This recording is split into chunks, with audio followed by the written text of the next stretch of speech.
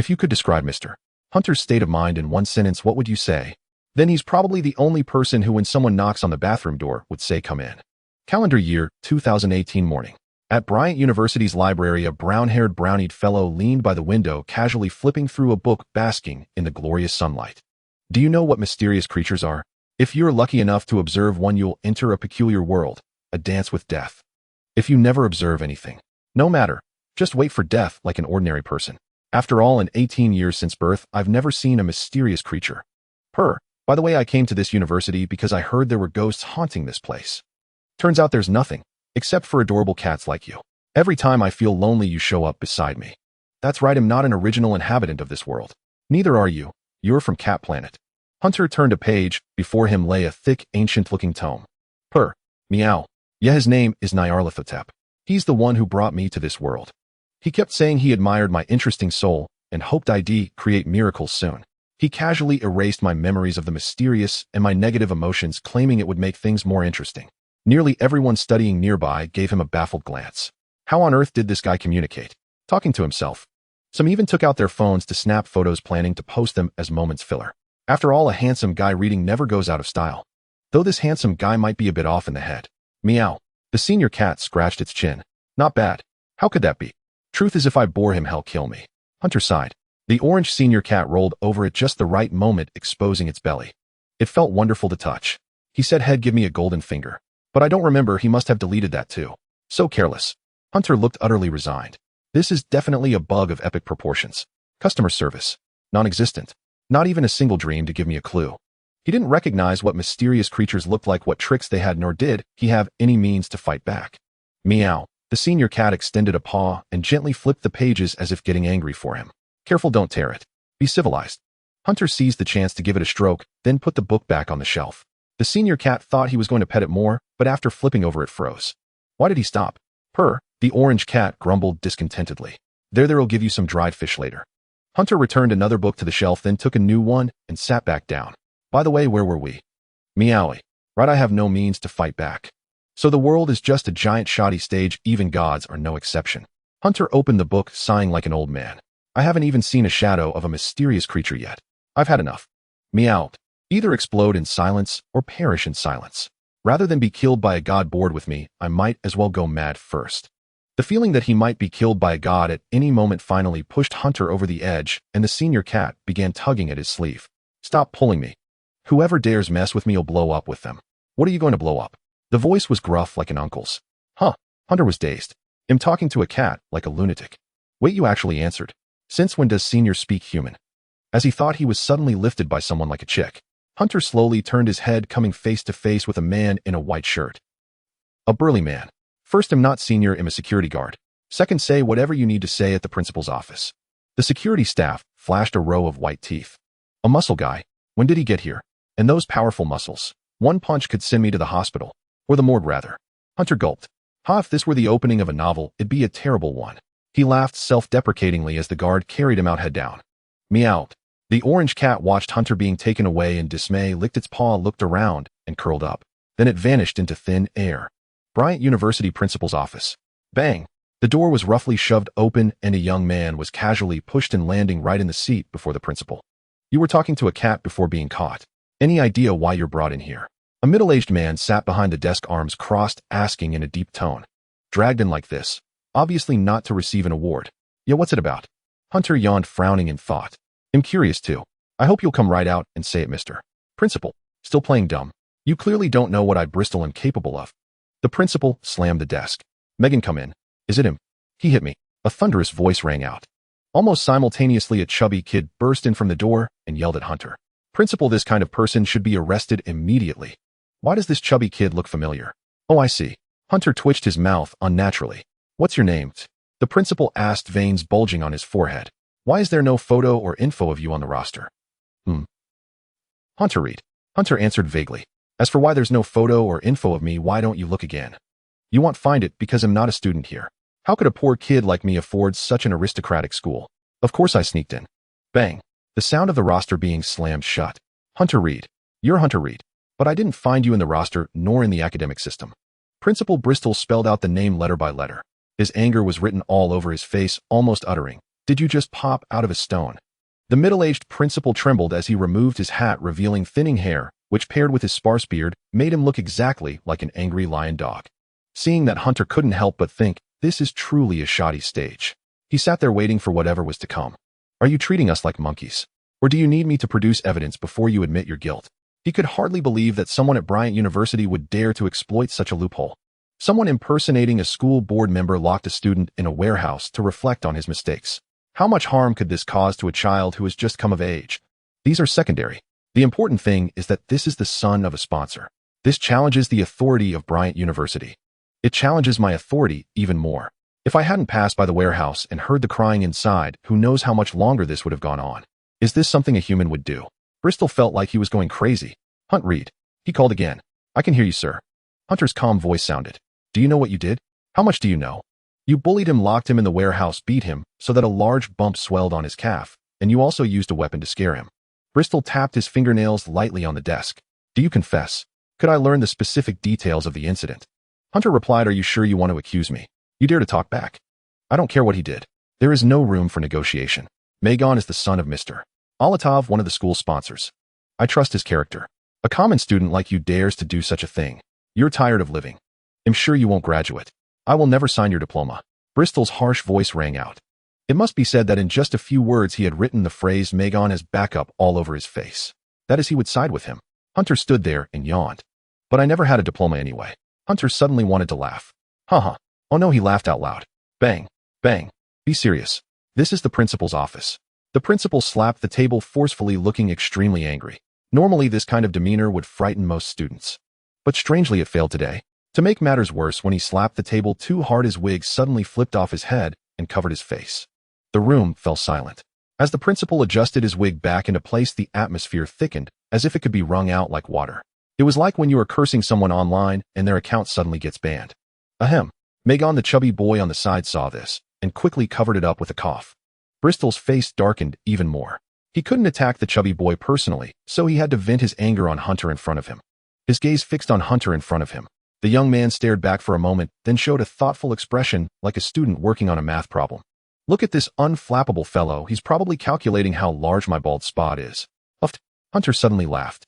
I didn't laugh, Mediterranean. Mediterranean was said very softly. Say that again. The principal's face darkened.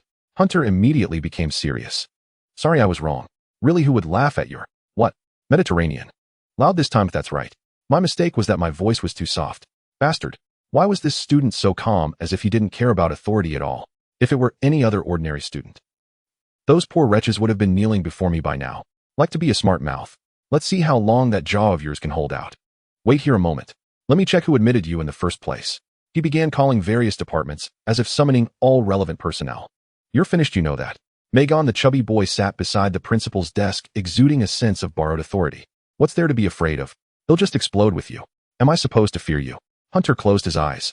As things stood, he chose to do some eye exercises first.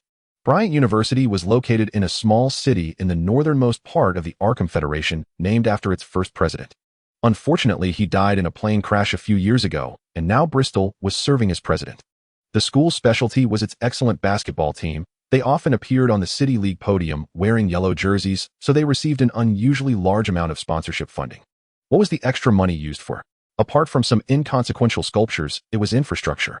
More directly, the number of books in Bryant University's library exceeded that of the city's municipal library.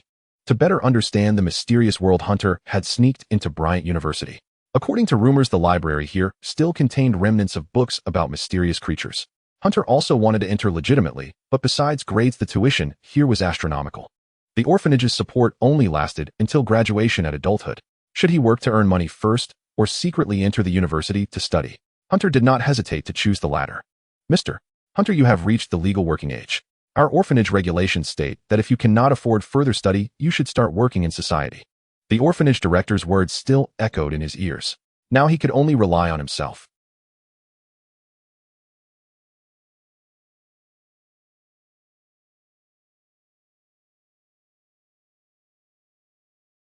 Lick my shoe soles, you filthy bastard. Wait, I've never seen you before. Hunter had been at the school for less than half a day when trouble found him. This was the warehouse behind the school, where he usually slipped back to the orphanage through the back door to avoid people. But today seemed to be an exception. Megan Slater, a good-for-nothing bastard, abused his identity as the son of a board member. He liked to bully students who looked decent but came from humble backgrounds. This school was like that. You needed both excellent grades and enough wealth to attend. But if you gave enough money, they could be flexible. In other words, this kind of situation wasn't rare. He just happened to be chosen. What a joke, being an adult was still this boring. Where are you looking? As he was thinking, the chubby boy suddenly kicked Hunter in the calf. He didn't think everyone would bow down to him, did he? Beggar, I really wonder how the doorman let you in. Your smell is like a stench of peanuts that almost gives me an allergy. I think it's your fault. I really want to smear something like peanut butter on your face. What did you say? The fat man immediately squinted as if he would pick a fight with anyone who met his gaze. Is my clothes really that smelly? Hunter sniffed his own clothes lightly. It was just a faint scent of laundry detergent. Much better than yours, you dead rat, shorter than my shoulder. Fine, see you tomorrow. Megan laughed, staring at Hunter's face for a few seconds, as if to imprint that face in his heart. After memorizing it, he turned and left. Hunter watched his back, considering whether to land a kick, but he held back. It seems he was testing if I was easy to bully if I had a strong backing. Quite cautious. Maybe he had similar experiences before, like meeting some frugal noble's son and getting burned. Wait, burned. If I hit him now, it would be very easy. But the consequence would be that he might bring several people to beat me up. To make him stop bothering me completely, there's only one way. Hunter analyzed. Make him taste what it's like to get burned. I have no guilt at all. Early the next morning, Megan was suddenly dragged near the warehouse. I am Nicholas Zhao C., the new school board member. Hunter took out his ID, forged of course, and practically threw it in his face. The ID printed at a print shop worked quite well. The little fat man was stunned. Why haven't I heard of this? Hunter stepped forward, patted his shoulder, and directed his gaze to a building under construction nearby, nearly complete. That building, called Nicholas, was donated by me. In a month, I will officially become a board member of this school. For now, I just want to take a good look around. If I catch you, you'll know what happens when you offend me. Hunter saw fear in his eyes. Why didn't you say that yesterday? You must be bluffing. I like to strike after the fact. Nonsense. Did you build that building? You're so young, you don't look much older than me, and your clothes are clearly not brand name. Who are you trying to fool? The little fat man felt a bit scared. He was just a college student with some connections, didn't like studying, and didn't like sports either. Then let me reason with you. Hunter quickly kicked him in the shin. Physics is also a form of reasoning, right? There was no one around anyway, and this little fat man couldn't beat him. He immediately jumped up, swinging his short legs to counterattack, so Hunter swiftly kicked his injured shin again. This is called first mover advantage and weak point strike. He sat on the ground, too pained to speak. Believe me now. Megan clutched his injured shin, looked up, and met a pair of eyes that made him shudder. His leg took another kick. Stop hitting me, and he'll believe you. Violence works well. Actually, this kind of thing should be reported to a teacher or parent, but Hunter was born in an orphanage and wasn't a student at this school, so he had to use some unconventional methods. Come here tomorrow. I've recorded what you did to me. If you don't listen, I'll report it to the board. No matter what your family background is, rich merchant or famous actor, you'll be kicked out of this school. And if you tell anyone about this, you know the consequences. Ridiculously, Megan's brain capacity seemed smaller than that of an average college student. He seemed to believe these words easily. He probably wouldn't dare to gamble. You're not wearing the same uniform as the board members. If you want, I don't mind putting it on for you to see. Then come talk to me when you're wearing that uniform. The school rules say the uniform is the proof of identity, the fat man shouted fearfully. Well, he wasn't entirely convinced. This school had uniforms. Only school-level leaders could wear that kind of uniform. These uniforms were their identity proof. Just like a pilot always wears a pilot's uniform. The board members weren't always at school. To prevent students from not recognizing them, the school prepared a uniform for each board member. And they personally told the students that they must salute whenever they saw this uniform. In short, there must be spare uniforms in their offices. Luckily, the orphanage taught some lockpicking skills, so Hunter found a uniform that fit him. The orphanage had a wide range of job training. You could learn anything. Some children, after graduating from the orphanage, would blend into society and do all kinds of odd jobs. You mean this? So when Hunter put on that uniform, he was instantly convinced and felt a chill down his spine. No matter how Hunter got that uniform, he already understood that the other party's influence was far greater than his. It was like someone you often bully suddenly wearing a police uniform, holding a badge, and confidently claiming to be an undercover agent infiltrating the school here to arrest you. Anyone's mind would go blank, let alone this guy who just entered college with a look of utter innocence. From now on, come to the warehouse after school every day and lock yourself in for an hour. If I find you missing one day, you know what will happen. I understand. The little fat man lowered his head, his hands seemingly unintentionally guarding the backpack behind him. Now let me see what's in your backpack. Hunter swaggered over and reached out. Give me your backpack. Megan was still defiant, but Hunter kicked his injured shin again. He endured it. Pretty tough, huh? Hunter raised an eyebrow in surprise. As a sign of respect, he kicked him twice more. Megan complied. Interestingly, Hunter found a pistol in his backpack, the serial number already filed off. This is a wild murder weapon. Hunter naturally pocketed it and kicked Megan's swollen spot again. No wonder you dared to stall with me for so long. So this was your confidence. Don't hit me anymore. Oh, if I hand this over to the police, you know what the consequences will be. No, don't. It's yours. Megan's voice turned exceedingly faint and humble. She believed that no student in this school would cause her trouble anymore. What should have followed was a period of tranquil daily life. But Hunter, despite all his calculations, never anticipated that the next day, during his patrol, the principal would hear the chubby boy's cries coming from the warehouse. Thus, everything was pitifully exposed. Hunter was caught and taken to the principal's office, where the uniform was discovered. Fortunately, the chubby boy didn't dare mention the gun. He knew that would be illegal. Otherwise, the situation would have been far more severe. As Hunter reminisced, several figures had silently appeared in the principal's office. After a brief discussion among themselves, they all fell into a profound silence. Bang! You're finished. Bristol slammed his hand heavily on the desk, roaring at Hunter in front of several school department heads. Hunter, who had been lost in thought, suddenly noticed several middle-aged men with bowed heads had entered the office. On the desk lay Hunter's incriminating evidence, a uniform and an ID card. Beside them was his small backpack, which contained no weapons. It seemed Megan desperately wanted to find that pistol, but Hunter wasn't foolish enough to carry it on him. Additionally, there was a certificate from the Arkham Northern Municipal Orphanage. A photo was attached to it. A brownied individual with regular features. It was evident that this person would grow up to have quite a handsome appearance. This individual, however, came from the Arkham Northern Municipal Orphanage, and his name was Hunter Reed. His records showed that his education had ended after high school graduation. And this person bore an exact resemblance to the one sitting at the desk. This was the most damning evidence. The claim of being a board member was all a lie. I've already called the police. Bristol sat upright in his seat, looking at Hunter with contempt. Such efficiency. You're not a student of this school. There's no record of you in the enrollment system, and yet you've done all this. Kid, you're headed to jail until you're 30. The principal's face twisted into a terrifying expression. Normally, for such unruly and unconnected children, they would resort to vigilante justice. Once their identity was confirmed, the students would be subjected to a living hell. Unfortunately, Hunter had anticipated this. Calm down, sir. He slowly leaned forward, casually wrote a name on a piece of paper, and handed it to the principal. Was this a confession? As Bristol took the note, his eyes widened in shock. I've gathered some information about your deeds. This information will be regularly mailed to your doorstep, unless I cancel the arrangement at the post office in time.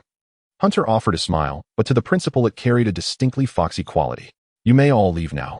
I will handle this matter appropriately. Yes, sir. No, principal, you haven't passed judgment on him yet.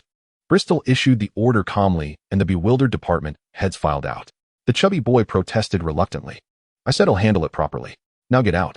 Bristol shot a fierce glare at Megan, who shrank back and hurriedly joined the end of the departing line. Click. The door closed softly. How did you find out? State your terms. He narrowed his eyes, suddenly realizing he could not treat the youth before him as an ordinary student. On the note was the name of his mistress, a teacher at the school. This was information not known to just anyone. Indeed, as the principal of a prestigious school, he had secured his position through investments. He was merely there to enjoy life, and his mistress was a significant part of that enjoyment. He would never admit that his visit to the warehouse that day was not for an inspection, but to find a secluded spot for a rendezvous with his lover. Regardless of how much this fellow knew, Bristol had to placate him and ensure he went to the post office to cancel the service. Bristol clenched his hands beneath the desk. If you persist in being stubborn, I will eliminate you. The entire administration building had no surveillance cameras. Only 3 guards were stationed at the main entrance. Thus, the principal's office was essentially unguarded against Hunter. The locked cabinets were child's play for him. After effortlessly picking them, he found a lipstick in a corner. Engraved on the bottom was the name of a female teacher from Bryant University. Hunter gambled that this teacher was involved. He had no further evidence, but this was enough to spin his lie. If it didn't work, he would flee immediately. Hunter had no intention of rotting in jail until 30. Just ignore my existence and drop all charges against me. I guarantee nothing will go wrong. Hunter replied, squinting. A reasonable request. The balding principal nodded. A thought crossed his mind, and his expression quickly returned to calm as he smiled at the youth before him. How exactly did you get in? My security wouldn't let an outsider like you through. Hunter raised an eyebrow. The sudden shift in demeanor was too quick. Hunter suspected this was a test. If he lacked any real backing, the principal might resort to underhanded methods, given the incriminating evidence Hunter held. But that was no big deal. Baldy, any enclosed building has a back door, just as you've done before, unless you haven't. In truth, this was as common a rhetorical trap as asking if one had eaten today. The balding man would inevitably project himself into the scenario. Having reached his position, he must have engaged in plenty of shady dealings. Hunter replied unhurriedly, his gaze fixed on the principal's, eyes noting a flicker of evasion. Time to turn up the heat. I know what you're thinking. And you're right. I live in an orphanage, but I have an uncle, a member of the local glass gang. I think you know what to do. It's best not to be too explicit. The more detailed the lie, the less believable it becomes. The Glass Gang was a notorious local syndicate known for being reasonable and refraining from random violence. The police found them difficult to deal with, and their influence was substantial, preaching the creed of a green gang. Uttering such lies was merely a means of self-preservation to avoid being secretly eliminated. Once a lie is told, 1,000 more are needed to sustain it. But that didn't matter. Hunter was an expert at lying. As long as his facial expression betrayed no flaw, even the most random statements would force the other party to believe half of them passively. Half was enough. Ring. The telephone on the principal's desk was ringing. Answer it or let me see what you'll do. Hunter leaned back in his chair. It was probably the police. But regardless, it no longer mattered. This middle-aged man was already mostly under his control. He didn't need full belief, just enough to keep him hesitant, allowing Hunter to finish reading his books in peace. Bristol picked up the phone. What? He looked stunned, as if hearing something utterly unbelievable. Let them in. Why would you let them in with such a shocked expression? With your connections, couldn't you just explain things to the police privately later? What's wrong, Principal Bristol? Well, he hesitated for a moment, then uttered something unexpected. Your distant uncle from the Glass Mafia is here asking for you by name. Hunter froze on the spot. In an instant, countless possibilities raced through his mind, but this scenario was the last had anticipated. Was this the script? Was the principal bluffing? No, his expression was too genuine. He was certainly no trained actor. Could it be real? But honestly, Head just made that up on the spot. Really? That's great, please invite him in. Hunter said. I'd like to see him too. The guard says he's wearing the Glass Mafia's signature striped suit and black trousers along with those intimidating black sunglasses, and he claims to be a professor from Miskatonic University. The principal added, swallowing hard. Frankly, I don't think we need to go that far. I have no intention of getting entangled with the Glass Mafia. In any disputes. Sweat began to bead on the principal's forehead as he spoke. It seemed Head had some past encounter with the Glass Mafia. His terror was no act. This was perfect. Please let me off the hook. I really don't want any conflict with you or your uncle. Hey, your honorific has already shifted to you. No need to be so servile. I've already let him in. Let's handle this peacefully, shall we, Mr. Hunter? You really didn't need to summon this gentleman. Good heavens, he's already calling me Mr. If this continues, will he start calling me darling? Don't ask me. I'm just as bewildered. Hunter wanted to say, where the hell did I get an uncle? Did he just pop out of the ground? By the way, Miskatonic University isn't just a world-class institution. Its graduate program even offers courses related to the occult. If he could somehow get a foot in the door, he might gain access to more information. Could good luck really be coming his way? Blowing up at him was definitely the right move. Creak. The distance from the school gate to the principal's office wasn't far. While Hunter was still pondering his next move, the door swung open. In walked a man and a woman. The man wore a black striped suit jacket with a pair of black sunglasses clipped to his chest. His eyes and hair were brown, and he stood tall, but his build didn't suggest a street brawler, more like a lecturer at a podium. His features were strikingly prominent, with sharp angles and deep-set eyes that perfectly matched Hunter's aesthetic ideals. He was certain that if this face were to grace a bar, He'd be swamped with notes from every woman there, notes scrawled with phone numbers, perhaps adorned with a lip print. What's more, Hunter sensed a faint familiarity in his face. Could it be that He'd grow up to resemble him somewhat? And like himself, he had brown hair and eyes, likely a blood relative. Hunter rubbed his chin. Could it really be a relative? The female was a short university student, seemingly around his age. But was this creature truly female?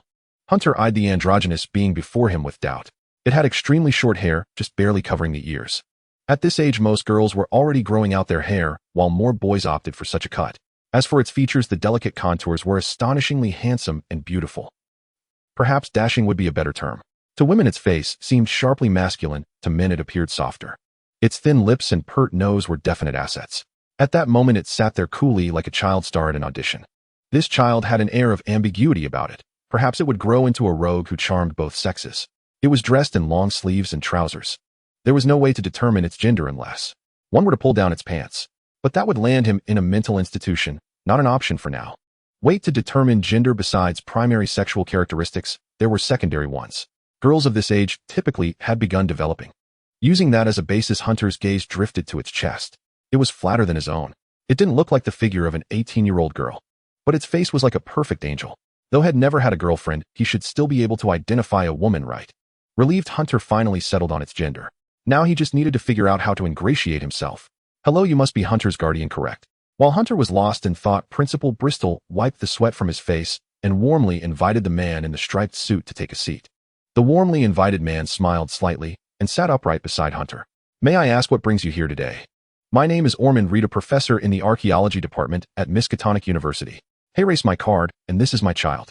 The man spoke, placing a gilded business card on the principal's desk. By the way, I have no connection to the glass mafia. This suit is just my favorite casual wear.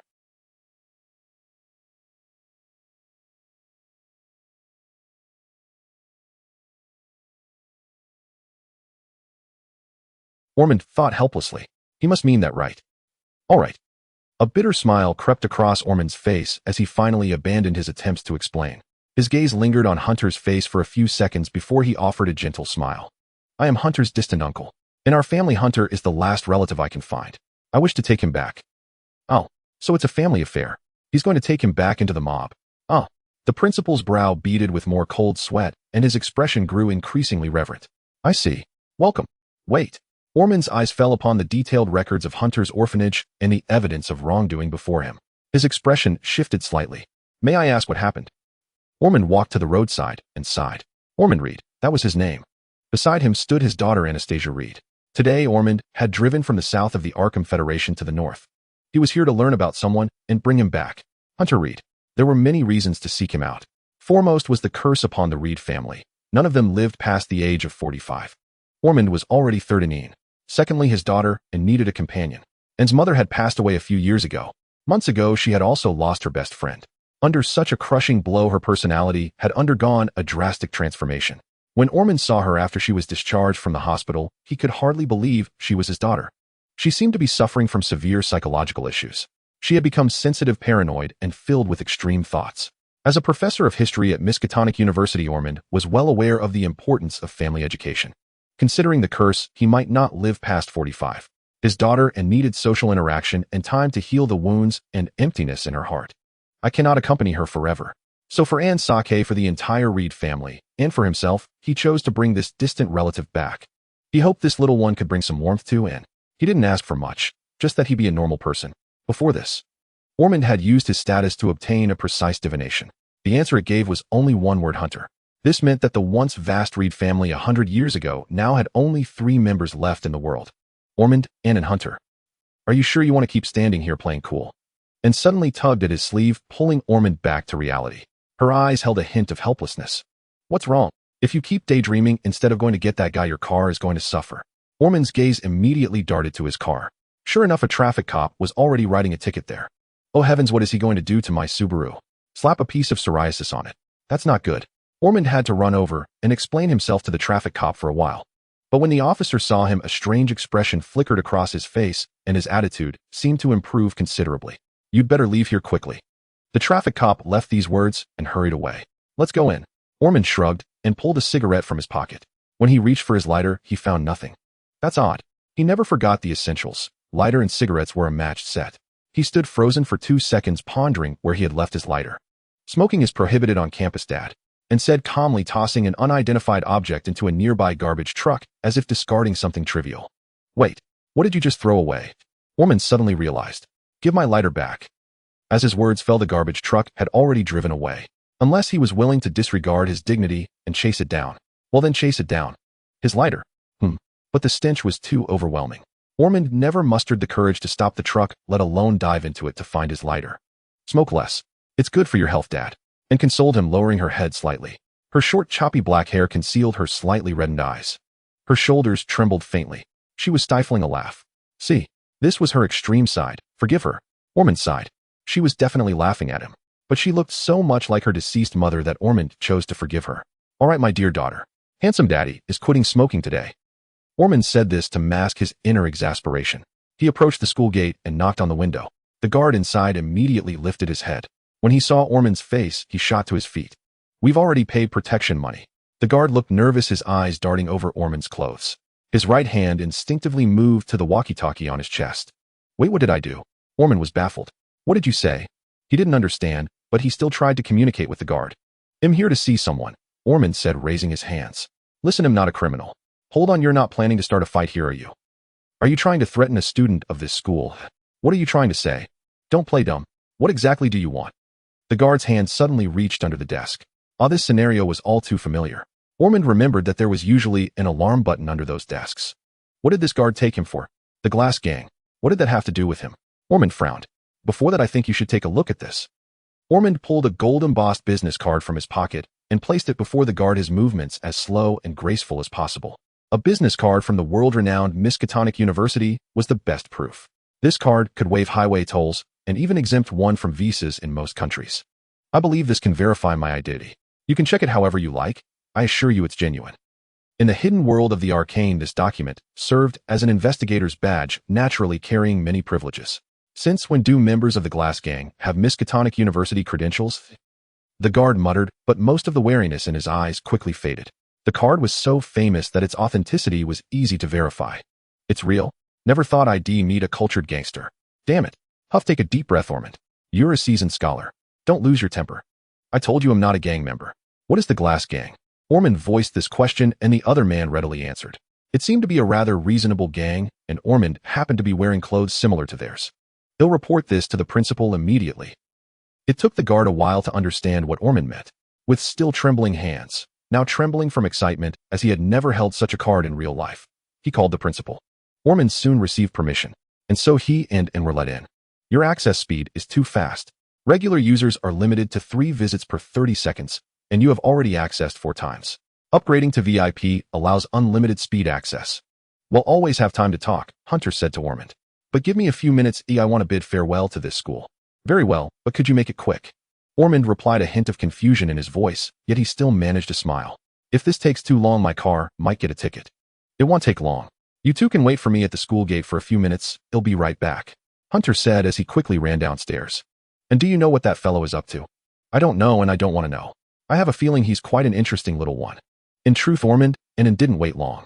Before they even reached the school gate, they caught fragments of scattered voices drifting over. How dare you lay a hand on me? My uncle is a key figure in the Glass Gang. Don't dodge, but if you dodge, I'll beat your dad too. The sound of punches followed by the reaction of what seemed to be a chubby boy getting hit. I told you not to dodge. The sound of punches grew more frequent. It's bleeding. It's bleeding. Call an ambulance. Call an ambulance. The sound of solid punches ceased. The attacker seemed to have run out of steam.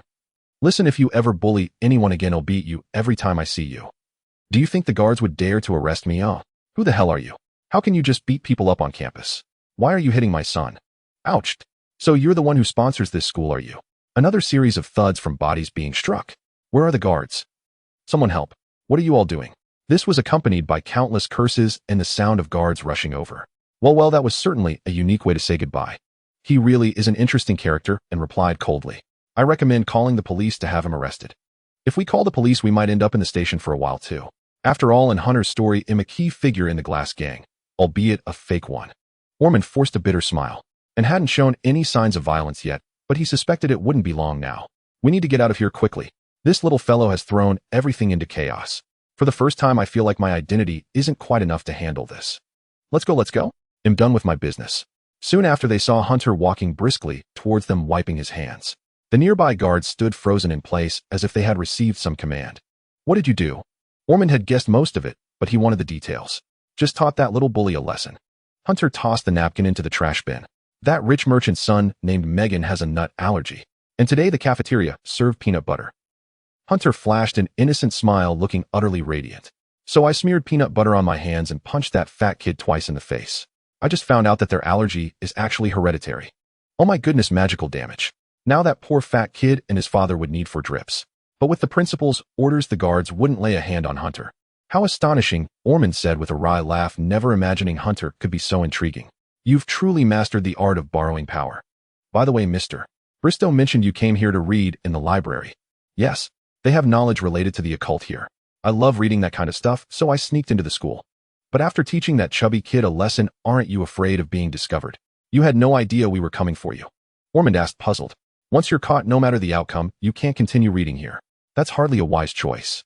True, Hunter said, digging into his pocket and pulling out 2 sets of keys. So I had duplicate keys made for the library and the back gate of the school. That way I can work during the day and sneak in here to read at night. What a ridiculous school. They used electronic locks on the main gate, but still relied on those old metal locks for these basic doors.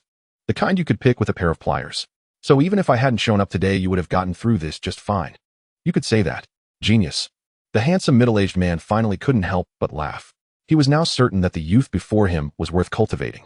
He led the way out of the school gate. He hoped this child, and it might spark some chemistry. It was always worth a try. Wait here for a moment.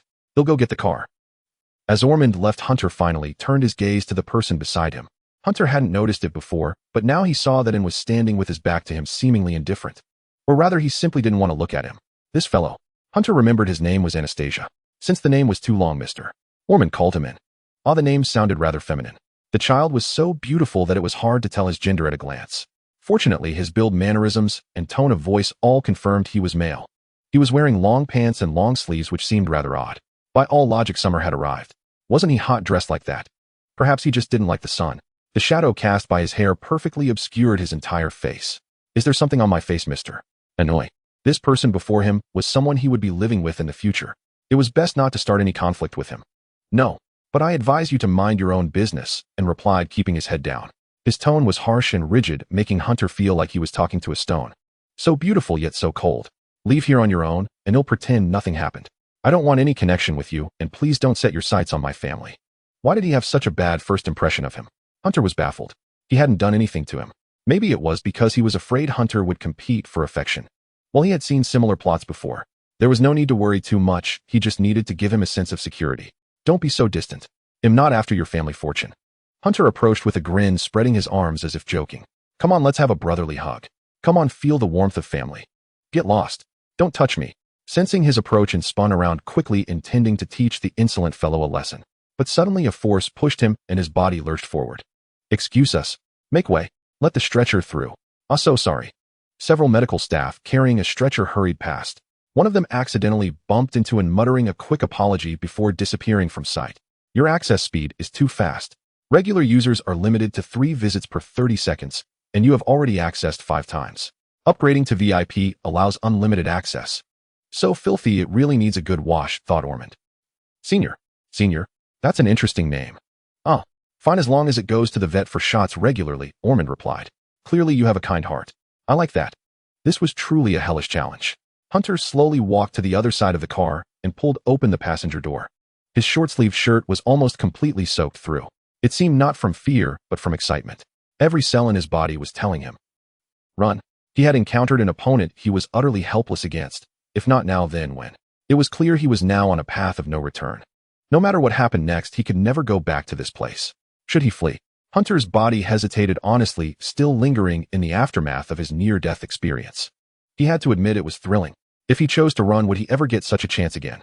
He might just end up like an ordinary person, never seeing a trace of the mystical in his entire life. It wasn't every day that a distant relative came to take him back. More importantly, Hunter remembered a certain rogue deity telling him that if he ever became boring, he would personally eliminate the creature known as Hunter. Damn. It was like the despair of making a huge mistake and being summoned to the principal's office, pacing outside the door for ages, realizing that neither running nor entering could stop the inevitable meeting with the principal. Still, even in a losing game, the choices he made mattered. In truth, he had never had a choice to begin with. I'm going all in. I deserve this, Hunter sneered and climbed into the passenger seat. On the highway, a blue car flashed by. It seemed to be a race car. The view zoomed in. The interior wasn't luxurious, but was extremely comfortable. Its streamlined body provided immense grip. It was so comfortable that one couldn't help but floor the accelerator. Naturally, the driver was speeding.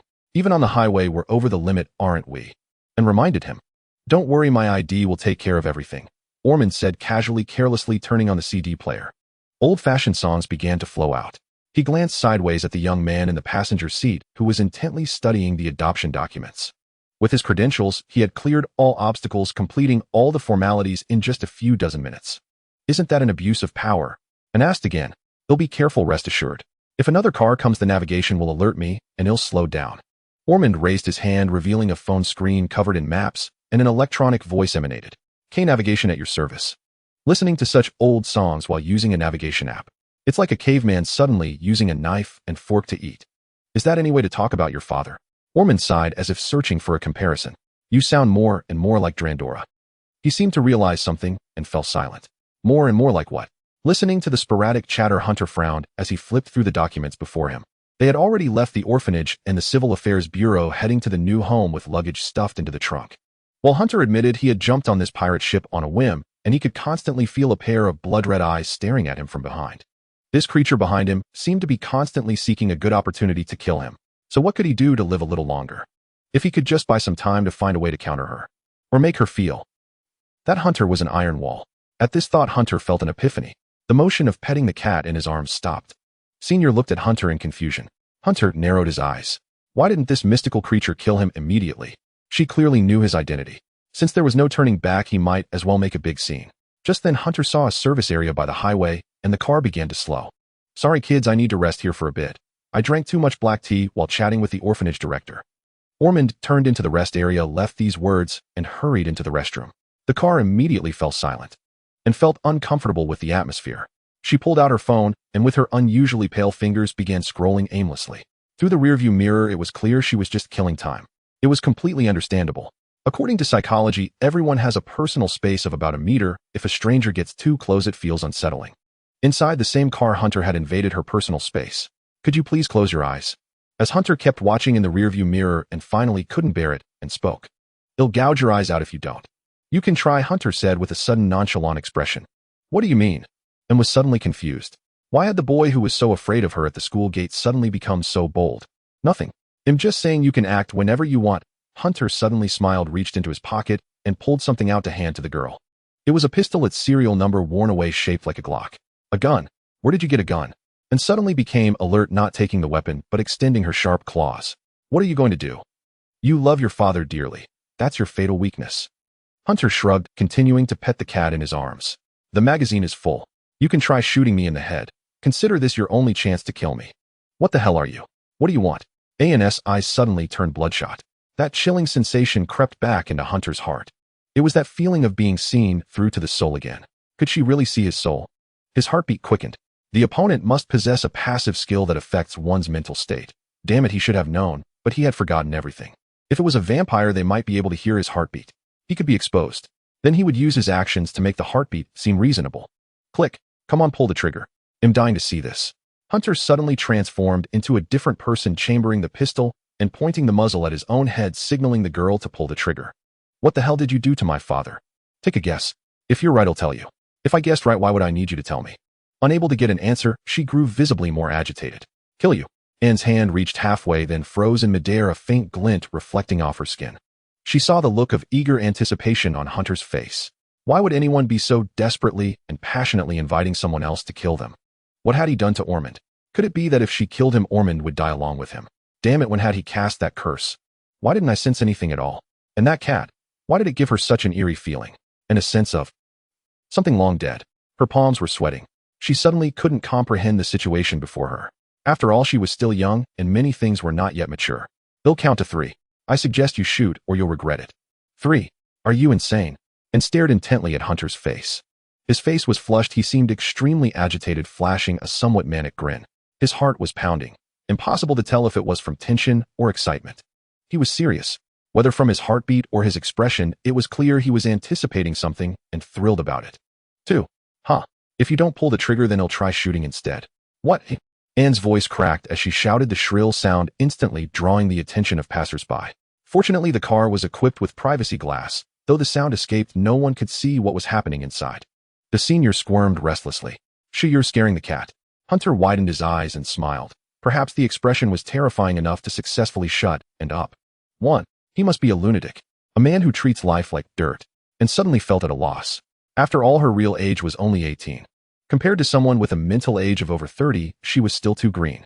Age advantage was a real thing. Hunter began to apply pressure on the trigger, as if he was about to press it down. Wait. Too late, in pressing it now. The instigator's hand began to squeeze the trigger. Stop. A pale finger hastily wedged itself into the other side of the trigger guard, and that shot never came. I said wait.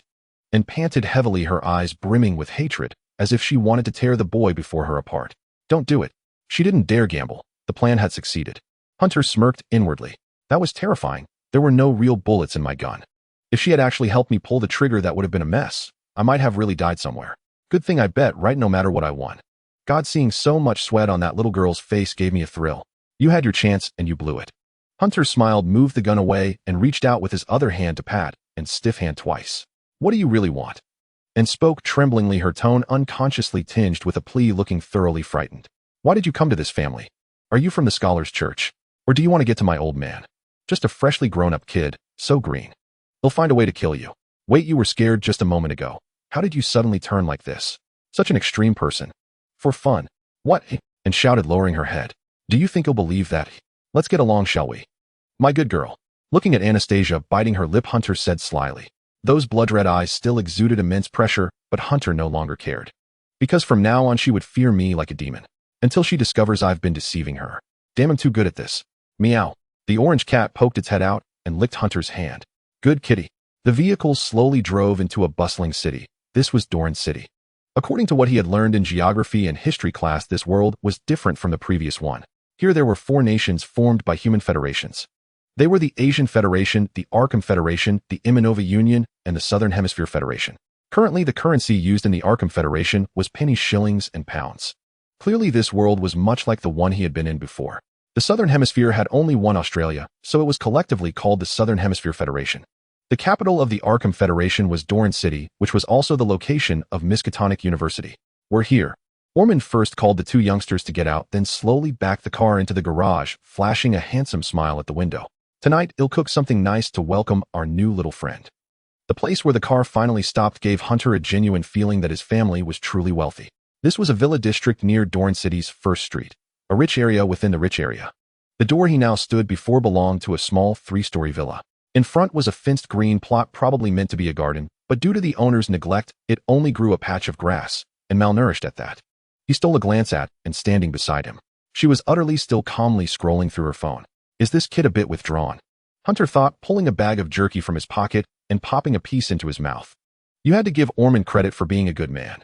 Since they were a few hours late, afraid he might go hungry, he had bought a bag of venison jerky on the way. He fed the cat as well. To avoid the awkward atmosphere, Hunter decided to carry the cat and look around the house. But he hadn't taken a few steps before someone called out. Hey. It sounded like an elderly voice thick with phlegm. He looked and saw an old man with graying hair. What are you eating? The old man demanded in a reproachful tone. Hunter noticed and rolled her eyes and curl her lips into a smirk. Was she gloating? Was this old man some kind of troublesome character? How dare you eat these animals? The old man's spittle nearly sprayed onto his face. How to eat? Jerky is obviously dried and eaten, Hunter replied, puzzled. What do you mean? You bastard. Are you eating chicken? Or pork? Dried venison? Do you live here? Whose child are you? What's it to you? Deer, he shouted. That's an animal. What are you doing? Eating raw flesh. It has a soul. Well, a vegetarian or an animal rights activist. I think I understand why Anne had that expression on her face. I guessed her family had been through this too. Yes, I think there's salt on it, Hunter replied. It tastes a bit salty, but overall it's sweet. Want a piece? I mean, it was alive. But it's dead now, Hunter said, picking up a piece of jerky. See, it doesn't move, no vitality, utterly lifeless. Don't come near me. Don't you feel any shame? I think it tastes good. How dare you say that? The old man's face twisted. Meat is poisonous. When these animals die, their souls are filled with endless resentment, and you devour it all, absorbed into every cell of your body. So noisy. You think I don't want to? Hunter exclaimed. I'm a vegetarian too, but I have pica, so I have to eat meat. What? At first I thought eating meat was bad, but later I came to terms with it. What are you talking about? What did you have for lunch? Hunter asked. Kelp, what about it? The old man grumbled. It's truly good for the body. Only eating vegetarian food can purify your heart. Kelp. Hunter suddenly roared, his loud voice startling and who stood nearby. How dare you eat kelp? Wait. What's wrong with kelp? I'm not just a vegetarian, I'm also a kelp conservationist. What? The old man was bewildered. Kelp. What? A kelp conservationist. Hunter began to shout, and the cat in his arms bristled. Kelp just lives there quietly, living there, and you dig it up and eat it. How many vegetables have you consumed? Every being in this world has a soul. They live their lives carefully, and you uproot them and devour them. No, kelp is a green food. This is murder, you know. Murder. I have pica, I eat meat, at least animals can have a merciful death. But vegetables? You not only uproot them, you eat them skin and bone. How despicable. What kind of logic is that? The old man retorted. Plants don't have souls. I, as a kelp conservationist, am here to spread this very belief. All things have souls, and you think kelp doesn't. If they had no souls, why would they grow toward the sun? They revere the sunlight, move toward the light, yet they are eaten by fish. Hunter wore a look of profound grief. Huh. Every strand of kelp wishes to grow in the sea. But in the sea there are fish that bring their doom. What's wrong with fish? The old man was momentarily speechless. To protect these kelp I have to eat fish. Similarly, to protect all kinds of plants, I must eat the animals that feed on them. Hunter suddenly looked at him with a gaze of utter contempt. But you only see the surface of me eating meat, not the deeper meaning. Just like fish kill kelp, deer trample grass, and you eat vegetables. Hunter suddenly lunged to the ground, grabbing the old man's leg, while Shueson pounced on the old man's face. Where did this cat come from? What are you doing? Get off. The old man struggled to peel the cat off his face, and Shueson took the chance to pull out a few strands of hair. You vicious old man, you've devoured tens of thousands of vegetables. Let me go, let me leave. You're a madman. The old man began to panic, but his strength was no match for Hunter's, and he couldn't break free. You eat vegetables too? They'll bite you to death. Just like I eat the deer that eat grass. Avenge the kelp and the vegetables. Hunter bit directly into his thigh. Thud. Not far away, An's phone fell to the ground. Her jaw seemed to drop as her eyes widened. Are you a dog? Oh, get off. You're a demon. Let me go. Feeling the pain, the old man abruptly shoved Hunter away and fled in a panic, looking back every few steps, terrified that Hunter might chase him. What happened to him? Ahmed, who had just parked the car, walked out of the garage to see an old man dashing past him like a madman. I don't know, seems like he went crazy. Ouch. And picked up her phone, looking away. She tried to enter the house, but accidentally bumped into the doorframe, having to hold her head to steady herself. Are you okay? Is it because you've been in the car too long? I'm fine, I'll go rest first, and said, rubbing her head. Call me when it's time to eat. All right. That old fellow has always been this crazy. He'll go move Hunter's luggage. It's going to be a busy night. Ahmed shrugged, indifferently glanced once more at the old man's retreating figure, and began to busy himself. Come on, child, sit here and try my cooking. Ahmed placed a teacup in front of Hunter, wearily massaging his lower back. Though Hunter's luggage wasn't heavy, it was very miscellaneous. His suitcase contained strange items that Ahmed couldn't understand, and sorting them out took him quite a while. For example, wires of various thicknesses and wrenches and screwdrivers of all sizes. According to Hunter, these seemed to be tools given as part of the curriculum at the orphanage. So that's it. It's to cultivate Hansen skills, right? It must be. He tried desperately to convince himself, but seeing these things always led his thoughts to some rather unpleasant places. In the next moment, Ahmed suddenly touched a large black stocking. He was sure it wasn't meant for wearing. It was oddly oversized, had the lower part cut off, and there was only one. There was even a local sewer map. Nearby were homemade guides for making controlled knives, and even instructions for crafting a homemade gun using capacitors. Does the orphanage really teach this kind of stuff? Good heavens, lockpicking tools and robbery tools, all available. So what exactly did this orphanage teach? Was it preparing for a zero-cost shopping spree when funds ran low? Ahmed couldn't help but worry about Hunter's character. Won't this kid lead my daughter astray? Ahmed privately smoked several more cigarettes over this. It seems that the only normal thing brought by this guy is the cat, which is now lying in the corner eating the cat food that was bought. Ahmed didn't mind having a cat. He actually thought about it in his early years, but gave up because he didn't have the time to take care of one due to work. After having a daughter, he had even less thought of it. And also had no objections. To be precise, she didn't express any opinions. After looking at the cat, she simply said, "Is this hot cocoa?" That's right, Hunter asked. To be precise, it's hot cocoa made by me, filled with love, Ahmed added. It needs cocoa concentrate, milk, and some spices. Oh, I see. Isn't that still hot cocoa? Moreover, it's instant powder. What's the difference from melting chocolate and letting it solidify again? Let's take a sip. Well, the taste is decent. I remember you told me that you are very interested in mysterious creatures and events. Ahmed sat on the sofa opposite, stirring the hot cocoa in his hands, occasionally blowing away the steam above before taking a sip as it cooled. Yes, I have always been interested in these things, but unfortunately, I haven't acquired much related knowledge throughout my life. Hunter also tried a sip, but quickly stuck out his tongue from the heat. That's normal. Mysterious things are generally not allowed to be revealed. If you are forced into such events, your memory would also be erased. However, if you really want to know, you can check out the municipal library here. There might still be a book or two left. Ahmed leaned back on the sofa, pouring a sip of hot cocoa into his mouth, feeling the waves of warmth inside. He sighed contentedly. If you want to learn more, I can only recommend you to go to Miskatonic University. I've heard that Miskatonic University has a lot of books on such topics. Yes, that place is the gateway to the mysterious world. I cannot elaborate further on more. In any case, you want to get in right. That's correct. Since you have already missed this year's enrollment period at Miskatonic, I think you will need to attend a regular university first. Only if you meet the score threshold and have my recommendation letter can you enter Miskatonic to pursue a postgraduate degree. Now here's the recommendation letter for entering university. Ahmed took a letter out of his briefcase and handed it to Hunter. Thank you. Is there any other way we can go? Hunter pondered for a few seconds. For example, your identity as an uncle. Unfortunately, I also wish to let you in directly, but this university is quite special. You can only rely on yourself. And is the same. After all, the score is just the minimum requirement, and this university will not allow someone with insufficient intelligence to become a student. Almond waved his hand, indicating his helplessness. Oh my, I have to go back to school again. Hunter showed a somewhat gloomy expression. He took the letter. This is a recommendation letter. It seems they all like to do this. Something that could easily be resolved with an email or a phone call must be accompanied by a recommendation letter. I will take you to that university tomorrow. Almond finished his hot cocoa and slowly placed the cup on the table. St. Delic University, a good public school, and it is also there. You will be in the same class. Why is she also in a regular university? Because some incidents previously caused her to miss the enrollment period. Miskatonic is quite special. Once you miss the start date, you cannot get in again. Is it really the same class? Unity is paramount. You must get along well, you know. I have guaranteed, and that if you are a raucous lad, I will not let you live in our house. By the way, the municipal library and the library of St. Delic University are built on the same site. You can go read there in your free time. Seemingly noticing Hunter's expression, Almond added, Okay, uncle, thank you for your kindness. Sigh, I hope we won't end up fighting. Hunter reluctantly took the letter. Then he'll go up and sort things out first.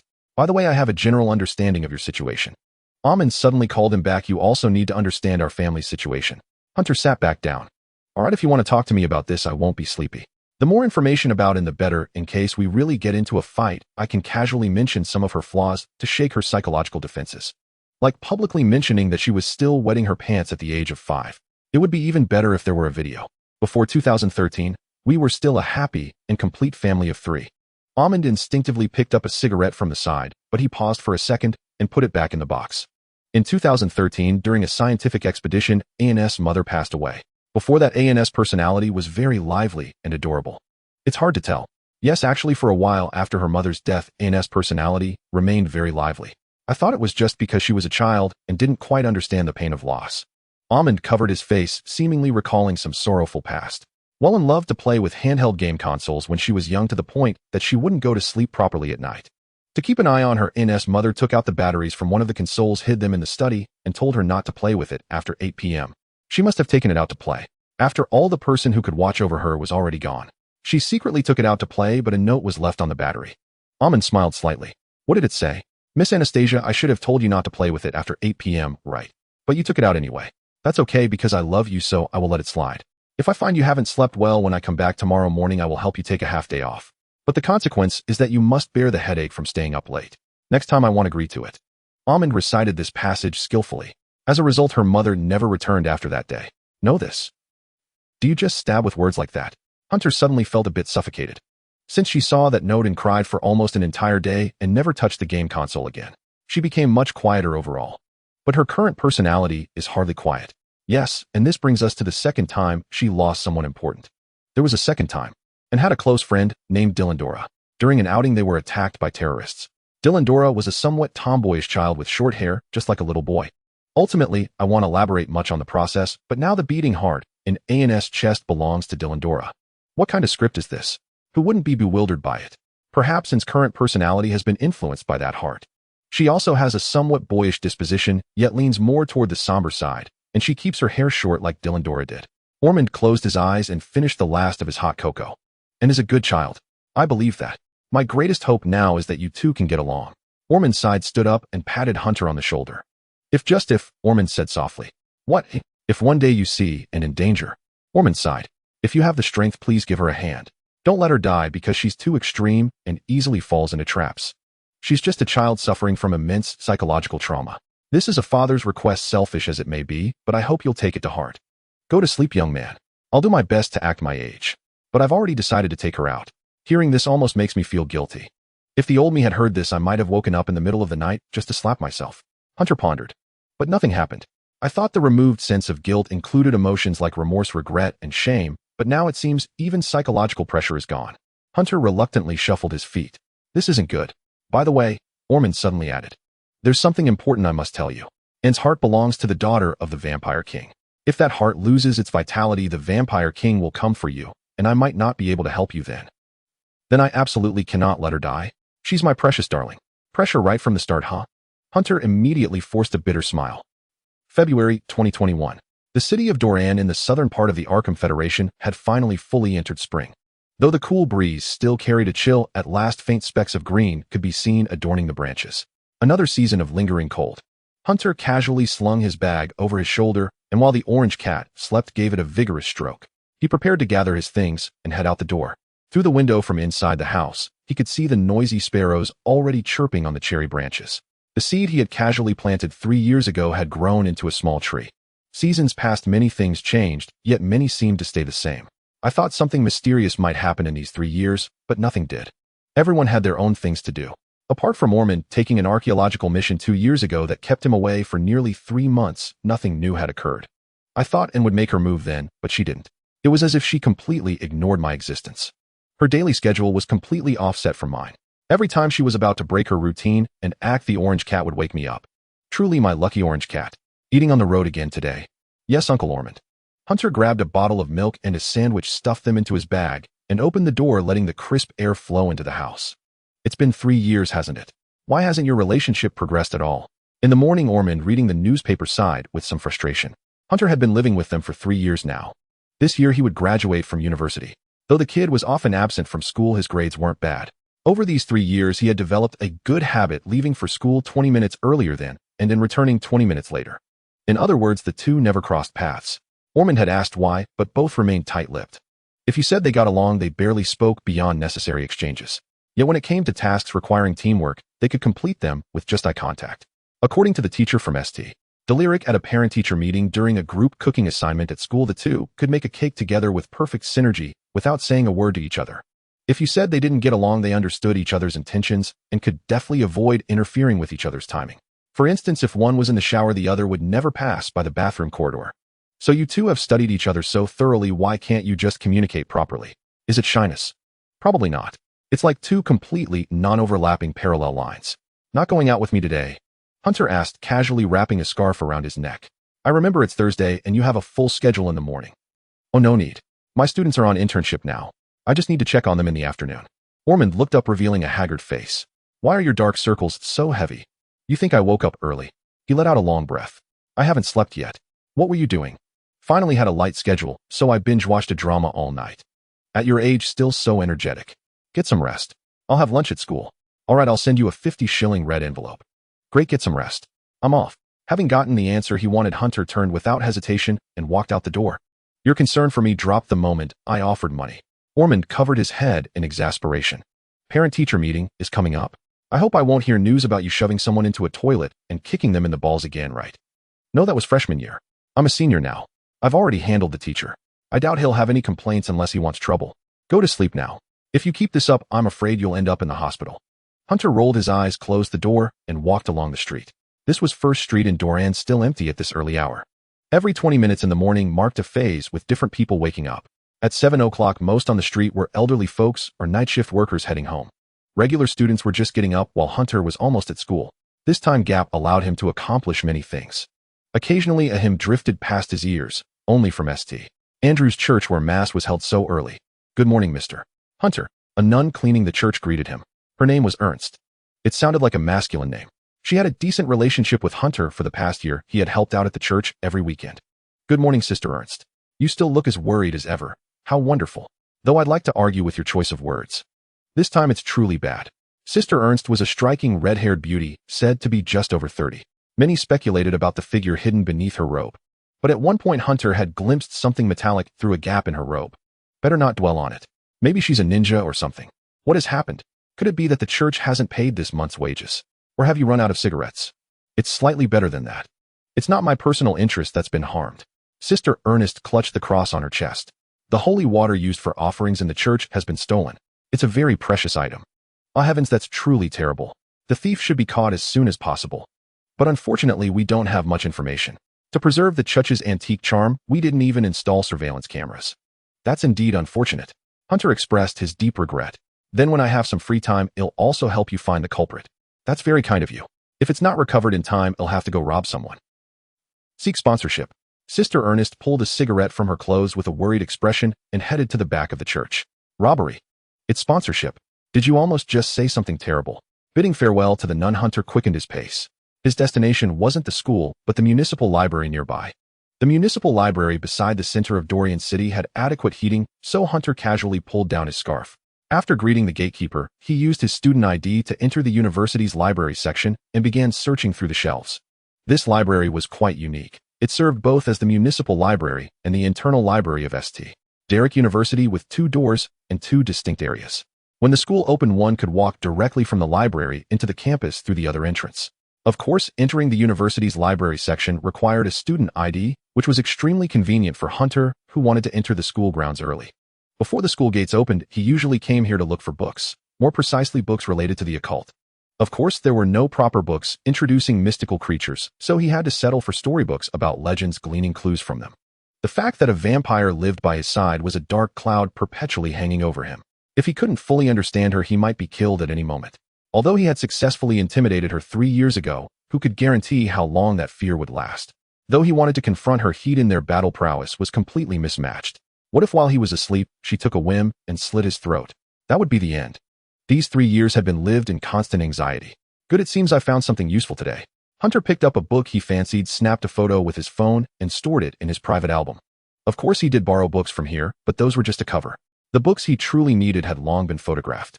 This way he could prevent him from discovering that he was investigating vampire-related matters. After all, if she found out he was researching vampires with her sharp mind, she'd quickly realize he had been deceiving her. In the concept Hunter had instilled in, and he was a reincarnator possessing all sorts of bizarre and heretical knowledge. He had even claimed that his life was linked to Ormond's, that if he died, Ormond would die too. If someone like that were still frantically searching for occult knowledge in a library, he would undoubtedly be a fraud. Alright, I'll just borrow these few books today. Hunter checked the time on his phone. The school gates would open soon, bringing today's search to an end. Damn, that guy is Hunter the Ballbuster. He looks like an easy target. Wait, why is he called the Ballbuster? No, he's not someone to mess with. Stay away from him. I'm afraid of being dragged into the toilet covered in that stuff, and worse, having my balls kicked in. What are you talking about? I mean, if you want to have your head shoved into a toilet, go ahead and provoke him. I think he's kinda handsome. Are you Gates? But I want to know what it feels like to have your balls kicked. Whispers came from not far away, tinged with fear of him. Probably. This was actually quite normal. At the start of the semester, some weirdos would come looking for trouble, frequently. It was probably A&S doing. This kind of atmosphere wasn't good, so Hunter chose to drag all the troublemakers into the bathroom, beat them up, and then run crying to the principal's office claiming he had been ganged up on. The incident blew up. Almost everyone saw Hunter crying and running into the principal's office to report it. No one could pretend it hadn't happened. So the school decided to handle it seriously. They issued a school-wide announcement sternly criticizing those bullies who had been beaten black and blue. The news spread quickly across campus, and the details became common knowledge. After Hunter jammed a mop into a toilet, he fought off dozens alone. No one could get within 2 meters of him. In the end, he shoved the ringleaders headfirst into the toilet and kicked each one in the groin. He's like a war god. And so strangely, Hunter gained some supporters at school. They collected his combat experiences, developed theories around them, and fought other bullies using the mope and the toilet technique. While the opponent was pinned down, they'd kick them in the balls.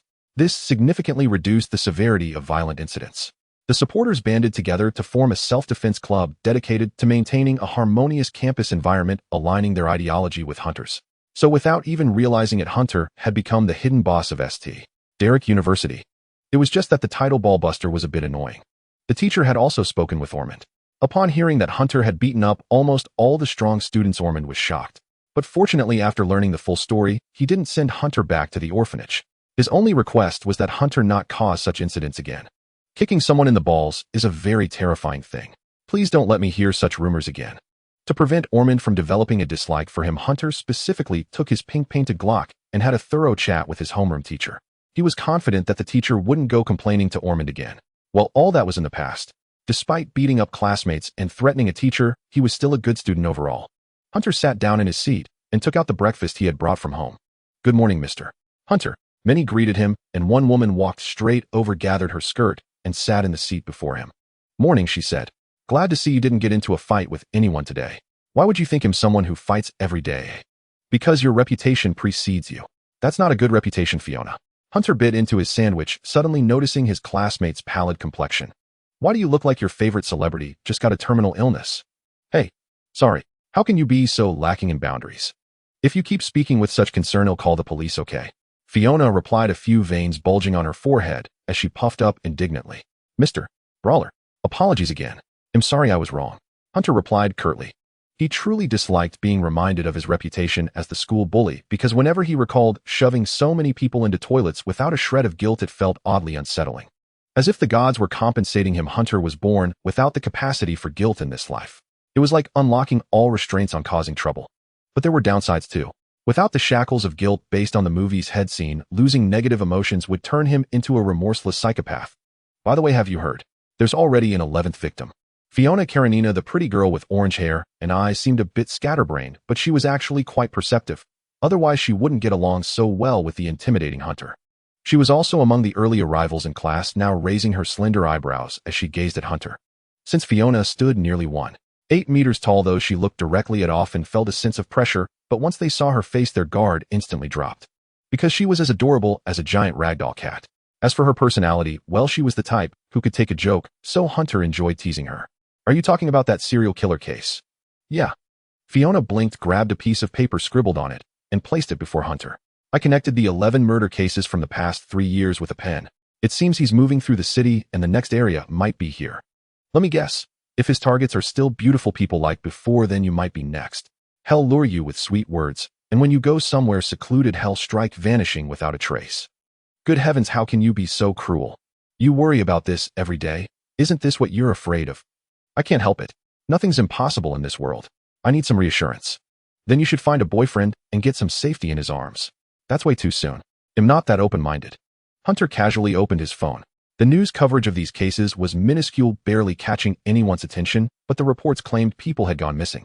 According to rumors, they were all dead, their deaths gruesome. Initially, this caused quite a panic in class, but under the teacher's deliberate guidance, the murmurs gradually faded. Only Miss Fiona here still brought it up with him. Could it be that vampire at home? Probably not, but I shouldn't rule it out entirely. This girl named Anastasia had drawn quite a bit of attention since she entered the school. Her stunning looks were universally appealing, and her aloof demeanor instantly won over a legion of admirers. But when some reckless fool forcibly confessed to her and got beaten up publicly, people finally realized that both siblings had the makings of school bullies. Their unanimous assessment of these two was, when they say they'll fight, they really fight. Once everyone knew the siblings were not to be trifled with, they lost interest in her. Only a few students who got along with and dared to keep in touch. Miss Fiona, you look particularly beautiful today. A sudden voice rang out as a tall figure hooked Hunter's neck. I'm eating, don't lean on me, Kane. Hunter warned. The tall boy with rough black hair and green eyes reluctantly let go, slouching against the windowsill. I overheard what you were talking about. Is it that mysterious disappearance case where all the victims were attractive? Exactly. Oh, then it seems our Miss Fiona is in danger. Kane, why are you saying this too? Fiona puffed out her cheeks, the beautiful native of Dorian City, looking like a frightened fawn, always tempting others to tease her. Don't worry, he'll protect you. If the killer really gets in, don't be the first to run. How could I? He'll carry you and flee. That tone is bordering on harassment, you know. This guy named Kane was also a transfer student, but unlike Hunter, he had only joined last month. From the moment he arrived, he found Fiona stunningly beautiful like a vision and tried every trick to worm his way into her circle. Who knows why he transferred here? Was it just to pick up girls? The bell was about to ring and Hunter saw and quickly enter the classroom and take her seat. It seemed Ormond had greeted him and then gone to sleep without waking up as usual. So it was clear, and had slept in a bit and had run all the way here. Despite sprinting, there was no sweat on her and her chest wasn't heaving. What a physical freak. Hard to imagine what creature could rival this mysterious being. I thought I'd declash with her over these 3 years, but I haven't. This was quite different from those vampires in anime. According to the novels I've read, except for that one blonde vampire who could stop time. Wasn't I supposed to coexist peacefully with a vampire within 3 episodes? She was like a blade lurking in the shadows, ready to slit my throat when I let my guard down. Given A&S nature, Hunter was certain she wouldn't stay quiet for long, let alone let him live in their home forever. It was dusk. 20 minutes remained until the final class of the day ended. With a soft crackle, a small paper ball suddenly appeared before Hunter tossed from Fiona's direction. Even though the teacher wasn't paying attention, why couldn't she just speak directly instead of throwing a paper ball? Hunter looked up puzzled and caught a glimpse of Fiona's blushing pink ears. What was she shy about? Bro, I thought we were just friends, but you're trying to. Hunter opened the note with a mix of amusement and disbelief. Do you have any plans tonight? After school, I hope you can meet me at St. Andrew's Park at 8:00 p.m. There's something I want to tell you alone. Well, it made sense. A close friend of nearly 3 years suddenly confessing to the opposite sex. Perfectly logical. But then again, it didn't. All right, I'll be there, Hunter replied, casting a deliberate glance at Kane, who was eyeing Fiona's flushed ears with suspicion. What a thrilling coincidence. Talk about a meeting of minds. I was thinking the same thing, and Hunter turned to look at and seated in the front row, she was staring back at him, their gazes intertwining. What does she mean? Kane whispered. What did the note say? That might be hard to tell you. Just tell me. I really like Fiona. I've never seen such a stunning girl. If she's inviting you for a confessional, back off. He looked so pitiful. Fine, I'll give you a hint. She's taking me to the municipal department store tonight, Hunter said, with an honest face. She wants to buy a birthday gift for some handsome guy. There was indeed a municipal department store near the park, but it had been abandoned and was under reconstruction. Huh, who's Fiona buying a birthday gift for? Kane asked. You. If I may ask, when's your birthday? Could it be me? Kane's eyes widened. So easy to fool, Hunter thought. I really like her. If possible, I want to make a good impression on her. Kane rested his head on his hand, muttering to himself. Haha, what a pure-hearted fool. 7:55 in the morning. Anne's room wasn't the typical girly type. Oh, it was filled with simplicity and convenience. The spacious room contained only essentials like a wardrobe, bed, and desk, with no trace of anything superfluous. Huh. Anastasia blinked awake, groggily, her gaze wandering aimlessly before settling on the phone by her bedside. Only 7:55. Let me sleep a bit more. Wait, wasn't class supposed to start at 8:00? As if struck by lightning, she sprang up the moment her head touched the pillow. She blinked, her focus slowly returning. Damn it. This cursed constitution made her energetic at night, but drowsy during the day. And scrambled frantically. Without a second thought for why Ormond hadn't woken her, she threw on her clothes, grabbed her bag and food, and dashed out the door. On her way out, she ruffled the orange cat's fur backward. Meow. The senior protested. Naya. And made a funny face. Damn, there's no time. It was nearly 8:00, well past the normal hour for students to head to class. Most people on the streets were office workers. Amid the bustling crowds, and felt helpless. No, actually there was a way, but it was risky. With graduation approaching, attendance was crucial. If she was late, or anything went wrong, it would worry Ormond. Weren't the rooftops spacious enough?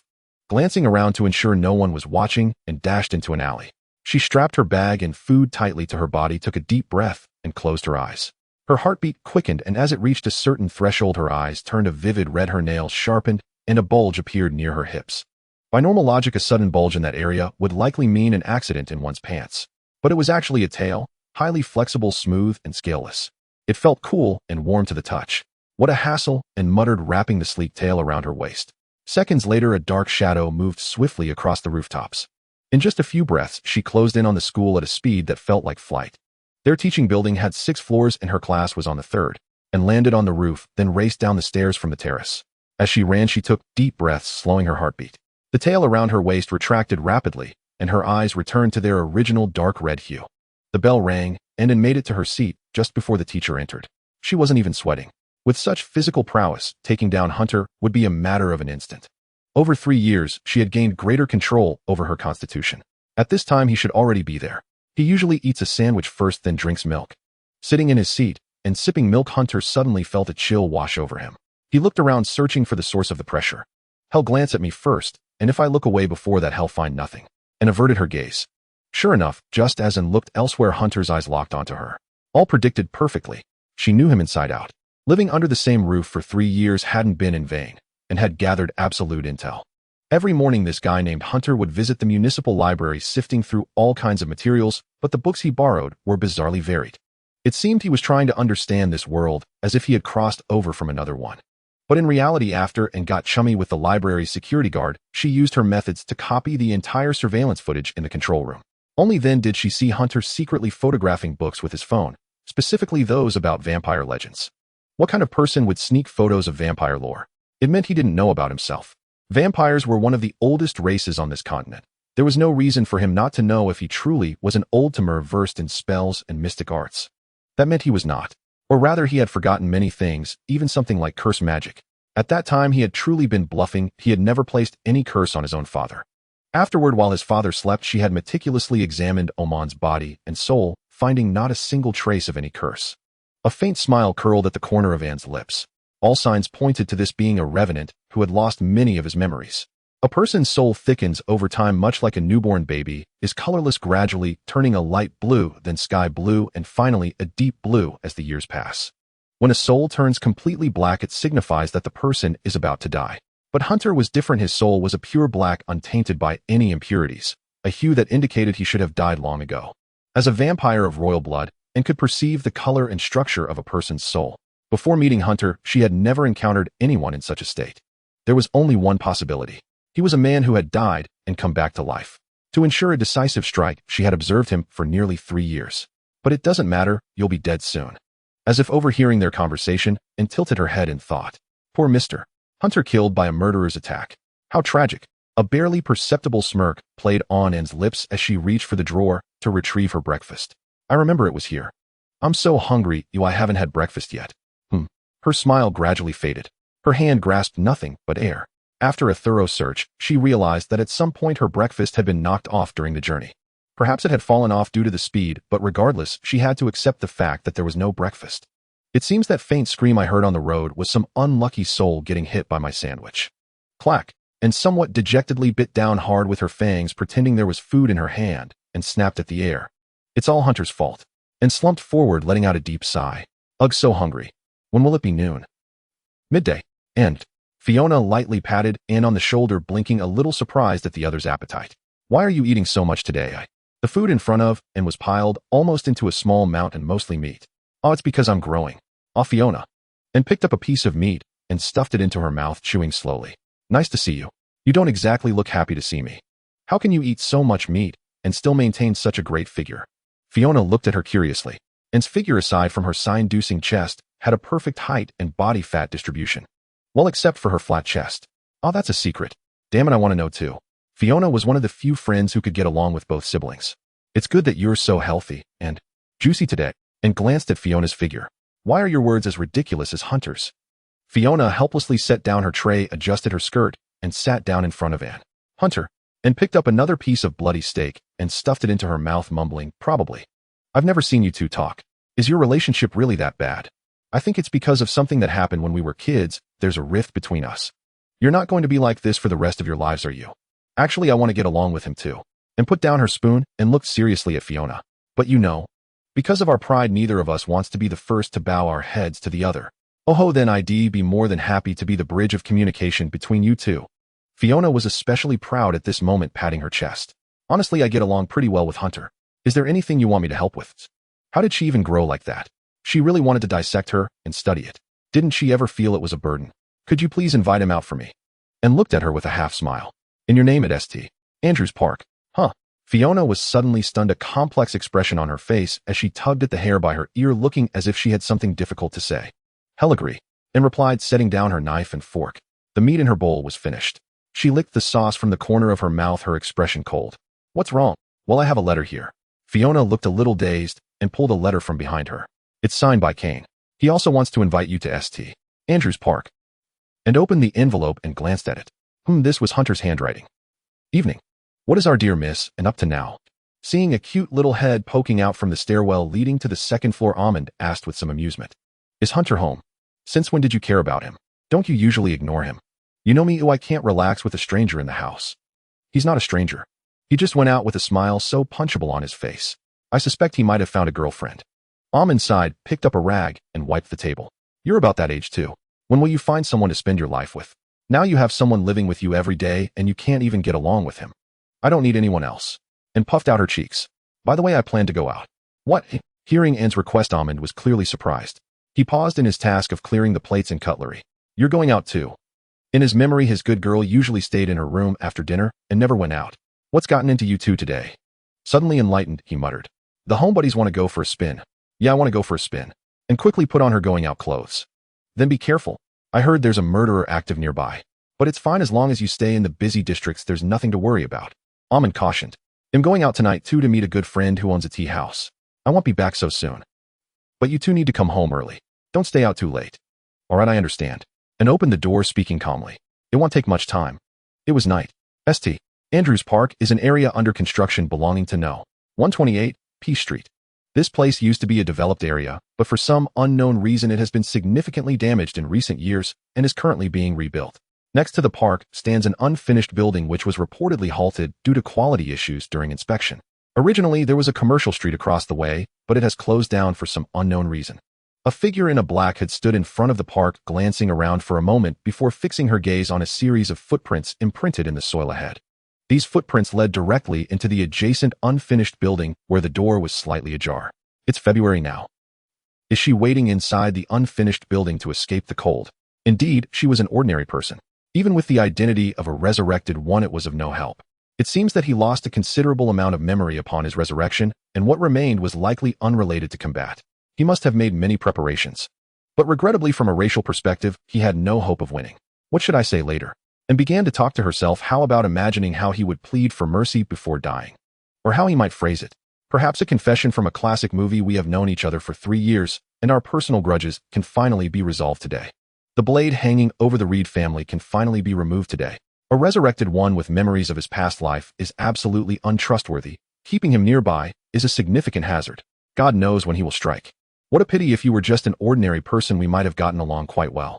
In truth, she had never anticipated that someone could have such a similar brainwave to her own. Both of them could even leave ample space for each other anywhere. During a cooking class at school, she and Hunter were almost like two hands of one person, having no communication, yet instinctively knowing what the other wanted to do. Should it be said that the ones who understand you best are always your enemies? She was wholeheartedly investigating Hunter while he was also investigating her. Even today, both of them simultaneously thought of using the serial killer incident to eliminate one another. The reason is simple. Ormond is not just a professor at Miskatonic University, he is also an investigator. If he simply died due to some incident, then after his and his team's research, it would only be a matter of time before she got caught. But this killer is different. He has been lurking for 3 years, which is the perfect excuse. What a pity. If you were just an ordinary person, perhaps we could become friends, just like Dylan Dora. Like archenemies, let our battle begin.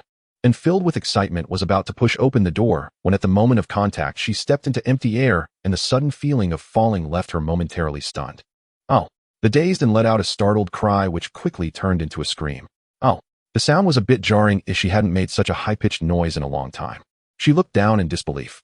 Someone, a ruthless bastard, had dug up the soft earth and buried sharp bamboo stakes in it. These stakes had already pierced deeply into her feet, and blood instantly oozed out. Damn it. Did you think such petty tricks could kill me? How could you use such despicable means? Shouldn't a duel be a fair fight? I really shouldn't have underestimated this guy. No matter how weak he is still a resurrected one. I shouldn't forget that he is the kind of person who fights using a mop soaked in toilet water. Hunter. And shouted, her heart's blood rushing through her body, her teeth and nails beginning to sharpen, her eyes turning crimson. She gently lifted her foot, and the newly created wounds began to heal rapidly.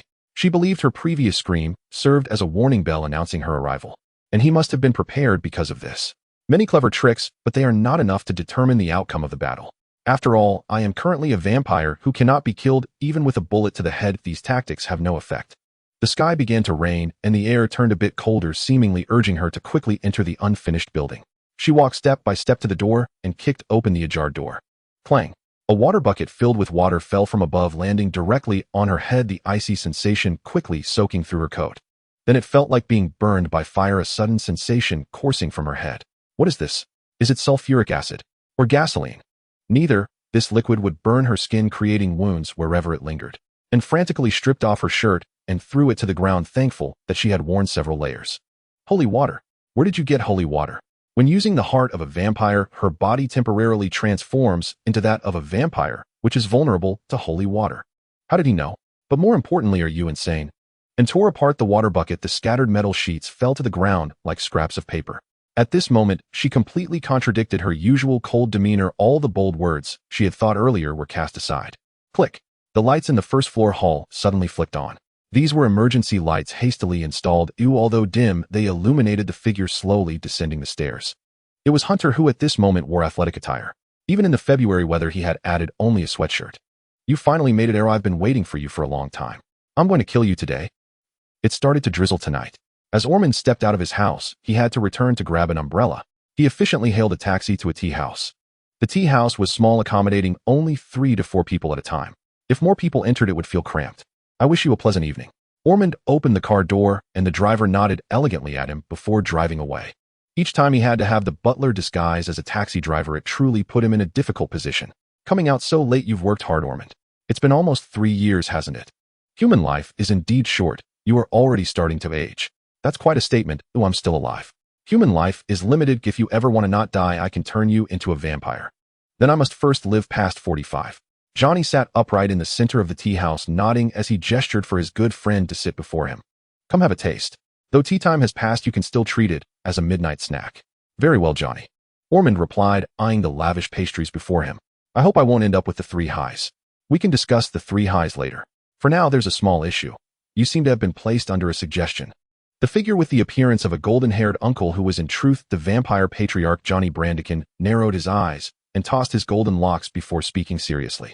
Ormond sat down before him. As he did, the grand doors behind him began to slowly close until the room was completely sealed off from the outside world. He expressed full understanding.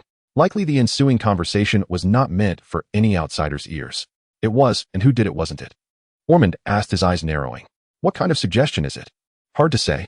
I can only tell that you've been placed under one. As for the type, you'll have to figure that out on your own. Johnny picked up the black tea before him and took an elegant sip. I'm curious. How did she learn to place suggestions? Ormond fixed his gaze on Johnny's eyes. A vampire's inherited abilities are innate. If it's just the heart, there shouldn't be any genetic factors involved. Did you teach her? She probably figured it out on her own. I would never teach in such things. More than anyone, I want her to be normal. Johnny swirled the glass before him, brought it to his eyes, and peered at Ormond through the crystal. If she figured it out herself, then she's a genius. My daughter doesn't need that kind of genius. If she ends up becoming an investigator, I'd rather she remain an ordinary one. But I doubt your daughter would harm you. So let's discuss something else. You're quite carefree about this. My wish is for you and your daughter to live, for her to live with my daughter's heart. That's how I choose to honor her. As for anything else, why should I care? He looked as though he was sulking. You're still hung up on this. I am not. It had to be admitted. This vampire's values were forever at odds with his own.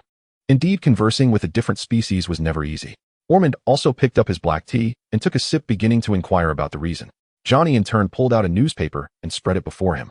Laid out on it was the information regarding the serial killer incident. Listen carefully. You should still remember the matter of Glandora. Johnny mentioned his daughter's name with extreme calm. The scholar church that attacked them when Anne and Glandora went out on an excursion. Which faction? Definitely not the moderate one. Go on. They've come again. This serial killer incident is yet another monster nurtured by the scholar church. To test its efficacy, they have a team constantly tracking and refining the experimental subject. By now that killer has become quite formidable. Who told you this? My informants. So that was it. In early 2015, Glandora was not yet a heart. She was a complete entity, a living vampire. Due to their parents' ties, she and became close friends. But after a group outing in February, cultists from the scholar church ambushed their study camp. When they were finally found, Glandora had lost nearly half her head and lay beside her with a gruesome wound in her chest. It was easy to deduce. Glandora had lost most of her head and couldn't recover through bloodsucking. Meanwhile, Anne's chest had been pierced and her heart was missing. As her own blood drained away, Glandora chose to stuff her heart into Anne's body, opting to let Anne live. Upon learning of this incident, Johnny accepted the outcome. In a fury, he slaughtered all the scholar church members in Dolian City. The scholar church was mostly a bunch of madmen obsessed with acquiring knowledge, adept at any experiment that defied normal ethics. After receiving Glandora's heart, Anne's personality began to shift slightly. Glandora had been a tomboy and started cutting her hair short, her speech patterns leaning toward a masculine style. That disaster had nearly destroyed 2 families. So when Ormond heard news of the scholar church again, he couldn't help but feel a surge of uncontrollable anger. And then, Ormond slowly placed the cup he had been gripping back on the table, its surface riddled with cracks. A royal heart has always been something they desperately wanted. Remember to pay me for that cup. It's an antique from 200 years ago, long out of production. Johnny seemed oblivious to the heavy atmosphere as he popped a cherry into his mouth. Rio, this time they're probably after Anne. What do you plan to do? Do nothing. Johnny said slowly. What? Bastard. Take this. The agony of a pinky toe stubbing a table leg is impossible. The moment the words fell, Ormond abruptly stood up, pulling an ancient book about 10 centimeters in both length and width from his pocket. He forcefully flipped open the tattered pages and shouted, "What are you doing all of a sudden?" Yet he suddenly doubled over, clutching his foot, letting out an uncontrollable cry of pain. Although using this book of yours comes at no cost, any spell has a 50% chance of rebounding on yourself. I advise you to be careful. If you resort to something too terrifying, I begin to wonder if that doctor can save you. Johnny looked at the Ormond before him with some exasperation. I hadn't finished speaking. Doing nothing is impossible. Can't you ever speak without such dramatic pauses? I just wanted to talk like a villainous boss. They all love to draw out their words. You're insane. Feel free to hit me. Johnny, take this. Ormond suddenly opened the square book with one hand. The art of having a 100-volt high-voltage current pierce your body. Johnny's body instantly stiffened. You're insane. The vampire trembled as he spoke. I did it on purpose. Feel free to hit me. The two began to argue. Johnny was the first to stop this childish game. He slowly rose to his feet, his nearly 2-meter height, making his frame appear even more imposing, and slipped his hands into his pockets. Roar, weren't they all wiped out 3 years ago? Are they appearing again? Those scholar church fellows truly have no memory. Johnny seemed to grow furious as well. His muscles began to bulge, tearing his clothes into shreds, revealing a robust physique utterly unlike that of a typical slender vampire. It's time to show them the wrath of the ultimate being known as a father. Count me in. WOY. Oh, I almost forgot to ask. Johnny let out an odd howl at the sky, then suddenly recalled something. I remember you took in another new one 3 years ago. Son, nephew named Hunter. Find whoever he is he must get along with, or he has no reason to exist. Ormond stroked his chin hesitantly, sharing what he had observed. You say they know each other inside out, but almost never speak. Like they share a telepathic connection. Johnny's face took on a cryptic expression. That reminds me of an old friend of mine, Joe. We knew each other deeply too, but in the end I won. I took his fortune. When did that happen? Ormond exclaimed in shock. You actually did something like that? Disgusting. Must have been the 19th century. You have no right to judge me. Plenty of vampires have done far worse. Johnny unconsciously touched his neck. Personally, I hope and that kid Hunter can coexist peacefully. But the way they're getting along now is clearly off. I think you should hold a proper family meeting for them. Johnny warned, I don't want your two kids to end up like my son sneaking off to the Western Arkham Federation to become gangster stars. He's not even 20, and he's already a big shot there. Are you bragging? Yeah, I really want to smack you one. Ormond sighed helplessly and took a bite of the macaron on the table. All right, I understand. I can guarantee he won't mess up. Ormond replied hesitantly. When do you plan to attack? Tonight. I'm not giving them any chance to rest. The Bureau will intervene. I have money. Johnny put on his clothes and sat back in the chair. Rest a bit, then we'll show those bastards a thing or two. Night 750.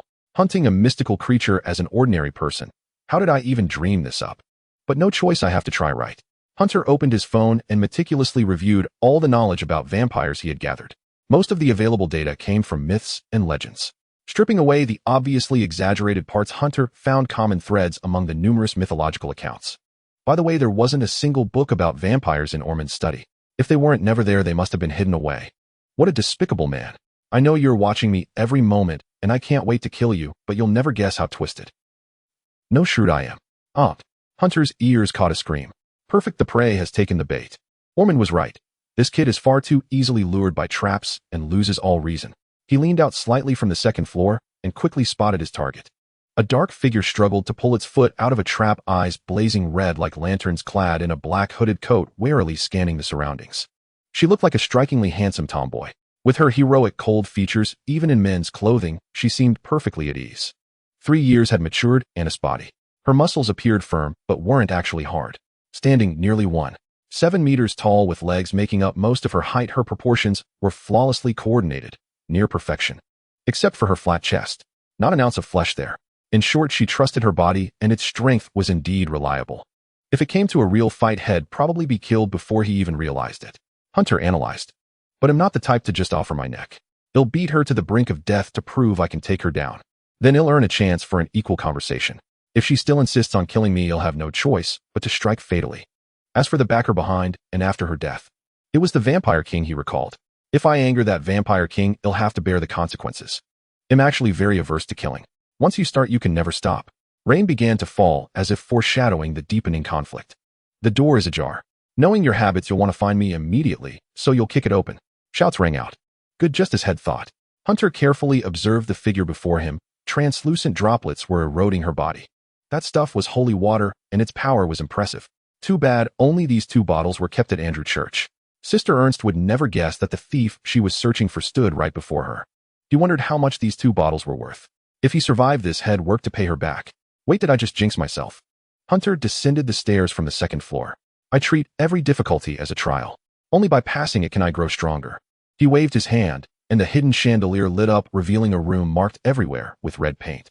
The red paint looked suspicious, as if each cross mark hit a landmine. You're finally here. I've been waiting. I'm going to fucking kill you today. And roared like a kitten, fully baring its sharp claws. Then come at me. What is this? And halted, vaguely feeling the pain from her left foot being pierced when she entered. Probably the same kind of thing you stepped on at the door. I should have known you were this twisted, setting so many traps. Anna's gaze swept over the pillars in the room. She could use them for leverage. Let me ask you this. Why have you always been so hostile toward me? The Reed family, as one of the strongest exorcist lineages, even in decline, is not a place for someone like you who stole another's body to sneak into. Would you let me explain a bit more? Your death is the best explanation. And smiled, extending her sharp claws. Well, a smile is nice. But when your eyes suddenly widen like that, it's quite murderous. Negotiations broke down. Hunter slipped his right hand into his pocket and forcefully pressed down on a syringe. St. Derek University was conducting a joint experiment with another university, and this adrenaline was swiped from there. This shouldn't count as stealing, right? Whatever I call this, emergency avoidance. Hunter squinted. Let's begin. Because the ground is covered in traps, you don't have time to test each one. So you'll choose to leap over directly using the nearby pillars for leverage. Just as Hunter anticipated, the girl before him suddenly vanished from her spot. So fast. But with the adrenaline shot, I should be able to react. But he remembered that and was afraid of ultraviolet rays. Even if exposure wouldn't kill her, it would cause extreme discomfort. The fact that an always wore long sleeves under the sun was solid proof. So as she was about to reach him, Hunter abruptly unbuckled his pants, revealing the heavy weapon strapped to his waist. Bet you didn't see this coming. Taste the 200-watt UV lamp I bought at a high price. Hunter shouted, pressing the switch on the lamp at his waist. A beam of purple, slightly translucent light shot out. Before it could dodge, it struck her face. If a UV lamp shines into a person's eyes, it can cause severe damage. Not to mention a vampire who has always feared ultraviolet rays. The device was a bit bulky, so Hunter had to find a suitable place to store it. After much thought, strapping it to his waist seemed the most practical. By pulling his pants up a bit, he could conceal it. Now all he had to do was loosen his belt to use it immediately. It just looked a bit perverted. A somewhat handsome guy suddenly pulling down his pants in front of his distant sister. It looked like a plot from some odd story. Well, as long as it wasn't his underwear. But the position where the light emitted was really suffocating. That was the only downside. But who cares? If he didn't do this, what if he got killed the next second? To be honest, this thing was quite handy. By swaying his waist, the beam could shine wherever he wanted. And standing before him, never imagined that this guy who seemed to carry no lethal tools had a lamp hidden under his pants. What a lunatic. This guy is truly a pervert. Who would have thought? Head stooped to any level for a surprise victory. With that thought, and suddenly covered her eyes. Under the beam, her eyeballs instantly grew hot and scorching, as if molten lava had been poured into them. Her vision went pitch black. She smelled a burnt odor and felt a cool liquid trickling down her face. It was blood mixed with the fluid from her ruptured vitreous humor. The UV rays had directly destroyed her eyes. The pain of her iris and vitreous body being obliterated soon drew a soft whimper from her.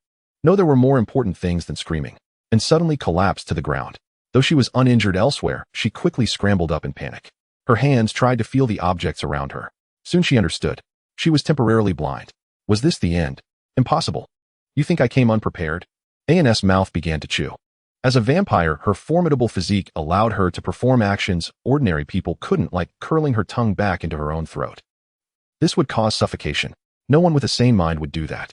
Strange, where was it? That thing. Found it. A blood capsule was pushed out of her mouth by her nimble tongue. She bit it open, letting the sweet blood flow out. To her, it was like a shot of adrenaline. An's vision quickly cleared, but the strange sensation of rapid growth made her involuntarily close her eyes. A royal vampire's regenerative ability was extremely strong. Even if the eyeballs were completely destroyed by UV rays, they could be repaired quickly, but quickly was relative. If she waited for natural recovery, the battle would be over. So Anne chose to consume blood to speed up the process. 2. 1. Eyes open, and had only been on the ground for 2 seconds. Her vision was fully restored. She quickly dodged behind a nearby pillar to avoid the light. Damn old relic, she thought, turning her head, and saw Hunter's face. Wah! Before she could say anything, a sharp pain shot through her face and eyes. Surprise!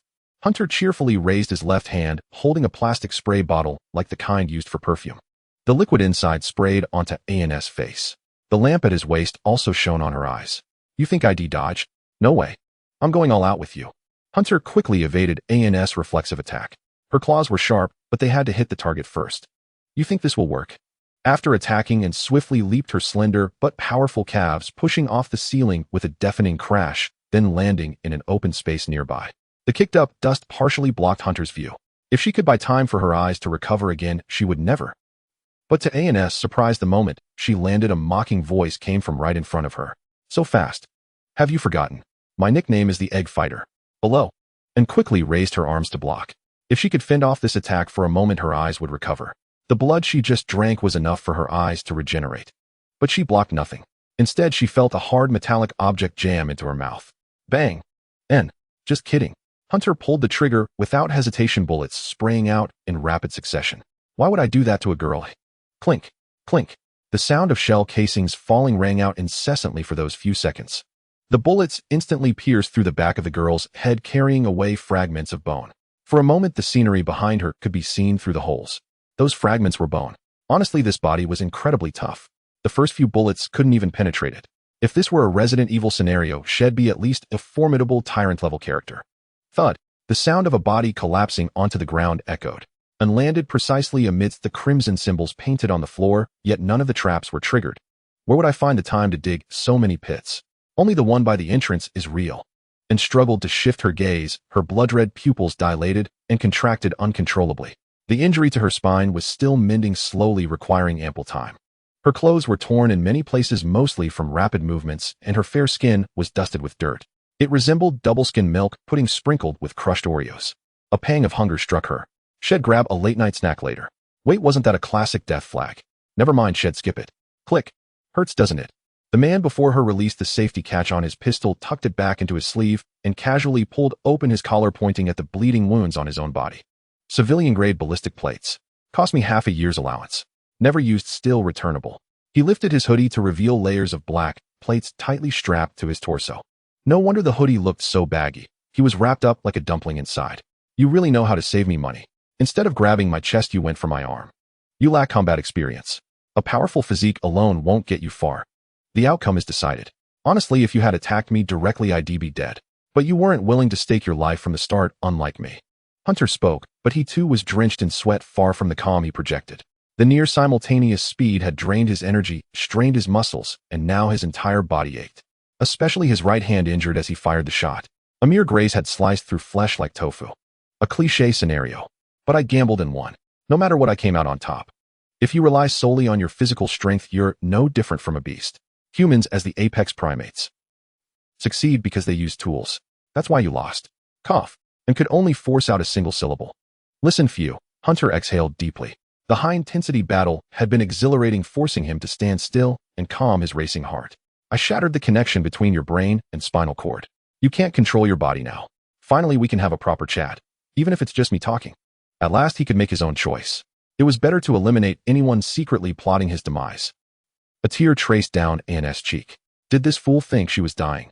A mischievous impulse seized Hunter as he drew his pistol and pressed it against her head. Oh, I'm pulling the trigger. Right now. Up. And trembled, reliving the moment years ago when her heart was ripped out and death loomed. Well, perhaps scaring the child wasn't the best idea.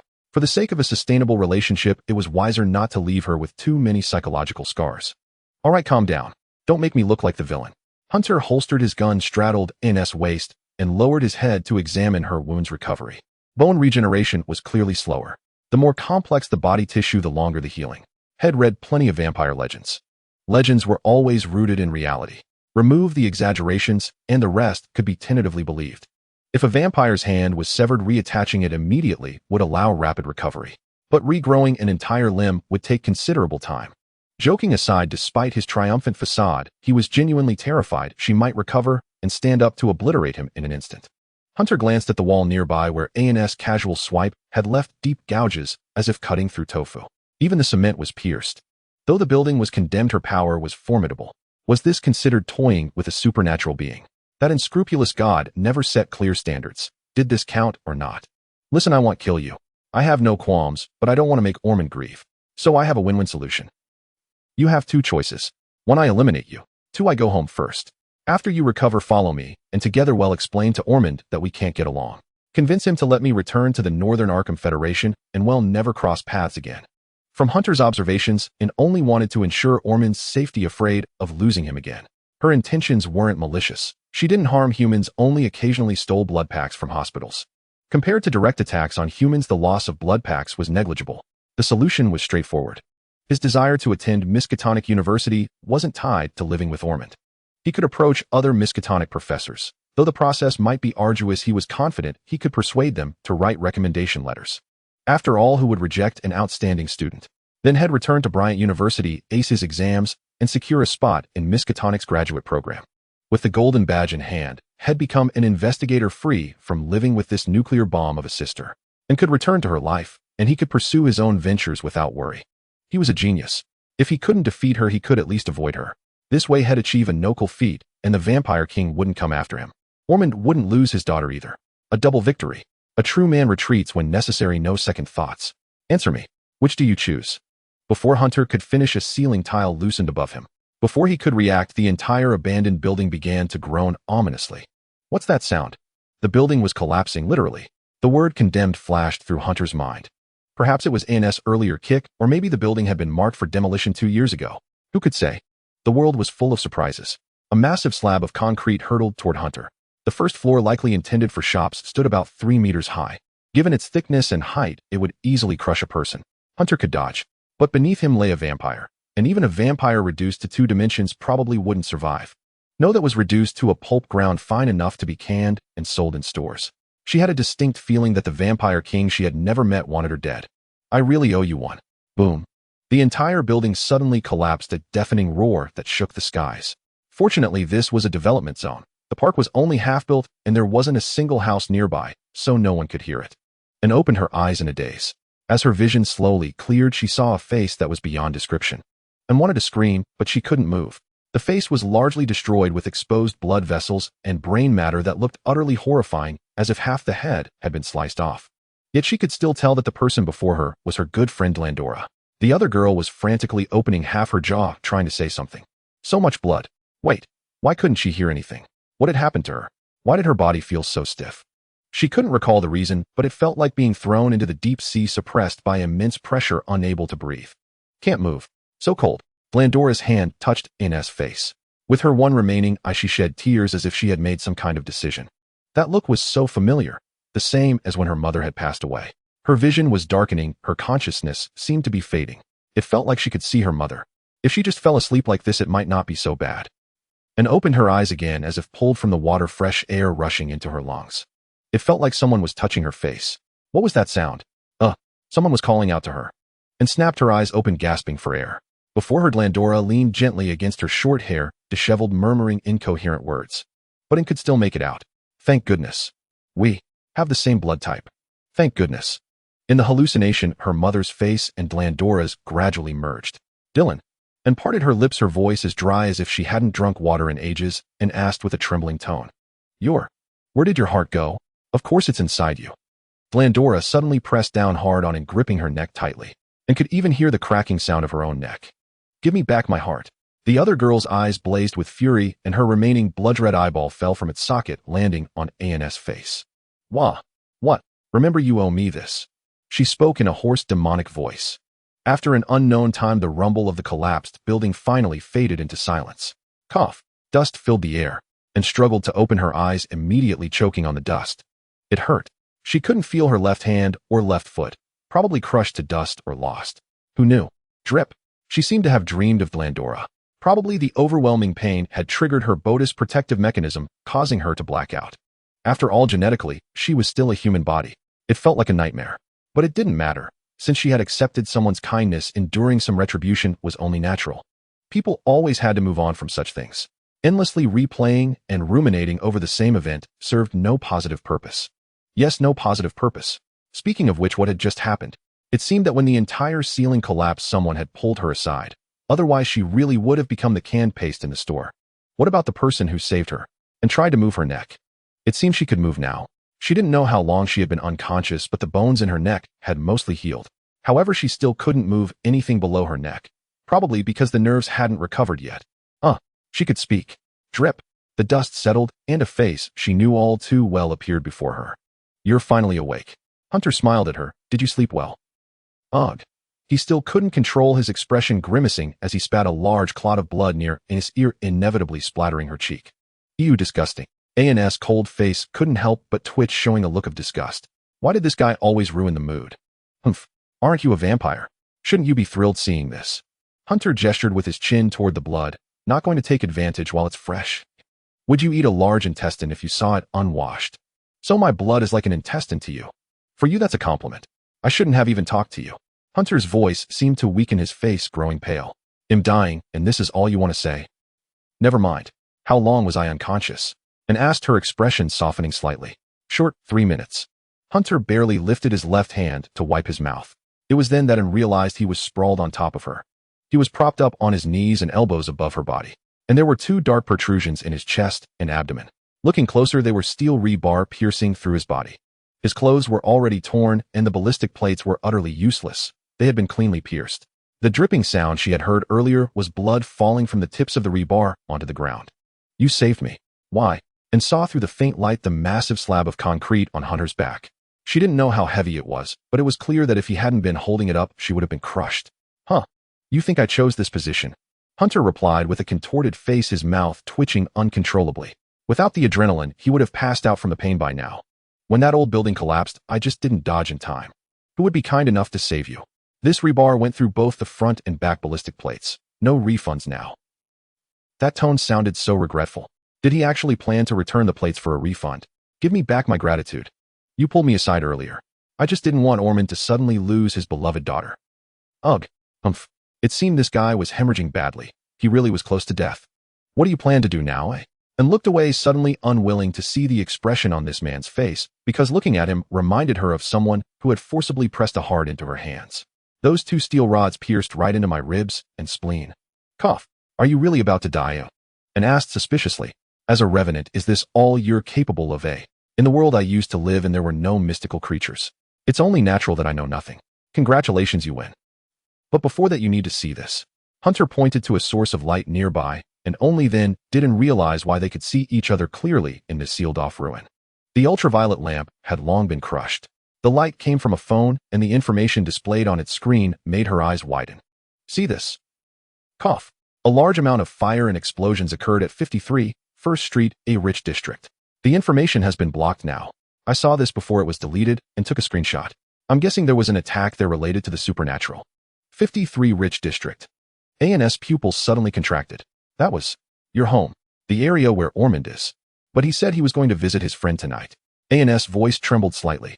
The vampire's regenerative abilities were slowly mending her broken left hand and foot, but the pain of the growth was excruciating. The process was also far too slow. We can't rule out the possibility that he came back early. Hunter gently shattered her illusion. You want to go save him, don't you? Yes, I do. I need to wait for my body to recover. Open your mouth. Hunter commanded firmly. He stared straight into the girl's blood-red eyes. What are you going to do? The mission to save Ormond is yours. Girl. Ugh. Some red chunks fell beside A&S head. She strained to turn her face away. That's disgusting. And suddenly felt like laughing but couldn't. I can't do it. I don't know what to do now. You can do it. Hunter barely managed to extend his arm. Your mouth still works, doesn't it? Bite down. Why, oi? Words are a very convenient tool. They can easily paint things in people's eyes into something else. Ormond is a formidable guy. He won't be affected by that. In other words, Ormond is a good teacher. I don't think the student he taught would be much worse. Hunter's speech grew smoother, as if his injuries had healed. No, this must be a final burst of lucidity. His mother was like that, and so was Drandora, their eyes shining with the light of hope. They all wished they could live on. She often saw them in her nightmares. If Hunter died today, there might be one more person in those dreams. And you, someone who keeps saying you'll kill me all the time. From my experience, you don't really want me dead. You what? You're still craving love. Hunter said slowly. Though saying this word is a bit embarrassing, the truth is you're afraid of loss and you're afraid of accepting new feelings. You're scared that what happened to your mother and friend will happen to others. I know you too well. You're just a normal person starved for affection. Liar. I don't believe you. And didn't know why, but her heart felt tight. A familiar sensation washed over her. I studied you for 3 whole years. I even secretly passed the psychological counselor exam. Hunter curled his lips in a faint contemptuous smile. You know if I'm telling the truth. Did you really take the psychological counselor exam? How come I didn't know? No, I didn't. I was definitely lying. What about you? You just don't want to live anymore. And asked again somewhat absent-mindedly. Me? I never wanted to live a second time. Did you think I wanted to come to this world? It's completely different from the one I was in. Let me tell you my conclusion now. I don't want to live. Hunter forced a smile at her. His voice sounded as warm as still hot water. He brought his arm to her lips. Though it was covered in dust for some reason, A&S heart felt a little warmer. If you don't drink now, there won't be any blood flowing out soon. It's a bit dusty, but it's fine. A little dirt won't hurt. And tried to open her mouth, then froze. Though she was extremely reluctant to admit it, the truth was, I've never actually sucked blood from a real person. How do I do it? How can you be so useless? If all vampires were like you, they'd be utterly pathetic.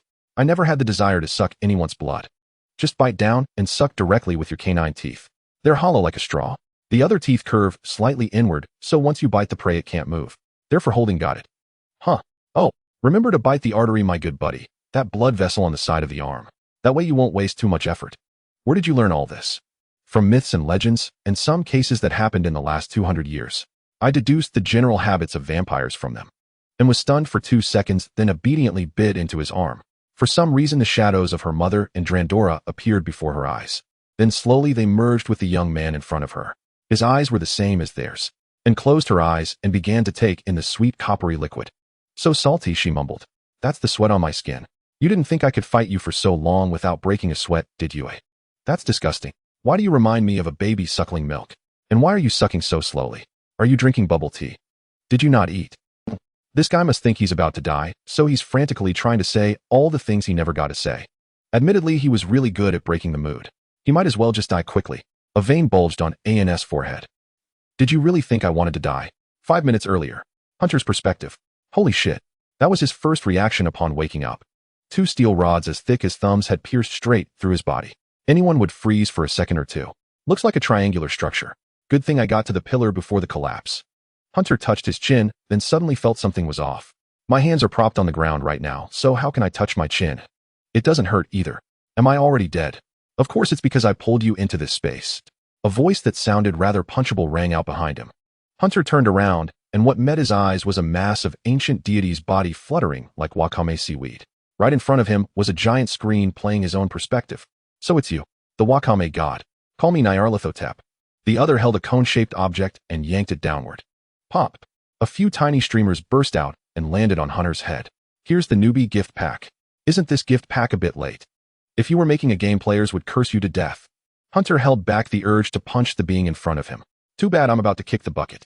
Isn't this gift pack kind of meaningless? This gift pack is awarded once you've pulled enough pranks. Didn't I tell you? Are you sure you didn't delete it along with my memories of the mystical head? Hunter replied coldly, I don't remember at all. Oh, so that's how it is. The tentacles floating in the air scratched the terrifying-looking head. Hey, I can't use the gift pack either. Hunter raised an index finger, putting on a surprised expression.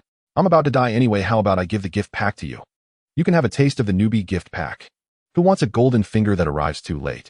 It's like having already soiled your pants and someone hands you a roll of toilet paper. What use is it? The chicken has pecked up the rice, the dog has licked up the noodles, the fire has burned through the chains. SKR all rhymes. Don't make that face. The deity waved a hand casually. Then let me explain it to you again. I'll carve a number on your wrist that only you can see. It only increases when you pull pranks. When it reaches 100, you can sacrifice it to me. If you're inactive for a while, I'll die. The number will drop rapidly, reaching 0 within a day, and then you'll die. How do I know if it's dropping? Hunter flipped the middle finger. If it drops to 0 while I'm asleep, wouldn't I be done for? You'll know. Your wrist will heat up until you wake up and see the number. Only if you bring the number back to its previous level within a day will it stop falling. And when you gain points, you can come to this room to check your earning history. It sounds pretty tough. Wait, doesn't this sound just like a game tutorial? Nyarla moved aside, revealing a table with 5 masks on it. Pick a mask and put it on. You'll temporarily gain unlimited resurrection and a portion of my abilities for a random duration. A time limit. What's the minimum? Not 3 minutes, right? No, it's 10 seconds. When you said no, you meant not that much. Yeah. Can't I just wear all of them? No use, because all 5 masks have the same effect. Then what's the point of these 5 choices? Fun. I have to give you some options, don't I? Haha. If I get out of this alive, I'm definitely eating 10 bowls of wakame in one go. How do I tell if I'm still alive? Hunter kept rubbing his temples. Talking to this guy takes years off your life. Simple. As long as you can still think, chant my name, reach this room, you can stay here until your brain is completely dead. Pick a mask you like, put it on, and you can exit. Why do I have to pick a mask? Can't I just leave directly? Sure. Nyarla pointed all its tentacles at one spot. It was a toilet. The space-time shuttle. That's just an ordinary toilet. Anyway, you just sit on it and pull the chain and you'll return to reality. Who designed this toilet? I did, of course. You're one abstract deity. Whether I'm abstract doesn't matter. You're about to die from a tiny vampire. What can I do about it? I've never fought a vampire before. Doing this well is already pretty impressive, isn't it? There's always a gap between imagination and reality. To be honest, after all that preparation, almost getting killed is a bit embarrassing. If you can't handle it, find someone else. Can anyone else deal with this vampire to this extent? What if there is a? Then let them do it. Hunter spread his hands, sat on the toilet, pulled the handle, and while not yet flushed down, argued wildly, replace me. Bury me in the dirt, please. I refuse because you're my best choice. Nyarla floated beside him. One more question. Go ahead. You said you'd take away my negative emotions. What's the essence of that? Did I let that slip? Fine, I'll explain. What I take away are only the emotions that would cause you to lose sanity. The mass of wakame floating before him gave a definitive answer. For instance, you have no primordial human fear. In short, you'll always stay rational and madness will never touch you. Hunter looked at the obedient black-haired girl drinking his blood, and a slow smile crept across his lips. Guess why I suddenly have that I'm leaving everything to you expression. I definitely have ulterior motives. Go ahead and drink. Once you leave here, I'll make sure you never see me again. College girls are easy to fool. Actually, kids who haven't entered society are all easy to fool. Step 1. Let her finish drinking his blood to go rescue Ormond. Step 2. Use Nyarla's mask when on the verge of death. Step 3. Find a way to blow up this ruin, preferably engulfing it in a fire that burns everything to ashes. Gasoline. There are plenty of cars around. Then I can flee to another city overnight, heading to that orphanage in the northern part of our confederation. I recall there's a place there that makes fake documents. Find the director, spend a little money, and get a full set of documents. A complete honest-op service. Not bad at all. Truly an orphanage, such a wide range of employment. A real treasure trove. Wait, my head's a little dizzy. Why are my hands so much thinner? Is this what it's like when too much blood is drained? Losing a third of your blood makes you gradually lose consciousness. This little one drinks fast. More noticeably, her body began to recover. Hunter could even hear the sound of flesh growing. If Fiona finds out there's one person missing tomorrow, I wonder if she'll be surprised. As if growing weary of the prolonged wait, Hunter attempted to strike up a conversation, though it was unlikely this fellow would respond. This girl named Anastasia had always been rather aloof, never inclined to engage with him. Probably self-blame. Oh, she actually replied. What? She'll blame herself for delivering the note for us too. Within her canine teeth were hidden straws. As she performed a sucking motion, blood was drawn from those fangs deep into her body. At this moment, she could naturally murmur some indistinct words. Next is Kane. If he finds out about the note you delivered, he'll probably suspect Fiona of being the murderer herself. He arranges a date with me, and the next day I'm gone. Humph. Seems like that's everyone. Handsome as I am, I don't have many friends. Those people all had their balls kicked in by you. Who'd dare befriend you? To be honest, did you send those troublemakers? Humph. Why's the corner of your mouth twitching up? Humph. And let out a curt snort through her elegantly straight nose. It was you, wasn't it? Pop. And released her mouth, a suspicious trace of liquid lingering at the corner of her lips, leaving 2 bloody holes on the nearly withered skin. Hey, it didn't hurt. So this is how vampires suck blood. This world truly is a wonderful place. I wonder if creatures like succubi exist. As someone with a profound thirst for knowledge, am genuinely curious how such beings feed. Frankly, I'd be more than willing to provide sustenance. What are you staring at? And opened her mouth. Her fangs, seemingly designed to probe deep into blood vessels, appeared exceptionally long, gleaming white. Her lips, freshly replenished by blood, looked extraordinarily rosy, like a perfectly round, flawless cherry, tempting one to take a sip. Her face was as pure as an angel's, her eyes bright and captivating. How had this girl suddenly become so beautiful? And why was I having such thoughts? Oh, I get it. I've been poisoned. Hunter frowned. Does your saliva contain some toxin? I don't feel the pain anymore. Probably because when feeding, vampires fear their prey might struggle, so there might be a sedative component to make the prey feel comfortable. An's range of motion had noticeably increased. She could even lift her newly healed left hand, though her fingers still couldn't bend. So you're just like mosquitoes. How could vampires and mosquitoes be the same? Mosquitoes also make you feel nothing, just leaving a bump. What comparison is there with such lowly creatures? I'm about to die, and you still want to argue this with me, Hunter said irritably. Fine'll die for you to see. With that, he tilted his head and collapsed onto An's chest, passing away. What the hell? Is the book over now? And stared at the man who had suddenly fallen onto her chest, momentarily stunned. When people die, do they just drop dead like that? She couldn't believe it as she reached her hand toward the male's nose before her. There was still breath. You're fooling no one. So hard. She heard Hunter mutter those 2 words dazedly. Then she could no longer sense his breath. It seemed he was truly dead. Through her vampire-specific pupils, she could see his soul beginning to dissipate. Why were his dying words like that? Several veins bulged on An's forehead. She was almost amused to the point of anger. Forget it, I don't need to bother with him. Her body still not recovered, she used the light from a nearby phone to scrutinize the young man before her. His hair was covered in dust, his expression one of disgust, as if his head had rested on something hard. The Reed family genes were excellent. Traces of a younger Almond could be seen in him. A high-bridged nose, relatively gentle features, a lean face, and short coarse hair. Perhaps because the Reed family had always been professional exorcists, there might be some bloodline inheritance at play. Hunter lay sprawled over her, his legs apart, one hand propping up the floor slab behind him, forming a triangular 3-dimensional space. And propped some debris against the wall panel and carefully freed Hunter. She then turned her gaze back to the messages on the phone beside her. The incident started 5 minutes ago. Oh, I should still make it back in time. Recalling Hunter's words, her eyes inexplicably reddened as she thought of her mother and friend's deaths. Though this fellow named Hunter wasn't exactly a good person, at least he had saved her. Is it my imagination? His eyes, just like Glandora's. The same look of self-sacrifice. Could he be a liar? From what she knew, this guy had hardly ever spoken a truthful word. But now he was cold. From her understanding, he always had a backup plan. Even cornered, he wouldn't die so easily. He was indeed dead. That was a fact. If he wanted to reincarnate without preparing various materials and spells, it was impossible. But he shouldn't have died like this. He had such a brilliant mind. Though he was her enemy, his intellect was truly sharp. He didn't deserve to perish here. Wait, then should he die or not? The girl suddenly felt a tightness in her chest, her emotions growing tangled. Truly a gut-wrenching plot. If this were in a novel, it would surely be a flaw. Are you in there? Oman's voice suddenly came from outside the ruins, carrying a strangely convincing power. What? Wait, why are you there? And was startled. Her body was still immobile. She could barely stand, but the nerves in her left hand and foot hadn't fully healed, only twitching slightly. No, that's not right. How could Dad possibly come here? Hold on, I'm coming in to save you now. The voice from outside the ruins came again, mingling with the rain, sounding eerily unreal. Wait, is this really him? And glanced at the phone beside her. She opened an app, found Oman's account, and clicked on the details page. It showed real-time location, the affluent district, their home address. Ahmed was also someone never without his phone, so whoever was shouting outside with Oman's voice was clearly up to no good. A fake. Han couldn't help but laugh. Modern technology, kid. Truly a time of trouble. And gritted her teeth, forcing herself past exhaustion.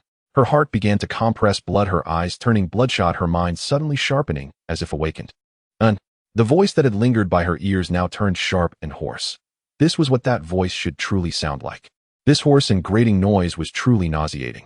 Feeling slightly recovered and cooled her heart down. Each time she used the power of this heart, she always felt a wave of exhaustion, let alone after a major battle. Resting for a minute. This sound lowered my sanity. Has a hypnotic effect. Her fingers twitched unconsciously a few times as if they were too weak to exert strength. The image-sending interface in the software was accidentally tapped, and a vast array of pictures surfaced before her eyes. Interesting. His photo album was locked with a password. But through the phone software, this barrier could be bypassed to directly access the album. What is this? It seemed to be a collection of various rumors, including those words that had been appearing frequently recently. The murderer suspected to have arrived in Duran City, and felt her heartbeat quicken instantly. She tried to click on it, and saw rows of Hunter's analysis of the incident. Trait 1, no one has ever seen him, or rather he chooses to strike in the dead of night. Trait 2, he enjoys collecting beautiful creatures. Both men and women go missing after these incidents. They must be dead. Trait 3, the murderer likely possesses some ability. After each incident, news only emerges on the second or third day. Speculation suggests hypnosis or a one-hit kill ability, but given the lack of struggle marks at the scene, the victims were probably packaged and taken away. Hypnosis. That just now seemed like hypnosis. Trait 4, the murderer's combat prowess may be extremely formidable. Current order maintainers, such as Miskatonic University, might have sent investigators, but there has been no news for 3 years. One possibility is they failed to catch him. Another is that his combat strength is too overwhelming to capture. This was entirely possible. Investigators had long since begun their operations, and her father, Ormond, had also been paying attention to this matter. The prolonged failure to apprehend him could only be due to these two reasons. Doesn't this guy have a solution written down? A&S gaze drifted downward. There actually was one. I've thought of a few methods, but I'm not sure if they're feasible. Well, anyway, as long as I don't go out at night, it's fine. Why should I bother? I'm just an ordinary person. I'm not crazy enough to wander the streets in the dead of night, am I? I'm not like in that night owl. Vampires are always used to going out at night. Summary threat level is almost 0. Crack. A sudden fissure appeared on Hunter's phone screen, much like the vein bulging on A&S forehead. This guy's behavior was simply suffocating. Does he have any other solutions? With this thought, and scrolled down with her finger. What appeared were numerous images of beautiful women with stunning figures. Beautiful women, still beautiful women of various skin tones and excellent physiques, occupying a large portion of the screen. There were even half-breeds bearing the bloodline of mystical creatures, mostly snake maidens with a few beautiful scales on their faces, or girls with cat ears. These things were like sharp spikes driving straight into A&S mind. Likes curves. And this guy just said so hard a moment ago. Humph. Quite the player with such broad tastes. Deep breath. This situation was understandable. By the way, what about the chat log he sent to her computer? That chat log that synchronized between the phone and the computer, and opened it with a sliver of hope, and took a look. Whoosh. It was a sea of memes and lewd images, tons of Cheem's dog memes. Haha. Another vein popped on A&S forehead. Understand my ass. A grown man of Wokno-Showold still looking at this stuff. For the sake of the Reed family. She extended her fingernail, slit her wrist, and bit hard on her lower lip. This is definitely not for personal reasons. Hunter sat at the table, tapping it lightly with his fingers in a cheerful mood. This one will be gone soon. The time for a normal human's brain death is roughly within 24 hours after physical death, meaning I just need to wait a few hours, and then we'll leave. Well, she might use some special means to bury me, like starting a massive fire or throwing my corpse somewhere remote, as long as no relevant personnel find the body. Now it's just a long wait. Hunter looked at Anne, who was lying down to rest, and felt a wave of relief. He also lay down on the table and closed his eyes. The days of living with a tense mind every day were finally coming to an end. Woo! Hunter picked up the mask. It was a golden mask. Calling it a mask wasn't quite accurate since there were no eye holes. Wearing it would make you blind. There was a feeling that once put on, it couldn't be taken off. Was it an illusion? Whatever. As long as I put it on before complete death, I can use the divine power. How exciting. What ability will it be? I can't wait. The youth suddenly heard a sound, then the sensation of having a body slowly returned. It felt like reincarnation. No more like resurrection. Did I put on the mask? I don't remember putting it on. So did I put it on or not? Anyway, it seems I'm alive again. Why does my whole body still ache? Did that unscrupulous deity trick me again? Where's the promised recovery? And what's that cool sensation in my mouth? Could it be gasoline? It feels a bit sticky. Didn't intend to burn me, just as I revived. Hey, she's not planning to watch me burn, is she? If so, there's no time to save Ormond. Where does she find the leisure for this? Why does my body feel numb and tingling, and my ears seem to be hearing sounds again? Suddenly, he felt someone pry his eyes open, and a strong light shone in. What the F? Startled by this sudden stimulus, Hunter jerked his head to the other side, but his position seemed unfortunate, and he fell into a somewhat soft embrace. Soft wasn't quite accurate. It felt more like bumping into a slightly firm pillow. What the hell is this? Just as Hunter was about to say the word hard, he saw a familiar face. Gulp. He swallowed the word back like swallowing a mouthful of rusty iron. It tasted strange. Hunter raised his hands awkwardly. Why do we keep meeting like this? He said with a grimace. I felt like I was about to see my great-grandmother, and you dragged me back again. How did you even manage that? You grew up in an orphanage. Where would you have a great-grandmother? It's a metaphor. He touched his chest. The fatal wounds had already healed. His tattered hoodie lay discarded to the side, revealing his robust upper body. I was just giving it a try, and said, turning her head away while pulling her clothes tight to avoid exposure. Since your blood can heal my injuries, I thought I'd see if I could heal yours. You gave me your blood to drink. He smacked his lips. No wonder there was a metallic taste. But if Anne used her blood to revive me, didn't that mean she no longer wanted to kill me? What is this thing? Hunter asked, feeling his still weak body. Where the steel rebar had pierced him, 2 holes remained, filled with freshly grown pale skin. A vampire's skill? That's just absurd. Hunter gestured, pointing at his 8-pack abs. See these abs? Impressive, right? He'll allow you to touch them. No thanks. I didn't have high expectations anyway, though I was just testing something. And glared at him and swallowed hard. I never expected your life to be so easy to save. So you're not going to kill me now? I actually died just now, you know. We'll deal with killing you later. And pointed beyond the rubble. That murderer you mentioned earlier is probably out there. He just disguised himself as Ormond's voice. Are you sure? Hunter fell silent, listening intently. But I hear your voice. Huh. Hunter listened carefully for a moment. Hold on, kids. I'm coming in to save you now. It really was Ormond's voice, but Ormond wasn't located anywhere near here. Hunter chuckled. Who would fall for that? Don't you feel dizzy? Anne's eyes widened. She had believed it for a few seconds herself. If it had been an ordinary person, they might have kept believing until their death. Not at all. This guy's sanity threshold was probably much higher than expected.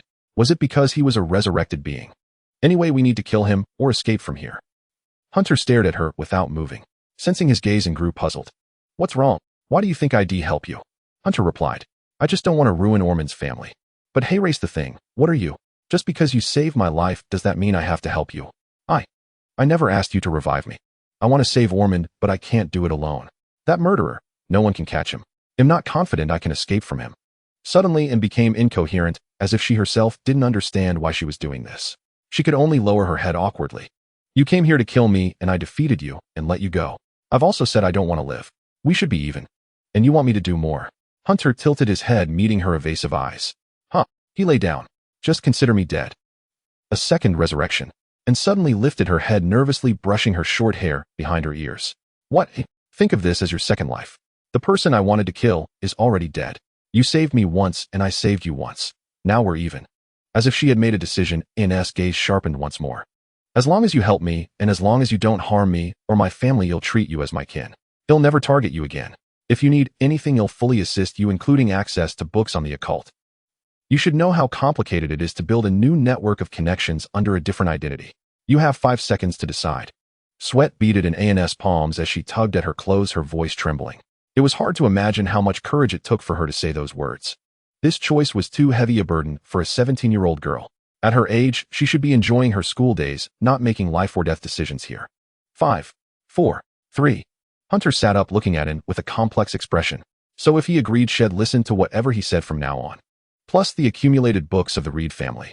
After all, Ormond had locked all the occult books in a vault nearly a meter thick, impossible to open by normal means. 2. Why was there a pause?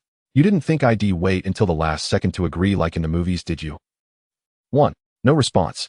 And gritted her teeth, turned around, and leaned against the floor slab. Fine, she'd rely on herself. A scion of the Reed family couldn't afford to hesitate now. After all, the family motto was, either do something now or watch others die. And murmured to herself, stealing her resolve. Even without anyone's help, she had to do something.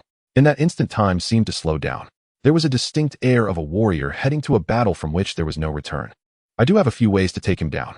17-year-old girls were so easy to fool. Just as she made up her mind, a hand landed on her shoulder. Oh, has anyone ever told you that you're really good at ruining the mood? And said, covering her face. Hunter mysteriously pulled a plastic bottle from his pocket, holding his phone in his other hand.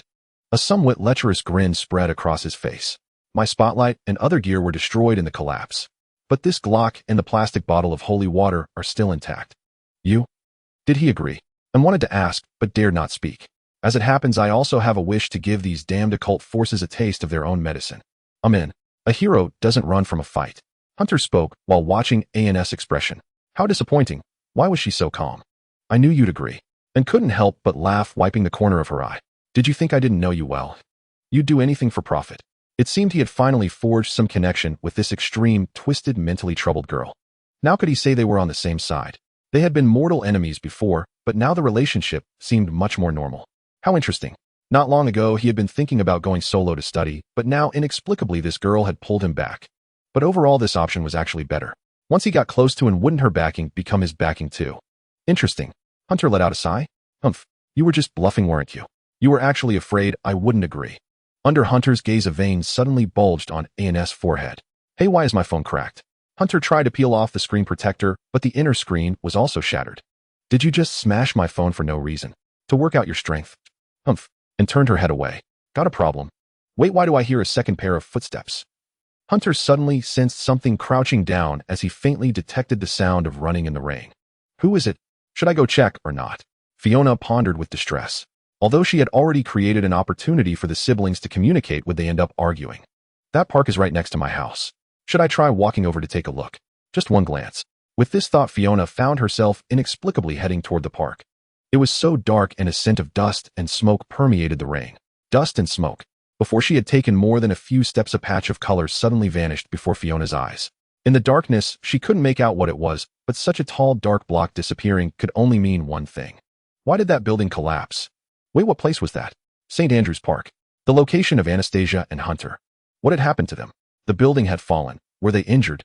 A figure with orange hair dashed toward the park, carelessly discarding their umbrella on the ground, as rain quickly soaked its inside, as if weeping. St. Andrew's Park, 8:00 p.m. And are you there? Outside the ruins, raindrops drifted down slowly like strands of icy silk falling upon the skin. A pitch-black figure kept shouting beside the rubble.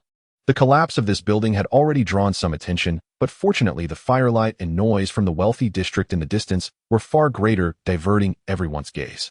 Need to get them out quickly. The figure clearly hesitated for a moment. Normally they wouldn't take such a risk, but buried in the rubble were two exceptionally beautiful individuals. Beauty is the finest food, they muttered to themselves. The figure seemed to enlarge slightly in the darkness, extending a pair of rough, inhumanly large hands to move the rubble aside block by block.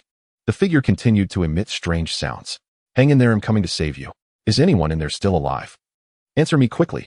There was no response. Usually silence in response to his words meant one of two things: either they knew he was hypnotizing them and chose not to reply, or they were already dead. Both were possible, but they were surely exhausted by now. If a fight broke out, victory would only be his. Would they join forces to attack him? It might be a bit dangerous, but who cared? They were too enticing. Both the tenderness of their flesh and their appearances were incomparable to anyone he had consumed before. Tap, tap, tap. A faint light sound of footsteps. Though subtle to the figure's ears, it was as startling as a sudden spring thunderclap. He swiftly hid behind a pile of debris. An intense silence fell as both parties present warily watched the approaching silhouette from a distance. The scene seemed to settle into a delicate balance. Hunter. A figure with orange-eared hair appeared at the scene, shouting frantically before stopping to catch her breath, panting heavily. "Fiona!" and exclaimed in a hushed voice. "Why would she come here?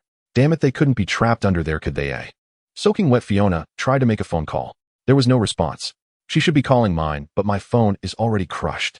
"It's fine, she probably can't reach mine either." Hunter quickly turned off his phone. "What now?" As in finished speaking, Fiona slowly walked up to the rubble and continued tapping her screen. She had already called both her own number and ANS. Who was she calling now? Their parents. She didn't have their number either. Was she going to call the police? If she did, and the police learned of this location, the murderer would be exposed. According to the information he had gathered, a murderer was never meant to be discovered. That meant if she called the police, Fiona would face only two outcomes, either being killed on the spot by the murderer, or being added to the murderer's kill list. Damn it. Hunter quickly slapped him on the shoulder. "Start rescuing them now. She's going to call the police." At the same moment, the figure hiding nearby forcefully pulled aside a slightly larger piece of rubble and appeared before Fiona like a flash of lightning. Huh. Fiona hesitated, lifting her head to meet a pair of green eyes. A primal fear deep within made her legs tremble. They stood frozen for a second. The instant the rubble was lifted, two figures barely visible from the corner of the eye burst out from beneath another pile of debris like a pair of cockroaches.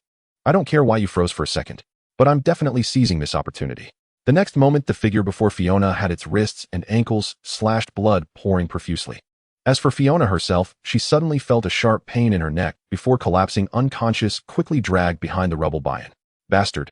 Only then did the figure realize that these two had been lying in the crevices all along, waiting until the slab was lifted to block the view before making their move, and slashed fiercely at the figure's wrists and ankles with her nails before darting into another pile of debris. Hunter, meanwhile, crouched low behind, aiming at the figure in a posture nearly prone on the ground. How could an ordinary human harm him? The towering figure's gaze was filled with disdain, but to his surprise, he found himself unable to move. Looking down, he saw that the wounds on his wrists and ankles showed no signs of healing. "I don't know how, but it seems the advantage is mine now." Hunter flashed a sinister grin.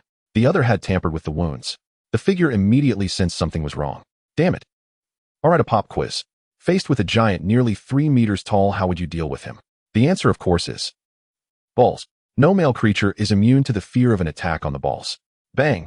Hunter shouted, firing several shots from his pink Glock between the figure's legs. To be honest, Hunter's shooting wasn't particularly good.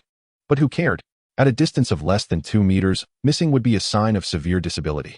Whether he hit the balls or some even more awkward spot, the guy in front would need some time to recover.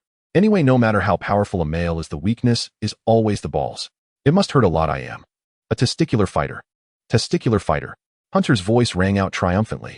Ow, ow. Cough, cough. Suddenly, the giant figure's howls mingled with the sound of someone choking on saliva from a nearby crevice. At that moment, Hunter knew he had won by a landslide. At this level, it would be easy to take down the opponent. Hurry up and hit him. Take his life while he's sick. Hunter shouted, throwing the holy water into the crevice of the nearby ruins, and quickly grabbed the holy water, carefully spraying it on her nails. It's time for the enchanting trick. The skin of the mysterious creature would feel a burning and cramping sensation upon contact with holy water. If the wound reacted, the pain would be even more intense. However, nails were different. They were simply bone structures and had little connection to the mysterious creature. Scratching the opponent with nails tainted by holy water would prevent their wounds from healing. There was a time limit, approximately a few seconds. Definitely enough. I can't do it. And replied, suddenly trying to widen the wound, but the opponent's body suddenly became incredibly hard, and her nails couldn't even leave a mark. I think I understand why he hasn't been captured yet. The cement wall was extremely hard. Ns nails could slice through tofu, yet they didn't even leave a scratch on this skin. Moreover, his body was over 3 meters tall, making it impractical to carry him away on short notice. The opponent's wound was still healing, likely waiting for the effects of the holy water to wear off, and could only pour all the remaining holy water onto the wound to delay its recovery. The opponent's green eyes made her feel a bit uneasy, and looked at Hunter, who quickly unloaded all the remaining bullets onto the opponent's neck. All the bullets ricocheted off. Damn, this thing is tougher than bulletproof steel. What did you grow up eating? What now? Don't stop. Hunter suddenly strained himself to lift a large piece of rubble and pressed it onto the monster. Bury it under these ruins. And immediately understood and used her strength, enhanced by her vampire lineage, to smash the surrounding rubble onto the monster. No matter how strong a person is, as long as you pin him down and keep his body from moving, it can be dealt with. It's like lying on the beach and burying someone so they can't move. The opponent was currently amidst the rubble. As long as his body was buried, he would likely remain incapacitated for a while. What can we do to kill him now? and said with some effort her body mixed with sweat and rain, her clothes clinging tightly to her, accentuating her fit and healthy curves. How fit? Fit enough that a photo posted on social media wouldn't get banned. Those long legs might still have their appeal, but there was no time to admire them now. While her underwear is pure white today, oh, I hope she hasn't noticed. After all, she is a beauty, and I enjoy admiring beauty. One more glance. Kill him. Why should we kill him? After giving herself an excuse, Hunter picked up his phone. It's been 8 minutes since the incident occurred. Are you sure you're not going? Ormond is still waiting for you. What about you? And turned her head, shaking off the rainwater. Your speed is too slow. I'll take you with me. You're not in good shape. Ooh, I can't carry you while running. Hunter gave her a thumbs up. You go first, I'll handle it here. But, and looked at the shaking pile of rubble nearby, or it was obvious that the guy's wound had mostly healed and was struggling wildly. Staying here would just be courting death. You said you would listen to me, good brother. If I knew you had backup plans. A cunning rabbit has 3 burrows. You haven't known me for just 1 day. Just be careful not to die. Even rabbits sometimes can't escape. And frowned, turned, and disappeared into the rainy night without any hesitation. Humph. She let out a pleasant hum. Ah, this child's personality is really endearing. I like this straightforward personality. Hunter smiled, turning around with his weary body and throwing the now empty gun aside in the rain. Everything was pretty cool except for the slight tremor in his voice from the cold. She's great, isn't she, Kane? I'm not Kane. All right, Kane, I know it's you, Kane. Hunter leaned against the wall, seemingly exhausted. Damn, the amount of exercise tonight was ridiculous. It felt like coming back from Huangshan, and I almost dropped out midway. Want to know how I guessed it? Cough. PFF. Hunter's words were cut short as his chest was suddenly pierced by the small figure in front of him. The smaller the size, the faster the speed. That 3-meter-tall body didn't have such speed. This punch seemed to completely shatter his heart, and a drowning sensation surged to his head. Hunter opened his mouth, but could not utter a sound. No martial ethics. Did you think I would let you drag this out here? The small figure hanging on him said, slowly, lightning flashing to illuminate his face. It was a face that constantly changed with no memorable features, and when viewed from different angles, it was obvious that this was a different person exhibiting traits of males, females, youth, and age. No wonder no one could catch him in 3 years. No joke, if you could change gender, body, and appearance at any time, who could catch you? Impressive. Hunter twisted his face and slowly mouthed the words. But the opponent clearly missed a point. Forget it, I don't need to remind him, or I'll just remember it myself. Next time I hit someone, remember to aim for the head, preferably to smash it. But you can't do it, you don't know how. Because as long as a bit of brain tissue remains, I have plenty of time to put on the mask. Fiona Karenina, the beautiful girl with orange hair, is recognized as the campus belle of St. Delic University. She has a good figure, a sharp mind, and is warm-hearted. She even gets along well with the legendary campus bully Hunter Reed. But I believe she is perfect beyond description in human language. Only those who have interacted with her can truly understand her. Because she is the perfect ingredient. Kane Fresto had his eye on this girl the moment he arrived in this city. In fact, that's not his real name. It's the name of the last feeder he met in the Scholars' Church. But who cares? That guy had already been eaten by him, so the name belonged to him as it should. The genetic sample came from the mysterious creature, the ogre, and the Scholars' Church was fortunate enough to obtain its remains decades ago. After years of research, they decided to start human experiments. Infusing the troll's genes into the subjects, Kane was the sole survivor. In truth, he wasn't even a perfect specimen. But that was a compliment, for he surpassed the perfect experimental subjects in strength. He could alter his body size at will and harden his skin when transforming into a troll form. Though immobile in that state, his skin became impervious to virtually any weapon. Just kidding. A missile or similar weapon could easily finish him off. But who would launch a missile into a bustling city? Moreover, his voice carried a hypnotic allure, a pure product of genetic mutation. Thus, he gained freedom in every sense. For 3 consecutive years, he roamed several cities, targeting only the most beautiful individuals regardless of gender. He believed only those with superior genes deserved his Hana notion the Scholar Church shared and endorsed. Such arrogance naturally drew attention, but invariably either they failed to capture him or he seized the chance to abduct the comely among them. Today was no exception.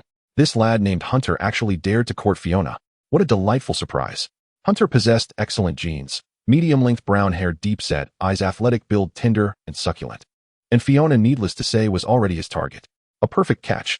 But a flaw emerged in the plan. The building's collapse was an unexpected twist, and it was Hunter's sister Anastasia who arrived instead of Fiona. What a pity. Though equally beautiful, her body bore a slight imperfection. But who would refuse a tenderloin just because a small piece was missing? Not I. I devour it all equally. Surprisingly, despite Anastasia's delicate appearance, she possessed the bloodline of a mysterious creature and had some collusion with Hunter. Strictly speaking, it wasn't collusion, as he could sense both were utterly exhausted. They had fought before his arrival. Regardless, today yielded gains, at least 2 delectable bodies. What should he do tomorrow? First, head disguise himself as Cain and go to school to lure Fiona out, devour her, and then leave this city. As for those scholar church members who brought him here, they seem to be under siege today. A figure resembling a professor summoned a massive fireball, detonating it at the center, using himself as a marker. Many seemed to have died. But what did that matter to him? He was just here to eat. Cain slowly withdrew his hand from Hunter's chest, casually flicking blood to the ground, gently wiping the blood from his face. What a magnificent face. After admiring it for a moment, Cain grabbed the collar and headed into the depths of darkness. A fragrant body. Only steaming could do justice to its flavor, locking in every drop of juice for a sublime experience. Where are you taking me? Hunter asked with robust vigor. You don't need to know. Cain replied out of habit. Wait, what's going on? Cain abruptly released his grip, swiftly transforming into a 3-meter turtle giant, stomping Hunter into the ground with a single foot. The floor seemed to tremble. In his giant form, his weight defied appearance. His stomp caved in the concrete floor like an overloaded truck thundering down the road. And Hunter, reduced to pulp, organs scattered everywhere, a foul stench wafting out. No matter how feigned his death, surely he was dead now. Reduced to a mosaic, there should be no recovery. It defied belief that someone could survive so long without a heart. Now it should be fine. The ingredients were shattered, a slight imperfection, but still the same. A prime steak in fragments is still a prime steak. Gazing at the motionless Hunter, Cain regretfully picked up the more intact pieces and headed back to his temporary lair. But something was odd. How had he survived just now? With this question, his peripheral vision kept fixed on the fragmented Hunter. Yet just as he shifted his gaze to the path ahead, the person in his hand covered his nose with a laugh, so decisive. But you didn't finish me off. Want to try again? Well, a situation arose. The food suddenly revived, prancing before him. What a damn ghost story. Hearing those words, Cain didn't even glance back. He immediately discarded the body and swiftly attempted to flee the scene. His goal was clear: when things went awry, he would abandon the endeavor. Had seen it all. If he couldn't catch them head on, just needed to switch targets. With that thought, Cain suddenly felt his body grow weak. What? Knight 804. Are you finally using the beginner's gift pack? Naya fluttered excitedly beside him. Shut up. Hunter picked up a golden mask, its patterns a fusion of numbers and dice elements, quite stylish. He donned it. First, the mask merged into his face. With a blink, he felt the sting of rain pelting him. Consciousness returned to reality. This rain must be falling sideways. Wait, the sting wasn't from his body but his chest. Damn, that hand was still lodged there, crushing his heart directly. Mistake. He should have waited for it to withdraw before putting on the mask. Now he'd have to die again. It hurt like hell. Hunter simply tilted his head and lost consciousness once more. All things in the world are governed by probability. No one can guarantee what happens next. For instance, a car spontaneously combusting or a key figure being assassinated. Even a plane crashing into a skyscraper wasn't impossible. Thus, the ability granted by that rogue deity was to pass judgment on all things in the world.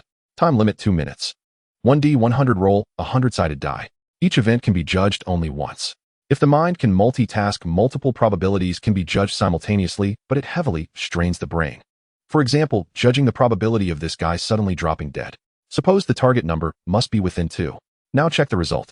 Indeed, the die rolled a 5. So the result was 52. The judgment failed. The rules were similar to tabletop RPGs. Wait, did I fail some crucial probability check?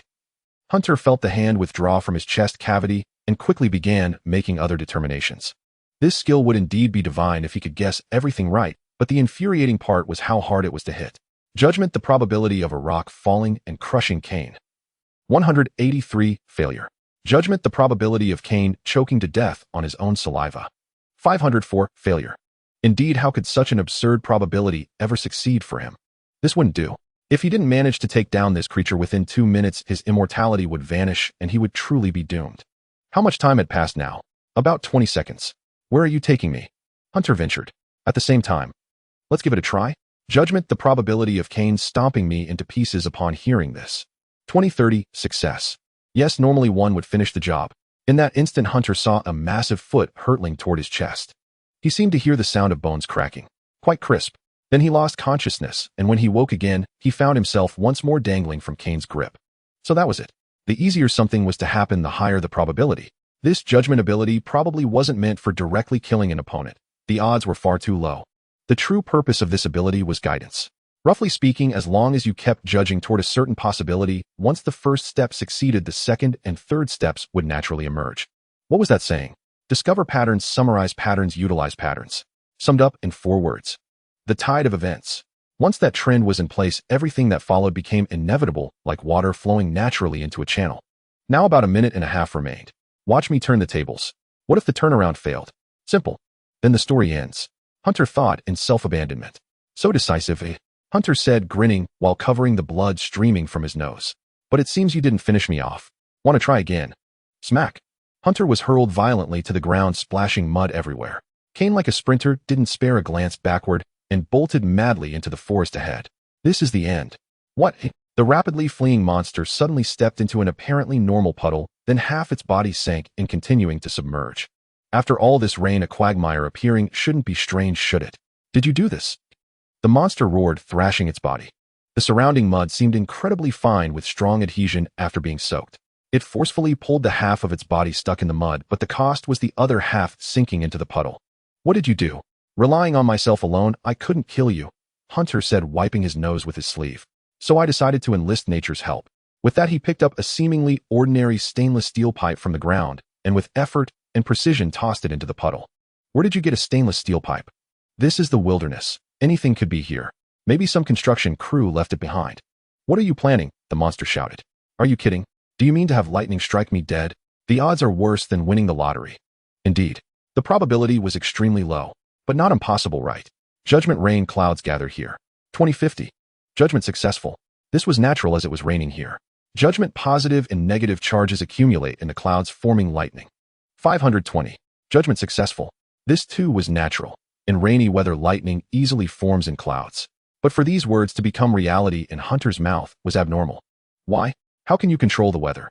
Judgment massive lightning strikes hit this area. 3035. Judgment successful. The butterfly effect, seeing the big from the small. When many coincidences occur simultaneously, the impossible becomes possible. Coincidences happen by chance, but if one artificially controls the variables when all conditions are met, this coincidence becomes inevitable. What are you trying to do, you bastard?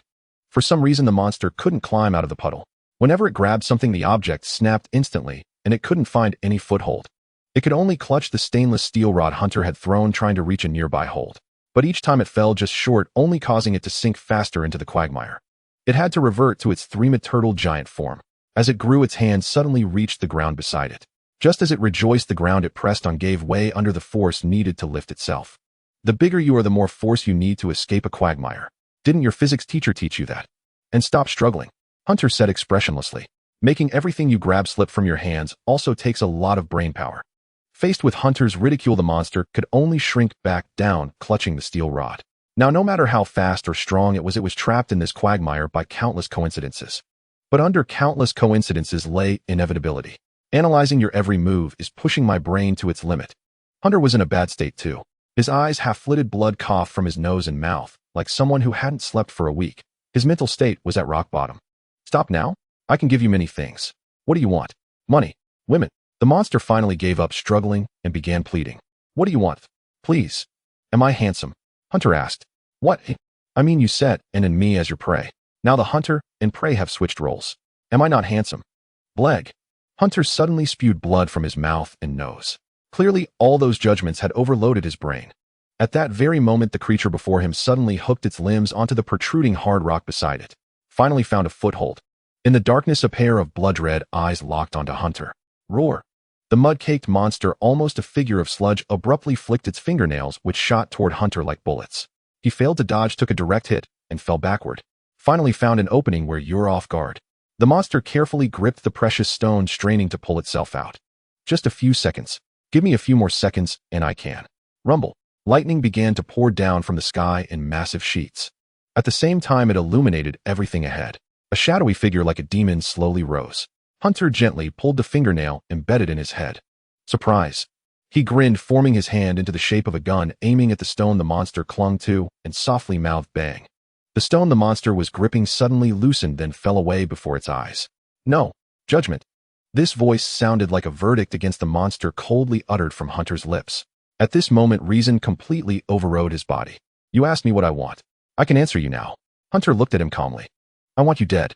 I'll do my best to make every target that tries to kill me disappear one by one. From the moment you sought my life, there was no possibility of negotiation. You can struggle all you want.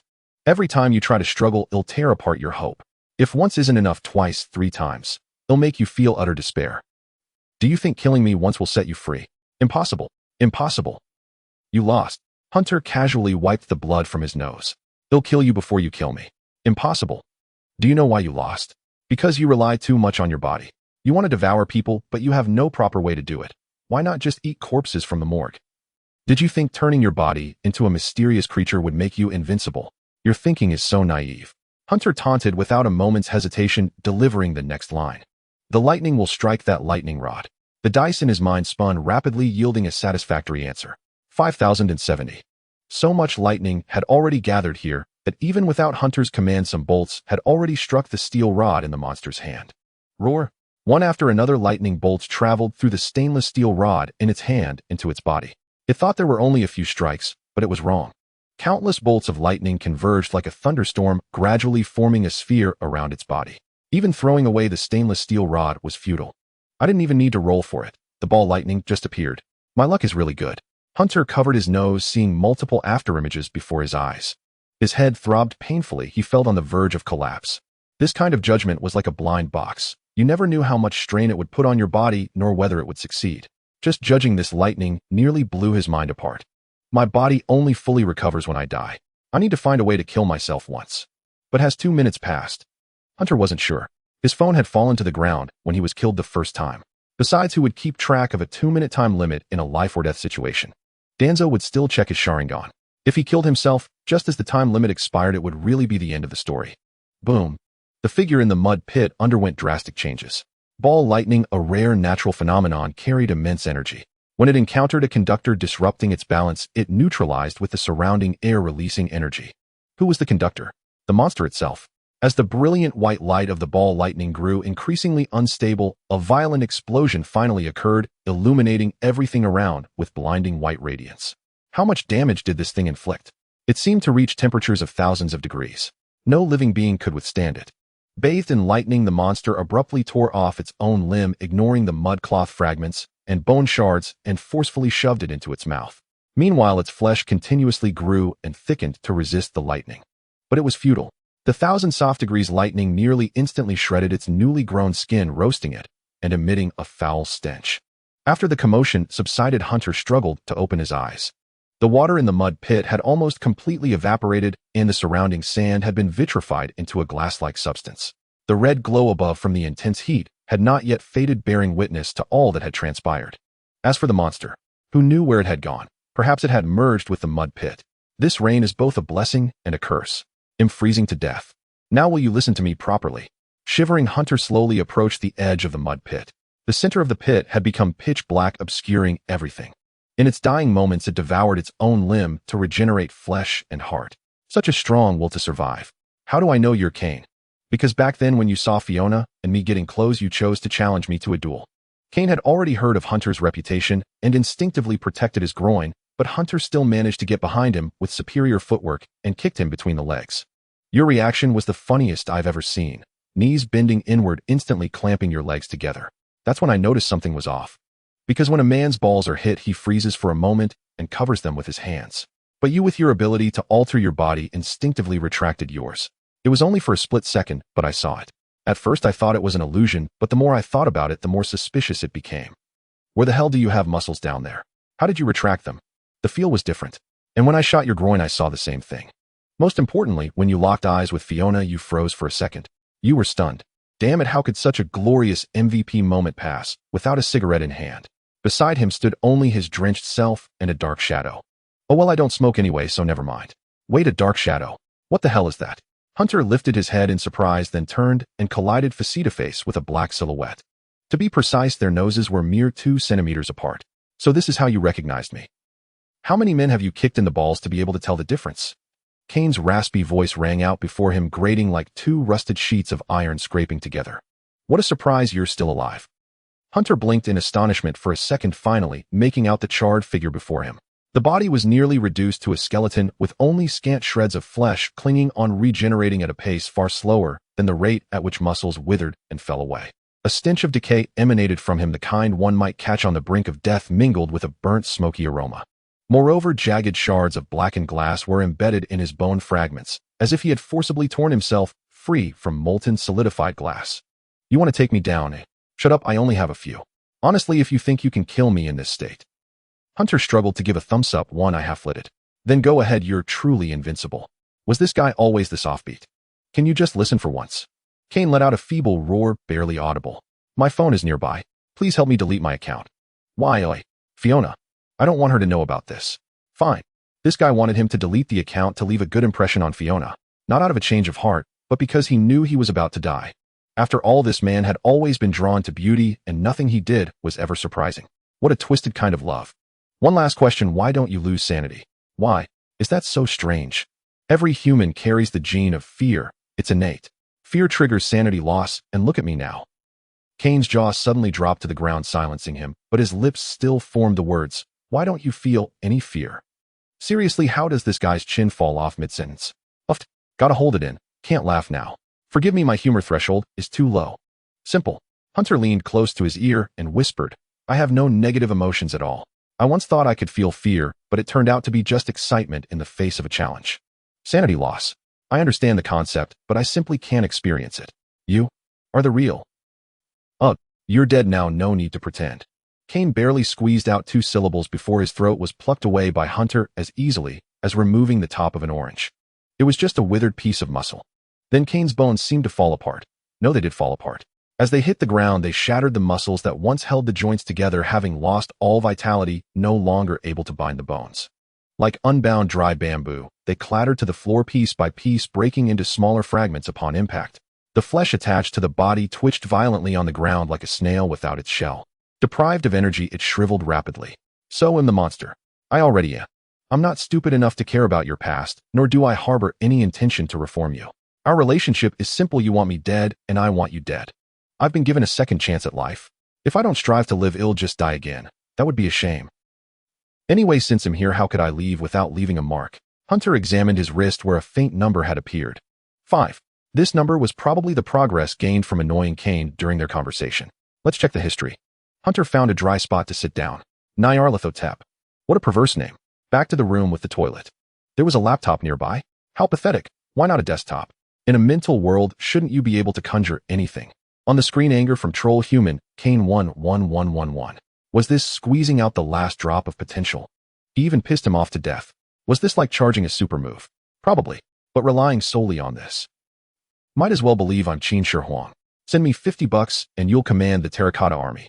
It'll lead you to conquer the world and make you a great general. Time to go.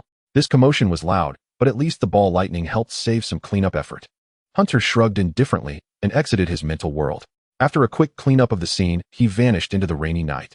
With such a big incident, he had no choice but to seek Ormond's help. As for Fiona, no need to worry.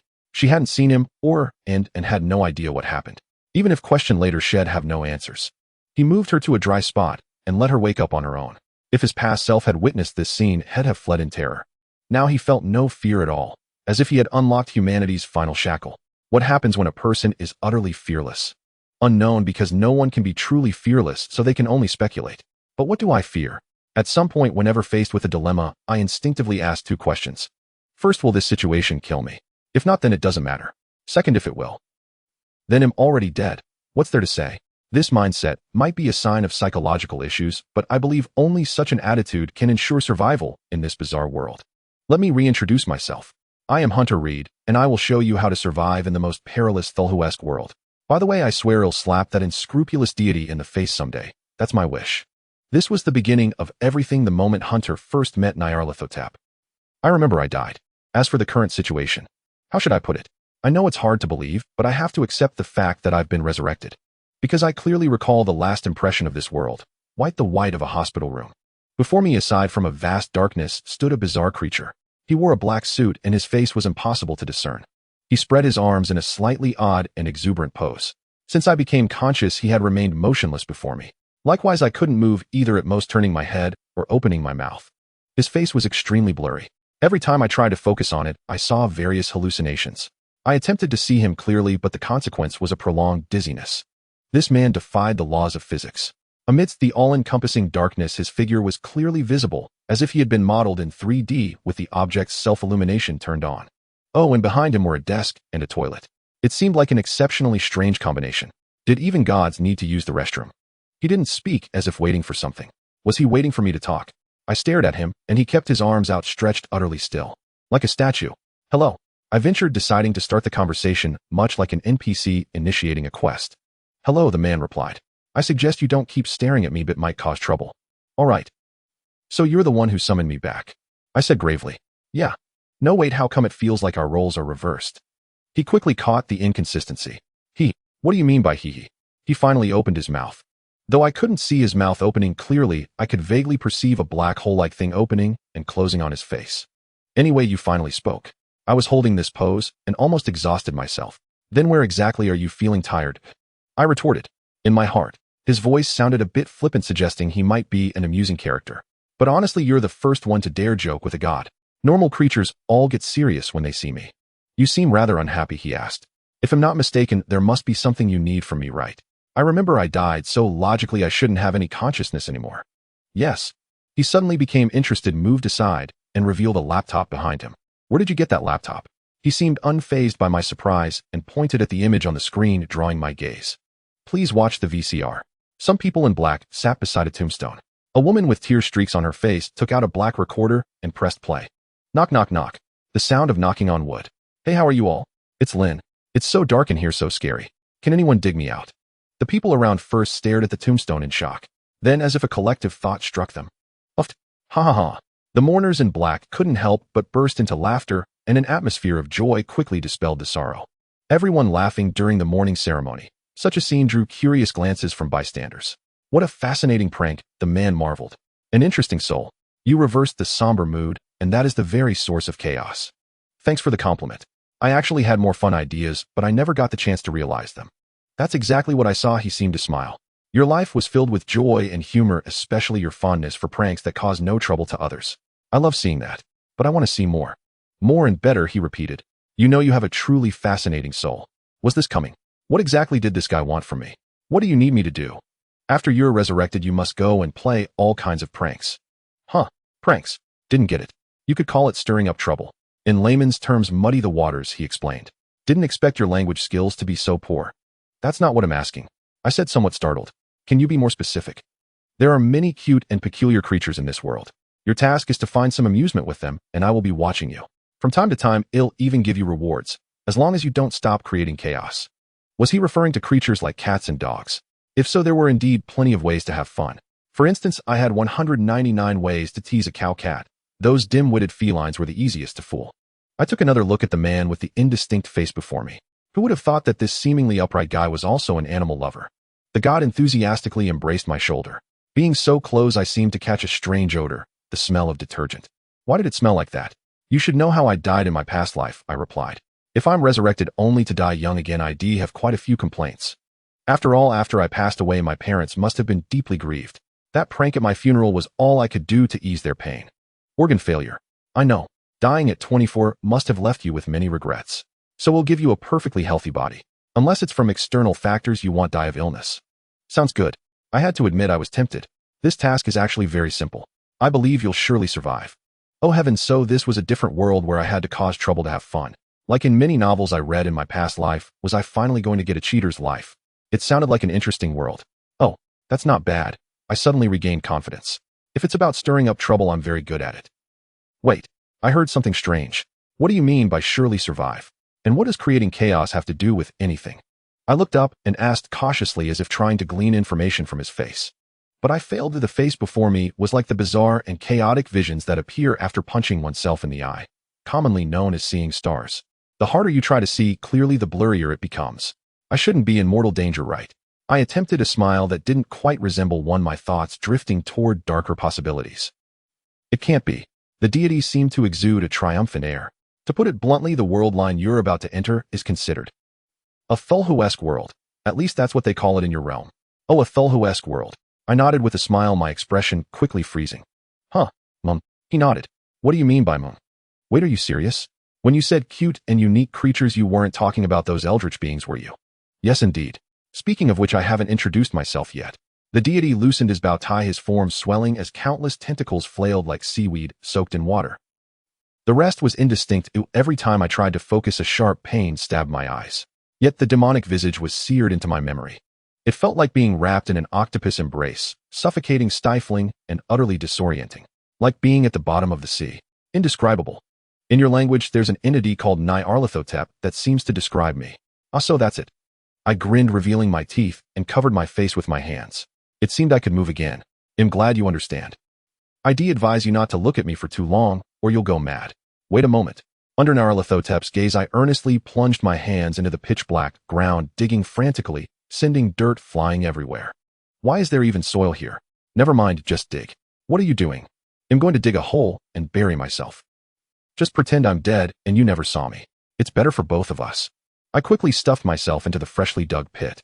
Then I covered myself with earth. I don't want to descend into madness after death. That's too disgusting. I'd rather just die. Indeed. Nyarlathotep chuckled. But don't you think it's a pity? So many brilliant ideas, yet none can be put into practice. Besides, what's so bad about madness? Haven't you already died once? Just shove me back into the ground. I have no attachments to this world. I made one last desperate plea. I see. It's the guilt. It'll remove that emotion from your soul. Do you think I'm a computer that can be arbitrarily assembled? You can't do anything about me, can you? It'll make you regret this. I don't like being manipulated. I suddenly calmed down and said to him, welcome to try if you can. Nyarlathotep extended a tentacle wrapping around me and shaking off the dirt midair. His voice mocking and icy pierced straight through my heart. Time to go. Being hoisted high by a tentacle was a novel experience, like flying though the pressure around my belly was uncomfortable. Wait, I called out. One last question, why did you choose me? There must be plenty of troublemakers out there. He paused. If it's midnight and you want to know the time, what's your first instinct? Sing a song out the window. Why, oi? So they'd say who the hell is singing at 2 in the morning? Under normal circumstances, such a random answer would likely annoy someone, right? But as it turned out, I was wrong again. Correct. Nyarlathotep cheerfully continued walking backward, shouting before I even finished my sentence. That's why I chose you. A wave of helplessness washed over me. Would you agree with anything I say? Yes. I chose you, so you must go. It's that simple. Nyarlathotep suddenly tapped his own head. Right combat skills. You'll need some self-defense techniques when dealing with them. Can't have you breaking at the slightest touch. Is it like a golden finger? I perked up. Bring it on. I know you've already read all the Cthulhu myths. Nyarlathotep's grin grew grotesque, his mouth splitting nearly across his entire head, revealing rows of glistening fangs. Let's trade those memories. His tentacle reached behind my head and pulled something out. Wait, can things even be pulled out like that? What did you do? What did you pull out? Relax, just some unimportant things. Nyarlathotep's tentacle waved 3 square geometric shapes. You're now a bug-like existence, just like Randolph Carter. Except he had exceptionally high SEN, while you have 0 SAN loss. Fine, it's your domain. I have no say. Yes, my domain, he said. I resigned myself, but soon noticed something amiss. The tentacles had already pulled those things out. Why wasn't he putting me down? Where are you taking me? Why a toilet? Why am I being held head first over the toilet? Time to cross over to a wonderful world. So that thing was a portal. Wait, whose portal looks like that? Couldn't you at least reference platform 9 3/4? Even if it's cliché, a proper door would suffice. Disgusting. Do you have a psychological problem? Don't worry, I used citrus-scented cleaner. Nyarlathotep seemed to read my mind and comforted me in a tone like coaxing a child. What does the cleaner have to do with anything? It does. Would you rather drink citrus-scented cleaner or cleaner-flavored citrus juice? I fell silent, not because I didn't want to speak, but because I was already being shoved in headfirst, and it seemed the flush button had been pressed. Gurgle, gurgle, gurgle. Water drowned out all sound. Calm down, dizziness is normal. Thus ended my first encounter with a deity. Let me introduce myself, I'm Lin, but now I go by Hunter. They'll show you how to survive in the most perilous of worlds. And I don't like citrus-scented cleaner, nor do I like cleaner-flavored citrus juice. Another perspective that night. Though a fine drizzle fell from the sky, it could not quench the fervor of the scholars. In a villa nestled within the affluent district, they had rented the entire venue. Dressed in opulent attire and donning masks to conceal their identities, they gathered around tables laden with delicate pastries. Without an explanation, one would hardly believe this was a gathering that dared not surface in the open. Mira stood somewhat awkwardly in a corner, clad in a formal lady's tuxedo, a butterfly ornament pinned in her violet hair. It was her first time attending such a grand assembly. She tried her utmost to appear at ease, yet the very effort only made her seem more ill at ease. Several groups had already arrived, but Mira declined conversations, citing unfamiliarity, for she was indeed a social recluse. Miss Mira, I am delighted to see you here. A young man in a luxurious suit spotted the lady and approached with warm greetings. I recall last seeing you years ago when you were still hiding behind your father. I never imagined you'd grown so much. Oh, I am Grell. Mr. Grell, it's been a while. I'm glad to see you again. How did you recognize me? Mira smiled and nodded, lifting her skirt slightly. She recognized the scholar before her. Because you were wearing your father's mask. I still remember it. By the way, where is your father? Grell belched, releasing a cloud of foul, wine-laden breath. My father passed away a few years ago. Before that, he recommended me into the scholar's church, so I came here today to have a look. Oh, what a disgusting drunkard. Isn't this a report meeting? How could this fellow be so inebriated? I've heard there are many factions within the scholarly teachings. Perhaps theirs is simply this unrestrained. How I wish to go home. Just standing here is already near my limit. Hold it together. Mira subtly stepped back, clasping her hands behind her back, nervously fidgeting with her hair. Oh, my apologies. Truly sorry for stirring painful memories. But I must say you've come to the right place. Grell set his wine glass aside. He spoke to her with fervent enthusiasm. We've been conducting genetic modifications on humans and trolls for 18 years now. We've iterated a remarkably perfect individual. Later we'll take the stage to present our research. Tonight, I am the star. Oh, that's wonderful. Mira's interest was piqued. She was eager to learn what form of transformation could be wrought upon the mysterious troll. For a newcomer devoted to scholarship, this was an invaluable opportunity. All the scholars present had gathered with various motives.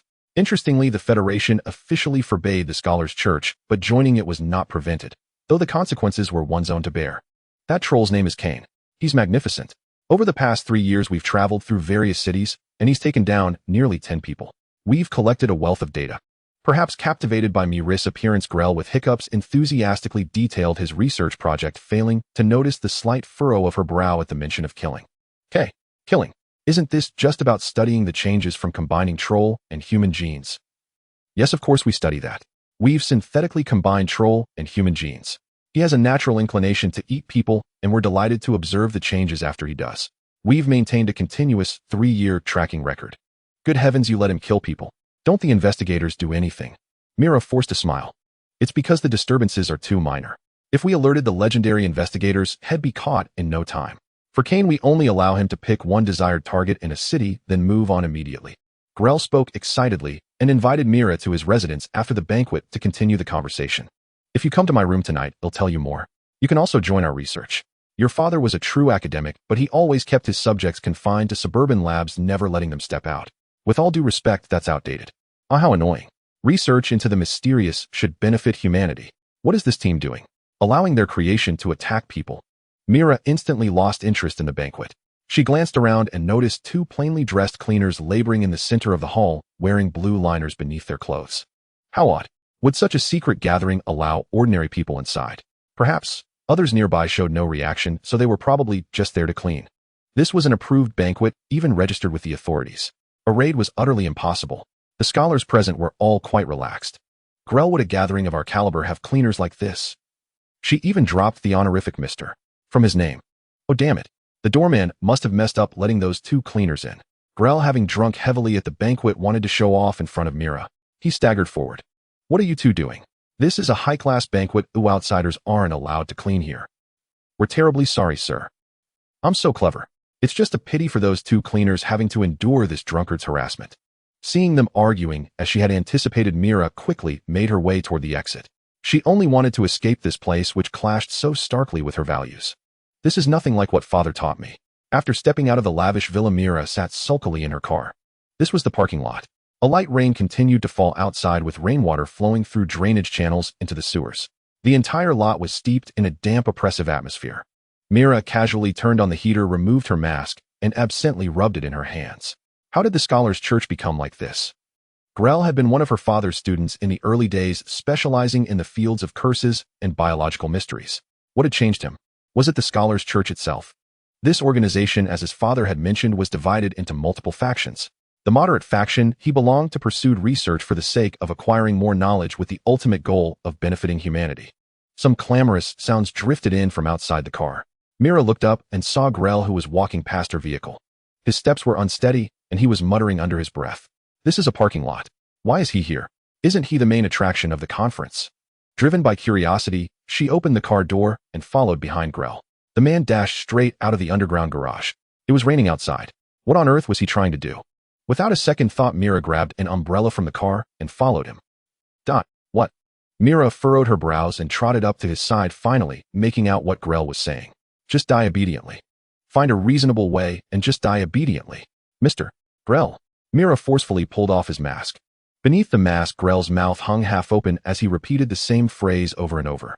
His expression was utterly vacant, saliva mingling with rain as it dripped from his chin to the ground. You? What's wrong with you, Mr. Grell? This was entirely beyond her realm of knowledge. Why had he become like this? Suddenly Grell quickened his pace, his limbs flailing wildly with a jarring imbalance. Mira instantly realized what he intended to do because ahead of him on the slope a truck was about to start. The driver had already closed the door and the headlights flickered on. The rain grew heavier.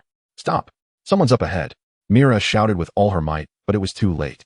Grell had already rushed beneath the truck, pressing his head eagerly against the wheel. The vehicle started honking twice in a civilized manner. When there was no response, the driver inside stepped on the accelerator. The head was instantly crushed under the massive wheel. Mira thought she heard the sound of a grape being squashed as red juice slowly seeped out from beneath the vehicle. The driver scrambled out of the cab in panic. Seeing a person crushed under his tire, he crouched down with a bitter expression, pounding the ground in despair. I honked. This drunkard didn't get out of the way. My God, he's wearing such expensive brands. I'm finished. What a curse. The driver quickly looked around, and when he spotted Mira, he rushed over through the rain, as if granted amnesty, his face etched with bitterness. Miss? I'm calling the police right now. You'll be my witness. What? His mouth suddenly fell open, letting the rain pour onto him, his gaze fixed on something behind Mira. Mira staggered back a few steps, ignoring the driver's strange behavior. Her mind was already overwhelmed by too many inexplicable events. What happened to that conference? Before she could finish, the sky seemed to brighten. Why was it getting light at this hour? It was only around 8 in the evening. What could it be? With this question, she looked up. It was a point of intense light, growing larger and larger, and Mira's eyes widened in tandem. A meteor. The kind that moved at incredible speed. How fast? By the time she pondered that, the meteor was already upon her. Could meteors really be this fast? Whooshed. The villa in front of her was struck by a beam of light from the falling meteor. First came a blinding radiance, then the villa seemed to enter slow motion, white cracks spreading across its surface until it finally burst apart like an overinflated balloon. The debris and the people inside dissolved into nothingness in the ghastly white light. The terrifying heat wave even evaporated the rain overhead, creating a vacuum zone. This must have been what the dinosaurs saw before their extinction, right? Was this a scene I was meant to witness? Whose missile had struck? Little boy or fat man? Was the world ending? Boom. A visible shockwave swept through Mira's body. In an instant, the ground shook violently, forcing her to prostrate herself, shielding her head in the most standard defensive posture. After an indeterminate time, silence fell once more. In the distance, the sound of bustling activity arose, mingled with the wail of ambulances. Miss, are you all right? Two men in suits slowly approached her. One of them extended a hand, and Mira used it to pull herself up, only then realizing that her clothes were completely soaked. Thank you. Mira sneezed. Miss Mira, the man spoke first. Mr.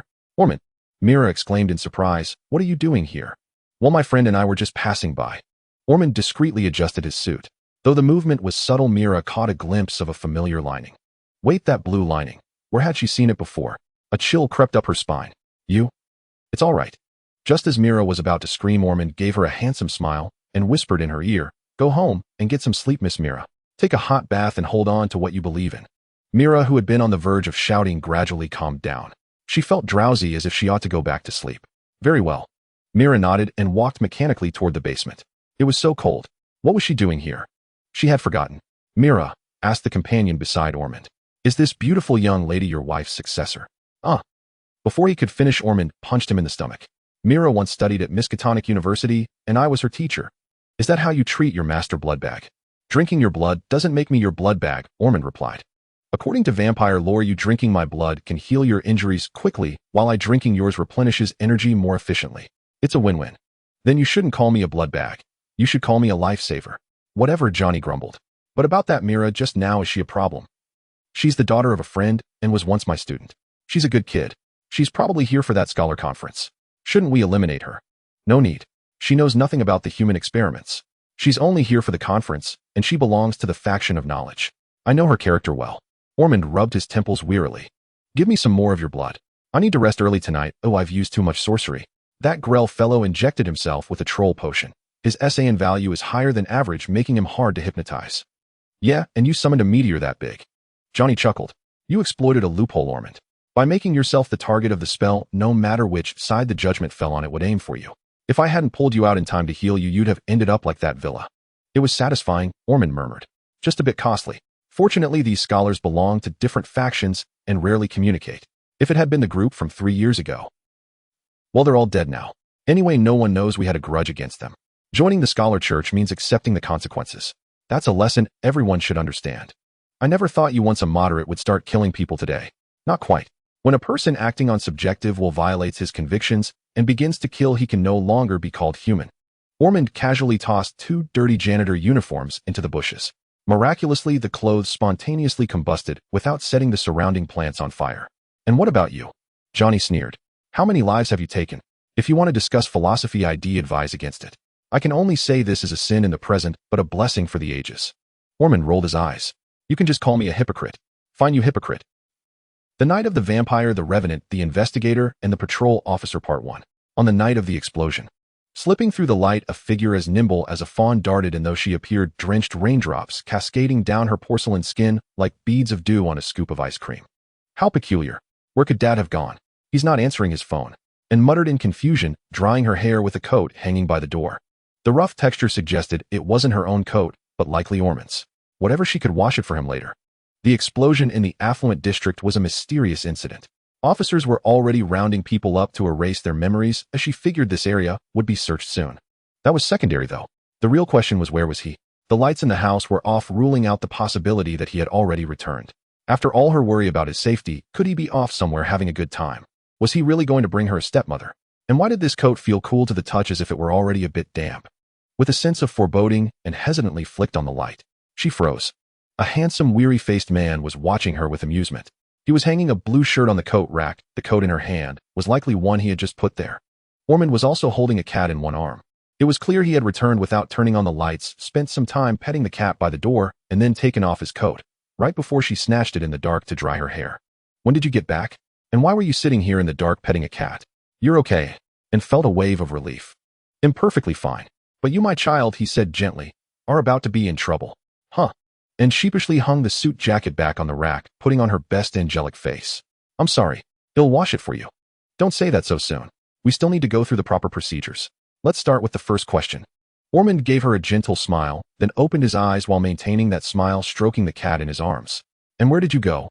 You have the abilities of a vampire, so I doubt anyone bullied you. And shrank her neck, already sensing the impending doom. Now tell me, why is your clothes so torn? Don't tell me you went out for some fun and came back looking like this. Gone was his usual gentle, fatherly demeanor. Ormond spoke sternly. And also about you using your influence on me. Whimper. I think we need to have a serious talk. Oh heavens. What should I say? That I went out and fought Hunter tonight. That I nearly died. Well, Hunter did die once, and then I ran into that three-turtle killer. Is any of this something I can tell him? And how did he even know I used my influence? It must have been Uncle Johnny. This is all his fault. And now there's another problem, what to do about Hunter. And suddenly felt her head spinning. Ormond watched his daughter's flustered state. Go change your clothes first. Ormond's expression softened slightly as he casually turned off the light. Then take a shower. We need to have a proper talk. Huh. Clothes. Oh right. Her clothes were torn. She had been so preoccupied thinking about Ormond on the way home that she hadn't noticed. And why did he turn off the light? Could it be? And looked down. In the faint moonlight, she saw that her pants were mostly shredded, especially the left leg, probably torn by the rubble, leaving her essentially wearing half a pair of trousers. Her face flushed with heat and uncovered it in shame. If that was the case, had he seen everything? And she had run all the way home like this. There was only one solution now, and gritted her teeth. Kill them all. Gouge out their eyes. He'll go nuclear with them. And forcefully suppressed this dangerous thought. Why did her mind feel like it was aligning with that Hunter? This wasn't a good sign. Probably from studying him too much, her thoughts had started to change. Haven't you noticed? Ormond, after all, was a father and couldn't help but remind his daughter. Your underwear is showing. I know. Stop talking about it. And covered her face like an ostrich. And you should be covering your pants, not your face. Shut up. And shuffled awkwardly towards her room, her voice laced with gritted teeth. This is why you have no friends, being so direct. Hearing this, Ormond shrugged and walked to the door.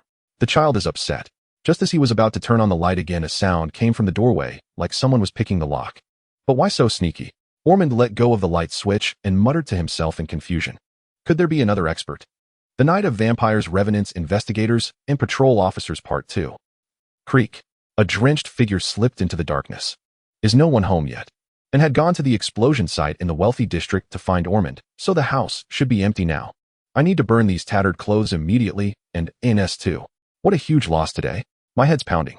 I need a good sleep. The figure muttered to himself as he casually flipped the light switch. Then he saw Ormond standing nearby. Ormond held a cat in his arms, his hand extended, as if he was about to turn on the light himself. Holy crap. Hunter was clearly startled.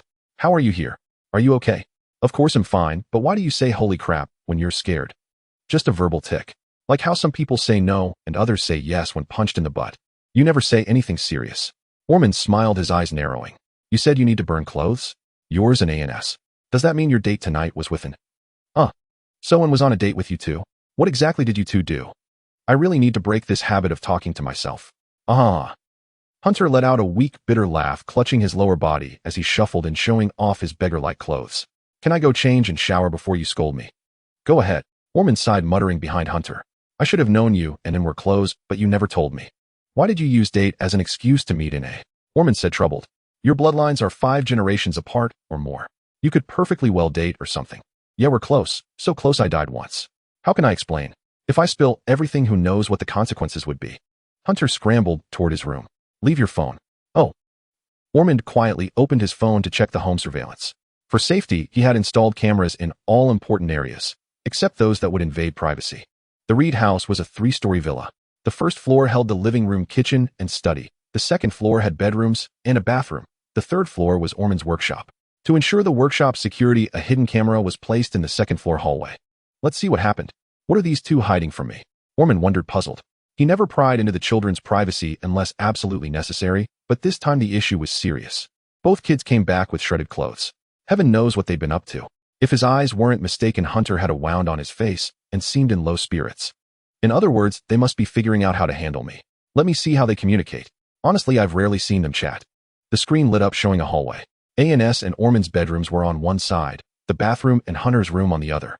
And had just entered the bathroom, the light was on. Hunter came upstairs, passing by on his way to change clothes. Knock, knock. As he passed, he gently tapped the door twice.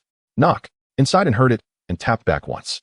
After hearing that, Hunter returned to his own room and showered incredibly fast, nothing like a typical girl. In less than 5 minutes, she was out and back in her bedroom, dressed casually, in just underwear, seemingly unconcerned about her fair skin being seen. Just as it entered her room, Hunter emerged with his change of clothes and slipped into the bathroom. How did they do that? Ormond was utterly baffled. Some new secret code? Morse code? No, that's not this short. And reappeared on the monitor, now in loungewear, and casually kicked the door. Got it. From the bathroom, Hunter replied, tossing something that thudded against the door. All right. And answered. What did he throw? Looked like a bar of soap. Wait, that's not the point. How do they even communicate? Ormond frowned, spreading his hands, and looked at the cat. Through telepathy. Meow. The orange cat scampered away. Why did I think of asking a cat for answers? Ormond sighed. Uncle, Dad, Hunter, and then sat obediently before Ormond. Both were in loungewear, the kind you could sleep in or wear outside.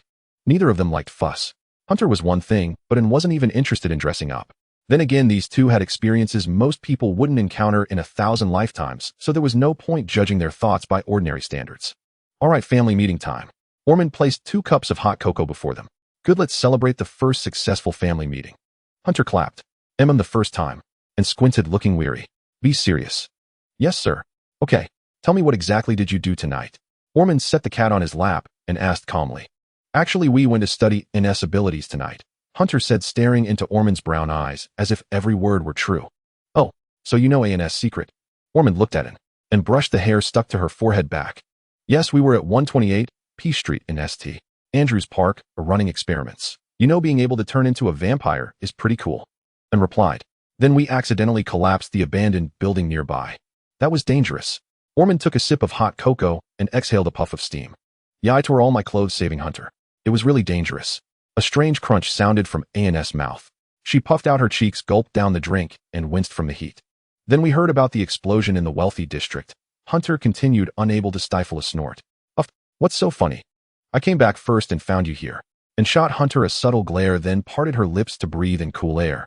The Night of Vampires, Revenants, Investigators, and Patrol Cops, Part 3. I took a step back, and then I noticed ball lightning forming around me. Hunter grinned. You'll see it on the web soon. Ooh, plenty of people witnessed it. And then the two of you just came back like this, eh? Ormond covered his face. Yeah, and then Hunter replied in unison. You're not lying to me, eh? No, they answered together. How I could tell those two little rascals were holding something back, yet their story was airtight. If I hadn't known better, I might have actually believed them. Look at them playing off each other like a pair of comedians. They ought to be sent to the Asian Federation to perform crosstalk. I'm getting old. Ormond sighed, a look of melancholy on his face. Fine, I believe you. Just don't stir up too much trouble. It's good for young folks to have their little secrets. But I must warn you, don't make me a grandfather before you're 20. Huh, ahem, that kind of thing. And let out a scoff, tossing her soft short hair back. Absolutely impossible, Hunter declared. But you two finish each other's sentences. Ormond chuckled. All right, you pass. But you must stay safe. After all, a prerequisite for becoming an investigator is having all your limbs intact. Hello, is anyone home? A knock at the door interrupted Ormond's speech. Earlier. Dave, the wealthy district is yours. Do a good job. Roger that, sir. Remember one thing, we're still investigating the cause of the explosion. But you need to know we've found 2 unknown surveillance recordings. Their faces have been sent to your phone. They're the suspects. If you spot them, notify us for arrest. Everything else is routine. First, stabilize everyone who knows about the explosion and mark them. Someone will come later to clean up. Roger. The voice message ended and Dave released his earpiece. He opened his phone, which displayed 2 figures in cleaner uniforms. Rainwater slowly fell dripping onto the screen. Cleaner uniforms, blue linings about 1.9 meters tall, a bit blurry, but their hair should be dark-colored. Dave Jones solemnly put the phone back in his pocket, formed a special gesture with his left hand, brought it to his lips, and let out a particularly sharp whistle. Ice cream. Whoosh. A horse trotted out from beside him. Unlike ordinary horses, this one was adorned with professional gear, and a night vision device was placed before its eyes. Dave was a mounted officer, a patrol cop, whose duties leaned toward the mystical. He stood at the boundary between those in the know of the hidden world and ordinary people. The horse named Ice Cream was trained similarly. After training, such horses had a stronger ability to detect mystical creatures. Mechanical devices with similar functions were too expensive and only issued to higher-ranking cavalry chiefs. Move it, my dear Ice Cream. The horse was particularly fond of ice cream, hence the name. Winning its favor was simple, just feed it some ice cream. Easy to please, Dave thought as he mounted. Ice Cream immediately understood and headed toward the wealthy district. Hello, patrol unit. Dave knocked on a door, first asking if they knew about tonight's explosion, then skillfully jotting down notes in his notebook. Only heard a loud noise. All right, sorry to bother you. If you need anything, call this number. Someone will come later to clear your memory. Dave smiled as he closed the door. That was a lie, a tactic to keep people calm. In reality, memory erasure was mandatory. I'm just scouting now. If I encounter someone who knows about the explosion, professionals will come to interrogate and erase their memory. If I run into the suspects, I'll notify HQ and they'll dispatch help promptly. There's no helping it. The patrol unit is always understaffed, so we have to boost efficiency through decentralized investigations. Let me see. Wealthy District number 53. Hello, is anyone home? I'm from the patrol unit. After tying Ice Cream to a post at the door, Dave stepped forward and knocked. A sudden, eerie silence fell from inside. Was my knock that startling? Or were they up to something shady? One moment, sir. Fortunately, he didn't wait long. A brown-haired young man hurried over and opened the door. Hello, can I help you? The speaker was a handsome, middle-aged man sitting on the sofa, flanked by 2 refined-looking youths who seemed to be his children. Well, did you see or hear anything unusual just now? I know what you're getting at. The man nodded knowingly, pulled a business card from his wallet, and handed it to Dave. I'm Ormond, he said. Hello, I'm Dave. Dave took the card. It was from Miskatonic University. It looked genuine, meaning the man was a professor or investigator connected to the mystical. The card was a signal that there was no need for an investigation. He was one of their own. You're new to the detective unit, aren't you? Ormond relaxed with a smile. You're a fresh-faced young man. Yes, Dave replied with a smile. All right, sorry for the intrusion, Professor Ormond. Looks like there's nothing to worry about today. Time to wrap up. Your children are lovely, Dave said. They'll be going now. Then he turned and spotted a blue shirt hanging on the coat rack. Oh, if I may ask. Dave said softly, his head slightly bowed, black hair covering his eyes. What is your height? And where exactly were you tonight? Huh. Please think carefully before you speak, because everything you say from now on can be used as evidence in court. Dave activated the recorder on his chest, placed his right hand on his hip, and spoke coldly. Seeing Dave's hand about to reach for his earpiece to report to HQ, Ormond glanced at Hunter and winked. Wow, quite a tense scene. Just as the patrol cop's hand was on his ear about to press down, Hunter grasped his fingers, stopping him from pressing. What are you doing? That's assaulting an officer. David swiftly drew a pistol from his waist, aiming it at Hunter's head. Hunter's countermeasure was simple. He used his other hand to clamp down on the trigger, preventing David from pulling it. Whoa! David let out a strange sound, clutching his groin in pain with trembling hands. Hunter had just kicked him hard. That was every man's agony. Good heavens, that must hurt. Ormond covered the orange cat's eyes. Lift your head and look at me. Hunter grabbed his chin and forced him to look around. More precisely at N's eyes. A pair of crimson orbs that gleamed with a peculiar hue. Nay, Ice cream tied to a post by the door suddenly cried out, its alarm blaring as it shook its body, trying to make more noise. What? What happened to me? David's eyes cleared, and he grew calm listening to the drizzle outside the window. Nothing at all, Officer Hunter said. And don't you feel tired? Tired? A bit, yes. David looked at his notebook. But it's fine, you're my last stop tonight. What's wrong? I feel some pain. David slowly crouched, stifling groans as he paused for a long while. Well, if nothing else, could you leave? We need to sleep. I feel like I forgot something. Was it just my imagination? Officer, you're so serious. Are you really that stern? Why ask that all of a sudden? Or maybe you're too socially awkward, and in the end you decided keeping quiet with a stern face is best. What do you mean? David's already gloomy face darkened further. I mean, you're disturbing our rest. My family wants to sleep. Hunter said innocently. You've achieved your goal for tonight. You can call it a day. Is that so? Then I apologize. David closed his eyes, feeling a headache. He'll go now? Sorry for the trouble. He rubbed his head and walked out then. There was one more question. Why did Ice Cream's alarm go off? David asked, his hand trembling as he pressed his waist, trying to summon some inner impulse. I think it was too cold, so it cried and accidentally triggered the alarm and said. Ice Cream met her eyes, then licked David's palm. Oh, that means no danger. David relaxed. Sorry, you'll explain to the station later. With the door closed, the three fell silent again. I see now. Ormond finally broke the quiet, smiling wryly at Hunter. You're all incredibly skilled. You winked at me, didn't you mean for me to find a solution, eh? I meant for you to say something to distract him, so I could figure it out. Maybe it's a difference in thinking. In the realm of the occult, you should avoid using abilities as much as possible. Like the dark forest theory, the more you use, the more you expose yourself. Ormond rubbed his temples, feeling a headache coming on. But it's fine. This showed me ANS hypnosis ability, though it's too shallow. That patrol chief will probably understand everything when he sees David. What do we do then? I know that, Chief. Problems that money can solve aren't big problems. Ormond turned to his daughter. If you want to keep developing your abilities, they'll let you continue learning more about vampire skills from Johnny after you graduate from university. Okay, Dad. Go rest. Nothing else. And glanced at Hunter, then quickly ran up the stairs. What about me? Hunter took a few steps toward the stairs. Come, let's talk. Ormond smiled, beckoning him to sit, and studied his eyes closely. Your mental state is off. Your SN hasn't dropped, but your nerves are frayed, on the verge of collapse. It's strange. You might be a special case. They'll take you for a checkup soon. Okay, Uncle. Hunter replied curtly. You two weren't just testing abilities today. You must have been through a life-or-death fight, and shows signs of blood loss. She's exhausted too. Yes. You might have encountered an enemy, or you two fought each other. I won't dwell on it, but remember, if an ever dies because of you, I'll send you down with her. Ormond spoke calmly, as casually as killing a chicken. Hunter felt the pressure, so people really could exude killing intent. It's almost certain now that you can get into Miskatonic University, so I can tell you some things. He took a deep breath, resuming his usual gentle demeanor. The Reed family has been fighting all our lives, born troublemakers. Centuries ago we fought on battlefields, in modern times we struggle against the occult. And it's still the same. Still the same. Even if we don't seek the occult, it comes to us. Ormond smiled, rolling up his left sleeve. Hunter could clearly see a faint skull mark on his muscular bicep. What's that? A curse. Starting at age 30, this curse or mark appears somewhere on your body. Then when you turn 45, you'll face an attack from a supreme occult creature. Me too. Everyone. But this isn't the time. I just want to say, if you're interested in the occult, pursue it. They'll fully support you. Once you've learned what you need, I'll tell you everything. Ormond stared at Hunter's face. I had a divination. You've been favored by some deity too. But I must warn you, divine favors may seem beneficial, but most bring harm. That's all I wanted to say. You should rest. Ormond picked up his phone. I ordered takeout. You, and it can try it when you wake up. I have to handle some matters. You mean the thing about you blowing up the rich district?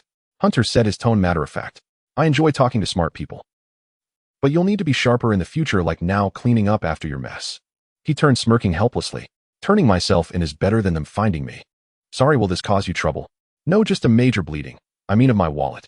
Ormond nodded with a smile, walked to the door, put on his deerskin hat, and stepped out. He'll be back late. In the meantime, do as you please. I've taken a week off from school for you. Rest well. Hunter looked at him, hesitating. Something else? Ormond noticed and asked. That murderer.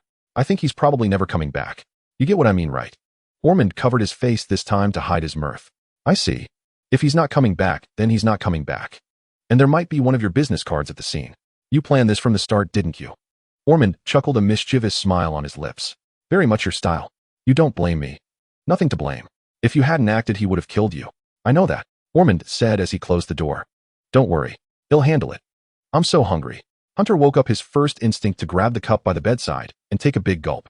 But after drinking, the cup slipped from his hand, shattering into pieces on the floor. Well, that's one more chore to clean up later. Hunter opened his mouth wide, frozen for a few seconds. My cup. I almost forgot. I didn't eat dinner last night, and I fought for so long. My body has long been pushed beyond its limits. And on top of that, I took adrenaline. I can already imagine the state my body is in. For an ordinary person escaping and even killing a vampire and a murderer in self-defense. Such an unbeatable feat. If my heart, liver, spleen, lungs, kidneys, brain, and bones had consciousness, they'd probably give a thumbs up, badass. We'd follow you into the next life. Time to get up. What time is it? It looks like around 1 p.m., just past noon. God, it feels like I just ran up Mount Huangshan. My whole body is limp and my head aches. Hunter tried to raise his hand, lifting it weakly halfway before it dropped back down like lead. Good thing I took a shower before bed last night, or I wouldn't even be able to put on clothes now. It's still freezing cold. After yesterday's torrential rain, it's a miracle I didn't catch a cold. So hungry. Hunter squirmed on the bed like a caterpillar for a while, but ultimately gave up struggling. But I can't just starve to death, can I? Dying of hunger in bed like this would be pretty pathetic. Holding on to the will to live, Hunter finally supported himself against the wall, stood up, and groped his way downstairs. Click. Hunter opened the door, and the first thing that caught his eye was another familiar figure. Her chestnut-colored short hair, just reaching her ears, looked a bit messy. Clearly, she hadn't bothered to tidy it up. She was still in the pajamas she had changed into last night. She too was leaning against the wall. Probably because she wasn't a vampire herself, her physical condition was still that of an ordinary person, or maybe a bit stronger, but not by much. You going to eat too? Humph. And let out a weak, breathy sound, slowly shuffling down the stairs. Even such a slight movement made her inhale sharply and tremble, clearly showing signs of pain. Hilarious. Oh. Hunter tried to act nonchalant, but as he descended the stairs, he too let out a groan. Humph. A&S mocking bird-like chirp came from the side. Hunter pretended not to hear, because if he actually used his throat muscles to retort, it would hurt too. Good thing the stairs had a handrail, or the two of us cripples would have tumbled down. If we ended up in the hospital, that would be way too embarrassing. Anyway, after a lot of crawling and stumbling, the two of them finally managed to sit at the dining table. Ormond had ordered them some takeout, pizza, meat, milk, and the like, all quick energy-boosting foods. Here, this is yours. Hunter and Ann helped each other like invalids, carrying the reheated food to the table, moving in sync like the left and right hands of the same person. The orange cat was eating cat food nearby, occasionally licking its fur. When did you feed the cat? And glanced at her senior, apparently not having seen Hunter give the cat any food. Uncle must have done it. Where's Ormond? And took a bite of her food, chewing slowly. He left us a message. He's still at the police station. The mess we made is pretty big, and he needs time to sort it out. Hunter wolfed down the food, stuffing it into his mouth frantically. He was truly starving. Is there anything you want to say? And swallowed a mouthful and studied Hunter's expression carefully. About yesterday. What's there to say? Hunter shrugged it off. We had a deal. You have to listen to me. Aren't you a psychologist? And quickly finished most of her food, feeling her stomach settle a bit. Guess what I'm thinking? Don't you already know it's fake? He'll humor you, let's hear it. All right. Hunter nodded. It's just that you don't know how to deal with me now, and you're freaking out inside. Yeah, a sudden shift in roles is hard to adapt to. One moment you're life or death opponents in a fight, and the next you have to work together. It's like some failed art student suddenly deciding to stop killing and become a vegetarian Buddhist. Who would believe that? And it must also feel a bit of regret. After all, Hunter was a dead man she had brought back to life, and just as he had predicted, she had successfully helped him through this crisis. But precisely because it went as she thought and felt fear. A guy who could take down a murderer, who could guess what was really on his mind. Was his death before part of the plan? The solution is also simple. Hunter pulled out his phone with a cracked screen and played a video. Take a look at this. And didn't want to see it. She chose to lower her head and continue eating. The second resurrection. A familiar voice came from the video, sounding resolute and passionate. Ahem. And suddenly lifted her head, coughing as she nearly spat out her food. What? She let out an indescribable shriek, her handsome features contorting into a yell. What are you playing? Consider this your second resurrection. The person I wanted to kill is already dead. You saved me once and I saved you once. Now we're even. Hunter pointed at the screen. In the video, a beautiful girl gently tucked her hair behind her ear, her expression complex as she spoke. Although it was filmed in darkness, the faint glow of the phone still allowed a clear view. The girl in the video was herself. Wasn't this the moment she had laid out her terms? Wait, you recorded that back then? A&S expression began to grow complicated. How did you do it? Your promise to me. Shouldn't I keep a record, eh? Hunter replied, pressing the power button and volume key together. Some people screenshot, but I set it to record. Bastard. You always have a trick up your sleeve. A blush rose abruptly on A&S cheeks, smooth as a peeled egg, and she could no longer maintain her cold expression. This shame felt like having embarrassing childhood moments played at a wedding. And reached out forcefully, trying to snatch the phone, but Hunter simply extended one hand to block her face. Since both were still sore from their muscles, neither used much strength. I should just turn into a vampire right now and drain you dry. Go ahead. Want me to send this video to Ormond? My finger is already on the send button. He'll kill you today. No, you won't. Hunter spoke with a grin, observing the expression on An's face. Tears were about to spill over. My God, how adorable. Hunter suddenly noticed An's strength increasing, a bit of her cheek squeezing out between his fingers. It was like the perfect little bulge of flesh at the end of putting on stockings. How strange. I should have killed you on the spot when you refused. And snarled fiercely. As she stood up, her loose sleepwear unsupported sagged, slightly revealing a gap. Hunter couldn't help but glance. TCH, a sports bra. Nothing visible except her cute belly with a hint of abs. Her skin was quite fair. Wait, what am I looking at? What are you looking at? And grabbed his finger angrily, and taking advantage of his distraction, bent it backward. Hunter's hand recoiled as if shocked. Nice reflexes. Hunter subtly wiped his palm on his pants. Just now her breath had hit his hand when she yelled, tickling it, and giving him an odd feeling. Alright, as you can see, I'm still a bad guy. Just consider yourself threatened. I don't need you to obey me forever, just cooperate when it matters. Likewise, I'll cooperate with you. And where else will you find such a well-matched teammate? Deal it. Extend your hand, Hunter continued. And then, oi, see what you're holding. Nothing. No, you're holding everything. What do you mean? According to the hypothesis of different timelines in this world, in this space, across different times, we've clashed many times. Some good endings, some bad. But why can't we try to change to accept? Imagine years later, would you regret that decision? Who can say for sure, right? You know, even if I'm deceiving you, if I deceive you for a lifetime, the deception becomes reality. What a silver tongue. And turned her head, nodded slightly, her face somewhat flushed. This kid was so easy to read, as innocent as a 17-year-old girl. No one had ever spoken to her like this before. This was the ultimate psychological attack. So what should our relationship be now, eh? If you mean siblings, we're not that close. After all, it's hard for me to call someone who wanted to kill me for 3 years my sister. Hunter thought for a moment, finishing his last bite of food. Given your build and personality, I've decided to treat you like a brother. This made him blink repeatedly, and she let out a sigh of relief. All right, that's close enough. Okay, Miss Anastasia. Call me in. She murmured, her voice as soft as a mosquito's buzz. What? Hunter leaned in. Since when is your voice so small? Didn't you eat enough? No. And slammed back hard, and their heads collided in midair. Thud. What a crisp sound. Ouch. Hunter and Ann both clutched their joints and heads. Hunter was a bit dazed. They were getting along just fine. Why did she have to start a fight again? After all that commotion, their bodies naturally began to ache, the muscle soreness almost unbearable. By the way, when you use the heart, does your hair turn black? Who knows? Probably because all vampires have black hair. Wait, I need to go lie down. I can't take it. Sunan slumped over the table, speaking faintly. Can't you just turn into a vampire? You'd recover then. Knock. And weakly tapped the table, her lips slightly parted as she let out a soft sigh. Oh, your body is still human. Using that heart can repair physical damage, but afterward your spirit is even more exhausted and it takes longer to recover. So using that heart drains your sanity. Hunter slowly stood up from the table. If Ormond were here, he'd surely be amazed, asking, how do you even understand that? All right, I'll go to the bathroom first. Sleeping too long made one feel the urge to pee, and the body was hungry too. The hunger had just faded, replaced by the need to relieve herself. Knock, knock. And tapped twice again. You need to use the restroom too? Hunter's face darkened, and the atmosphere suddenly grew tense. That complicates things. As was not widely known, the third floor of their house was off limits. It was Ormond's storage and workspace. Thus, restrooms were only available on the first and second floors. To reach the second floor, one had to ascend a spiral staircase with agonizing steps, a veritable disaster for anyone with particularly sore legs. Now a decision had to be made who would use the first floor restroom. If one person went to the first floor, the other would have to go to the second. So who would be the one to go to the second floor? Now that's a fine question. And shifted her feet, but Hunter immediately grabbed her sleeve. Don't walk and talk at the same time, Hunter warned. Don't think about sneaking off.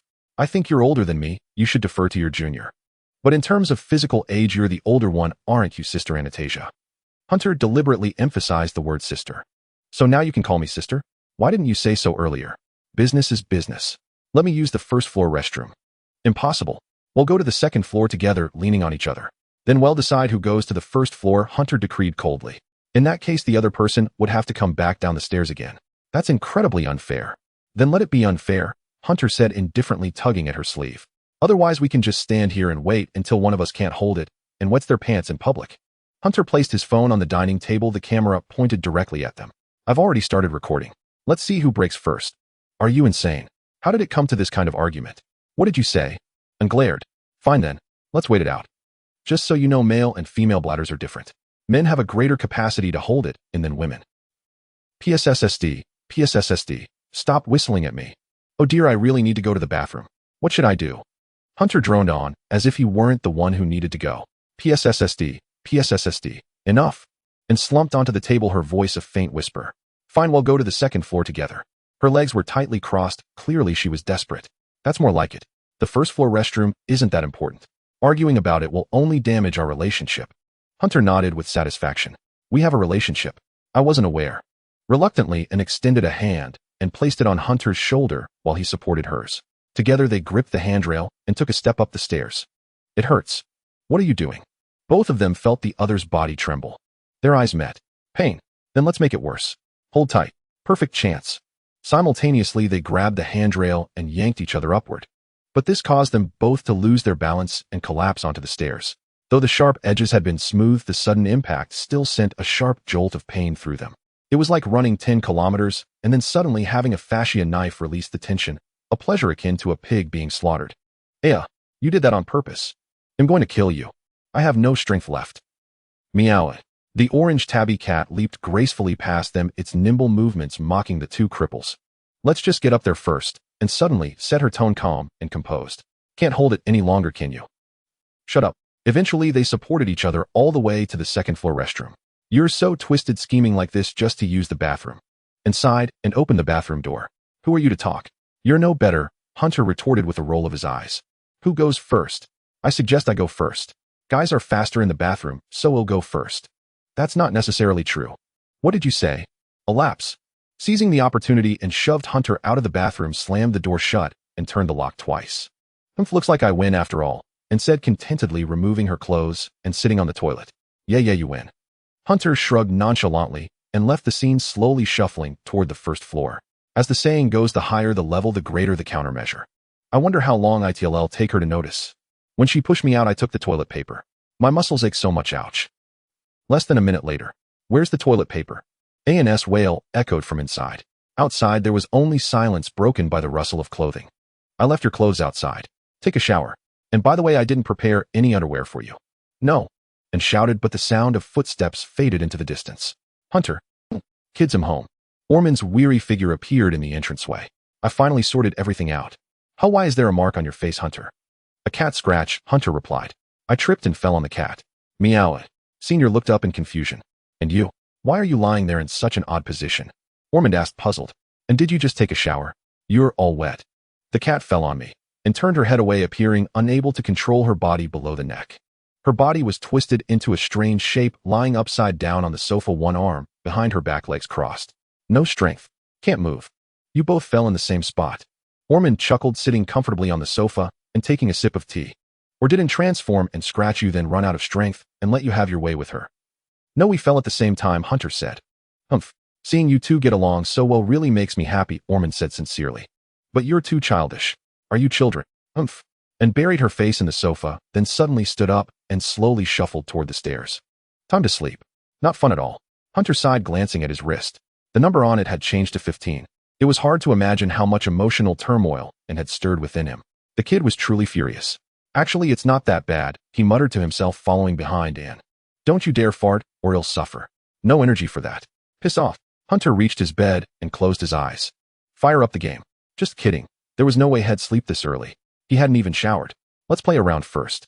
As for the mysterious content, he could freely browse the library once he got into Miskatonic University. I recall there's a secret room on the 3rd floor of our house too. I can check it out later, but for now I'll enjoy life a bit. Huh. Never forget the departed. Who's this? Why are they in my recommended friends? Pretty close by, and their rank is quite high. Probably a neighbor. Whatever, let's invite them for a game. Hunter sent the request. At the nth time, this person saved Hunter from a tight spot. Man bro, let's duo from now on. No problem. Didn't know there was such a pro near my place. It was unbelievable how well they coordinated. Just a nod, and they knew I wanted to lure the enemy in. Where could I find someone this awesome? Clearly not a dedicated support, but they played support so well, they'd be even fiercer as a damage dealer. Could it be? And Hunter thought irrationally. No way. She's a quiet beauty. Oh, how could she play such games? Besides, she had blocked her IP before, so she probably couldn't see me in game either. Things had eased up a bit now, but the block shouldn't be lifted that fast. Most importantly, this person's gender was set to male. I'm fine with it. The other typed back. How about we change our names? Something super flashy. You name it. They'll be Scumbag 1 and you Scumbag 2. When we duo, we'll have no rivals. I can even support you. The name was a bit odd, but these IDs were only for the opponents to see. If they got utterly crushed and checked the names finding out it was Scumbag 1 and 2 who beat them, their blood pressure would skyrocket. The other must get it right. Wait, where do you live? Why the hesitation in their tone? Mansion District House 53. Why? The other has gone offline, what the hell? So weird. Hunter put down his phone frustrated and grabbed his clothes. Time for a shower first. As he opened the door opposite opened simultaneously. What a coincidence, you're showering too. The timing's off. It was only 9 p.m., she shouldn't be bathing now. Hunter frowned, seeing a slightly flushed face emerge from Anne's room. It was, and in her pajamas already changed. She didn't seem to plan on showering today. Fair enough. Vampires rarely sweat, so there was no need to bathe if they hadn't gone out. Humans, though, should wash daily since they sweat constantly. Wait, why did she glare at me? Let me make this clear. And said, glaring fiercely at Hunter, I will never change my name to that crap of yours. Holy shit. In the end, and changed it anyway. From then on, the ranks were haunted by two ruthless duoccurs, their coordination so seamless it felt like bots were playing. A rainy night. St. Andrew's Park had become somewhat lively with people gathering in small groups. On this seemingly tranquil night, an explosion had occurred in the wealthy district and a massive ball of lightning had appeared in St. Andrew's Park. However, since the wealthy district had been completely sealed off, people could only flock here driven by curiosity to explore what had happened. But they soon discovered that at some point a police cordon had been set up near the park's interior. Inside the cordon, only 3 individuals clad in black were conducting their investigation. Unlike the crowd outside, these 3 were eerily silent. They wore black clothes, their faces indistinguishable. Only by their heights could one barely discern that they were 1 man and 2 women. Lazy dog, what's the verdict? The taller of the black-clad figures in the middle spoke. Please stop calling me lazy dog, the woman standing in front said helplessly. Before the massive pit, the woman who had been investigating for some time slowly rose to her feet. Her voice sounded mature, easily reminiscent of a stylish professional woman. All right, lazy dog. Isn't it just because I overslept on graduation morning? How did you manage to enter that into the system? Because you're a lazy dog, so I call you lazy dog.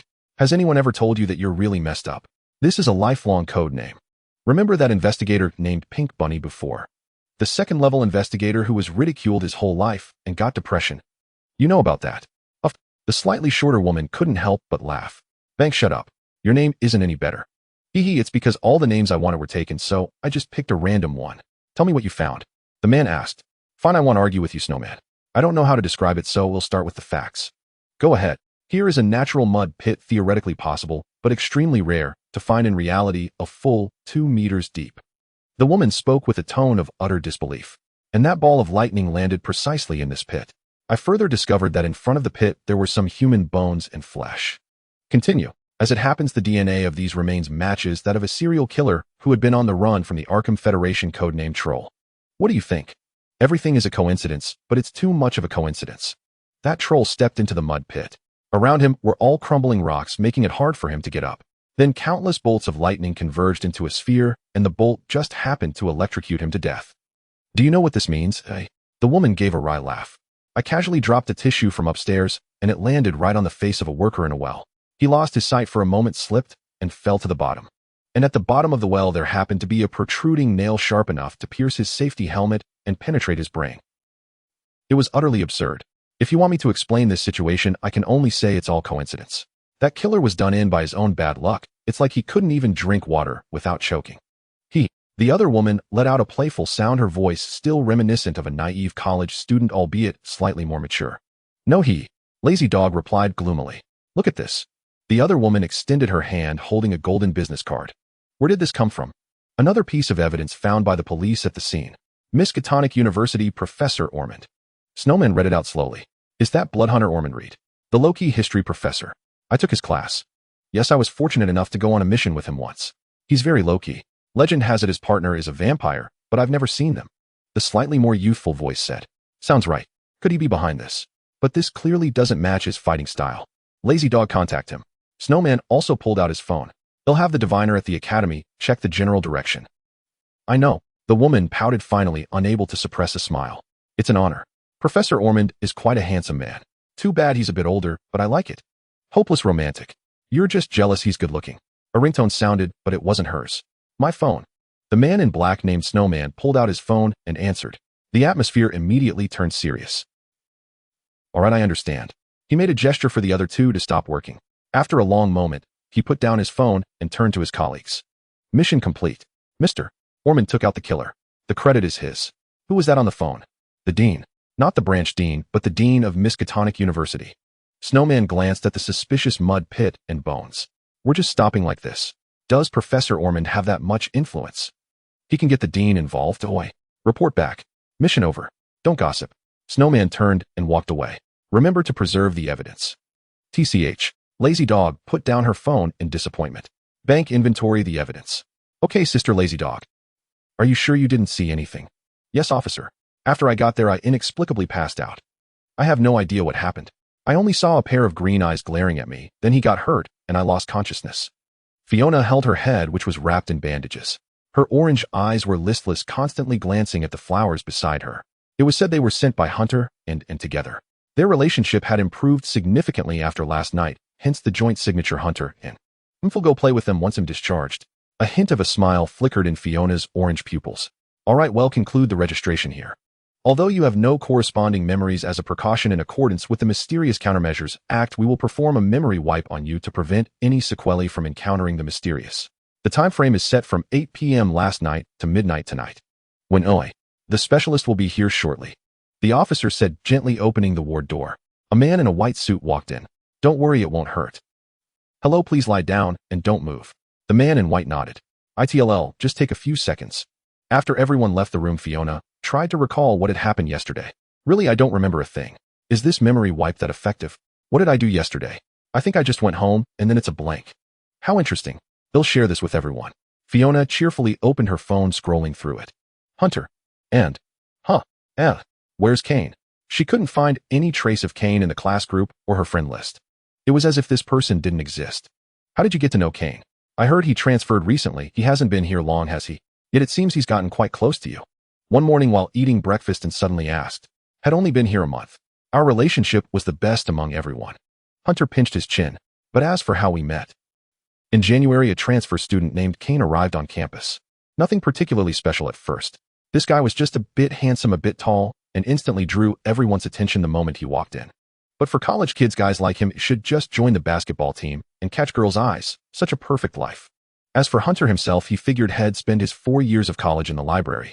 By all logic, this guy probably wouldn't cross paths with him. After hearing about Hunter's reputation from classmates, he should have kept his distance. But things took a turn. A week after this guy arrived one morning, stay away from Fiona. Kane stood before him, his nearly 2-meter height, casting an imposing shadow. Are you filming some campus drama? Hunter immediately spread his hands in understanding. So how much are you planning to pay me? Why would I pay you? Isn't this the classic how much to leave Fiona alone plot? Are you crazy? You're the crazy one. If you like her, go for it. Why come to me? Don't tell me you think you're worse than me. What? Kane's face twitched. Or do you like me? Trying to make things special? Hunter clasped his hands together. Sorry, wish you well, stay away. Am not into that, thanks. Kane froze. His seemingly small brain churned for a moment. This is a robbery. Is that all your tiny mind can come up with? I said robbery. Hand over all your money. Kane pulled a basketball from his backpack, his green eyes gleaming with ferocity. Or he'll smash your head with this. Like a great white shark. Crushing my head like dunking a backboard. All right. Hunter slipped his hand into his pocket and gently pulled out the white inner lining. See? Empty, right? But if I do this? He then tucked the lining back in and quickly retrieved a coin from his pocket. Look, now there's a coin. I'm not here to watch your magic tricks. But I am here to watch yours. You son of a bitch. I'm going to beat you to a pulp today.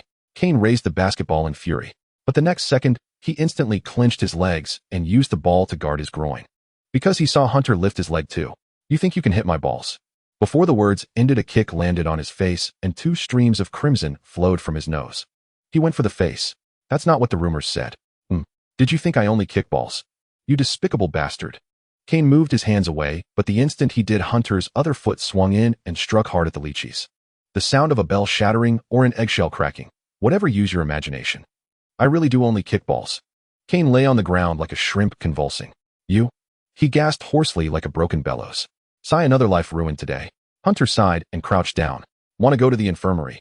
They'll wait until you recover a bit. This guy probably won't choose to tell the teacher or the principal, and said with schadenfreude. Just kidding. Who would dare to speak of having their own testicles kicked while trying to assert dominance over another guy for a girl? What if he does tell the principal? And chose to think divergently. Then well, give the principal a kick too. Really? Just kidding. Alright, so what happened between you two afterward? And was quite curious about how such an odd relationship had developed in a friendship. Well, Hunter's expression turned peculiar. Probably because of shared interests. Huh. Wait, what's that picture you've got there? After sustaining injury, Kane lay on the ground for a while to recover. He happened to see Hunter browsing a website, furiously saving images that matched his aesthetic. Please let me have a look too. You're always thinking of yourself, Hunter said, suddenly turning serious.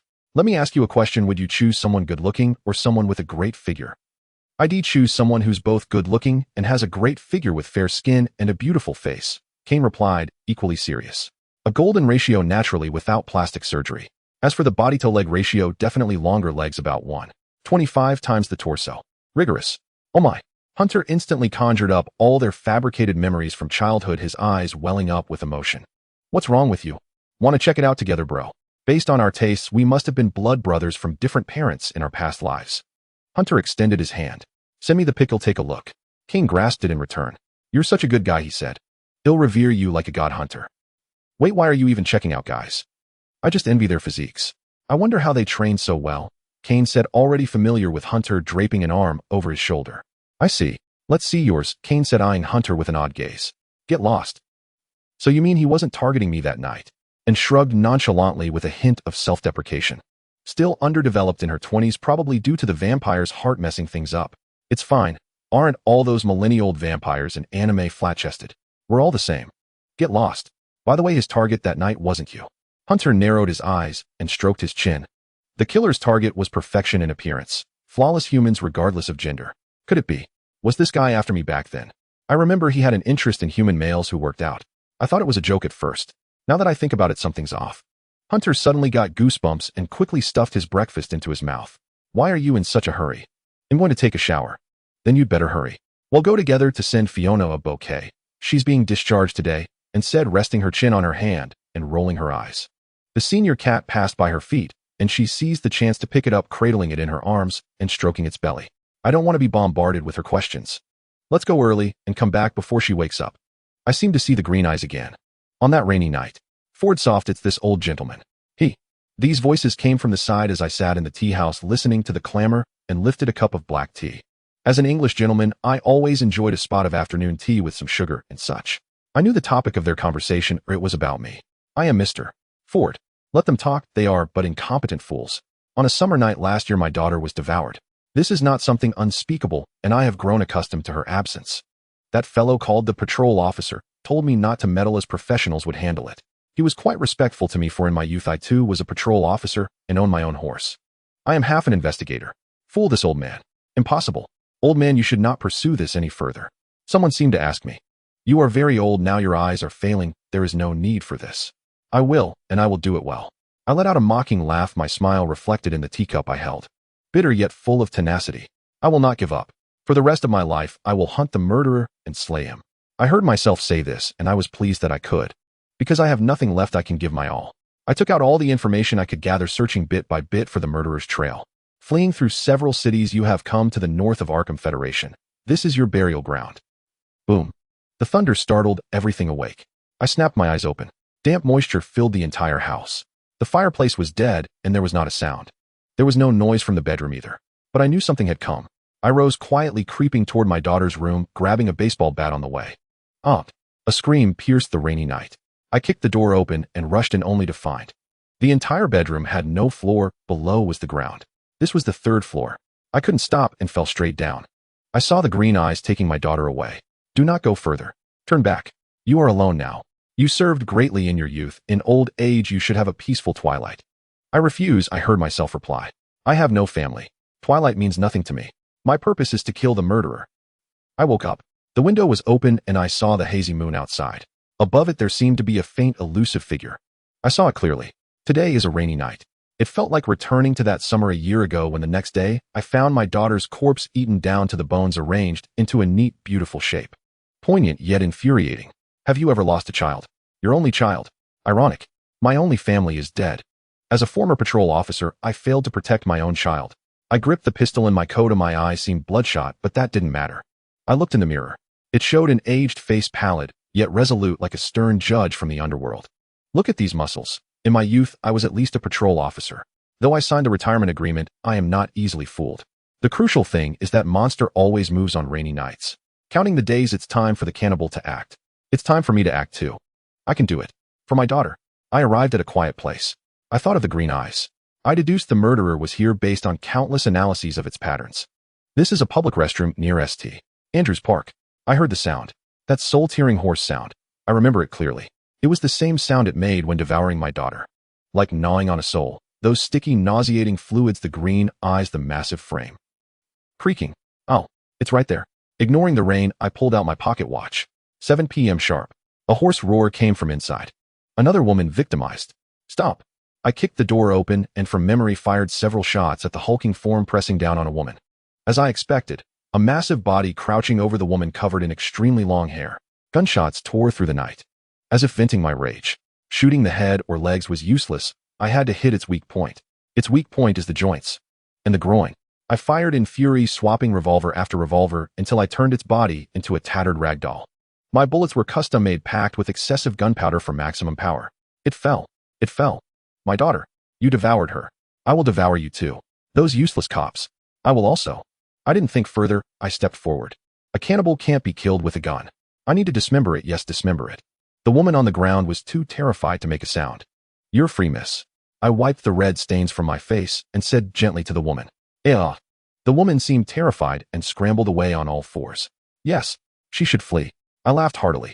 I pulled out the saw I carried and approached the still twitching body. You should have expected this. I turned it over. No, it was a woman still breathing faintly. It was my daughter's face. The scene was dark, but I knew it at a glance. You knew it was me. You knew I would come back for you. As expected of a cannibal unkillable by guns. Even now you won't reveal your true form. Disguising as other women is useless. Before she could move again, I lunged fiercely, gripping the saw tightly, tearing through her muscles. Blood splattered everywhere. Flesh and multicolored fluids sprayed onto me. The monster trembled violently, but offered little resistance. Do you think this is repentance? No. You were devouring someone just now. I smeared its green blood all over my face. These actions purified my soul. I will devour you. I held a piece of flesh and smiled a long-lost smile. Devour you, devour you, devour you. Devour you. Just as you devoured my daughter. I ate ravenously, tears flowing from my heart as I shouted, roared, and vented my fury. The flesh was warm, but it couldn't warm my heart. My daughter. May God grant you entry into the beautiful Garden of Eden. I will devour the cannibal's flesh, gnaw the bones clean, eat its heart, and consume its brain. I finished eating. Though I was stuffed, I finished it. I couldn't walk anymore. My teeth were loose and wobbling. The restroom door burst open. Leading them was the woman who had fled. I smiled at her. You look a lot like my daughter. Chestnut hair. It's here. But she didn't respond as she stepped aside and crouched down sobbing.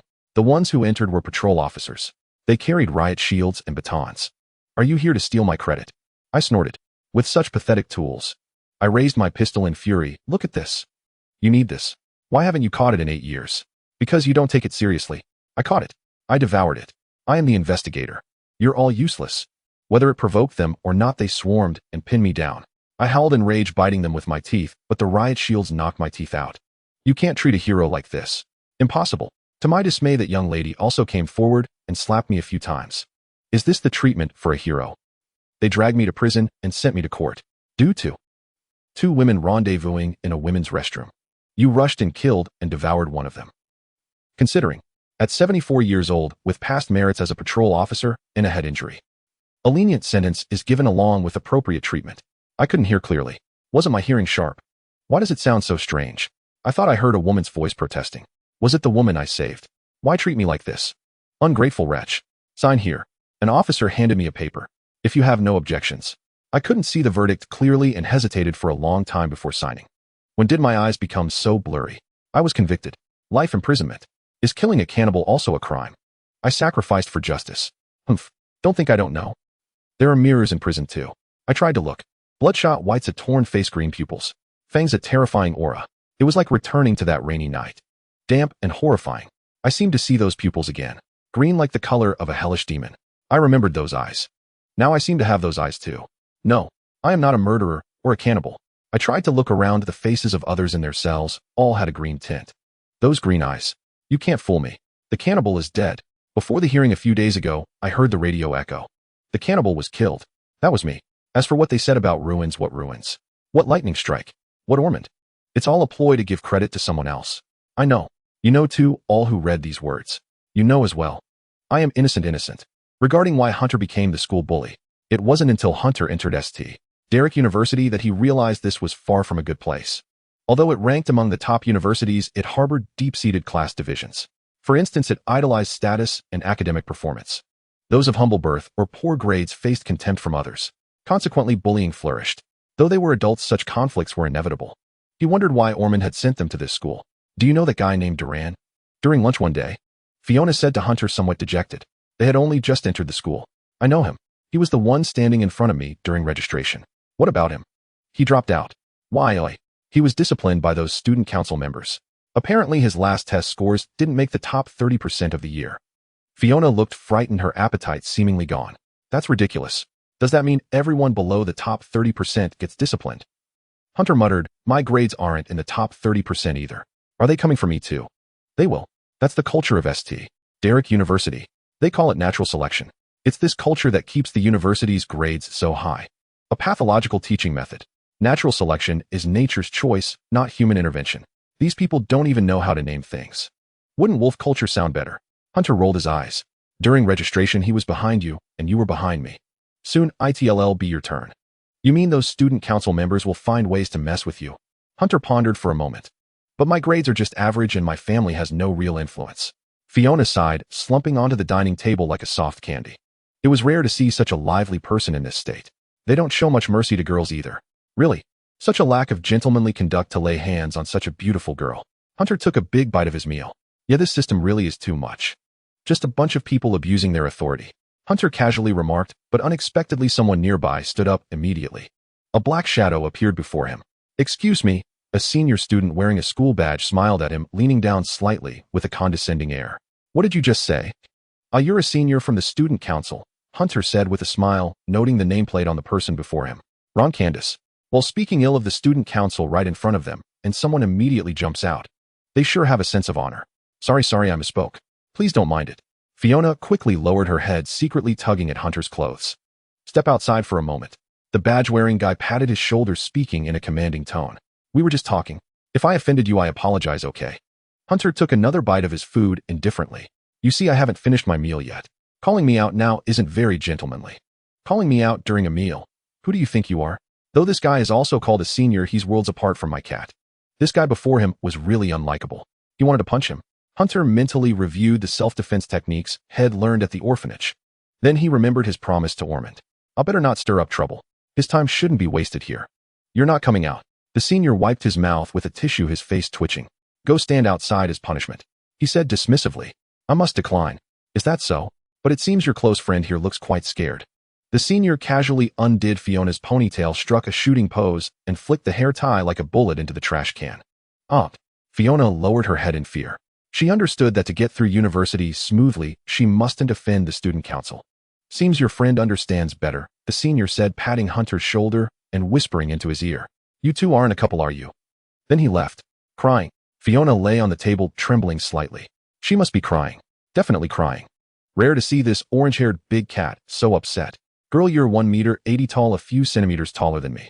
Fiona, I'll buy you a new hair tie later. Hunter comforted her. That was a gift from my grandmother when she passed away. Truly heartbreaking. They'll definitely come again. Because they were bullied too, so they want to take it out on the next batch of students. What a hassle. Hunter sighed, finished his last bite, and retrieved the hair tie from the trash can. It was a slop bucket, quite smelly. Just like that senior. He washed the hair tie clean and placed it before Fiona. That senior just now will apologize to you. I promise. Hunter left a word and strode away. Fiona looked up, her eyes tearful, staring at his blurred, retreating figure. What are you going to do? Sigh, I can never escape my old trade no matter where I go. Without answering Fiona, Hunter muttered to himself as he left the cafeteria. Damn it, when have I ever taken such crap? I hate pretentious people the most. The guy had just left not long ago, he should be nearby. Hunter searched sharply through the crowd. Black hair, white shirt, round head with an air of superiority. Found him. Senior Ron. Right. Hearing his name, Ron turned around in confusion. A punch met him square in the face. Ron felt as if his nose had vanished, pain instantly spreading across his entire face. Oh, who are you? Aren't you afraid of punishment? How dare you offend the student council? Such a childish guy. Shut up, you jerk. I don't care about your garbage student council. Hunter grabbed his head. They'll give you 1 hour. Call everyone you can. There's a warehouse outside the school sports field. Gather there. What are you talking about? Ron shouted hoarsely, his raspy voice grating. 1 hour. Gather at the warehouse outside the sports field. If you don't show up, they'll tear up all your textbooks. My name is Anastasia Reed. Hunter grabbed his ear and replied, You like this kind of thing, don't you? So do I. They'll call the police. Go ahead. If I get locked up, we'll come find you again when I'm out. Hunter threw him to the ground and whispered softly in his ear. Don't you want revenge? Where is he? Almost instantly, a dozen guys wearing school badges rushed to the warehouse behind the sports field. Ron, are you sure he's here? He said he's here. What's his name? Anastasia Reed, I remember it clearly. It's fine. If he doesn't show up, we'll keep messing with his friends. He won't last long. A companion comforted him. We've checked. He has a sister at school, and he used her name to register. Looks like a timid guy. We'll give him trouble later. His family probably has no background, right? We've already looked into it. He's an orphan from an orphanage, adopted by his poor uncle, and came here. He won't dare act up. Yeah, he won't dare act up. He only dares to make your balls explode. A mocking voice sounded. Who's talking? The leader shouted, Come out. Let's beat him up. Fine. Hunter slowly locked the warehouse door and under everyone's gaze threw the key into his mouth and swallowed it. It reminded him of Tom the cat, who had done the same thing. But there was a trick to it, tying the key to a tooth with a thin thread before swallowing. Though it felt strange, it was harmless as long as you didn't force it and risk cutting your throat. Beat me until I throw up, or none of you are getting out. Hunter grinned. Get him. The leader tilted his head and shouted. His underlings swarmed forward. Hunter in turn pulled out a dripping mop, seemingly just taken from the restroom. What's that noise? The principal of St. Derrick University seemed to hear a frantic sound of running and shouting. It was afternoon. Why such a commotion? Could the student council be causing trouble again? He decided to ignore it. The principal cared little for such matters as long as results were delivered. Bam! The door to the principal's office was flung open, startling him. A wailing figure stumbled in. Ron. The principal was surprised to recognize the student council vice president. What are you doing here? Running. At that moment, the principal witnessed a sight he would never forget. Try running. Who can save you now? Hunter kicked Ron right in the groin. Stop. What do you think you're doing? The principal was furious, stepping in front of Ron with an authoritative stance. Do you know who I am? I don't care who you are. Are you the principal? I'm not afraid of being expelled, so why should I fear you? Hunter shouted in annoyance, then delivered a kick to the middle-aged man's crotch. What happened next? And sat cross-legged on the sofa watching Hunter pet his cat while recounting his deeds. Yesterday they had their graduation ceremony, so bad-mouthing the school seemed harmless. After all, they'd graduated. That guy was actually the principal. I didn't know. I was too busy chasing Ron to see the sign. Hunter shrugged and rolled his eyes. Anyway, Ormond handled it. I didn't ask for details, but I wasn't expelled. Didn't a teacher complain to Ormond? That person wasn't a teacher. It was actually the principal. Hunter flashed a smile. He complained to the higher-ups, so Ormond talked to me. Even he found it tricky, since though he's a teacher, his situation is special and not fully tied to the education department. So complicated. And fiddled with her nails. Vampire nails always grew so fast. Indeed, I still haven't figured out their relationships. How did you solve it? Me. Hunter made a gesture. I took that pink Glock straight into the principal's office. Huh. As they say, if you can't solve the problem, just deal with the person who raised it. Hunter turned his head and raised an eyebrow. Then the complaint was withdrawn. Brilliant. And Praise then extended her hand and changed the subject. Stick out your neck and let me have a sip. Why? Can't you drink concentrated plasma? Hunter replied warily. There's more in the fridge. Why settle for artificial plasma when there's fresh blood? By the way, lately you've been looking at me like I'm a giant cake. Because blood is delicious. And lifted her head, savoring the thought, and smacked her thin lips. It tastes like chocolate. Don't describe my own taste to me. I don't want to know. Anyway, are you giving it or not? If not, I'll throw our game later, and you won't rank up. And stared at Hunter with an unsettling gaze. Fair point. Hunter quickly jumped off the sofa, and the cat gracefully slipped from his arms to hide in a corner. But I won't give in. Il solo Q. Hey. Today, an elderly man attempting to mimic a cannibal's killing method was arrested. He's been confirmed to have severe mental illness. When police arrived, this man named Ford was frantically gnawing on a young woman's corpse. Given his condition, he may face life imprisonment. You still love listening to the news? Ormond blinked his brown eyes. Isn't reading news summaries on your phone better? Old folks have their preferences. I've loved this channel for over 50 years. Johnny shrugged, tapping his radio with a hint of pride. This is an antique. You sent them to St. Derrick University. Johnny looked at Ormond suspiciously. What's your game? Don't you know what that university is about? So what? That's the first lesson I taught them. Ormond leisurely sipped his red wine. Johnny's wine was truly authentic, preserved with a special method aged nearly 300 years. You couldn't find that just anywhere. Don't cling to rules or learn to break them. When necessary, even the words of elders don't have to be heeded. So that's why Hunter fought back when bullied, kicking nearly 20 guys in the balls. Johnny chuckled. Let him work with my son. My boy's in the Western Arkham Federation aiming to overthrow the gang rule there. I don't want him turning into a thug. Ormond sighed. We're gangsters, not thugs. Johnny retorted. I meant you're a thug, and so is your son. I've no objection. Johnny took a sip of wine. What happened next? That guy charged into the principal's office with a pistol, shoved it against the principal's head, and forced him to withdraw the complaint on the spot. Isn't that more hardcore than you back in the day? I remember you burying someone with a shovel as a kid only to get caught halfway. I didn't bury him, I just wanted to scare him for trying to swindle me. Ormond said calmly, I never kill. Johnny's face twitched. Are all you reads this fierce? Otherwise we wouldn't be down to just a few of us. Ormond took another sip of wine. Any more? What do you mean? Another glass. Do you think wine of this vintage grows on trees? Summer of 2022. Reed family mansion number 53 in the affluent area. After breakfast. This is yours, Hunter. Ormond wiped his mouth, cleaned his hands, and handed over a letter, twisting it open to reveal another underneath. The one below is for N. Is this the introduction letter? Hunter took the envelope and casually handed the other one to N. The envelope was elegantly crafted, featuring a red wax seal at its center embossed with Oman's personal stamp and addressed to Miskatonic University. Now take your graduation results to the admissions office at Miskatonic. It might take some time, but I will prepare dinner for you. Dinner? Why? We just finished breakfast, and you're already talking about preparing dinner. Does submitting a letter take this long? Because you still have to take an entrance exam, and I could only inform you 2 weeks ago. 2 weeks ago?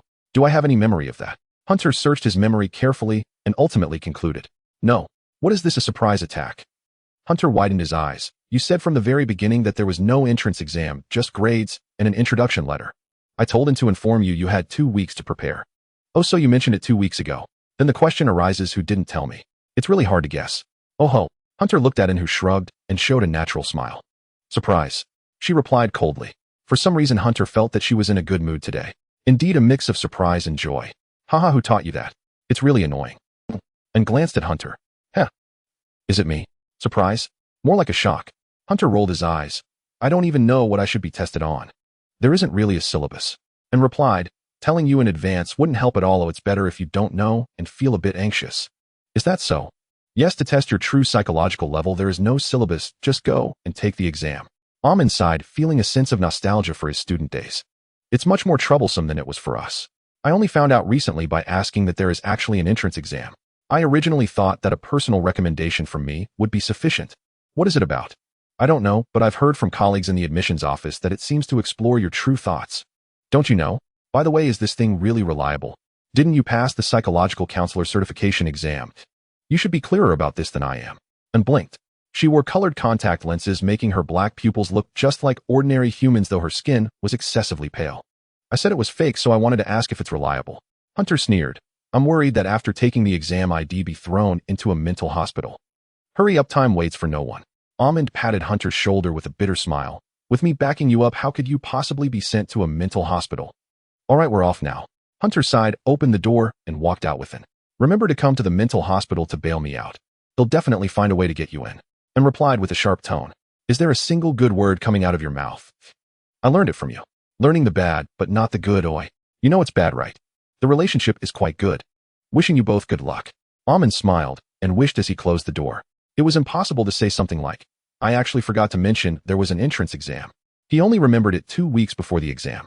Originally meant for him to inform Hunter, but it seems now that Hunter was the last to know.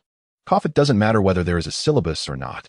The world is just a huge makeshift stage, and one shouldn't be surprised by any unexpected occurrences.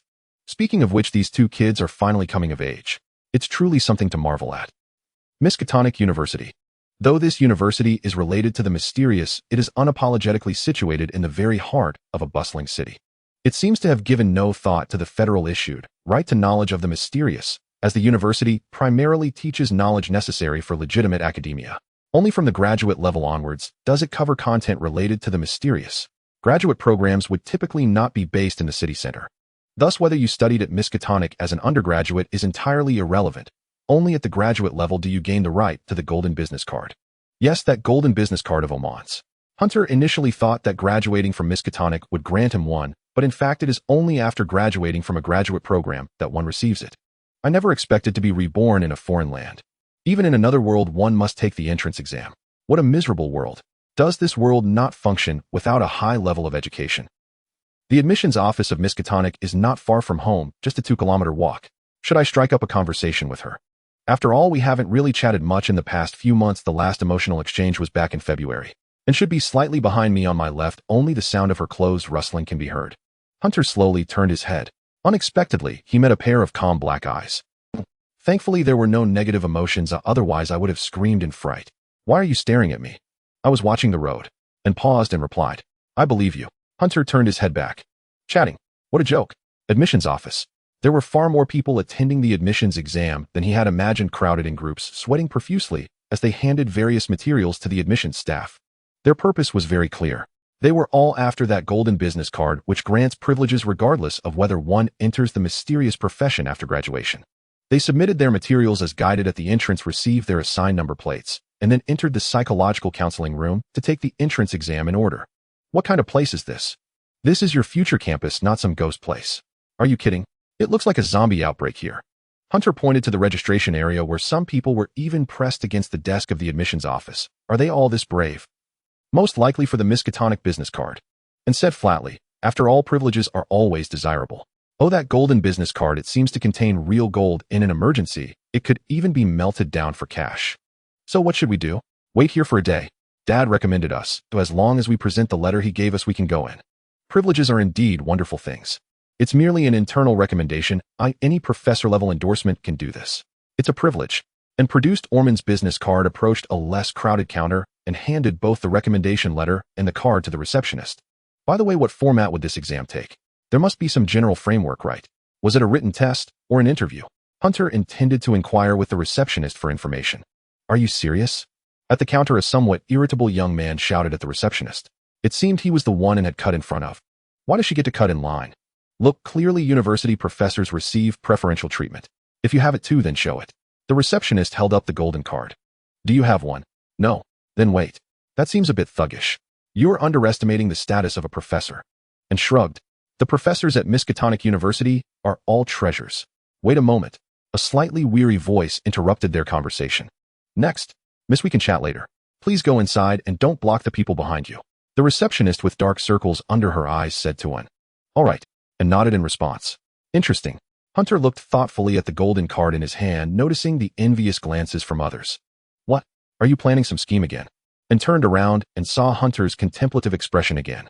This guy always seemed to come up with some bizarre maneuvers whenever he was deep in thought. Don't do anything that draws attention, Hunter. You don't want to fail getting into the university, do you? And pursed her thin lips and warned. Where did you learn that tone? From you. Why can't you learn something good from me? Maybe because all I can learn from you is the bad stuff. And rolled her eyes and walked into the psychological counseling office. Kuwait sat inside, flipping through the file of the next applicant. Please come in. The student outside heard this and pushed the door open. Kuwait looked up. It was a person wearing a white shirt and black jeans. Yet for some reason, they wore black arm sleeves in July, as if they were sensitive to the cold. For a male, they had a nice face and a rather shapely rear. Someone like this would probably be very popular in the Department of Occult Studies, which was filled with reclusive nerds. After all, the students there were so desperate that they'd date anyone regardless of gender. Kuwait forced a smile, studied the pretty face for a few more seconds, and then glanced at the computer file. Something was off. Hello. The other person let out a strange voice. For a male, it was odd, but if that voice belonged to a woman, it would be described as crisp and charming. Anastasia Reed, miss. Kuwait forced back the word Mr. A name like that should belong to a woman, right? Interesting. Anastasia means one who is reborn. That's quite rare. She must be the child of that Mr. Ormond. Yes, sir. The person stepped forward and handed over the documents. It said female. Kuwait hesitated for a moment before confirming that the pretty person before him was indeed female. He almost mistook her for a man in drag.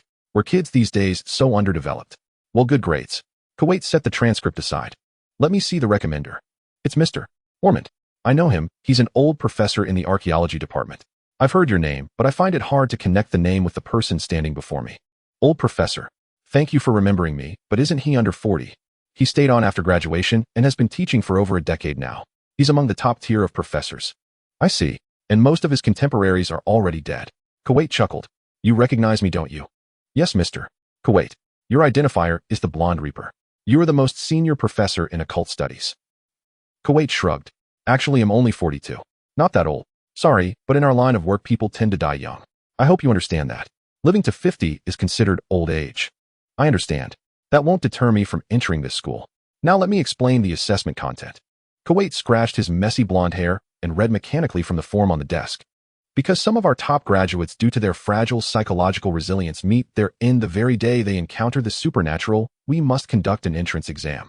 If we detect that your tolerance is too low, we will strongly advise you to pursue a normal major and keep you away from the occult. In other words, it's a method to protect talent. Some top students, despite their vast knowledge, have extremely fragile minds and suffer from mental illnesses.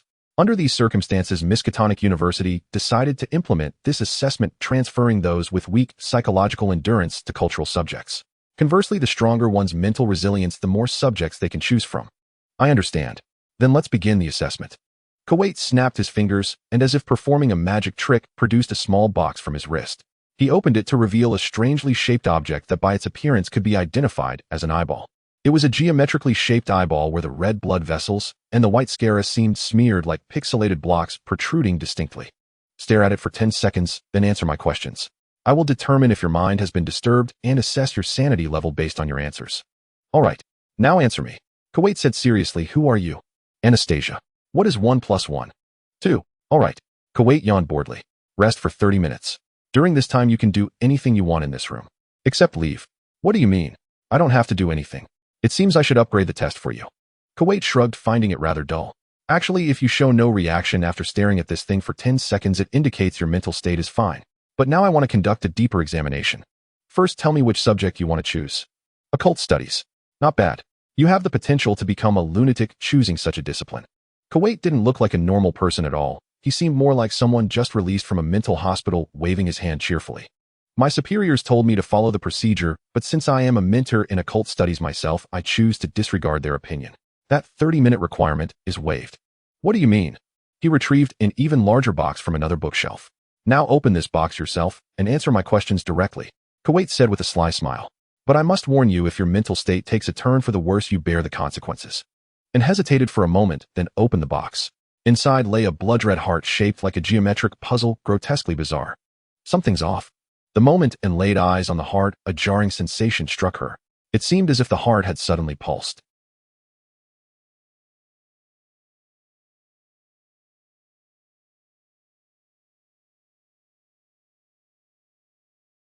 Slimy, squirming like ants crawling over her skin. Disgusting. Gulu. Gulu Lee. At some point, Kuwait sitting before and uttered strange words. What was this guy saying? It seemed he had asked a question, but her sanity had dropped, making his words inaudible, and reality appeared to warp. Like eating a poisonous mushroom. Would she be eliminated if she couldn't answer his question? No, probably not. The score would be calculated this way. But would a score calculated like this be enough for her to pass? Uncertain. It seemed she needed to resort to special means at least to reach an average level. And began to consciously control her heartbeat, her eyes turning bloodshot. But Kuwait wouldn't notice this change, as in wore-colored contacts, making her eyes appear brown to the outside world. Indeed, her vision began to clear. The sanity-draining effect of this geometric heart was trivial against the vampire bloodline.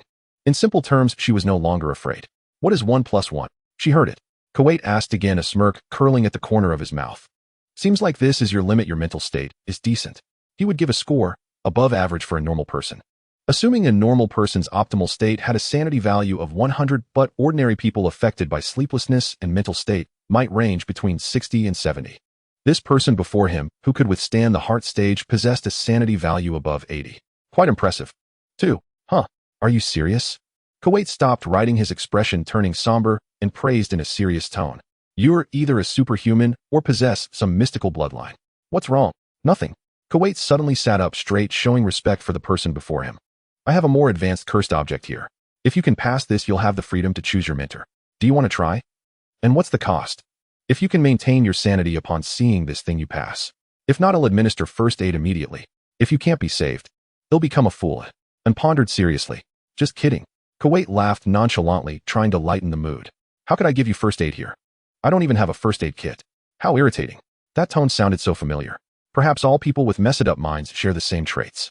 Kuwait pulled out a basketball-sized box from the bottom of the cabinet and placed it before him. Actually, you've already passed. It's only because you have the bloodline of a mystical creature that you could withstand it. The interviewer flashed a malicious grin, pulling a key from his pocket and placing it before him. It was the key to the box covered in densely written ink spells.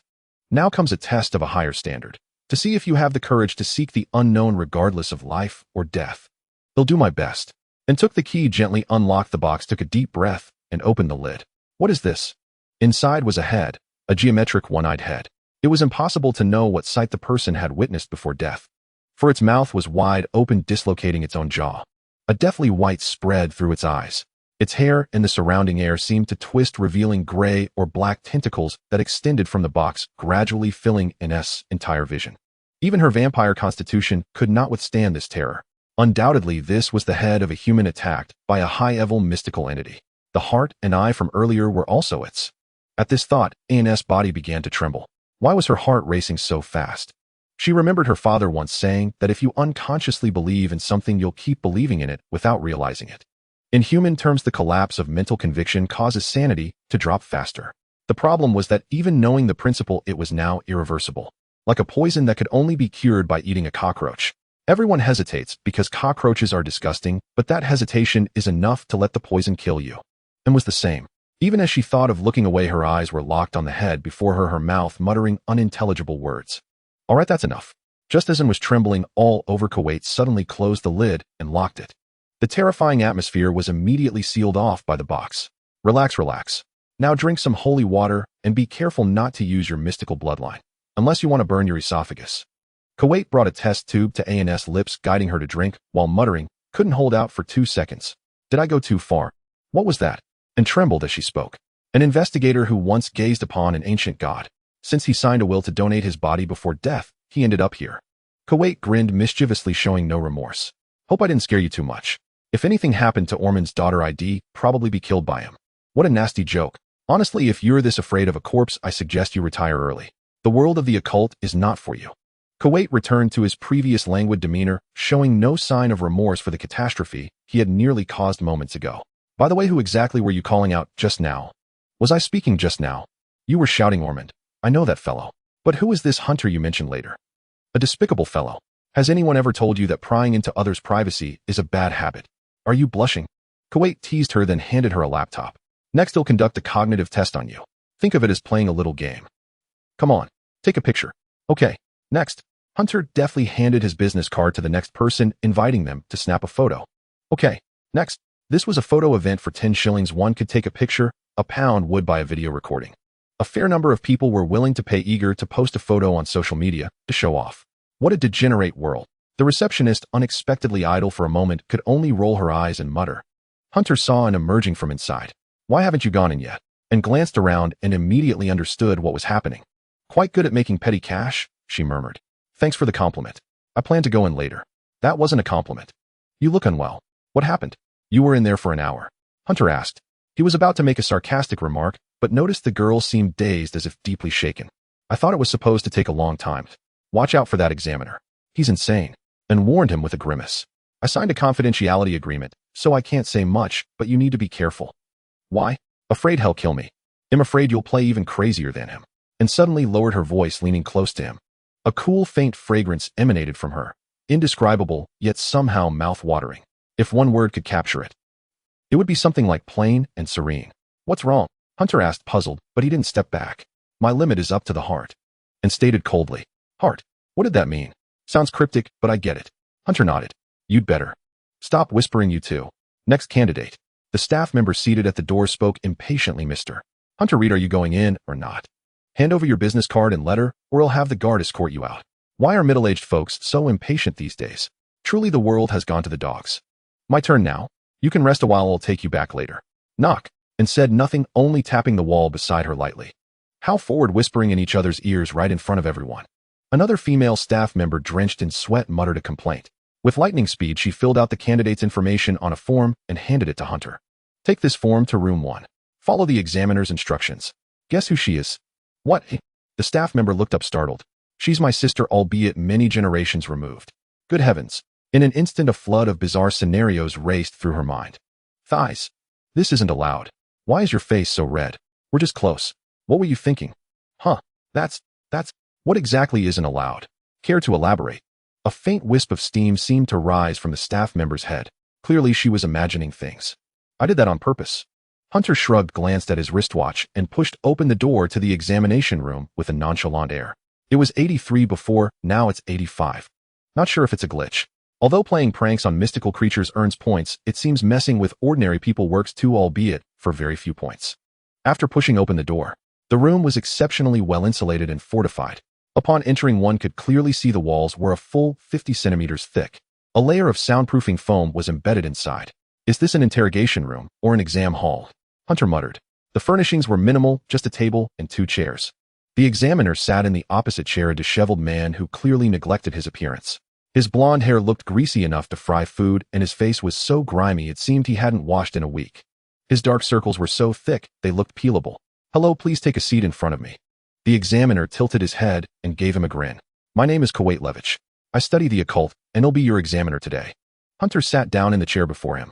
The table bore many fresh marks as if clawed by fingernails or gnawed by teeth, with similar damage on the corners. Is this really an interrogation room or an exam hall? Oh, don't mind those. They're from candidates who scored poorly, couldn't even get past the first round. A game of levels. Something like that. Kuwait lazily flipped through his file and yawned. Interesting. I just saw your sister. So you're also one of Mr. Ormond's distant nephews. Kuwait scanned Hunter's file, clicking his tongue in amazement. The Reed family certainly has many branches. You call 3 people many branches. Well, my family line ends with me. Your family is 3 times larger than mine. Are you descended from some noble? No, my origins are quite humble. You certainly know how to make conversation. Thanks. All right, enough small talk. Let's begin today's test. Kuwait flashed an ugly grin. His mouth was wide, and when he smiled, the corners stretched to his ears easily, making him seem villainous. First, look at this eyeball.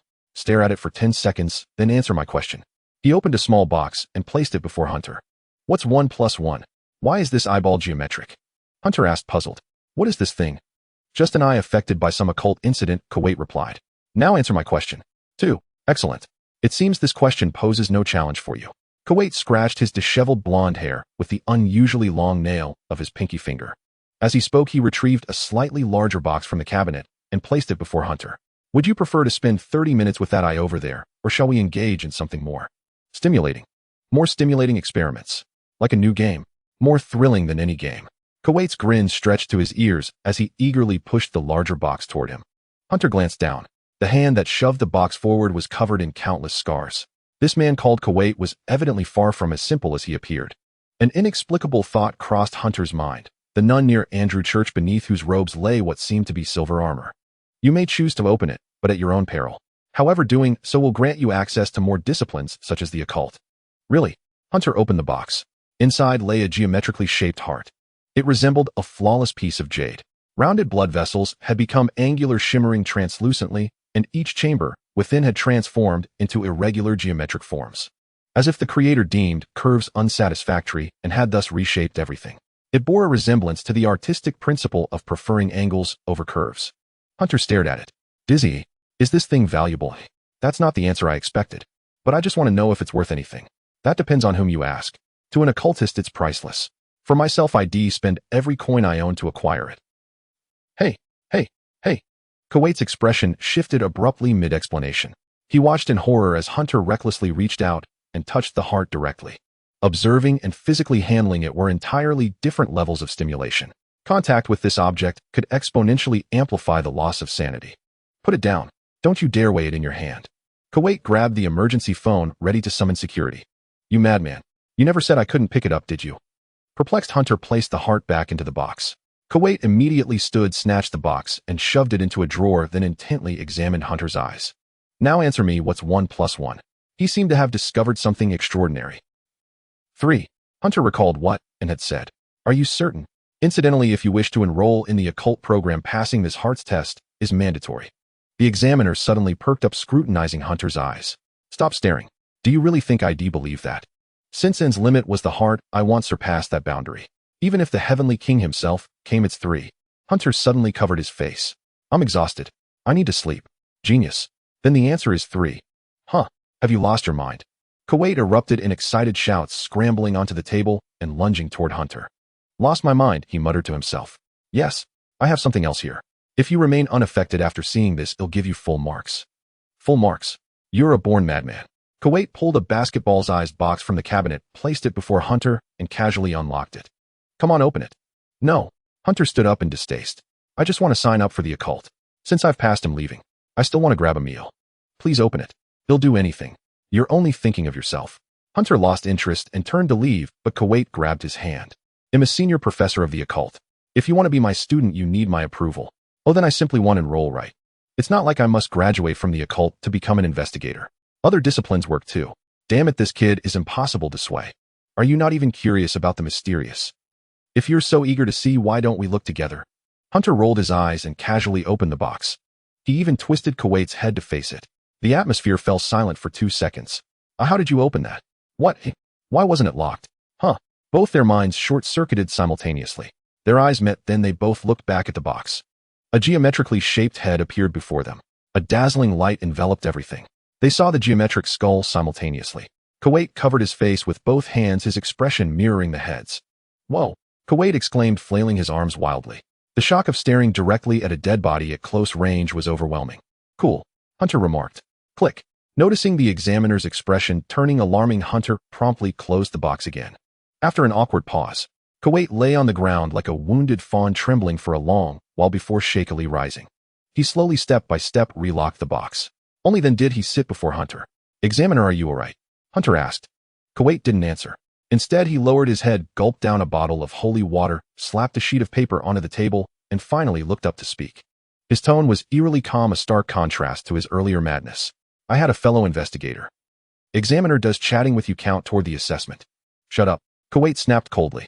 Oh, what truly silenced Hunter wasn't the command, but the fact that the man suddenly produced a pistol like a magician. Everyone knows what a pistol is for. Aiming at a target to ensure peace of mind. I had a fellow investigator. Years ago we teamed up. During a mission things went wrong. We both gazed upon an ancient god. My companion possessed extraordinary intelligence, but after barely 5 seconds of staring he became that thing. By the way, the head you saw was his. The eyes and heart too. That's indeed a grave matter. I'm sorry to hear that. Hunter tried to say something, but was interrupted. You don't need to apologize. He had it coming. He was mentally ill, yet he still resolutely became an investigator. After that, I made a request to the school. Every new student must undergo a psychological test and an assessment of their tolerance for mysterious beings. Normally, as long as they can stare at that eye for 10 seconds and answer my questions, they'll let them pass. It proves they have the basic mental fortitude. I really don't want these young talents to drop dead the moment they encounter a mysterious creature. Kuwait said a long sentence and looked up. A few bloodshot veins appeared in his eyes. And you, he exclaimed, you were perfect. I've never seen anyone as calm as you.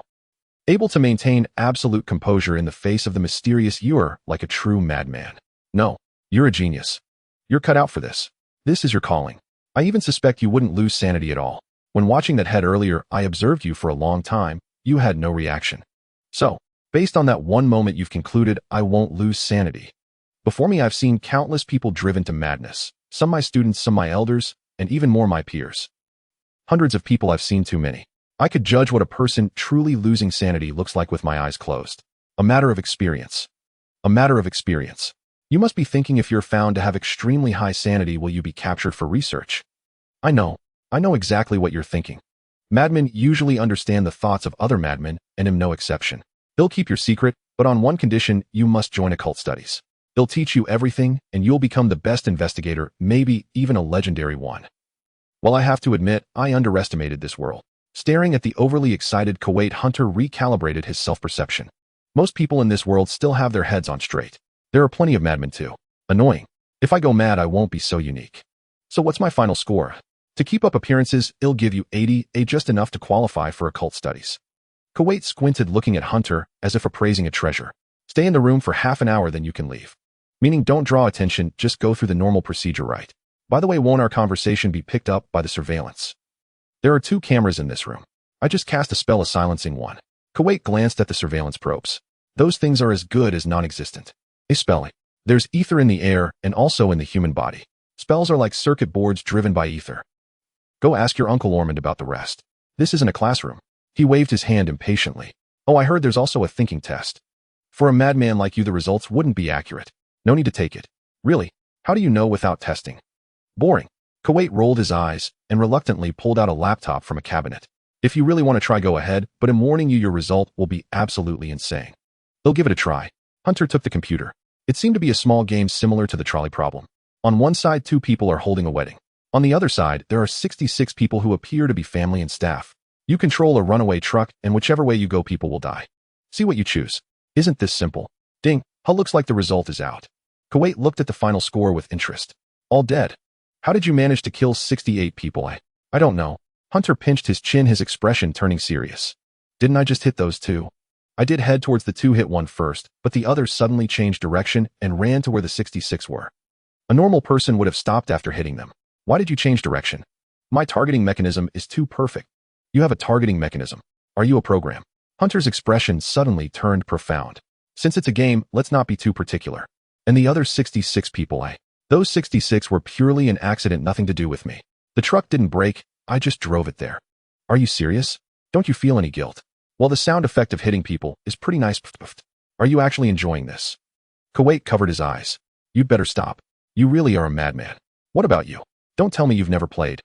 Me? Kuwait gave a contemptuous smile. I'm different. How so? I tried to see if I could hit them all at once, so I turned the truck sideways. Whoosh. Drift. Nice drifting skills. Go truck go. Right, it takes skill. You also have to exploit glitches. Kuwait continued, clicking a proud expression on his face. There are a few other games here.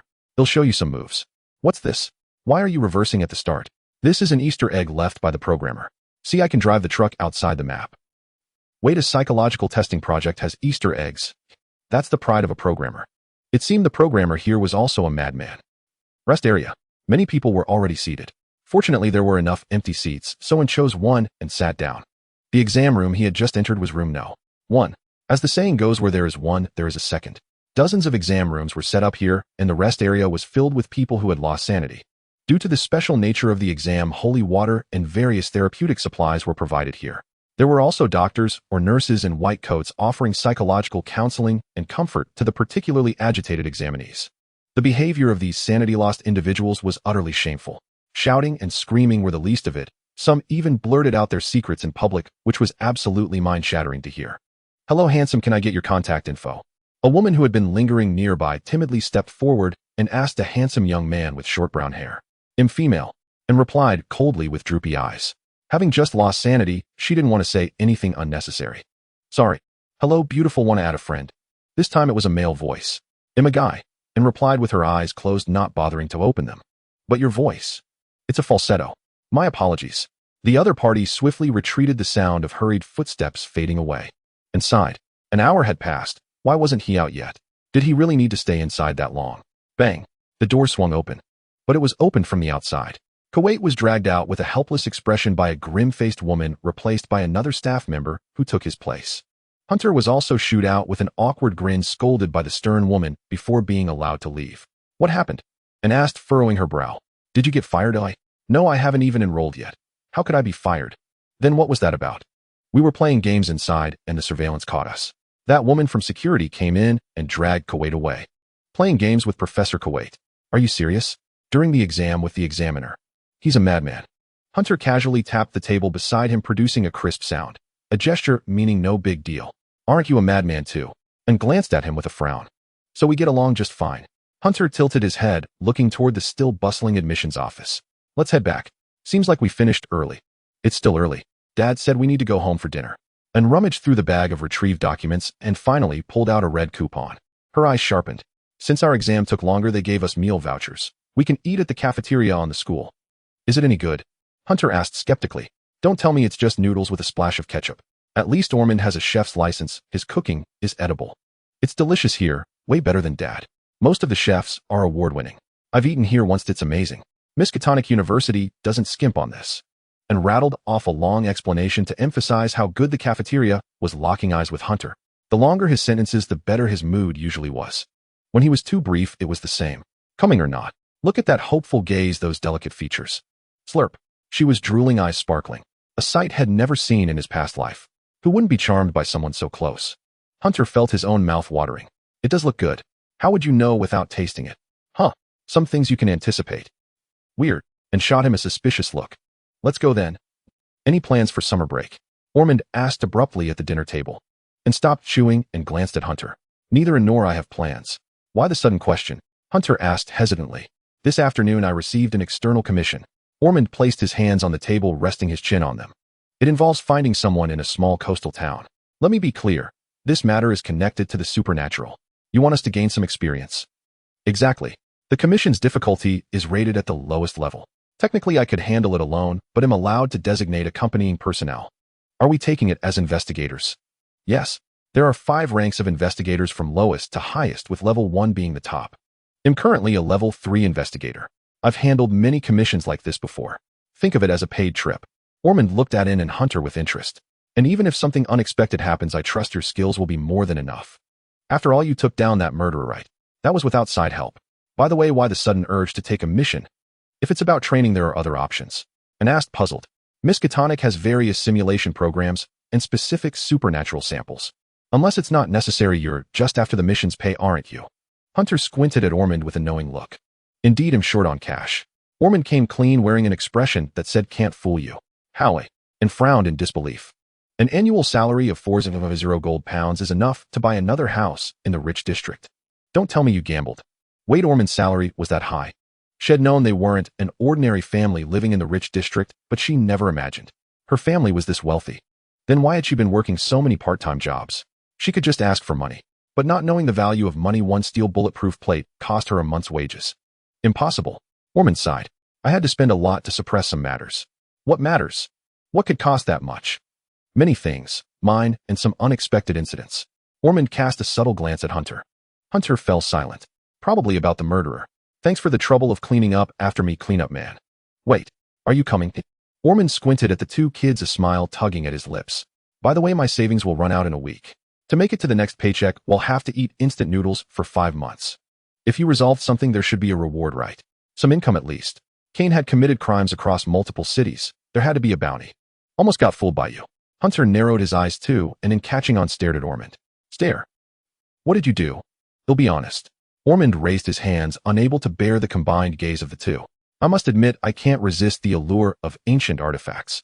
Well, a history professor would indeed be like that. What did you buy, eh? In plain terms, we have no choice but to take this mission. Ormond wore an expression that said, since you found me out, so be it. After all, I spent a considerable sum of savings to acquire that stone tablet of a mysterious creature from the 3rd century, shaped like a hound with the identification number 114514. All right, I'll join. Hunter shrugged.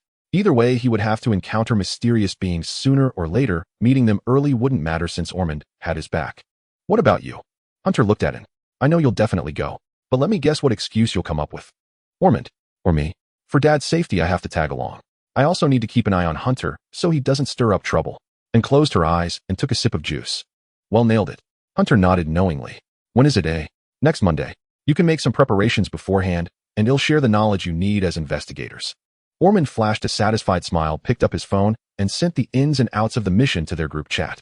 As for you, and go to the Brandy Gold family and learn some vampire abilities from Mr. Johnny.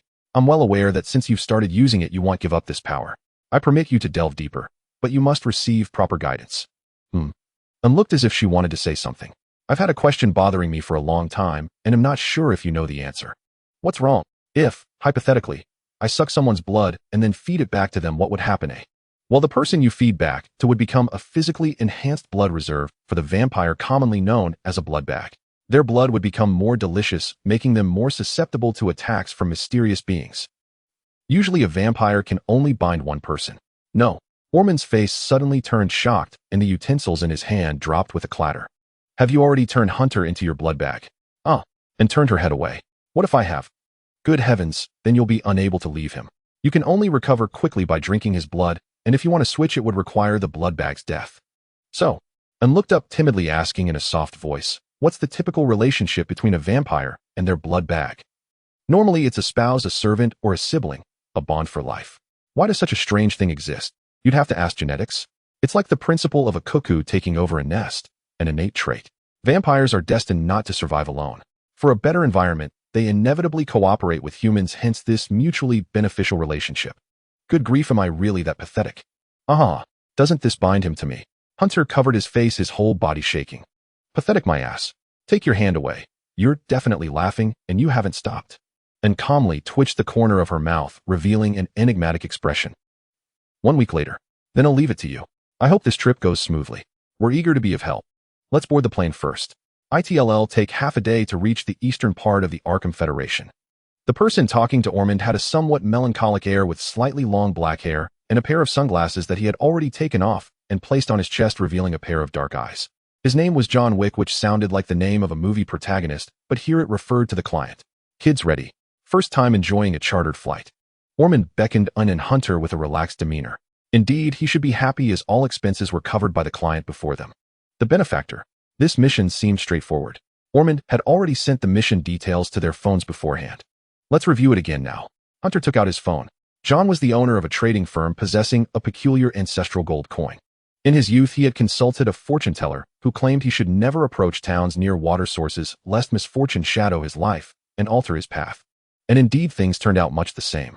His wife and daughter went missing during a trip precisely at the town called Neg, their current destination. This place was on a resort island in the ocean. Strangely, records of his wife and daughter couldn't be found in any system, as if they had vanished into thin air. Including everyone John knew, no one remembered his wife and daughter. They all said John was just a bachelor and his wife and daughter were figments of his imagination. John himself should have forgotten. But one day this gold coin fell before him from some unknown corner, and he remembered everything. To find his wife and daughter, John sought help, but no matter how many times he called the police or searched, there was no trace. By chance, he learned about the profession of investigators and began searching, but how easy was it to book a regular investigator? Moreover, having an investigator look into such a vague matter was impossible. The town of Neg had existed for countless years without any issues. It wasn't something he could simply demand an investigation into. This guy somehow found out that near the wealthy district there was a man named Ormond, a professor from Miskatonic University who was also an investigator, so he sought him out. Ormond didn't want to deal with him, but he offered too much money. 5,000 gold pounds. Even if nothing was found, he would still pay 1,000 gold pounds as a token of appreciation. And the request was merely to confirm the location and existence of his wife and daughter with at least written records, photos, or videos. Bringing them back would be ideal. He also knew that after so many years his wife and daughter were likely no longer alive. But he couldn't swallow this indignation and just wanted to give his younger self some closure. Though the details were unclear under Ormond's guarantee, this commission was submitted and processed, making this a formal investigation. And for a mission besides the investigator, other personnel with similar roles like assistants were required. Thus, Hunter and him became assistants to Professor Ormond from Miskatonic University. The reason was simple. If outsiders joined, there would be a split in the earnings. Since the goal of this trip was to make money, why let outsiders in? Ormond directly included his 2 children. After all, even if they did nothing, there would be 1,000 gold pounds as a token of appreciation. Why not? It was clear he was really short on money. The small town of Nej. The name sounded peculiar, as if hinting at a multitude of dark-skinned people, yet it was indeed the name of an island town. As the aircraft soared over the boundless ocean, a fleeting haze passed before everyone's eyes. It was like a paradise untouched by the world. Azure skies, emerald seas accented by splashes of orange architecture, and the embrace of white sandy beaches. This place was an idyllic haven for a peaceful retirement. According to prior investigations, a peculiar race of mystical beings resided here. Centuries ago, they had intermarried with humans, giving rise to numerous hybrids known as merfolk. In a world already home to strange hybrid races like werewolves, vampires, and succubi, the existence of merfolk seemed hardly surprising. They possessed their own traditional culture and coexisted harmoniously with humans who had readily accepted them within this town. Is it here that your wife and daughter vanished? Ormond inquired, gazing at John seated across from him. The latter cradled a glass of red wine, his eyes fixed pensively on the window. Beneath this tranquil surface lurks a surging undercurrent. Never trust your eyes, investigator. John tightened his grip, his face betraying a hint of worry, yet he maintained an air of elegance like an English gentleman. He was a man with long black hair clad in a high-collared garment and often donned black sunglasses. An investigator's duty is to probe, unravel, and resolve. If the intelligence you've provided is entirely accurate, we shall surely locate your daughter and wife. Ormond replied earnestly.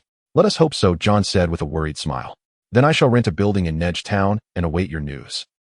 Though there is no set deadline, I do hope you can find my wife and daughter as soon as possible. A knock sounded at the door. Hunter instinctively glanced at Anne, who was looking back at him. It seems our conversation must pause. Pleasant moments are always easily interrupted. John set down his glass with a smile. We have arrived at our destination and are about to land. Please prepare, esteemed guests. A steward knocked and announced. Let me witness the prowess of a professional investigator, Mr. Ormond.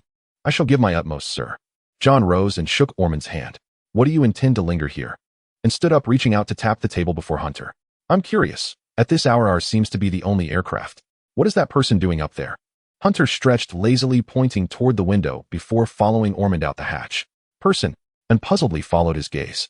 A figure wielding a selfie stick came into view, seemingly idle. But was that truly a selfie stick? And squinted. It was not. It was an axe, a fire axe. What did he intend?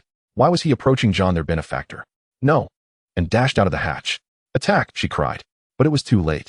Her eyes widened. The man with the fire axe had already been subdued by John's bodyguards. All eyes turned to him simultaneously. Don't look at me, how embarrassing. Sorry, she murmured. Your assistant. John teased, quite adorable. Everyone has their youth, wouldn't you say? Ormond pulled out a cigarette, paused for a few seconds, then tucked it away. Oh, is that so? And obediently stood beside Hunter, shooting him a glare. What else did you think bodyguards are for? Hunter nudged her with his elbow. At the very least, they can subdue suspicious individuals, can't they, eh? Mr. John, what is this about? Ormond looked at John. It seems there's been a misunderstanding here. John retrieved a cigar from his breast pocket, lit it, exhaled a plume of smoke, and approached the assailant. Hello, he asked, bending down slightly. Curse. The assailant, an old man with graying hair, shouted vehemently, veins bulging on his forehead, his visage ferocious. The center of his pupils seemed to turn crimson. You are the curse itself. Your arrival spells doom for this place. Raving nonsense. John shrugged, and the bodyguards promptly dragged the old man away. It appears to be merely a case of mental illness, not common in this town, I imagine. Additionally, I believe this airstrip's security should be tightened. Considering convenience, Ormond chose to stay at the hotel closest to the town center. This decision was by no means influenced by the expense account for this operation. 2 months. We need to complete the commission within this time frame. Whether we find them or not, we shall do our utmost. Ormond instructed the two young ones. I will provide you with opportunities for experience, but I will not supply the answers. To become an investigator, taking detours is essential. Only through such trials can you cultivate the temperament of an investigator. So you mean? Hunter's eyes widened. We can do whatever we want. Go wherever we please. Yes, but it must accompany you. Ormond immediately raised a finger, signaling he was about to make a crucial point. I'm genuinely afraid you might end up busting someone's balls again. How could that be? Hunter chuckled. So, when do we start? Start. It's commenced the operation. Ormond covered his face. I dread you pulling some stunt. Hunter snapped his fingers. Let's move. Let's move, and replied, donning a pair of sunglasses that paired with her hazel-like face made her look incredibly dashing. All right, here are your room keys. Manage your own time. They'll gather you again in a week. I hope they don't cause any trouble. Ormond muttered as he slowly descended the stairs, turning to strike up a conversation with the cleaner downstairs. In such places, what he needed most was common sense. Whenever at any investigation site related to the mysterious, Ormond's first instinct was to ascertain what was permissible and what were taboos. True to form, he quickly engaged the cleaner in conversation over a cigarette. This place was home to the merfolk race, who traded their catches with humans, and there were instances of intermarriage between humans and merfolk. This practice had a history spanning centuries, appearing safe on the surface. You know, those who marry merfolk have truly atrocious taste. How can they possibly feel desire for a fish head? How astonishing. The cleaner frowned, his expression one of disbelief. Can you imagine? With a fish. But the children they gave birth to were perfectly normal. I heard they adorned themselves with golden ornaments. Yes, every child born is gifted by the sea with a golden ornament. Perhaps a necklace, a bracelet, or a crown. Have you ever seen a gold coin? Gold coins aren't ornaments, you're overthinking it. Listening to the janitor's words, Ormond jotted down notes. Fishmen. They sounded akin to another mysterious creature, the Innsmouth folk, yet the Innsmouth were more brutal, a species inaccessible to ordinary humans. These fishmen seemed more harmonious, perhaps a variant. For both fishmen and Innsmouth folk adorned themselves with golden ornaments. Their object of worship must be akin to Dagon or Hydra, the deities of their race. It was peculiar. Why did they revere an evil deity, yet coexist peacefully with humans? Whether they were truly friendly remained open to debate. A sound nearby. Ormond craned his neck out. The street echoed with the clamor of hurried footsteps. They held processions at specific times, perhaps today for a ritual. We could go see it later. Uncle. Hunt's voice suddenly rang out nearby, accompanied by a faint tremor in the ground. What? What's wrong? Ormond stared in astonishment. Uncle. Wild gold. Hunt raised the golden ornament in his hand, casually kicking aside an obstructive fishman. And so many fish that look like people. We'll have fish soup tonight. Was that even edible? Behind him came the shouts of countless fishmen. What's your plan, eh? What trouble have you stirred up now, eh? I'm heading straight to the police station. Hunt yelled. No cameras there. They'll be fine as long as there are witnesses. Damn it. Ormond shouted. Grab and let's run to the police station. 5 minutes earlier. Not good. Hunt knocked on N's door holding up an object. And look at this. An orange cat. Isn't that your senior? And looked puzzled, reached out to pet it, then widened her eyes. Why did you bring the cat? This isn't a vacation. Who knows? The senior vanished last night. Ormond said had arranged everything. I thought had taken him to a pet store, but he jumped right out of my suitcase. Hunt sighed in relief. At least he didn't relieve himself in my luggage. As expected of you, senior. What a clean and well-behaved cat. And now you're praising him. And watched as Hunt took a deep breath of the orange cat. Admittedly, that fluffy sensation was quite delightful. Is this the time for that? And pressed her forehead, looking troubled.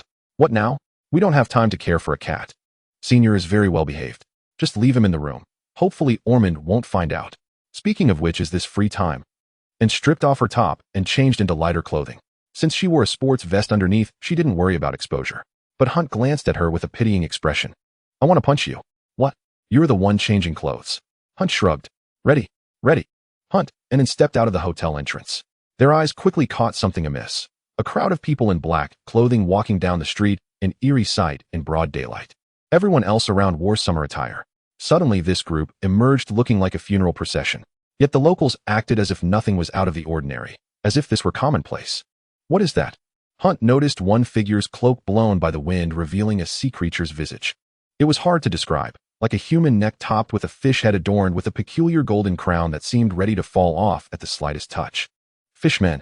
They're mysterious creatures, a local specialty, and reminded him, then recalled something and glanced at Hunt beside her.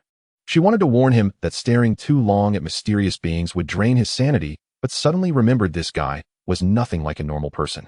Did you do any research before? I did, but their records were just a few sentences. I asked my dad, but he couldn't say more, had never seen them either. He saw Innsmouth folk, a bloodthirsty race more terrifying than fishmen.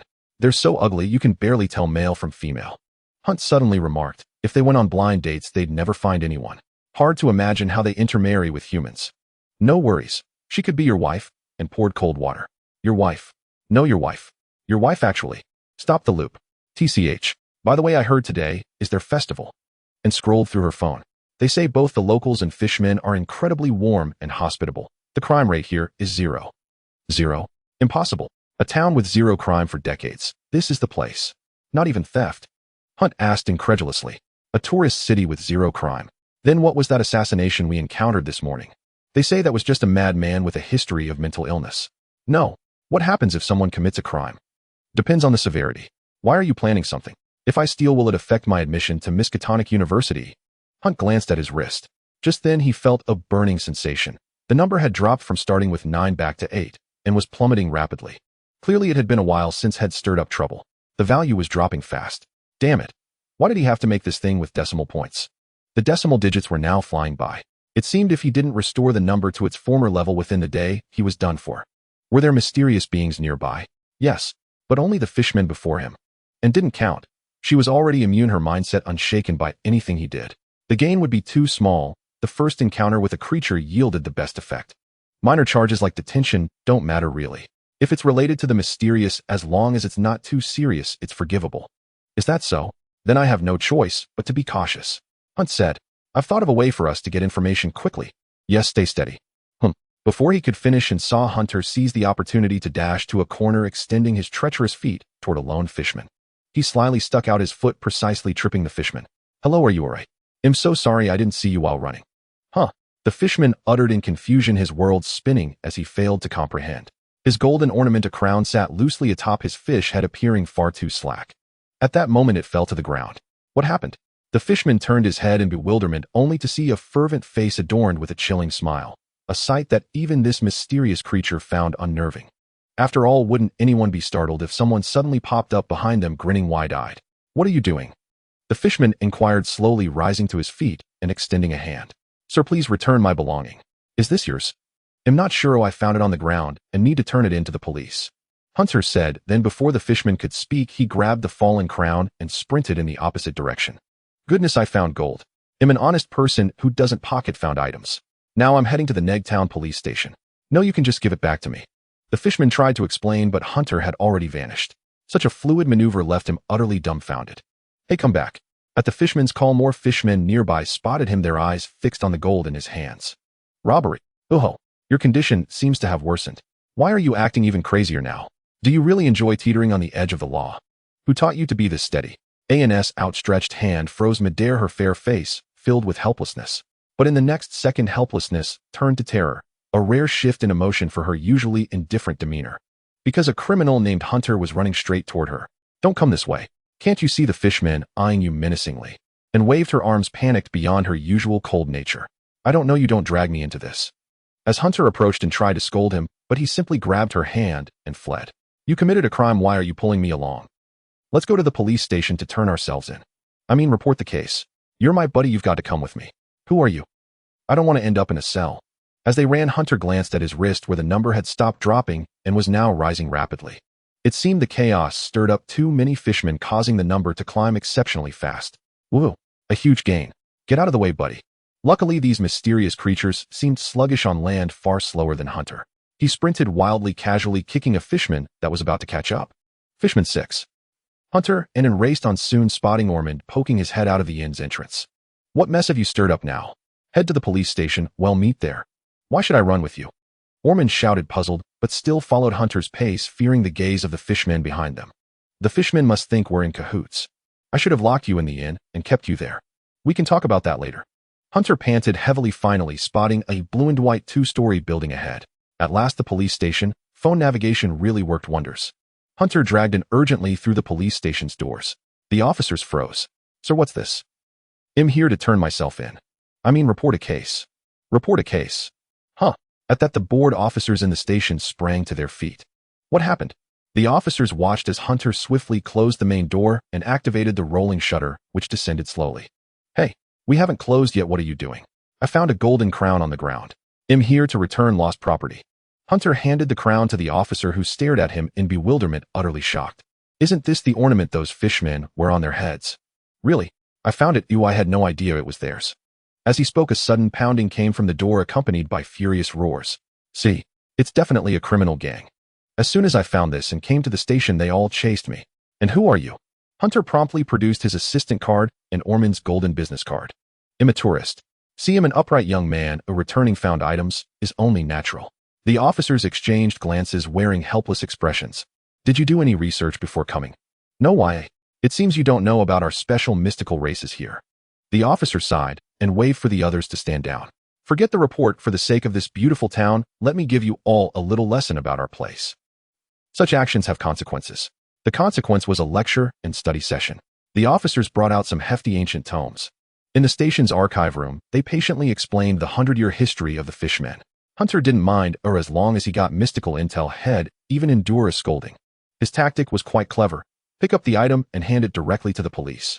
It counted as a confession, fitting the first offense, no penalty principle.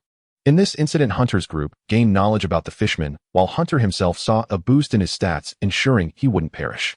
The fishman who got kicked suffered the worst injury. Well, it was a world where only the fishmen got hurt.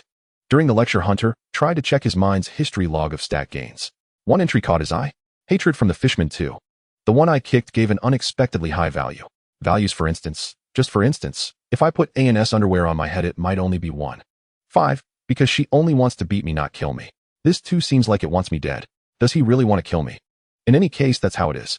For the sake of the beautiful town, I hope you can discipline your assistant. Make sure he does his research and preparation beforehand. If he goes exploring those mysterious regions later, he'll cause big trouble. The police officer kindly handed Ormond some pamphlets about the fishmen, then turned to speak to the fishman representative sitting nearby. We understand what happened. Now I need him to apologize.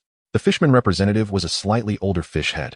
For some reason, looking at his round big eyes, Hunter always felt like laughing. I'm terribly sorry.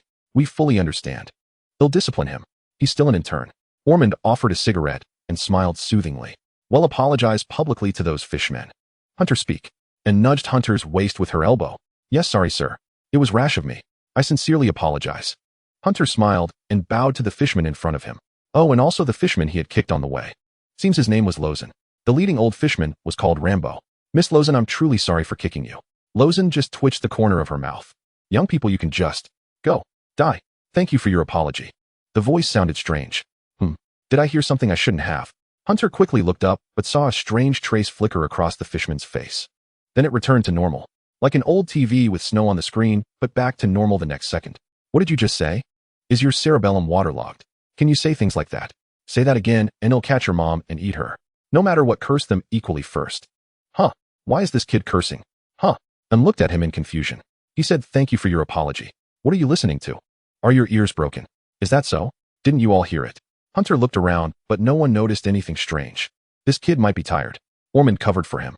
Sorry, you'll educate him privately. It's fine. The fisherman said calmly. No, your expressions are all so calm and normal. I really doubt I heard wrong. How much compensation do you need?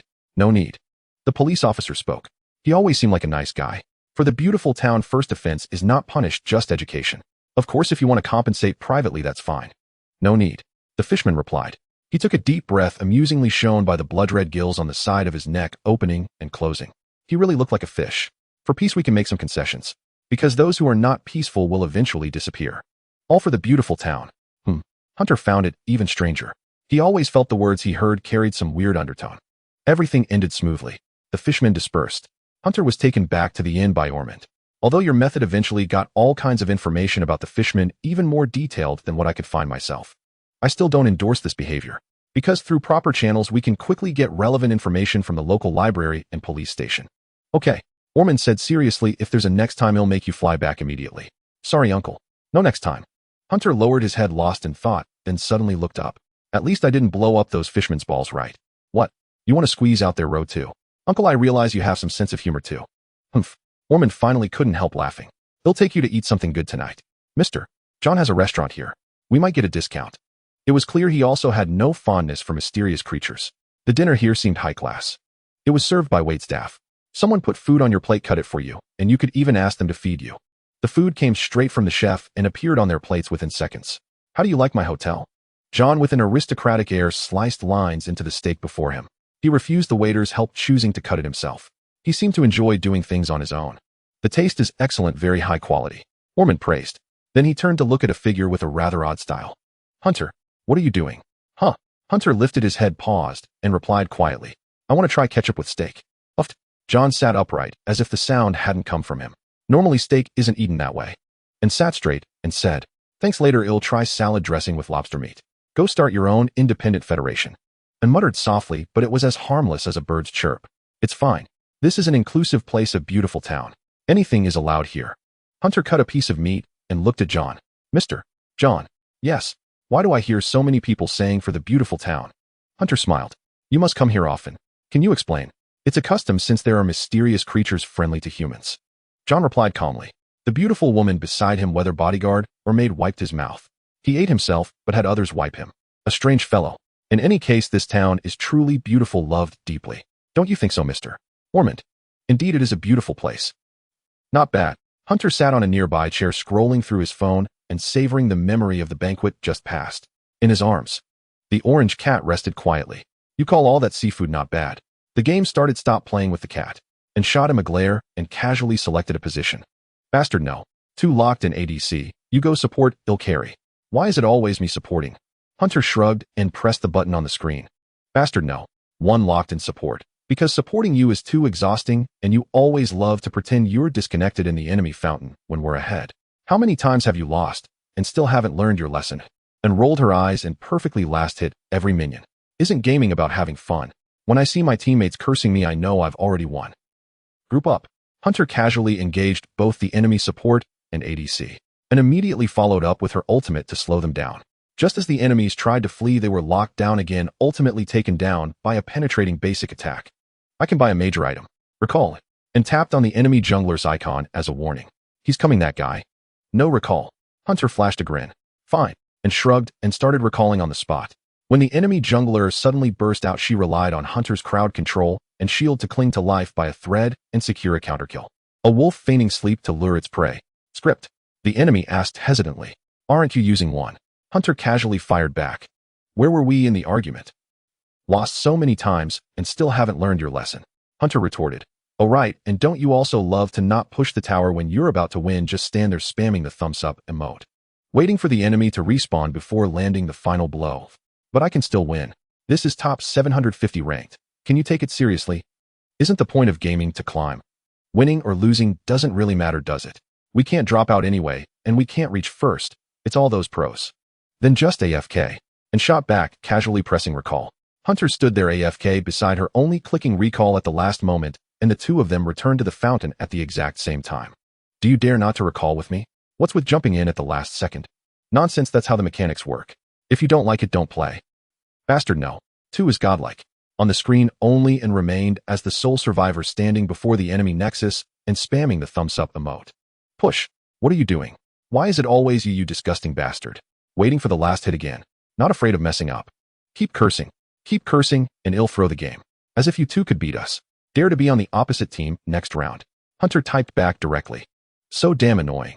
And muttered softly. She didn't have much confidence either. She controlled her character beside the enemy nexus, ignoring her teammates' insults, and at the last moment before the enemy attacked her, she shattered the nexus with a single basic attack. You're truly despicable. So are you. They locked eyes for a second, then lowered their heads and said in unison, Vile. Vile. Victory. Hunter glanced at it.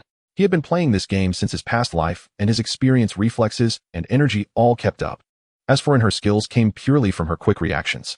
The physical enhancements her vampire nature granted her were far too high, making the game's movements feel like slow motion to her, allowing her to do whatever she wanted. To avoid harassment, she had even set her gender to male. The first time they met, he almost mistook her for someone else. I'm going to take a shower and sleep. And put away her phone. So early. Aren't vampires supposed to be full of energy at night? I don't know why, but I'm especially tired today. And slipped into the bathroom, then suddenly poked half her head back out, looking as if she wanted to say something, but hesitated. I know what you mean. Wasn't she just about to shower and didn't want anyone watching? Hunter raised a palm, signaling he understood. Senior brother, get out quickly. Even though you're both female, you can't be so ill-mannered. He softly woke the orange cat in his arms. The cat let out a confused meow before being shooed back into Hunter's room. Hunter clapped his hands. Now you can shower, the troublesome one is gone. And didn't move at all. We're both brothers, what are you shy about? And you? And replied coldly, her eyes narrowing slowly. I'm one of your own, dear little brother. And smiled, but her eyes remained narrowed. Die here or get out. Pick one. A single fingernail extended, reaching toward Hunter's head, gently scraping off an overly long strand of hair. Haha, he'll die outside. Hunter's lips twitched, he shrugged and decisively left the room. And relaxed and slipped into the bathroom. But just as she finished her shower, the door was knocked on again. Why is it you again? Are you planning to sleep here tonight? And glared at Hunter, who had also just finished showering. I thought of something and I have to talk to you about it. Can't it wait until tomorrow?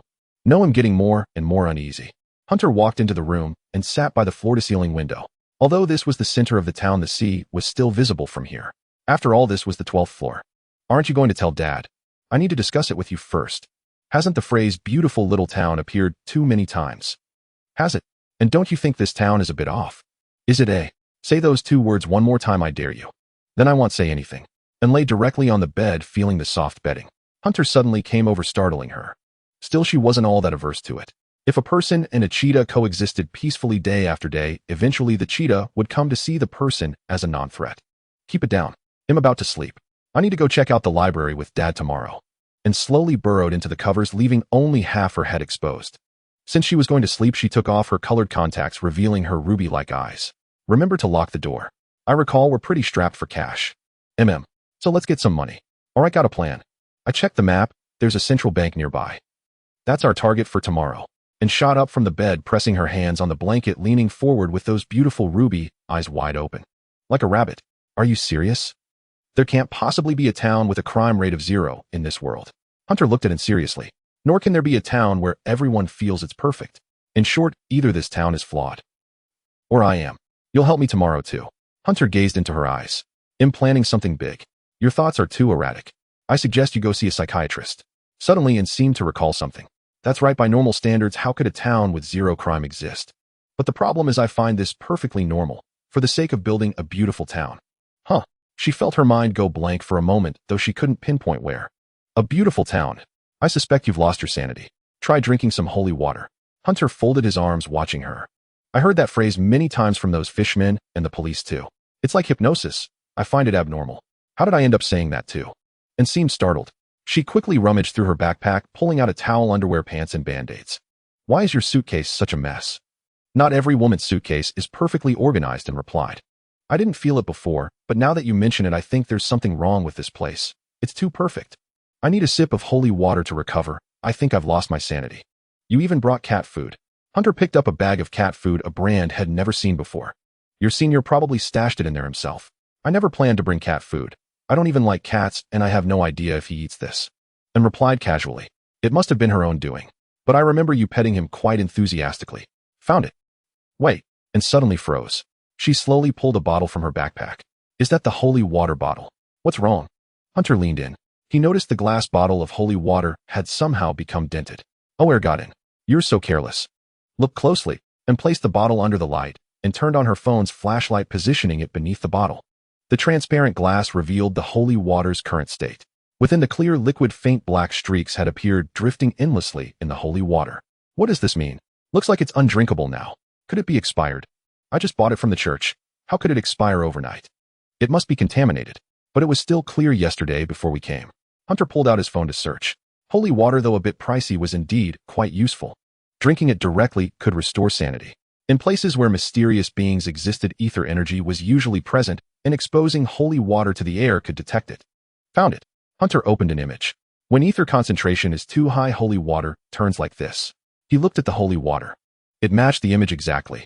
I need to go find Dad. And jumped up quickly, put on her contact lenses, grabbed the holy water bottle, and leaped off the bed. Can't you just call him? This kind of thing needs to be said in person, right? But it had already run off.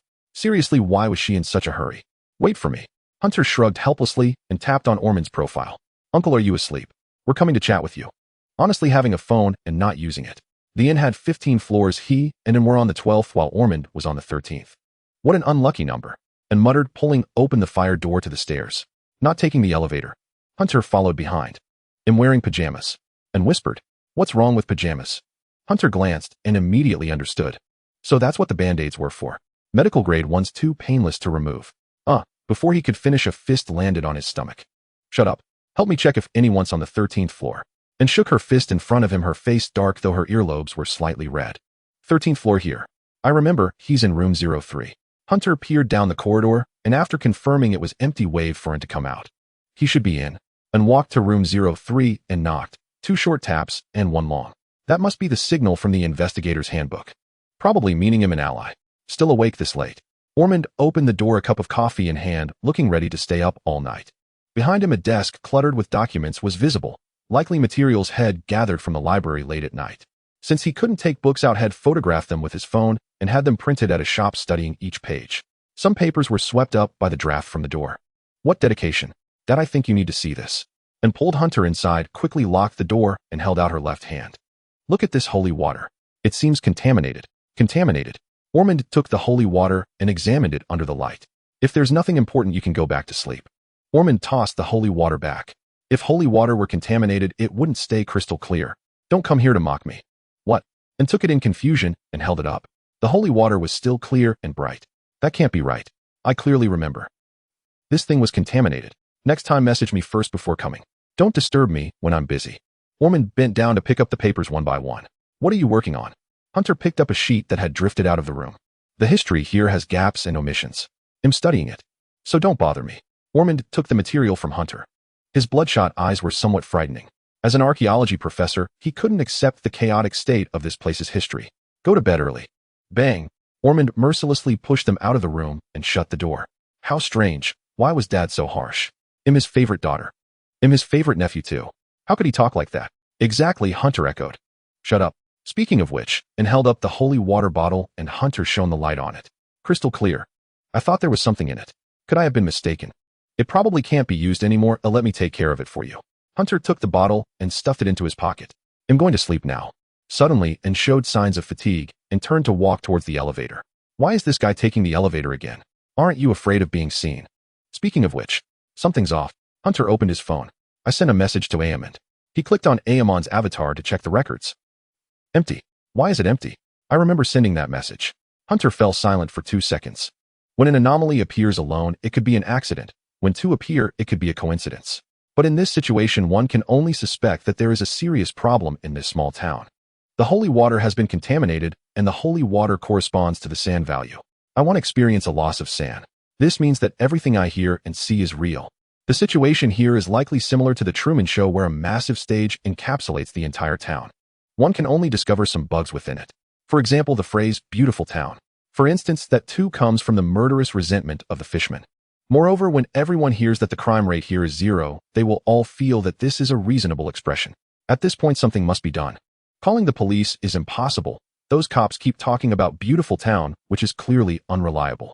It seems that the pedestrians on the street are the same, and as for the fishmen, there's no need to think about it. Those guys have nothing to do with humanity. And earlier seemed to be acting oddly too. Now that I think about it, it seems everything is under the control of some strange force. It's as if an invisible hand is trying to orchestrate something in the shadows. Will I let them have their way? Absolutely not. I am the world's top troublemaker, expert in stirring up trouble, a humorous chosen one, and a world-class brat hunter. Scratch that last one. I'm not a brat. That title belongs to Naya. Inspiring words can wait. Let's go back, bringing in with me. Wait. Hunter thought to himself. Just as he was about to press the elevator button, he grabbed Anna's hand. What's wrong? And asked, somewhat confused. Do you remember this? Hunter said as he gently tapped the stair railing with his hand. I remember, and replied, tapping the railing. Good, this has become muscle memory. Even if influenced by something, it remains so. That's good then. Hunter pointed at her chest. By the way, do you really want to take the elevator wearing a band-aid? And suddenly seemed to snap back to reality, realizing how strange her behavior was as she immediately turned red and hurried towards the stairs, covering her clothes. Damn, I feel something's off. So sleepy. She muttered softly, and in the next moment she appeared drowsy, allowing Hunter to hold her hand. Hey, this could lead to getting pulled into a dark room by a creepy uncle, turning into an indescribable scenario. Hunter placed a finger on Anna's face and poked her. Anna's skin quivered slightly like jelly, then she glared at Hunter, wanting to say something, but lowering her head instead. It was as if she had executed some kind of program. Is it like a television, where a tap can briefly wake someone up? Hunter realized the severity of the problem, and his expression turned serious. Or is something guiding their thoughts? It is evident that both In and Aemon San values are dropping. One wonders if they will end up disappearing like John's wife and daughter. Moreover, how many people have vanished in this small town? This island town far from the continent seems to consume people. I need to talk to John first. This guy definitely has issues. Yes, something's off, Hunter said, squeezing her hand and guiding her to his room, watching her take out her colored contact lenses and crawl into bed to sleep. But I promise I will turn everything upside down. After returning to his room, Hunter said expressionlessly, casually pouring the holy water down the toilet. For a moment, the holy water seemed to turn completely black. Meow. Good kitty, senior, let me see if you're developing normally. Hunter grinned, holding up the orange cat. Oh, it's still a little female cat. I should take you for sterilization sometime, ha. Meow. The orange cat instantly puffed up, waving its paws wildly in the air. The next morning, John unexpectedly found a small creature appearing in front of his house as he was leaving. Hello, I remember you, the guy who pairs ketchup with steak. Hello there, noble gentleman, who needs someone to help wipe his mouth. Noble is an exaggeration. Oh, by the way, your diction is quite eloquent. Nonsense, yours is clearly superior. Hunter smiled as he shook hands with him. Just a joke, don't take it to heart. This is just a greeting, don't get too excited. Both sides restrained themselves. I assume you have something to discuss with me, right? Because logically you should be exploring the truth with those constructing a beautiful town folks, not coming to find me. The mocking tone carried a teasing implication, which made it even more unpleasant. You surely know something. Hunter stared into John's eyes. This guy still had the same outfit, a black high-collared coat and sunglasses. John tucked his hair back, lit a cigarette, and waved for the bodyguard to step back. How about we have breakfast together? Hunter suggested. My pleasure, dear assistant. John exhaled a puff of smoke, leading Hunter to his hotel. Ask away. By the way, do you have any dietary restrictions? I can eat anything. Then let's have the same as me. John instructed the server beside him as usual. Breakfast was served quickly. Milk, sausages, fried eggs, and fried fish, along with bread and red wine. Simple but filling. I want to know about your daughter and wife. That matter has already been mentioned in the mission log. I want the details. Details? John chuckled. 7 years ago, both of them came here and lost track. That's it. How did you wake up? I mean, while others have no memory, why do you remember? That coin. John took a coin from his pocket. The pattern engraved on it seemed eerie, resembling tentacles. Why does touching it bring back memories? I don't know. You surely know. Hunter stared into his eyes. Too green. What do you mean? If you could touch the root of this place, I would be happy to share some things with you, but none of you have. John said expressionlessly. I regret not seeing Mr. Oman's full strength. The title Blood Hunter is incomplete without him, but he is about to die here. He knew this much, showing a deep understanding of Amund. He probably even knew Amund was short on money, so he schemed to make him agree. Where did you learn this? The title of Investigator was known only among themselves, and its meaning even more so. Be grateful that you realized it, which is why I'm telling you this. But you only realized it. You're a bit special, but that's all. You said over the years you summoned nearly 100 search teams and detectives into this place. Yes, but I couldn't find any trace of them, not even their names. Only about 20 were actually recorded. Because they weren't enough to uncover the truth, they vanished, and I couldn't find them either. Your bodyguard is elsewhere, right? Hunter said slowly, a fierce glint flashing in his eyes. What's wrong? Damn. John suddenly raised his hand and caught Hunter's knife-wielding hand in a single motion, moving faster than anyone Hunter had ever seen except Foreign. How surprising that you'd pull a knife on me. You're definitely not ordinary. Hunter averted his gaze, the knife clattering to the ground as pain shot through his hand. Your grip is like a vice. You're watching my throat, my temples, my eyes. You're no fucking businessman, you're a killer. Your subconscious fear gave you away, you fool. You schemed to get Amen to join the investigation. Did you think I wouldn't guess? Because you suspected the mission's danger was exaggerated, Amen checked and found 20 recorded survivors all alive. But that was survivor bias. You told nothing but the truth. Hunter glared with his brown eyes and cursed. Well done. And with just that shred of doubt, you dared to act. There's nothing I wouldn't dare. All mysteries are my enemies, and so are you. Hunter stood up. If there's nothing else, I'll be going. You'll just leave like that? John narrowed his eyes slowly, pulling a black revolver from his sleeve. You've been sending people to explore this place. You must want to solve its mysteries too, right? Hunter squinted.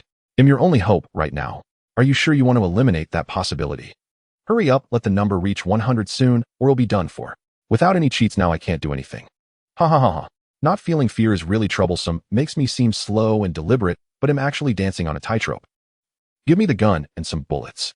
Hunter continued, I need weapons. You have no leverage. Hunter leaned in and said, leverage. I see it now. Your sunglasses are blocking the sunlight because your eyes can't handle bright light anymore. And your long hair and high collar are hiding the gills on your neck, right? And my uncle and my sister are your best leverage. Don't play dumb. How did you know? John smirked. I mean the first part. Of course, because when you yelled damn, just now the number on your wrist increased by 1, from 93 to 94. Causing trouble for humans also increases the number, but only by small amounts. Even kicking them in the balls only adds 0. 25. Humans are too weak. But you gave me 1, so you must be connected to mystical beings. Adding that gold coin, I'll jump straight to the conclusion and guess you're one of the fishmen. But can I say that? Hunter scratched his head and answered dryly. Just guess. I'm a top student. Then take my deposit, top student. John showed a faint smile and shoved the revolver into Hunter's pocket along with several speed loaders, apparently for 6 rounds. Know how to use it, kid? Sort of. The orphanage taught me. Hunter fiddled with it casually and stowed the gun away. Huh. What kind of orphanage was that? John looked at him with confusion. Problem. Cough. Well then let me see. Your time is 7 days. John pulled out a cigar, sat back in his chair, lit it, and took a deep drag, gazing at the sky. That's your family's deadline, not mine. Let me see how much you can achieve where the investigators failed. Probably meaning that in about 7 days Almond and targeted by some entity would disappear. This riddle speaker is so annoying, I really want to punch him. I'm leaving then. Hunter avoided the smoke, turned around, and relaxed his entire body. Suddenly, he lashed out with a kick like a battering ram, successfully striking John between the legs. Good kids don't imitate. I want to punch him right now. A 0-frame start. Are you scared? Smoking and posing, puffing smoke upward. Damn, I hate show-offs the most. Cough. You. Me. Damn. What? John suddenly slid off his chair, kneeling on the floor, the cigar dropping from his lips. He trembled uncontrollably, saliva slowly dripping from his mouth. His entire body lost strength, kneeling motionless on the ground. A mystical creature's balls. Didn't seem that tough after all. You didn't investigate me, did you, mister? Riddle speaker. Hunter dashed downstairs, leaving his voice echoing behind. I hate those fucking riddle-talking idiots the most. They'll crush your balls. Madman. John took a few minutes to recover from the pain, then suddenly forced an ugly smile. Hey, maybe this guy can actually stir things up, right? Dagon. He muttered, his tone instantly turning resentful and sinister. My father. But at the slightest movement, a soul-wrenching pain spread through his body. Ouchie. I might need to go to the hospital. It hurts. Do you need help? It looks like you've injured something important. The bodyguard stepped forward to check, a peculiar tone in his smooth voice. Huh. Get lost, Massault. John replied stiffly. Really? Massault stood with hands on his hips, making a turning gesture. No. John lifted his head, revealing a sweat-covered face. Take me to the nearest hospital. That guess just now, do you have any orders? Massault slowly helped him up, whispering in his ear.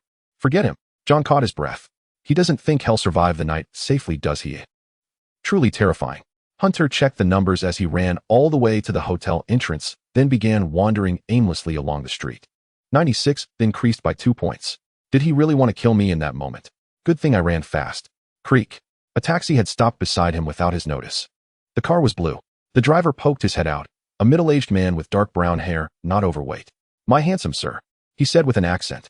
Where would you like to go? Why did this car stop beside me? Hunter turned to glance at the vehicle beside him and suddenly understood. It was the hotel behind him, the most luxurious one in the area. He was likely mistaken for a guest staying there. This place was called the Continental Hotel. A single night here cost £pounds reserved for the extremely wealthy, so drivers followed hoping to earn a fare.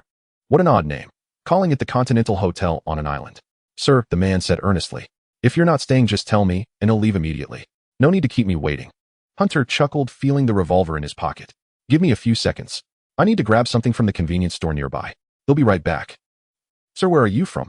The driver named Peter was a local. When he saw Hunter get into the car, his suntanned face lit up with delight. Me? I'm from the southern part of the Arkham Federation, the Doran area, Hunter replied casually. That's a fine place. You look like a man of great fortune.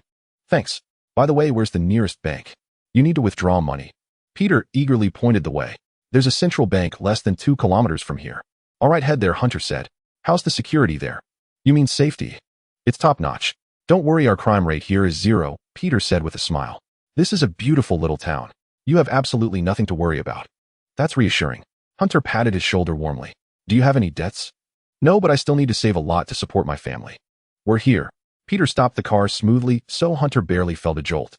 £1, sir. Card or cash? Wait a moment. Hunter opened the items Head bought at the convenience store.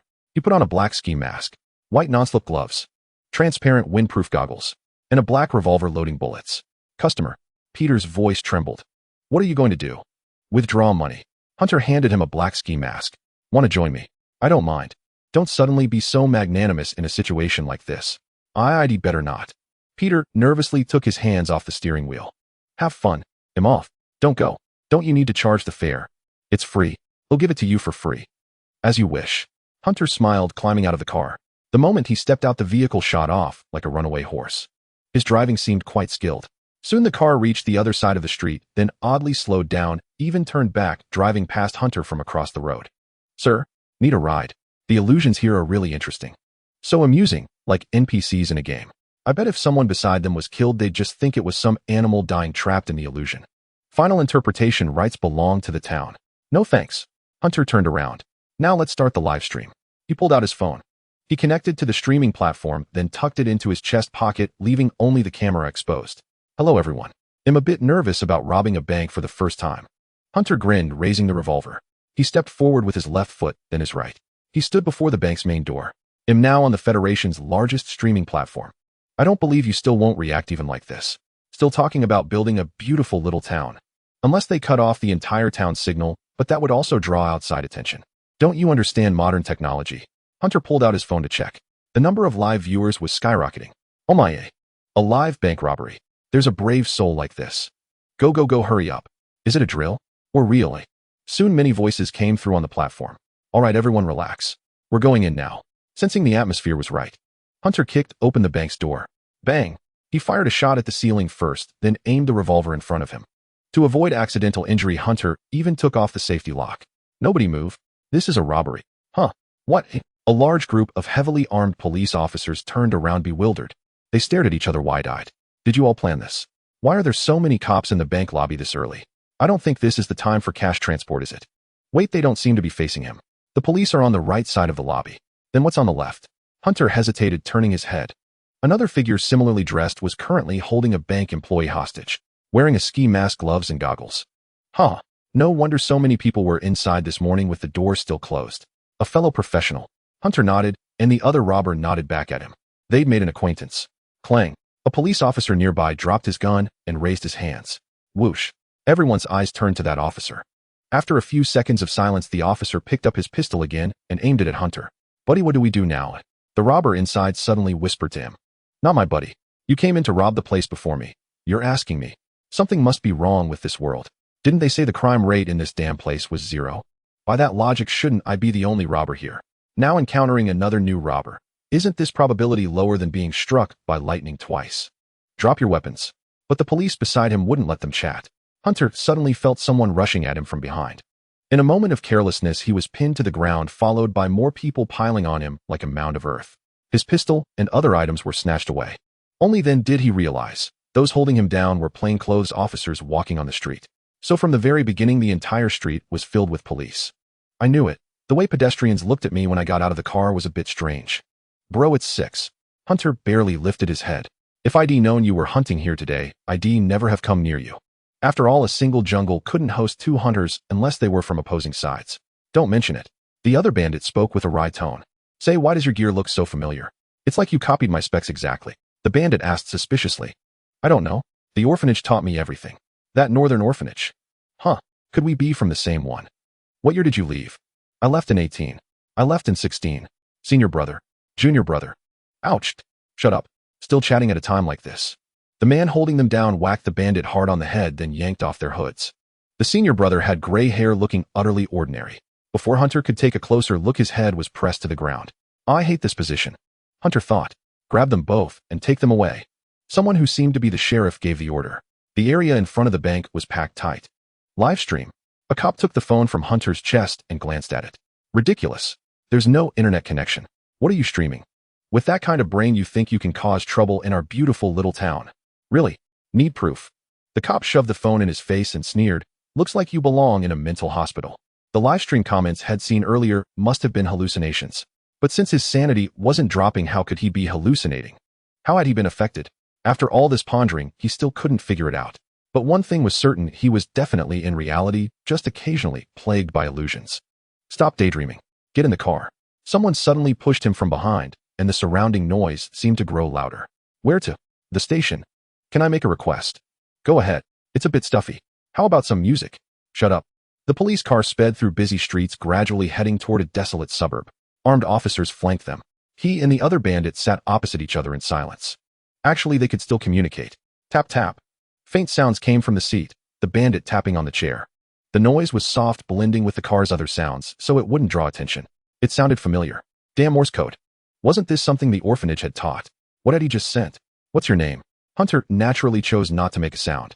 Inside of the other, he made a telegraph key gesture with his hand. Hunter. And you. Vika. What do you do? I'm here for fun. You. I'm a professional thief.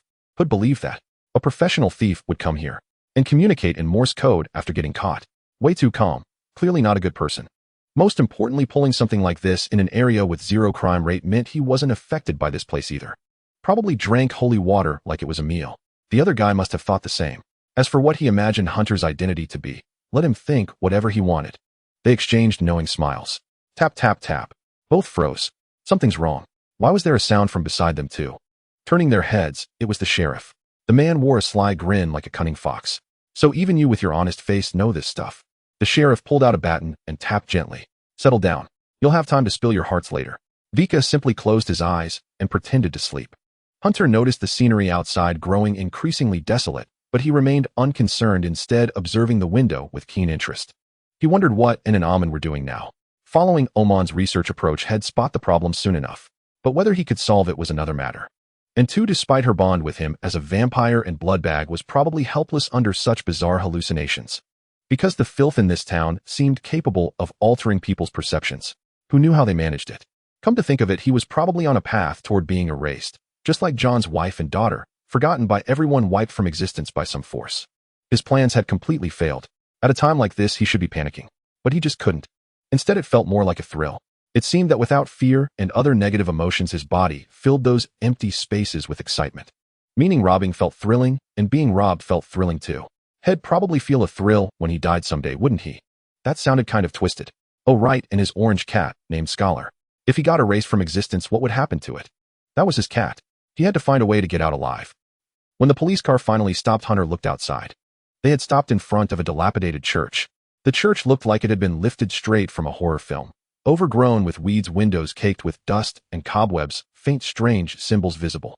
But the next second it returned to normal. A church standing at the edge of town was bathed in a golden glow. It seemed like a sacred site straight out of a story, radiating holiness and peace. For some reason, the sudden shift was almost comical. Like Marilyn Monroe struggling to press down her skirt, it made him smirk. Are you taking the law into your own hands? The bandit shouted. This isn't the station. I demand fair treatment. Get out. Hey, Sheriff, this place doesn't look like a station, Hunter said, blinking with confusion. Are you bringing us here for a baptism? As per protocol, you'll be judged here. The sheriff said, no more merely ordering other officers to bind them. They were pushed into the church. Before leaving, someone carefully closed the door. For the beautiful town, they shouted in unison. Looks like a cult. Hunter looked around. He also checked the number on his wrist. 97. That was all those ordinary folks could provide. You don't seem like a prisoner here. More like a tourist. Vika shrugged helplessly. It was the only move he could make. They were both bound tightly with rough ropes around every joint, able to do nothing but shuffle a few steps. The point is, panicking won't help. Hunter grinned at him. I got dragged into this because of you. Got anything to say? What can I say? Their police force was astonishingly fast. I had been inside for less than 5 minutes before they had already surrounded the place. Vika analyzed. It seems they've turned every person in the town into a surveillance camera. Any anomaly gets detected immediately. We've made history, I guess. The zero crime rate is broken. No, we're not the first. Many predecessors have already vanished, permanently. We'll be the same. Then this place will return to zero crime rate. Where is this? Hunter asked, noticing lights beginning to emerge one by one around him. Seriously, are they pulling some TV drama cliché? Isn't that already outdated? Hunter moved closer to look. They were candles. Whoosh, he blew out a breath. The candle went out. The next second it relit. Hunter leaned in and discovered the candles were hollow inside, with a slender tube serving as the wick. It seemed to be powered by electricity. No wonder it couldn't be blown out. It was tech. What a weird place. You're too carefree. Vika sighed. Junior brother, you've got nerves of steel. This is St. Maria Cathedral, the town's religious organization. By the way, you really don't know where we are. Looks like a church from a horror movie. Yeah. Ahead, several figures appeared, seemingly dressed in white. Brides. Nonsense. How could so many brides appear at once? Those are nuns' habits. Vika complained, and Hunter took the chance to see his face clearly in the light. Ash gray hair, a forgettable face, average height, an equally unremarkable voice, clad in a gray jacket. He looked like a plain passerby.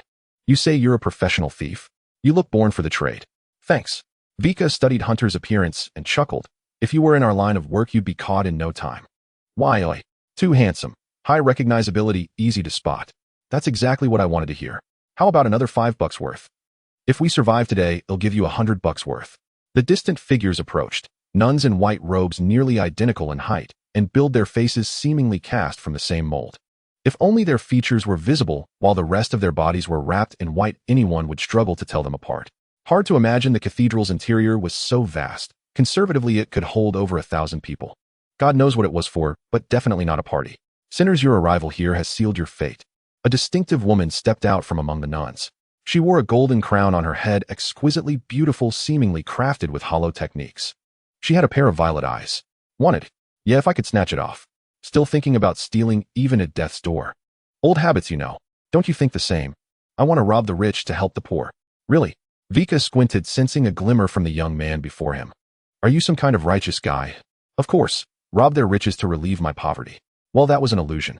Kids from the northern orphanage all turned out the same. Bring them over. The crown nun gave the order. Who's trying to catch me? In the legendary flying kick on water. Vika magically freed himself from all restraints and dashed toward the door. Remember to lock up next time you bunch with zero safety awareness. Bam! He kicked the exit door hard. No one behind him chased, they couldn't keep up. Can he win? He will win. Vika indeed was not someone this town could confine. The door didn't budge. Vika stared at it for a few seconds. He began to wail. Damn it, how is this door locked from the outside? What material is it? As his words fell, the nuns behind surrounded him. Hey, can we call a truce? Vika whined. Let's pretend that just now never happened. A solid punch landed on his face. He rolled his eyes and collapsed. Someone immediately injected an unknown liquid into his neck. Now he was quiet. Four white-clad women split off, one on each side of Hunter and Vika, injecting something into their arms, then carried them toward the center of the hall. Given Vika's earlier stunt, he got another injection. They were incredibly strong. Who knows what they ate growing up? How do you feel? Vika asked, his voice lax, starting to feel weak in the legs. This must be a muscle relaxant. Hunter savored the sensation. The woman beside him was very soft and carried a pleasant scent like violet aromatherapy. He nodded seriously. Rich, but not greasy. It really does make one's legs go weak. That's not what I meant. Vika slurred. They were brought to the front, surrounded by countless white-clad women. My name is Loy, said the crowned woman at the lead. Violet eyes a full figure, especially her chest. What will happen to us? Vika asked, looking at her. We won't do anything to you. Well, let the divine pass judgment. What does that mean? We will offer you both as sacrifices to the divine and let it decide. Loy clasped her hands devoutly, gazing upward. Under the light, she had a serene beauty. But really, what a hollow answer. It still means death, doesn't it? It's that God will judge you for him just sending you to meet him spiel. Sounds cool when a hero says it. Why is a villain saying it now? It's so jarring. Blasphemous, Hunter commented. Indeed. Vika nodded in agreement. Time's almost up. Noon is the best moment. Loy paid no heed to their protests, turning her head to speak flatly. Without any effort on their part, the nuns lifted them and moved them to the center of the hall. There's something on the floor. Vika gestured with his chin.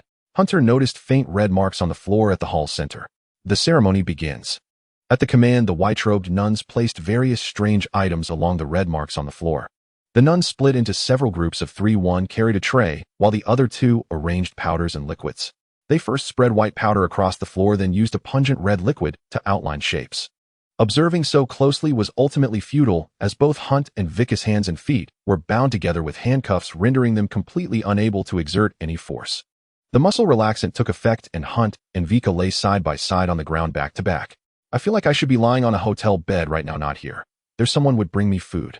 Now that you mention it, I'm hungry too. Do I smell something edible? Hunt frowned. Not far from them, a nun appeared carrying a new tray. A faint aroma seemed to drift over. What are those? Giving us something to eat before we go.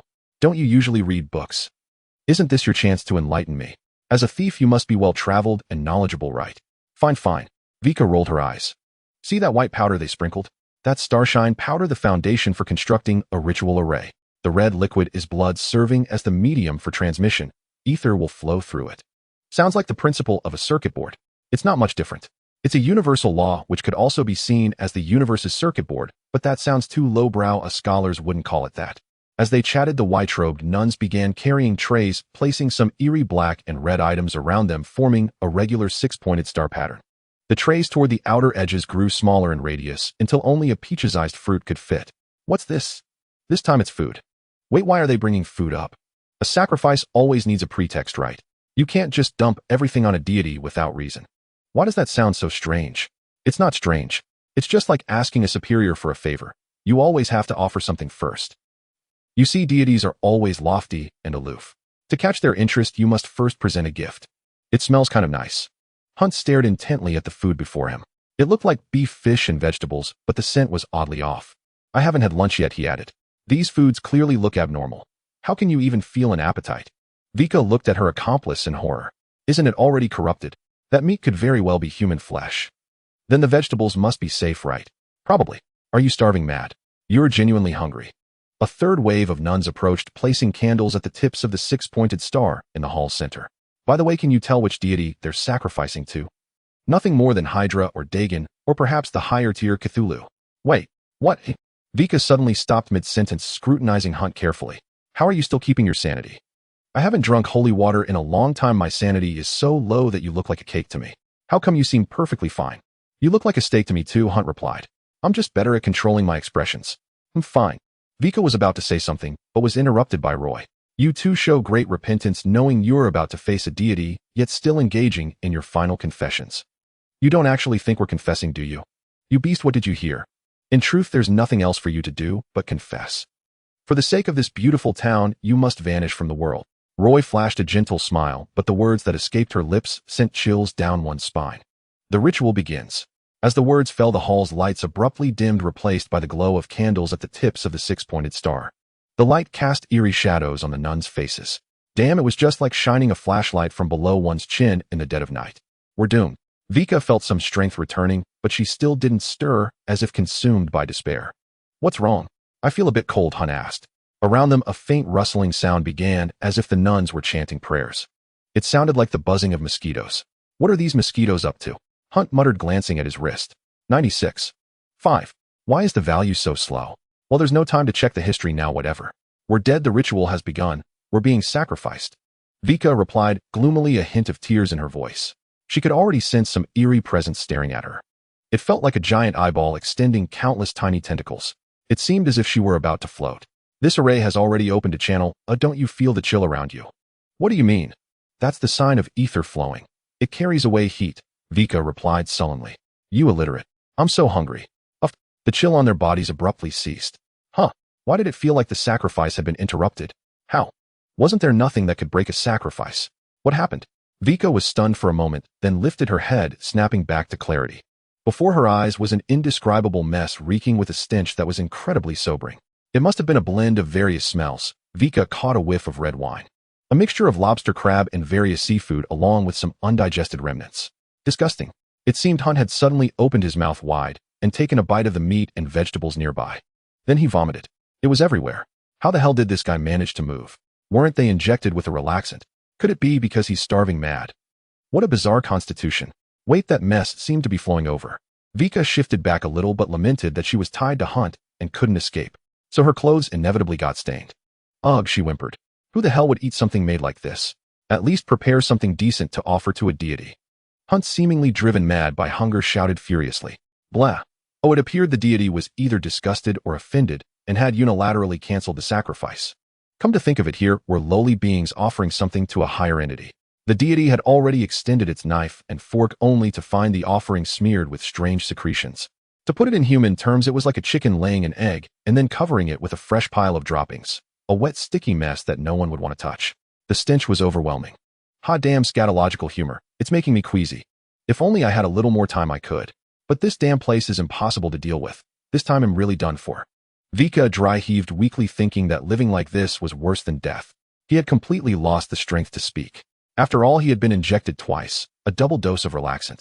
Oh. Loy rushed forward, frantically pounding Hunter's head with her fists. She no longer looked elegant or beautiful at all, instead she resembled a frenzied female leopard, angrily slapping his face with her palms. Don't slap vomit on the offering, slap slap to the gods, slap, slap slap, ah. Huh. Hunter, as if driven mad by hunger, licked her hand while she was hitting him. Huh. Loy stared at the strange liquid on her hand. So disgusting. He just licked her. Licked her. Her. Loy's mind went blank for a second before she slowly calmed down. Why aren't you talking anymore? Why is your face turning black? Hunter asked. Sis, maybe you should say something. I'm starting to feel a bit scared. Actually, he wasn't. He just wanted to disgust her. For some reason, looking at these faces that seemed stamped from the same mold, Hunter felt a surge of disgust. The gods have rejected our goodwill, so it's trash. The offerings must be buried in the backyard. Loy took off her white robe, accepted a new one from an attendant, and dressed herself while staring calmly at Hunter. What is the backyard? By the usual rules for handling trash, do you want your arteries severed or to be buried alive?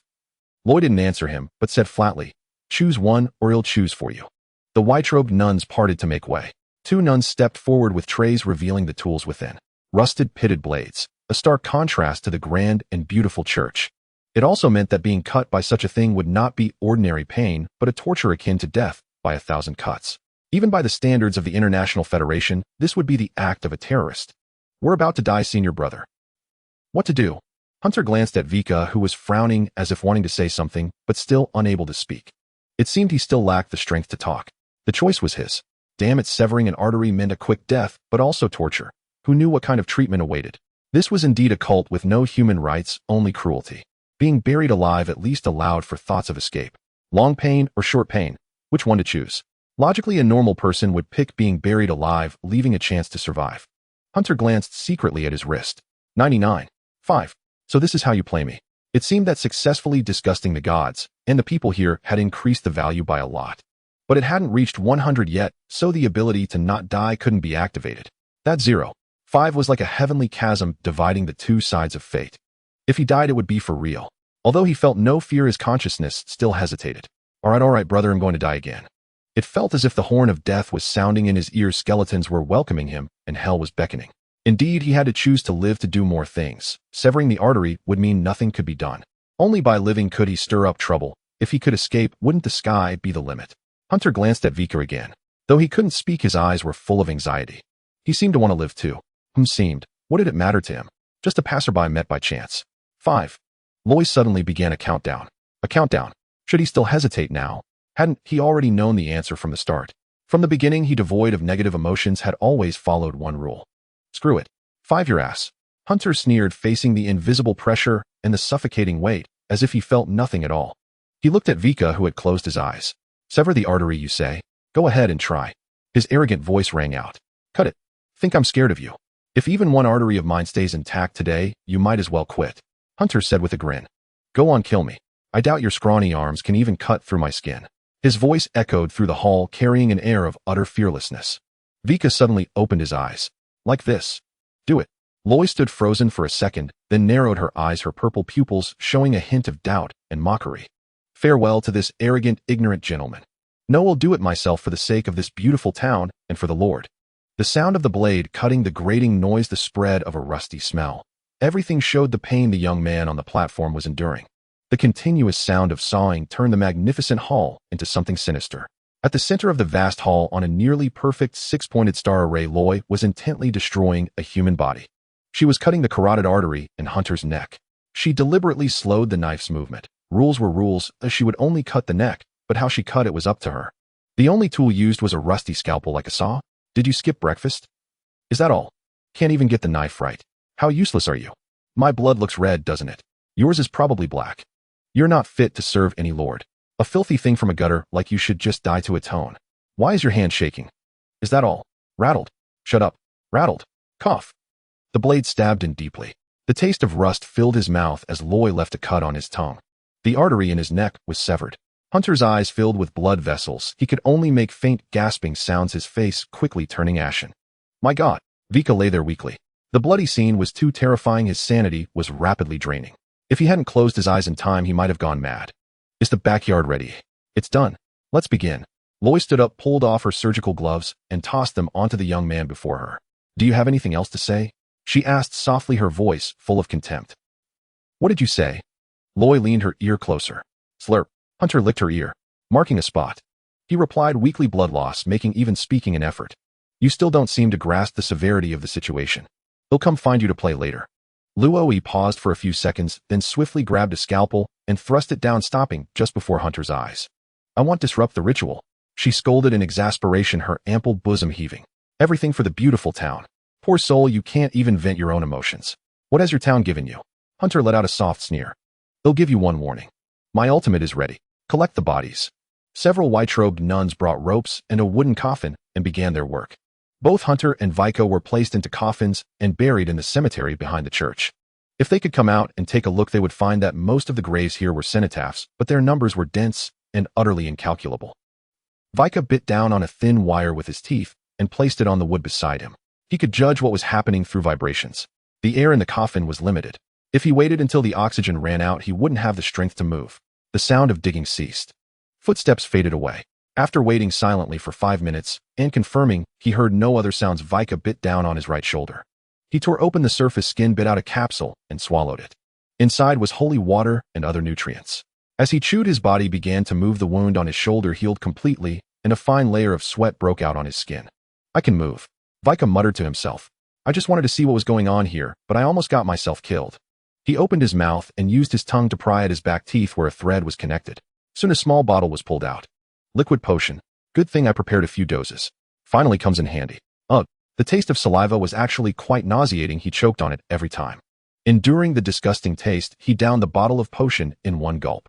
Soon he felt his body become supple, and then he slowly inserted his hand into the gap of the coffin in front of him. This was a solid wood coffin, but no matter how well made, it always had gaps and liquid could seep through them. The ability of this potion was to allow him to liquefy his entire body. 3 minutes. But in less than a minute he had crawled out of the coffin, used gravity to orient himself, and slowly burrowed up from the earth. As he muttered incantations, his body gradually solidified back into its physical form. So much sand. His gray hair was caked with mud, and he could even pick out a few earthworms and pillbugs from it. Vika repositioned his eyeballs back into place.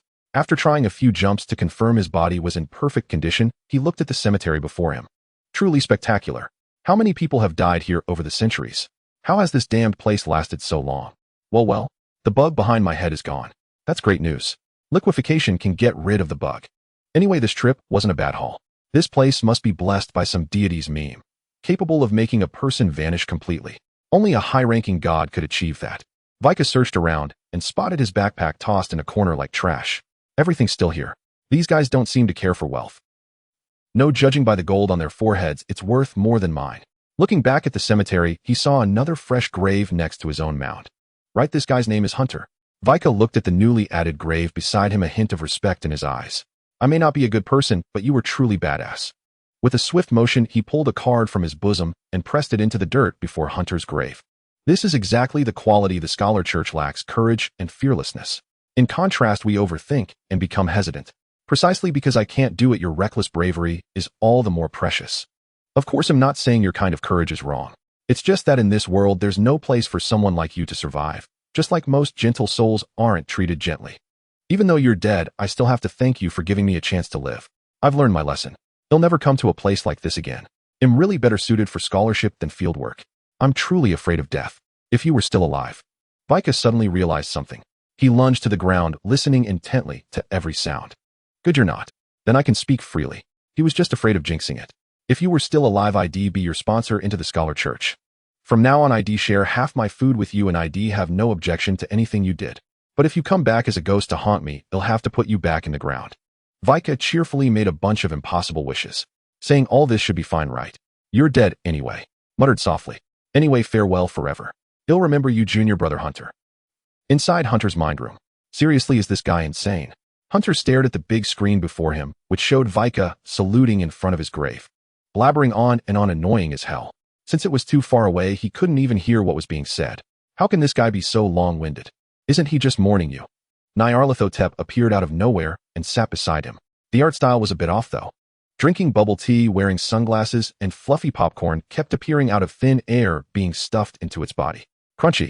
It looked quite delicious. Share some. Can't do that. These might look like ordinary popcorn and milk tea, but in reality, Nyarlathotep grinned slyly. They're boring planets and things like the Milky Way. You're joking, right? Want a taste? If you want this novel to have an early finale, I wouldn't mind, you know. Nyarlathotep offered a piece of popcorn while another tentacle bit into another. Hunter seemed to hear some soulful wails. A sizzling sound like frying. Forget it, you eat it yourself. Hunter declined. After all, not being afraid and being brain damaged were two different things. This kind of godly food probably wasn't suitable for humans. A whale could swallow tons of food whole, but a human could choke on a single small fish and end up in the hospital. Fortunately, at the critical moment, the value finally reached 100. I gambled correctly once again. I'm not bad. I'm quite satisfied with your recent performance. Naya reclined comfortably against the chair back, patting Hunter's shoulder as if rewarding him. You've successfully disgusted a deity. I'm delighted. Is there anything you need help with? As long as it's within my power, you may speak. But only one question. Naya's eyes narrowed as she fixed her gaze on Hunter's. I only appear when the value reaches its peak. You'd better seize the opportunity. I recall you mentioned that the mask's effect duration is random, right?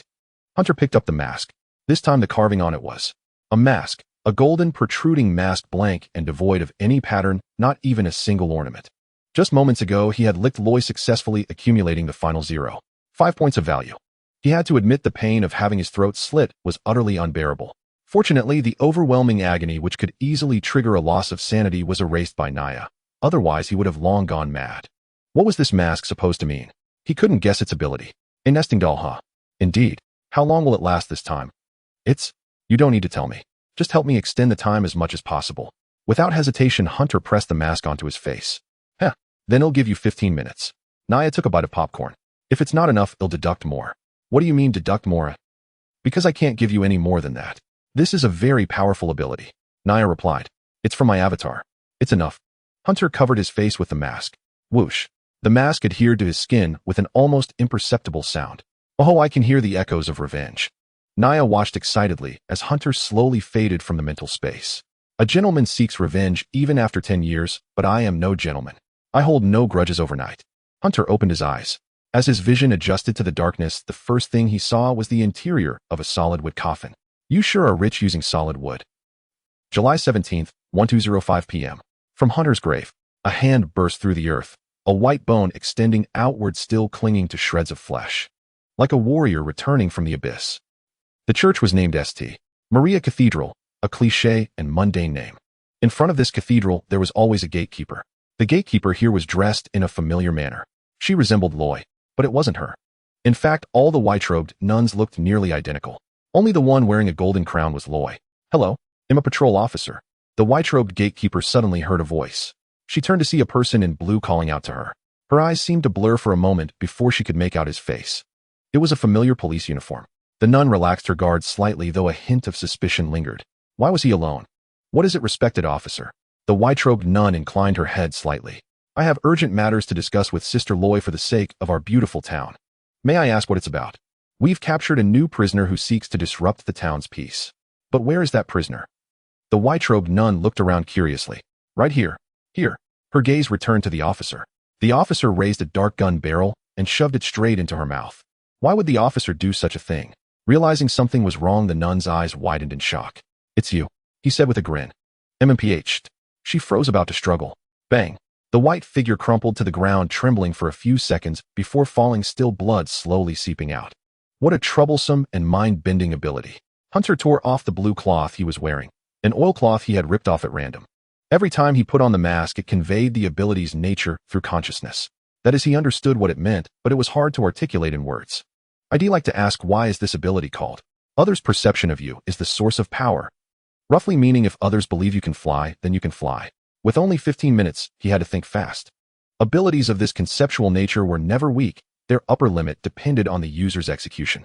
Before coming here, he had only wrapped himself in a bit of blue plastic, yet now it had become a patrol uniform. But did he look like someone with high intelligence? This kind of operation should be left to the experts on some forum. He was not cut out for tactical battles. He was suited for idling his life away. He knew his place. He had to make do with what he had. Hunter opened his bag and fished out the revolver bullets John had given him. Those cops were pure lazybones. They'd tossed everything into the trash heap next to the grave. Luckily, it hadn't been collected yet, so he retrieved them. Logically, these items should have been inside the police station. But since he had been sent here, he couldn't judge these officers by normal standards. Perhaps the town had programmed them to act this way. They say everything is for the best, don't they, eh? Hunter muttered to himself as he pulled on a black hood. To maintain an air of mystery, it was better to wear a hood. Otherwise, they'd recognize him at a glance. Isn't that the guy who got his throat cut this morning and died? I remember him. Just a stubborn fool, nothing else. How could he play this game then? The ability would be rendered useless. Charge, charge, charge. Hunter pushed open the doors of St. Maria Cathedral. Before him lay the familiar hall, with scattered white-robed nuns seated in prayer. As usual, the church is open for business during the day, and the doors are never locked. Speaking of which, at noon, there shouldn't be any ordinary people around, right? Hunter looked around, flashing a grin of white teeth. None. Exactly. Who would come to church at noon? So there was no need to worry about collateral damage. He drew his revolver, flicked off the safety, and pointed the dark muzzle skyward. Bang. Everyone look at me. Hunter's voice rang out, deliberately altered. I have an announcement. I've returned from hell after signing a pact with the devil. Are you ready to face death? The nuns seated in the pews rose and began to encircle him. Surround him. Do not let him disturb the town's peace. The leading white-robed nun spoke coldly, her brow deeply furrowed. Though she detected no fluctuations of a mystical creature, this man before her gave her an ominous feeling. Who are you? Where's Roy? Let her out. I have nothing to say to a mere underling. Hunter turned and slammed the door shut. The leading white-clad nun silently took the opportunity to don her golden crown while his back was turned. Holy crap. Roy. Hunter suddenly recognized her. Roy removed the crown again. Do you take me for a fool? Hunter shouted, raising his revolver and firing a shot into his own forehead. He then collapsed to the ground.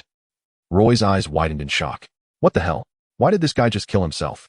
Was this a joke? Or was he genuinely insane? From Roy's perspective, the masked man before her suddenly fell limp like a clown in a circus. What a bore. She was momentarily stunned, but since the man was already on the ground, she had no other choice. Her mouth twitched involuntarily. Bury him again. Wait, why would this person commit suicide here? His height was similar to that Hunter from this morning, but he was already dead. Judging by his words, could he be someone who died here before? Countless people perish here every day. Which one was he? Why did he speak of returning from hell? And what did he mean by forging a contract? Take him away and bury him. To be safe, wash him with holy water before interment.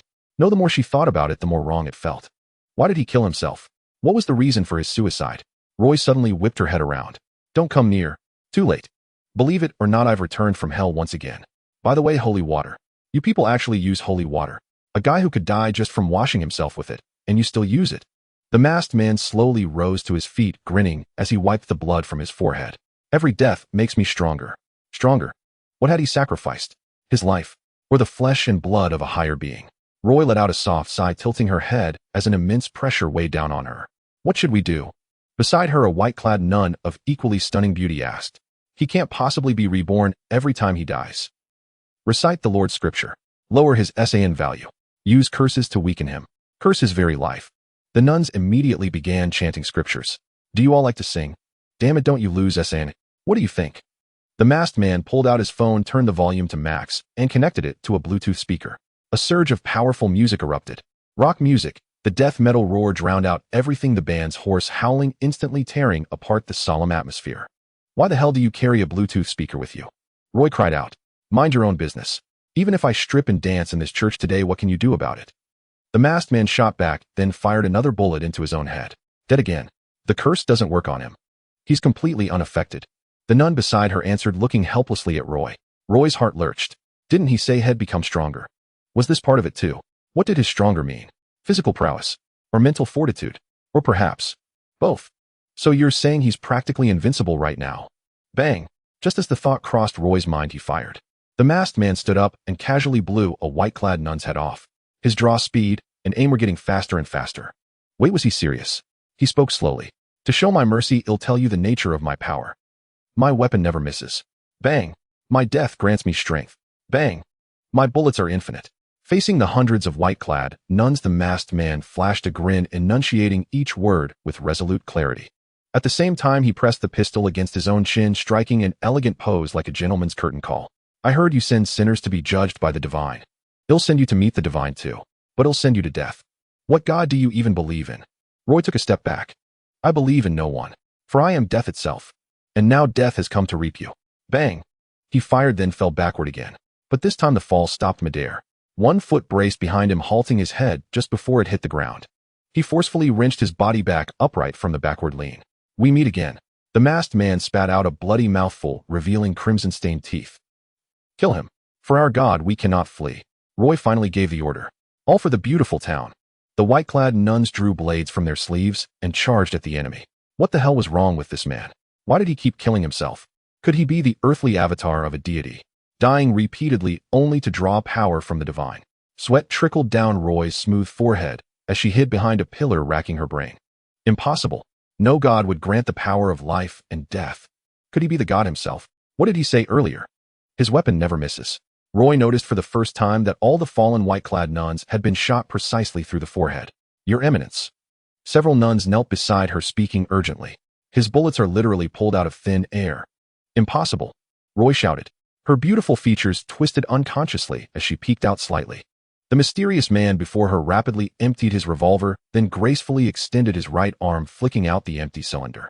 In the next second, like a magician, he produced a new one and slotted it in, creating things from nothing. Impossible. He really can't die. Even with his heart pierced or his head shattered, he always returns to normal. No. Impossible. Roy panted heavily, suddenly feeling a long-forgotten fear. Without reason, she thought of Hunter, whom she had killed that morning. And the words whispered in her ear. I will come back for you. Impossible, impossible, impossible. He was dead. His artery had been severed. Oh. The screams of nuns came relentlessly from behind. I see you, Miss Roy. You don't see me. You can't possibly see me. I'm behind a pillar. Unless you can. Read minds. Behind the pillar, right. Impossible. How could he see me? Your legs are trembling. A voice like a demon's sounded behind her, and Roy involuntarily fled deeper into the church. Oh. Run then, who can outrun you? No, this won't do. The power of the divine. Use the power of the divine to fight back. Abandon this mortal vessel. Offer it to the divine. Roy cried out loudly. But the nun beside her hesitated. Aren't we supposed to offer it at the most critical moment? This is the critical moment. Roy grabbed the nun by the collar. Upholding the glory of the divine is our duty. Now go and face the enemy. Yais. Having issued the command, Roy turned and staggered toward the rear. That was the direction leading to the backyard. Hopefully this will stop him. How much time remained of the 15 minutes? Hunter dared not pull out his phone, constantly checking it would give away that his state was temporary. Just like that ninja with eyes all over his right hand. He died a miserable death. So he set an alarm to ring after 14 minutes and 30 seconds. That way, even if it went off, it would just seem like a regular alarm. What a genius I am. This ability left little to complain about except that the constant passive enhancement overwhelmed his brain. Every so often he had to take his own life, as only upon resurrection was his body in peak condition. Come to think of it, he had gained so many skills, not just speed and strength. Even the bullets he fired seemed far more powerful. That was why he could always kill himself with normal bullets. He probably couldn't even pierce his own skull. An all-around enhancement indeed. However, merely generating a cylinder of bullets out of thin air consumed immense mental energy.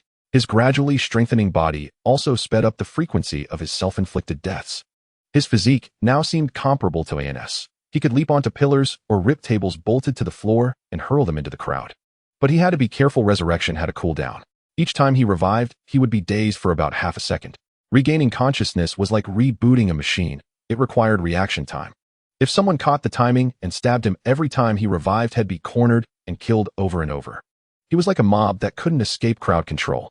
It seemed he had also inexplicably gained the ability to see through things, spotting a figure wearing a golden crown heading toward the back. Running. What else is she planning? Before he could think further, the white-robed nun ahead suddenly stopped moving. She raised her hand, swallowed a small vial, and then stood frozen. Seeing this, the nuns behind her also raised trembling hands and swallowed their vials. Not moving. waiting to be judged one by one. Only about a dozen nuns remained. Most had fallen with a single headshot. He had thought these creatures were monsters, but they turned out to be no different from ordinary humans. Hunter sneered and fired at another nun's head. But this time something was different. Blood burst out as the bullet pierced her skull, yet she did not fall. What the hell? Hunter paused for a moment, then fired several more shots at their heads. No reaction. Alright, what new trick was this? Hunter stepped forward, trying to bypass them. A chill ran down his back. Something was definitely wrong. The motionless nuns began to swell, their facial muscles twitching irregularly.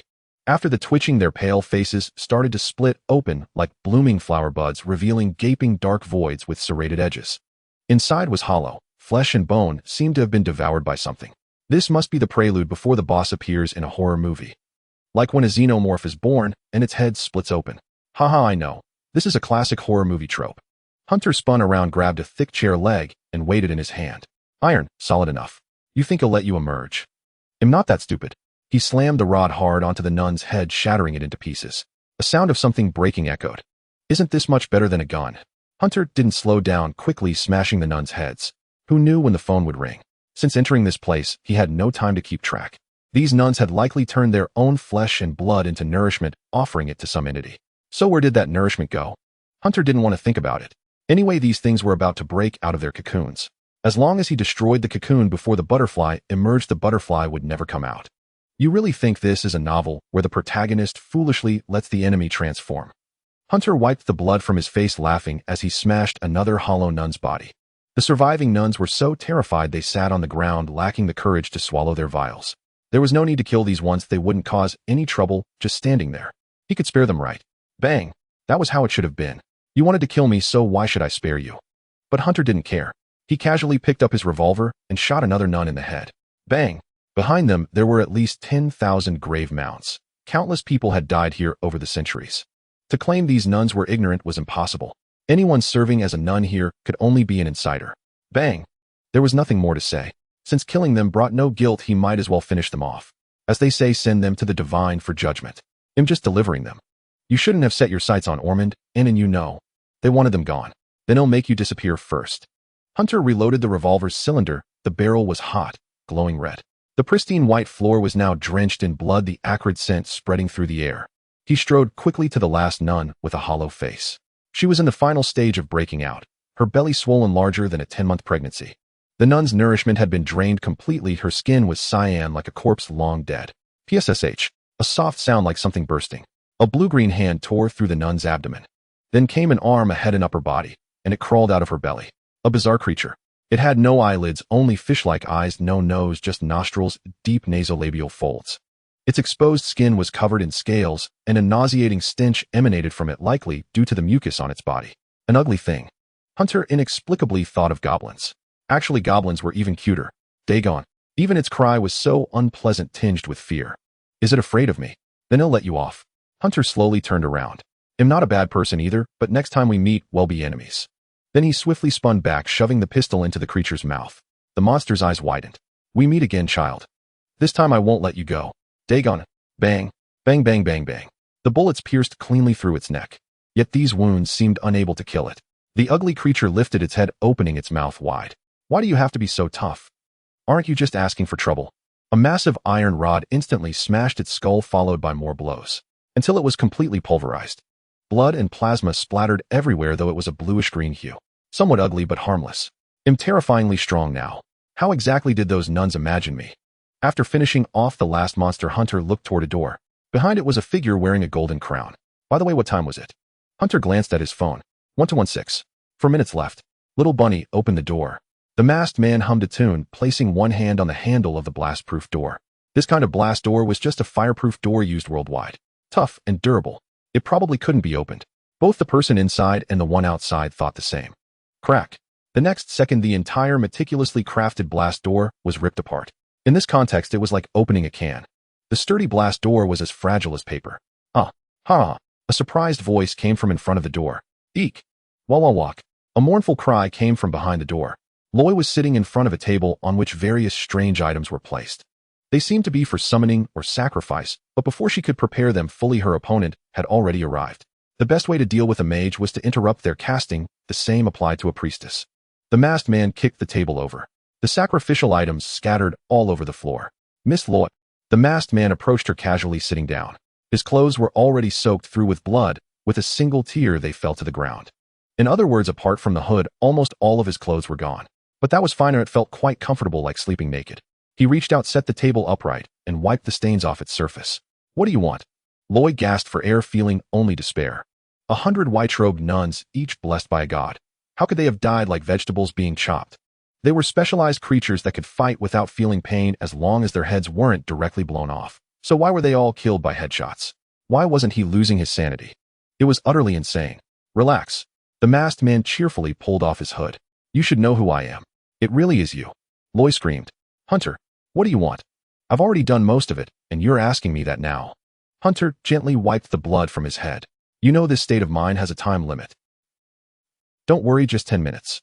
It's already passed. I never lie. Right now I can be killed. Of course the statement, I never lie, was itself a lie. You think you'll believe that? Loy stepped back, knocking over her chair with a sharp clatter. So what if you can be killed? You could shoot me anytime. Hunter took out his revolver, loaded a single bullet, pointed the muzzle at himself, and placed it on the table. So I'm giving you a chance. I want to gamble with you for our lives. Don't you trust in your god? You like letting your god make judgments, don't you? Hunter curled his lips, slightly a hint of mockery flashing in his brown eyes, making it hard for Loy to breathe. I have my faith, and you have yours. So let our faiths decide. Let's see if your god wants you to live. Are you sure? Loy seemed to waver. If you don't play, I'll shoot you. Hunter waved the revolver, holding it up before Loy. I only have one bullet left. I never kill women or children. Unless they do it themselves. Then what about all those you just killed? Weren't they mystical creatures? Each one transformed. What did they have to do with women? They aren't even human anymore, are they? I also heard you never recruit nuns, but your numbers haven't dwindled in 100 years. They're all long-lived species. How can they even be considered human? Only you have appeared in recent years. You're probably human because you fear death. One word, do we gamble or not? If not, I'll shoot. Deal. Loy decided immediately. He'll gamble. Then he'll go first. Hunter squinted, pressed the revolver against his chin, closed his eyes, and pulled the trigger. Click. Phew, that was a bit scary. Hunter wore a look of lingering fear. Your turn. Loy took the revolver with trembling hands. Any ordinary human who entered this town would be guided and eventually affected by mimetic influence. Even if someone died here, all memories related to them would be erased. It could even change the world. So why was there someone who broke the pattern now? Or had it gone wrong? Loy closed her eyes, unwilling to see Hunter's gaze before her. Click. Congratulations, congratulations. Hunter applauded, casually taking back the revolver and aiming it at his own head. Want to make it more exciting? What do you mean? He'll take a few more shots. Either I die or you die. See if you want to gamble. Hunter smiled. Let's see how much your god truly loves you. He'll give you a little advantage. If the next few shots fire, you'll be free. Would you be that generous? Loy opened her eyes suspiciously. Fear was evident in them. Anyone, please. Just make this gun go off already. Hunter didn't speak, but chose to prove it with action. He closed his eyes. Click. The third shot. It seems the god I believe in loves me quite a bit. Let's do it once more. Click. Hunter pulled the trigger decisively. The fourth shot. What are you doing? Loy screamed. Why? Are you pulling it so fast? It's exciting. Does it matter if it's fast? Hunter waved the revolver nonchalantly. Ladies first. We'll take one more shot. If it doesn't fire, you lose. No, let me do it myself. Loy closed her eyes, losing the ability to think calmly. She could only watch as Hunter pulled the trigger. Ring. Come on. If it doesn't ring, I dare not think about it. A click. The sound of despair. It seems the gods are on my side. I pressed it 3 times and nothing happened. Hunter smiled, a hint of mockery in his expression. Your turn. Maybe your god will bless it to be a dud. After all, you worship him so devoutly, surely he will answer your prayers, right? Loy stared at the revolver Hunter handed her, a suffocating dread clutching at her chest. Was that the 5th shot? Meaning this one is live? No. Gods. What are you doing? Will great Dagon abandon its servant? No. Loy slowly aimed the gun at her own head. Please. Hunter offered a gentlemanly smile. What god do you actually believe in? Simple. I'm an atheist. Hunter laughed, revealing 8 perfectly aligned teeth. Quite handsome if not for the blood smeared across his face. Now was not the time for that. Death loomed the muzzle before her, about to fire. You believe in your god, don't you? I do. Don't you dare not pull the trigger, you know the rules. Shut up. Then do it. Are you scared? Just gamble that this one is a dud. Shut up. Loy's lips turned pale. The white cloth on her head had fallen off at some point, releasing a cascade of blue hair. Hunter's words were like knives peeling away her defenses bit by bit. She broke. Her fingers slowly squeezed the trigger. Bang. A standing figure fell, splashing a pool of blood. It was over. Silence fell. But it wasn't Loy who fell. It was Hunter, his expression frozen in that smile. In the final moment, she had aimed the gun at Hunter. I don't want to die. It won't be me who dies. Loy gasped, the gun slipping from her hand and clattering to the floor. It won't be me. She collapsed to the ground, a survivor, yet without joy. She stared at Hunter's body, the wound on his head glaringly vivid. I survived. I won. I won. A cliché script, yet unexpectedly effective. What gave you such arrogance? And yet you died. Haha. Loy let out a few hollow, mirthless laughs, then turned her gaze to the sacrificial materials beside her. The god did not save me. Even at the brink of death, I was still thinking of offering something to you. Why didn't you save me? Loy covered her face as if sobbing. A ringtone. The phone's chime instantly grabbed her attention. A ringtone. It must be Hunter's. When he fell, his phone had tumbled from his scant clothing. Why was it ringing? It wasn't an alarm. I mean, why was it playing a countdown? A countdown. Why a countdown? Loy's face twisted in horror. Oh, I knew it. I knew it. You're the Grim Reaper. You can never die. Only death had such power. The legendary guide who leads souls to the underworld. But that was just a legend, not reality. There was no such mystical being as death. It was all illusion. Time's almost up. I'm done playing with you. A shadowy figure appeared before her from nowhere. Loy looked up in fear, only to find Hunter sitting up as if nothing had happened. Weren't you dead? A bullet slowly emerged from the wound on Hunter's head, which then healed completely, leaving not even a scar. You're such a liar. My skull is pretty tough, isn't it? A revolver bullet point blank to the head didn't even penetrate it, just lodged in my brain. Hunter stood up, nonchalantly snatched the revolver, and with a light squeeze of his right hand, a bullet materialized in his palm. He loaded another round. He pressed the gun under Loy's chin, forcing her to look at him. You said you don't kill women or children. Loy murmured, her mind in chaos, no longer questioning why Hunter hadn't died. Perhaps she had sensed it, but she was powerless to stop anything, numb to it all. You're not a child, so why can't I kill you? What a flimsy excuse. But I'm a woman. Really? I don't believe you. Are you the Grim Reaper? You still believe in that? Think what you like. Hunter flashed his white teeth, and black stripes began to appear on his face, 3 lines rising from below. Loy felt despair. Whenever someone died, the priest who came would paint this mark and place a cross above the head, said to let death claim the soul. You have no honor. Loy struggled, but her extraordinary strength was as feeble as a chick's in Hunter's grip. This only deepened her despair. Neither do you. Stop moving, you. I can't aim. Looks like your god didn't save you. Your faith is dead. Hunter reached out and straightened Loy's face with one hand. She was motionless. Learn from me. I'm an atheist. No god is worth my faith. It's meaningless. Loy's lifeless eyes swept around. That look of shattered faith was heartbreaking. It seemed I caused it. Ha, how embarrassing. Wait, let me send you off. I saw your soul, your death face, and your countdown to death. Hunter shoved the revolver into her mouth, speaking coldly and cruelly. Where will I go? Heaven or hell? Unable to close her mouth, saliva uncontrollably dripped from the corner of Loy's lips as she answered incoherently. What's this? You believe in another god, yet you long for the existence of the Christian God. Isn't that a bit contradictory? Don't. Loy's beautiful face twisted in anguish. Die obediently, Hunter whispered calmly in her ear. Loy flinched at the stimulus, tears streaming down her face. Bang. Time's up. Hunter slowly walked out of the small church room and returned to the center of the hall. He found a higher spot free of blood and sat down on the floor. He stared blankly for a long time. Holy crap, what did I just do? Did I see Loy's lifeline? And the countdown to death for everything else? What exactly did she imagine me as? In the end, I didn't even feel tired, or it was like becoming a god. And it all felt like a dream with no ripples in my heart. If I'm not mistaken, that was probably my first time shooting someone. The first one I killed was Cain, but he was struck by lightning. This time it felt unreal. Had my earlier thoughts come true? That I would turn into a murderer. Isn't that like being a psychopath? Damn it. Will I become some kind of Joker-like figure? That would be truly insane. Okay, enough of that. Anyway, I deeply regret it now. Why didn't I let Loy imagine that Hunter is the smartest man in the world? Or imagine that I was one of Nyarlathotep's tentacles and then directly tear through space to slap the bewildered Nyarlathotep itself? Holy crap. Wouldn't that wish be fulfilled? And this book could end. I'm a genius.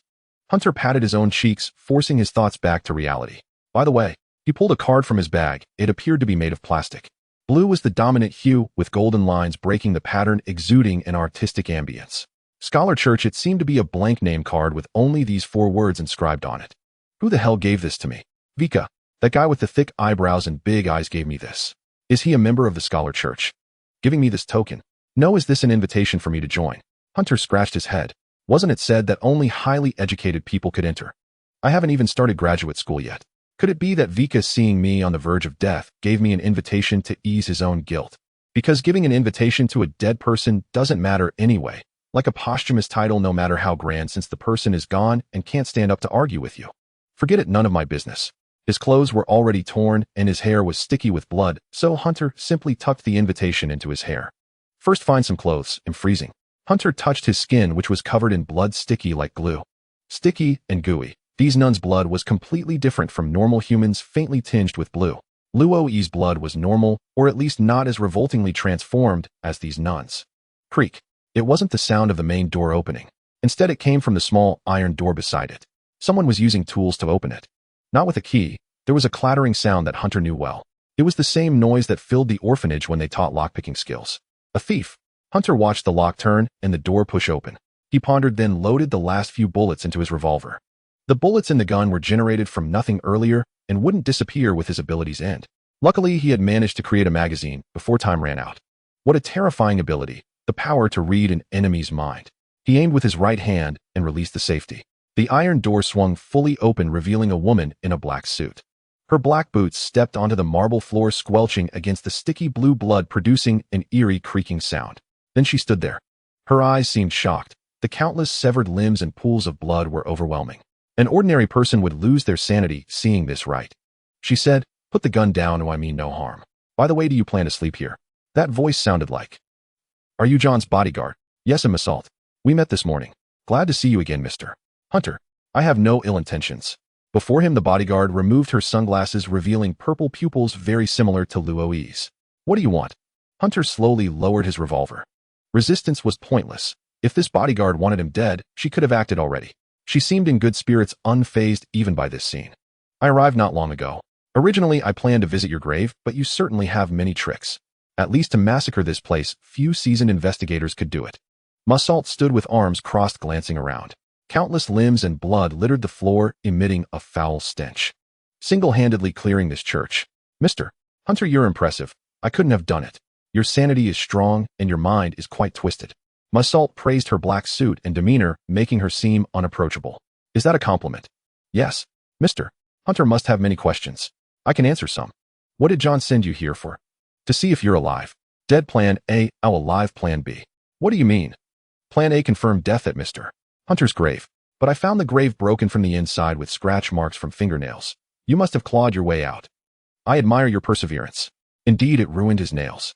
They say the fingers are connected to the heart. Breaking them must have hurt, but with only 15 minutes, there was no time to dwell on the pain. At worst, he'd kill himself once and start over. Hunter reflected. "Let me say it again, whoever buys solid wood coffins has a hole in their head. Since people die every day, can't you get cheaper coffins? Do you have money to burn? Give it to me, and you give me a solid wood coffin. If the oxygen runs out, it's truly over. Trapped inside, worse than death. Anyway, I don't want to experience that again. Thanks. What's plan B?" Hunter shrugged. "I might have guessed. That is to take you to see John." "As I thought. Wipe yourself clean." The bodyguard handed him a towel. "There's a place to wash up here, it'll take you." Hunter was silent for a few seconds, then stood up, wrapped the towel around himself, and simply picked up his belongings to follow Massault. He had intended to find John anyway, and now John had come to him. Perfect timing. As he left the room, he didn't forget to take Luoyi's golden crown. This thing was valuable. Mr. Hunter actually managed to force them into this form. Massault pointed to the fishskin monster crushed into pulp on the floor. "What the hell is this thing?" "A deep one." Massault frowned, stepping around it with some disgust. "Something the people of Innsmouth eventually become. But clearly these nuns forcibly catalyzed the process with their own flesh, resulting in this malnourished creature. I recall these things are pretty tough. Do all Innsmouth people have this skill?" Hunter rubbed his hands, still feeling the eerie, slimy texture. "No, only female Innsmouth people, and only if they are offspring of humans." "Why? Humans are the best sacrifices, female humans even more so." Massault took a deep breath. "But don't worry too much. It's only because they take this form with a deity's blessing. Their true bodies are fragile and can be easily killed during the incubation period." "All right." Hunter shrugged. "What's John thinking?" "He wants to see you. Otherwise, he wouldn't have sent me to find you." Massault walked and pointed to a room. "That's where the nuns usually bathe. There's a bath and soap." "Wait, how do you know so much? Have you been here before?" Hunter looked into Massault's eyes, a pair of beautiful purple pupils. This woman's eyes were the same as Luoyi's. There must be some connection. "Because I used to be a member here." Massault smiled, not avoiding the topic. "The kind that wore a golden crown. Until a few years ago, John rescued me from this place." "Did that mean all the leaders here had purple eyes?" "Cool. It must be another cliché hero rescuing beauty scenario. John saves Mersault, and in return for his gratitude, Mersault becomes John's bodyguard. No men's bathhouse. There are only women here, Mersault replied. It is the decree of the divine. Only those capable of bearing children may work in the church. It seemed as though the deity was building a harem. What a perverse taste. Hunter stepped into the bathhouse, clutching his clothes. A fragrance permeated the air. It was somewhat thrilling. Though empty, imagining the nuns bathing here daily was still amusing. Stop. This was getting a bit indecent, hardly the thoughts of a true man. Mersault leaned against the door, pulled out a cigar, placed it in his mouth, and lit it. Why no sound? What are you doing? After a moment, Mersault exhaled a plume of smoke and asked. First time in a women's bathhouse, feeling a bit shy. A hesitant voice replied. Humph, just an excuse. It must be the fear from having just killed someone. Normal. Rookies fresh on the scene are all like this.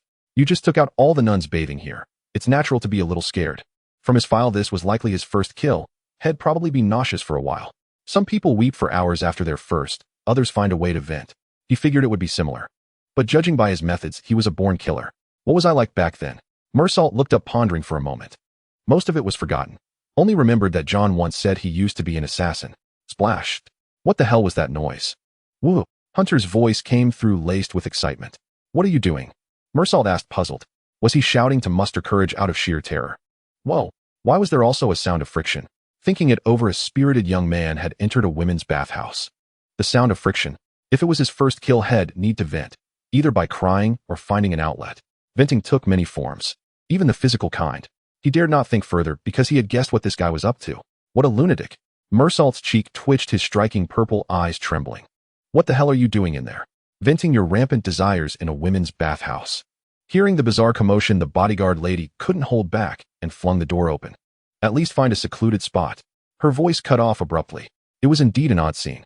Carved from a single massive stone, the oversized bath had sloped edges, low in the center and high at the perimeter. Hunter sat on the higher edge, lathered with soap, and slid down into the basin. To prevent slipping, grooves were etched along the edge, and he fit right into one, keeping from sliding out. From top to bottom, a smooth glide, as thrilling as a pirate ship ride. Woo! He looked utterly delighted, showing no signs of psychological trauma from the killing. Was this man's mind even normal? There's a slide in here. Hunter introduced it excitedly, but then paused, a shy expression crossing his face. Bodyguard sister, I'm not wearing any clothes. Hunter blushed, covering himself with a towel. I know my body is impressive, muscular limbs like golden proportions, but aren't you being a bit too bold? I'm only 22, you know. Who wants to see your little thing? Mersault felt his blood pressure spike. Are you actually playing around in there? But this bath is huge, bigger than my house. Hurry up and get out. Want to give it a try? It's a lot of fun. Hunter stood up and whipped off the towel in his hand. What are you doing? Mersault tried to look away, but saw Hunter was wrapped in a bath towel. You're wearing a towel. Let me push you. It's so smooth. This bath must be hand-polished, and machines couldn't achieve this texture. Hunter ignored her question, enthusiastically explaining the pool slide's mechanics. Get lost. Mersault felt her vision was under extreme assault. Is this guy utterly heartless or just a pervert? In any case, they eventually finished bathing. Hunter changed into a new shirt and breeches which Mersault had hastily bought. Though the church was a sea of blood, the shops outside were still operating normally. You knew my size? Hunter was surprised. One glance was enough. Mersault breathed a sigh of relief. At least there was something this guy didn't know.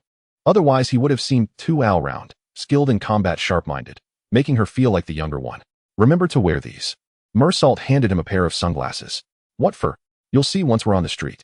In this cursed place, don't let those things see you, and don't let them know your eyes are open. Hunter took the sunglasses and put them on.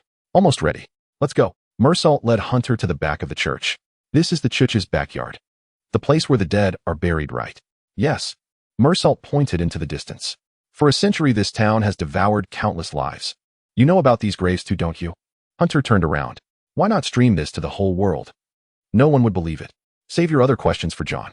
Mersault replied, pointing to an exit. We'll go that way, circling the town's perimeter back to John's location. Why? According to the town's true history, you're already dead, and in everyone's memory too. Or rather, it's more accurate to say you never existed. So what do they see me as? Air? Or a walking corpse? No, they'd see someone they remember most vividly, perhaps their most beloved or most hated. How do you know? Hunter stared at Mersault's profile. Have you been buried there too? They'll keep silent. Mersault replied with a wry smile. Fine. So if I show up carelessly, it'll cause big trouble, right? As long as you understand. Mersault glanced back and Hunter did the same. Behind them the church still stood pristine white. No one knew that inside its white walls it was now a sea of black and red. The heavy doors sealed tightly, locking all sense away. White bread with chocolate filling. Hunter muttered. You're quite humorous, Mr. Hunter. Meursault curled her lips. Act like nothing's wrong. Relax a bit. Wait for me to pick you up. Meursault stepped out of the church grounds, first glanced around, then headed to the parking lot to start the car. Get in. Meursault rolled down the window and tilted his head toward Hunter. I feel like a celebrity. Hunter slipped into the car. Even getting the VIP treatment with a private pickup. Celebrities don't have to hide their faces. Meursault sneered, stepping on the gas as the car began to move. Right now you're the only glitch in this whole town. Elaborate. Because you died. The town confirmed your death process, buried you in the backyard, and erased all memories of you. No one will recognize you. If I walked down the street and showed my face, people would split into two groups, one seeing me as their dearest loved one, the other as their sworn enemy. If I raised a rallying cry, right, then those two groups would fight. Some to protect me, others to take me down. A massive brawl, Negertown edition. How amusing. Hunter suddenly burst into laughter. You're a real freak. Meursault watched Hunter's expression through the rearview mirror. Don't you ever feel anxious or lost? If those emotions were useful, I'd be anxious and lost every day. But clearly they're good for nothing except keeping you awake at night. I heard you want to be an investigator. Meursault smirked. You've got potential. The car stopped. It halted before a large building. John's building, though it seemed to be at the rear. Few pedestrians passed by. He had left this place in the morning only to return at noon. Though little time had passed, it felt like a lifetime away. Wait a moment. Let's move when no one's around. Meursault scanned the surroundings and checked his wristwatch. It's almost lunch break. The street will empty out soon. Can I just cover my head and dash straight in? To passers-by, your silhouette would look like someone they know intimately. They'd recognize you at a glance. Meursault observed the nearby pedestrians. For instance, if Miss Anastasia's head were covered and only her body visible, could you still identify her? I'd know her even if she were reduced to ashes. Hunter replied instantly, then realization dawned. Oh, that flat figure. Who wouldn't recognize it? Imagine someone whose child went missing suddenly spots a familiar figure. They'd rush over to investigate, and you'd never be able to clear your name. What a hassle. Even if you told them you're Hunter, they wouldn't know you. In their memories, you simply don't exist. The street's nearly empty. Meursault opened the car door. Let's go upstairs, Mr. Hunter. John was on the top floor. Meursault led Hunter to a private elevator. Soon they reached the door at the top. After you. And so after all the twists and turns, they had finally returned here. Hunter pushed the door open with some reluctance. Good afternoon. We meet again. John sat elegantly, a cup of coffee in hand. I'm so glad to see you're still alive. I recall that when guests visit, you usually stand to greet them. Hunter stepped forward, craned his neck to look ahead, and nodded knowingly. You went to the hospital, didn't you? That's a huge lump you've got there. Crack. The glass in John's hand shattered. And whose fault was that? It was all swollen. If it weren't for his Innsmouth lineage, it might have been ruined. I really want to kill you right now, Mr. Hunter. I appreciate the sentiment, because I want to kill you too, Mr. John. Hunter sat directly on the desk in front of him. If it weren't for your damn plan, I'd still be enjoying my wonderful summer vacation. And now no one knows you. Miss Anastasia doesn't recognize you, Mr. Ormond doesn't either. Even if you contacted all your best friends, they'd wonder when they added a stranger. You're furious, aren't you? John nodded, showing understanding. So am I. For years. So spare me the nonsense and tell me everything from the beginning. Hunter stared at him. I'm your only option. Forgive me for dragging you onto my side by underhanded means. You want to restore your existence and leave this place while I want my daughter back. John forced a grin. Now our goals align. Let me see how my uncle and sister are doing. They're fine. John turned the computer around. This is the surveillance feed. Hunter glanced at it casually. Ormond seemed to sense something amiss. His room was cluttered with various jars and bottles, while countless books and documents were piled on his bed. He himself was typing away at the computer. Clearly, he was using the computer to compile and organize all the information. And on the other hand, looked ready to head out, apparently carrying out the tasks Ormond had assigned, investigating the truth about John's wife and daughter. What a heartless bastard. Aren't I your blood bag? Shouldn't you feel the connection between us? By all logic, shouldn't you be the first to notice? You installed cameras in their bedrooms. Hunter mocked. That's messed up. Just a necessary measure. At least there are none in the bathroom. This is your only chance to check on them. John lit a cigarette, wiping the glass shards from his hand. If you show up before them, something catastrophic will happen. Start from the beginning. Hunter crossed his arms. I haven't studied much. I mean in the mystical sense. All right, you haven't eaten yet, have you? Meursault tell the chef to prepare a Western meal and bring it up. After giving the order, John turned back.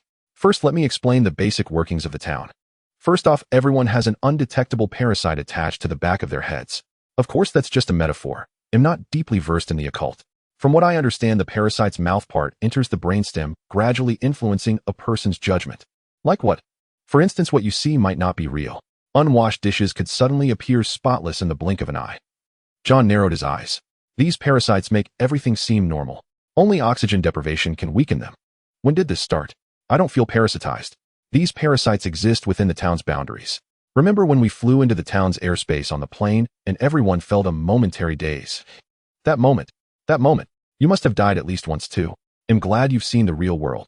John blew out a smoke ring, looking at Hunter perched on the desk. Could you please get off the desk? I don't like looking up at people, but I like looking down on people who smoke. John sullenly stubbed out his cigarette, muttering under his breath, ill-mannered brat. In summary, the town itself is built upon a vast, malevolent, magical array. This array can propagate memes and alter human consciousness. As long as everyone believes you are dead, then you are indeed dead in their hearts. In other words, if everyone believes this is a normal town, then it is a beautiful and normal town. The insects and the array complement each other.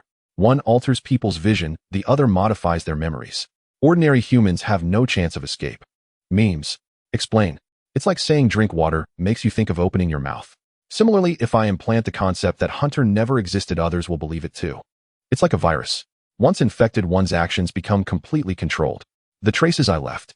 Hunter attempted to respond. They would be identified as something familiar. Awesome. So I could rob a place without a care. No one would recognize me because I never existed.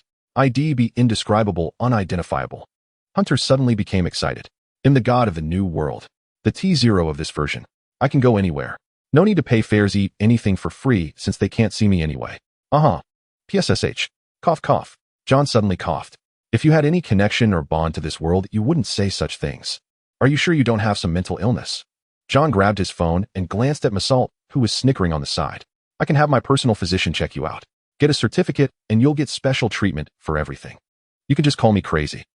No, I have to try. Hunter attempted to message and threw his phone. He froze mid-action. What is it? John asked casually, seeing Hunter frozen in place. She asked who I was, how I added her as a friend, and then deleted me. A vein bulged on Hunter's forehead. She even called me a pervert.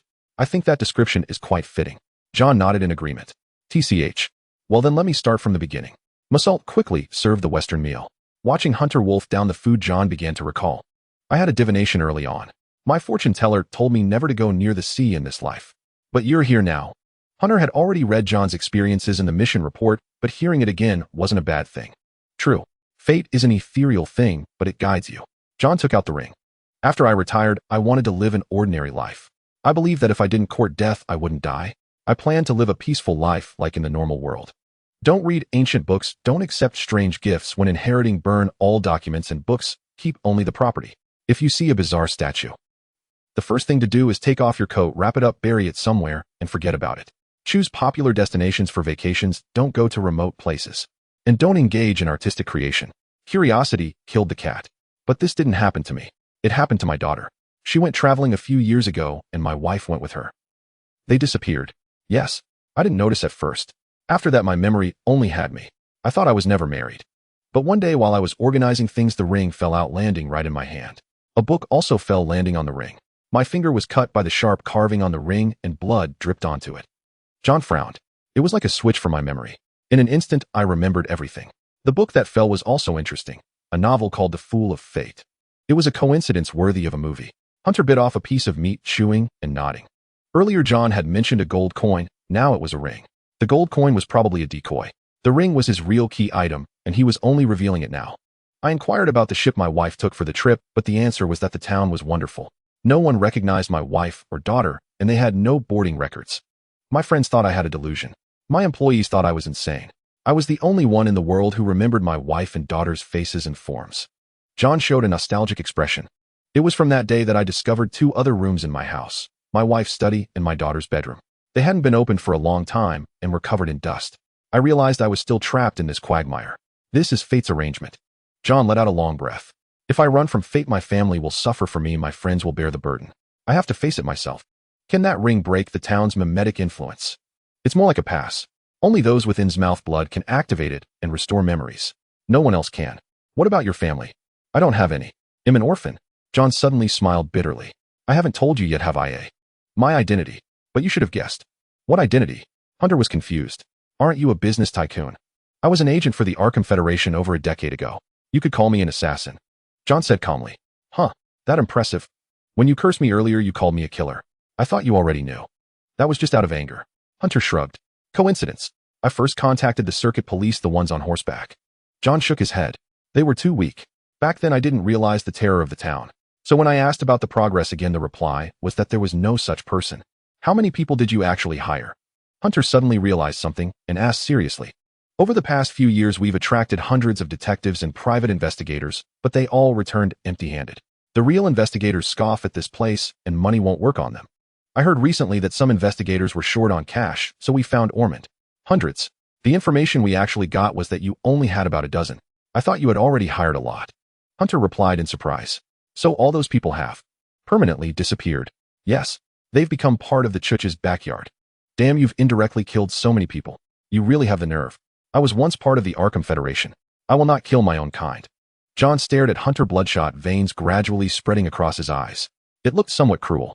I won't act. I only want to expose the truth of this island to the world. Do you even know what you're doing? You're sending so many people to be cannon fodder. Hunter narrowed his eyes. Wasn't this act tantamount to murder? Or indirect murder? It was like pushing people into a blazing fire. They'll keep bringing people in until my daughter is rescued.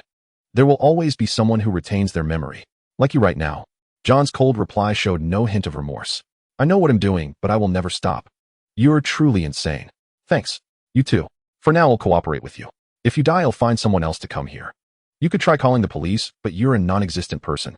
You and the police can't prove your identity. At best, you'll be ignored. John's tone softened slightly. Think of Ormond and Anne.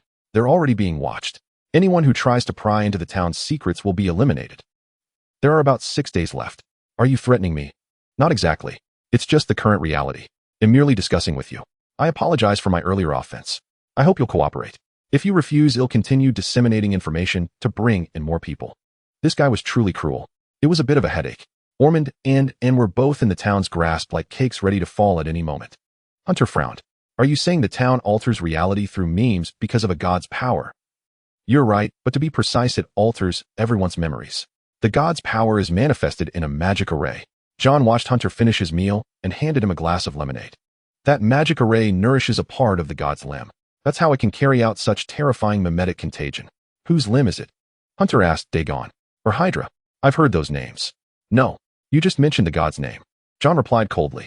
It's the limb of Cthulhu, the great, old one, the god of the deep sea and terror. I'm just an ordinary person. I never thought I'd have to fight a god's limb. You're not ordinary. You destroyed St. Mariah's church. Those fishmen are looking for you everywhere. That was all thanks to Nyarlathotep's power. He had no idea when he could accumulate enough power again. Even reaching 50 in a short time was uncertain. Do you have a plan? Hunter didn't elaborate. First, find that magic array and destroy it. Then people will regain their memories. John answered nonchalantly, resting his chin on his hands, his tone as casual as if he were picking up a glass from the table. Then, as expected, it will incur the god's wrath. If we can survive until the fully restored human army descends to help us, the laws of physics in the human world are quite reliable. You mean the explosion of firearms, right? The kind where a nuclear bomb wipes everything out. But would be gone too. So simple. Anyone can talk big. Hunter snorted. By the way, what's your daughter's name? Loy Lyons. The one with purple eyes, blue hair, and a great figure. You've seen her, St. Mariah's church. She was the leader. I already killed her. Hunter shrugged. But you must have known about that. That was my daughter. She's not dead. What died was just an avatar, a puppet cultivated from a part of her body. John took out his phone, selected a photo, and showed it to Hunter. A beautiful girl with blue hair and purple eyes, dressed in a white dress, smiled happily at the camera by the sea, her tilted head revealing a hint of cunning. They kidnapped my daughter to become the core of the god's resurrection because she has a uniquely perfect bloodline. The imposter in the church was also cloned using her blood. She's beautiful. Hunter nodded. I know you killed her, but it's okay. That wasn't my real daughter. John put away his phone and looked up to ask, what's your choice? No choice. I'm in. Good. Do you need anything else? John checked the time. We start tonight. Tell me what you need. Anastasia Reed. My sister. And my uncle Ormond. Hunter crossed his arms over his chest. One is another version of me, the other is an investigator. I can't do without them. That's all. I also want to see my cat. She'll suffocate. John closed his eyes. Masalt, who was resting behind him with eyes shut, couldn't help but laugh. Worrying about a cat at a time like this. After a long pause, John stared into Hunter's eyes. Unfortunately, you don't have much time. I can't guarantee I can bring all of them here. What do you mean? You've already attracted the attention of those fishmen. You were active in the church for so long that they've memorized your scent. By nightfall, they'll follow the trail to find you. John shrugged helplessly. Besides, what method will you use to awaken them? Have you dealt with those bugs before? Hunter asked. If one has the bloodline of Innsmouth, touching an ancestral gold artifact with their blood will make the bugs leave on their own. What about ordinary people? Unless their brain is confirmed to be deprived of blood, the bugs won't leave. Haven't you already died once? How exactly does the town control people? Hunter asked. The town controls ordinary people through two means. One is the magic array creating false memories, and the other is the bugs used to create illusions, making the false memories seem more plausible. After you died, the array's influence disappeared. The bugs also died from brain hypoxia, and your memories returned. John lit a new cigar, put it in his mouth, blew out a smoke ring, and spoke with the cigar clenched between his teeth. You have your secrets. You can revive even after brain death. I won't pry into that. But can your loved ones do the same? To die and then have the brain starved of oxygen. Could an ordinary person even survive that? Now do you still want to awaken your sister and uncle? Hunter rubbed his chin. My uncle probably can't. He's still an ordinary person. But my sister is a different story. A vampire. As long as she wasn't turned into paste, she could survive. Then tonight's objectives are temporarily set as escaping the fishman's capture and restoring your sister's memory. John made the decision. You sure trust me a lot. It's not trust. It's because we share the same goal. I have a backup plan, but you have no way out. John pointed the cigar at Hunter's head. I believe people always have brilliant inspirations in times of crisis. And I need those inspirations. Once I'm done with this, he'll definitely kill you. Welcome. John put on an innocent look and laughed. Get ready. We'll set out at dusk. Why must it be dusk? There are fewer pedestrians at night, reducing the chance of accidental casualties. Perhaps you haven't noticed yet, but here people voluntarily stay indoors after dark. They let the fishmen come and take them away. That's how many people have vanished. We can't go out empty-handed. We need to prepare some weapons. John casually kicked open the drawer beside the boss desk, revealing a pistol. A golden pistol. It looked like a Desert Eagle. Wait, could this be made of pure gold? It's made of pure gold. Can't fire bullets, or at most one shot before it's ruined. Seeming to sense what Hunter was thinking, John chuckled and explained. You didn't think you could storm the fishman's stronghold with just a revolver, did you? Of course not. This is a key. He picked up the pistol and inserted it into a recess in the wall, perfectly shaped like a Desert Eagle. It's merely a key crafted from pure gold. John twisted the mechanism, and the entire wall suddenly emitted the sound of shifting iron. More precisely, it rotated in sections, revealing individual compartments. An entire wall of firearms was exposed. Like a department store. You're an arms dealer. Just a collection. Do you know how to use them? John casually took down a rifle and inspected it with professional ease. Mersault did the same beside him. I'm all right. Hunter scratched his head and picked up a pistol. He seemed to recall handling one before moving on instinct. The pistol in his hand was swiftly disassembled into parts. That professional. The orphanage taught me how to use them. I've also killed people often. Huh. John and Mersault both turned their heads. Say that again. All right. Hunter glanced at his wrist. The number had changed from 0 back to 2. What are you talking about? How could I possibly kill anyone? Hunter laughed and waved his hand. I just kick him in the balls, that's all. John's expression shifted, and he lowered his head to take a sip of water. After gearing up, Hunter hung the firearms on his body and glanced at his wrist. The number on it had become 3. Edge. How did it increase again, and when? Nightfall came swiftly. Hunter stepped out of the building. Unlike the times when his perception had been tampered with, this was a tangible reality. It was like the difference between reality and a game. Due to different engines, you could always tell the disparity. No matter how realistic the game, it was still fake. Mersault isn't coming. John and he walked downstairs, but Hunter didn't see Mersault. She needs to hold down the Continental Hotel. If any fishmen come looking for me, Mersault will disguise herself as me to handle the inspection. John glanced at him. Your uncle and sister are under my protection. Otherwise, they would have been taken by the fishmen for sacrifice long ago. I thought it was only a 7-day protection. That's the duration I negotiated with the fishmen. 7 days is the limit. The fishmen are meticulous in selecting their sacrifices. Those in poor health or with low intelligence don't make their list. Your uncle and sister, with their appearance and physique, are top-grade goods. As soon as they arrived, they caught their attention. Goods, huh? It's like treating people as merchandise on a supermarket shelf. These fishmen truly don't see humans as people, just convenient offerings. Just as humans don't see pigs as pigs, only as tasty meat. It's that sense of contempt from a higher being toward a lower one. Wait, so the detectives who survived and returned here before, were they rejected because of their low intelligence? You could say that. Hunter's face twisted with a strange expression. Out of hundreds, only a dozen survived. All rejects. All right, for once I envy the brain dead. At least they got to go back alive, damn it. But I'll have to blacklist them later. These days, even idiots can be detectives. It almost feels like this town is a talent filter. Don't just stand there. Do a final check on your gear. John reminded him. He was checking his own as well, dressed in a slightly tight-fitting black night suit. It was clear he had a great physique, unexpected for a business owner to be so fit. He must have been an assassin in his youth. The pressure he exuded was like encountering an. They might even be evenly matched, both mysterious beings. Hunter gave him high praise. Are you highly ranked among the fishmen? Hunter changed the subject. He chose to carry only a pistol. With just the two of them, he didn't plan on a direct assault. As long as it solves the problem, that's enough. John shrugged. By the way, where are the other bodyguards? More isn't always better. Extra people only serve to die needlessly. John spoke while applying something to his black night suit that made it glisten. It looked like he was wearing latex. Don't worry. The fact that I'm coming with you is a sign of trust. It's not about trust. What are you applying? Take a guess. Sunscreen. Hunter asked deliberately. That question was indeed idiotic. Not my fault. Anyway, I have to seize every chance to stir things up. The higher the number, the better. What if it hits 100? It's a concealer containing holy water. It masks my scent, so I won't be recognized. John seemed momentarily taken aback before replying. Hunter understood. Only he was wanted. Once John applied this and covered his face, the fishmen wouldn't recognize him and they wouldn't trace it back to John. As long as he ensured he wouldn't get caught. Cunning. What about me? Hunter rolled his eyes. I couldn't just shoot him if I can't escape, could I? Like encountering a bear. You don't need to fight the bear, you just need to break your teammate's leg. Forget it, Ormond, and are still in John's hands. If Mersault found out, she'd definitely kill them immediately.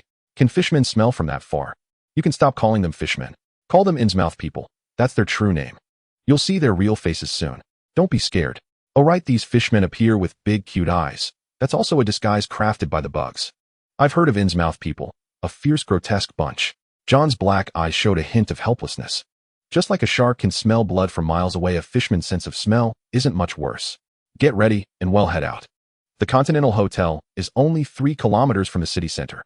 John pulled out his phone and casually brushed his curly black hair back with one hand. Well, walk. I suggest driving. Hunter said. Driving makes too much noise. It's like announcing your presence. John reminded him. Indeed, but they already know our position. Instead of beating around the bush, it's faster to drive. If things go wrong, we can always play bumper cars. John's eyes widened. Didn't you say you needed my cornered mind? Huh. I don't think I'm at the end of my rope yet. I want to push myself further. Hunter extended his hand with a matter-of-fact expression. Watch out for your driver's license points. John frowned. There are cameras everywhere. They'll probably edit it out though. Relax. Points. You need a license for that. I've played bumper cars before. It's all the same, no problem. It's a huge problem, all right. Here. John sighed and handed over the keys with some concern. Garage keys. Go pick one yourself. Following this madman. Would tonight be the end of him? So generous. Hunter took the keys, eyeing them warily. You won't make me pay if I wreck it, will you? When I decided to help you, I already prepared myself. Until you die, I'll give you my full support. Then I'm reassured. Hunter nodded with a smile. Where's the most expensive car? You're serious? At the end of the Continental Hotel, many figures were already roaming the streets. If Amon were here, he would surely recognize them, the Innsmouth folk, a race flagged worldwide. Legend had it that they were among the most terrifying humanoid beings. The so-called cute fishmen were merely a fabricated facade, a virtual product wrapped by the bugs. How could there be mystical beings coexisting peacefully with humans? Humans were the lowest of creatures. He's coming soon. Put away your sorcery. Well, wait for him here. An Innsmouth native rasped in their unique tongue, the Relaya language. Devour him. I heard he took down Loy. He seems tough to handle, we don't know his methods. No matter. As long as he's human, his sanity is finite. Once he loses his mind, he'll become nourishment for our Lord. We've investigated him. He's not even an investigator, just a greenhorn. Nourishment. Let's go kill him now. The Innsmouth folk cheered. The Continental Hotel forbids combat. Wait until he crosses John's hotel boundary. The leading female Innsmouth native replied coldly, her voice brooking no defiance. The Innsmouth folk quickly quieted down. She was called Lozan with noble octopus eyes. Above her tentacles, which could not be called hair, rested a golden crown. Her appearance was a step above the other Innsmouth natives. She was the new overseer of this small town, a priestess by profession. Since Dagon remained in the sea, a manager was naturally needed on land. She was the fishman Hunter had tripped over. Oh, and she had also been kicked for blocking the way. Her fury was immense, to say the least. Can't wait any longer. The surrounding Innsmouth folk growled, lowly slime trickling from their skin. These monsters had heads resembling octopuses. Above their heads grew massive tentacles sprouting from pores along with bizarre limbs and excess keratin. Overall, they looked like mutated hybrids of fish and humans. Their repulsiveness alone could drive ordinary people insane, which was also one of their attack methods. His scent is getting closer. I remember it. When I came to the church, it rushed straight into my head. An Innsmouth native with a keen sense of smell quickly noticed the anomaly. Do you hear something? After a moment, another pressed an ear to the ground, puzzled. What sound? I only hear the echo of the sea. The great Father Dagon is calling me. Wait. There really is something. Another Innsmouth native lowered his head, confirming the first one's suspicion. Lights. A flashlight. No, looks like 2 lamps. Hearing their murmurs, Lozen's ugly face contorted. Though she didn't know what methods Hunter had used, his destructive power was undeniable. How would he attack? The ground trembled more intensely. Wait. This is... Lozen's octopus-like pupils dilated. What is that? Looks like 2 anglerfish. Are you insane? Where would anglerfish come from on land? Then, what is that? Holy crap, a big truck. What big truck? The other Innsmouth folk looked toward the lights. It was a massive dump truck. To ensure weight, it carried 2 obviously expensive cars. Damn it, run. No sorcery could stop a truck traveling at over 100 kilometers per hour. The fear of trucks from their human days now haunted them. No one wanted to stand before a truck. Ouch! An Innsmouth native trying to flee slipped and fell flat. As seed-welling beings, their feet secreted various slimes. As if synchronized, most of the fleeing Innsmouth folk collapsed. They looked like fakers. Damn it, Lozen said weakly. A few minutes earlier. For mystical beings, appearance is a weapon. With robust bodies and nearly infinite lifespans, Innsmouth folk have few rivals in the sea. But on land they're different. They move slowly, losing most of their underwater speed. To conquer land, they need the gods' help. John recited facts about the Innsmouth folk expressionlessly. His face was as speechless as the sunglasses he wore. After all, Hunter hadn't even entered Miskatonic University yet. He had no time to learn such knowledge. Plus, he believed in not studying during holidays, because studying during vacation felt as blasphemous as kissing a nun's cheek in church. Of course, the blasphemy was against the sacred holiday. Say that again. Hunter gripped the steering wheel. They moved slowly. Slow compared to the sea. On land, they're about as fast as an average adult woman. And their reflexes, fast, but since they're often in water, they struggle on land. As sea creatures, they frequently slip. John propped his chin on one hand, feeling the sea breeze wafting through the window. Are you sure about this? Originally, there was no such truck in their garage. But who would have thought Hunter spotted a delivery truck supplying the hotel? For a 6-star hotel, even the delivery vehicle was no ordinary one. It was a top-tier heavy-duty truck. Hunter immediately took a liking to it. To boost its destructive power, he even loaded 2 luxury cars onto the truck for extra weight, causing John a few seconds of heartache. I firmly believe the laws of physics are more effective than any curse, Hunter muttered to himself. A plan as insane as yours is something I could never imagine. John said coldly, his rational mind keeping him seated in the vehicle, but his body instinctively sensed danger, gripping the handrail tightly. Your mind keeps up, but your body doesn't, right? You're afraid, Hunter said confidently. Don't worry, benefactor John. Just go for it. Even if we're ants that can bite even gods. Don't get your license revoked over this. There are cameras on these roads. First, the cops watching the cameras should be asleep by now. Second, have you forgotten? I don't have a license. Hunter turned back to look at the pale-faced John, who met his gaze. I thought. You were joking, John said, twitching the corner of his mouth. Any other questions? Yeah, John replied somewhat weakly. Jackpot. Off to the other world with you all. Otherworld. John was stunned for a moment as Hunter slammed the accelerator, the entire truck roaring even more eagerly. As the speed increased, the Innsmouth people ahead tumbled to the ground. They slipped as if stepping on banana peels. Let me warn you, given the resilience of these Innsmouth people's bodies, you probably won't kill them unless you hit them, heathen. John's face twitched. Driving a truck into the Innsmouth people. What kind of creativity was that? John couldn't help but recall the fear deep within him. In a truck speeding over 100 kilometers per hour, anyone would feel that terror. Everyone knew how hard it was to stop this thing. Bang! Bang, bang, bang, bang. Like a giant bowling ball crashing into its target, a crisp sound rang out. First came the bewildered Innsmouth man appearing from nowhere. He glanced at the truck, tried to shout something, but was instantly shattered upon impact. Then the second, the third, though most were struck from the side. Due to the slime coating their bodies, the Innsmouth people slid a considerable distance after being hit, knocking over others in their path. Unfortunately, the truck's tires only covered 2 lanes, so the fatality rate wasn't high. Curling, huh? In that instant, the sports of bowling and curling seemed to merge. The tires also crushed many limbs beneath them. Given the truck's weight, these Innsmouth people were mere trifles, flattened into sheets as they were run over. The real danger came from those charging directly. The sounds of collisions were incessant. The truck itself suffered, with cracks appearing on the headlights and windshield, and the side mirrors being knocked off immediately. If only that freak Professor Kuwait were here. Head definitely flipped the truck sideways and crushed them all heat-in. You're insane, Hunter. John drew his pistol, gripping the handrail with one hand while using the other to take down Innsmouth people trying to climb aboard. Some Innsmouth people, as they were flung away, desperately dug their nails into the truck's metal surface. Creak. A grating sound echoed, but the truck's speed was too high, snapping their nails off in an instant. Whoa, my nails.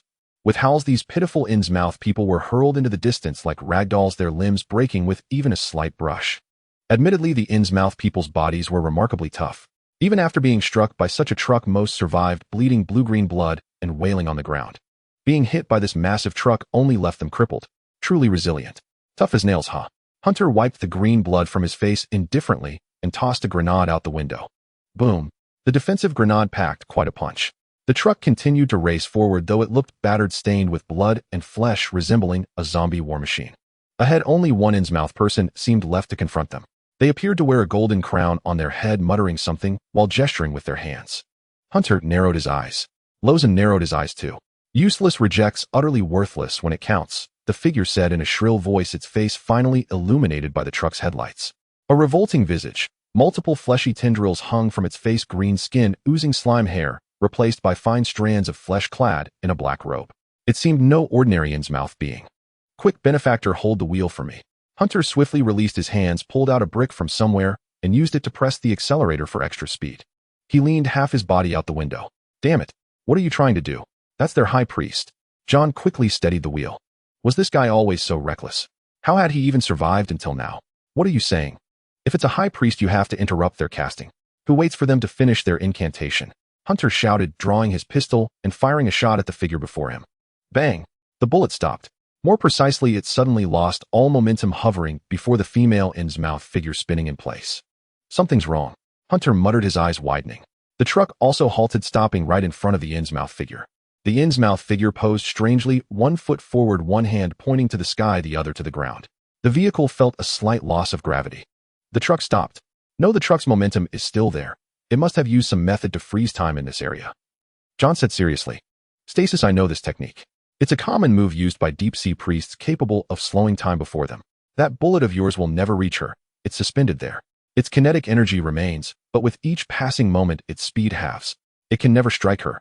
Like bullets plunging into the sea. They would rapidly lose momentum, but this place merely simulates that environment without stripping objects of their kinetic energy. So this is sorcery. Looks incredibly formidable. Why didn't you say so earlier? You have to understand, no one is perfect. Forgot, didn't you? How do we break it? Hunter glanced around at the Innsmouth people who had been knocked aside. Those with intact limbs quickly scrambled to their feet and advanced toward them. They were unaffected, and those in the vehicle were also fine, but as soon as a hand reached outside the car, it felt a heavy resistance. A skill with a range. Feels like wading into seawater. We just have to wait until her ether usage reaches its limit. What the hell is ether again? To hell with you. You illiterate fool. John started spewing a torrent of curses. It's like how your muscles ache after prolonged exertion. Ether works the same way. Oh, I see. So it's like a mana bar. Keeping this skill active continuously drains it. You don't understand a damn thing. I don't even know what I'm talking about. Mind your own business. I'm a college student. What does that have to do with anything? Nothing. It's about me being stubborn. Hunter retorted loudly. Aren't you also from Innsmouth? Can you use abilities like hers? No. Such things require faith in a god, and believing would accelerate my transformation into a deep one. And what the hell is a deep one? Was it that monster the nun had turned into? This was no time for that. Hunter shouted, then jump out of the car. At over 100 kilometers per hour. Are you insane? John yelled back in exasperation. The car's momentum is still there. You'd be crushed instantly. Time is frozen, but kinetic energy isn't. Then accelerate. Before fully entering the sorcery's range, Hunter pulled out a grenade and hurled it at the figure before him. You like freezing time. Try freezing this. If you dare release your time stop, you'll be blown to bits. Damn it. John's shout came out distorted, as if stretched through time. Hunter tried to turn his head, but met resistance, his movement slowing to a crawl. They had both entered the domain of stasis, yet they still dared to stick their heads out. Is he mad? Lozin stared in astonishment at the young man before her, a sheen of sweat on her brow. She hadn't expected him to throw a grenade. Damn him. What was she supposed to do now? Lozin's expression flickered with uncertainty. It seemed she had to awaken the fear deep within his soul, lower his sanity. Then she could control him. Make him reach out and retrieve the grenade. That would be her victory. Hope you have enough sanity left, you who kicked me. With that thought, Lozin unleashed the ether within her without restraint. Nauseating gray tentacles sprouted from her pores, growing thicker and thicker, transforming her face into something resembling a sea urchin. At the same time, countless tiny, endlessly multiplying eyes emerged on the tentacles. Was it really that intense? John felt a wave of nausea. He hadn't fully transformed into a mystical creature, so his sanity still existed. D-damn, I suggest you don't look. John retched and turned back to warn Hunter. His black eyes were bloodshot. Hunter's gaze shifted, taking in John's wretched state. Though this guy carried human genes, he was of Innsmouth blood. Was he really this affected? My sanity is dropping. Either you figure something out fast, or you'll be bitten to death by a madman. Me. Seriously, Hunter tried to speak, but his words came out just as drawn out. It was kind of amusing. No, wait. Amusing my foot. People were going to die. No, but in a moment, it will be. Then hold on. Hunter turned his head. Close your eyes and keep the wheel steady. Let me get a look at her. Are you being stubborn at a time like this? I'll ask you just one thing. While she's using stasis, can she move? Ether requires total concentration to manipulate. Basically, no. You want to kill her? You can't do it. You've seen how tough Innsmouth people are. Without heavy weapons, you can't even scratch them. John spoke with difficulty. I don't care. It's all over. John tried to pull Hunter back, but it was too late. Hunter stared at Lozen, his eyes meeting the countless eyes. Victory. Lozen rejoiced inwardly. Her ether was nearly depleted, but the path to triumph was set. Now, I command you to retrieve that grenade. Bewitch activated. Like sailors hearing a siren song on the sea once heard, they were ensnared. Anyone whose sanity had dropped would be inevitably controlled by this technique. To ensure it, Lozen allowed time around Hunter to begin flowing again. Hunter reached out, propelling himself out of the car as if swimming. He neared the grenade. Perfect. Lozen was ecstatic. She watched the grenade approaching, uncertain when it would detonate, but knowing she had to remove it quickly. Grab it, run far away, and hold it tight. But something was wrong. Lozen's murky eyes caught an impossible sight. His hand. How was it bypassing the grenade? It seemed to be reaching toward her instead. No. What was he doing? Lozen wanted to stop him, but it was too late. She had to focus entirely on freezing the space ahead. Before her were a truck, bullets, a grenade. If she relaxed her hold, everything would crash into her. Decapitation strike.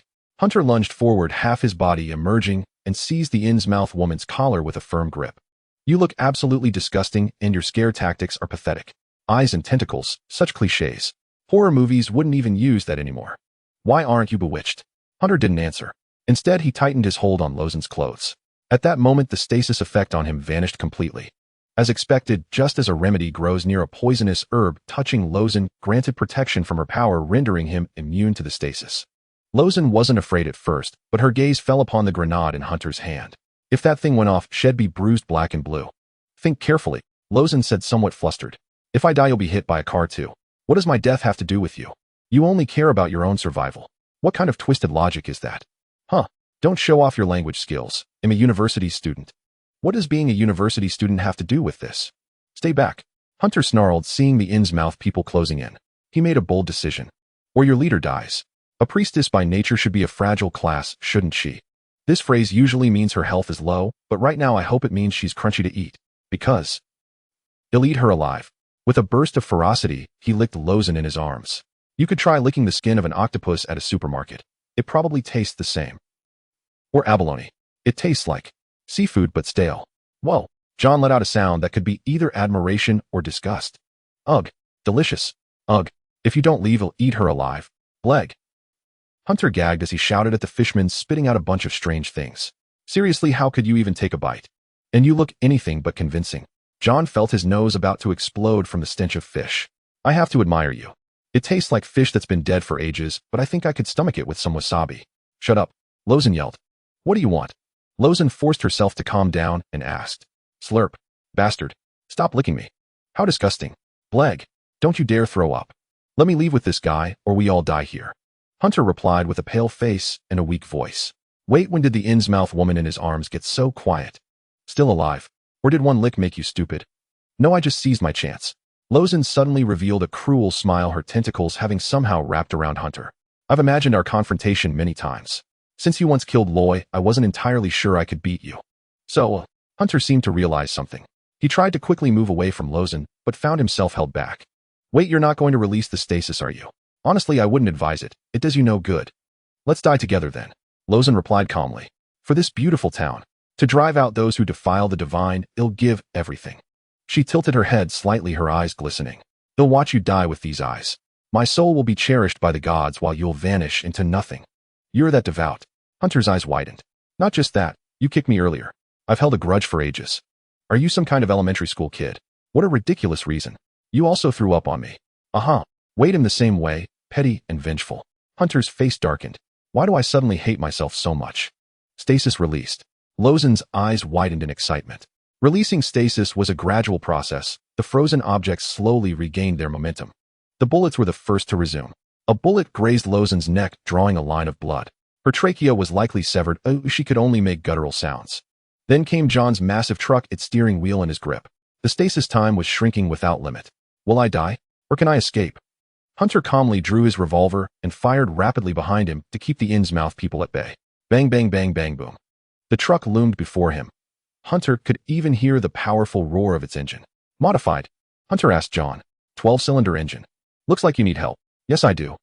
Hunter's brown eyes locked onto the oncoming truck, his sharp nose already sensing the heat. John steadied the wheel with one hand and pulled a knife from his belt. He yanked at Hunter, but found tentacles gripping him. Good thing the windshield was already shattered. John grinned savagely, blood trickling from the corner of his mouth, making him look even more terrifying. What are you trying to do? Lozen's horizontal octopus-like pupils trembled. You? Don't even think. Your word magic doesn't work on me.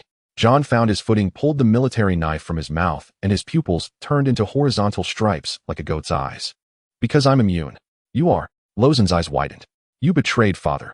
You've returned to worshipping it. This is blasphemy. I've had enough of you. A bloody demonic smile, a blood-stained knife, shattered tentacles, Lozen's scream. All happened in an instant. The truck sped past. It smashed Lozen's body to pieces.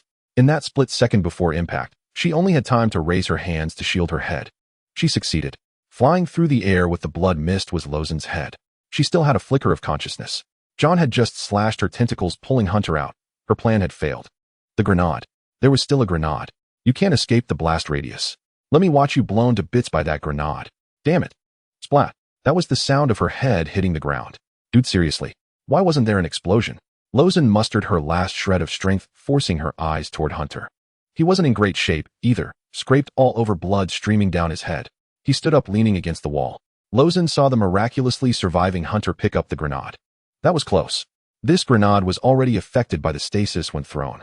I knew it wouldn't detonate, so I just tossed it out. Hunter grinned, licking his scraped arm. He pulled the pin from the grenade and threw it at the pursuing Innsmouth people. Boom. This time it exploded. I told you it wouldn't do you any good. Why didn't you listen? Hunter winked at her. Mad. Whether she was mad or not, Lozen was certainly running out of breath. Cunning, lucky, despicable. As her consciousness plunged into darkness, these words swirled in her mind. What a bastard.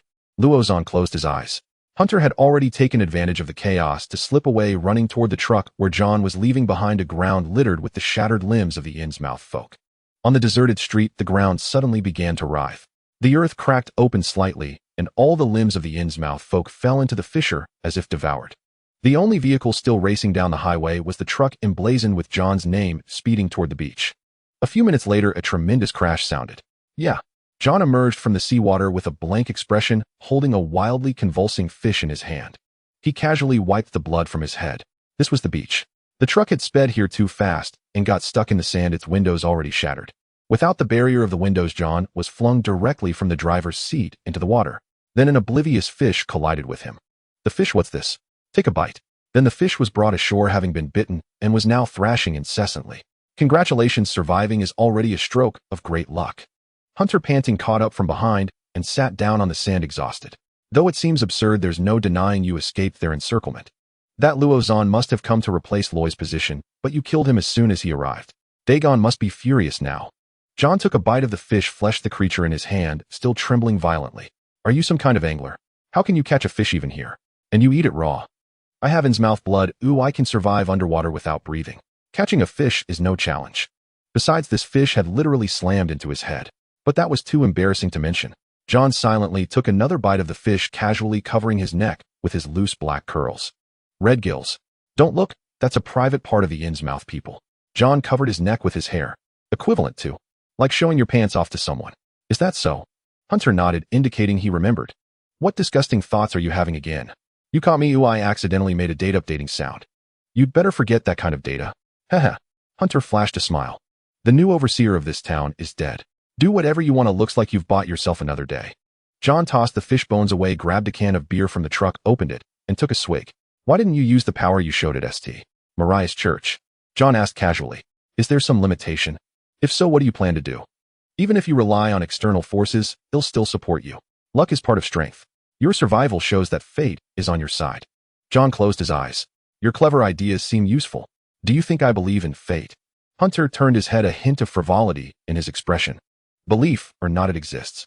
John replied calmly, then took another bite of the fish. Unable to bear the pain, the fish raised its tail and slapped John. Hunter almost lost his composure. Eating fish while chatting was such an odd scene, and being slapped by the fish made it even more absurdly amusing. So how does it feel to save the world? Overwhelming pressure. I don't feel any pressure. Hunter lay on the sand, feeling the ache in his limbs as he closed his eyes wearily. If I succeed, I'll be a hero. If I fail, the world remains under the town's illusion. Someday someone else might solve the town, and he'll be remembered, also a hero. Just one of those heroes in textbooks. I suspect your mind is seriously flawed, but maybe that's why you're still alive. John chuckled, raising the bottle for another gulp. Do you think anyone could realize they're in an illusion while inside it?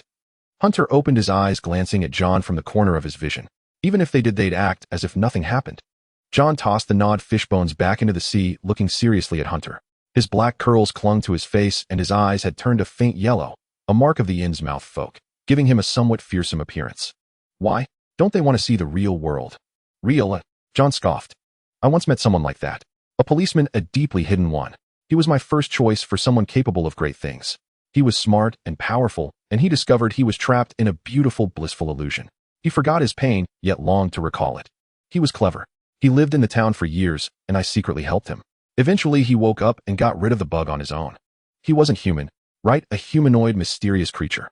Otherwise, he couldn't have survived with his head separated from his body for 10 minutes. What happened then? John took a hard gulp of beer. Forcing growth doesn't work. After waking, he remembered his past, and the family had forgotten.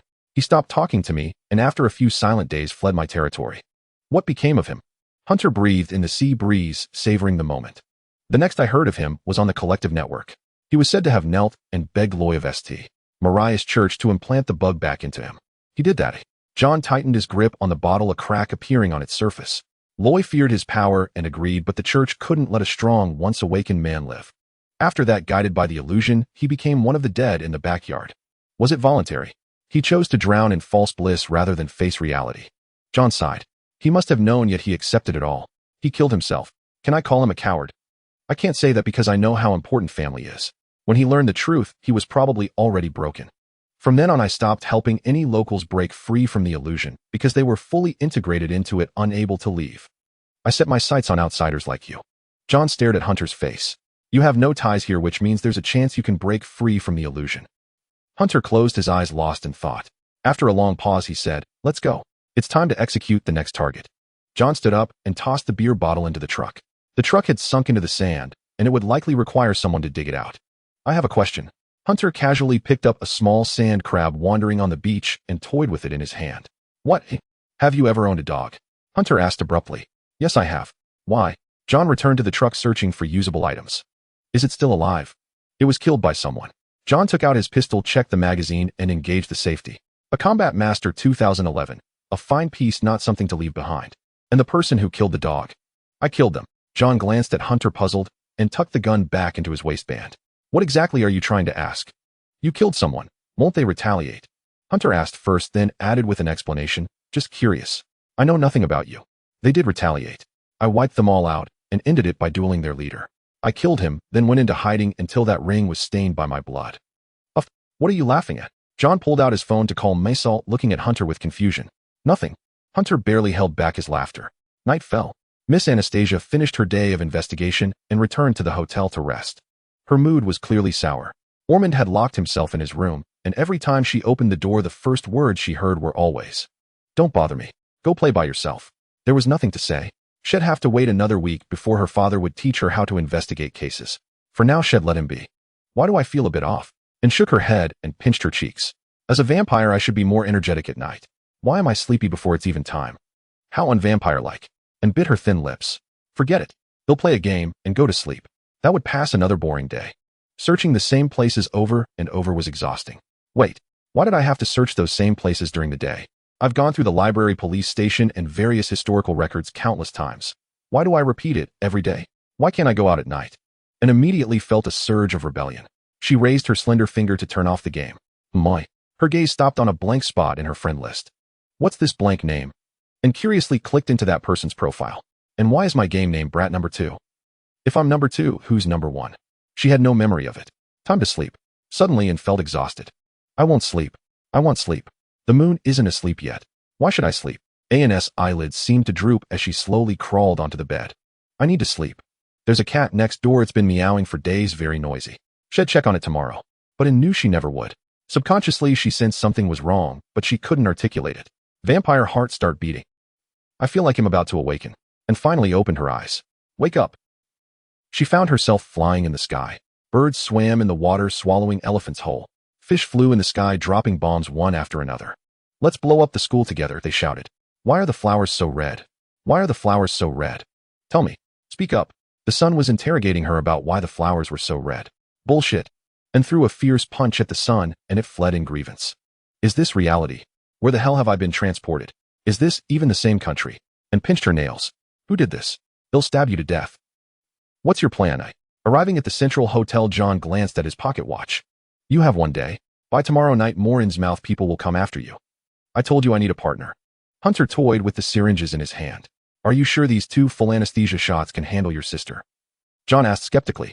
To recruit, and they'd need to eliminate the bug at the back of her head. This creature only dies when the brain is deprived of oxygen, and after death reinfestation is impossible. I'm not sure, so you'll have to come up too.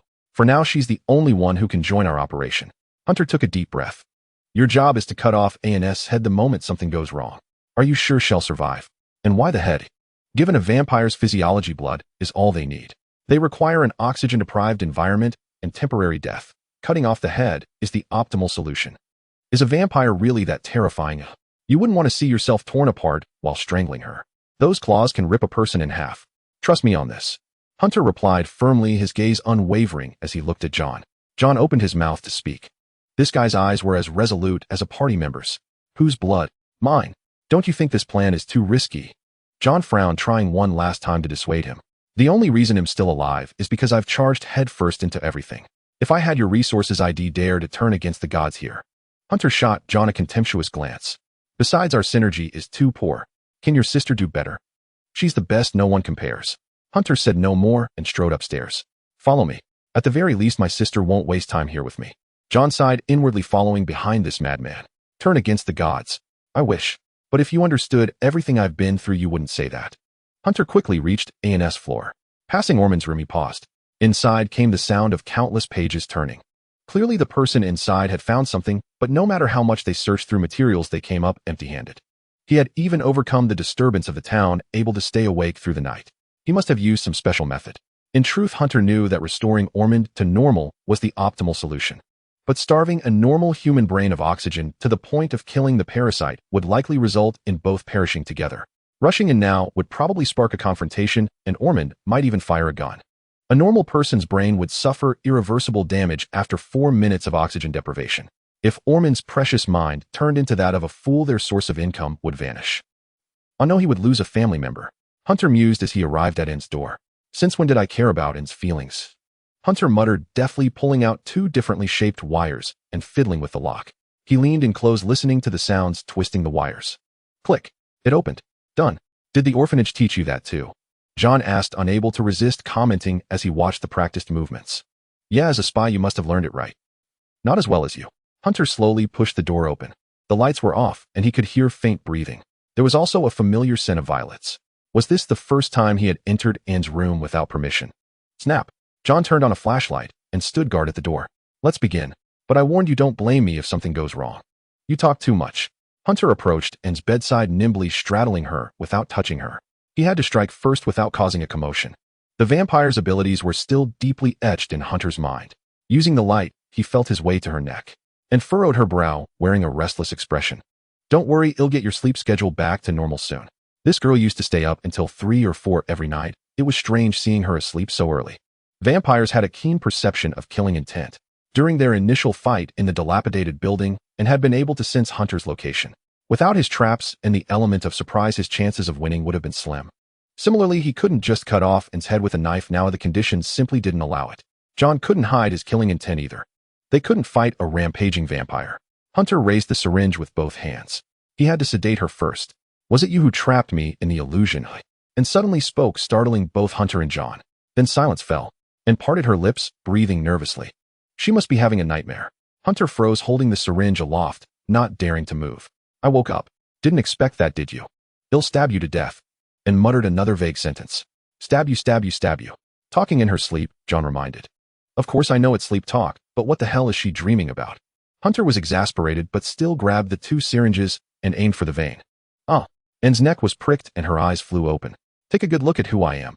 He had no fear of her going berserk, because to almost everyone Hunter was now non-existent. His appearance, voice, and demeanor would mirror the person their heart loved most or hated most. And who did and loved most? It had to be Mother. Exactly. Hunter nodded knowingly. Yes, I'm your mother. Seeing me you want go berserk or throw a punch at me. Hello, I'm your mother. Why are you here? Anne's eyes began to close slowly, her pupils rolling upward, as if she were about to fall asleep. I missed you, so I came to see you in your dream. Hunter improvised. Close your eyes and count a few numbers, and he'll chat with you in your dream. Anne's expression shifted slightly, showing a strange look. What are you saying? Have you lost your mind?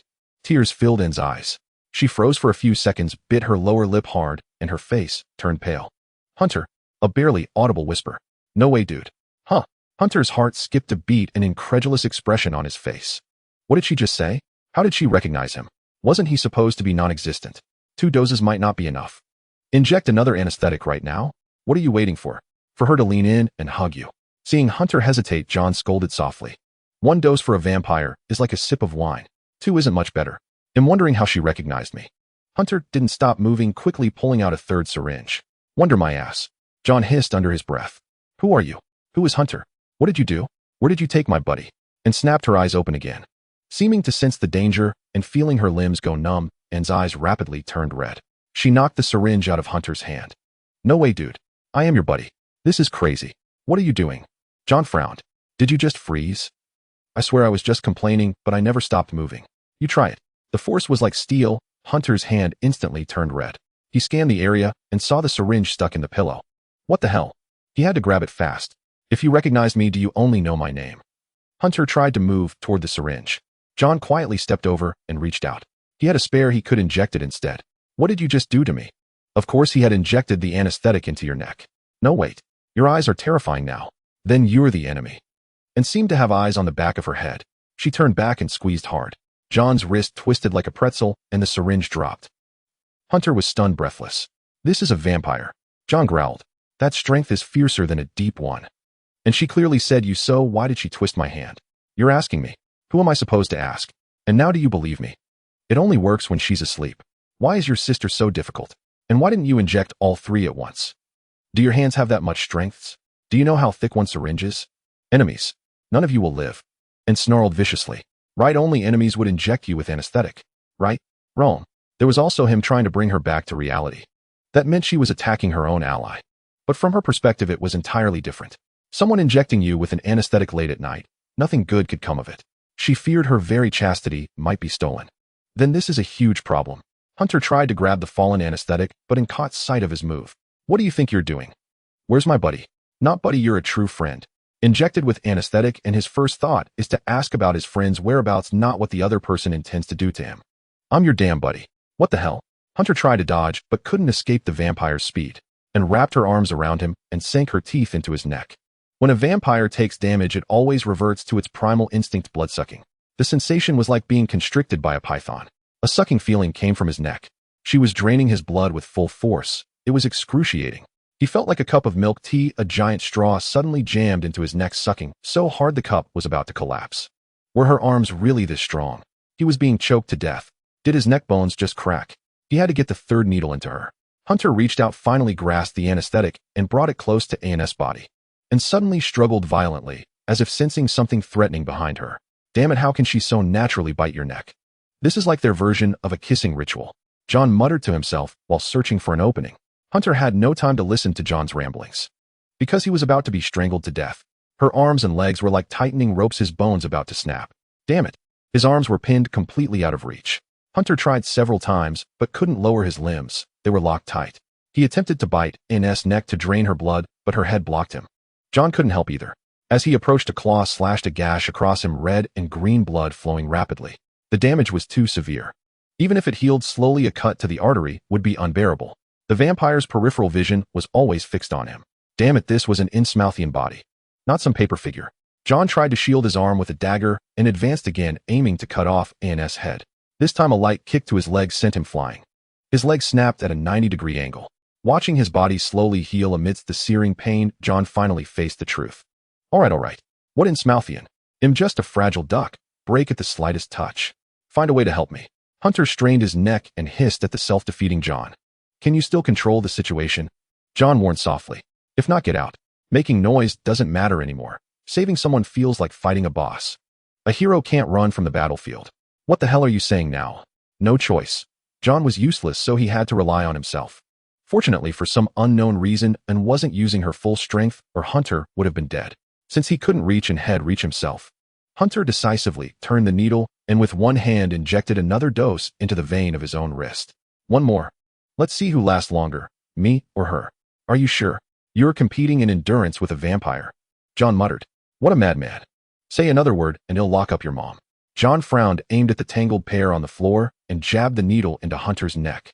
Drink up, let's see how much you can take. Hunter grimaced. I feel like I'm being stabbed to death. This needle really hurts. It's way too thick. That's how it's designed. They'll lock up the designer's mom. The vampire in his arms was incredibly strong. They tumbled from the bed to the floor in an instant.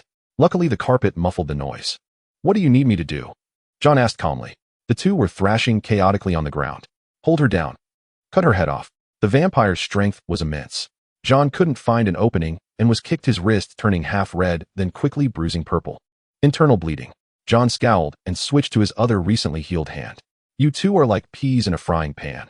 At this intensity, I can't predict where you'll be next second. They'll create an opportunity for you. Hunter replied with difficulty. Probably due to the anesthetic had injected himself with his movements were sluggish. As his vision blurred, he relied on other senses to gauge position. She smelled nice and had bathed tonight a scent of violets. Even though they used different shower gels, the fragrance was the same. That must be a vampire's unique allure to attract humans, a deadly fragrance. He loved deadly scents. Crack. Oh, his sternum seemed to break. She was hugging tighter. Damn it. Too deadly. He didn't like it anymore. Let go, please. Hunter winced and struggled a few times. Let go, damn it. I'm really dying here.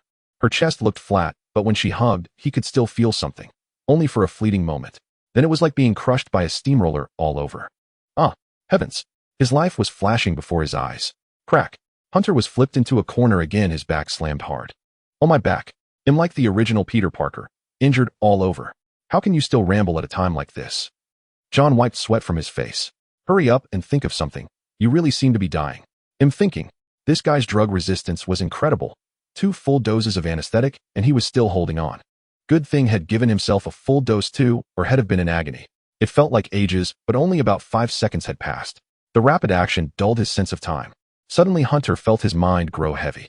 His arms went numb, his consciousness foggier. Damn it. The anesthetic in his own body was kicking in. He had to do something. Hunter tried to look elsewhere, but it dragged him in another direction. Opportunity had to be seized. A gamble. Hunter gritted his teeth, and as he was shoved against the wall again, slammed his hand hard against the wooden trim in the corner.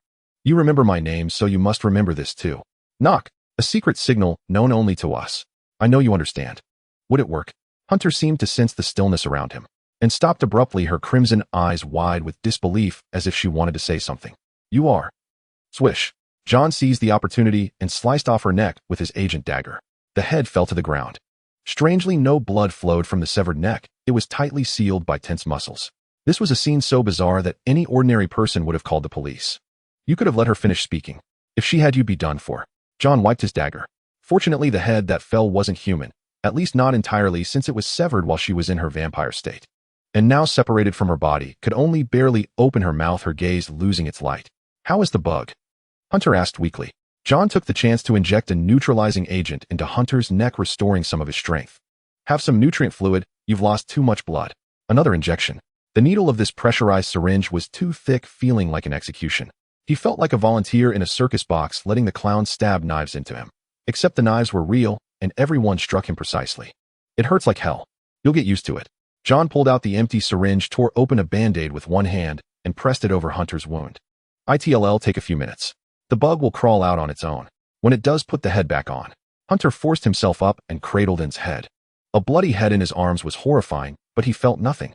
A whoa, as if smelling blood, and suddenly opened her mouth and bit at the air. That's terrifying. Hunter quickly held the head farther away. Why cut off the head? John leaned against the wall looking at the now quiet girl's bedroom. Wouldn't destroying the heart be faster? Hunter glanced at John, didn't answer, and continued sitting to rest. Normally that would be the case, but Anne's heart was the only thing connected to her vampire nature. If it were destroyed, who knew if it could grow back? To achieve the condition of brain hypoxia, cutting off the head was the only way. Better not tell John about this. The more explanations, the more trouble. Speaking of which, I just graduated from college, and now I'm supposed to save the world. Isn't this pace a bit too fast? They say when the sky falls, the tall ones hold it up. What about graduate students?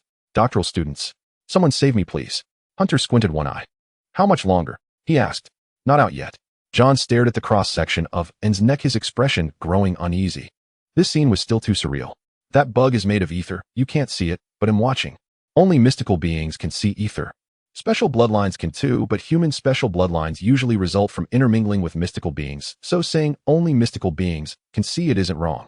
And now, Hunter brought his finger close, teasing Anne's head, and hadn't woken up yet, her teeth constantly snapping, trying to suck blood, but with her head held she couldn't reach. Not yet. How much longer? Hunter placed garlic near Anne's mouth. The vampire girl closed her lips, showing a bewildered expression. Huh, I knew vampires hated this. It's been less than 2 seconds since your last question. Don't rush. John made a strange face. Where did you get garlic? Shut up, just answer me. Not yet. Hunter's mind raced. Anne's vampire ability came from her heart, not her entire body. If her head was off, could she still revive using the vampire heart? He had never heard of such a case before, but since the head was severed while she was in vampire form, theoretically vampire blood still remained in Anne's head, keeping it alive. It should be fine theoretically. Impossible. Initially, his pistol had blown a hole through Anne's neck, leaving only skin attached, essentially no different from decapitation. I'm terrifyingly calm. Maybe I should feel some negative emotions right now. Anne's eyes closed completely, her sharp fangs began to retract, her vampire power fading, and she stopped opening her mouth. John leaned aside, supporting his nearly broken arm. The atmosphere fell silent. Hunter brought his face closer to Anne's. This was the second time he had been this near her, the first being when the dilapidated building collapsed. Such a striking face, but this wasn't the time for photos, too bloody. Though not really, despite the severed head, not much blood had spilled. Don't die. Hunter muttered, almost inaudibly, unsure why he said it. Crack. Anne's head in his hands suddenly opened its mouth and bit its teeth, grazing Hunter's nose. He quickly pulled it away. Why am I worried about this one? Look at her. She's clearly full of life. That weakness earlier must have been an act. I hate to butt in, but I have to remind you. If something goes wrong, what will you do? Something wrong. His brown eyes met John's. There's no such thing. If there is, we cancel the plan. Humanity can be ruled by the Innsmouth folk. Let the world end. I've hated it for a long time. You really are a goddamn antisocial terrorist. John took a deep breath, exhaled slowly, and stared at the back of Anne's head until a cyan-colored thing crawled out, trembled, and vanished into the air. All right, no more bug reaction. Hearing this, Hunter immediately pressed Anne's head back onto her body. Then he reached out and shoved the wound into Anne's mouth. Anne's head instantly caught the scent of blood, opened its eyes, and bit down, her gaze seeming to flicker. Made it in time. Her body was definitely fine. It was night, and she had just drunk plenty of his blood. How much did she drink? Probably 800 cubic centimeters, exceeding the maximum for a one-time blood donation. Dizziness. According to Hunter's guess, she was absolutely fine. Hunter had prepared many backup plans for this, even more than the schemes and had for killing him.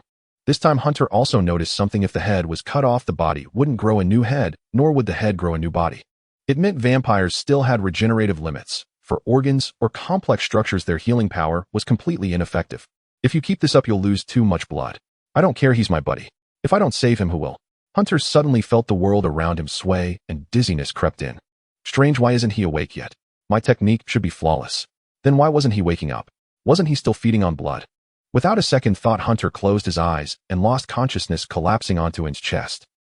How much longer will you sleep? The vampires I've heard of aren't this fragile. They're the kind of ruthless beings who can reattach their own heads even 10 minutes after being decapitated. John stared at Anne's face with an icy expression. He's lost too much blood, it needs to be stopped. Won't you wake up? Your bones have already healed since your head was reattached, and your recovery is nearly at full capacity because of all the blood you drank just now. John asked coldly. Are you sure you want to open your eyes? John stared at the young woman before him. The flesh on her neck had mostly regenerated, and her slightly pale complexion had returned to normal. If you had just had those memories, you wouldn't want to wake up either. Amidst murmurs of "I'll stab you to death," and "Where did my buddy go?" Having a dark past isn't terrifying, or what's terrifying is that someone remembers it, and you remember it too. That's true humiliation, something you die to keep hidden from others. Anne's eyelashes fluttered, and she opened her eyes. A rare blush crept across her cheeks as she supported Hunter by his shoulders, laying him gently in her arms. "Hunter isn't in good shape," John warned. "He's lost too much blood. We need to get to a hospital for some blood bags." "No need. This is just a minor injury." "A minor injury?" And gently licked the wound on Hunter's wrist. The vampire's saliva had healing properties, and the gash on Hunter's wrist closed quickly. Then she brought her own wrist to Hunter's lips, letting him drink her blood unconsciously. Hunter's complexion rapidly regained its color. "I understand, but is your blood that potent?" John asked with a strange look. "He's not your blood bag, is he?" Anne's eyelid twitched. She shot John a glance and squinted one eye. Should she kill this guy who knew her dark secret? A sudden chill ran down John's spine. "Too hard," Hunter muttered unconsciously, seemingly dissatisfied with the hardness of the makeshift pillow behind his head. Anne's hands suddenly bulged with veins. She clenched her fist for a moment, then finally relaxed and grabbed a pillow to tuck into her arms. "And you die on me. Ready?" John leaned against the doorframe of Anne's room, watching her step out. "I'm ready," Anne replied casually, slipping a note under Ormond's door. "May I ask what you wrote?" "Just updating Dad on our situation," and had already changed her clothes, wearing a sports vest underneath and throwing on a gray jacket. Since there was no need, she usually didn't wear underwear while sleeping, so now she needed to change. "Do you really think he'll wake up?" "His mind isn't dull. Everything has its patterns, and he's absolutely trustworthy. He always steps up when it counts." And curled her lips with pride. "Illusions have no patterns," John scoffed. "A lack of pattern is itself a pattern. Are you doubting a doctor's intellect?" And shot back with a sharp tone. "It seems we can't convince each other. Let's drop this topic." This John was so annoying. If only Hunter would give him a good hit, and thought, involuntarily glancing at the man's lower body. John put on his hat and applied a perception-blocking potion. Seeming to sense Anne's gaze, he explained, "I'm using this potion so they'll think him just an ordinary human, not John. There's still so much I don't understand. I hope you'll tell me."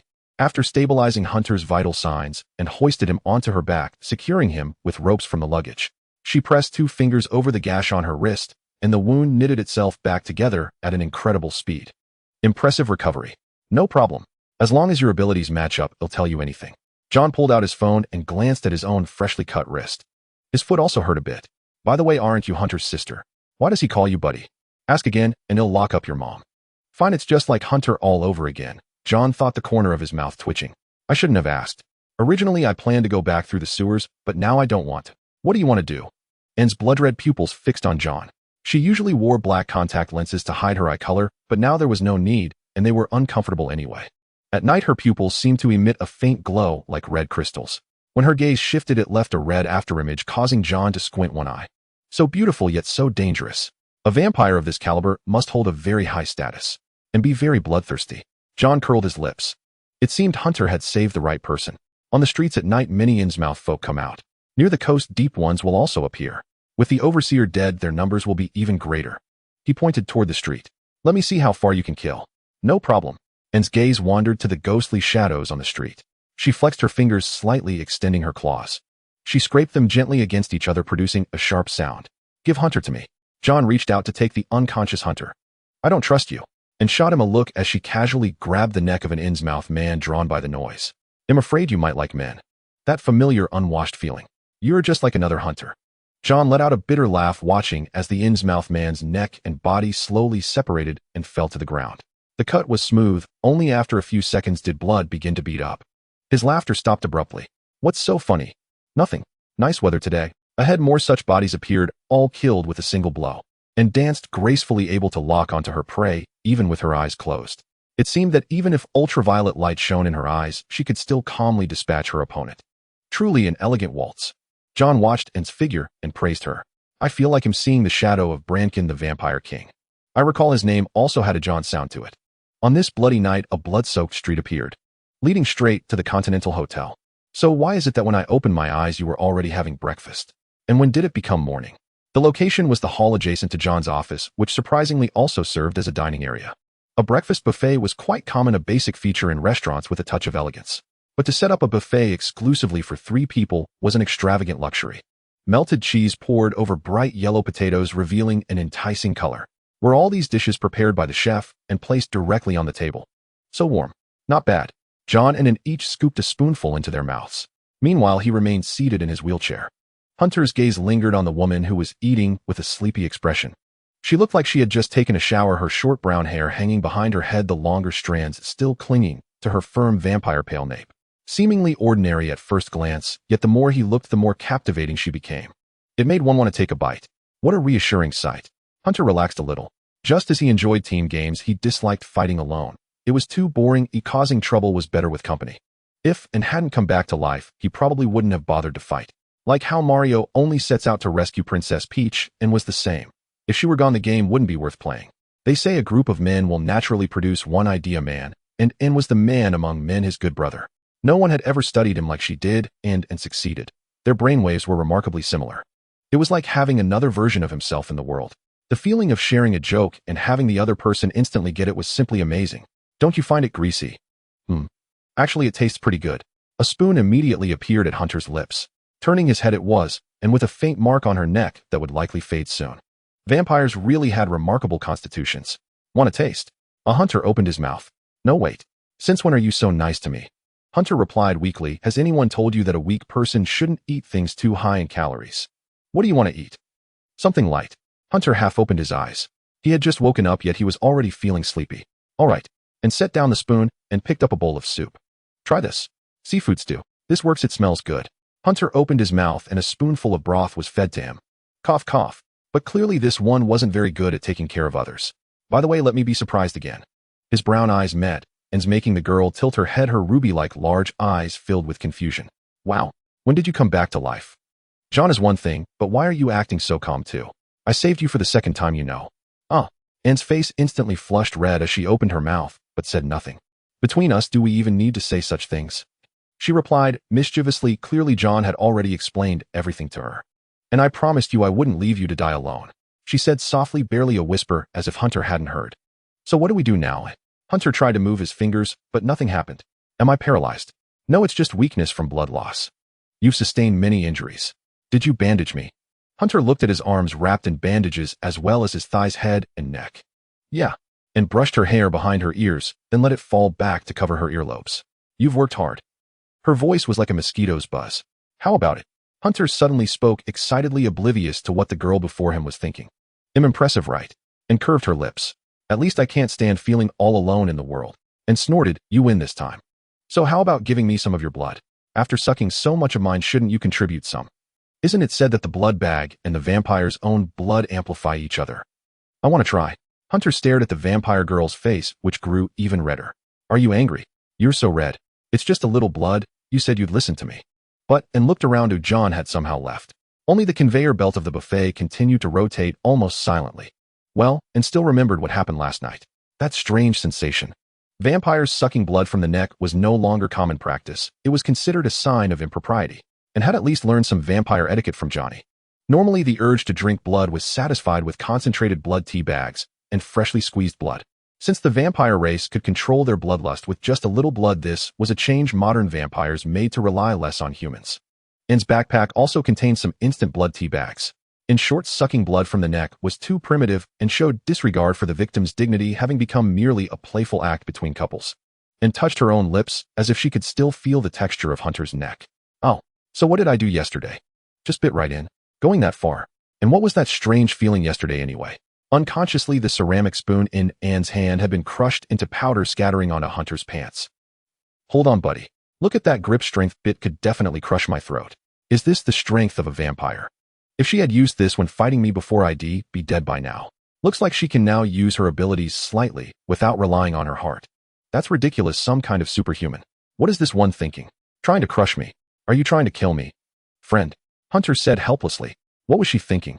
Aren't we kindred spirits, good brothers? Why can't I read your mind this time? Anyway, will you give me some blood to drink? I remember us drinking each other's blood can speed up recovery. Hunter shrugged, staring at the blushing vampire. Otherwise, I won't be able to move for a long time. He put on a pitiful look, which was definitely intentional. TCH. But the person before him probably didn't know this knowledge, or else he would have mocked her about it. Despite all the vampire lore he had researched, he didn't even grasp this. Or rather, since this wasn't a weakness, Hunter had skipped over it and never remembered, and swallowed hard, slightly pulled down her collar, revealing her pale neck with clearly visible veins. Anyway, he'd mock her later when he found out anyway, so letting him have a taste would shut him up. Probably. She stole a glance at Hunter, the corners of her lips curling upward. What are you staring at? Saliva began to secrete, and for no apparent reason Hunter felt a parched thirst. Well, want a taste?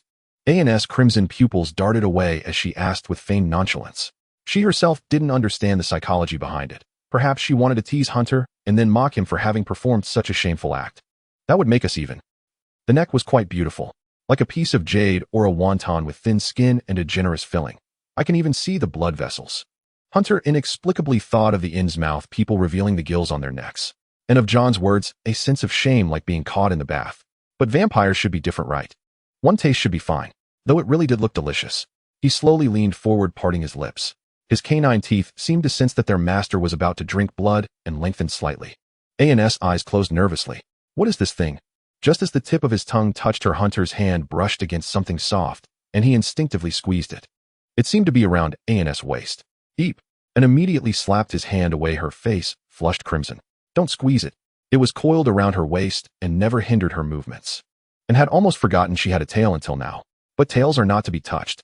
It felt like someone had stuffed ice cubes into her clothes. Flab. Hunter's expression shifted as he stared at A&S' waist. When did you get so fat? And it's perfectly formed right around your waist. Like a lifebuoy. And looked at Hunter with a complicated expression. Flab. A lifebuoy. If Hunter found out about this, he would surely mock her for a long time. He might even pull her tail when she was in her vampire state. She absolutely couldn't tell him. Yeah. And opened her mouth, hesitating slightly as she replied. I've gained weight. Really? Hunter lifted her clothes a bit, pulling them up to where her navel was visible. Let me see. A&S body stiffened. Wow, you have abs. Your belly is very clean. And what's this thing? Black with something like an arrowhead at the tip connected to your coccyx. It's quite smooth. Hunter's voice gradually faded, for he inexplicably felt something was wrong. It felt as if his heart had skipped a beat. He lowered the clothes and sat obediently, and stared at him coldly, her pink earlobes betraying her inner turmoil. You knew all along. I'm sorry, I just wanted to tease you, buddy. Hunter clasped his hands together. Don't hit me yet. I'm still a patient. A&S pert nose suddenly twitched. For God's sake. You don't seem to believe in God, so how about for Ormond's sake? Hunter was still apologizing with his head bowed, but when he looked up he saw an already holding a phone. Wait, you're actually recording this? I'm recording it. Your apologetic look is quite rare. Now you have some embarrassing history too. And couldn't hold back and revealed a smile, raising her hand high to evade Hunter's grab. She recalled the earnest expression she had been recorded in. Oh well, know it if you must. I wasn't planning to keep it from you anyway. You've probably studied vampire anatomy before. Having a tail is perfectly normal. And leaned in her small face, brimming with mischief.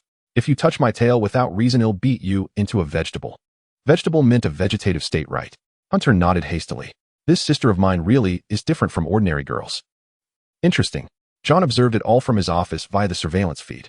These two little ones. Their relationship is so obvious that even someone like me who's not fully in the loop can see it. They seem to be separated by 5 generations of blood, which was negligible, legally permissible too. It was said that the Reed family's bloodline was widely spread. They might even be 10 generations apart. So, John wiped his mouth and glanced at the time. While you're still alive, just go for it, you fool. Don't end up like me, full of regrets. John had just felt a pang of sorrow when he suddenly saw a shocking scene. Oh, the neck was drawing closer. Even closer. The teeth had already made contact. Then came the tail grabbing. Damn it, why are you looking at the tail? What an oblivious fellow. Such a beautiful age. He watched helplessly as they talked for a while, and then Miss Salt pushed the door open. John sighed. Add one more thing. She really knows how to kill the mood. How are you two doing? I asked John's personal physician to send some injectable nutrient solution. Miss Salt's violet pupils widened. The silhouettes of the two young people overlapped. Was this something I was allowed to see? Of course I could watch. Oh, can I pretend I wasn't here? She asked somewhat sheepishly. It doesn't seem like it. Hunter said. I'll take my leave then. Miss Salt quickly set the nutrient solution aside, gave a mischievous salute, and departed. Click. The door closed. What's wrong? Hunter looked at him before him. He could tell something was off. Are you feeling unwell? Or does sucking the neck mean something? You've been guiding me to bite your neck. Couldn't you just cut your artery and give me your blood directly? Offering an arm would work too, and it's more convenient. It's nothing. A&S face cooled as she met Hunter's gaze. She casually picked up a nutrient solution and jabbed it directly into the artery on Hunter's neck. Again, the foreign sensation of the needle instantly entering his neck made Hunter gasp. Ugh, that hurts. Are you crazy? Yeah, I'm crazy. And smoothed her hair, covering her slightly pink earlobes. I'm crazy. Hunter turned his head away, an unnatural expression on his face as he licked his lips. No need to drink blood anymore. He'll pour you a glass. And shot him a glare, letting out a familiar sound from her nose. Humph. And touched the spot on her neck that had just been grazed by his tongue and took out a clean glass. My heart nearly exploded. The previous night, Vika struggled to place the body of a recently unconscious Innsmouth person onto the magic array. This was a newly discovered Innsmouth person who had just undergone transformation and hadn't yet connected to the Hive network, the perfect material. The mysterious creatures here utilize a form of collective network that enables communication within a single channel. After the Innsmouth people evolved into deep ones, they lost their ability to speak, so they learned the language of this channel in advance. I need to seize the chance to see what they're discussing. Perhaps there's information about ancient texts. At first it seemed unremarkable, but a copy of the Necronomicon at the scholar's headquarters recorded some peculiar information. The content largely consisted of records from the former head of the Scholars Society, detailing an unknown experiment that bore no trace in historical annals. That damned old man said something like, since it's recorded, it must have happened. This great mission is yours now. Anyway, I heard Negtown is a nice place. Just treat it like a vacation, son. Good. You dare call this a nice place? Indeed, they've deceived the entire world. If not for the precious liquid transformation potion, I had left ID already be dead in a coffin. Fine, this wretched father of mine. Do you even treat me like a son? I have no memories of my mother. Sure, I'm not adopted. Fortunately, the effects of the bugs and hallucinations have vanished. As expected, there must be a legendary level grand array here. It's utter chaos. Moreover, the contact person here had long disappeared, and the ancient texts they possessed were nowhere to be found. Perhaps the Innsmouth people took them, or killed the contact. Everything is uncertain. Even divination fails. Care to guess what the crystal ball said? Vika couldn't quite recall, but he remembered it was something rude. He pulled out the crystal ball and opened the message log. You should change your diaper. Your menstruation is approaching, and you'll see red. Look here. Where do I have the anatomy for menstruation? Get it straight. In male, where would I get a period? With a furious mood, Vika placed the ritual offerings for the array. If Dad hadn't forbidden me from killing recklessly, I'd have blown these subhuman trash fishheads sky high. Why wasn't I born into a different school? Vika had thought more than once if he were on the lawless side, he could do whatever he wanted. Forget it, just a thought, all talk. If I really had to act recklessly, I'd have to think twice. After all, he was a coward, a thorough one. Even the idea of robbing a bank came only after much deliberation. With his mutterings, the array was completed. Let me see what use this network of yours has. Vika dripped a drop of blood onto the Innsmouth man's forehead. Minutes later, he could skillfully control the Innsmouth man's movements. Then came a stroke of bad luck. He had just maneuvered the body out the door and onto the ground, only to see a crowd of Innsmouth people standing in the middle of the street. Great. Hurry over and talk to them. Then he got hit by a car. The final image Vika saw was a truck with the brand Mighty Luck, and there seemed to be a familiar figure on it. Good heavens. What a stroke of luck. Blood sprayed out as Vika felt he had fully experienced the death of being crushed, which dealt considerable damage to his brain. Did the consciousness network connect? It seemed so for just an instant. Online, then permanently offline. The hard one intact, Innsmouth man died like that, shattered into pieces beyond reassembly. Fine. Let me see what kind of scoundrel dares to play like this. No manners at all. Vika wiped his nosebleed in fury and crept closer to take a look. There was still a fight outside, and he spotted a somewhat familiar face. It looked exactly like the one who had clashed with the nun. Hunter. Holy crap, a corpse is brawling. The nosebleed wouldn't stop, so Vika gave up wiping it and fell into contemplation. He doesn't seem dead. Humans are social creatures. Maybe I need some help, and so does he. Why won't this nosebleed stop? Why am I feeling dizzy? I really might need a diaper after all. I've actually seen red. Time came to today. And do you know everything now? Pretty much. You know more, so we'll follow your lead. Hunter had just regained some strength, and as they sat together and immediately stated her stance. What's the plan for today? John picked up a cup of hot tea, which carried a peculiar scent of pine needles and other herbs very invigorating. Find the array causing the entire town's hallucinations and destroy it. Hunter stroked his chin, voicing an ambitious goal. How many days do you plan to take? John chuckled. Honestly, I've been here this long and have no clue. I have a method. You don't need to play dumb to get me to say it. All right. John raised his hands with an expression of being caught. Yeah. By the way, we'll discuss that later. Hunter suddenly looked at Anne. Where's my cat? The cat called Senior and touched her chin with a finger. Try calling it. When I left yesterday, I heard cat meows from your room and scratching at the door, so I removed the door. After all, ghosts aren't allowed to pass through without permission. Damaging public property will cost you. We're saving the world. Don't fuss. And crossed her arms, yawned, and looked weary. What? Hunter's mind short-circuited for a moment. Did I just hear something odd? What did you just say Senior is? A ghost cat. And looked puzzled. You didn't know? Its soul is pitch black. Who knows how long it's been dead? I didn't know. I thought you were aware from the start. Otherwise, why would you think I was fooled by that crude suicide trick of yours in the car? I knew the gun had no bullets. I thought it was some kind of curse mechanism, and was startled for a moment, then returned to normal. True, this guy always liked to bluff. I was fooled by it too, wasn't I? He was just an ordinary person after all. N's lips curled inexplicably. Wait, give me a moment. Hunter's mind struggled to process it. He gestured with his hands. You mean, as you said, if I call her name, I can see her? She'll appear. She only recognizes you as her master. Give it a try. Hunter attempted senior. Meow. A beautiful orange cat appeared beside Hunter's leg. What a pleasant surprise. Hunter smiled, cradling Senior in his arms. So you don't need baths. That explains why you dodged when I tried to wash you. From what you're saying, this is the first time you've known this cat isn't alive. John inquired. Yeah, and you just accept it. Could be a malevolent spirit. What's the issue? Hunter lifted Senior and took a deep breath. Malevolent spirits or ghosts. They're just loved ones others can never see again. What's there to fear? Meow. The orange cat extended its paw and scratched Hunter's face. Hunter let it do as it pleased. Besides, it's just a dead cat at that. It doesn't need to eat, nor will it harm any birds, so there's nothing to worry about. Then all the food you used to feed it was probably wasted, and muttered. Wasn't it you who fed it? Huh. And raised an eyebrow, her beautiful brows furrowing. Dad and I both knew it was a ghost cat. Why would we feed it? Then I never fed it either. Where did all that cat food come from? Forget it, I won't dwell on that. Hunter reclined in the chair. Anyway, with this cat around on this trip, I feel much more at ease. It won't die, you can pet it, it won't dirty its fur, and it won't drain your sanity. A perfect companion, right?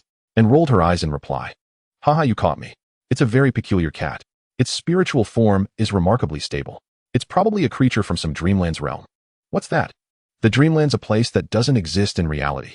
Mysterious beings live there. In short, this cat is very special. All right, by the way. Hunter looked at John, still stroking the orange cat's fur. That old man who came after you with a fire axe, who is he yet? A failure. John replied indifferently. He was once a member of an adventurer group. Now he's the only one left, and he went mad. Since he didn't die here, I sent him to a mental institution on the mainland, but he keeps coming back to find me. Did you get anything out of him? He's truly insane. I got no information. Honestly, I wish he could remember something, but unfortunately he doesn't. Will we end up like that too? And chimed in. You jest. John shot her a glare as sharp as a needle. He had to eliminate any condition that might cause Hunter to waver. If Hunter gave up, the next lucid one might not appear for Ian's. This was a real possibility. One could say that Hunter was his only bet now, and perhaps for all time to come. He saw many possibilities in this man, a mind with brilliant, strange ideas, an exceptionally calm demeanor, and the martial prowess to single-handedly challenge St. Maria Church. Who else could possess these traits in the future? John dared not think about it. He only wanted to seize the present.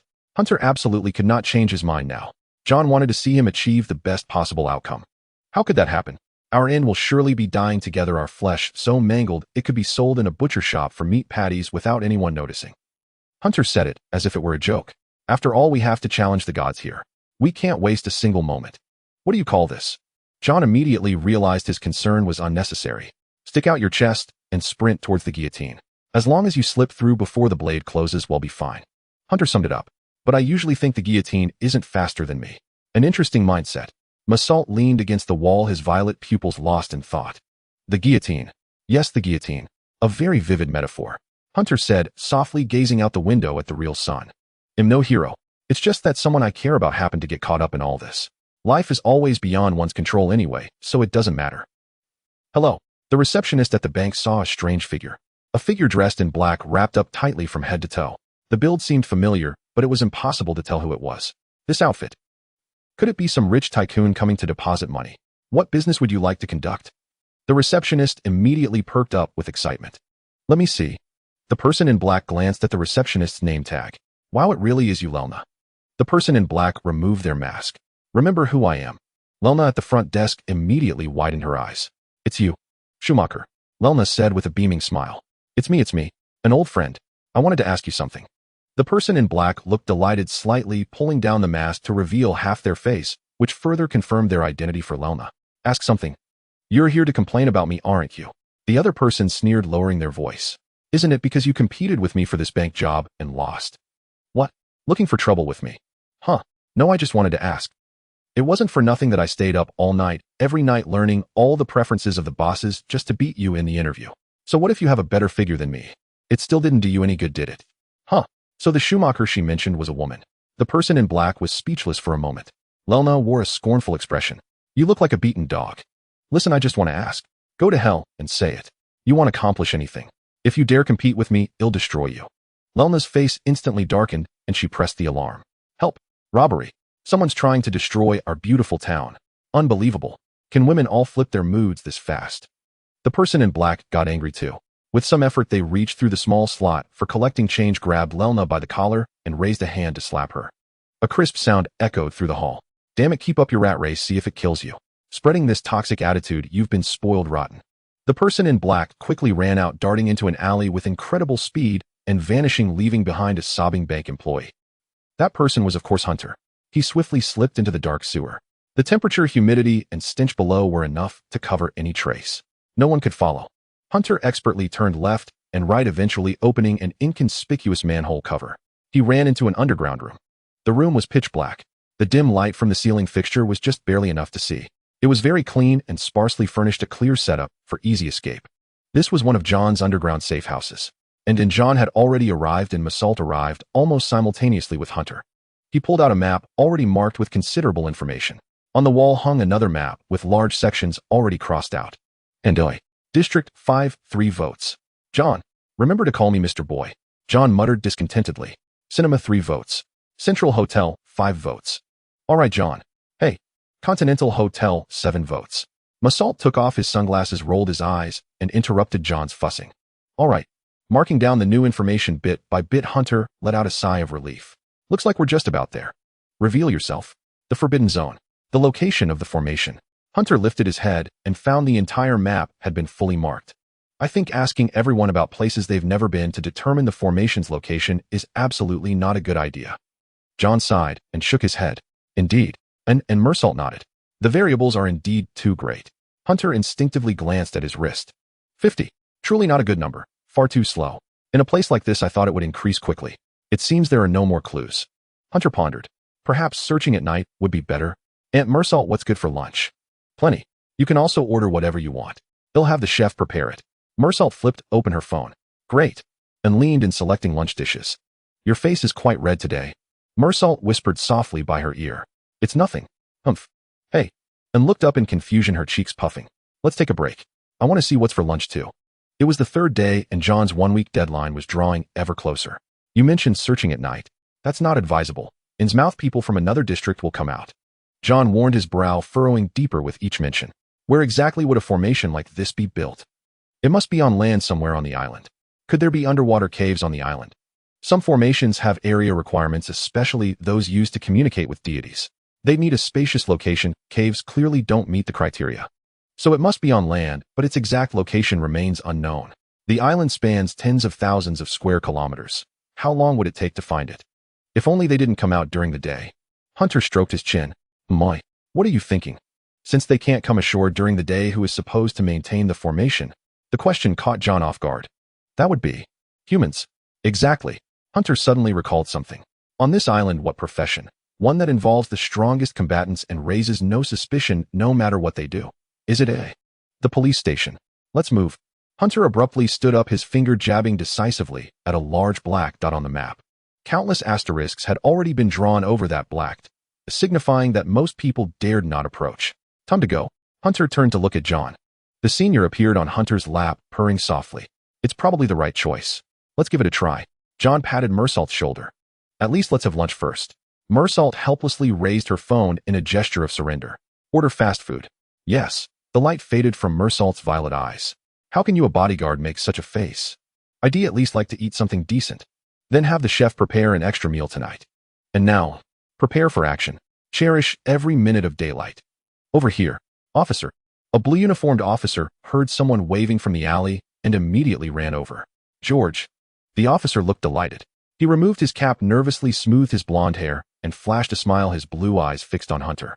Brother, what are you doing here? You've grown so much. Dear Giotto, for the sake of this beautiful town, I've become a professional cleaner. Hunter replied casually. The town would rationalize it anyway. No matter what he said, it would be considered perfectly reasonable. After all, this was the perfect town. How come I didn't know? Weren't you studying in the Federation? Don't ask about that. Anyway, is there any place around here that needs my attention? Hunter put on an innocent look and asked with a grin. Behind him, several hands were ready to grab the officer the moment he showed any sign of trouble. Behind them, several officers were already piled up like sacks. These officers all saw Hunter as an enemy, so they had been knocked out and left there. After all, they were bound to run into the right person eventually, right? So this group, like a claw machine, eagerly captured every blue-uniformed officer they encountered. They had nearly caught all the patrol officers on the streets. Those officers probably never imagined they would become targets. Finally, one had arrived who recognized Hunter as his closest kin. What a relief. Cleaning. Giotto was confused. What do you mean? Brother Giotto, it's the mayor's request. He said it's my turn today.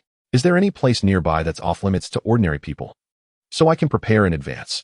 Oh, could it be inside the station? But that doesn't need an outsider to clean. Is there anything like a network of white lines with meat or black stones placed on top? Isn't that everywhere in town? Giotto pointed at the ground for Hunter to see. See, black stones pave the floor. They say there's white lime inside. Matches the colors you described. Giotto laughed. I get it now. The mayor must have sent you to sweep the streets. Since it's volunteer work, I recall there was a car accident yesterday that damaged the road surface.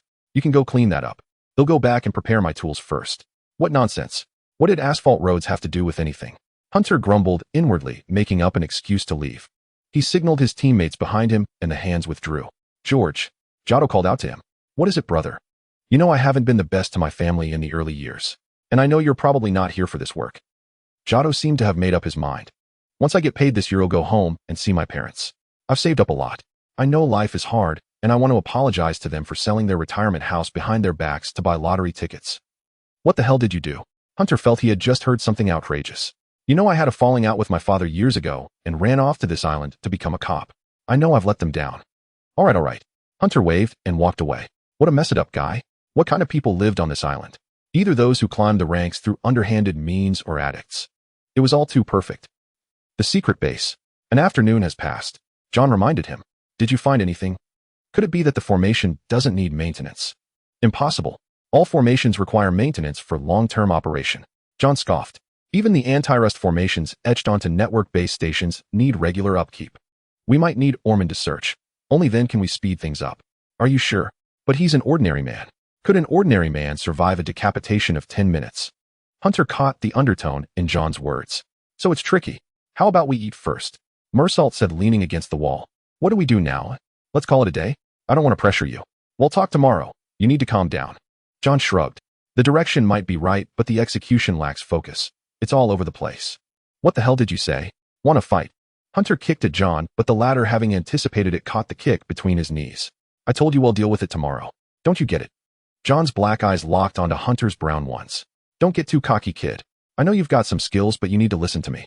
Don't waste time on this. We've already blown an entire day. Let's eat first. Mersault looked at Hunter. Stay calm, and also reminded. Then let's go. The group emerged from the underground. Hunter was clad entirely in black. With an umbrella, the chance of being recognized was slim. It was already dusk. The streets were nearly deserted, so his precautions weren't unwarranted. Isn't this the road we plowed through with the truck yesterday? Just as they were heading to the parking lot, Hunter halted, his gaze fixed on a familiar spot. It was the end of a street where the ground showed signs of repair, cordoned off with warning signs suggesting a detour due to roadwork. The bodies of the Innsmouth people had long been disposed of by John, leaving no incriminating evidence. At that moment, a large group of tourists was returning from the beach to the town, bustling with life, their chatter drifting into Hunter's ears. Yes, the luxury vehicles used as transports are all wrecked. John's pretty pissed. Let him be angry. Hunter stared at the spot, inexplicably stopping, then walked toward the street. What are you doing? I just thought of something. Wait for me. Hunter felt he had overlooked something. Earlier, that cop had mentioned the entire street was black. Could it be something on the ground? Black asphalt. Asphalt is black, right? But this was too black, as if something had been mixed in to make it darker. Maybe for aesthetics. Black roads, orange roofs, white walls. A stark contrast that's great for artistic design. It was the standard setup for a seaside resort. But this road was unnaturally black. Hunter stopped. This was the site of yesterday's accident. His heart beat a little faster. What was this broken pavement? Repaired in just one morning, still wet. Gotta hand it to them for efficiency. Hunter picked up a branch, quietly pried open a hole, then widened it. The main road was pure black, while the side streets were ordinary asphalt. Why? Impatient, Hunter kicked the pavement aside, flipping up what lay beneath. Whoa! He froze, then pulled out his phone and called John. Mr. John, and came up behind John and called out. John was about to start the car, replying rather coldly. What? If not for A&S decent combat skills, John wouldn't even bother with her. Hunter hasn't caught up. You mean? John paused, his hand on the car key, and slowly turned his head. You know what I mean. You and Hunter share the same soul. Neither of you likes people like me. No need to say it out loud. And looked at him with her blood-red eyes. Since you're relying on him, you should trust him fully. Today was a failure. I even think you're part of the problem. Without you, Hunter would have done better. I never doubt him. When it comes to rationality, he's absolute. What's your point? Don't tell me you think he's the smartest among the survivors, but not smarter than you. Master, you may be from Innsmouth, but you're a gentlemanly one. Before the end comes, you said you wanted to be a gentleman. John let out a long breath, about to say something, when Mersault's voice interrupted. Phew. John touched the gills on his neck, casually wiped away the sticky liquid with a handkerchief, and spritzed on some perfume. I apologize, Miss Anastasia. No need to apologize to me. He's too reckless. I'm afraid he'll go overboard. Tonight the new district head arrives. Hunter might end up dead at his hands. So we need to get back early, understand? I don't want him to be killed while obsessively searching for that damned formation. Ring. John's phone rang. He pulled it out. It was Hunter calling. Come pick me up and take me to the secret base. What are you up to? John replied coldly. We're only 50 meters apart. What's your games? You have to go around the block to get to my street. If you don't come see this, you'll regret it. I said come, so just come. What the hell? John frowned. They'll give you 3 minutes. Fine, let's see. John hung up. What's the word, Master? Pick him up. John shot Mersault a look. The latter leaned back in his seat and chuckled. The car quickly reached Hunter's location. What are you doing? John rolled down the window, bewildered, as Hunter tore up the freshly repaired road with his bare hands. Tell me, what are the requirements for a sacrificial array to a deity? Hunter asked. Stardust powder, the material for communicating with the ether. Obsidian, the only stabilizer for stardust powder. Candles, or other heat sources to attract the ether's descent. Then a sacrificial offering, a place for prayer. Finally, a large enough space. The deity's sacrificial array must never interrupt the transmission of ether. Then take a look at this. Hunter picked up a stone. There's obsidian here, sure, but it's just standard repair material. Word is obsidian was mixed into the design from the start. It makes the road more beautiful and durable. And this, Hunter pulled out a handful of white powder. Stardust powder. Wait. John took off his sunglasses. Why the hell is this here? Hunter shrugged. Dug up from under the road, could be measured in tons. John fell silent. Yeah, I should have figured. Damn it, he should have realized they had used the main highway as the ley lines of the formation to confuse the masses, even building numerous branches. Starstone as the base obsidian to hold it down, and a layer of asphalt on top. To prevent the obsidian from being too exposed, they even dyed the asphalt black. The one who proposed this design back then must have been a bold thinker. Where to now? Mersault just put down the phone. I've arranged with the chef, there's a feast tonight. No time. John and Hunter turned together, to the secret base. You drive? John pulled Mersault into the driver's seat, then slipped out and joined Hunter in the back, and was squeezed into the passenger seat. What about dinner? Mersault choked back. Until this is resolved, no one eats. Sir, being your bodyguard will starve me to death. Mersault leaned back, adjusted the seat, and started the car. Inside the secret base. Computer, search for the largest, most complete existing map of Niche Town. What now? John pulled out his notebook and projected it onto the wall. Strip the map of all small buildings. Keep only landmarks and remove anything built after 100 years ago, including your Continental Hotel. As the superfluous structures were cleared, the town's main road network gradually became clear. Surprisingly orderly, with each major road spaced remarkably evenly. Where's the center? Hunter asked. John centered the image and marked a spot. The center is the Opera House. Then that's the plan. Hunter pointed at the map. Let's check it out tonight. Hunter fell silent, feeling like he'd seen this plot in some movie. What about the area manager? Just toss clothes with my scent all over the streets and let them find me. Aren't those bloodhounds sharp enough? John's eye twitched. Your tracking skills are indeed formidable, but what if I'm everywhere? Hunter analyzed. All right, leave it to Mersault and the bodyguard team. John shook his head. Looks like a sleepless night. Let's eat first. Eat. Mersault cheerfully raised his phone, calling for delivery from the Continental Hotel chef. Slap. John pressed the phone down with one hand. This is my secret hideout. You plan to order takeout. Mersault fell silent, then thought for a moment. Then what do we eat? I have instant noodles and chocolate. Mersault fell silent again. Such a glorious moment for instant noodles. Damn useful, but terrible to eat. That's it. That's it. Mersault sighed sadly, his violet eyes dimming. Then let's eat tomorrow. Don't worry, the night will pass quickly. Hunter picked up the kettle in the corner and started boiling water. Then he sat on the sofa, closing his eyes to rest, with Xuezhang purring comfortably on his lap. The wait was a bit boring, and leaned on the sofa occasionally, teasing Xuezhang's tail. Strange, we've never fed her. What does Xuezhang eat? And asked, isn't she a ghost? Even ghosts must follow science. She needs energy too. Can she interact with the ether? And mused, drawing on her limited knowledge of the occult, but they reached no conclusion.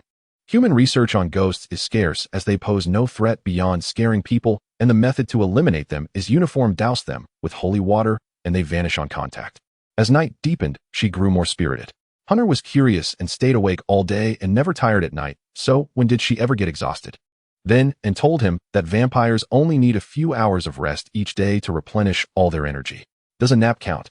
It does. That sounds great. I'd say becoming a vampire. Want the embrace? And teased him. It's a royal blood embrace. No thanks. Being a blood bag is enough. Vampires have a hierarchy, and I don't want to bow to you. Hunter smiled slightly, his brown eyes meeting In's gaze. You caught me. And shrugged. Time to go. First, let's be clear, our mission is to determine what the formation sacrifice is, take photos, and figure out how to respond back. No rash actions. John rambled on, occasionally wiping his hands with a handkerchief as if sensitive to the air. Masalt had already vanished, grumbling as she went to scatter Hunter's clothing scraps. Afraid the scent wasn't strong enough, she even brought his underwear.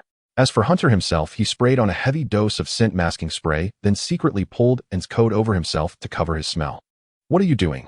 N's indescribable exclamation followed. Predictably caught, he now had a palm print on his face. Hunter didn't mind, and had held back, though otherwise his head would have been blown off. Where's the cat? Who knows? If she doesn't want to be seen, she won't be unless locked in a room. Then forget it. John started the car. Let's go. But is all this effort even useful? At least I can barely smell you now. The vampire lattice scent has covered most of it, like spreading bare feces around a tent to keep other beasts away. Can't you ever say something nice? N replied irritably. The moment she got in the car and found Hunter sniffing her coat, her mind went blank. I treat you like a brother, and you sniff my coat. What's with the violet scent is amazing. How would you react if your brother sniffed your coat? I'd slap him first, and fumed. This guy was getting bolder by the day. First sniffing clothes, then what? Putting underwear on his head. Screech. John stopped the car abruptly, jolting, and from her thoughts. Enemy. And asked. See for yourself. John gestured with his chin, and followed his gaze. An ordinary figure stood in the middle of the street, looking as if they had no fear of death. The car's headlights illuminated the figure, who seemed to have gray hair, and upon seeing the vehicle shrank back in apparent fear. That familiar feeling. Which passerby is this? Oh, Hunter instantly recalled who it was. A passerby. How can someone be so devoid of memorable features? John said coldly. What's going on with him? I don't know the specifics, but this guy, wide awake in the dead of night, unaffected by the town's influence, is definitely a non-existent one. There are no bugs on his head. Who is this person? What does he want? John stared at the gray-haired figure before him, who remained motionless. Is he waiting for us to get out of the car? They'll go talk to him. Give me a few minutes. You know him? Probably. Hunter replied, casually opening the car door. He'll handle it. He had some questions to ask him anyway. Isn't this the senior? Hunter approached Vika, locking eyes with his gray irises. Long time no see. Did you put on perfume? Smells like violets. Vika wore a strange expression. You're quite flashy. Something like that. Hunter shrugged. It's the only way to mask my scent. Or would you rather lend me your clothes to wipe off? You've applied something too to avoid detection, right? No thanks. They exchanged a knowing smile, both seemingly aware of each other's ulterior motives. What's up, brother? Seeing you alive doesn't surprise me one bit. Hunter gazed into Vika's gray pupils. That face of his was like a mask, the mask of an ordinary person, who knew what kind of soul lurked beneath. You're quite good at playing dead, aren't you? Vika remarked with a sigh. Is that a compliment or an insult? A compliment. And you, the one who was buried alive, are still kicking, aren't you? Vika's gray eyes fixed on Hunter. Judging by your direction, you seem to be heading to the opera house. What business is it of yours where I go? Don't be so distant, Vika replied with a bitter smile. I had no idea you were still alive. I even checked. If I'd known, I would have dug you out myself. How about this? Do me a favor. I think we're practically brothers, different mothers, but same bond. This sudden warmth was astonishing. Were we really that close? Just spit it out. What do you want? Hunter stepped back in disgust. Besides, I saved your life, gave you a chance to live. Don't you feel an ounce of gratitude? He'll repay you. How about I give you a copy of what I find? Go on. You know about the Scholar Church, right? Which faction are you from? Hunter's hand slid into his coat, causing Vika's facial muscles to twitch. Don't shoot. I'm a moderate, merely thirsting for knowledge. I just hope you'll keep an eye out for something during your investigation. What is it? Vika shrugged nonchalantly. A gray book called the Necronomicon, part of the original. One of our people died here, and their book mustn't fall into the wrong hands. How do you know we can find it? I've searched everywhere and failed. So I deduced that the book might have been picked up by the Innsmouth people and used to maintain the formation. Vika sighed. I don't want to believe it, but my deductions point to this. Do you even know what we're about to do? Lion Opera House south of the town. You're definitely heading there. How do you know? Because I tapped into the Innsmouth people's collective network and looked up all the tasks they've assigned to humans. From that I deduced that the opera house and other locations have strange jobs like delivering fresh meat. Vika pointed to his head. In here I hold a wealth of arcane knowledge. Hunter recalled that John was also an Innsmouth native seemingly of a higher rank, yet he squandered his advantage unable to use even basic spells surviving solely on the Innsmouth's innate attributes. Now I see who the real fool is. Hunter cast a disdainful glance at John, who furrowed his brow in confusion. Why are you muttering strange things while talking to me? Vika reminded him. What can you offer me? Hunter shrugged. Let's put it this way, the Scholar Church will owe you a favor. How much is a favor worth? Is it yours or the Scholar Church's? Of course it's the Scholar Church's. Don't you know the value of such a favor? For instance, you could ask us for £1,000,000 gold, and we'd agree. Then they'd pay in installments. A little first, then default on the rest, right? And it's just a verbal agreement. Even if you come knocking, it's useless. I've worn out those tricks. Hunter narrowed his eyes. The Scholar Church's people truly can't be trusted. Fine, but I have two conditions. Hunter's expression turned serious. Let's hear them. Vika also squinted, a hint of amusement flickering in his lifeless gray eyes. This guy wasn't as dumb as had assumed. First, did you pass by the seaside street yesterday? Yes, why? Hunter rubbed his fingers together.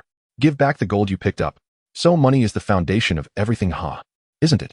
You don't really think I'd take you along just because we're alumni from the Northern Orphanage, do you? Even you don't believe that. Beep beep. John behind them honked the horn, urging them to decide quickly. Fine, take it. Vika rolled his eyes and tossed over a cloth pouch. Hunter opened it to find it full of Innsmouth gold ornaments. How did you know I was at the scene yesterday? Because when I went to pick up the damn gold, it was gone. You bastard senior pulled a fast one. Hunter broke into a smile. And you say you can give me money. You're strapped for cash yourself, aren't you? I'm broke, but the organization isn't. Vika rolled his eyes again. I just thought those items had great research value. Now for the second condition. Name it. Join us. Come along, or everything else is off the table. I can give you more money, but I'm not going. So you're refusing? Vika shrugged and walked backward. No deal. Is that so? Hunter said almost casually. By the way, senior, you seem to be one of the non-existent ones too. So what? With my makeup and concealment techniques, no one can identify me. Vika let out a soft laugh. If you're trying to pressure me with that, congratulations. You failed. Mister John, please connect to the collective network and tell those fish-headed folks that there's a guy here, gray hair, gray eyes, about 173 meters tall. Also one of the non-existent ones. For more identifying features, check the backyard of St. Mariah's Cathedral.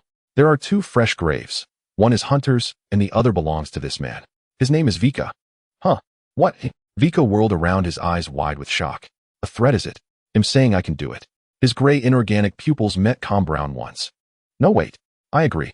Upload successful. John stuck his thumb out the car window. Seeing this, Hunter offered a smile. Now every Innsmouth resident knows there's a gray-haired male creature named Vika, another one who crawled out of a grave. You're not. Do you have any idea what you've done? Vika clenched his fists until his knuckles turned white, speaking with a bitter expression. Actually, you should have been discovered long ago. It's only because I drew all the attention.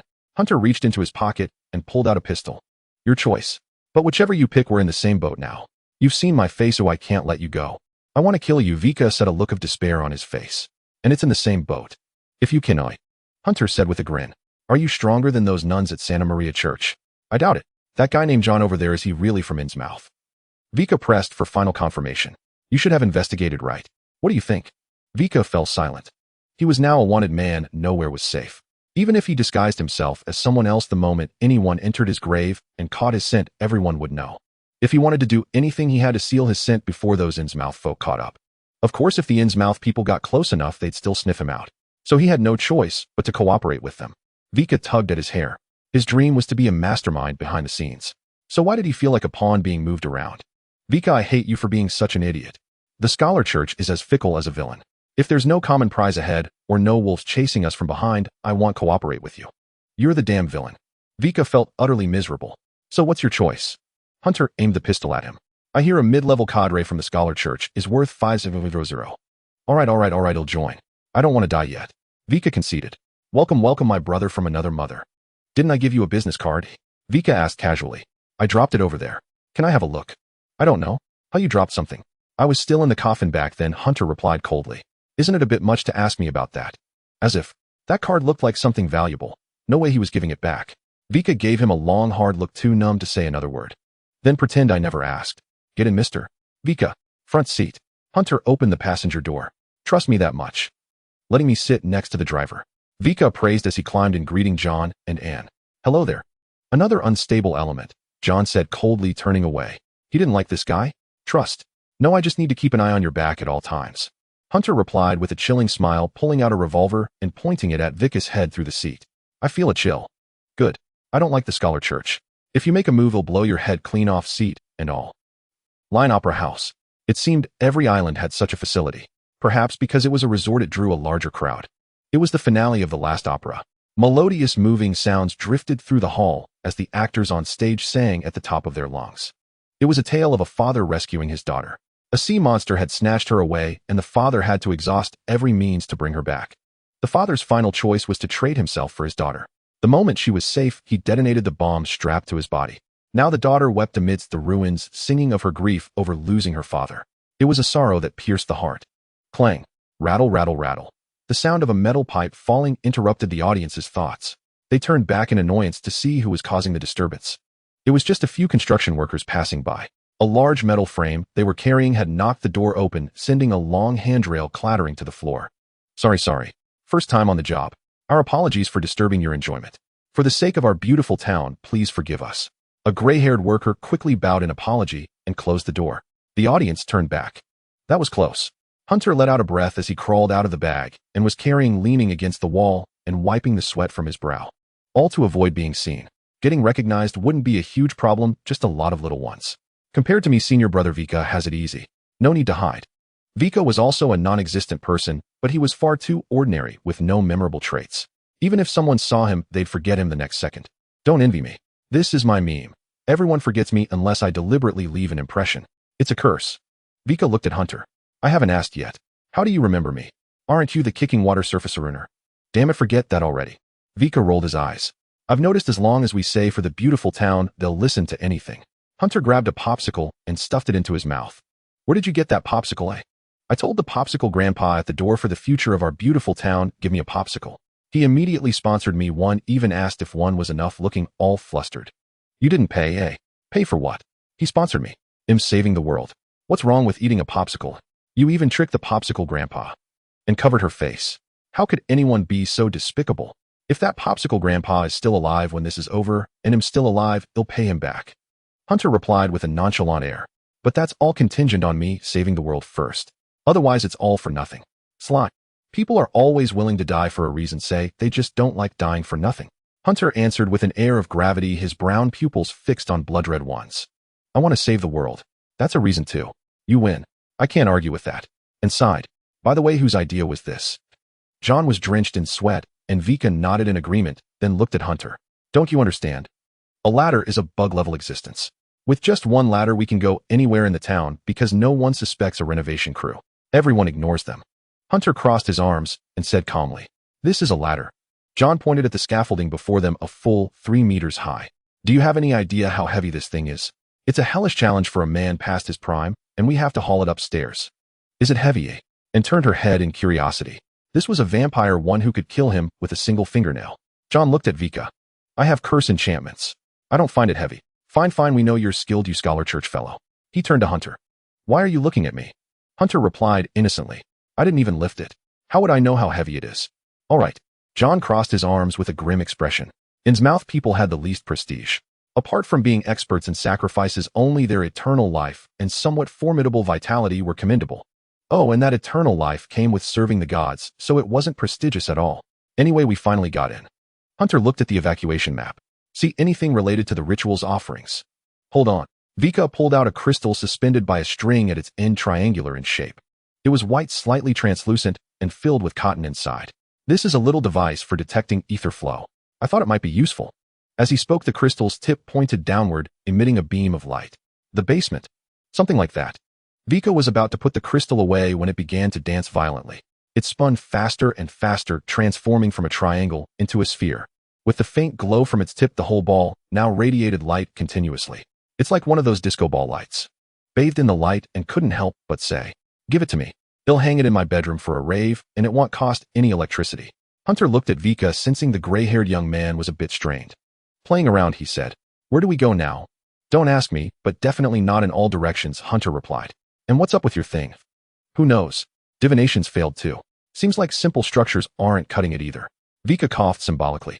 In short, today we need to pinpoint the center of the ritual array, at least figure out what these Innsmouth people are trying to do. Hunter looked back at the evacuation route map. Maybe a structural blueprint would be better.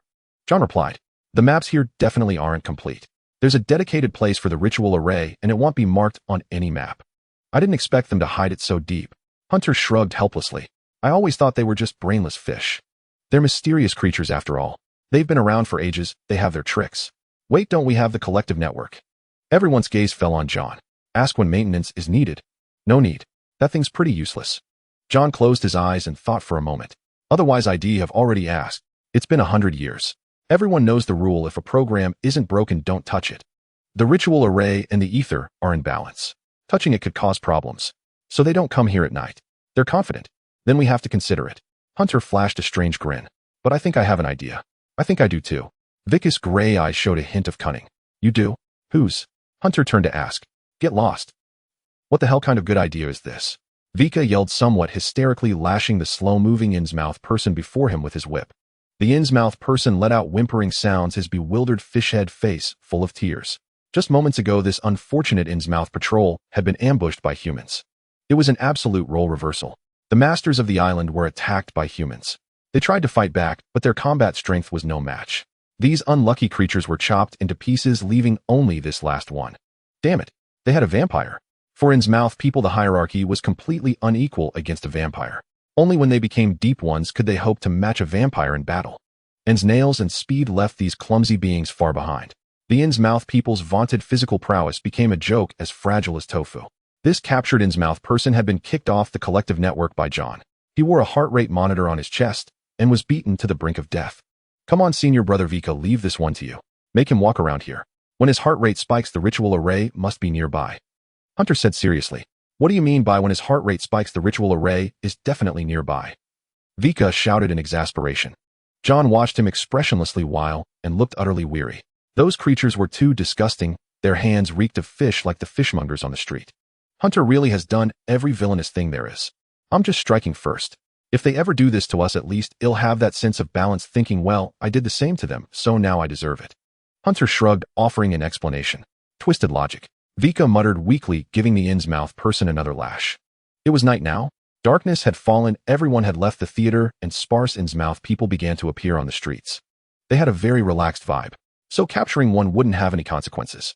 Those tracking Hunter were currently being led astray by fragments of his clothes. Relax, no one will bother us now. It's so dangerous here that it's actually safe as hell. Hunter looked at the captured Innsmouth person. Actually, I think humans are scarier. Once you figure out these little things, they're as docile as kittens. Listen, is that human speech? We should show these mysterious creatures the might of high IQ bipeds. Beep, beep, beep, beep, beep. It sounded like a heart rate monitor going off. Everyone turned to look at the poor fellow. You mean to say this is the location of the formation? Hunter asked tentatively. As his words fell, the Innsmouth man before them wailed and shook his head vigorously. Oh, it seems he's saying no. And explained, and Hunter saw the laughter held back in her eyes. Hunter suddenly wondered if he had overestimated the intelligence of the Innsmouth people. It couldn't be right here, could it? John glanced at the map. According to the map, there should be nothing below, but I'm not certain. Hunter lowered his head. Pay more attention to the environment, it's actually quite obvious. Hunter looked at the floor, walked over to a wall, and tried rotating a decorative statue. The door opened. Whoa! The Innsmouth man's pupils trembled. He's saying not here, not here. John translated with an utterly emotionless tone, rolling his eyes as well. Because this guy's acting was far too fake. But how did you know he was lying? The Innsmouth man also showed a confused look, his eyes taking up over half his head, staring at Hunter, sending a chill down his spine. Damn it, don't look at me like that. Being stared at by something with such low IQ makes me feel like I'm losing sanity points. Hunter rolled his eyes and pointed at the carpet on the floor, cursing. You've been walking this path for centuries, haven't you? There are worn trails on the carpet. Who are you trying to fool? Your mucus has even caked up. John looked down. The carpet had some caked traces leading straight to a door. Clearly they came to investigate every day, but the skin of Innsmouth people secretes a fluid that seems extremely difficult to clean. Once it stains the carpet, it forms clumps.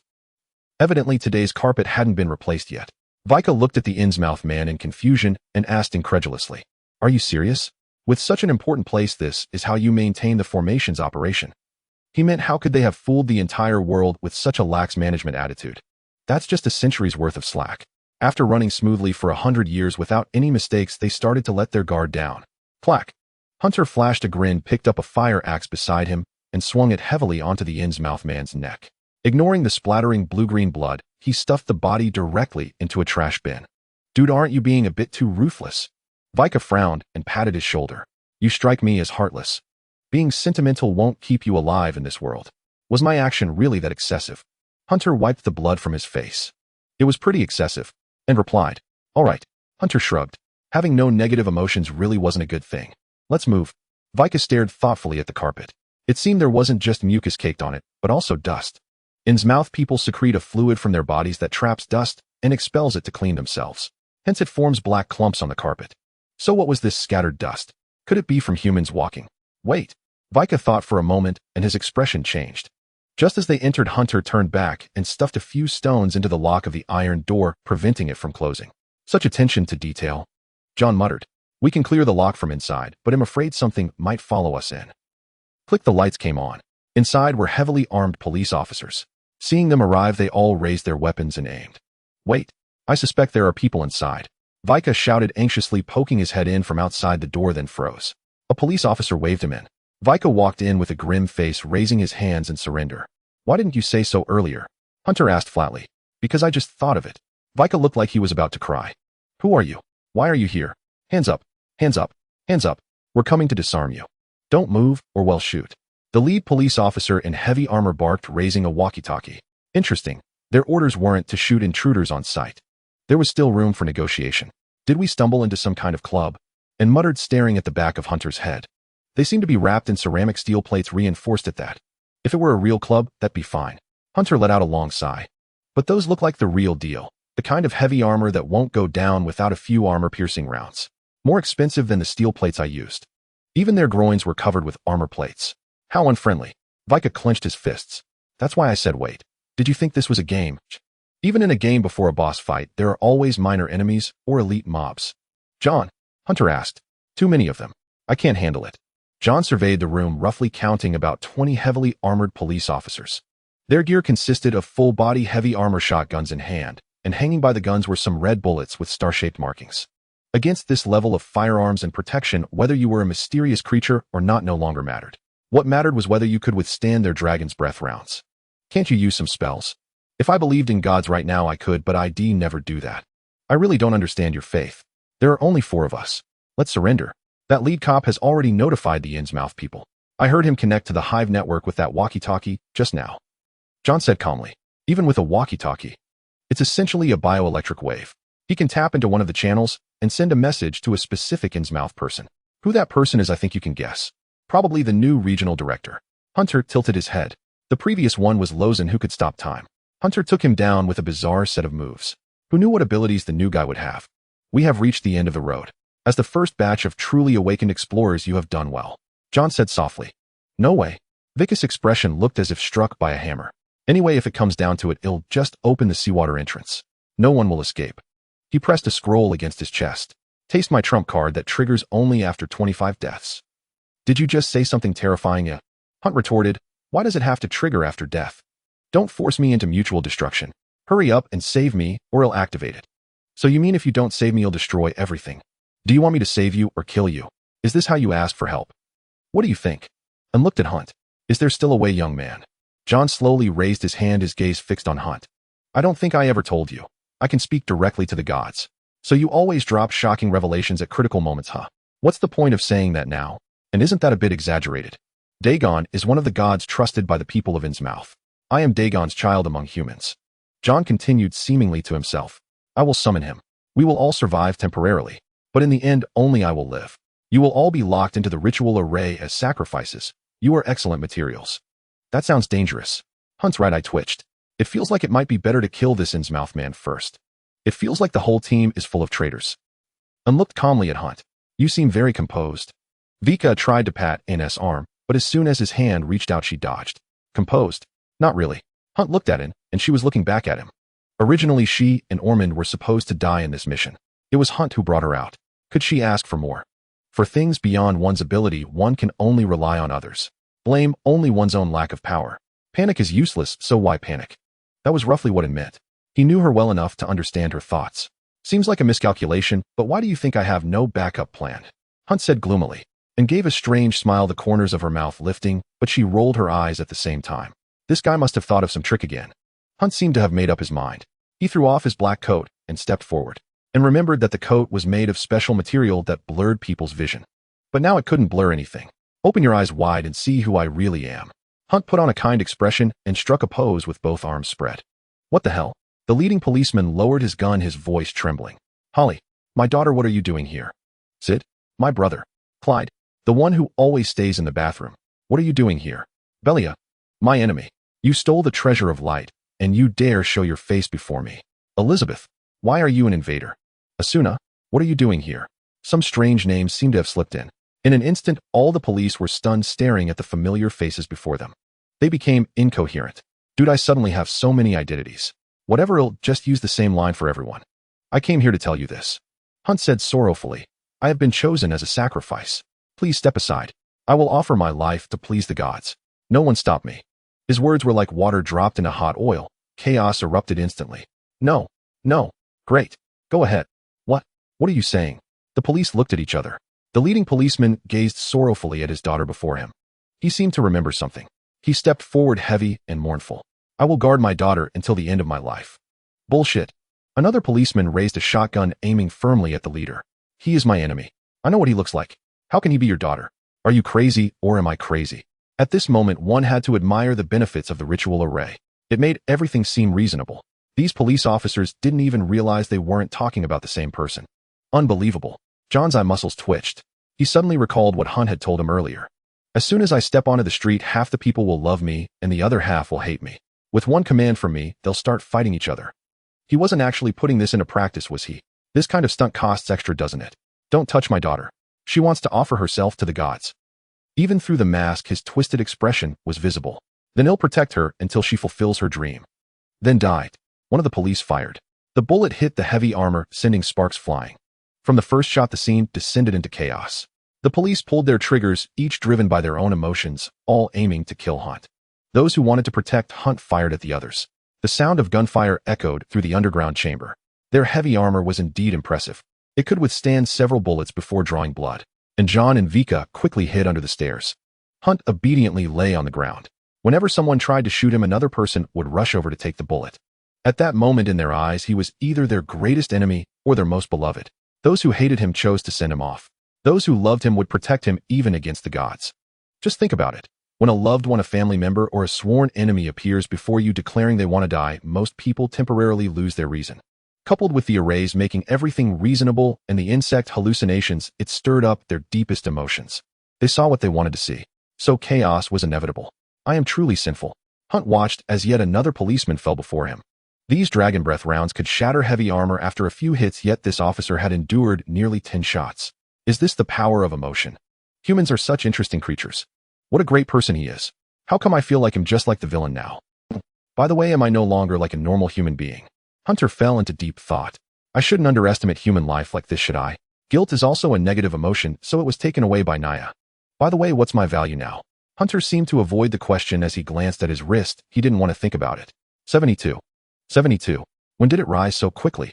Check the history. From the protective instinct of humans, 22. From the hunting desire of humans, 11. So it turns out that not only mysterious creatures can gain points, but humans can reach this level as well. And the protective instinct is even stronger than the desire to kill. Humans are truly fascinating. It's your turn. The sounds around him had vanished without him noticing. In front of Hunter stood a police officer covered in wounds. One of his arms and legs was broken, and he was holding a shotgun with one hand while balancing on a single leg. The still warm muzzle was aimed at Hunter's head. Off. Hunter was momentarily stunned. It's not my fault. How did it end here? Is it not okay to zone out for a second? And come on. Die. Bang. The moment the police officer pulled the trigger, a shadow appeared behind him in an instant, and the gun in the police officer's hand shattered into pieces. Without a doubt, Miss Vampire was making her move. Thank goodness for you, my good buddy. Let's lay down and rest for a bit. And skillfully struck the police officer's neck with the edge of her hand, sending him to the ground to rest, and she tightly bound the broken ends of his legs and arms with her clothes to prevent excessive blood loss. Though many had already died here, she still didn't want to commit more killings. Is this the last one? Yes. Are you all okay? We're fine. These police officers were too busy fighting each other to pay attention to us. That's good. Hunter slowly stood up. In front of him was the police officer who had just led the charge. Although he was already dead with several large holes in his stomach, his gaze remained fixed on Hunter. It seemed to carry emotion. Poor thing. Hunter looked away. Vika and John were trying to ascertain their current location. They both tacitly avoided the recent topic about self-detonation. Let's pretend that never happened. Hunter sighed with relief. By the way, I don't have negative emotions, but it does. It's just the right balance. As long as I watch ANS expressions, I can probably understand the current situation. Because this guy's emotions are all written on his face. And if we can survive this time, let's get married. Hunter tentatively suggested, feeling there was nothing wrong since embarrassment seemed like a negative emotion too. Cough, cough, cough. And suddenly started coughing. Vika and John also paused their actions. Are you joking? I was just kidding. Isn't it tempting fate to set a flag now? Hunter immediately denied. Look, it's so easy to read. All emotions are written on her face. Did you really believe it? Ouch. Hunter's head quickly received a light smack. And his face turned somewhat cold. Can you all talk about this later? The crisis is still present. John picked up a walkie-talkie, and upon seeing the numbers above, his expression darkened. In the worst-case scenario, he said, his tone heavy as he wiped his hands. The new area chief already knows about this place, and will arrive soon. Who is it? This communication line is directly linked to the address where the gun is. I suspect it's a priest who knows a lot about spells. It seems our lives are counting down. Vika sighed, tearing his shirt open to reveal a deep yellow parchment. Let me detonate the scroll and drown this place. Put your hands down. Bid, don't mess with the new code. Hunter approached Vika, grabbing his hand to stop his next action. After all, this guy may be incompetent, but he really does have a lot of props. What about the formation? What do you want to do? Blow up the formation, destroy it. Even if I have to go down, I will make these mysterious creatures see the terror of the bipedal beasts. How do you plan to do that? Vika smirked. You can't destroy the foundation of the formation. It's buried underground, and the area is too vast. You can't even find the candles, nor can you see the flow of ether, leaving only the offerings for the formation, which also has the attribute of invisibility. Ordinary people would go mad upon seeing it. Vika suddenly recalled that this guy in front of him didn't seem to be an ordinary person. From what he remembered, no one could single-handedly take on the Cathedral of Santa Maria. Are you sure you want to give it a try? That's not a waste of words. Take me to the formation. Hunter looked at John, who didn't say anything, and stood up to lead the way. Let's go. John put on sunglasses and a mask. What's wrong with you? My evolution has become more severe. John's voice was somewhat muffled. It was unclear whether it was due to the mask or his throat being hoarse. The hall where the police had fought was the front hall of the formation, which should have been filled with traps. However, there were none. Perhaps it hadn't had any issues for 100 years, so they removed the traps, even daring to use humans to help guard it. John led Hunter forward with Un and Vika following behind, and glanced at Vika out of the corner of her eye. This guy was initially met with Hunter pointing a gun at him, appearing seemingly clever, yet not so. Hunter had him under control. His identity seems to still be from the Scholar Church. After all, Dillandora was originally hunted by the Scholars, which caused a huge shift in his life trajectory. I really want to crush his head directly. And glared at the back of Vika's head, squinting one eye. A Mormon once said that the Scholar Church has different factions, both moderate and radical. This young man seems to be from the moderate faction, researching knowledge. And in the current situation, having one more hand is also good. With that thought, and retracted her gaze, deciding to keep her eyes to herself. However, Vika's gaze followed her. Well, okay. Noticing her, and shyly shrank her neck. Miss Vampire, what's the matter? Vika cautiously greeted her, while quietly stepping back a few paces to create distance. You seem a little afraid of me. Just kidding. I know about the existence of vampires. How could I? Vika swallowed hard. Miss Vampire, you go first. It's more appropriate for me to cover the rear. She seemed quite afraid of me. Was that half-step backward you took serious? How should I put it? At this moment, I suddenly felt like learning from Hunter. That spirit of mischief. What was it called? Catching someone off guard. And stared at Vika, straining to keep a straight face. Grr. And suddenly opened her mouth, revealing sharp fangs, and the most terrifying pose she could muster. Oh, don't kill me. I'll fight you with all I've got. Vika frantically tore open his shirt, revealing a yellowed scroll. You're hurting my eyes. And returned to her normal state, and quickly grabbed Vika's hand. What was this guy trying to do just now? Tear open a scroll on his chest. That felt dangerous. Huh. Vika stopped his actions. You're actually afraid of vampires. And rolled her eyes. I want suck your blood. What can I do? I've always been terrified of mystical creatures. And had already figured out that Vika was a greenhorn too, but she didn't expect him to be this naive. Well, given that he was about to activate that scroll just now, she could describe him as a powder keg ready to explode at the slightest spark. Hunter glanced back, and seeing nothing amiss, turned his head forward again. Where were you? The closer Dagon gets to me, the faster my flesh mutates. John coughed. Dagon himself is coming. More like his herald. Dagon never leaves the water, just like dinosaurs never flew. What does Dagon look like? 100 meters tall, an entity beyond your imagination. Don't even think about defeating him without firearms. I don't want to discourage you. We're here. John pointed to a room not far away. It was an ordinary little room. The flow of ether leads here. Go inside. You're not coming. The moment I lay eyes on a deity's body, it'll die and transform into a full-fledged deep one. Because of my bloodline, it'll be many times stronger than an ordinary deep one. John replied in a muffled voice. He didn't look well. What about them? Can't they go? Only you can enter. If their SAN is high enough, I won't stop them. Don't say I didn't warn you. John leaned against the wall nearby. At the center of the array lies the body of Cthulhu. This is the unseen, and also the untouchable, the unspeakable. But that's all based on insufficient SAN. If your SAN is high enough, you can resist. I don't care how powerful your abilities are, all I see is your extremely stable mental state. My mental state is stable. Hunter walked on without stopping, asking as he went. A stable kind of madness is still stability. John coughed a few times and closed his eyes. Go. If you can't do it, no one here can. Hunter opened the door and a putrid stench hit him. Hey, raised the question, how do I destroy a deity's body? Fire grenades. Any method will do. As long as you're not affected by him, he poses no threat to you. It's just a part of a deity's form without consciousness. John shoved all the remaining weapons into his hands, including the shotgun on the ground. Sounds simple. It only sounds simple. Most people in the world can't do it. John pointed at his head. Your spirit is strong. Your SAN doesn't even drop. I don't know how long you'll last before a deity, but against the body you'll be fine. By the way, you don't have a future anymore, do you? Even if you guessed it, don't say it. John forced an ugly smile. If you can handle it, it's up to you. I definitely want Liv to see it. What about Miss Massault? Hunter suddenly asked. She's on her way. You're not telling her the truth. What do you know? She's your wife, isn't she? And Loyat St. Maria Church is a fragment of your daughter. With such similar features, who else could Massault be?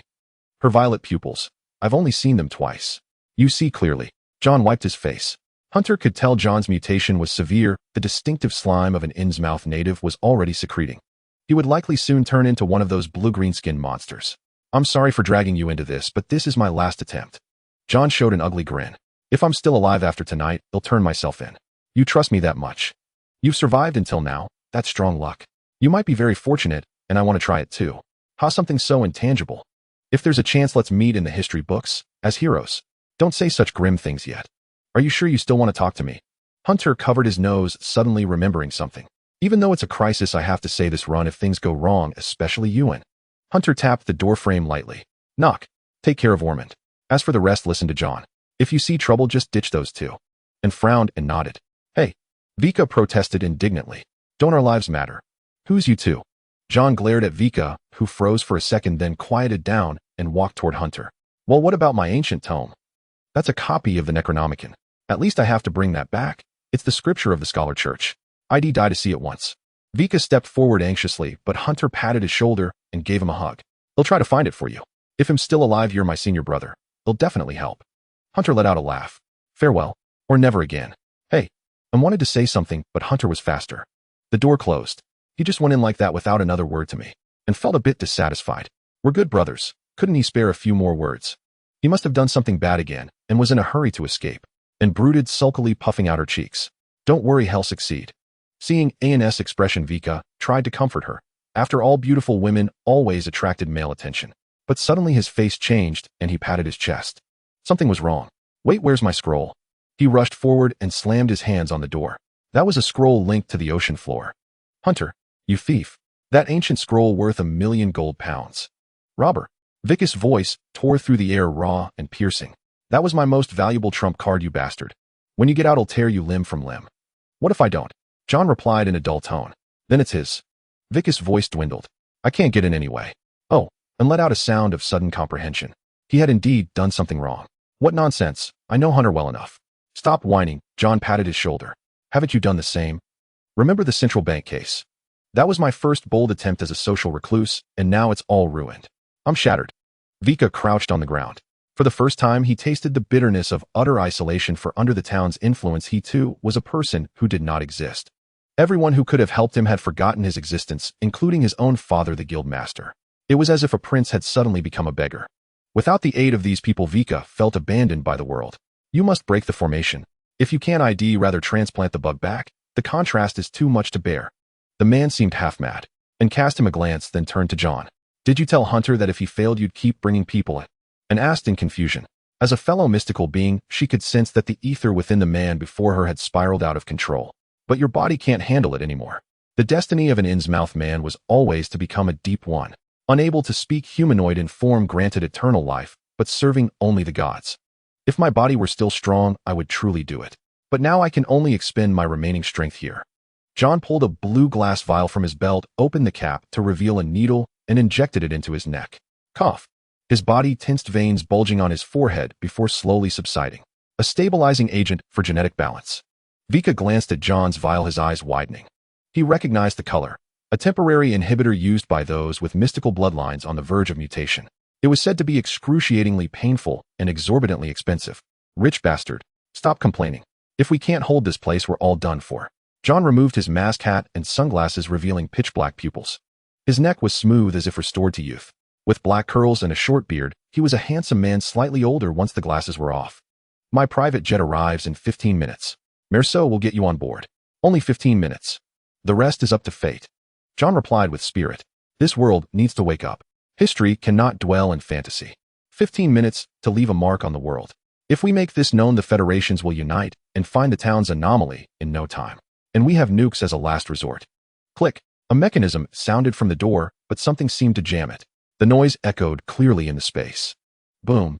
Cracks appeared on the iron door along with grotesque bulges, as if someone were battering it with a ram. Someone, or something, was smashing the door. No human could dent reinforced iron like that, not even Tyson. Hunter blocked the door, and it actually worked. That buys us some time. Vika looked dejected. A few extra seconds. Time to fight. John drew his pistol, raised it to his forehead, and whispered with closed eyes. In my identity as a human. To fulfill my ideals. For my family, my homeland, my sins, I shall transform my belief. I shall devote myself to the great Cthulhu. Opening his eyes, John's pupils had become horizontal slits, eerie and unnatural. Are you mutating? You could say that. John pointed to his head. There's a voice in my head telling me to kill you all. I'm still holding back. Abba, Abba. Vika looked utterly resigned, sitting cross-legged on the ground, his eyes filled with despair. This is where I die, and by the hands of my own comrade. Get up. There's an immense flow of ether at the door. And removed her colored contacts, revealing her beautiful blood-red pupils. You think Hunter can handle it? He seems clueless. Then you go. If you can get in, be my guest. She gave him a kick on the rear. Pick up your gun. Are all Scholars Church members as useless as you? Boom. The iron door finally gave way.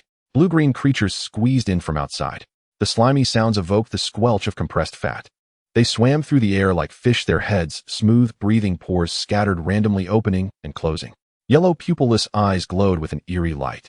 Foul, hideous, the embodiment of all that is repulsive. They drifted through the air, their arms replaced by proliferating limbs, blood-red gills on their necks.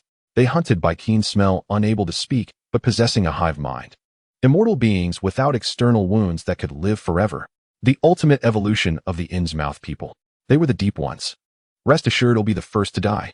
John exhaled, standing at the only passage like a wall or a lone sail, just as he had in service to the Federation. I'll hold the front. Though it was absurd, having multiple options was a good thing. Hunter studied the scroll in his hand. He had grabbed it in haste and hadn't asked how to use it. Awkward. Would tearing it cause an explosion? But Vika kept blathering about explosions and danger, insisting he should keep it. Better his explosion than mine. Hunter was uneasy, ceding control to others. So this is saving the world? Hunter observed the room. It seemed to be a basement with a long staircase. Wait, was that something in the distance? So far away, and no binoculars. Hunter pulled out his phone, zooming in with the camera. Thank goodness for modern tech. But the screen started to snow after a few seconds. Modern tech was junk, and this didn't seem like a room. It was a vast underground space the size of a football field. The darkness had distorted his sense of scale, creating the illusion of a much smaller area.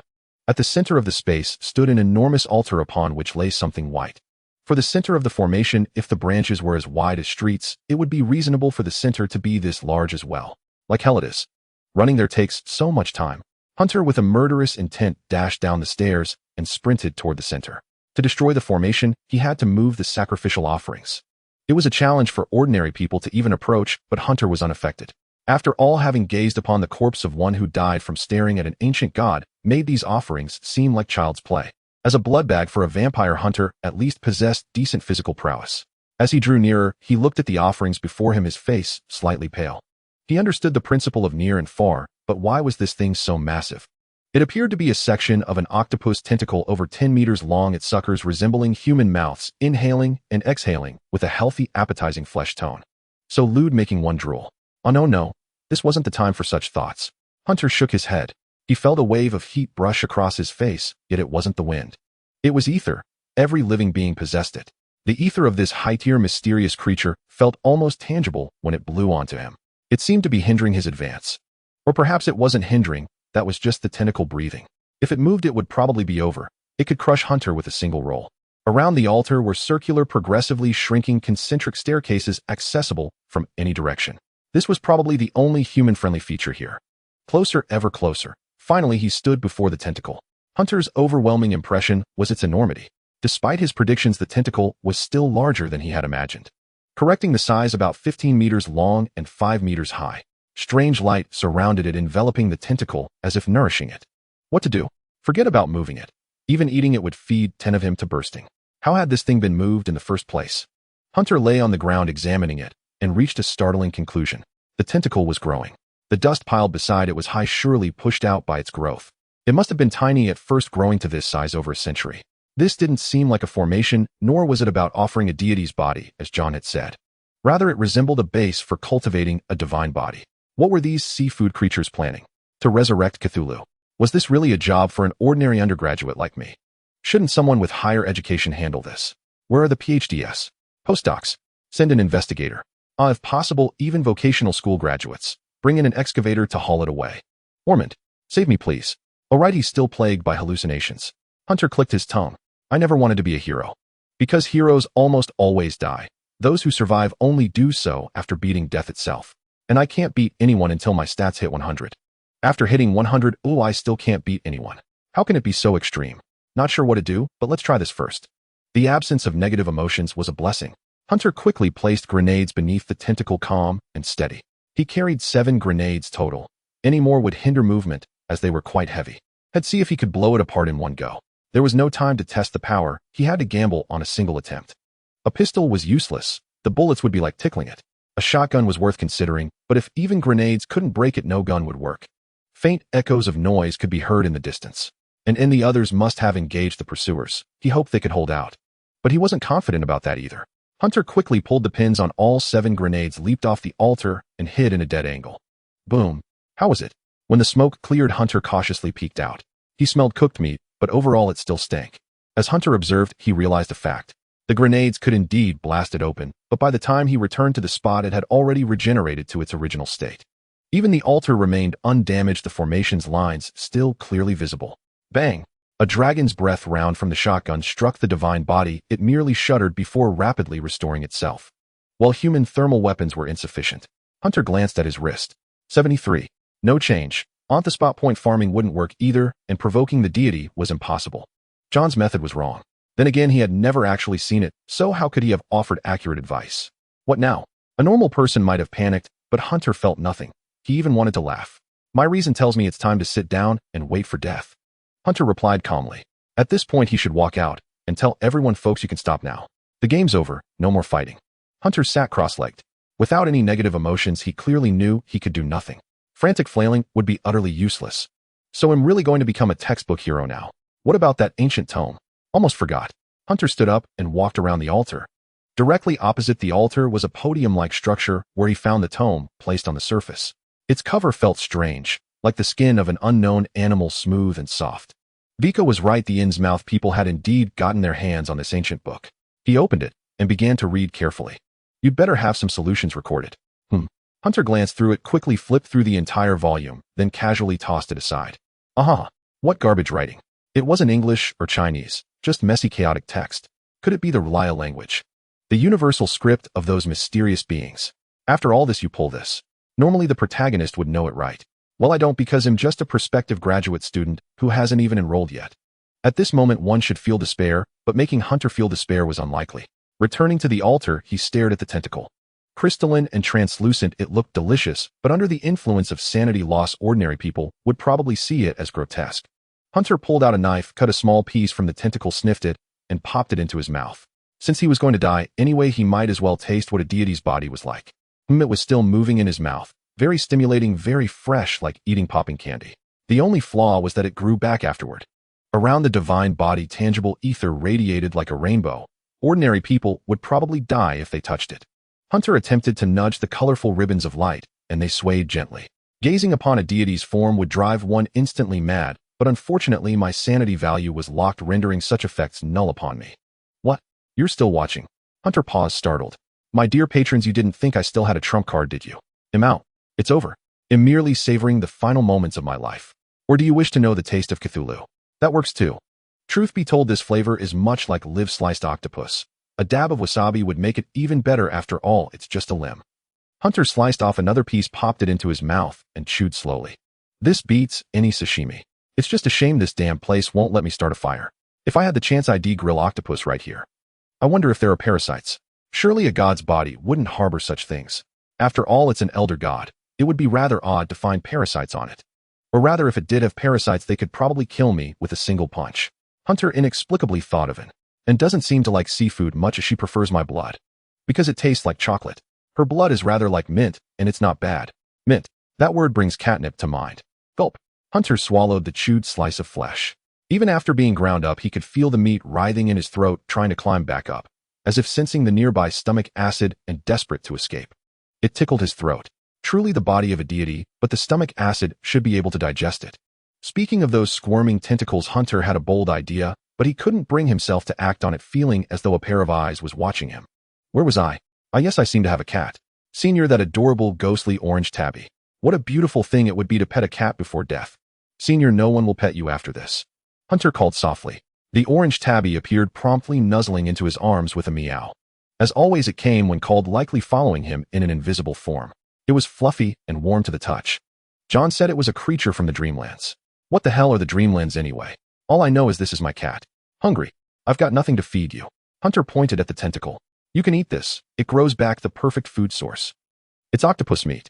If it weren't for the circumstances, I'd throw a barbecue feast right here. Cut a piece, and it grows back. It's practically infinite energy, isn't it? Dried, it could be jerky. Juiced, it's a drink. Bit can even squirm to generate power. A perpetual motion machine. Senior seemed to hear Hunter's words, jumped down from his arms, and approached the tentacle. Senior, how did you get up there? Are you really eating it? Hunter watched as Senior sniffed, took a bite, tilted its head back, and tore at it for a while. This meat is a bit tough for a cat. Alright, it tore off a piece.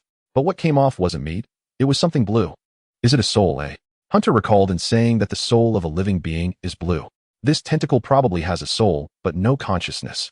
Otherwise it would have smacked me dead long ago. Well, a ghost cat eating soul stuff makes sense. The orange tabby held the blue soul slice in its mouth, chewed and swallowed. A bite mark remained on the tentacle. You really ate it. The meat isn't growing back. Look, the bitten part has turned black. It's as if your mouth is poisonous, haha. The meat stopped growing. Withered. Hunter laughed, but his smile froze. This situation was like finding the antidote within 10 steps, turning around to see the keys behind you, getting a pillow just as you're about to sleep, receiving an extra takeout order when hungry, finishing work when tired, or finding a cat that turns into a cat girl outside your door. Too much of a coincidence. Without hesitation, he lunged toward the orange tabby. I need to find the pattern, he murmured. Why doesn't the tentacle grow back after you eat it? Hunter stroked his chin. Could it be that you feed on souls? And then ill understand the pattern. Moreover, it had looked directly at the deity's form, without any effect. He hadn't considered that earlier. Could this cat, always a side character, be a big shot? Senior usually ate some cat food, but neither he nor Ormond had fed it. So what did it eat? Souls. Whose souls? Probably the souls of mice in the house. There had never been mice in the house. Hunter thought it was due to good security. Later he found many intact mouse and cockroach carcasses behind the house. Nice, it even cleans up after itself. Speaking of which, does Senior eat cockroaches? Then I can't rub its mouth anymore. It's a bit dirty. Back to the point. My guess might be off. Maybe it doesn't eat souls, but rather the presence in those creatures. Because this is a limb. Cthulhu's main soul is probably not here. It's said to be sealed. This place is definitely a breeding ground for Cthulhu's limbs, so it can transfer its soul here. I'm not a mystical being, so I don't have much ether in me to see souls. That blue thing must be some unknown substance. Let's call it presence for now. Hunter analyzed for a few seconds and raised an eyebrow. Finally used the pattern. Eat, Senior. Damn it, eat. Hunter lunged at the orange tabby, eyes wide. I've never asked you for anything, but today I have to beg you. Bite it in big mouthfuls. Swallow it. Open your mouth wide. To demonstrate, he pointed with both hands and stretched his mouth to the limit, so hard that blood trickled from the corners. Those of you watching on screen don't have to open your mouths. It hurts quite a bit, your neck will cramp, and it takes a while to recover. He bit into the tentacle, tore off a chunk, and chewed. You're a ghost. You don't have to maintain a cat form. You can turn into a monster over 100 meters tall. You're the best cat. Eat this meat in the fastest, best way. Just do it. Do it. Hunter's eyes bulged as he spread his arms and then jerked them inward. Eat it. Swallow it. Little cat, you can have a cheese Cthulhu burger. Meow. The orange tabby opened its mouth, its paws not idle, rapidly clawing at the meat before it. That tiny figure worked hard at its meal. Strangely, the fallen pieces of meat did not grow back. Confirmed. An attack targeting presence. Come on, senior. My life, ANS life, the lives of everyone in the world, and my life that won't be written into textbooks as a hero. Oh, and I almost forgot to count Omun's life. Hope Uncle doesn't scold me. Hunter patted it rhythmically, soothing it to help with digestion. Eating the flesh of the tentacles seemed to possess a miraculous power. The orange cat's eating speed grew faster and faster. The fur sprouting from its body also grew larger and longer, like agile wrists plucking a piece of blue flesh from the octopus limb. The octopus tentacles struggled weakly, the surrounding rainbow-colored halos dwindling. Was this an evolution? A super orange cat? Were the creatures of the dream realm this formidable? My hope of beating Nyarlathotep rests entirely on you. If you finish eating in a few minutes, I'll even let you taste my flesh. You are my lucky star. Meowed. Hunter's gaze fixed on the distant door. I can hardly wait to see the array vanish. What will it be like when everyone's illusions are no more? I don't care if I want to see blood flow like a river. John's black suit was now covered in blue-green liquid. This liquid could be called the blood of the deep ones. In the dim room, John's figure moved like a phantom with lightning speed. The air was thick with scorching smoke and the acrid smell of gunpowder. A pistol gripped in his hand, he aimed at every invading deep one. They attempted to swarm him from all directions, but John's movements were swifter and more precise. Bang, bang, bang. John's pistol unleashed a barrage of lightning-fast bullets, each one striking its target with deadly accuracy. It had to be this way. The deep one's bones were incredibly tough, and only by completely shattering their skulls could they be stopped. These creatures, blessed by the gods, possessed bodies of formidable resilience, their bones evolving into a multi-jointed form with a tail. Being entangled by such a thing would be like being crushed by a python. John too fell victim to such an attack. A deep one seized the opportunity and pounced on him. Clenching his pistol, John fired repeatedly at the same spot. The bullets first embedded themselves in the deep one's skull, then were pushed deeper by subsequent rounds, boring in like a dagger, until finally piercing its brain. Sustaining such a fatal wound, the deep one finally loosened its coiled limbs, its mouth agape, exhaling a puff of colored mist. The sea teemed with an overabundance of life, so it was understandable that it could spawn such aberrations. These deep ones were said to be a branch of another human race from antiquity, capable of interbreeding with humans. Yet due to the gods' blessing, any offspring would inevitably become a deep one. John did not wish for this. Having been an agent of the Arkham Federation since his youth, his loyalty to the nation was absolute. Even under the forceful correction of fate, he still hoped to die as a human. Upon returning here, John received a command from his very soul to lead humans here to provide sustenance for the town. Due to the conflict between fate and his own resistance, John ultimately chose to lure explorers from all walks of life to their deaths with money. If any could truly uncover something, so much the better, but unfortunately none ever perceived the truth. Even the survivors were substandard, not even fit for the deep ones to consume. John's actual age was nearly 50, and at this stage of life, transformation could occur at any moment, perhaps even the next second. And now with Hunter finally appearing, John was also nearing his limit, so he decided to go wild together. Although the Arkham Federation no longer had agents, he remained the last one. It's been a long time since I felt this young. Another deep one in its death throes lashed its limbs violently against John. Even through his specially tailored suit, the dull, teeth-grinding thud was audible. Yet John didn't utter a sound, as if the attack wasn't directed at him. Instead, he turned, picked up a dragon's breath shotgun from the ground, pulled out spare shells from the side, loaded them in pairs smoothly chambered around, aimed, and without flinching fired a shot at the deep one's head. These weapons littered the floor left behind by the heavily armored police. Ammunition was also on their persons, ready for resupply. Boom. The deep one's head was blown apart. Sparks from the dragon's breath sprayed onto the deep ones lurking in the air, the searing embers like John's judgment, causing them to let out inaudible wails. They were afraid not just of the harm, but of the look in John's eyes. His eyes, rectangular in shape, instilled fear in all who beheld them. The horizontal pupils were both the eyes of a demon and the eyes of an octopus. That was likely because John too had received a boon from the gods. His eyes were the best proof. Neither was a good thing. ANS battle was much simpler. These wretched creatures were far too slow. Her sharp claws could easily slice through the deep one's bodies. She was responsible for the deep ones that drifted through the air, bypassing John. Another one came in as nails casually scraped across the wall, leaving gouges in its surface. Severing them was essential, of course. The deep one's physiology was especially troublesome. Unless completely severed, they could regenerate infinitely at an alarming speed. The best methods were beheading and incineration. Continuously using the vampire's heart placed a tremendous burden on him, but she had no desire to taste the blood of the deep ones. It was too foul. At least Hunter's blood had a hint of chocolate. The blood of these deep ones was like yogurt left out for too long, already spoiled.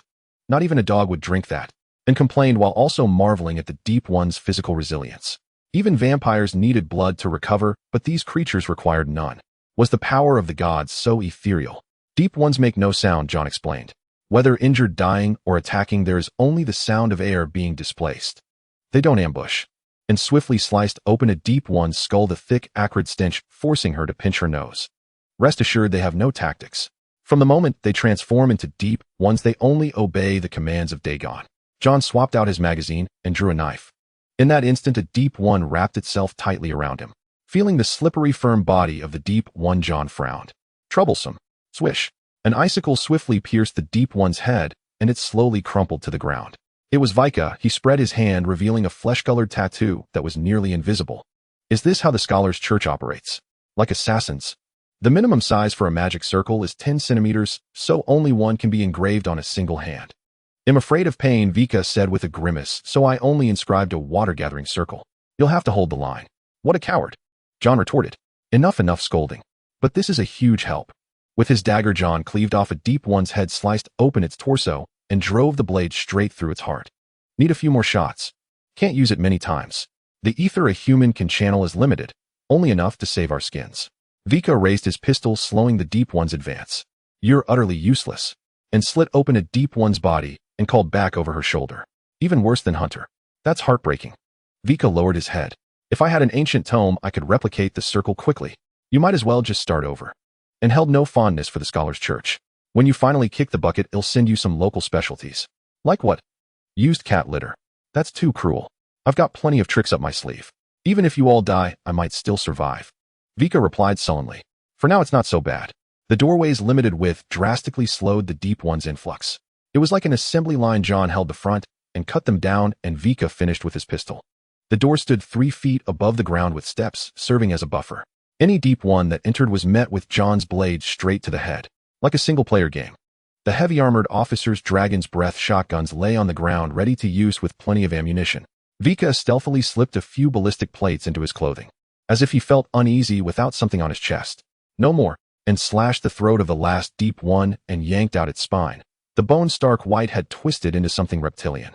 The blue-green monstrosity opened its mouth, then crumpled. Bone regeneration was slow, and before it could recover, Vika had already blasted several holes through its head. Silence fell over the space, broken only by the labored breathing of the group. The Saint. A voice came from the corner, and spun around. It was the crippled officer struggling to sit up, his face pale as he groaned. The Saint is coming.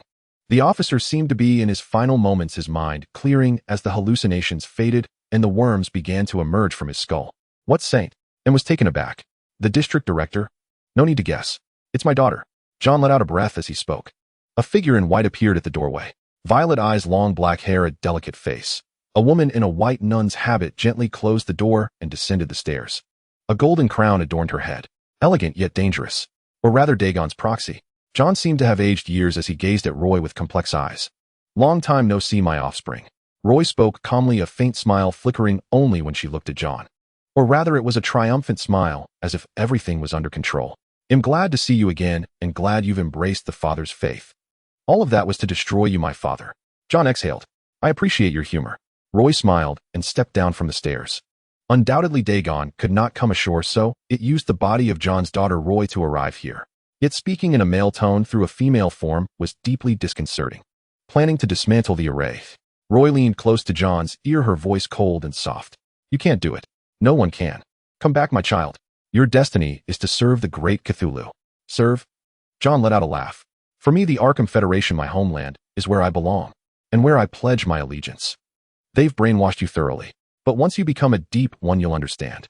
Only by shedding your humanity can you grasp the beauty of the ocean. Heh, haven't you played this game long enough? You can see that Masalt is nothing but an empty shell, can't you? Roy looked at John with pity, treating a fragment as the original. Still not tired of it. Fake. Vic's eyes widened. He knew how much John cherished Masalt. No matter the time, he always kept Masalt close. Even at the start of this mission, he had sent her to distribute Hunter's clothes, a task with no danger, to keep her away. And now it was all a lie. Enough chatter, John replied coldly. Roy turned her gaze to and Vika behind John, and clenched her nails. Her instincts screamed that this woman was dangerous, like facing Johnny the Vampire King. Her sanity was slipping. If only Hunter were here. And frowned. It was Hunter who had pulled her out of the hallucination, yet now she was utterly useless. She might as well have been a spectator. Now she could do nothing. John raised a hand to stop, and Vika. This body is inconvenient, isn't it? Naturally, my child. Your daughter's bloodline density is less than half of yours. Roy wore a bitter smile. The first-generation offspring bore ring-shaped ornaments, the second generation wore golden crowns, while subsequent generations were impure trash relegated to necklaces or coins. To a sea creature, what mattered were the limbs for capture, then the thinking head, and finally the bloated body. My child, how long will you linger here? You can barely hold back your evolution. If you let me help you sooner, I could preserve your human form. I'm part of your plan, so you won't kill me. John hurled his dagger, but in an instant Roy caught his wrist. He was no match for her strength. John strained, but his wrist wouldn't budge, even his bones creaked. Don't overexert yourself and damage your precious body. Roy made a shushing gesture and gently pushed John's hand back. It's your precious vessel, isn't it? John grinned. Your only purpose in bearing me was to make me your vessel. Since you already know, you can relax now and accept your fate. Let's make a deal. Return my daughter to me, and I'll go with you. You're so eager to strike a bargain with me. Luo revealed a mysterious smile. Is it because you're trying to hide the fact that someone wants to sabotage the divine formation? Exposed. John clenched his hands, an inexplicable sense of helplessness washing over him. But it doesn't matter. It's useless. Luo gently cupped John's face. It rather felt like Beauty and the Beast, and mused inwardly. Is there anything I can do? Taking advantage of her ability to move and glanced around and let out a sigh.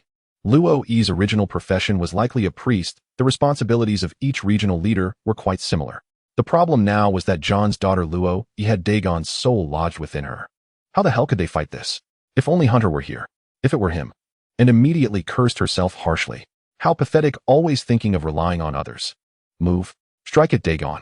And was about to act, but found her body frozen, or rather she could only move a fraction by straining every muscle with immense effort. What the hell is this? I can see your muscles tensing up. Luo stared at her, her violet pupils brimming with mockery. Just stay standing there. A state of stasis. John frowned as he watched, and he remembered this ability. Those affected would have their movements slowed to near zero. When Lozin used it before, the target couldn't move at all, requiring his complete concentration, and it would fail if he lost sight of them. But Dagon could cast it casually with greater effect and no strain. After all, it was his own daughter. Though her rank was lower than his, her bloodline concentration was significantly higher. Truly absurd. Let's wait and see. This enemy's level was simply too high. John shook his head at, and hoping she wouldn't do anything unnecessary. Receiving the order, and instantly became passive, sighing along with John. Wait, where was Vika? That incompetent, forgettable mage. John turned his head. At first glance, he couldn't see anyone. After a careful search, he found Vika clutching the lifeless, heavy-armored police officer, eyes squeezed shut, with blood smeared on his face. He was playing dead. What a genius. John's mouth twitched. Did he think he could fool a god? The one playing dead in the corner, and pleased you've amused me, so I'll spare you for now. See, he was found out. He'll allow you that small whim. But you should understand, no one can destroy a god's limb. Luo glanced at, and a sly cat-like smile spreading across her face. The one who went inside is that guy named Hunter. Let's just wait here for him to come out. This was to make them submit willingly. John turned his head with difficulty, looking at the tightly sealed door. I've done my best to buy time. What about you? You might not know this, but you saw it once when you were a child. I remember back then the divine body up there was only about half a meter long. That's right. But now it has grown to 20 meters, and its growth rate will only accelerate. One day soon the great Cthulhu will be resurrected here. His consciousness from the parts of him sealed elsewhere will descend upon this place. John's heart sank as if washed over by icy seawater, leaving only a sigh. He naturally understood what the increase in size signified. It meant greater regenerative power, a portion of a god's abilities, and endless despair.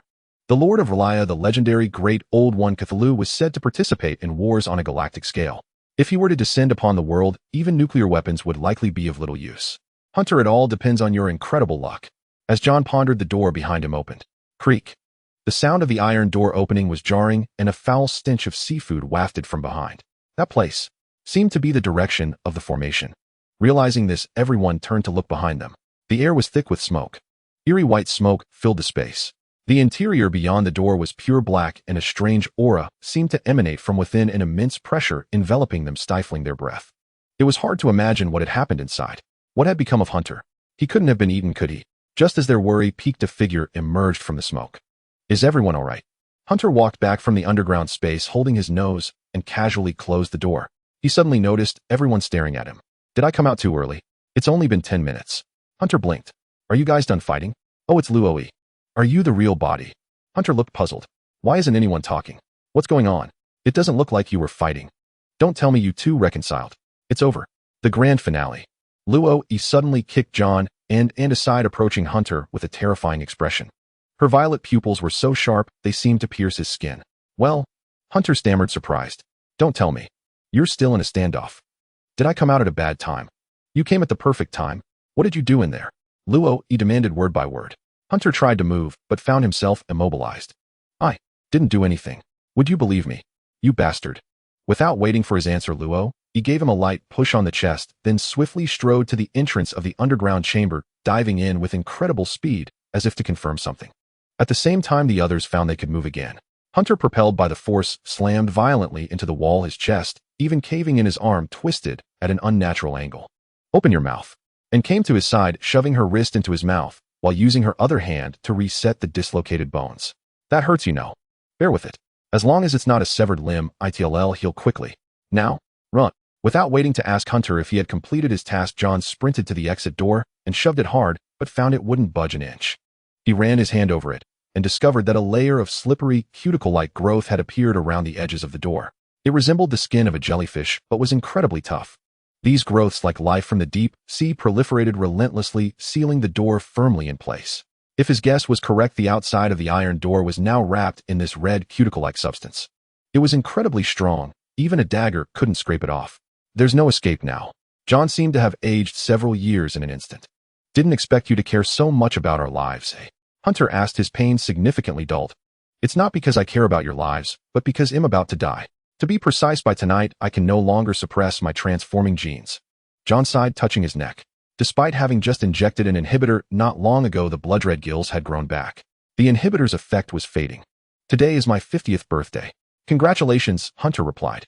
You don't look 50. Thanks, just good genes. So now the only people in the world who know the truth here are you few. I hope you can take this secret out. But it seems we have completely failed. John casually grabbed a handful of hair. The transformation had already begun. By tomorrow morning, he would become a deep one. The last inhibitor was merely a final flicker of light before the end. What the hell? Didn't we succeed? Hunter asked in astonishment, his voice somewhat sharp. Why else do you think I came out? Huh.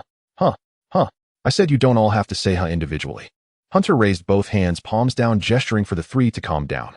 If you express surprise separately, it might seem like padding the word count. I suggest you all shout together. All right. So where's my ancient tome?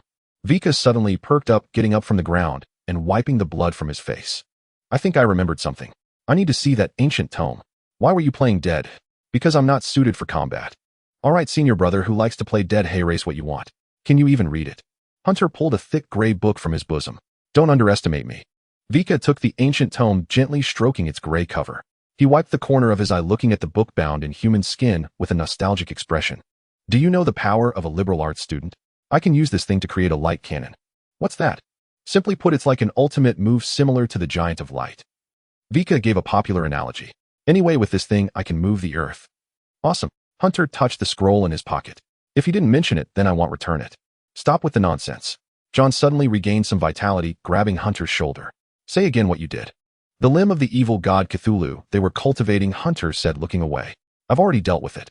How did you deal with it? It was... Hunter hesitated. Would anyone believe him if he told the truth? Eaten by a cat. Huh. What? Edge. This time they used different exclamations. How cunning. Hunter called out, and an orange cat appeared in his arms. The cat hadn't changed much, except its fur seemed smoother and slightly sticky. As if the fur had grown suckers. Hunter tried to let go, but the cat still clung to his hand. Damn a cat, Spider-Man. The formation is dispelled. It seems someone beat me to it. Then my painstaking efforts to remove the bugs seem rather unimpressive. A figure with dark circles under his eyes walked out of the bedroom, holding a slip of paper. Blood still dripped from the back of his head, The stitches indicated he had just undergone surgery and blood remained on his hands. He had performed the operation himself. It's Hunter, isn't it? That kid always manages to surprise me. The figure looked wearily towards the distant hill where a signal tower once stood. He looked at the street. The ground below was already crowded with a noisy group of people arguing with each other, recounting the inexplicable memories that had surfaced, along with several Innsmouth people staggering about. Bang! The door near him was kicked open violently, revealing a couple with red eyes. Where's the child? I should be asking you. Who told you to give the child to them? Those disgusting fish heads. The two cursed as they grabbed a fire axe from the end of the corridor and rushed downstairs. It seemed they had personally handed their child over to the Innsmouth people, and now rage had overwhelmed reason as they sought revenge. All tragedies will end tonight. The figure looked again towards the signal tower. Time to act. I hope I'm in time. Facing a deity Hedon doesn't offer high odds of success. The figure pulled a cigarette from the folds of his collar. He pinched the tip until it glowed red, then put the end into his mouth. And forgive me for smoking again, he said with a bitter smile, the cigarette between his lips. Then gripping the windowsill with both hands, he leaped from the 13th floor. The tail of his long coat flapped loudly in the air. Just before landing, an ancient book materialized in the air. It had a ridiculous name, 3,000 Questions on Curses. Bang! The man landed on the ground, standing upright as he pulled his leg out of the earth, revealing a sharp glint in his eyes. Before the dust had even settled, he began to run at a speed surpassing human limits. Like a beast on the verge of rage, he reached the top of the signal tower, established communication, and then looked towards the seemingly calm ocean in the distance, speaking. Third-rank investigator Ormond, codename Blood Hunter, identification number 198034, applying to add a case, inner town, danger level, presence of an elder god designated as a life-restricted zone. Finally, medical assistance is required. Reinforcements? No official reinforcements needed. I confirm. Underground space. A white figure swiftly floated down the steps, approaching the altar at ground-hugging speed like a specter. Dagon couldn't help but be anxious because the moment the door opened, he clearly sensed that something was missing inside. Could something have happened to Cthulhu's limb? Impossible. A deity's limb could not be destroyed by any means, unless it was a creature of dreams capable of attacking the soul that could directly shatter the soul of the tentacle, which currently lacked self-awareness. But was that possible? No. No one could enslave a dream creature, and no one knew this weakness. That was a body capable of roaming the starry seas. Fueled by the sacrifices of the entire town and ether, the boat's construction was estimated to be completed by 2150. But now something seemed to have gone wrong. Dagon suppressed the possibilities in his mind, floating his body to the altar. One step, two steps. When Dagon, controlling Roy's body, stepped onto the altar, his mind went blank. Where are the tentacles? Where's my big tentacle? Dagon extended his hands, slowly approached, and touched the ground of the altar. It was covered in withered fragments, faint traces of the original form still visible. Some fragments shaped like discs caught his attention. Weren't those suckers? These seemed to be fragments of the deity's body. If the offering at the center of the formation was gone, then the entire grand formation would. It's over. No more hiding. Dagon glanced at the podium beside him. The Necronomicon that had been placed there was also gone. I must make you feel the vengeance of a deity. Dagon clenched his fist, suspending it in the air, yet he ultimately refrained from striking down. This magic array was exceedingly costly, constructed with alloy materials said to be resistant even to grenade bombardment. Why did his hand itch? Hunter examined his wrist, finding a faint number above his left hand, 82. Wasn't it 72 before? Quite high. Let me see who lost their composure. Was it the group of deep ones? It seems there are quite a few of them. A step closer to 100, and soon he'll rise again. Nyarlathotep. Hunter called out in his mind. A mysterious increase of 10 points warrants checking the history log. Hunter looked at the screen with a contemptuous gaze. Hatred from the high-ranking mysterious being Dagon, 10. Hunter's smile froze on his face. Who is this?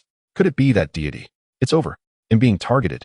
Fortunately, there were no negative emotions to waste time on regret. Hunter swiftly exited his mental space and turned to face the three individuals before him.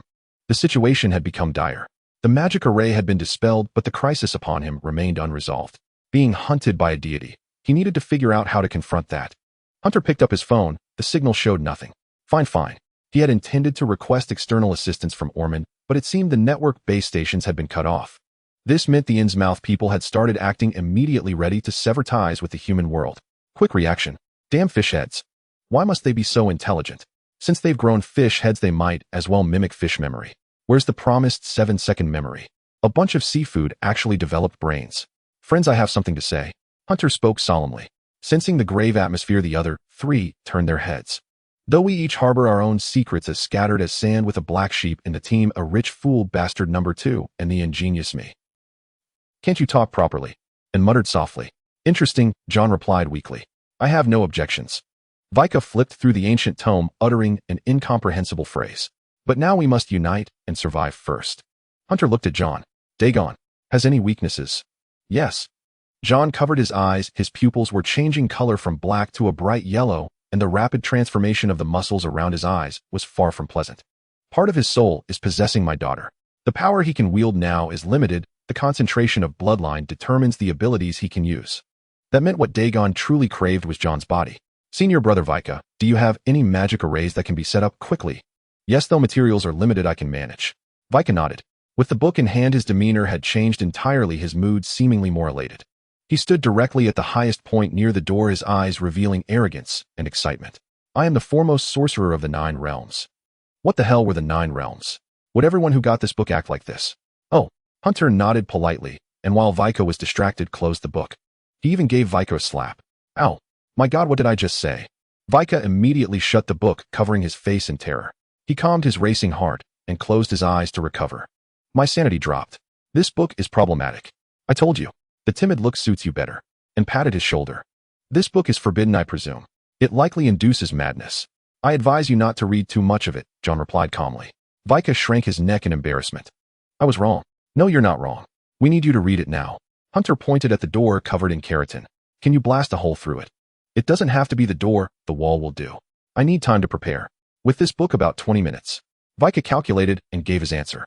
Materials are insufficient, he'll have to draw the array on the spot. Too late. I sense Dagon will come up to deal with us soon. And are you tired? Hunter looked at him. I'm fine. He'll be okay after a short rest. Night was the time for vampire hunting, and ANS spirits were high. But this time it had little room to shine. The enemy was on a completely different level. This was Dagon after all, the attendant of the great old one Cthulhu. There was no way they could win. John and Vika, however, showed signs of fatigue. John was bearing many injuries from the deep ones, while Vika was simply sleepy. Then listen to my idea. Hunter pinched his chin, staring at the sealed door. I've suddenly come up with a plan. Hunter looked at the cat in his arms. The senior cat looked up at him. Its pupils were horizontal like those of an octopus. It wouldn't hurt me, would it? Hunter hesitated for a moment, then reached out, grabbed the orange cat by the scruff, and lifted it before him. Meow, the orange cat licked his face. Good. I like this kind of setting where enemy and ally share origins. Generally speaking, in MOBA games, the player with the highest economy gets targeted.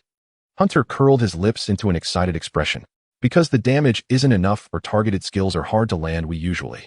Hunter fell silent and naturally picked up the thread. Lock them down until they die. Dagon, with a grim expression, manipulated Roy's body and returned to the entrance of the underground world. Several figures appeared in his view, neatly lined up behind the door, their hands seemingly forming defensive gestures. Thinking of ambushing me? Dagon revealed a faint smile. My John, since you refuse to give up, I have no choice but to take you back. He had played the feeding game with John for so long because he had time and ample leisure to toy with him. After all, John was his offspring, the one with the highest bloodline concentration, and Dagon was very patient with him. But now the magic array had been destroyed. Dagon could only bear his sharp fangs. Those who hinder the resurrection of great Cthulhu must disappear. Especially that hunter. He had massacred the Santa Maria church and destroyed Cthulhu's limbs. He would be the first to die. The deep ones would not let him walk out alive. Dagon waved lightly, and the door to the underground world swung open abruptly, light flooding in. It stepped out of the exit. Immediately, a groan-like sound escaped its mouth, uttering bizarre syllables that seemed impossible for a human voice to produce. Hyperacceleration, stagnation, extreme cold, extreme heat. Originally, Dagon could unleash these abilities at will, but unfortunately, it was using Roy's body and needed to chant in advance. The moment the door opened, those figures exploded instantly, except for John's. And so it ended.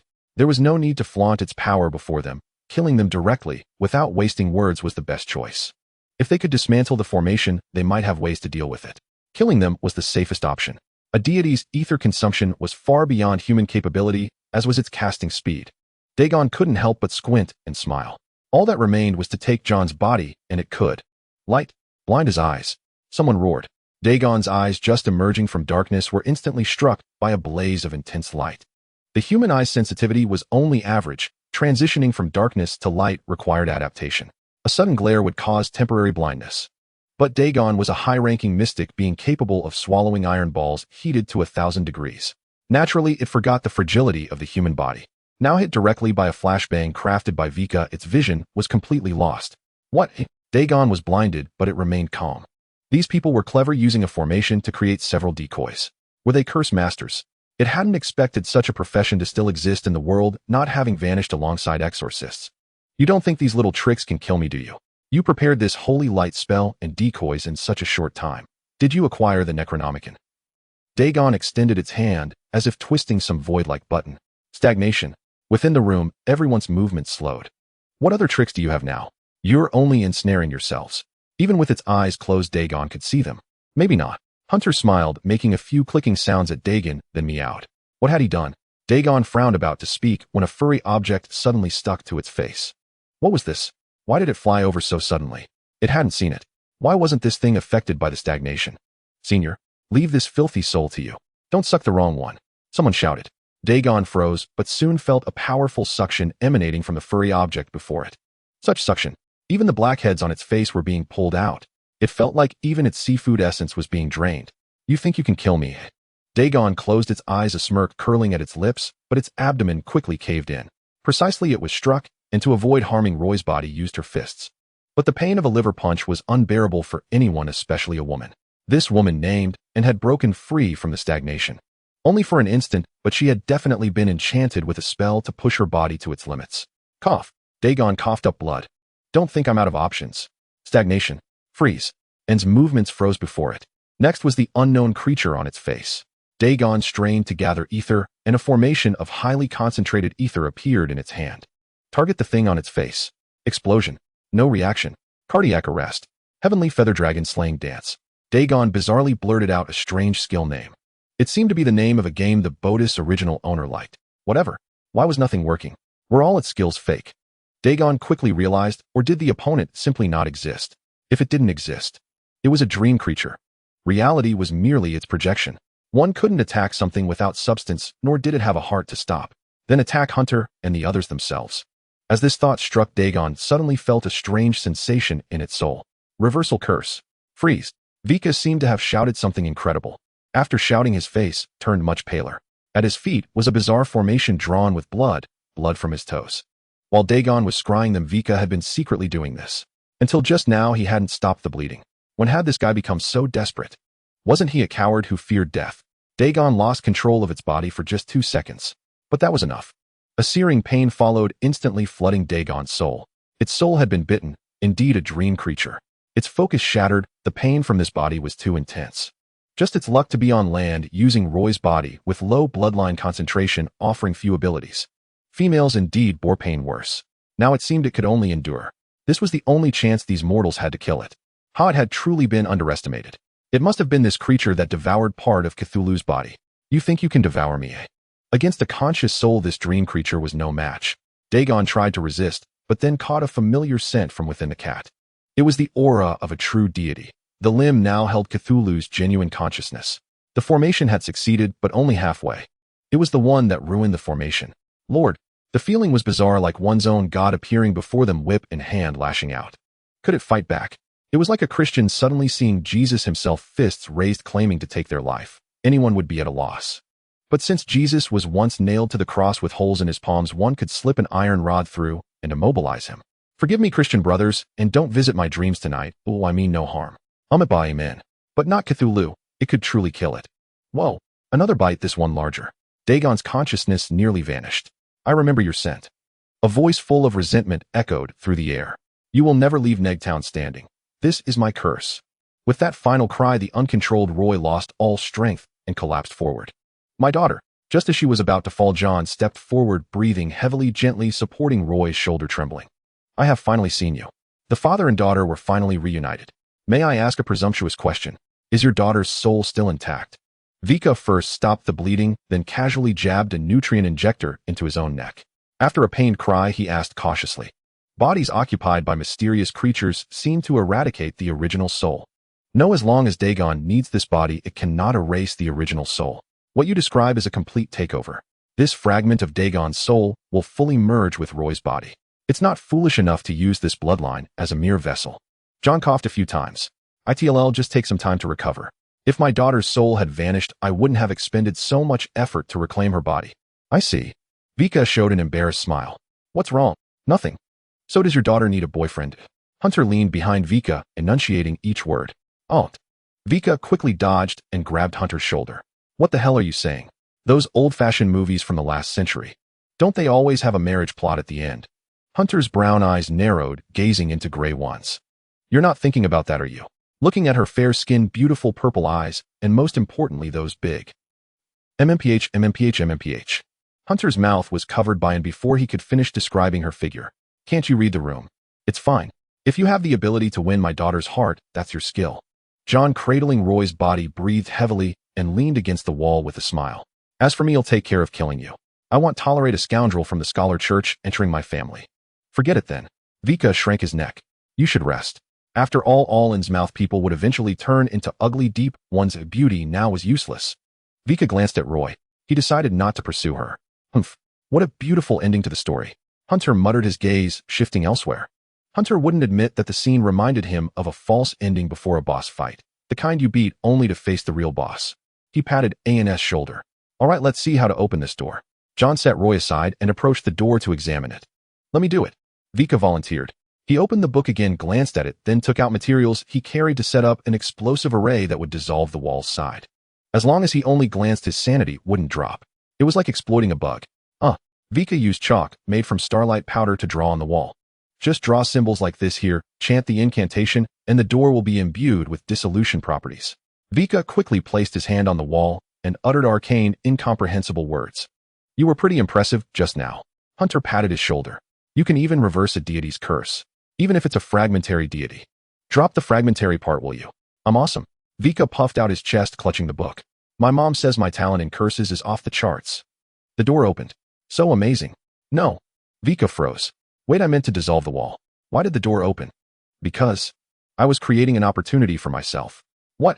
Before Vika could shout anything, his mouth was covered, and he felt himself hurled away, embedded into the wall. So you're the spellcaster. I won't let you move. John slowly lifted his head, revealing a pair of yellow eyes. He crouched and dashed swiftly toward the door. He was Dagon. Originally, he had no way out. His last consciousness was about to dissipate in the air, but at that moment John began transforming into a true deep one. Dagon seized the opportunity and took over John's body. Did you think a dream creature that ate a piece of great Cthulhu's limb could devour me? Preposterous. John's bloodline was the closest to Dagon's. With the addition of human genes, he could use this body to walk on land without being confined to the sea. Due to a curse, Dagon's true form could only live in the sea forever, and with immortality he needed a descendant's body to set foot on land. As Cthulhu's most devout servant, he naturally had to expand his territory. Did you think my soul would be so easily devoured? Who do you think I am? Dagon roared inwardly, 1 foot already out the door. Outside was the familiar corridor of the opera house. He was now extremely weak, focusing all his strength on escape. His body needed adaptation, and the nearby deep ones were closing in. If he could get out, he would be rescued. It was actually shameful for a deity to be rescued by subordinates, but only 1/5 of Dagon's soul was here. With his soul incomplete, the skills he used would be greatly diminished. Dagon had no chance to eliminate Hunter and the other two in one blow, so he had to flee. To the sea. If he could reach that place and reclaim his power, he could. Dagon paused for a moment. Why did it seem like someone was beside him? They had been running alongside him almost from the start, as if they had been wary of him all along. What cliché plot is this? Do you think him some brainless protagonist from a hot-blooded novel? I'm a healthy and clever adult. Hunter said behind him, his tone gloating. A black figure appeared beside him, with ruby-like eyes showing helplessness. She remembered what Hunter had told her. If John gets possessed, use all your strength to make him feel pain. Only pain can force him to stop. Why? Because that's how it works in movies, and I think it's reasonable. Against a deity, it's best to hold something back. I believe he'll hate this moment for the rest of my life. And instantly understood Hunter's intention, but she really didn't want to do it. I've been waiting for this. I was counting on having another go. I knew you had a second phase. Hunter shouted triumphantly, and now. Stop making me do this kind of thing. And could no longer bear it. With a swift kick like a whip, she struck John. Dagon right between the legs, nearly crushing them. A phantom pain seemed to echo in the air. Whoa! Dagon's body stiffened, and an uncontrollable roar escaped his lips. What is this? For the first time, he felt human pain. His body lost control, and the physical agony surpassed that of the soul, as if he were being torn in two. Even the robust physique of a deep one could not heal the wound quickly, and even if it did, the pain in his soul would linger for a while. He opened his mouth, but no words came out, only saliva trickled down slowly, and stopped grimacing as she took out a tissue to wipe her calf, feeling it had been sullied. This feels so disgusting. How could I forget? He's a ball breaker. This guy never misses a chance to crush balls. You've really mastered it. The move was perfectly elegant, hitting the bullseye. Just like you. I don't want to be praised for this, you bastard. And cursed outright. Hunter wore a subtle expression, looked around softly, called the orange cat's name, then picked it up and placed it on John's head. The cat sniffed John's head, took a whiff, and Dagon's weakened soul let out a startled cry. 99% pure. A rare find. The orange cat purred in comfort. This time the absorption went smoothly. Only a part of Dagon's soul had been dried up here, but it was truly hard to kill. I feel so unclean. And narrowed her eyes in disgust. It's okay. Now you're ballbreaker no. 2. It's an honor like mine. Roughly speaking, we've crushed a god's balls this time. Hunter consoled, pulling Viker out of the wall. This guy had reinforced his body in the nick of time and hadn't suffered much damage. No. And narrowed her eyes. Hey, everyone. A familiar voice suddenly echoed in their ears. Familiar violet eyes appeared. It was Merceau, accompanied by several black-suited bodyguards. Are you all right? I'm here to take you out of here. The helicopter is ready. She hurried forward and spoke. What's the situation? Where is John? And who is this green-skinned Innsmouth person lying on the ground? He looks a bit familiar. Why is he clutching his groin? Huh. Yes, where is Mr. John? Hunter put on a serious expression, looked around, and his gaze settled on, and I don't know. Hunter shrugged. Miss Anastasia, where is Mr. John? Merceau asked, deciding to seek a reliable person. But even the reliable person was at a loss. I don't know either. It seems this one on the ground is Mr. John, and looked away. July 28th, 2022, early morning. The world awoke, or rather everyone influenced by the town regained their senses. Countless people remembered the historical trauma inflicted by the Innsmouth people. The so-called cute fishmen were all a lie. The neighbor next door, why had they disappeared the next day, never to be seen again, and even forgotten? Their own friends and family. So many had gone, but only a few returned, and no one noticed anything amiss. Everyone's memories were flawed. Some wept, praying to return to the past. Others lost their sanity, believing everything was a lie, and took to the streets to vent their fury and pain through destruction. But most immediately called the police, vividly recalling the memories the town had deceived them with. The flames of anger and revenge instantly set the town ablaze. Though it was still early morning, everyone was awake. Kill these hypocritical Innsmouth people. Night was precisely the time the Innsmouth people emerged. Usually they would casually drag people out of nearby houses and take them back as sacrifices, as if shopping at a mall. The magic circle would cover for them, altering memories. No one ever noticed the dwindling numbers, and since the scale of influence was small, it went undetected. But now things were different. An Innsmouth person slipped into a house. Instead of sleeping people, he was met by furious humans gripping kitchen knives. What do you want, you ugly creature? Give me back my family. The faces of these Innsmouth people were hideous enough to drive anyone mad. But this time was different. Rage replaced the madness, and the enraged humans plunged their kitchen knives into the monsters' heads. The hunters became the hunted. The former peaceful coexistence was merely a facade. The truth was that these damned fish heads saw them as ATMs. They caught anyone who came, and to lure more humans here, they even turned the place into a resort. It was like treating people as egg-laying hens. Even some who could fight took to the streets, storming the Innsmouth dwellings by the sea, dragging out those resting inside, and shooting them in the streets. The unluckiest was the police station, awakened from bed in the middle of the night. After learning the situation, Police Chief O'Hearn's blood pressure shot up. So the zero crime rate was a lie. The Innsmouth people of this town had deceived the world, and he himself had been fooled for who knows how long. Zero crime rate. Who would believe that? Wasn't that a slap in the face? Did they think everyone was a fool?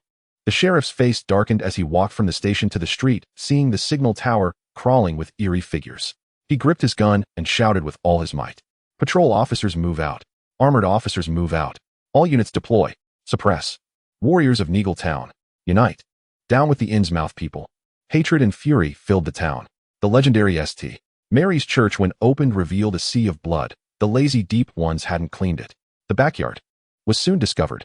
Tens of thousands of mounds, the oldest dating back a century. Although no one in the town could contact the outside world, the magic circle's power had vanished. The entire world had awakened, and people outside the island began organizing forces to head toward the town. By the seaside, the night sea should have been calm and boundless. But that was merely a should have been. In truth, a faint tremor had already begun, growing from small to large until it crashed against the shore with the wild fury of the Chiantang River's tidal bore. Countless beings, a tangled mess of green, blue, and black, with grotesque complexions, stepped ashore. To be more precise, they did not walk, but floated, drifting slowly through the air. Like phantoms, yet not quite. From the scales on their skin, a strange mucus-like substance oozed out, dripping onto the ground.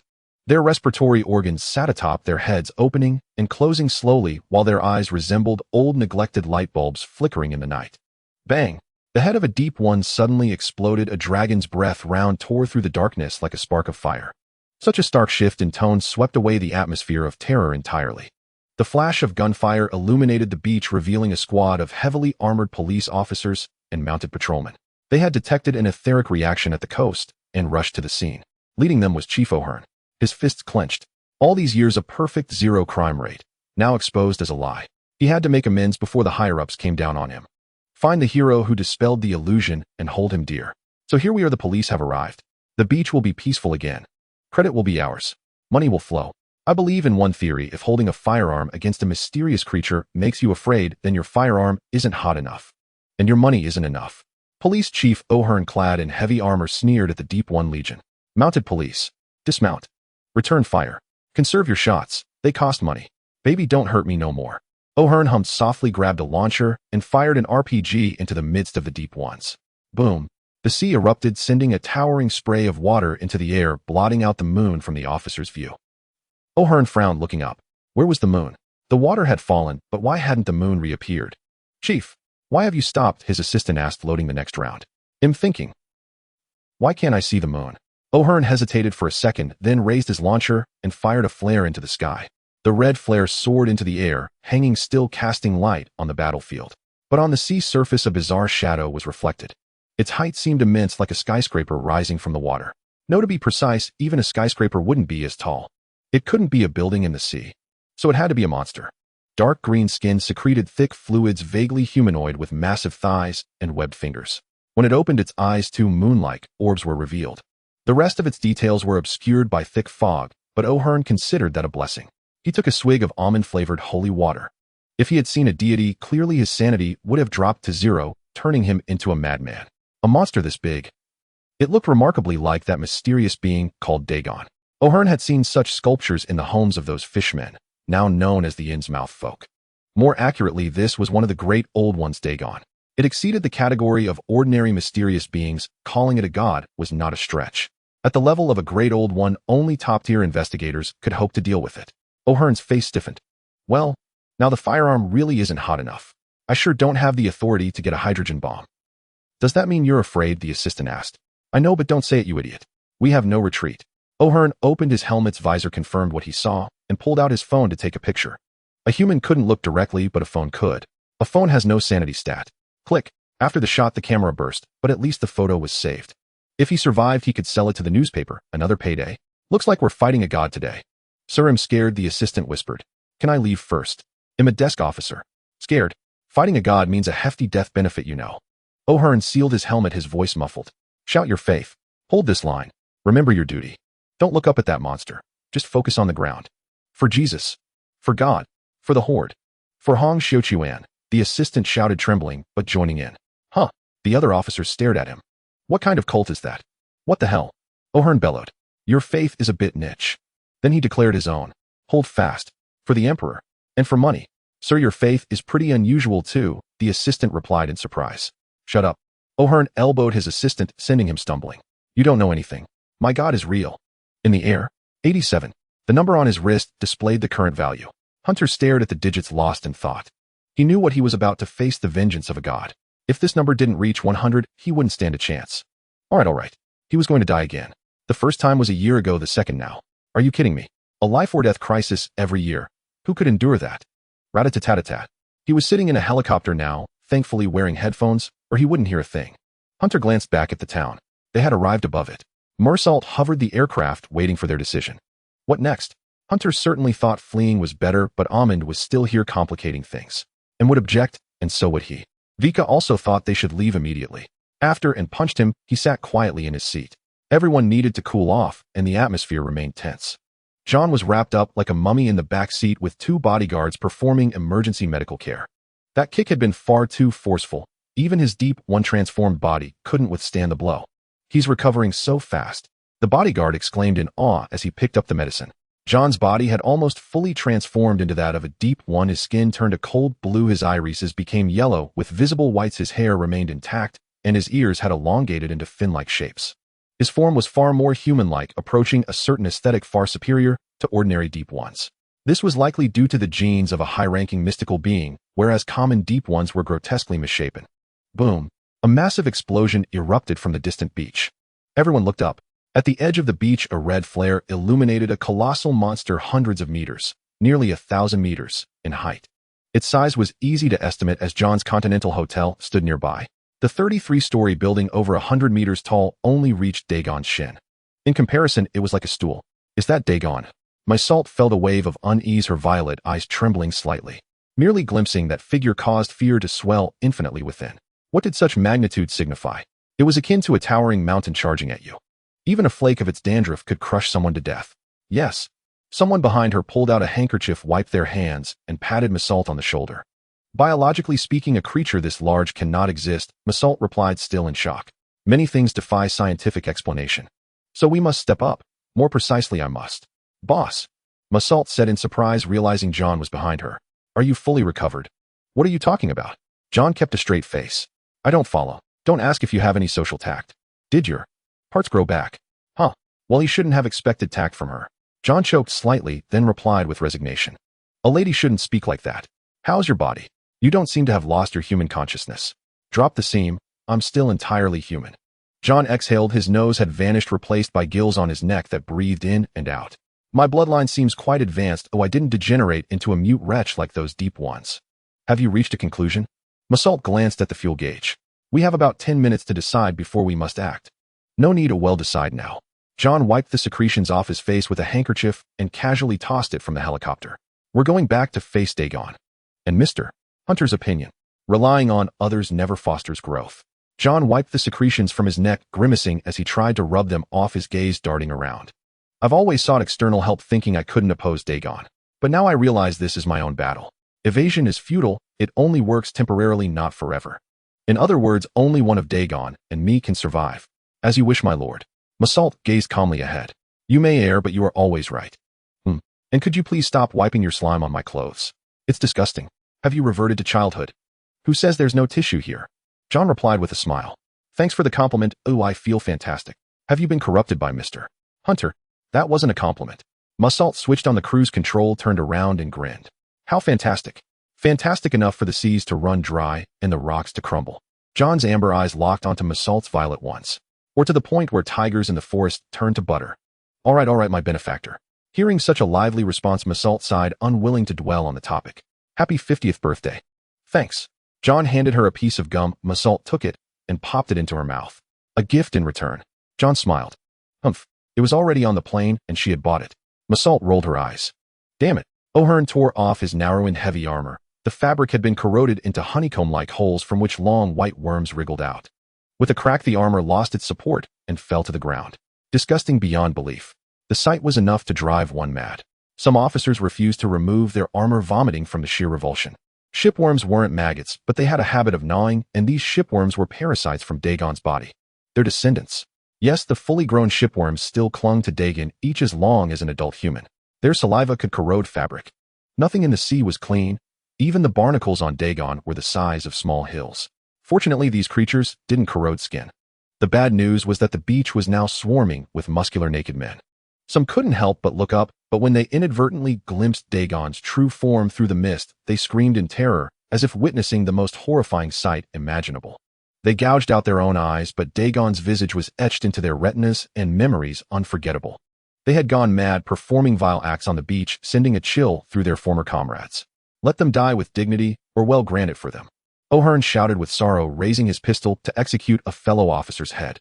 Following his lead, the other officers drew their pistols and ended their suffering. The mounted police drove away their beloved horses and took up arms. Horses had a special sensitivity to mystical beings, but now it backfired. They either fled at the sight of deep ones or lost their ability to run, leaving the mounted police no choice. The mounted police were originally tasked with seeking out and reporting mysteries, but now they were forced into battle. Is this some kind of mental attack? O'Hearn shouted. Why don't you grow tentacles or turn into slime? Do something original. You damned bastard in league with Slaanesh. The Emperor will get you sooner or later, he concluded. The Deep One army and their god Dagon acted strangely, merely driving them off the beach and surrounding them. The worst they did was dissolve their equipment, rendering their firearms useless. How utterly despairing. What do they intend to do? O'Hearn didn't believe they were being spared. Surrounding them like this meant either they had some task to perform or they were to be offered as sacrifices. These mysterious beings never brought anything good. Chief, I feel like they're waiting for something, the assistant said with some concern. What do you think they're waiting for? I think if someone damaged something precious to me, I'd find them and beat them up. If the consequences were severe enough, I might even think about shooting them first. The assistant nervously laid out his logic. I think this deity before us feels the same. Someone lifted the illusion shrouding the town, and now he wants revenge on whoever did it. Then why doesn't he just say so? Maybe he wants the person to step forward. O'Hearn shrugged. It can't be that he's mute. The scene was rather awkward. All their attacks were futile. If the deity above so much as stirred, they'd be utterly annihilated. Behind us are ordinary civilians, useless and ignorant. O'Hearn sighed, discarding his dragon's breath shotgun and picking up a pistol. Useless and ignorant. The assistant glanced back at the residents of Inner Town who were bashing the heads of the Innsmouth folk with shovels. Fierce and tough was more like it. He turned to look at the advancing Deep One's stars flashing before his eyes as his sanity plummeted. All right, relatively speaking.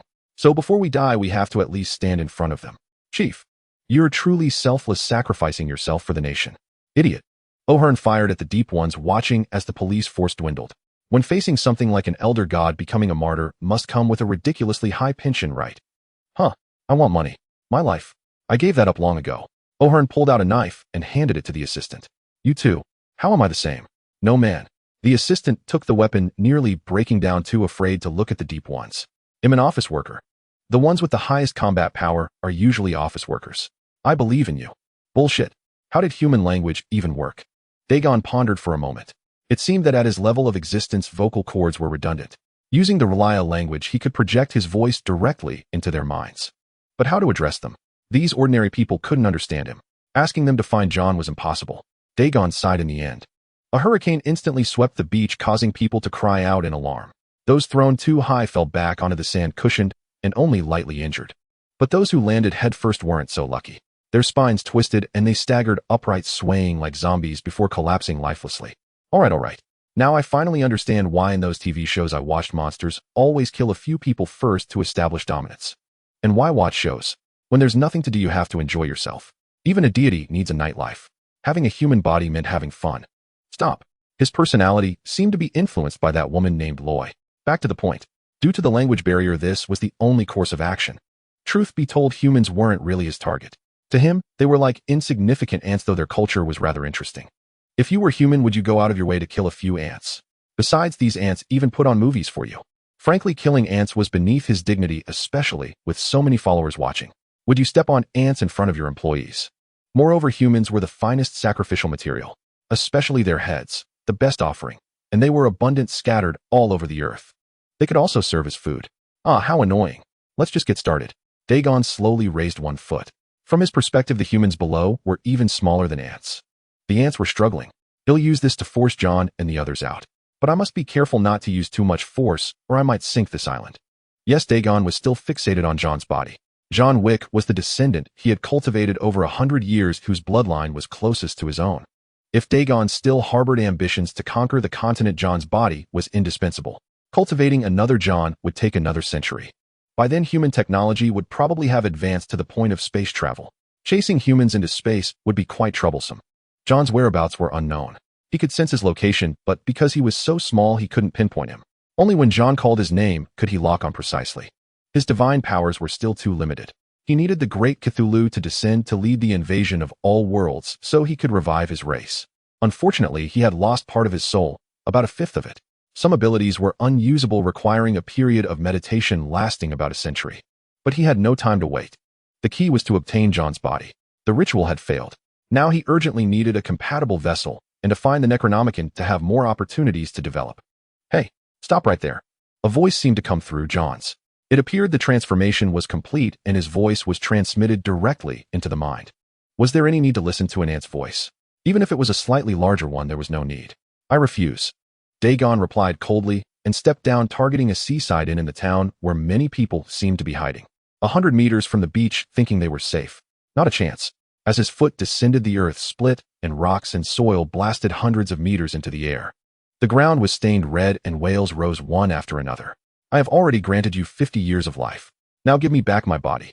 It belongs to me. Dagon's inner roar echoed through the minds of all the mystical beings present. Everyone could feel his fury. An enormous foot was descending. It could scarcely be called a foot. It was more akin to an aircraft carrier plummeting from the sky, the sole of its shoe clearly visible. It appeared slow, but John knew the speed was immense. In mere seconds it reached the top of a building, crushing it like a biscuit with effortless ease. Bastard. John leaped from the helicopter when it was still a dozen meters above ground, kicking up a cloud of dust. Massault opened the door behind him and followed suit. His gaze fixed on the distance. The entire building was flattened in an instant, debris flying as people scattered in panic. A few brave souls attempted to harm Dagon's body, but as they approached, without exception, they clutched their heads and collapsed to their knees. Those who charged ahead fell face first, convulsing for a moment before lying still. They were frightened to death. A tragedy of ordinary men. Bastard. A police officer in blue rushed forward, pounding his fists against Dagon's toe. Give me back my brother. How dare you send him to that church? My Giotto. I remember now. I remember everything. That fellow seemed to be named Georgia. John vaguely recalled him as a police officer Hunter had questioned. He drew his pistol chambered around and fired at Dagon's foot, but the bullet was deflected by scales, sparking a flash of light. This man's sanity appeared intact. Perhaps he could still be saved. But he was too close. Far too close to Dagon. The ether, invisible to ordinary eyes, had already enveloped him. John closed his eyes. George fired a few more shots, but suddenly doubled over. The ricocheted bullets had pierced his own body. It hurts. No. He thrashed wildly on the ground, then shoved the pistol into his mouth, a strange smile spreading across his face. I don't want this pain. No more pain. No more. Have you come for me? He stammered, trembling. Bang! A mist of blood erupted. Another death. John turned his head, gazing at Dagon, whose body was shrouded in clouds. At this moment, even Hunter likely had no better solution. A disparity of this magnitude could not be overcome by clever tricks. It could only inspire despair. I have granted you 50 years of life. Now surrender my body. It belongs to me. A booming voice echoed in his mind, threatening to burst his skull. If he delayed further and provoked Dagon, the creature would show no mercy and simply obliterate the island. John turned back to look at Hunter, who had followed him down. That thing is enormous. Over a kilometer, right? Hunter muttered in bewilderment. Even a giant of light would seem like a toy beside it. That kind of thing isn't even a toy. It would shatter at a touch. John exhaled. This little one had done remarkably well, beyond my expectations. But now it was finally down to me alone. I'm here, Dagon. John roared, knowing Dagon could hear him. I know you want my body. Now I've come. Take it whenever you wish. I know you want to know where I am. I will now recite your name. Dagon. The colossal monster, nearly a kilometer tall, studied him for a moment, then extended a finger, as if speaking. The deep ones near the ground immediately understood. They carried white powder, various offerings, and candles to the beach, arranging them on the open ground. The people around gradually fled, leaving only the heavily armored police officers. But their condition was pitiful. Even in heavy armor, without weapons, they were no match for the deep ones. Their arms had long been corroded by the secretions of those shipworms. Thank you for saving us temporarily, sir. What do you need us to do? The leader of the armored police whispered to him. If you have a good plan, we will follow your orders. Seeing this, O'Hearn realized that the blue-skinned monster before him was one of the key figures in resolving the ritual. Faced with such an enemy, there was little they could do, so he decided to listen to others. John glanced at O'Hearn, his orange-yellow eyes showing a hint of nostalgia. Can you contact the outside? No, not even a satellite phone. That meant they had destroyed all communication towers, and the ether was impassable. John let out a bitter laugh. Then just watch. Don't get too close to me. Remember, when I stand up again, shoot me. Make sure I'm dead. What? O'Hearn frowned, but said nothing. A deep one approached him, pointed at the military knife at his waist, and mimed stabbing it into his heart. The deep ones encircled them, leaving no gap, while a few in the center continued perfecting the ritual array. Candles were placed around, strange offerings were set near the central hexagram, and finally a deep one slid its own wrist. Filthy blue-green blood dripped onto the array. The deep one that had cut its wrist recklessly deepened the wound with its dagger before collapsing. Its companions skillfully tore it apart with claws and brute force, placing the bloody remains on the largest empty platter. The sounds of tearing and the foul stench of blood drove the nearby humans back in disgust, but those who tried to flee were blocked by the deep ones. John's face darkened. This array was designed to prevent outside interference. No one could leave unless they walked out themselves. He understood its purpose to make him commit suicide here, weakening him and reducing resistance, so Dagon could claim his body undisturbed. The humans beside him would likely be Dagon's sacrifices. It seems you want a complete soul to enter my body. You're in a hurry, aren't you? afraid of the arrival of a top-tier investigator. I know quite a few beings who could destroy you. He sneered mockingly. His daughter Loy had diluted Innsmouth blood. She could only support a partial soul descent. If Dagon's soul fully entered Loy's body, it would burst instantly. Physically. But he was different. John knew all too well what bloodline he carried. I remember Hunter saying that a hero can't run away. I may not be a hero, but I won't flee now. Behind him were his only two attachments. John drew a dagger, pressed it to his heart, and drove it deep. Thud. It truly hurts. By the way, what was Hunter up to? In these days of confusion, he had been following his advice and stirring up trouble, and indeed, he had caused quite a commotion. John stood at the center of the ritual array, casting his gaze toward Hunter. Dagon told you not to move, didn't he? Hunter pulled out his phone and began snapping photos of the gills on the Deep One's neck. You can't move, can you? Well, I'll make myself at home. Hunter stepped forward and gently pried open a Deep One's gill with his fingers. The creature remained motionless. So red, and it's still moving. Hunter smiled, tilting his head, then grabbed a handful of sand and sprinkled it into the other's gills.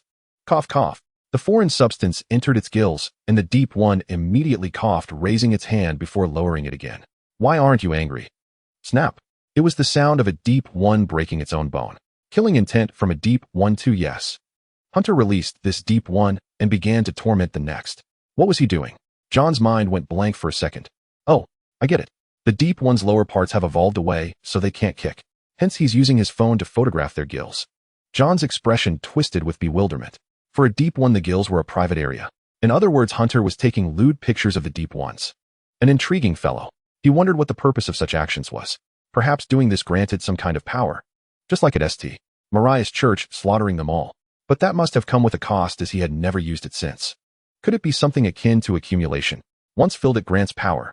Hunter seemed persistently obsessed with mischief. Was it out of nature or necessity? Impossible. If playing pranks could make one stronger, the world would have long been doomed. John decisively dismissed this thought and finally collapsed to the ground, drained of strength. Out of the corner of his eye, he saw Massault, who had lost her memory, and in holding the still unconscious Lloyd. Their images reflected in John's eyes, looking as they did over a decade ago. Massault was still his wife when she had her memories, and Lloyd was just a child. His favorite pastime was hiding nearby, watching Massault frown helplessly at the mischievous Lloyd. I truly wish to go back to those days. But it was impossible. Not since he had seen that ring. Only the highest-ranking Innsmouth natives could possess ring-shaped ornaments. After understanding his own identity, he began plotting how to eradicate this evil race, himself included. John saw a beam of light penetrate his skull as Dagon's original form slowly sank into the sea. In the instant before his consciousness faded, he touched his chest. Revenge. Today, at last he had it. The entire town's ritual array had failed, and his subsequent actions would draw the attention of those investigators. If they were normal humans, there would be no fear. But that wasn't the case. Humans had a peculiar trait: they could bear offspring with all manner of mystical races.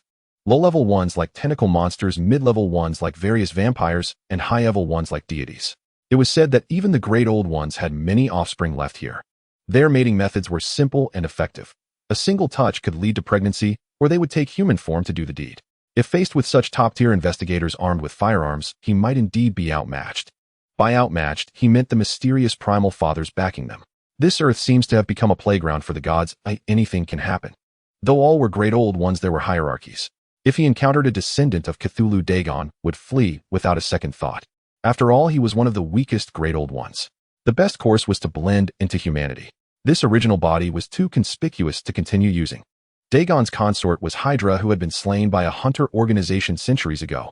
Since then, Dagon had operated with extreme secrecy. All for the awakening of great Cthulhu. Dagon didn't mind waiting centuries more to find the method to summon it. Then great Cthulhu would resurrect its spawn. For this, he needed John's body to blend in with humanity.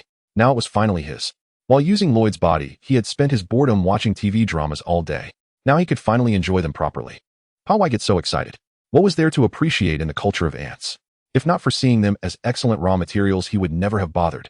After a mental struggle, Dagon concluded one thing: his soul had absorbed some humanity from Lloyd's body. In the past, he would never have been so lost in idle thoughts. Dagon opened his eyes, tried moving his fingers, then stopped. Several wires were tied to his fingers, leading to a cluster of grenades. If this body were instantly destroyed, he couldn't be resurrected. A deity's blessing could only enhance constitution, and recovery. Death was the end. John had set this contingency. Is that all? I knew you wouldn't surrender your body so easily. But this was useless against a deity. Dagon narrowed his eyes, unleashing the power of the great old one. Time freeze. The space instantly turned viscous like glue, slowing the movements of everyone present. Unlike those with impure bloodlines who needed full concentration and immobility to use time, Freeze John's bloodline allowed Dagon to move freely within the frozen space. Dagon stood up looking at his hands. The wound on his chest pierced by a dagger healed rapidly. John's soul had already sunk into silence, almost certainly never to awaken again. The body that could sustain him was finally his. He could use all the power of his original form, and by entering the human world like this, he could safely find the materials to awaken Cthulhu. If he had kept his original body, humans using nuclear weapons might not kill him, but his next awakening would be uncertain. Dagon vaguely recalled that eons ago 2 nuclear bombs had detonated in the same area, their power truly terrifying. Now Dagon gazed coldly at everything around him. The ritual array he had ordered the Deep Ones to set up was meant to ward off external harm. Things could be thrown out from within, but anything thrown inside would be blocked. So, grenades, huh? Dagon sneered with a mocking smile, placing John's ring on his finger and raising it above his head. Let's return them to their owner, shall we, Hunter? He pulled the pin on the grenade, waited a few seconds, and casually tossed it in front of Hunter. Boom. Dagon's orange-yellow horizontal pupils rippled with a hint of delight, as if celebrating the departure of his enemy's life. Stasis. Lifted. Those cold lips slowly uttered these words. 3 minutes earlier, John wiped the slime from his face, his white shirt already soaked through with the viscous fluid. This slime actually served as a lubricant, a variant of water that would dissolve into pure water after a while, an instinct exclusive to high-ranking Deep Ones. While your physique is quite impressive, Hunter stared at John's upper body. The white shirt had become translucent, clinging to John's 10-pack abs. I know it's impressive, but it looks really funny. Like it's Photoshop. When high-ranking Innsmouth folk transform their bodies become perfect. John began to explain, only to notice everyone had moved half a step away from him. What's wrong? John opened his mouth only to have slime trickle in, producing a gurgling sound. Because it's too disgusting, your whole body is constantly sticky. Vika, sitting nearby, replied weakly and held the unconscious Loy, ensuring she wouldn't fall. The helicopter was a bit small, and Loy, being over 6 feet tall, forced in to bury her head in the abundance that could serve as sustenance. She directly experienced the beauty of the photos stored in Hunter's phone. Vika sniffled, bowed her head, and clutched the gray-covered ancient tome. John no longer had a nose, breathing entirely through the gills on his neck. Paired with his handsome, middle-aged appearance, it looked utterly bizarre. Coupled with water seeping from his entire body, no one wanted to sit next to him.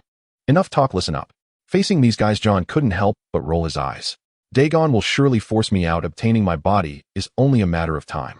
So should we kill you in advance? Hunter drew his pistol chambered around and said seriously, for the future of humanity, the great mister. John chooses to sacrifice himself rather than let the enemy have his body. Truly tear-jerking. What nonsense are you spouting? John was for the first time in a while amused into laughter. All right, jokes aside, just remember this: after Dagon takes over my body, provoke him as much as possible. When his or my soul is agitated, I might have a chance to regain some control. As John spoke, he snatched the scroll from Vika's arms. Hey, let's talk. How much is this thing? He'll buy it. The Elder Scroll. Vika replied with a mournful face. It connects to the Mariana Trench. There's only been one of these in 1,000 years. Vika suddenly pulled out a calculator and said, still looking crestfallen. That'll be 3,000 billion gold pounds. I know antiques are expensive, but who taught you to calculate like that? My father told me antiques are priceless, so just quote a few thousand billion. All right. John pulled out a knife and pressed it against Vika's throat. And now, you know I was joking. Vika raised her hands. You've already taken it, and you're about to kick the bucket. What more can I say? Your joke-telling skills aren't as good as Hunter's. I did my best. How powerful is this scroll? Well, blowing someone to pieces isn't a problem. All right, fine. Remember what I just said. John glanced at Hunter, then turned and walked toward the cockpit, casually stuffing the scroll into his clothes. Hope this thing works better than a grenade. Back to the present. I'm freaking out. Vika stared at Dagon, whose eyes were filled with mockery. The moment he stood up, my heart skipped a beat. Don't panic. Hunter squinted. Let's see what he does. Yeah, that's all we can do. Vika said, her face crumpling. This is a large-scale stasis, the entire beach. No, the entire island is frozen. I can't use my ether at all, though I can't even move. As for grenades, I suppose I should return them to their owner, right, Hunter? Dagon manipulated John's face into a smile. Then several grenades were tossed in front of Hunter, whose pupils instantly shrank to pinpricks. Brother Dagon, are you serious? He quickly swiveled his eyes. Beside him were in holding Loy, Vika, and Masalt, all within the effective lethal radius of the cluster of grenades. The stat, 90. Was this the extent of what snapping gill photos of Deep Ones could achieve? They sure were good-tempered to remain so calm after having their weird pictures taken. Boom. Dagon mouthed the word with an exaggerated gesture. Stasis lifted. Dagon didn't need to speak to lift it, but he did it anyway, seemingly to see Hunter's reaction. The grenades regained kinetic energy about to explode. You really can't stand to see me alive, Senior.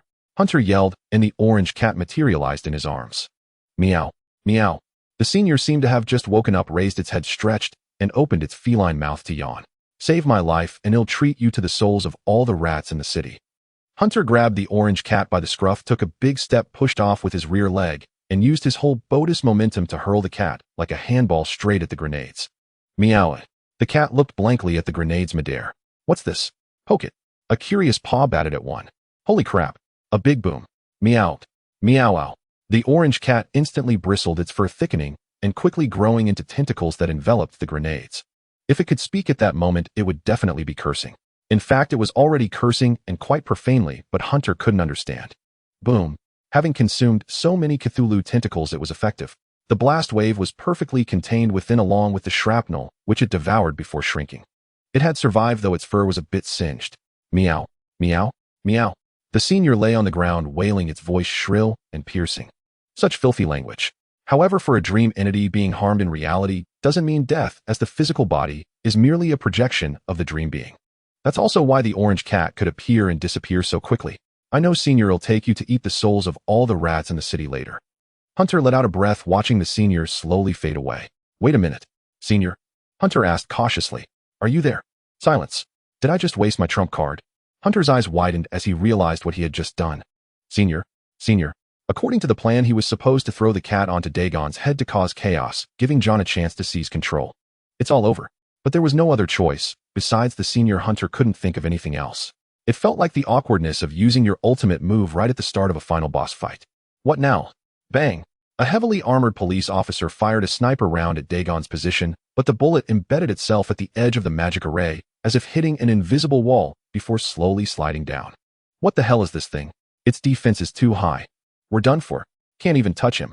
Dagon let out a mocking laugh and sat down within the magic array. He planned to wait until he was fully adapted before making a move. Throwing the grenade was merely to add some amusement. He was being overly cautious. What's the situation? Is anyone injured? Hunter turned around and asked. We're all fine. And held Luo-Yi's body, and after confirming the condition of her companions beside her, she vigilantly scanned the surroundings, her back soaked with cold sweat. Just moments ago, she hadn't even had a chance to act, not even enough time to activate the vampire heart. A sound of something dropping onto the sand. Miss Bodyguard. Mersault fell to the ground, spitting out her chewing gum in disbelief. Just now she suddenly felt her body go out of control. Muscle. Relaxant. She looked at John, her eyes filled with incredulity. Was this part of your plan too? He was probably afraid you'd do something stupid. Hunter signaled for him to drag Mersault to the back. I could see right through the situation between you two. By doing this, you've doomed us all. John just doesn't want you to die. Hunter rolled his eyes. He had already figured out that Mersault planned to sacrifice herself by charging and triggering the scroll on John's chest. But that would break John's heart. Yes, break his heart. Break his heart. It seemed that if the souls of either Dagon or John were agitated, their balance would be destabilized. Since they couldn't agitate Dagon, now they'd have to try with John. Hunter narrowed his eyes, and unfamiliar with his nature, immediately felt a chill run down her spine. Hope John can still hear and see. This was a good opportunity. And hand Luo-Yi over to me. Hunter extended his hand. I can, but what scheme are you cooking up? And handed Luo-Yi over with suspicion, then her expression changed. She remembered something and tried to snatch Luo-Yi back, but Hunter had already taken her. John, your daughter is in my hands. Hunter aimed his pistol at Luo-Yi's head. John showed no reaction, while Dagon watched with interest. Interesting. Is this your final struggle, eh? Dagon clapped with a laugh. Is this your last resort?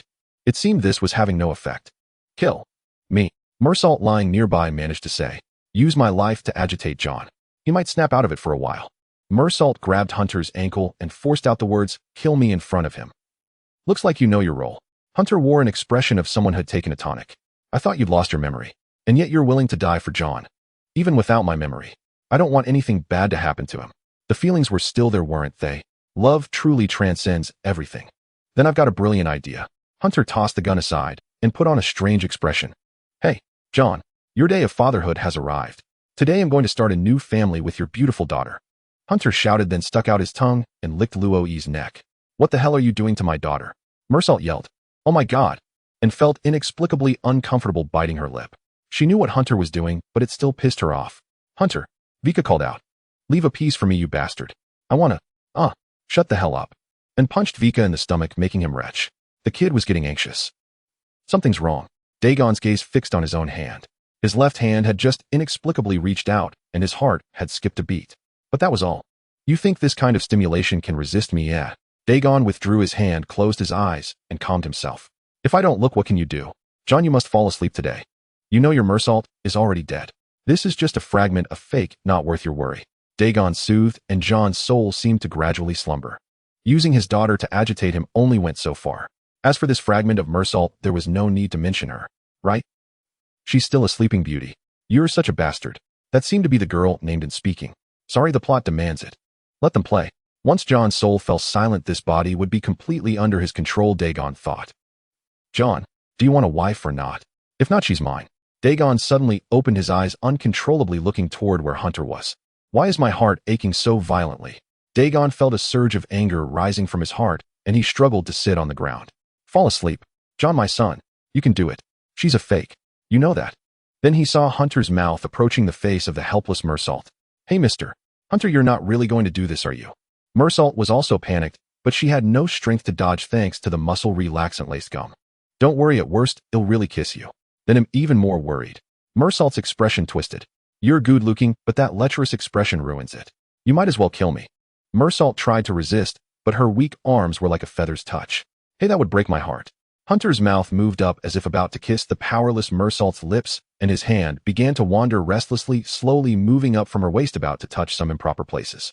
Madam, you wouldn't want John's body to be occupied forever, would you? Hunter whispered in Mersault's ear. John and I aren't in that kind of relationship. Mersault seemed resigned, her hand resting on her waist. Then I have even fewer qualms. Hunter flashed an evil grin. Go ahead and kiss me, I'll stab you to death afterward. How could that be? It's a filming technique called forced perspective. We seem to be chatting, but from their angle it looks like we're kissing. Hunter wore a triumphant expression. My little trick worked from the very beginning.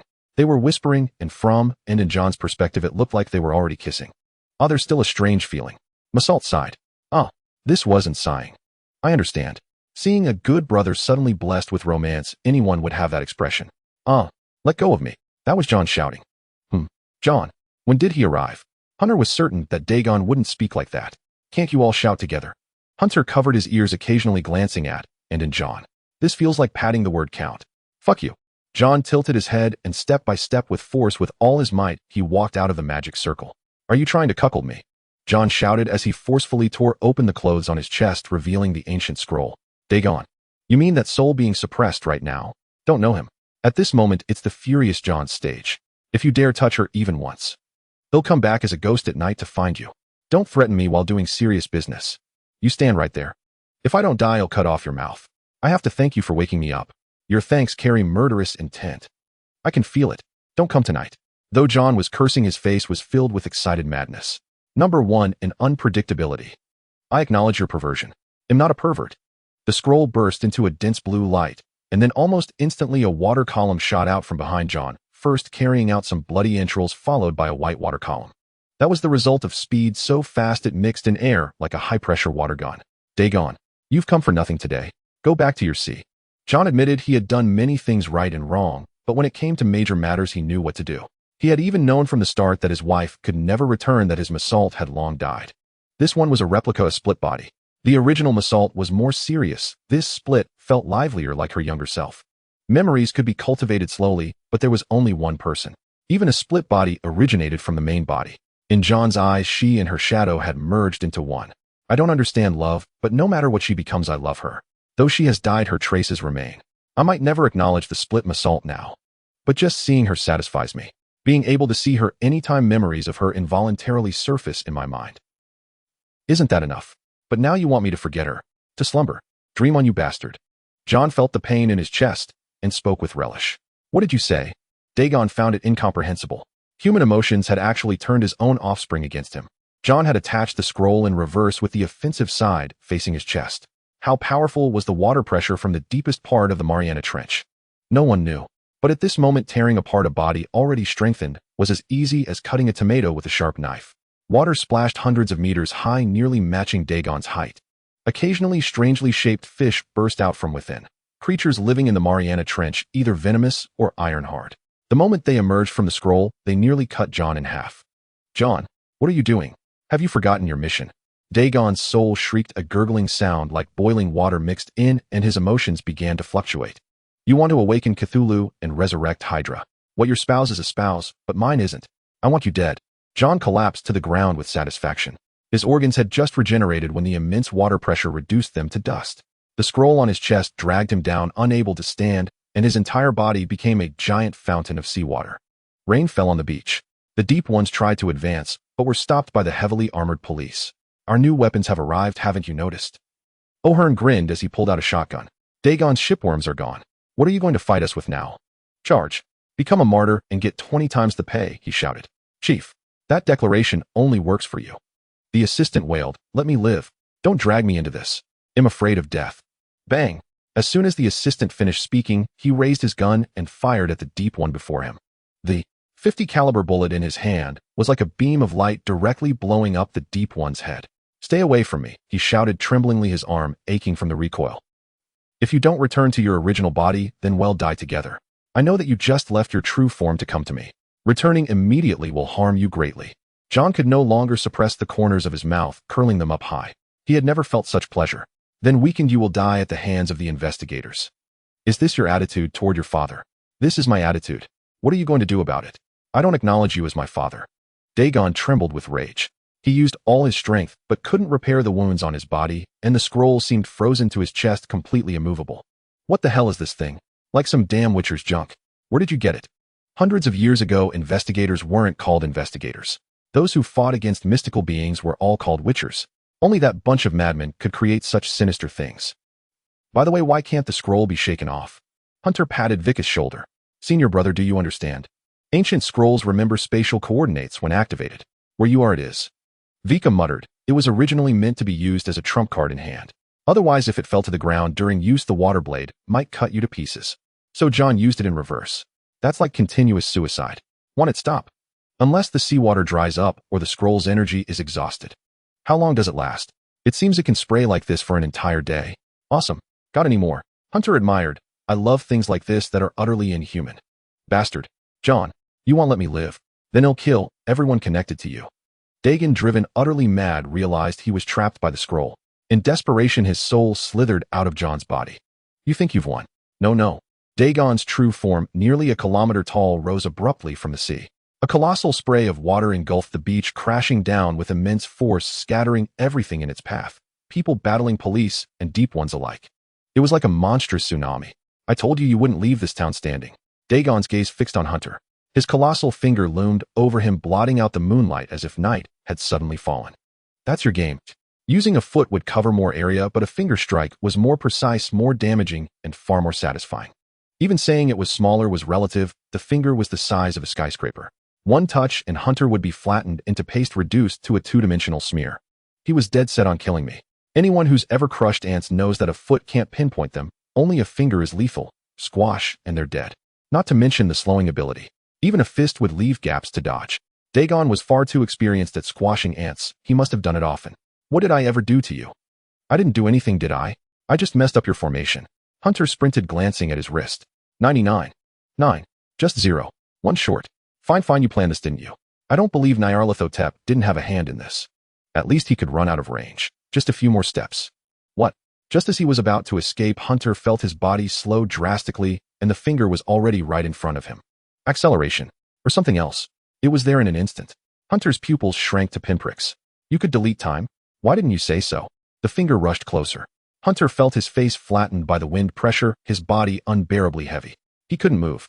Nearby, and saw Dagon raise his hand. She thrust Loy and Mersault into O'Hearn's arms. Watch them, and called out to the burly policeman. What are you going to do? Help. O'Hearn frowned as he watched the handsome young woman begin to warm up. Need a weapon? No. And stripped off her jacket, tossing it aside, revealing a tank top and defined abs. She tucked her hair behind her ears, crouched, and assumed a starting sprint position. Her eyes turned red, and a tail quickly extended from the base of her spine. Vika's eyes went wide. Good God, a tail like that. From Johnny Brandikin's lineage. No wonder she could solo deep ones. A vampire of royal blood. Who's Johnny to you? Who are you to him? To that legendary vampire. Shut up, or he'll lock up your mom. And glared at Vika. The red light in her eyes seemed to condense into a lamp, faint trails of flame tracing the path of her pupils. Eep! Vika let out a whimper. O'Hearn instantly drew his gun. Though he knew the woman meant him no harm, the sight of any supernatural creature filled him with dread. Only gripping his weapon brought a semblance of safety. And parted her lips, took a deep breath, her blood-red eyes fixed on Hunter. Her heart clenched, and every muscle in her body tensed like a coiled spring. Give me a boost. I know you can, or it'll lock up your mom too. Are you Hunter? Shut up. Move if you don't want to die. I'm on it. Vika quickly flipped open the copy of the Necronomicon, bit his finger, and traced a sigil on his chest, muttering incantations. Done. Vika grabbed a grain of sand, cursing it in the arcane tongue of Relia. The effect: whoever is struck by this sand shall receive the curse of the slow god acceleration. Then Vika tossed it at him. The book said so. Blessings from gods didn't exist, but curses did. The method was to insult the gods in the Relia language. What Vika had just shouted were profanities enough to provoke the entity of slowness in the void to bestow its curse. Got it. Hiya. The moment the sand landed, she shot forward like an arrow from a bow, leaving a trail of red rusting smoke. Sand sprayed behind her. Though Vika dodged, some grain still struck him, burrowing into his flesh, and he couldn't help but cry out in agony. Hunter felt the scenery blur past him, as if something had slammed into his chest. His mind grew hazy. Was this his life flashing before his eyes? No. When his vision cleared, Hunter came to his senses. Before him stood a colossal finger as large as a building. Right in front of him, from the crevices of the finger, disgusting barnacles extended, tendrils trying to envelop him. What the hell? Hunter drew his pistol, chambered around, and fired into the center of the barnacles. Several blooms of blood appeared, and the tendrils retracted. Are you okay? It was ANS' voice. Hunter turned dazed and saw a weary face, blood trickling from the corners of her eyes and nose, looking at him with concern. Her left hand was cradling his neck, probably to prevent whiplash. He had never imagined ANS' calm, beautiful face could be so battered. Why are you here? Hunter couldn't help asking, helping to lift ANS' head to avoid hitting a stone. You dodged the attack for me. You're that fast. Don't move. And stood up with difficulty, swaying slightly, her eyes filled with urgency. They'll get you out of here. Stay still. Me? What's wrong with me? Hunter tried to stand, but failed, unable to feel his lower legs. Were they numb? He looked down. Below his thighs was the finger. Its edge was lined with sharp, backward-facing scales. The cut on his legs was perfectly clean. The scales had severed his legs. Then he remembered everything, and had pulled him out at the last moment, causing capillaries throughout her body to burst. But she wasn't fast enough. Everything below his thighs had been caught within the finger's grasp. As his finger descended, it crushed everything in its path, so his leg was gone with no possibility of reattachment. Yet there was no pain, no sensation at all. Hunter tried to bite the flesh at the corner of his mouth. Even though he tasted the metallic tang of blood, there was no pain. It must be the adrenaline at work. It would hurt later. What a troubling situation. Don't bleed to death. They'll stop the bleeding for you. I never imagined I'd become a cripple. Hunter gave a bitter smile. They'll give you my blood to help it grow back. Don't worry, she said. They'll take you, brother, to find a doctor. And wanted to move, but her legs gave way. First she knelt, then collapsed beside him. Hey, what? She tried to stand, but her muscles twitched violently, and she could no longer move. The spasms were so intense that the contractions were visible beneath her pale skin. Her muscles were cramping. You pushed beyond your limits. Your muscles are damaged now. It hurts a lot. Don't move. Hunter whispered softly. I'm sorry, and gasped out, her voice strained through clenched teeth, trembling with pain. Her skin flushed pink from ruptured capillaries and torn muscles. I can't help, brother. I want to, but I can't. We can't escape. I'm sorry. It's okay. Hunter patted her shoulder and ruffled her hair. There was sand. It didn't feel great. But ANS' emotions seemed less extreme now, though he couldn't pinpoint when that started. It's not your fault. You did your best. He'll be sad, won't he? And sighed. She must mean Ormond. It's fine. Let's have our graves close together so we can still go out and cause trouble at night. But it'll be decades, even centuries. We still have to live a long time. Hunter replied with a sigh. You have no way out either. That's not like you. And lay quietly on her side, her voice faint. Then she asked in a strange tone. Wait, what the hell did you just say? I said we'll survive together with Ormond. Hunter raised his hand. When he saw the number on his wrist starting with 1, he knew he had far surpassed Dagon. Why? Because you are the final piece of the puzzle. Hunter replied calmly and kindly. So it's enough. This is the first time I've felt that true anger is so serene, as if nothing happened. Hunter gritted out the words, glancing at the police not far from the beach. I just spent a second deliberating whether to use the mask in front of the crowd, fearing it would cause unnecessary trouble, but I almost forgot my original wish. I'm the one who's going to slap Nyarlathotep. Why should I follow the rules? You want my life. Then I'll take you down with me. Once I put on the mask, it'll kill even a god for you to see. Who isn't a god after all? Dagon's finger had already lifted again, its yellow eye as large as the moon gazed down contemptuously. Hunter's calm eyes met its gaze. To Dagon, crushing Hunter with its finger was just a game. If it failed once, it would try again. But the ritual was different. Now that the plan was ruined, it would be unable to act for a long time. For Hunter, Dagon had severely threatened his will to survive and had tried to kill those he truly cared about. And an Ormond were like a water glass. If it broke, he wouldn't be sad, just annoyed at having to buy a new one. Yes, just an annoyance. I can't keep writing this nonsense. Anyway, I'm furious. I want to rip Dagon's head off and launch it into the Milky Way. Hunter clenched his jaw, his eyes fixed on Dagon's finger. Dagon extended its finger again, this time faster. Its head, like a gaping black hole, let out a deafening roar that shattered the glass of nearby buildings. So before leaving, this human who ruined its plan must die in utter despair. You want to kill me? Good, because I want to kill you too. As the finger was about to descend, Hunter reached up with his right hand to touch the numbered wrist. No matter what ability I get, I'll immediately think of a way to kill you. To you, I'm just a distraction for your emotions. To me, you're something I must destroy no matter what. My mind will operate beyond its limits. Until it shatters, it will only think of how to kill you. It'll also kill all the deep ones and the followers of Cthulhu. Your wife Hydra died at the hands of exorcists, didn't she? Then it'll dig up Hydra's bones and make soup. All your spawn will be cut in half and arranged neatly on the beach from largest to smallest. As for your true form, it'll send you to the Mariana Trench, never to rise again. It'll let scavengers pile upon your bones, leaving you unable to regenerate for a millennium. Damn, old one, I bet you'll die tonight, not even a bone left. Wait, buddy, are you the mysterious creature, or are they? His voice sent chills down the spines of the nearby police. So let's commit deicide. Nyarlathotep. Hunter roared with all his might, his voice low and deep. I'm here. Hunter opened his eyes. This was the space within his mind, with the familiar setup: the table, chairs, a large floating screen, a laptop, the table for the masks, and a toilet. This time it seemed upgraded to a solid gold one gleaming. Hunter's expression flickered. That damn toilet. Can it just not be here? A drifting figure was there, undoubtedly Nyarlathotep. Though he couldn't see its expression, Hunter guessed it wore a sly smile. What does the mask look like this time? The mask I have is incredibly powerful, but once you get it, it's almost like winning the game. The sound of boiling water, as if through a voice changer. This entity still floated in the air like seaweed in water. But this time it seemed to be staring at him, giving him an uncomfortable feeling, as if tinged with a mix of boredom and mild interest. How could these two contradictory emotions coexist? Was it planning something again? I hope it's extraordinarily powerful. Hunter swiftly approached the table and picked up the mask. This time the mask appeared to have two squares on top with two dots in front of the squares. What is this supposed to be? Hunter frowned. What kind of ability is this? It looks like the prompt for a multiple choice question. Put it on and you'll be absolutely astonished. Astonished in the opposite sense. Nyarlathotep wore a smug grin. It was about to stir up trouble. Behind it, a tentacle held another mask engraved with a bizarre silhouette. A creature of strange form crawling, embodying chaotic and disordered mystery. I'm dying to see your expression when you realize the mask you've just put on can't turn the tide of battle. The reason was simple. After observing Hunter for so long, from his initial explosive tendencies to his current multitude of bonds, Nyarlathotep found it rather dull. What if it pushed him to the brink only to orchestrate a dramatic reversal? Nyarlathotep felt a surge of delight. It had found amusement again, just like that. A few deaths meant nothing. Hunter's negativity had vanished, losing someone like Ormond, and wouldn't even sadden him. No matter. I want to see blood flow like a river. Nyarlathotep's eyes twisted with glee. It had stumbled upon yet another source of entertainment. If you want to stir up trouble now, then I'll do it for you. I'd be a fool to trust you. I've done my research. You're just some random deity. Hunter picked up the mask with suspicion, casually glancing at the outside world. Time seemed to be running out, but not within the mindscape. After all, time flowed slowly here. Roughly 1 second outside could stretch into a minute inside, or it could sink with the outside. Entirely up to Hunter. Nyarlathotep's grin stretched to its ears. Let me see your expression when your comrades fall. That look of wanting to cry but being unable to.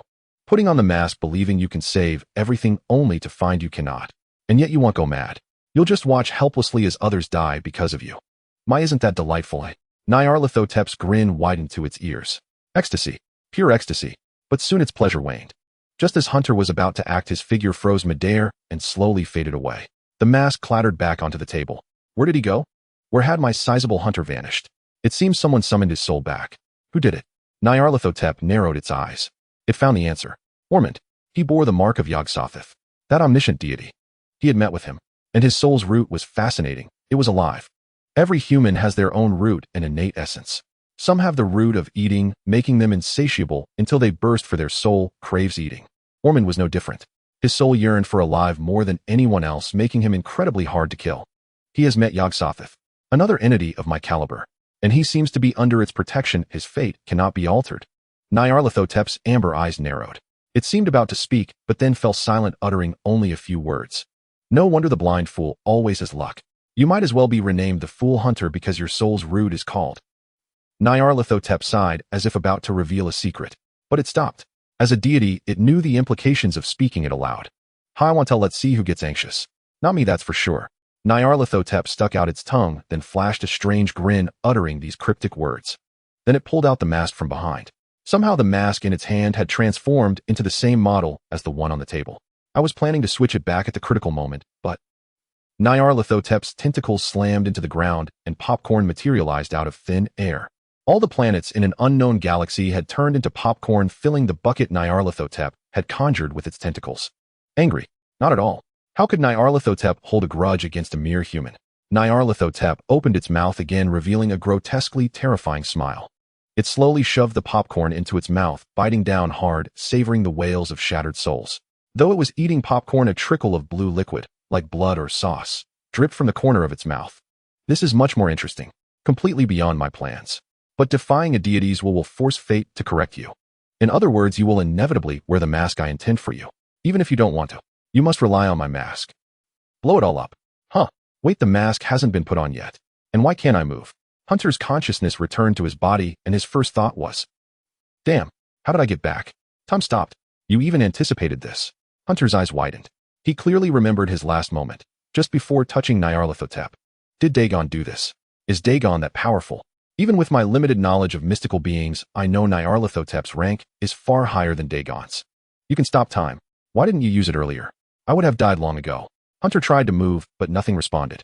No, he could still think. It was his movement that was frozen, not time itself. Hunter tried to observe Dagon from his limited field of vision, only to find it frozen as well. Wait, if it wasn't Dagon's skill, then who cast this ultimate move? Nyarlathotep. Even less likely. It only plays with you, never directly acts. Since Hunter had read the relevant information, he had been wary of it, though he didn't know its intentions, but it couldn't be anything good.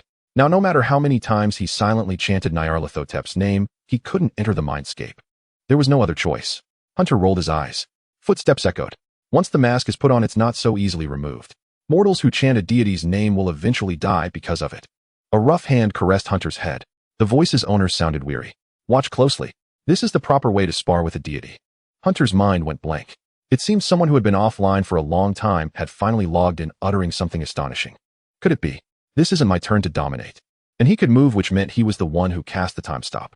If you're that powerful, why didn't you say so earlier? What use am I? And mask. Did he just utter something he shouldn't have? Hunter squinted. Sorry to keep you waiting. I hope I'm not late. The figure slowly walked past them, casually loosening the bow tie at his collar, leaving a familiar silhouette behind. Don't overthink it. Ormond's voice rang out, helpless yet reassuring. It's hard not to overthink. Don't worry, leave it to me. Already said leave it to him, so leave it to him. No problem, because he never breaks his word. Yes, bro. Call me uncle. It has to be you, my uncle. Hunter felt he wouldn't sleep tonight.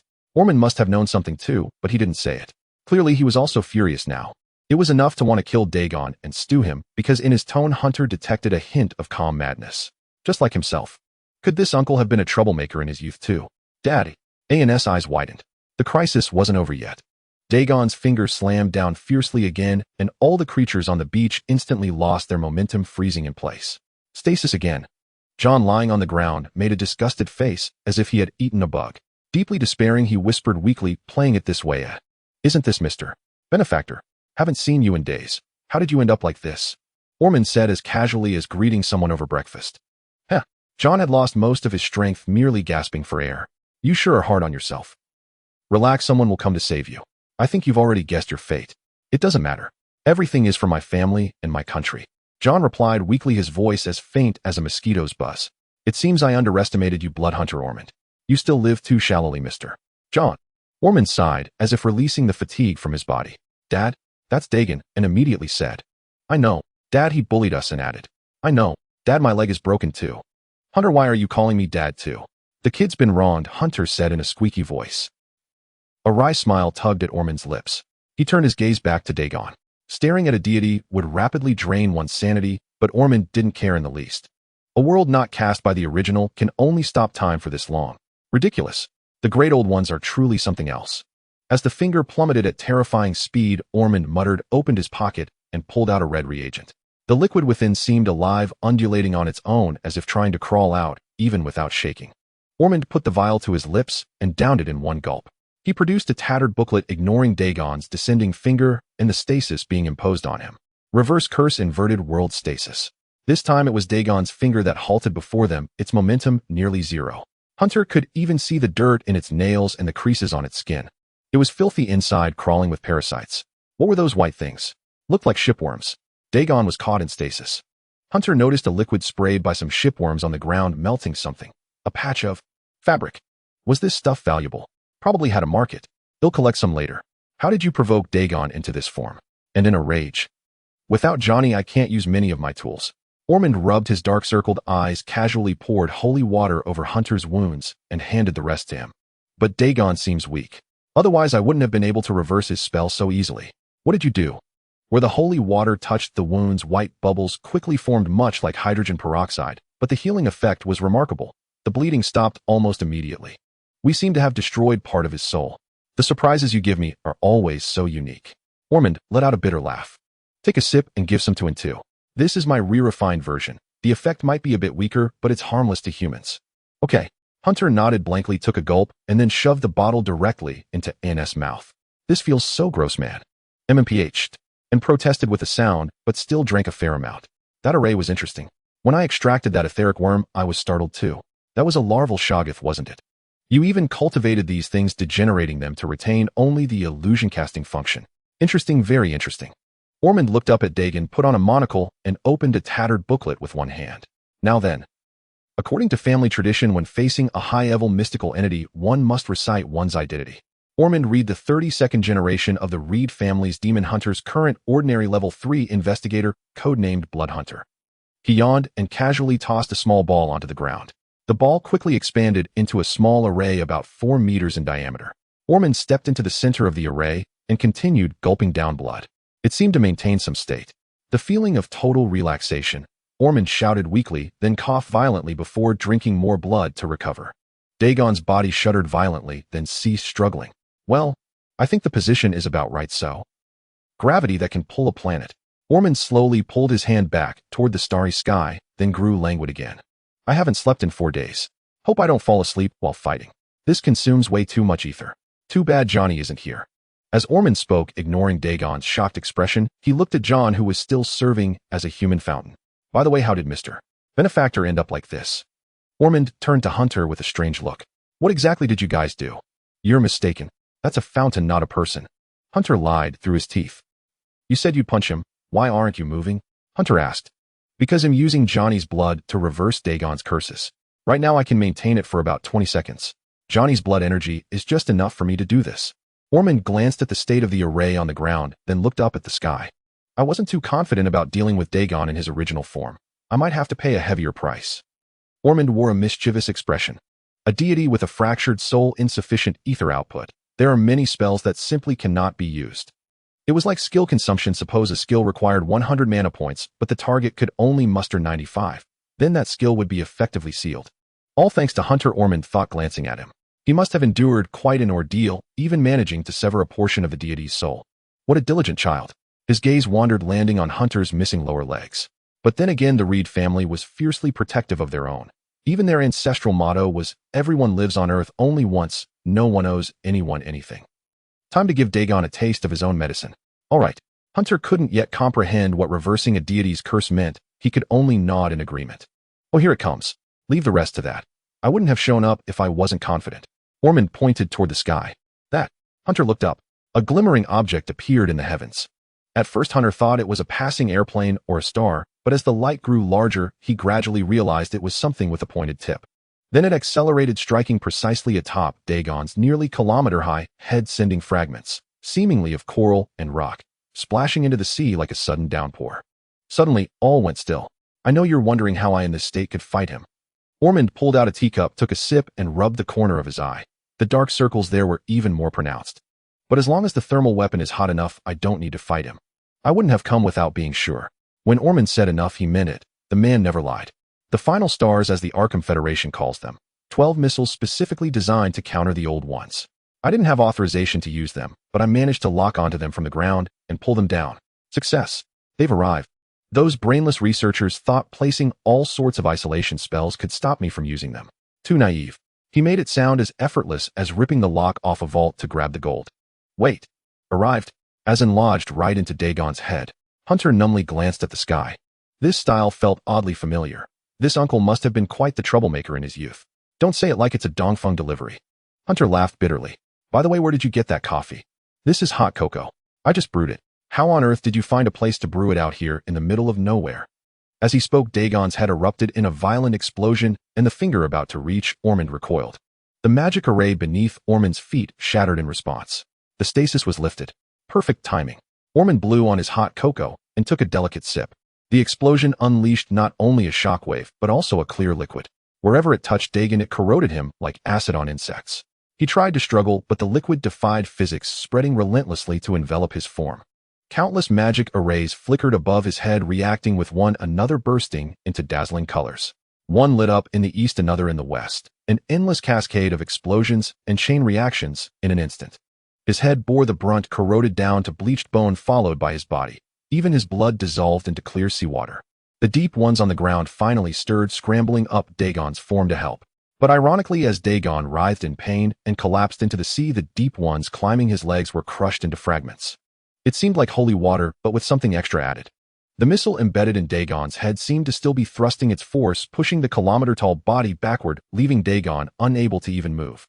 He let out an agonized roar. "Behold the pinnacle of human artistry," Ormond said calmly. "How much did this cost?" "About 20 billion gold pounds. Refined pure holy water plus some special biological materials that cling to any mystical creature until death, along with mutually enhancing runes inscribed inside the missile. Originally designed for hunting large mystical beings, but it seems it works on manifested divine bodies too. But still not enough to kill it." Ormond clicked his tongue in annoyance. "What a fortune. So what happened? What have you been up to these days?" Hunter fired off a barrage of questions and left me a note explaining the situation. Ormond pulled a neatly folded note from his chest, tucked it back, and slowly sat beside Hunter. He first glanced at Hunter's leg injury, then spoke. "I used several methods to extract the bug from the back of my head. After understanding the situation, I went to the signal tower and sent some messages to Johnny and the dean of Miskatonic University." "How did you get it out?" "By triggering its sensation." Ormond took a sip and handed the cup to Hunter. "This thing can be removed if the brain lacks oxygen. I just made it feel like it was suffocating. My brain didn't actually need to be deprived. Shortly after I removed it, the town's illusions dissolved, and those bugs all died. You were a step ahead of me." "Uh-huh." Hunter took a sip, warmth spreading through his belly, though his leg throbbed. Likely the adrenaline wearing off. "Hey, did you actually kiss her?" And suddenly asked, her tone heavy. "Huh, Masol." And added, "No way, I wouldn't stoop to seducing a married woman. Besides, she's from John's era. Even if she's beautiful, she's nearly 50. That'd be like me, a young bull eating old grass." Hunter rolled his eyes and finished the hot cocoa. "Humph," and snorted, lying on the ground. "Speaking of which." Hunter looked at Ormond. This guy had managed to summon him back from the space within his mind. He had so many questions to ask. "There are many things I want asked, and you shouldn't either, for walls have ears," replied Ormond. Hunter rolled his eyes, thinking this was essentially saying nothing. "Pack up, we're heading back." Ormond patted him on the head. "You two did well, but it's better to rely on adults. The world isn't so dire that children need to save it. If it were, that would be the adults' failure." "Didn't you say not to bother you?" And pouted, forcing tears. "Then I was wrong," Ormond smiled. "You can bother me anytime." "Why the sudden change? Men are always fickle. Isn't that women?" Before them, Dagon had become a skeleton. With the sea breeze, it toppled backward into the ocean, sending up a massive splash. The spray hit the beach, raising a towering wall of water. Nearly everyone was drenched. But as the water subsided, all that remained was the solitary moon descending in the sky and an endless sea. There was no trace of Dagon, as if it had melted away. A transparent barrier seemed to have formed on the sea, isolating a portion of water, which remained utterly still. "Is it dead?" Hunter whispered, taking slow, deep breaths, as if restraining something. "Not yet. Inside that cube, time is frozen. It should hold for about 20 minutes, long enough for our reinforcements to arrive." As Ormond spoke, he uncontrollably coughed up blood. "Uncle, you're spewing blood." "Don't worry, I won't die." Ormond gave a thumbs up, but the continuous stream of blood was hardly reassuring. Still, if he said he wouldn't die, then he probably wouldn't. Right? But how is Dagon still alive? Hunter frowned. "It doesn't even have bones left. Elder gods rarely die, even the weaker ones." Their very existence sustains them. However, for Dagon to grow to this size again would take another millennium. So before that, well, dispose of it, keeping it forever in a crippled state. So it's unkillable. Yes, that's the dilemma. Ormond gave a bitter smile. But there's always a way, isn't there? By the way, I know you have secrets, but it's best not to reveal them in front of others. Keep your best tricks for last. Ormond turned to find Hunter lying face up on the sand, twitching occasionally. I almost forgot. The adrenaline must be wearing off. He's probably passed out from the pain, or maybe sheer exhaustion. What a sound sleeper. It hurts so much I swear I'll go beat up Dagon's mom. Well, I was wrong. His sleep is terrible. Ormond twitched the corner of his mouth. That I knew you'd come. And lay weakly on the beach wrapped in Ormond's coat. She breathed in the reassuring scent and felt the coolness of the sand. Of course, every muscle in her body ached terribly. Of course I'm an investigator. I have to be present at moments like this, Ormond replied. According to the protocol in Ormond's mind, he should have taken 3 days to first dispel his own hallucinations, then the children's, and finally contact Miskatonic University for a solution. But Hunter's presence had thrown everything into chaos. Fortunately, the outcome was acceptable with no major disruptions. Dawn broke, a pale glow appearing on the horizon, softly illuminating the faces of the 2 children on the ground. On the surrounding beach, the battle between the police and the Deep Ones was nearing its end. Gunfire echoed intermittently as more personnel arrived, and the Deep Ones swam back toward the sea. They seemed to be flying, but in reality, they were just swimming about a meter above the ground. The Deep Ones were unsuited to sunlight, which dried their skin and caused it to crack. They were not particularly formidable in combat, but extremely difficult to kill. Without ample holy water, humans had no choice but to let them go. As the last Deep One swam into the sea, the battle ended. But there were no cheers. The memories that the town had blocked came flooding back, and a somber atmosphere filled the crowd. Next, I need to guide him into becoming a qualified investigator, Ormond mused. A figure similar to Hunter flashed through his mind, but more mature. And on that face was a mask that could never be removed. You won't escape this time. Mersault, holding Loy, walked slowly toward John. John was still pinned by the scroll, his body beyond repair, his eyes dim. Deep Ones could achieve immortality, but only if no one killed them. Even the highest-blooded Deep One couldn't survive without internal organs merely struggling for a while. This is the first time I've seen you look so ridiculous. At least, I can die with a human will. John forced a smile. The water spout behind him, which had initially carried traces of red, was now pure seawater. His regenerative abilities had all but failed. Say something, John said, rallying his strength with a pale smile. It's a bit dull otherwise. At the end of life, having someone by one's side didn't seem so bad. Well, I actually knew I wasn't the real one for a while. How did you know? I opened that door. You told me not to, looking for a lid for my instant noodles. You're quite the finder. John's expression was like head taking a tonic. I don't mind. Working for a good boss is fine. I have no complaints.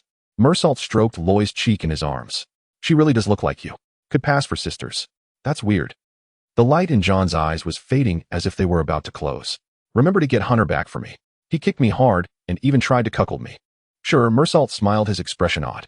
He said cuckold. So that makes me. Aha, Mersault wore a look of delight. But don't hit him too hard. He's still a fragile human body. And after all this time, I can't feel the pain anymore. Do you think you're dying? Is that why you're spouting all this last words? Mersault said, puzzled. John looked at him in confusion. I didn't say you could leave, said Mersault. We still have to eat together. Take this. A capsule was shoved into John's mouth, and he felt his consciousness slowly dissipate. Feeling as though he were scattered everywhere, John tentatively tried to move to the side. It seemed he could move. His consciousness became clear again. John appeared outside the scroll, which was still spewing forth from where it lay like a floating fountain. Don't talk. I know what you want to ask, Mersault said softly. This is liquefied potion. Vika gave it to me before she left. I told you I've arranged with the chef to make a feast for your birthday. Mersault shrugged, reaching out to plug a nutrient pack into John's neck. That hurts. Relax, you never complained about pain when you were an agent. John felt Hunter's pain as if from the night before, when Hunter's neck had been stuck with several needles. Now it looks like we'll only be eating pork chop rice at the police station, but I wanted a feast. So that's what you were thinking. John gave a bitter smile, feeling his body recovering, and the smile deepened. I'm not what I used to be. I'm practically a Deep One now. Even if I survive today, there will be many restrictions. Under the washing of the scroll's seawater, John's blood had been almost entirely replaced. He was only alive now due to his physical constitution, but his spine was already gone and little of his regenerative ability remained. Not to mention the moment he had resisted Dagon from within and reclaimed his body, he had lost the protection of both the deity and Cthulhu. Yeah, now you don't even have a nose and you're leaking water all over, Mersault said disdainfully. Right? So, I'm not the original either. I'm a forbidden existence myself. I won't live long either, so I have to stick with you. Mersalt patted Loy in his arms. Or do you want someone else to raise our daughter? John closed his eyes. Heh, what a chaotic day. It was simply terrible, but perhaps not so terrible after all. With the patrol officers and armored police present, the scene was quickly brought under control. Ormond felt slightly relieved as he watched Hunter and in being carried away by the medics. Not far away, John was also subdued by the arriving investigators and taken away in secret. As the town's barrier was lifted, his actions were remembered by all relevant parties. He would be prosecuted, but perhaps this was a decent ending. A mask once worn too long can never be taken off. Ormond let out a soft sigh, and the words were carried away by the wind. You're still alive. Behind him in the sky, countless helicopters were flying toward him, including several large airships. Footsteps also sounded. Ormond turned slightly and saw a figure with golden hair who waved at him.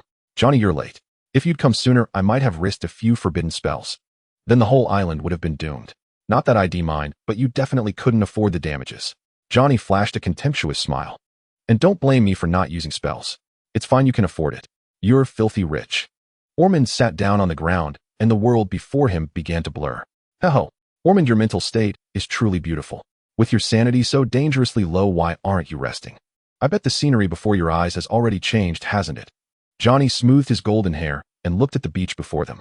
Yeah, you look like a yellow loaf of bread to me. Ho, delicious. Don't worry, I'm not that easy to kill. So my blood was still useful, huh? Barely. The great old ones are still too high-ranking. Without the stars, we probably wouldn't have held out. Ormond exhaled. He wanted to light a cigarette, but realized his lighter was missing. It seemed to have been there before he got close to it. Oh, I see.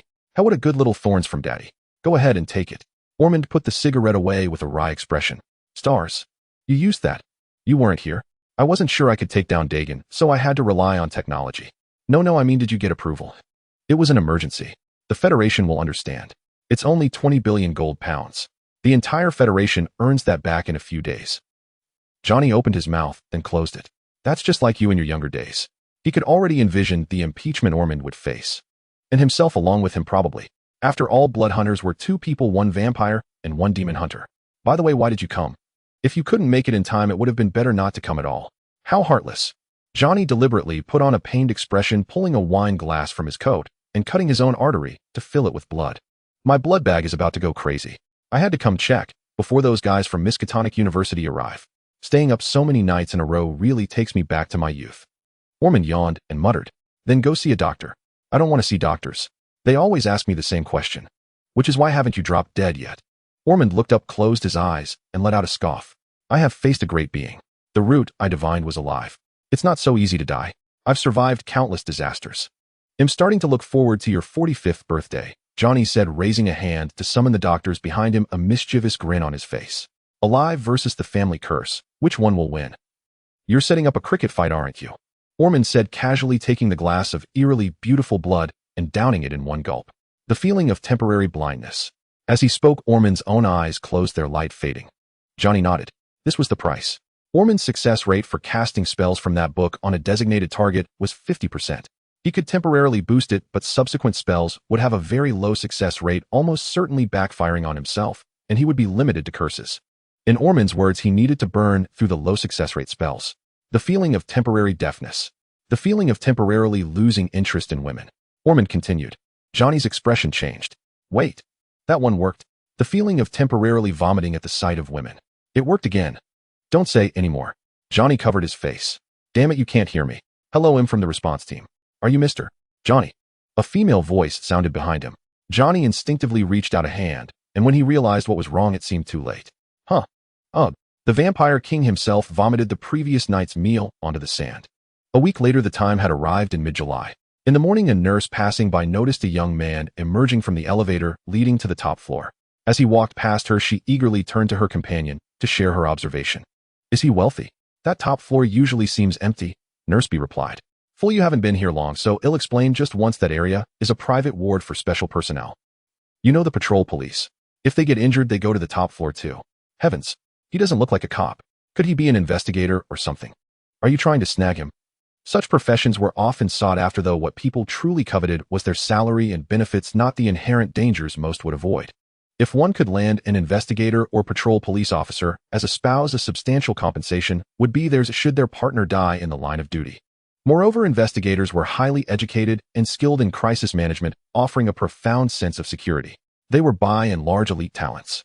Hence such individuals were exceptionally sought after. Nurse B's gaze sharpened. Does he have that gold card too? Are you really going for it? Nurse A squinted incredulous. You're quite the schemer, aren't you? Young men. As long as their looks and job are decent and you align with their interests, like gaming, and strive to be part of their life, winning them over is actually quite simple. With that, she appraised her figure, giving herself a little heft. I've got plenty to work with. Nurse B gave a thumbs up. Almost an E-cup. I know your game, but there's a short-haired girl visiting his room every day. That handsome guy is probably already taken. Nurse A quickly pulled her companion aside as a young woman in trousers emerged from around the corner, heading toward the young man. Is that her? What a striking face, the second nurse whispered into her friend's ear. But she looks masculine, not feminine at all. Quite handsome, though. And wearing trousers in this heat is a bit odd. You're so gossipy. Aren't you afraid she'll hear? Crack. What was that noise? The two nurses spun around in panic only to find a crushed handrail at the corner. This was Arkham South Central Hospital, the finest medical facility in Dolian City Center. What are you running around for? Don't tell me since you're being discharged in a few days you want to take a good look at the hospital. And grabbed Hunter's wheelchair and pushed it into the break room, speaking coolly. Haha, staying cooped up in that room every day makes me feel like ants are crawling all over me, Hunter said, sheepishly releasing his grip on the wheelchair's joystick and placing his hands on his lap. Thanks to A&S blood donation, his legs had regrown, but due to the BOTUS recovery limitations, the bone marrow and nerves needed time to heal, and he had to get used to his new limbs. For now, he was confined to a wheelchair, able only to make his legs twitch. Humans were still far too weak. A vampire could reattach its head in an instant. Just as someone sent me a package, I went down to pick it up. Hunter tilted his head. Just kidding. This was an electric wheelchair after all, with a top speed of 15 kilometers per hour. He could race through the hospital corridors as he pleased, with people greeting him and doctors inquiring about his condition. It was a perfect place for legal joyriding. Was this the VIP ward? It was absolutely amazing. Being a patient was this comfortable. People always asked what he wanted to be in the future. Now he could say a patient. Or a retired worker. After all, they strolled through the park all day, utterly carefree. If retirement were a profession, he'd definitely become a retiree and skip 60 years of hardship. I mean, a few days ago you sent me a link and told me to wear what you wanted to see, and said, narrowing her eyes. I put it on today, and you weren't even waiting in your room. Her tone carried a hint of danger. Hunter stroked his chin. That did ring a bell, and had mentioned that the doctor said doing things to lift his spirits could speed up recovery, so Shed asked what he wanted. What had he done? Oh right, his legs hadn't healed yet, and he was still in phantom pain. Head sent her links to some black stockings. But I wanted to see black stockings, Hunter said, looking at him with a puzzled frown. Aren't you wearing trousers? And expressionlessly peeked out of the break room, closed the door, then returned to Hunter. She placed his phone on a high shelf and undid the tie of her trousers. Huh. Hunter was stunned. She was wearing loose tie-waist trousers which now fell away to reveal hot pants and thighs encased in sheer knee-high black stockings. The black stockings clung to her long legs, showcasing their healthy form. When she tensed, the muscles were visible, but not sinewy, with a soft layer of flesh subtly indented by the stockings. A&S lips red, even without lipstick, parted slightly. Well, I nearly killed you before, so now I'm showing you something you'd like to see. As compensation, Hunter's eyes lit up as he gazed forward. What a splendid sight. If he ignored the upper body, it was divine. No, with a lower half like this, the upper body didn't matter at all. Her exquisite skin revealed veins so fair and delicate, it seemed it might bruise at a touch, exuding a faint scent of violets. So alluring was the sight that even if he couldn't taste it, a mere sniff would surely prolong his life. What do you think? And frowned, pinching the stocking fabric. Am not fond of these, they hinder my muscle movement. Buddy, am so sorry, I'm truly grateful you'd wear these for me. We're lifelong brothers. I know you hate them, yet you still put them on for me. Seeing your black stockings, I feel my legs could walk again instantly. I could eat 10 bowls of rice just from this sight. Your stockings are a masterpiece. Compared to them, the photos on my phone are mere mud. They'll delete them right away and treasure this moment forever in my memory. Hunter rattled off the entire speech without pause, nearly out of breath by the end. Cough, cough. Her face flushed red. Your speech is even faster than Dad's when he chants incantations. Onduin gave a slightly teasing smile, clearly not expecting Hunter to react so strongly. Is your lung capacity always this impressive?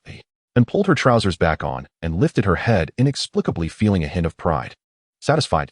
Contentment brings happiness. My leg will be able to move by tomorrow. Didn't they say it'd take 2 more weeks? It's a metaphor. Just this once. I won't wear them again. They're hard to move in and they'll tear if I exert any force. And fastened her trousers, poked her head out again, then returned the phone to Hunter. No problem. I've already etched it into my cerebral cortex. He'll draw it later. Don't you dare. and covered her face, gave him a light smack on the head, then pushed Hunter toward the hospital reception desk. Speaking of which, has John been arrested? Hunter recalled John being pinned under the scroll on the beach and rubbed his freshly tapped head. It's a miracle he survived. But later all those big shots showed up, so they probably managed to save him. Yeah, both he and Mersault were taken in. More like being protected than arrested. He's apparently become a high-level paraplegic. And let her hair fall over her slightly pink earlobes, took Hunter's hand and led him into the elevator. Understood. John's actions cost over 100 lives and shattered so many families. He's definitely going to be sentenced. But as a pure-blooded Innsmouth native, his research value is undoubtedly high. And what about our compensation? Hunter shifted the topic, glancing at the elevator's surveillance camera and lowering his voice. He tapped the handrail. They're all locked up and you still expect payment. And rolled her eyes and whispered, the only good thing is that Ormond got a subsidy from Miskatonic University. For handling a case of this global cognitive scale, the subsidy should be enough to make him rich, but... What? He's fallen back into his old habit. A surge of frustration swelled in Ines' chest before she exhaled it in a resigned sigh. He picked an ancient artifact and blew the entire subsidy on it. What kind of artifact could be worth that much money? Which meant they'd be back to eating instant noodles. Suddenly, I'm not so sure I want this uncle anymore. And I'm not so sure I want this dad anymore. And then Hunter exchanged a glance. Let's sell him off. I used to collect a ton of Innsmouth gold ornaments, but somehow they all disappeared. Hunter grumbled.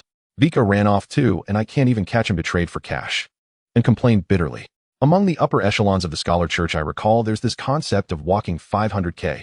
Catch one, and you get paid. Sigh. They both let out a sigh. Let's rest well at noon. We still have to face the patrol officer's interrogation this afternoon. And reminded him casually. So annoying. I hate being grilled like a criminal. Hunter leaned back in his wheelchair. Given the gravity of the case, everyone had to be interrogated and filed. Since Hunter was still hospitalized, the questioning would wait until his mental state improved. You mentioned a package earlier, right? And pointed to the front desk. We're here. Yeah, I wonder who sent it. At the reception desk, Hunter spotted a familiar figure with violet eyes. Even though she wore a mask and hat, he recognized her instantly. That familiar ample figure, face and blue hair, looking around 27 or 28. Lloyd's. She turned at the sound of her name and smiled warmly. It was really her, but this was the real Loy, unlike the split body in the church or when she was possessed by Dagon. Hello, Mr. Hunter and Miss Anastasia. It's a pleasure to meet you. I'm Loy Lyons, John's daughter. Loy removed her mask. It's a first meeting for you, but for us too. Hunter recalled the Loy split body had killed. It had died a gruesome death. And meanwhile remembered the Dagon-possessed Loy and that ample figure that could bury one's head. What a strange feeling. Hunter glanced at and meeting her brown eyes behind the colored contacts. At a moment like this, he couldn't exactly say, hello, we've actually met you before, haha, you don't remember, but I even killed you once. What a messed up state of mind. Hunter forced a smile. Nice to meet you. He extended his hand and shook Loy's. If I'm not mistaken, as John's daughter, you should also be under interrogation. How are you out? I had no knowledge of the incident, so I'm allowed out for a while with an escort. Loy glanced at the man in black waiting outside the hospital. Probably a plainclothes officer. How is John? Father is paralyzed. Without the protection of his deity, he's lost his rapid healing ability. He'll assist Miskatonic's research team in studying the Innsmouth people. Loy gave a bitter smile. After all, it's generally unacceptable for Innsmouth folk to turn into mysterious creatures as they age. Being alive is already a blessing. And comforted her with a smile. Oh, this is for you. Loy picked up a thick, clearly heavy package from the counter and handed it to Hunter. Hunter glanced at it, who nodded. May I ask what's inside? My father said these are things you left behind. His accounts are frozen, so he can't pay you, but he believes this is sufficient. Loy said gently. It's returning what's yours. He asked me to deliver it personally. Seems John still has some connections to be able to send such wealth to me. Hunter shook the package and a crisp clinking of metal sounded from within. Hear that? The sound of money. And then Hunter's eyes lit up. Hunter glanced around furtively, and pride opened a small gap. Inside were countless gold ornaments, mostly necklaces and crowns. And on top lay a single gold coin and a ring. The ring was unusually large and familiar, clearly worth a fortune. I can finally pay off my debt. When did you owe money? Didn't I owe the ice cream grandpa a popsicle? You still remember that? Hey, do you really see me as some irredeemable demon? Don't you? Let me reintroduce myself. I'm Hunter Reed. Sure, I'm still in a wheelchair, but that doesn't stop me from showing you how to survive in the most perilous Cthulhu-esque world. And I swear he'll slap that unscrupulous deity right across the face. That's my wish. Days in the hospital were always arduous. So too was the journey to the airport of the small town of Neagle. Due to severe muscle tears throughout her body and could barely muster any strength. Every jolt of the vehicle sent sharp pains through her, yet she was too exhausted to even utter a sound. She could only squint, feigning sleep, though in truth, she could not even lift her eyelids.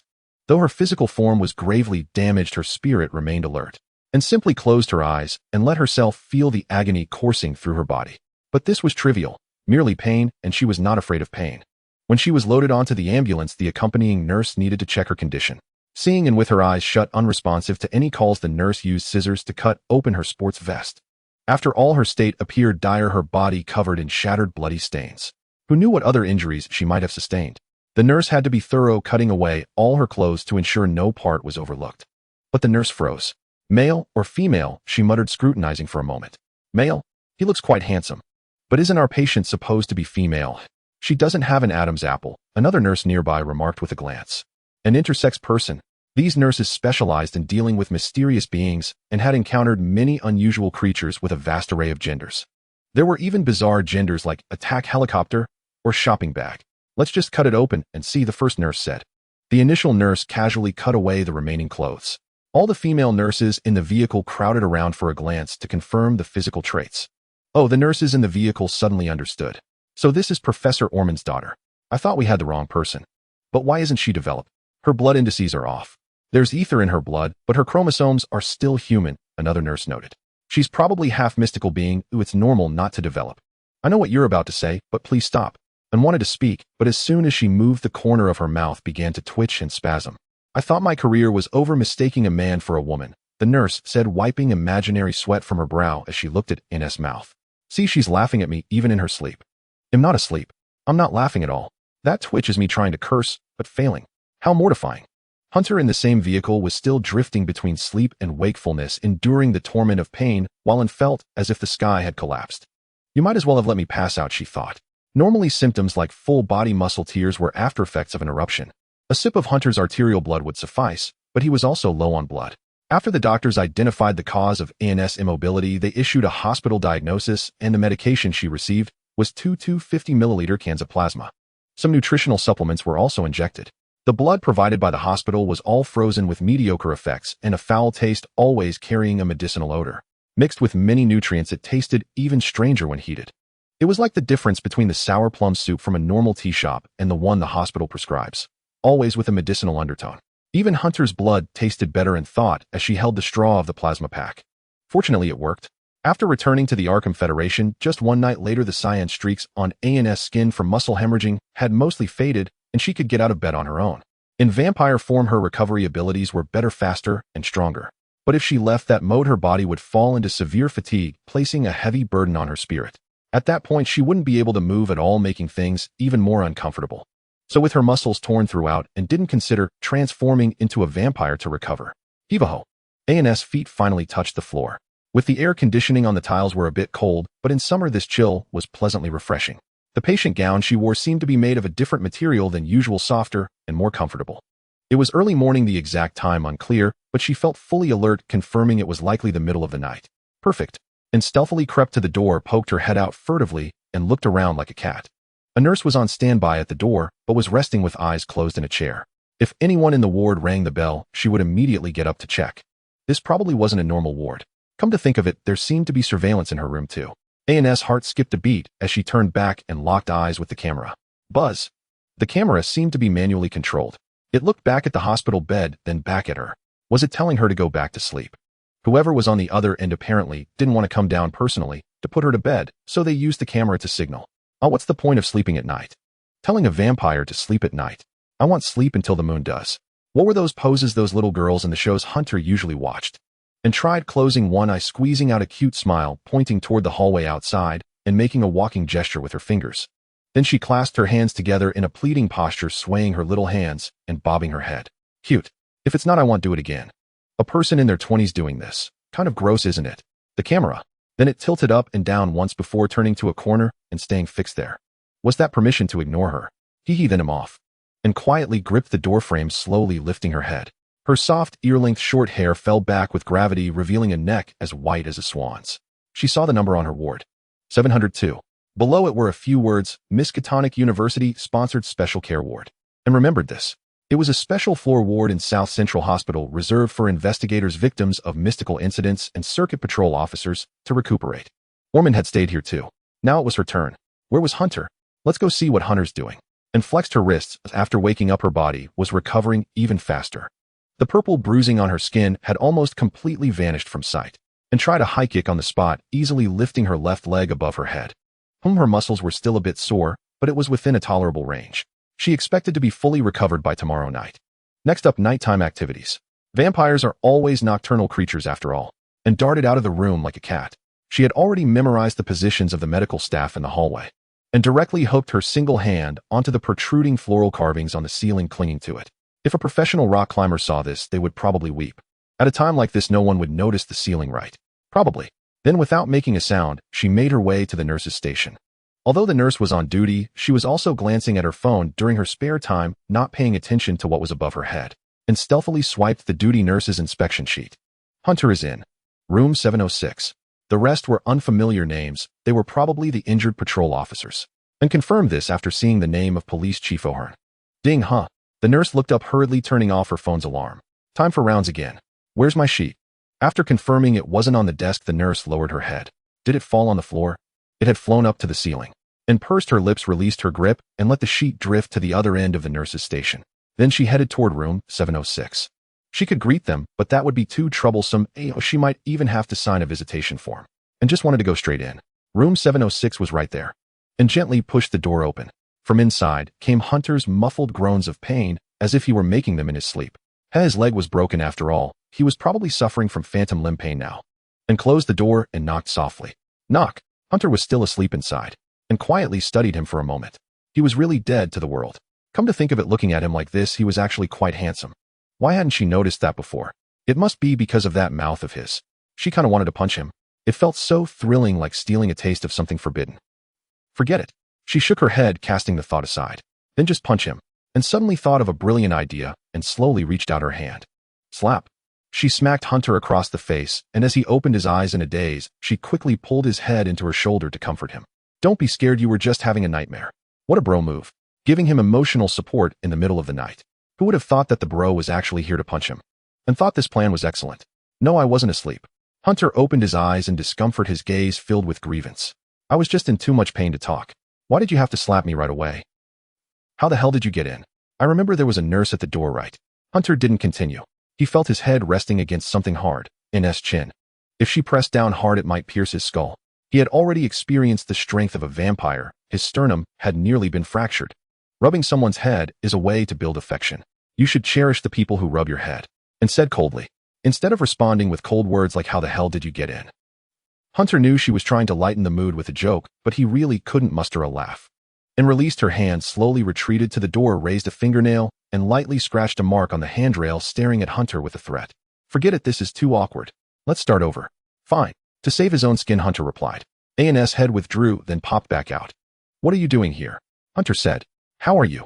Just checking if you're still alive. And clung to the wall, poking her head out as if the previous scene had never happened. She was really oddly adorable. Indeed, both odd and adorable. She was much more cheerful than before, and not so extreme. But she was a bit neurotic now. He wondered who she learned that from. Don't tell me it was from me. Of course I'm alive. If I kick the bucket, remember to shred my phone and computer with a shredder. You mean that e-drive that looks like it uses 1T, but only has 300 GB of content when you open it? You peeked at my computer? Hunter asked weakly. How did you know the password? Isn't the password just my name's initials? And replied with a puzzled expression. You were thinking, how could my computer password possibly be her name's initials, right? Wasn't that obvious? The safest place is the most dangerous one. Yeah, how did you figure it out? I bought another phone and recorded everything. And tossed her hair carelessly. Who knew you'd never change your password? Oh, by the way, I already took your phone and you won't find it. Whatever, you'll never find my computer. Isn't it in the compartment on top of the wardrobe right next to your underwear? Did you think I wouldn't dare touch your clothes? And leaned in closer and said slyly. Cough, cough, cough. Hunter suddenly coughed a few times and fell silent after all. You're not mad. Then I get it. You know my computer and password too, right? And rolled her eyes. You guessed it. Hunter couldn't hold it together anymore and let out a bitter smile. Humph. And seemed to be in a good mood. How are you feeling now? After chatting for a while and sat on the edge of the bed and poked Hunter's arm with her index finger, Hunter snapped back to reality, meeting A&S ruby-like eyes. She was also wearing a patient gown and seemed to be in a fairly cheerful mood. As you can see, him suffering. Hunter stared blankly at the ceiling, his legs already operated on for debridement, now stuck in the same position, unable to move. Phantom limb pain, and I can't do anything about it. Pain wasn't a negative emotion, rather it was an excellent mechanism, so it couldn't be blocked. What was blocked were the negative effects of pain, like passing out from agony. I remember Dagon said you wouldn't leave the town standing up. Ha! Hunter let out a pained laugh. Him flying out lying down, he was absolutely right. On the plane, even the slightest jolt made my legs hurt, as if they were broken. Aren't they actually broken? Hunter lay on the hospital bed laboriously reaching out to press a button to raise the bed into a reclining position. Since he couldn't sleep anyway, he might as well chat with him for a while. You're all energetic again in the middle of the night. Yes, since I can't go out anyway, I thought I'd come see you. And took out her phone, deftly unlocked it, and opened a game. You're just going to hang out here? Live streaming, huh? And he'll order some takeout for you. And pulled open her collar with one hand, revealing her snowy white neck. Takeout. Hunter's heart skipped a beat. Bite down on this. A plastic tube was shoved into Hunter's mouth. Huh. Hunter saw the other end. It was a needle. It was the needle from an 4 drip along with a plastic tube about a meter long. Where did you get this? Hunter asked, holding the tube in his mouth, his speech muffled. Picked it up from the nurse's station on the way. It's still sealed. And felt for the location of his vein with one hand, then casually inserted the other end of the needle into his own neck. Blood began to flow through the plastic tube. Be careful. Don't blow any air into it. That could kill me. Holy shit. Hunter's eyes widened as the mint-flavored blood rushed into his mouth. The tube was thin enough for him to drink slowly. After becoming a blood bag, his sense of taste sharpened. Beyond the metallic tang, he could discern unique flavors in the blood, seemingly different for each person, perhaps due to varying trace elements. Hunter had tried his own blood before. It tasted a bit like chocolate. Normally, wouldn't it be better to stick it in your arm? Hunter asked, his words still indistinct. I want to play games. It'd be inconvenient on my hand. I see. Hunter quietly drank while watching him play games. Wait, that ID looks familiar. And seemed to notice his gaze. Afraid of losing rank, so I used your account. Now I can throw games however I want. So we'll be taking your credit score. Hunter, with the tube still in his mouth, could only manage a few groans. He watched quietly as the girl before him focused on her game in the moonlight. The blood he had drunk quickly took effect. His pain began to dull, and a tingling numbness spread through his feet. It felt wonderful, especially with someone nearby, which gave him a sense of security. The moonlight, the girl. After the grueling ordeal he had just endured, everything felt incredibly precious. There was nothing more comforting than this. It was like waking up at 7 in the morning with Almond making breakfast. He turns and tells you to sleep a little longer. He'll call you when it's ready. Of course, it's fine if you eat later. A light rain falls outside the window, carrying a faint, cool scent. A gentle breeze brushes your face, bringing drowsiness. There is nothing to do today. And also pokes her head out from the bedroom, just like me. The senior brother is in the corner eating some suspicious blue cat food. A harmonious atmosphere. Finally, I can get a good night's sleep. Hunter slowly closed his eyes. The hematopoietic function of vampires is a mystery. After absorbing blood, their bodies can produce more. But regardless of who gives their blood, continuously offering it causes a loss of ether within the body, which is detrimental to health. So after and finished that round of the game, he felt a chill in his hands and feet. How did you? And then noticed that Hunter had fallen asleep at some point, the plastic tube still in his mouth, automatically swallowing the blood. How tired must he be to fall asleep like this? And muttered softly, pulling the needle from his neck. He gently lowered Hunter's bed back to a flat position. He then tucked the blanket around him. Finally, he placed the phone on the bedside table. 1.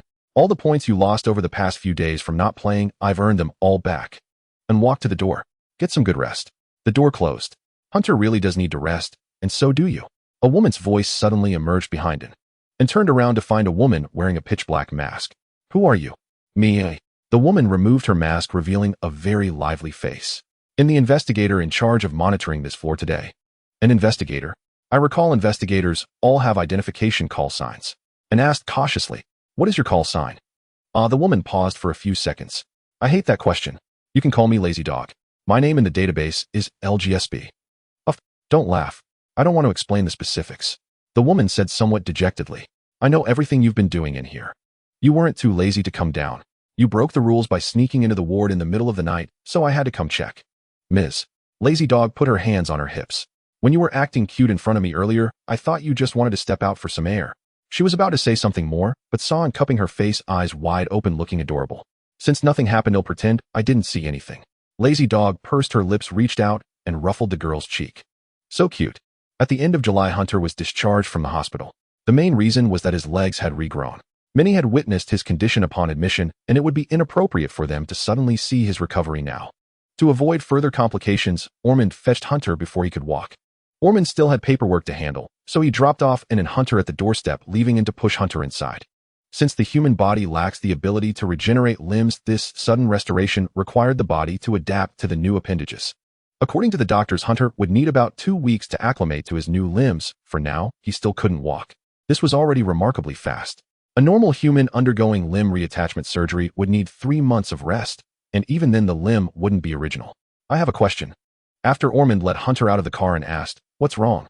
Aren't you heading to the Central Arkham Federation for a report? How long will it take?" "About 2 days. Since this incident involves many people, we need to discuss the disposal of the remaining Deep Ones under Dagon and the handling of the Innsmouth people." Indeed, the Innsmouth people were destined to become Deep Ones, even though Dagon had vanished into the sea. This was a curse. Every night the Deep Ones would come ashore to hunt.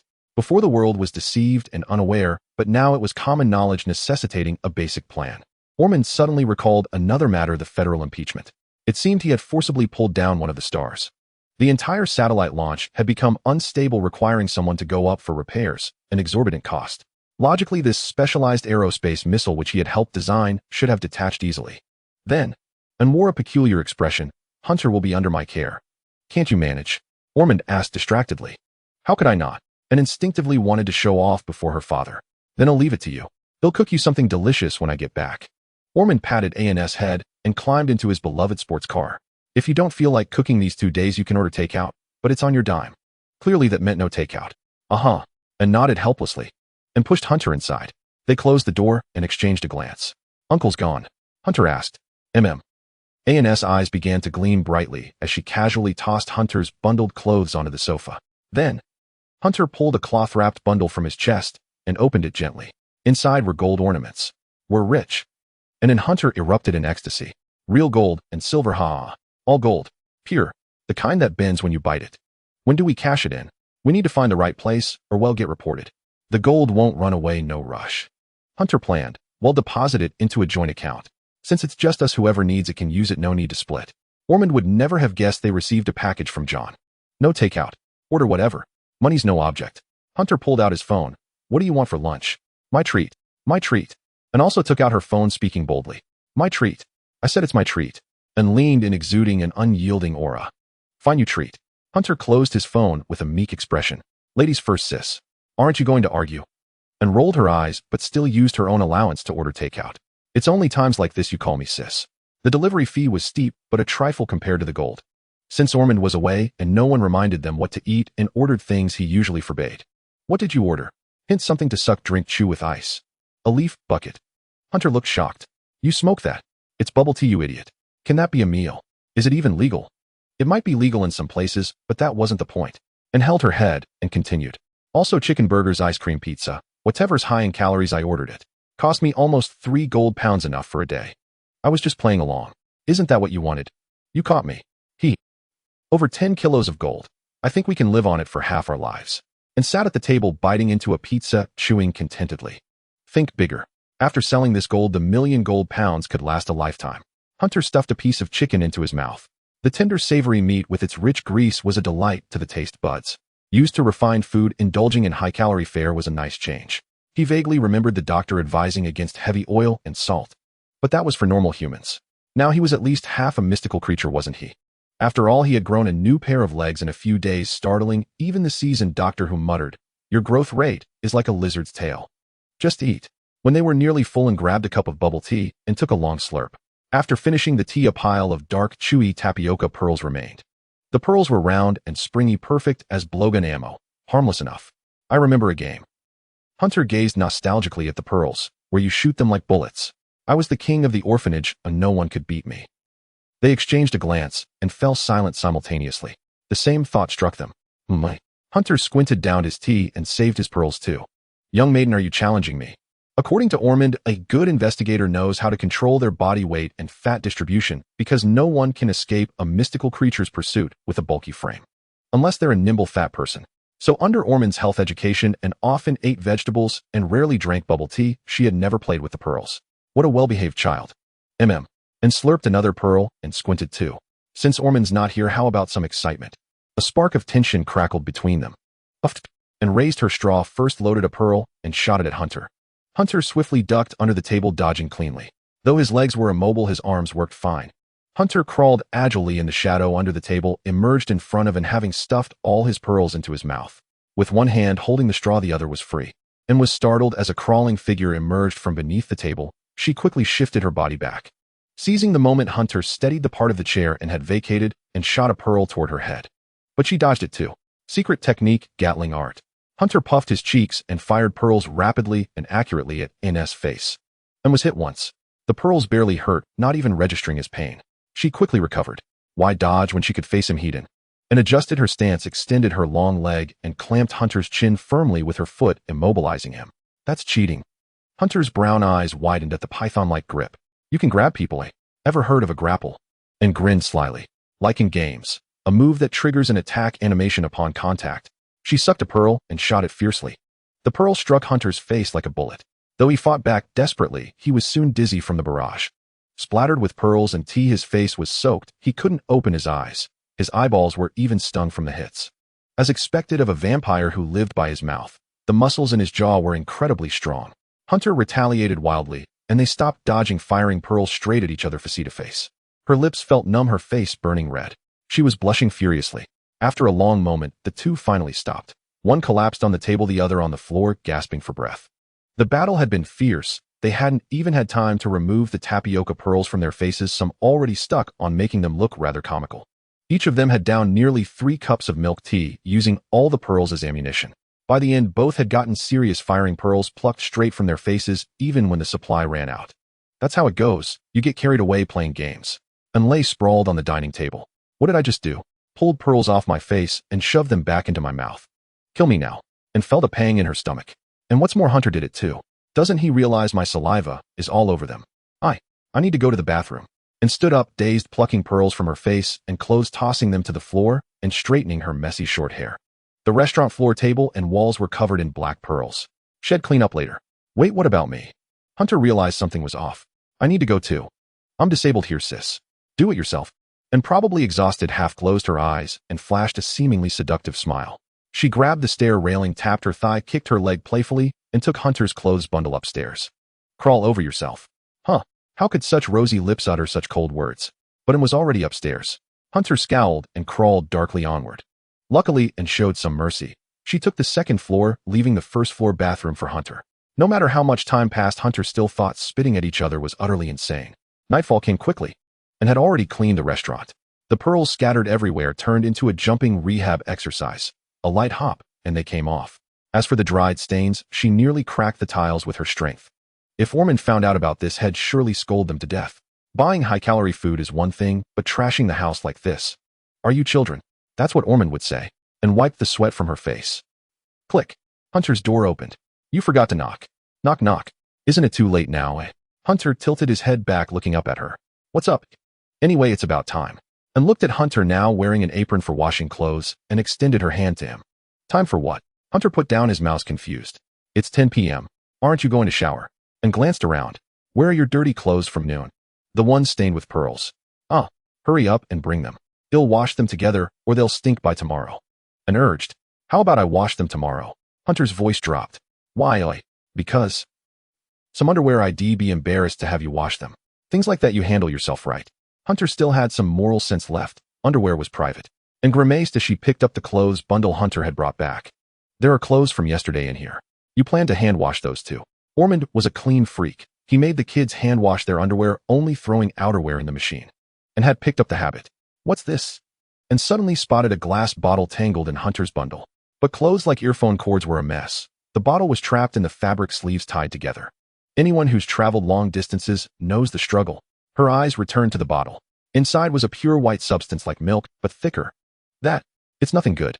Let me handle it. Hunter's face changed. It was the white slime of shipworms had secretly collected. Had heard it was worth something and planned to sell it. Since the stuff dissolves clothes on contact, Hunter had found a glass bottle to store it. It had some cracks, but that didn't matter as long as it didn't leak. Had forgotten about it until the nurse brought it to him. No, let me see. And picked up the tangled clothes and shook them. The bottle tumbled out smoothly. And reached out and grabbed the bottle. But she accidentally squeezed too hard, and the cracks widened dramatically. The bottle shattered, spilling liquid all over the floor with a strange seafood smell. The clothes on the ground emitted faint sizzling sounds. It smelled like oyster sauce. and froze for a second staring at the glass shards in her hand. Why did it break? Sorry. An's ears reddened. I didn't mean to. Is this something important? In the past she would have said, I did it on purpose, deal with it. Hunter paused, recalling something. It's fine. It's probably not worth much compared to gold. Its only use is. Hunter fully turned his wheelchair and noticed something odd about An's clothes. Oh, he remarked. You might want to cover up. The shipworm slime had corroded An's apron, and her clothes underneath hadn't escaped, emitting a colorless vapor, exposing clearly defined abs, and through the torn apron a glimpse of a petite southern hemisphere.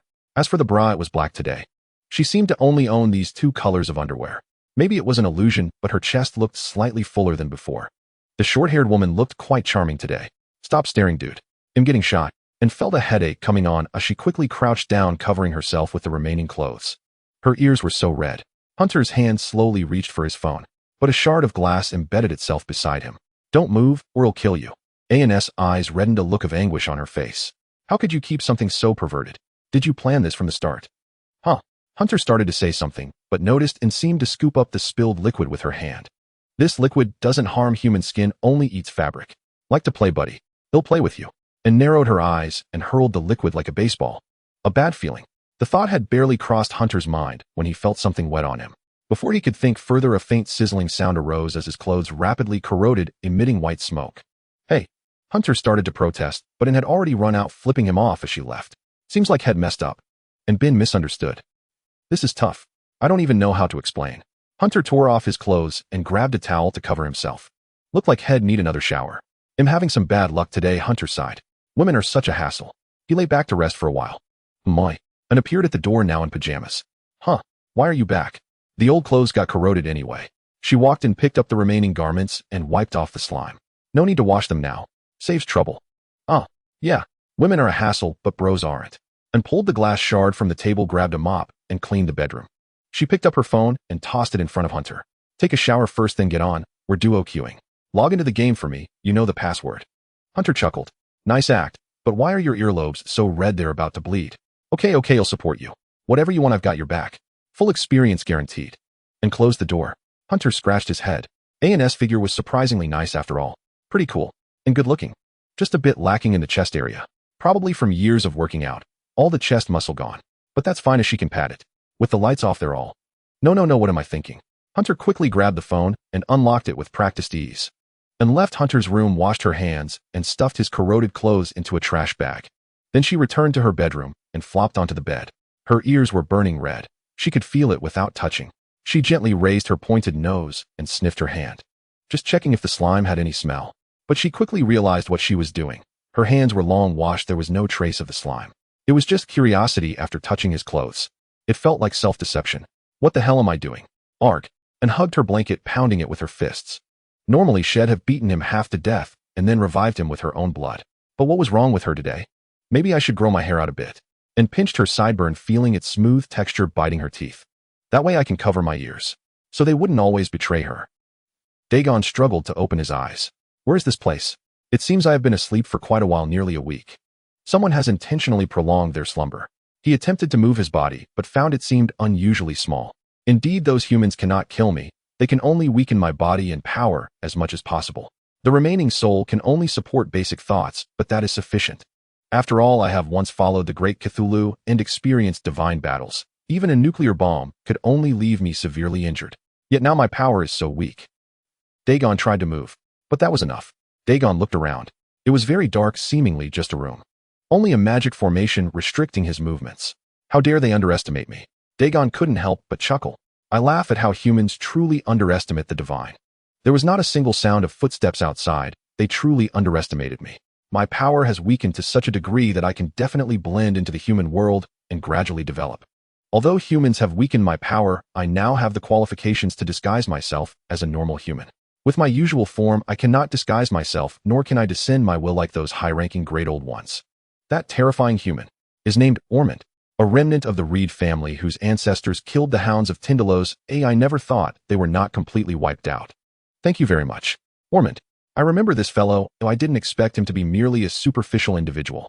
Seeing the tome in his hands, I thought he was a great follower of Yog-Sothoth. It seems he is nothing special. Facing a deity, he is actually unguarded. How bold. Dagon felt his body and stretched out, his ugly scaled skin rapidly expanding, shattering the dark room. A trivial magic formation. Not worth mentioning. The light finally shone in. No matter what traps you have set outside, as long as I have a single limb that can escape, I can develop using anything. Grass. Insects. As long as it is a living thing, it will become my sustenance. Huh. Dagon felt a familiar sensation of suffocation. And a chilling feeling. His body began to freeze, moisture rapidly escaping his form, and his body shattered. Dagon was forced to retract his body into a sphere, preserving his eyes and brain. What? Dagon glanced around while his eyeballs could still move. He saw a beautiful winding silver river glowing like a night lamp. How beautiful! Is this the area the great Cthulhu seeks to conquer? Wait, why can I see this? Dagon, with his severely damaged soul, pondered for a moment. What the hell am I doing here? Is this still the solar system? There is no oxygen, no nutrients, and I cannot recover quickly. Because my soul and body are too weak to traverse space and no one has summoned me, I can only see the faint light that is the universe's last mercy towards me. I can do nothing, I will not die, but it is no different from death. I can only drift slowly in space. No creature anticipates me, no creature offers sacrifices to me. There is nothing to touch. Even if I stretch my body, I am just a larger cloud of dust. The particles of dust in the meteor swarm passing by me are larger than I am. Approaching recklessly would only result in being shattered by the high-speed meteors, which would be even worse. Here every line is filled with the beauty of order, but this beauty has no life, and he does not know where he will drift. He also does not know when he will encounter another great old one, hoping that the other will accommodate his existence instead of devouring him. When will there be hope? Perhaps in the next millennium. Until then, I can only stay in space. I am a deity, oh why have I fallen to such a state? Since nothing has meaning, Dagon stopped thinking. At the end of July, Mr. Orman, I'm here. In a dimly lit room, several masked individuals sat around a circular table with Orman's seat occupying the vacant central position. By the legendary investigator Randolph Carter, we now proceed with a detailed inquiry. The masked figure seated at the head spoke, his chair elevated above the others, creating an impression of looking down upon them. But this held no sway over Orman. Such petty psychological cues wielded no intimidation against a seasoned investigator. Let's be honest, this is an impeachment. Orman retorted. You jest. We have no authority to impeach a meritorious figure, let alone the heir of the Reed family, a renowned lineage of demon hunters. Huh. Orman removed his glasses and closed his eyes. Then let us begin. First, we have clarified the sequence of events, and now we need to pose some questions. Your nephew Hunter was the mastermind behind this incident, was he not? You need to understand the primary agent. It was I who did it. Orman replied calmly. I had two contingencies. The specific plan I believe I have already submitted. Then can you tell us how was the magical array dispelled? Exorcist families always possess some hidden means. This is quite normal. To witness the corporeal form of a deity without losing sanity. Is that normal, eh? If you find it abnormal, that is your concern. Orman shrugged. People's constitutions differ. I find it reasonable, nodded another masked figure nearby. You always find it reasonable because that damned old smoker is your mentor. What you say also makes sense. Then let's move to the next item. The leading masked figure nodded wearily, his voice tinged with bitterness. So I hear you managed to pull down one of the constellations worth 20 billion. Otherwise, would you rather take on Dagon yourself? If you had a better method, why didn't you step up? Orman countered. This is merely a routine inquiry, the leader said, feeling a headache coming on. We are not impeaching. And I am merely responding routinely. Meeting adjourned.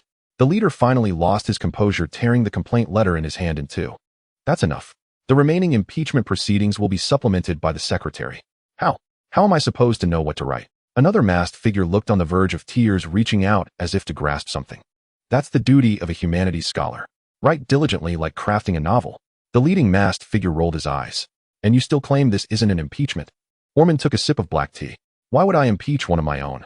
The leader packed up his things and approached him. Where to next? I presume it's to see John. Then he'll expedite your pass. The leader removed his mask, revealing a middle-aged man with white hair. I knew you were a good man, Dean. If I weren't a good man and you summoned a meteorite crashing down, none of us would survive. The middle-aged man picked up his mask and tapped Ormond on the chest.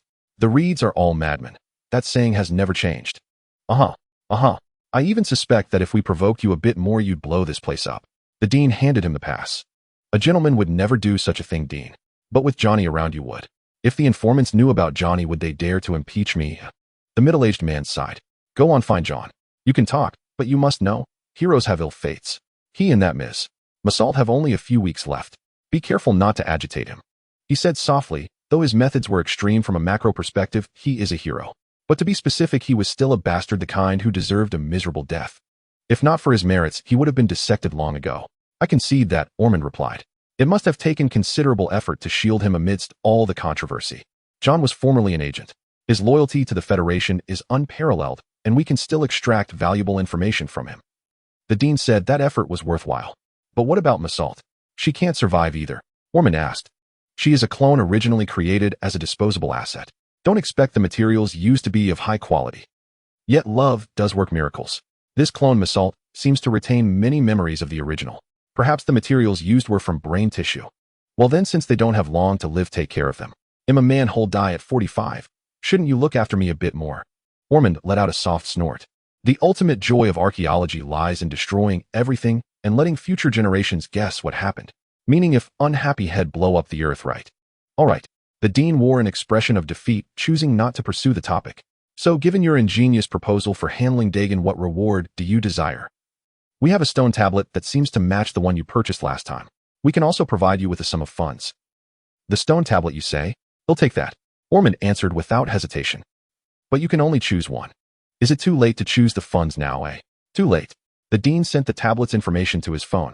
This item to you is priceless. I really want it. Ormond closed his eyes. A week after the incident in Negtown, Hunter finally had some peace. Endless investigations and countless questions had nearly driven him mad. The police came, and then the Miskatonic University investigators followed. Yet there was no help for it. By identity, Hunter was still an ordinary person. Only after enrolling in September would he become a member of Miskatonic entitled to report directly to them. Tell me, what's the point of asking the same question in different ways? It's to see if you're lying. Makes me feel like a criminal. Hunter hoisted himself back into his wheelchair. His legs were immobile these days, but his arms had grown considerably stronger. I want to sleep, he said. Go ahead. I mean, carry me upstairs. Can't be bothered. And lounged on the other sofa. Just recline the wheelchair and rest here. They had been interrogated separately and looked equally haggard. It was like kicking a stone while walking. At the time it felt like nothing, but afterward they had to ask why you kicked it. Back then all she had to do was kick the stone. Now there was so much to ponder. The damn questioning nearly drove and to transform. Hunter felt the same. They even asked about the popsicle head stolen, wanting to know its purpose. Hunter shot back. I needed to wet my throat so I could come back alive and curse you out. That shut them up. Thankfully our gold is still here. They have no idea we have it. Do you have a place to sell it? I do, but I need the right opportunity. Probably soon. They'll have the means to handle it. And replied absently, then suddenly remembered something. By the way, where's your cat? She asked, her half-buried face sinking into the soft backrest pillow. She wanted to pet the cat. The investigators hadn't asked about the cat either. Their questions mostly lingered on Vika. Perhaps the method of attacking Dagon was private, so they didn't press for details. Senior, I called him several times, but he refused to come out. He's probably angry. Hunter still remembered the look in Senior's eyes that day. Sorrow, grief, and fury, all mingled together. How dare you use me as a grenade shield? The cat disowns you. A sorrowful voice rang out. Huh, can cats talk now? Hunter turned his head and saw Anne's half-face buried in the pillow, her eyes curved into a mischievous smile. Why do you have to do voiceovers? Hunter grabbed a pillow and smacked it against Anne's teasing head. Huh, and snorted, caught the pillow, and stacked it on her own. Cats are simple. Try calling him out again with an apologetic tone and a little gift. Soul. Hunter pondered. Dear Senior, I offer you my most sincere apologies. If you come out now, I'll have and take you to feast on the souls of all the city's mice. Why do you get all the benefits while I have to walk the cat? And grumbled. Don't you want to pet him? You can pet him while walking him. It's a win-win. Hunter extended his bony hand, pointing at his legs. Or do you expect me to walk the cat? That's true, but the way you say it just feels off. Meow. Senior nodded sagely and licked his paw. And then Hunter's eyes suddenly fixed on the coffee table. When did you come out? Just now. The orange tabby spoke in a strange tone, sounding like a slightly hoarse young girl. Oh, Hunter sighed in relief, picked up the cat, and rubbed its head. So it was just now. The tabby exposed its belly in contentment. Remember, take me to eat mice. Sure. Aren't you going to question why it can talk? And asked calmly. Even fish can fly through the air now, so why is it strange for a cat to talk? Hunter argued confidently. What's the point of doubt? As long as Senior is fine. Besides, after eating part of a deity's body, talking is the least of it. Hunter looked at Anne oddly. A creature of this level could kill me any time if it wanted. Why bother doubting? Making a fuss over nothing. Normal dream creatures don't speak human languages. It's clearly mutated. And reached out and touched the cat's tail. It was still pleasant, but slightly sticky, as if it clung to the skin for a moment. It seems to have gained some strange attribute. I feel it's dangerous. It doesn't matter. Senior is still senior. And hugged the backrest pillow, sinking into self-doubt. Maybe I'm the one with the problem. In this abnormal situation, and the normal one began to think she was the anomaly. I'm glad you came back. I was really afraid I'd have no cat to pet. Hunter affectionately rubbed his nose against the tabby's head. You lovely little beauty, I adore you so much. I thought you hated me. It was a metaphor, but to the simple cat it wasn't. Just absorbing. The tabby stared at, and its head gradually dissolving into a mass of gray tendrils. What?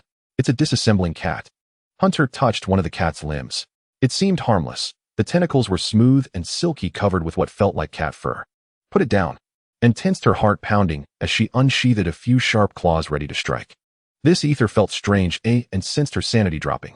It feels so threatening. Has it mutated? The tabby's tentacles kept reshaping and merging into a humanoid form, but it was still amorphous like a slime. And paused, finding it oddly familiar. Looks familiar. It resembled a person, though the chest was flat. Hunter tried to help mold it, restoring it to his preferred size. If possible, a bit bigger here would be better. The tabby finally solidified into a female form. A handsome face, crimson pupils, a body identical to Anne's, but with slightly reddish skin like the cat's original color. Oh, and one more difference: the chest Hunter had molded was unexpectedly full. It was naturally clad in the same pajamas and wore. It looked about to burst. Oh. The female tried to speak, her voice strange at first, but after adjusting her vocal cords. Hello, Hunter. Good afternoon. It was Anne's voice, but the emotion was entirely different. Ethereal, with a perfect figure and an innate aloof charm. Hunter nearly stood up. Not his legs. Oh, great Cthulhu! Hunter clasped his hands. Do you still need followers? Would you mind giving me more bodies? I want to feed them to more dream cats, so I can raise a whole army of models or cosplayers to make money. I revere you, I covet your form. You admire a deity's body. And couldn't keep up. And you'd raise such fearsome creatures just to be models. Let's be brothers. Senior exclaimed, lying on Hunter's chest with a cat-like expression. And froze, and Hunter froze too. But you're a female cat. Female cats can be brothers too. Doesn't that overlap with someone else's persona? Humph. And snorted, her crimson eyes fixed on Senior's form, narrowing slightly as she pondered something unknown. Then there's no choice. How troublesome. The Senior sighed, opened her mouth, and extended her small pink tongue. Slurp.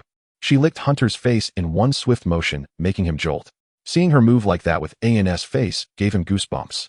Hunter glanced at Anne, who was frozen in shock. Is it mating season? He turned his head and pondered deeply. How does one spay a female cat? He typed those words into his phone. Then let's be husband and wife. The Senior snuggled against Hunter's chest, rubbing her cheek against his clothes before licking his face again. I am the king of the cat tribe in the city of Ulthar within the Dreamlands. I can be whatever relationship you want. But could the cats of the Dreamlands be compared to ordinary creatures? Was there a different term for neutering such beings? Hunter paused. If their king got neutered, would they come after him? After a few seconds of thought, he put down his phone. Dagon was already drained to nothing. What resistance could I offer? Since I can't fight it, I might as well enjoy it. What perfect shape. Hunter felt the pressure on his chest. He sniffed her hair. There was no scent. After all, she was originally a cat from the Dreamlands, only a projection in reality. And watching this whole sequence felt deeply unsettling. Another version of herself was lying in his arms. Ah! What are you doing? And shouted, trembling, finally snapping out of her daze. A strange feeling washed over her. It was as if someone had stolen her phone and wrapped it in a different phone case. Stop. Don't just rub against him. And grabbed the Senior by the collar, lifting her to eye level. Red eyes met red eyes. A plane pressed against a peak. Their noses almost touched. I hate. And growled, intending to say, I hate it when someone imitates me. You want one too? At that moment, the woman with her exact face wore an expression of, I can't help you. Slurp. She licked Anne's face as well. Anne's words caught in her throat. Then we're husband and wife too. The woman said cheerfully, licking her own hand like a cat. And wasn't stupid, as she suddenly understood. Like Hunter, she calmed down. Right. After all, this was just a cat. What did it know of human culture? Even if explained, it wouldn't understand. It just thought husband and wife was a close bond, so it used that term. She looked at Hunter, who wore the same calm expression. Her mind suddenly felt broadened. Just a cat, even in human form, was still a cat. But it seemed to have forgotten how someone had been thrilled at the sight of a cat girl earlier. Hunter looked away. And gently hugged the Senior, patting her head. All right, husband and wife it is. But stop licking everything. Meowed. After all, it was her own face, and a perfect body at that. And held tighter, closing her eyes with a slight frown. So this is what it feels like to have big ones. Before she could savor it more, the woman's body began to ripple, like slime, reverting to her cat form. So the transformation has a time limit. Hunter rubbed his chin. If I want to see more, I'll have to hurry. Hurry your head. The Senior yawned, transformed back into a cat, and curled up on An's lap. Calling you senior brother doesn't feel right anymore since it was just a random name. Hunter scratched the orange cat's head. You must have your own name. A name? It's a bit long. The cat turned its head. Transliterated, it should be Pablo Diego Jose Santiago Francisco de Paula Juan Nepomuceno Crispiniano de los Remedios Cipriano de la Santísima Trinidad Maria Paricio based. Why is it so long? Hunter seemed choked. Because every cat king inherits the name of the previous one, so it keeps growing. How do you introduce yourself then? In the Relaya language, names are instantly understood, so length doesn't matter. The cat explained. Let's call you senior sister. Sounds better than senior brother. Hunter decided. Wait, are you sure about senior sister? And asked. I thought it was a male cat at first, so I called it senior brother, Hunter replied, puzzled. Since it's female and can turn into a woman, senior sister works, doesn't it? Actually, it's very problematic. And lowered her head, struggling to face Hunter's taste in naming. Your naming sense is as terrible as that brat number 1. And thought. He even named his account brat number 2. Stay calm. And tried to restrain herself. Whatever, it's just a code name. Are you sure not to call me based? The cat replied weakly, hesitantly. Senior sister want to go eat mice later? And we'll take you. Meowed. The cat's eyes suddenly lit up, turning into slitted pupils. Truly a single-threaded creature. Food makes it forget everything. And shot at a disdainful look, then stared blankly out the window. Someone seemed to be at the door. She already guessed who it was. Click. The door opened to reveal Ormond looking exhausted. Kids, I'm back again. Wait, why did I say again? He shook his head. Dad. And held up senior sister. Look, senior sister. All right. Ormond set his bag and coat on the sofa and took the cat. Long time no see. Ormond rubbed the cat's head. By the way, when did the orange cat change its name? He remembered it being called senior brother. Before Ormond's eyes, the orange cat quickly transformed into the woman from earlier. He froze, never expecting a mysterious creature to appear at home. Wait, he knew the orange cat was mysterious, but he didn't expect it could shape-shift. Program not responding. Yexi. Mature human. I remember you. Senior sister leaned in and licked the unresponsive Ormond's face. We're husband and wife now? Moi. After licking, senior sister stuck out her tongue, uncomfortably making a face like an in vampire mode after eating garlic. It smells like smoke, she said. Cats don't like it. I told you not to lick people. And rushed over in panic, pulling senior sister away before she could go further. I'm taking her out to find mice. But his scent is so familiar. Still not allowed. Walk. And quickly dragged senior sister out the door, trying to knead her back into cat form. Fortunately, senior sister's body was as malleable as clay and easily compressed into a ball. Uncle. Hunter tried asking. Are you okay? Ormond's face twisted as he looked at Hunter, his hand clawing at the air, randomly, goosebumps clearly rising on his arms. His mouth slightly opened as he wiped the saliva off his neck. His face slowly morphed into the expression of the famous painting The Scream. Husband and wife. Fu-fu-fu-fu-fu-chi. He seemed seriously frightened. Hunter squinted, pulled out his phone, and started recording. The sound of a terrified middle-aged man echoed from No. 53 of the wealthy district. The backyard. This was a place steeped in sorrow. For centuries, countless dead had been buried here. Some were humans who resisted the sacrificial rites and were tortured to death, while others were cenotaphs for those who had been sacrificed, leaving only their clothes behind. Which category do you belong to? A seemingly unremarkable figure with gray hair and gray eyes appeared here, murmuring softly to himself. Because his presence was so faint, those around him subconsciously overlooked him. Vika placed the nutrient tube between his lips and sipped slowly. He had slipped away from Hunter and the others earlier, knowing that his identity was like that of a rat. He could not appear in public. Actually, it shouldn't be called a rat, but rather gold, for his identity was worth £1,000,000 gold pounds. Many investigators had arrived here. The scholars' church members should have withdrawn. Even the moderates were not fit to be seen in the open. Yet even a rat has its own warm corner.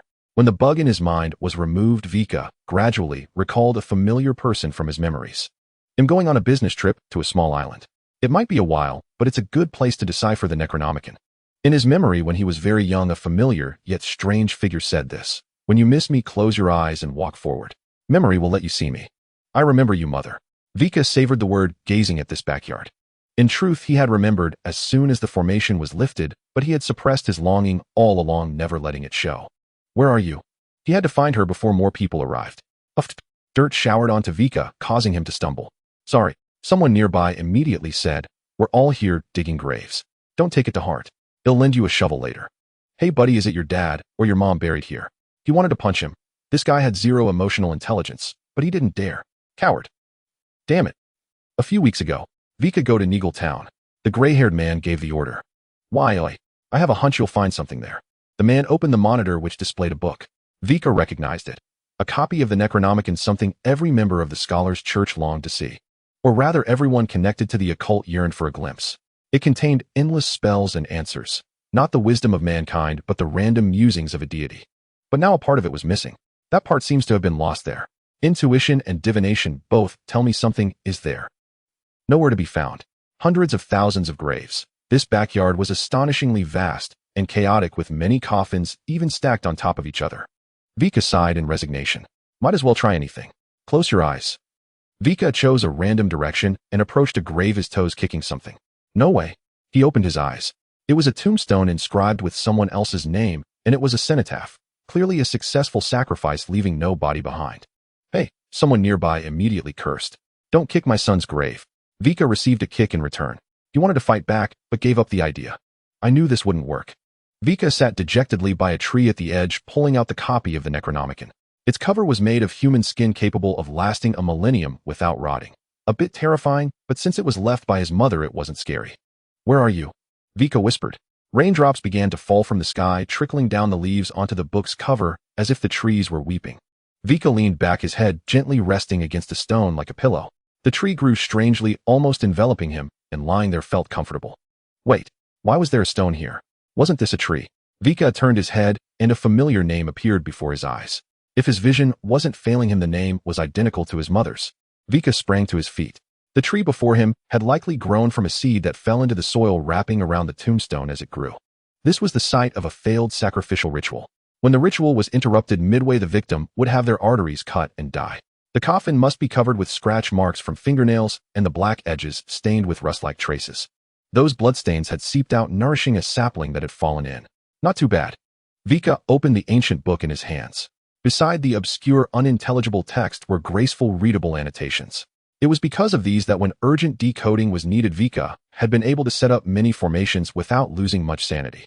The excitement back then came from finding his mother's relic. The calm now came from finding her coffin. He placed several candles beside the grave, a ritual of the Scholars' Church. If the candles burned continuously for a time, they could bring peace to the deceased. But the heavens were unkind. A drizzling rain began to fall over the cemetery, and soon his gray hair was adorned with tiny, glistening droplets. It seemed even the heavens were against the ritual. Vika showed no panic. A few raindrops landed on the candles, but they did not extinguish. Because the candles were waterproof, completely unafraid of the rain, one candle was as strong as 6. I'm taking you home, mother. Vika smiled, his memory flooding back with many things. No one can stop me from taking you home safely, not even the heavens. Good night. In early August, during the peak of summer heat, Ormond walked into a dimly decorated tea house under the guidance of a waiter. The air here was much cooler. Although there was no air conditioning, it remained refreshing. Ormond buttoned up his collar. This was a relatively secluded place. The tea house was open to the public for tea and wine tasting, but further inside were private areas suitable for business discussions. At the innermost part, there was a room reinforced with heavy steel plates, and this was Ormond's target. This was Johnny's tea house.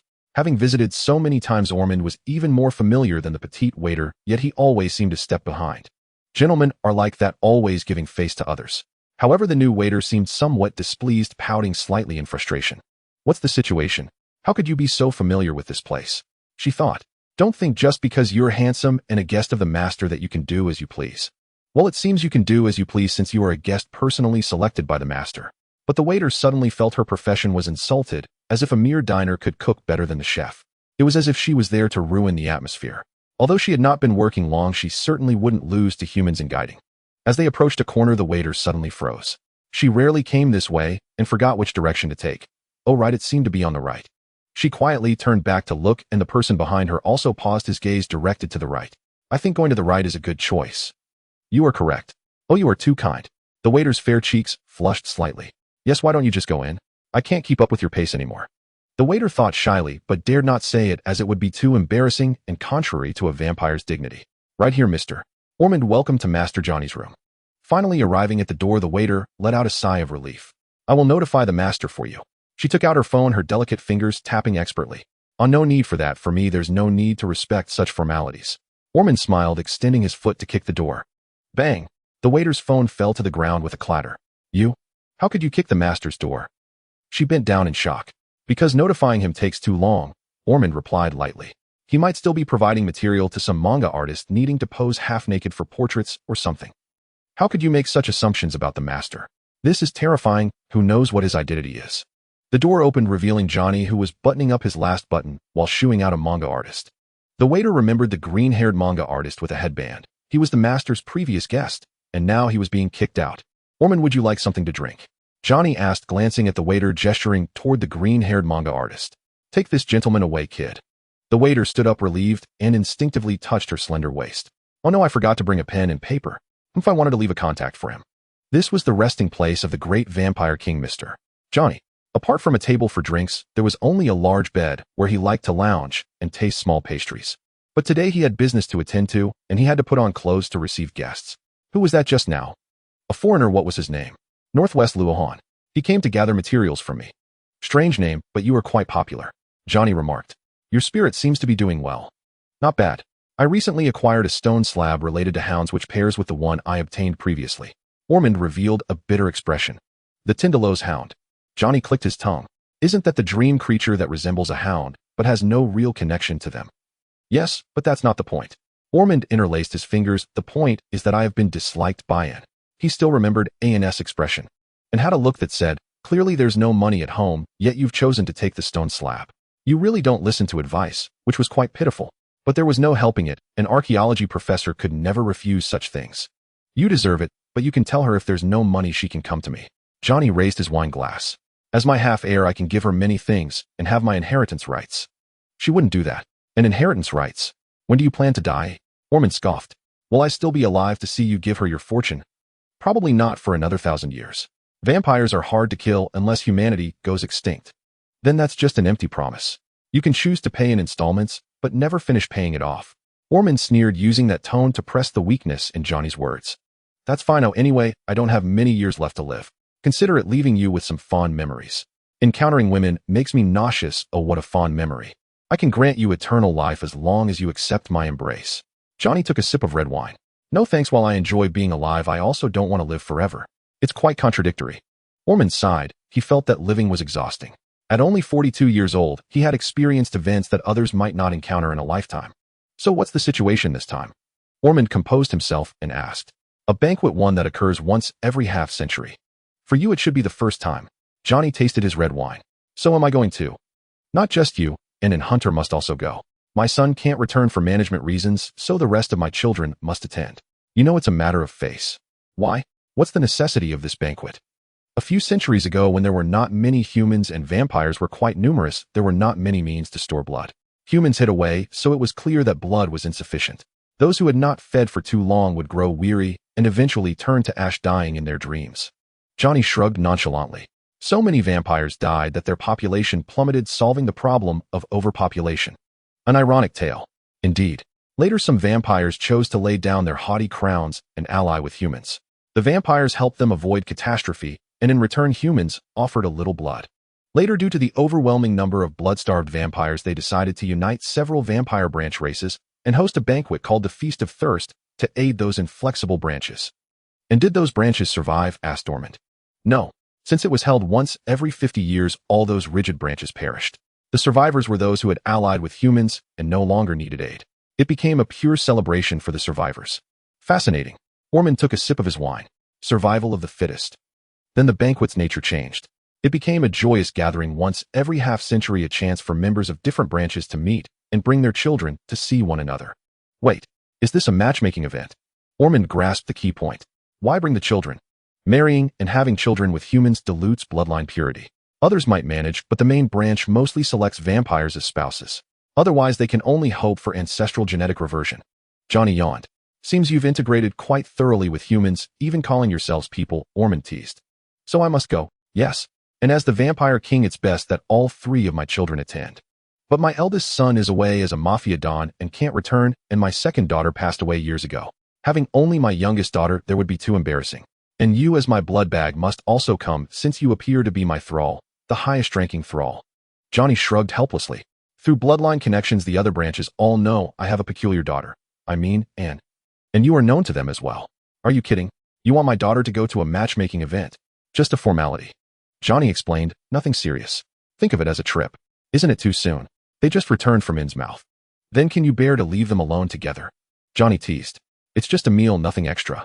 Seeing Ormond's still hesitating, Johnny decided to add fuel to the fire.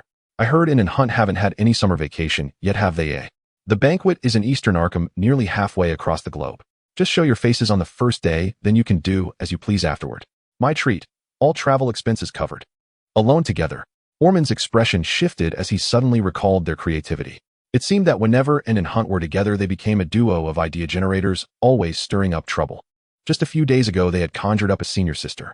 Terrifying. She looked eerily like and with a prominent figure. For a moment, Ormond thought, and had licked him. Though having the children close was nice, such sudden surprises were too frightening. Children. Would those two next conjure up a child for him? Ormond dared not imagine. They'll ask them when I get back, he said, leaving room. If they don't want to come, I can't force them. They will. Johnny narrowed his eyes, recalling something, and picked up his phone. Because In is not only your daughter, but also mine by blood. Nighttime. After dinner. In's bedroom. And sat solemnly on the chair, slowly turning around. Dad just asked, should we go to this banquet? Such a hassle. Can't we skip it? Hunt looked away, stroking the cat in his arms. In a Cthulhu-esque world, not wandering around was the wise choice. Until his legs could run normally, staying home was the best option. Hunt had no desire to be taken down by a mysterious creature because he couldn't flee. That would be too humiliating. But there's a problem. What problem? You don't think just anyone can easily handle that much gold, do you? And wore a troubled expression, tapping her finger on the armrest. Tap. You mean? Hunt's expression turned odd. The person you mentioned who could take the gold is the vampire family. And pulled out her phone and scrolled to her chat history with Johnny. If we bring the gold to the banquet, they'll buy it from us at 20% above market price. And if we don't go, the deal's off. You'll have to sell it yourself. And made a disgusted face, speaking irritably. That tone is so annoying. Can we sell it on the black market? Such things are hot potatoes. The gold ornaments of the Innsmouth people are cursed. Only after the curse is lifted can they be melted into gold. Ordinary people can't handle them. Meow. Senior sister enjoyed the massage contentedly. Suddenly she transformed into a human and licked Hunt. Why do you always turn into me? And stared at the perfect bosom. Hunt had shaped her eyebrow, twitching almost imperceptibly.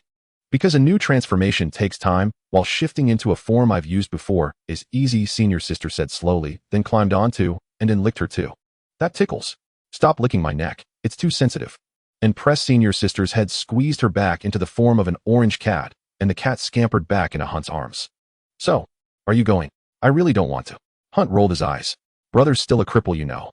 If you don't go, I won't either. My condition is that you have to come. Why? Because you're my blood bag. They say it's embarrassing to attend this banquet without a blood bag. Like wearing clothes without any adornment. But I want the money, Hunt chimed in. Then you have to go. Will you? And turned her head. No. It was just gold that couldn't be spent. No big deal. Hunt wanted to deny it, but reason prevailed. It was a big deal. A matter of whether he could live comfortably for the rest of his life. Hunt recalled the mornings in Innsmouth when he could eat freely, the fondest memory of his time there. Once you've seen the light, you can't stay in the dark. The food there was truly delicious. I want to eat steak with ketchup, but I can't afford it. It's not like I can just run to the farm and bite into a living wagyu to taste that rare medium flavor. He thought. His uncle, a professor with a six-figure salary, squandered it all on broken stone tablets. Staying with him would lead to starvation. This was a serious issue. Hunter's face tightened. Then Il declined, and said, picking up her phone to send a message. Her phone was stopped, and looked up to see Hunter staring at her intently. I have a bold idea, though I want to take it back. I think I already know. Let's do this one job, and then quit, he said solemnly. I knew it, but why does it sound like a heist? And crossed her legs and leaned forward. We're making a legitimate transaction, not robbing anyone. Fine, after this I can live off the interest, and skip Miskatonic you entirely, Hunter replied. He couldn't help glancing at AN's clothes. Utterly destitute. Why do you always look like you're retiring from the battlefield? Have you forgotten the family curse of dying before 45? Without studying this, you won't live to a ripe old age. And casually slapped Hunter on the head. So let's get the money first. Hunter leaned back in his wheelchair. When's the banquet? All right, it's in 2 days. Someone will pick us up tomorrow morning. The location is in the eastern part of the Arkham Federation. And deleted the rejection message from her phone, nodded knowingly, and looked at Hunter with a hint of sarcasm. She leaned closer, her nose nearly touching his ear.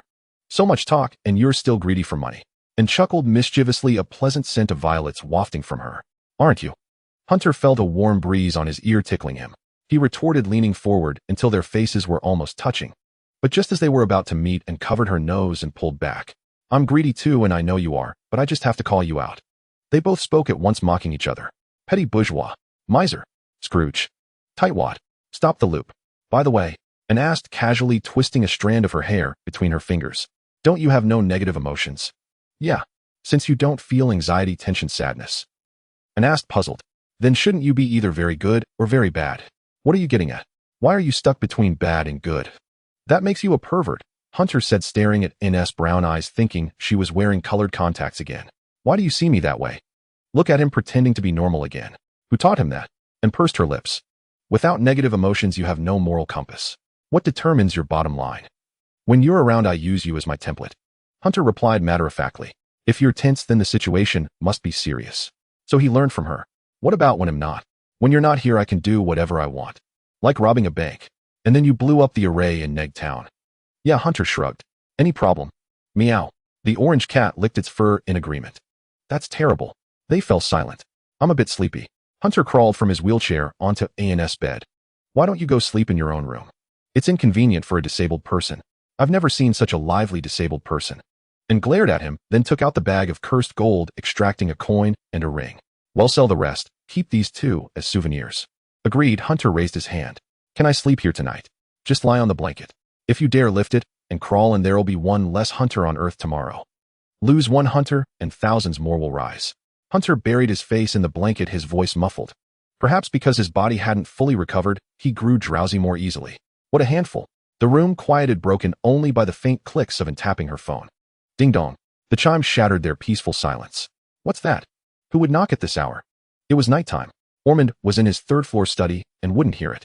Hunter was disabled and asleep, so she had to check. AFK, you guys play on. And type to her teammates. No, this is a promotion match. Oh, I see. Sorry. After typing, and closed the game and slowly slid out of her chair. Why did this feel so wrong? So malicious. Never mind, it must be Hunter's fault. She learned it from him. And tiptoed downstairs and opened the front door. She hoped it was a burglar so she could have some fun. With that thought, she opened the door. Before her was a familiar yet strange sight. A wheelchair. A wheelchair knocking.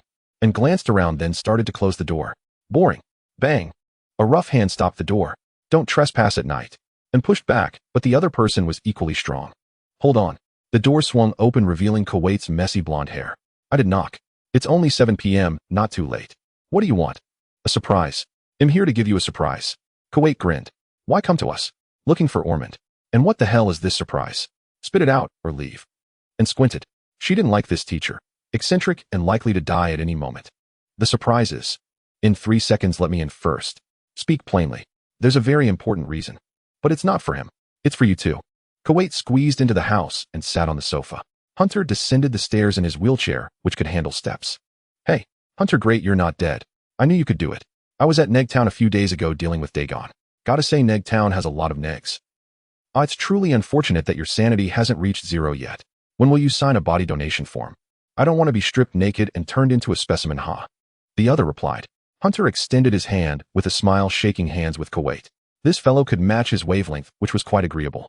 Long time no see, teacher Kuwait. Oh, my dear student, nice cat. Kuwait reached out to stroke the cat in Hunter's arms, offering a casual compliment. What's wrong with you? Hunter asked, feigning ignorance. Ahem. Kuwait felt as if he were hallucinating, like after smoking something strange. He seemed to recall the sight of that corpse he had once stared at directly. With a smile, he slowly walked over to the sofa. He sat down calmly. Why has my sanity decreased? Kuwait asked, his smile unwavering. He pulled out a test tube he carried with him, uncorked it, and took a sip of holy water. Your hands are shaking. Hunter watched as his trembling hands caused the holy water to spill. Kuwait had never expected to encounter a mysterious creature in his student's home. Who told you to mess with things? Hunter picked up the cat. A creature from the Dreamlands. From the cat clan of Ulthar. You know quite a lot. You keep it. You can actually come across such a creature. Yes. As expected of my student. Well, the atmosphere was a bit awkward, but it didn't matter. Kuwait quickly reverted to his cheeky demeanor, rubbing his hands together like a lecherous fly. Anyway, I should explain beforehand, this year I only have 2 students in my class. Those other fellows can barely meet my requirements. Indeed, the quality is too poor. Hunter nodded in agreement, which Kuwait found gratifying. This kid's brainwaves really did match his own. You start off by making people lose sanity. Once their sanity runs out, they go mad. Isn't that scaring everyone away? And complained. Exactly. Hunter nodded. Showing people the corpse of an ancient god one has gazed upon, it's a wonder you haven't been reported. Which side are you on? Kuwait seemed taken aback. Regardless, and is right. To save his own skin, Hunter turned to reply. With so few students, will the semester still start? And asked. Of course, isn't that better? Investigators are scarce to begin with. Graduate supervisors work with small groups. It's the limit for one advisor to handle 5 students. Kuwait's eyes widened as he forced a smile. Besides, as your teacher, I will pour all my love into the 2 of you, all right? That was somewhat nauseating. Other teachers handle 5, but you only teach 2. Are you sure it's not to slack off? Hunter asked. You can't say that. I have to make a living too. Please leave. And stood up and opened the door. You're too disgusting. They'll tell my dad I want to drop out right away. Don't say that. People in occult studies just aren't used to interacting with normal folks, and their minds are usually a bit off. I'm no exception, just particularly low on emotional intelligence. Quite self-aware. You know that. Kuwait quickly walked to the door and dragged in a black wheelchair. Check this out. Hunter, I was on a business trip a few days ago and couldn't visit you, but I asked the engineering department to build this wonderful thing. I heard you'd be in a wheelchair for a while, so I decided to give this to you. It's a wheelchair, isn't it? Hunter asked. What's so special about it? Look, a phone mount. Kuwait pulled out a stand. And then, oi, this stand unfolds. Kuwait extended the stand, pulled a pistol from his waist, screwed on a silencer, and placed it on the stand. It fit perfectly. It can also hold firearms. Anything on the market except for sniper rifles can be used. And there's an eye tracker. Kuwait put on a pair of glasses, and the pistol on the wheelchair immediately began to swivel left and right. Shoot by glaring aim where you look. Bayou. The pistol made a barely audible sound, and the bullet zipped out through the gap in the open door. Awesome. Hunter's eyes lit up. Where did you get a gun? And asked, frowning. She hadn't seen how Kuwait produced it. Just a little magic trick. Kuwait didn't elaborate, but continued to open the back of the wheelchair. Here it can spray nitrogen. You can pre-fill it with nitrogen or use the drift start mechanism to absorb power and use it. It can even propel with flames, and it even has a cigarette lighting mode. We don't need those things, especially the cigarette lighting mode, and replied coldly. There are no smoking adults here. Come on, I learned to smoke from Mormon. That's called a bad habit. All right. Let's get back to the wheelchair. Watch the speed. Our wheelchair speed limit is within 15 kilometers per hour, but you can't just pull out this speed limiter box and toss it away. If it ends up speeding to 150 kilometers per hour, that's not my concern. Kuwait tugged at a black wire on the side. Note this thing comes off with a single pull. What use would a wheelchair have for such high speed? And making it so obvious, wasn't it just inviting people to drive fast? A few veins bulged on AN's hand. What kind of black technology is this? Hunter exclaimed in admiration, a flame-throwing wheelchair. That's so cool. Right. The Miskatonic University Engineering Department. Ask for anything, and they'll build it for you. Kuwait replied proudly, his grimy face beaming like a chrysanthemum. It can even self-destruct. Only 2 people's voices in the world can activate that program. Guess whose? And grabbed Kuwait by the shoulder, a serene smile on her face. We need to rest now. Could you please go back? It felt like staying any longer would put his life in danger. So early. Kuwait muttered as he walked to the door, then suddenly remembered something. He said to Hunter, that wheelchair can also turn into a simple bed. It won't shake no matter what. Use it as you see fit. Oh, and when you come to school, it'll teach you the elder sign. That kind of spell. You've seen plenty of them in the town of Innsmouth, haven't you? It's really fun. Don't pinch me. Ouch. Kuwait yelped in pain as and grabbed his arm and pulled him outside the door. Click. The door closed, and turned to look at Hunter, and their gazes quickly fell upon the wheelchair. And this wheelchair, could I? Hunter looked at the wheelchair, his eyes gleaming. What a treasure. No, leaving something like this here will only take up space. And since it's a gift from that madman, it absolutely cannot stay. And squinted her eyes and placed the wheelchair by the door. First thing tomorrow morning, I'm dismantling it and throwing it out. Kuwait said it might even explode. That makes it even more impossible to keep. Hunter showed a regretful expression. What a pity. No pity allowed, and stared at Hunter warily. If that lunatic's creation explodes in our home, do you know what the consequences would be? Indeed, in just another week his legs would be mobile again, so there was no need for such a high-tech wheelchair. Yet he couldn't shake the feeling of a twitch in his right eye. Why? Hunter slowly maneuvered the wheelchair up the stairs, seeing his sluggish pace, and simply lifted him up with one hand. Well, it couldn't be Nyarlathotep thinking of me, Hunter mused, idly, feeling An's immense strength. Truly the neighbor's daughter had grown up, strong enough to uproot mountains, her spirit overshadowing the world. I told you I would make you wear it. Late at night, Hunter closed his eyes in bed, drifting into a half-awake, half-asleep state. In the space of his mind, Nyarlathotep's figure emerged like spilled ink. With a mischievous tentacle, it gently picked up the mask in its hand and pressed it onto Hunter's face.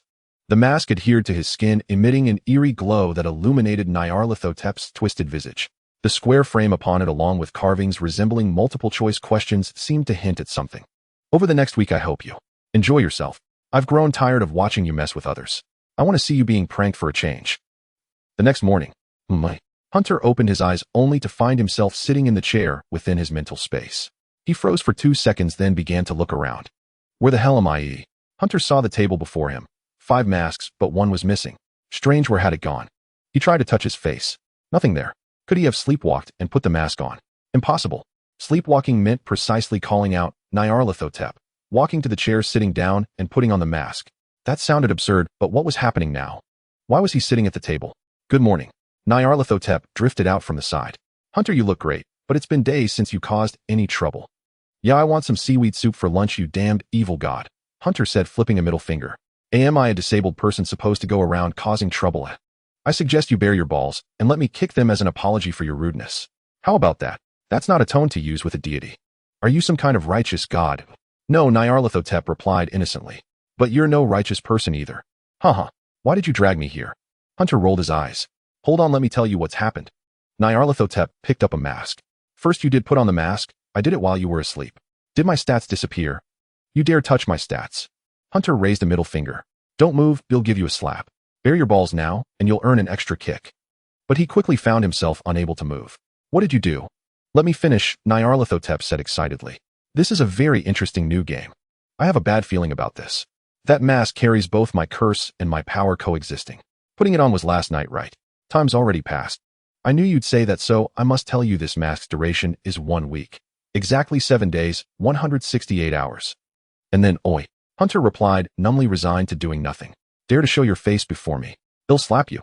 The mask's ability is to present you with random multiple choice questions at random times. You must choose, and there's a chance you'll gain some fun abilities to spice up life. This was too malicious. What if I don't choose? Huh. I knew you'd say that. I know you're not even afraid of death, so I've set up a program for you. Nyarlathotep spread countless tentacles and slowly exhaled. Hunter immediately felt himself plunged into an illusion. First, you'll strip naked and show your body to everyone you meet. Then you'll take your phone and upload every image to the internet, including your secret folders and everyone you follow on certain apps, all exposed. Everything played out in Hunter's mind as if it were real. Stop. Hunter struggled, seeing it all in the illusion. Just kill me now. Let me leave this world with my dignity intact. No, you can't die yet. You're great. Oh, I like you too much. Nyarlathotep turned serious. Besides, I used your stats without permission, and I must reflect. So after this week, I'll give you compensation. I am a fair deity. An evil god. I'll give you double the stats. The kind that lets me use a mask twice. Hunter paused. Really? That generous? Yes, 100 each time, twice indeed. This is my compensation. But during this mask's duration, you won't accumulate any stats. Nyarlathotep spoke calmly with an air of ancient wisdom. You barely qualify as a good god. For 2 minutes. Nyarlathotep smirked. Well said. I'll give you a limited time return of something nice. What? It'll restore your negative emotions. When making choices, you'll experience all your emotions. DLA. Nyarlathotep's tentacle grasped Hunter's hand, looking at him eagerly. Whatever. I don't think having negative emotions will affect me much, especially since it's only during choices. Shouldn't last even a minute. Hunter stared blankly at the other, knowing there was a catch. The question was, what could he use to refuse? Deal. Hunter rolled his eyes. Go back. This will be a wonderful week. I can't wait to see you make a fool of yourself. Struggle, little toy. As Nyarlathotep uttered the last word, the restraint on Hunter vanished. Seizing the moment, Hunter opened his mouth. Screw your toy. It'll smash your face in. Hunter opened his eyes, shouting the first words of the morning. How detestable. That guy always looked like he deserved a beating. He threw a fierce punch, but found the person before him was Ormond. Unable to pull back in time, his fist turned into a palm, gently stroking Ormond's cheek. Huh. Ormond frowned in confusion, asking worriedly, have your preferences changed? Since Hunter's leg had not yet healed, he came to help Hunter get out of bed. Hunter realized he had inadvertently harmed a comrade. Sorry, uncle, that was sleep talk. Hunter replied. Also, my preferences are normal. I just dreamed of something I shouldn't have. It's fine, I'm used to it. Ormond stood up, revealing a suitcase nearly as tall as a person behind him. Used to it? What kind of remark is that? I bought a new suitcase. Since you're not mobile, it'll help you pack. Huh. Are we leaving today? Yes, the city we're going to today is called Benia City.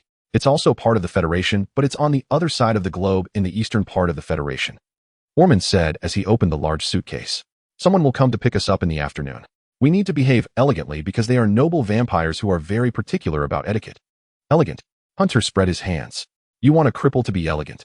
Should I bow or what? I mean, keep your mouth elegant. Don't offend anyone suddenly. They are Johnny's people.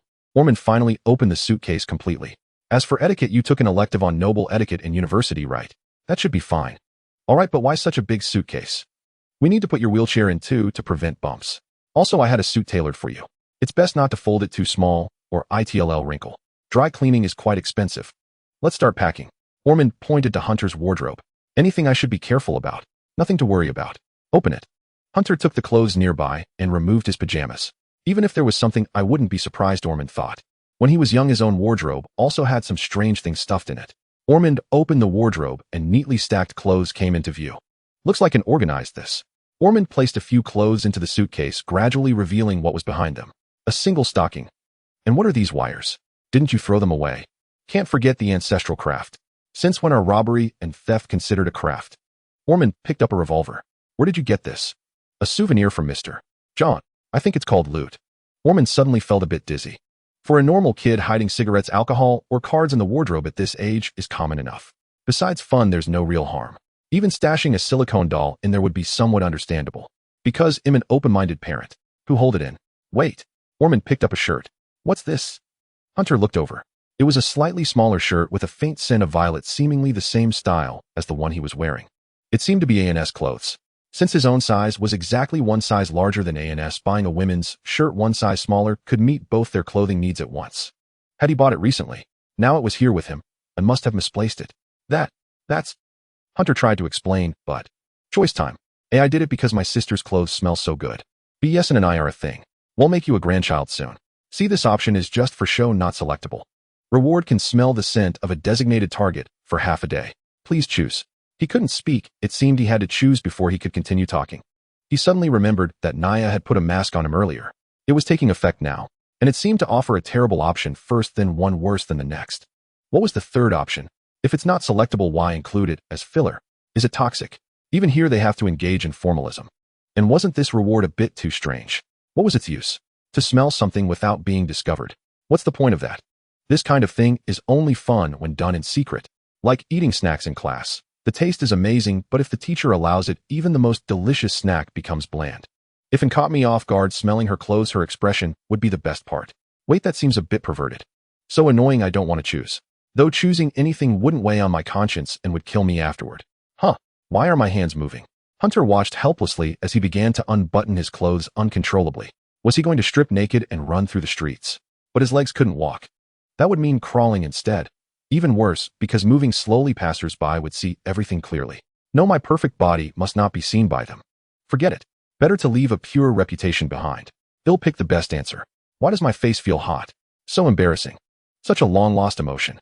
Damn it, Naya, what the hell have you brought back in me? I choose a... After a minute of mental turmoil, Hunter, expressionless and unable to control his body, opened his mouth and read flatly. Yes, I did it because my sister's clothes smell so good. Ormond was probably going to lecture him since that statement was indeed somewhat perverted. Well done. Unexpectedly, Ormond grabbed Hunter's shoulders, tears in his eyes. At least you're interested in women. You're still a normal person. Though the target is a bit off, I'm sorry for doubting you before. Indeed, you've reached the age of being interested in the opposite sex. I know that's not it. What kind of image do you have of me in your mind? Hunter grabbed Ormond's shoulders. In your eyes, am I just a weirdo who loves causing trouble and has interests completely different from normal people? Say something. Ormond averted his eyes. Nice weather today. Don't look away. Don't change the subject. I can somehow feel my uncle's kindness. By normal, do you mean the time in college when you kicked all your classmates in the balls? Ormond suddenly spoke. Or that a 20-something like you blew up the array that deceived the world? A lot of unnecessary casualties popped up too. The result was good, but the process was too crude. Ormond said gloomily, listing Hunter's past deeds one by one. Though this is not entirely a bad thing, neither is it a good one. I recall the product of that grand formation was a deity's limb, was it not? You fed it to the cat, and I have never asked, where did that cat come from? During the impeachment assembly, I did my utmost to take the blame for your deeds, thus sparing you a full investigation. Ormond's aggrieved expression resembled that of a wounded young bride. Hunter quietly settled into the wheelchair. The weather is pleasant today. These experiences were indeed far from normal for an ordinary person. Thus, against the backdrop of such events, secretly hiding his sister's clothes seemed almost normal. Amidst the radiance of more aberrant deeds, such minor transgressions appeared less perverse. Speaking of which, Hunter inquired calmly, unswayed by Ormond's mournful demeanor. Uncle, why were you impeached? Of course. Ormond opened his mouth, then closed it, gazing out the window. The weather is pleasant today, he said. Indeed, the weather is truly fine today. Hunter also picked up the clothes, helping to fold them. A scene of perfect harmony. It was precisely because Ormond knew his own nature that he felt no astonishment. What if during this visit to the vampire territory such a choice presented itself again? Would it offend them, leading to a pursuit? How troublesome, I might as well just fight them all. Hunter muttered. It's not too late to buy some ultraviolet lamps now. It seems Sister Ernst has a new shipment of holy water. Hers is always exceptionally effective, far superior to what's sold on the market. Sneaking a few bottles should be fine, right? Last time stealing the holy water went unnoticed. She just keeps muttering about how the Emperor will punish thieves. Just mere vampires. If necessary, let blood flow. Hunter squinted, a smile spreading across his face. Why did a chill run down his spine? Ormond frowned, shivering. At home you may do as you please, but outside don't smile so ominously as if you're plotting mischief, Ormond cautioned. Andrew Church. Sister Ernst still wore that perpetually worried expression. Perhaps due to the slight downward tilt of her eyes, she exuded an air of compassion, yet paired with her demonic red hair, she hardly seemed like a nun. You've arrived, Hunter. Sister Ernst greeted him, pouring a cup of tea. Why are you in a wheelchair? A fall. It's wonderful to see you still so anxious. Hunter's tone remained infuriatingly glib, but fortunately, she paid it no mind. Do you need any help here? What makes you think you can help, eh? Sister Ernst wore a troubled look. To work for me, you'd at least need to be physically sound, wouldn't you? My mind is perfectly sound. Even if a beauty stood before me, I wouldn't spare her a glance. I wasn't referring to your mind. Sister Ernst squinted at the slick-tongued, brown-haired lad. I need a pack of cigarettes. Could you buy me one? Sure. Hunter replied with a smile, pulling a pre-prepared pack from his pocket. Consider it a gift from me. It's rare to see you so generous. Sister Ernst laughed, silently, skillfully taking the pack, opening it, and placing a cigarette between her lips. Then watch the church for a bit, while I smoke out back. All right. By the way, the church is short on repair funds. If you can, a donation would be appreciated. The nun tossed her vivid red hair and headed outside, an unknown floral fragrance lingering around Hunter. Do you remember that thief who stole my holy water last time? Damn it, the Emperor. God will surely judge him. Did you just utter some strange words? Hunter raised an eyebrow. Anyway, do you have any pocket money? Contribute as you see fit. The nun exited through the back door. As she left, her shoulder accidentally grazed the doorframe, dislodging a large chunk of wood. What the hell? Did your shoulder just do that? Not sure, let me look again. That doorframe was solid wood, how could it shatter on impact? So that's why the church needed repairs. Hunter shrunk his neck. Well, this nun was certainly no ordinary person. But what did she mean? Was she telling me to return something of equal value? She's a good person knowing it was me, yet not exposing me, instead hinting at it when I next came. An ordinary person would probably be moved. Hunter might feel moved, but feeling moved is unlikely for Hunter. Next time, Hunter pocketed several new bottles of consecrated holy water. High-quality holy water was a rare treasure, priceless and unavailable on the market. Just kidding, I'd have to visit the vampire clan first to convert that gold into money. But I'm not one to freeload. Hunter mumbled, slipping a gold coin into a crack in the wood. If it were A&S conscience, he would definitely repay the money. But I'm different. If Sister doesn't find this coin, I'll take it next time. If you don't notice, that's your problem. Finding the coin is my gain. I'm truly not a good person. Hunter maneuvered his electric wheelchair away. Sister Ernst leaned against the back door, propping it open with one foot. The hem of her nun's habit had ridden up, revealing a beautiful silver armor plate on her thigh. She exhaled a puff of smoke. The Emperor has no issue with children who take things in secret, for everyone faces hardship. The Emperor has no issue with children who don't admit their mistakes, for everyone has secrets they can't voice. But the Emperor is pleased with children who, having erred, know to make amends for correcting one's mistakes is a good thing. She slowly walked to the well in the backyard, casting a merciless gaze into the darkness below, where a grotesque mass of flesh breathed feebly, appearing extremely weak. Jonas, as the last seed of chaos, the Emperor is greatly displeased with you. I will not die. I know you won't die. As long as malice exists, you are immortal. But coincidentally, so am I. Thus I will spend the rest of my life watching over you forever. Sister Ernst revealed a smile, her inorganic silver eyes mocking the other. That accursed world has been destroyed. Terra is gone. Your faithful are no more. We are both the last survivors. You cannot corrupt me like Horus did, and I cannot truly kill you. Don't you find a certain sense of fate in this? Damn it. Inquisition, you damn. Emperor, say whatever you want. Sister Ernst sarcastically flicked the ash from her cigarette into the well, swept back her red hair, revealing her silver warrior-like eyes. In short, I will watch over you and never let anyone else have you forever. I don't want to see you. Seeing you reminds me of that damned alternate dimension that was destroyed. It's exhausting watching over you. Can you voluntarily tell me who you talked to today? What did you say? Did you miss me, and how many times? How many friends do you have? How did you meet them all? Can you tell me? Why don't you come to me on your own? I want to know everything, your past childhood, family life. Who did you know before me? I want to know that too. Are you tired of looking at me? Or do you think I have a bad personality? That my words are harsh? Or do you find me annoying? I've been trying so hard not to bother you, so why do you only put on a good face for others now? Are they really that worthy of your affection? What am I lacking compared to them? Can you stop thinking about others? I'll stab them all to death. What are you talking about? The blob seemed somewhat flustered. Have you gone mad? Huh.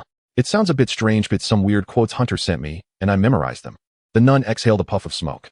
Whatever, it doesn't matter. No one heard it anyway. Entrance 53 of the wealthy district. It was afternoon. A low-key black business van approached this place. Andrew, this is the address. Let's bring our distinguished guest down. I can't wait to see the family of our patriarch's beloved. A black-haired man in sunglasses and a suit called out to his companion. He was tall and lean, while the other was stockier. He was Reeves, one of Johnny's drivers who usually shuttled Ormond to and from Johnny's tea house. This was an ink-black business van, plain on the outside, but lavishly decorated inside with ample storage space in the back. I want to smoke. Shut up. So do I. Mister. Ormond wants to too, but his daughter doesn't like the smell of smoke, so now isn't the time. To restrain ourselves, there isn't even a lighter in the car. He recalled Johnny's words to him. If you dare bring a lighter, I'll send you to work in the vampire's hydraulic press. That was an unlimited power generation device that diluted vampires with holy water and then restored them with blood. Reeves didn't want to go in, so he had thrown away all his lighters. Reeves glared fiercely at him. Andrew, I only want to hear 2 words, you know what they are. Reeves, roger that. Andrew put on his sunglasses and opened the car door. He adjusted the clothes on his arm, as a pure-blooded vampire being exposed to the sun still felt uncomfortable. I want to see her too. Click. Andrew reached out to knock, but the door had already opened. A brown-haired woman appeared, looking human, but Andrew caught a familiar scent. This was the woman with the second young lattice heart. She was quite pretty, with short hair that resembled the second young lattice. Andrew praised inwardly. Huh? The woman exclaimed in surprise. Who are you? You are Miss Anastasia, correct? Andrew quickly introduced himself. I am the driver sent by Mr. Johnny. I will be at your service. My name is Andrew, and the one in the car is Reeves. Pleased to meet you. All right. And nodded, tossing a contraption made of iron frames into Andrew's hands. Please help me dispose of this, she said. Be careful, it's flammable and could explode, but it probably can't kill a vampire. This. Andrew held the object in his hands. It looks like a wheelchair. Yes, a wheelchair that spits fire, and nodded. Please wait a moment, we'll be ready soon. You can come in and sit for a bit, have something to drink. Well, no need. We'll wait outside. Suit yourself. And shrugged. The door will be left open for you. With that, she retreated back inside. Andrew looked at the wheelchair in his hands. Wait, did she just say this is a wheelchair that spits fire? Andrew immediately began examining the wheelchair. Ignition mode. There's even a setting for lighting cigarettes. He turned a few knobs, and a small flame shot out from the armrest. Good heavens. What are you doing? Reeves also got out of the car. Why are you holding a wheelchair? Look at this. Andrew showed him the cigarette lighting mode. Isn't that just a lighter? Reeves' eyes lit up. How fast can you finish a cigarette? Reeves asked, pulling a pack of cigarettes from his pocket. I take a minute. I need 50 seconds. Then what are we waiting for? Reeves activated the wheelchair's ignition mode, held his cigarette to the flame nozzle, lit it, and eagerly took a drag. Oh, the refreshing taste. The boss said no lighters, but he didn't say no wheelchairs. Right. Miss Anastasia said to throw this away, Andrew suddenly remarked. She also said it's dangerous. Structurally, if we just remove this canister, there's no source for an explosion. What would it use to blow up? Reeves detached the nitrogen canister and tucked it into his clothes. Throw it away. Just toss it in the trunk. Who would know? You always have a way. Andrew opened the trunk and stuffed the wheelchair inside. Reeves paused for a moment, then pulled the canister back out from his clothes. Am I seeing things? I feel like this thing has traces of ether. He squinted. Could there be some kind of inscription engraved inside? Who cares? It's just a lighter, Andrew said. True. A while later, Hunter finally met these 2 assistants and butlers of Johnny's. So this is Miss Anastasia's blood bag. Reeves used his broad arms to lift Hunter and placed him in the back seat. This was the last piece of luggage. Yeah, Hunter replied weakly. He didn't like that title, it sounded strange. But in the vampire world, anyone could see his identity. He would have to get used to it. Ormond was also Johnny's blood bag. It sounded odd. Hunter always felt the 2 might suddenly announce their marriage. Nice to meet you, Reeves said. I'm glad to meet you too. Hunter replied calmly. Reeves shrugged, sensing that this guy seemed a bit awkward, and adjusted Hunter's legs while he poked his head out from inside the car. Did you spray perfume in the car? And sniffed, wrinkling his brow. Yes, because it's a new car, and it has some odor. Andrew immediately replied. He wouldn't tell you it was to cover up the smell of smoke. And frowned and sniffed again, saying nothing more. It seemed he had been fooled. Andrew smirked with pride. Come on, the completely smoke-covering perfume developed by the engineering department of MIT, how could you still smell it? A burst of pride surged in his chest. Mr. Andrew. Ormond, sitting beside him, patted him on the shoulder. "What's up, sir?" Andrew turned his head and saw Ormond smiling. He gently said, "Share one with me, let's smoke together sometime." Indeed, Andrew's blood-red pupils suddenly contracted and then narrowed. He locked eyes with Ormond, both able to see the color in each other's gaze. This person was definitely a seasoned smoker. He could actually smell the nearly non-existent smell of smoke. He must be desperate for a smoke. Andrew became serious. A fellow smoker indeed. He extended his hand and firmly shook hands with Ormond. He had a cigarette in his hand, but he hid it well, almost like magic, as he slipped it into Ormond's hand. The smoking alliance has been established. At 11 p.m., Dad, Johnny, having finished his tasks, was greeted by a girl wearing a mask beside him. You're back," the man said lightly while the girl timidly shrank beside the table. "Will my sister be back for this party?" "Yes, she will return in another form. Although her appearance and personality will be different, her heart will not change, and she will really like you." Johnny reached out and patted her head. "Flandro, you're still so timid." "I have a code name now. I'm called Bank." Who gave you that code name?" "I just input it randomly." Flandro touched her long hair, looking a bit shy. "Next time I'll look for those guys at MIT and have them change your code name." Johnny frowned. "Called Bank. What a joke. I thought Ormond's Blood Hunter was already ridiculous, but I didn't expect there to be more experts. Yes, someone randomly named themselves Flirty Pink Bunny, but he's suffering from depression." Flandro's voice lowered, sounding like a mosquito. "I think my code name isn't bad." "What a twisted sense of humor," Johnny said, flicking his hair back as he picked up the documents while Flandro lowered her head. "It's about time to take off the mask. We're not at MIT nor on a mission, but at a perfectly normal banquet." "All right." Flandro obediently took off her mask, revealing her light golden hair. At that moment, she showed her vampire form with bright red eyes and slightly elongated canine teeth. Unlike in, Flandro had a pair of wings on her back, but they were merely skeletal, adorned with colorful scales that made one question whether they were decorative. "By the way, Dad, where did Mom go?" Flandro asked. In fact, her mother was just an unknown vampire who had long since passed away. Before this daughter grew up, Johnny would tell her that her mother was a star in the sky to maintain a beautiful illusion. But after the daughter grew up and became sensible, this little one seemed particularly fond of seeing her father make a fool of himself and liked to ask this question. Although there was already a strange tacit understanding, every time this question was asked, he would always feel a chill down his back. Johnny shook his head. Now that he thought about it, it seemed he hadn't seen his other children much either. This question might be one of the few topics he could discuss with his third daughter. "Mom is up in the sky. Do you see all those stars? Aren't they like the sesame seeds on bread?" He repeated this line that he had said countless times. He still sees himself as a child. Flandro's expression darkened slightly. "I've grown up." "A vampire comes of age at 30, Johnny said coldly. Flandro laughed awkwardly a few times, her gaze dropping to the ground, not knowing what she was thinking. Johnny looked away. He really didn't know what she was afraid of. It was a pity that she hadn't inherited his excellent genes. At her age, he had already started working hard to compete for family assets. "Is it okay if I don't go to today's thirsty banquet?" "It's fine, you're still young. You can wait until the next banquet to meet someone. If they have any objections, I'll take care of them." Johnny sighed. "Don't you still have any blood bags?" This child was too shy, even without a blood bag, willing to follow her. Rather than saying there weren't any, it was more that she had too little presence, leading to many people not knowing Johnny had a third daughter. I have one." Flandro was about to say something, but seeing Johnny's attention wasn't on her, she shut her mouth. Ding ding. The tablet on the table rang, and more information popped up. "What's going on?" Johnny frowned, staring at the information on the tablet. Flandro hid aside, secretly watching Johnny. "It seems someone wants to play the challenger's trick. I did say something similar, but the timing is a bit coincidental." Johnny had once said that anyone could challenge him at any time and place, but they had to bear the consequences of losing. Now the challenger had arrived. What a bother, but it's also a good thing. "Flandro." Johnny stood up, wanting to pat her head. The girl shrank her head, but still allowed him to pat her. "I'll be out for a while while I arrange everything." After Johnny left, Flandro lowered her eyelids, not knowing what she was thinking. "This time, I will definitely change your view." The plane flew through the air, and through the window, it was already visible that the plane was below the clouds, about to reach its destination. Would this handsome guest like something to drink? The sweet-looking vampire flight attendant bent down, a smile gracing her pale face. "Why does this vampire lady look at me as if I'm delicious?" Hunter smiled wearily. "No thank you. I find going to the restroom quite troublesome." So he didn't want to drink anything. He just felt like his legs were going numb. Sitting still for nearly a day made him feel uncomfortable all over. Since crawling around in the dark like at home was out of the question, far too undignified, using the restroom meant being carried there. How I wish I could become a vampire, then I could walk in an instant.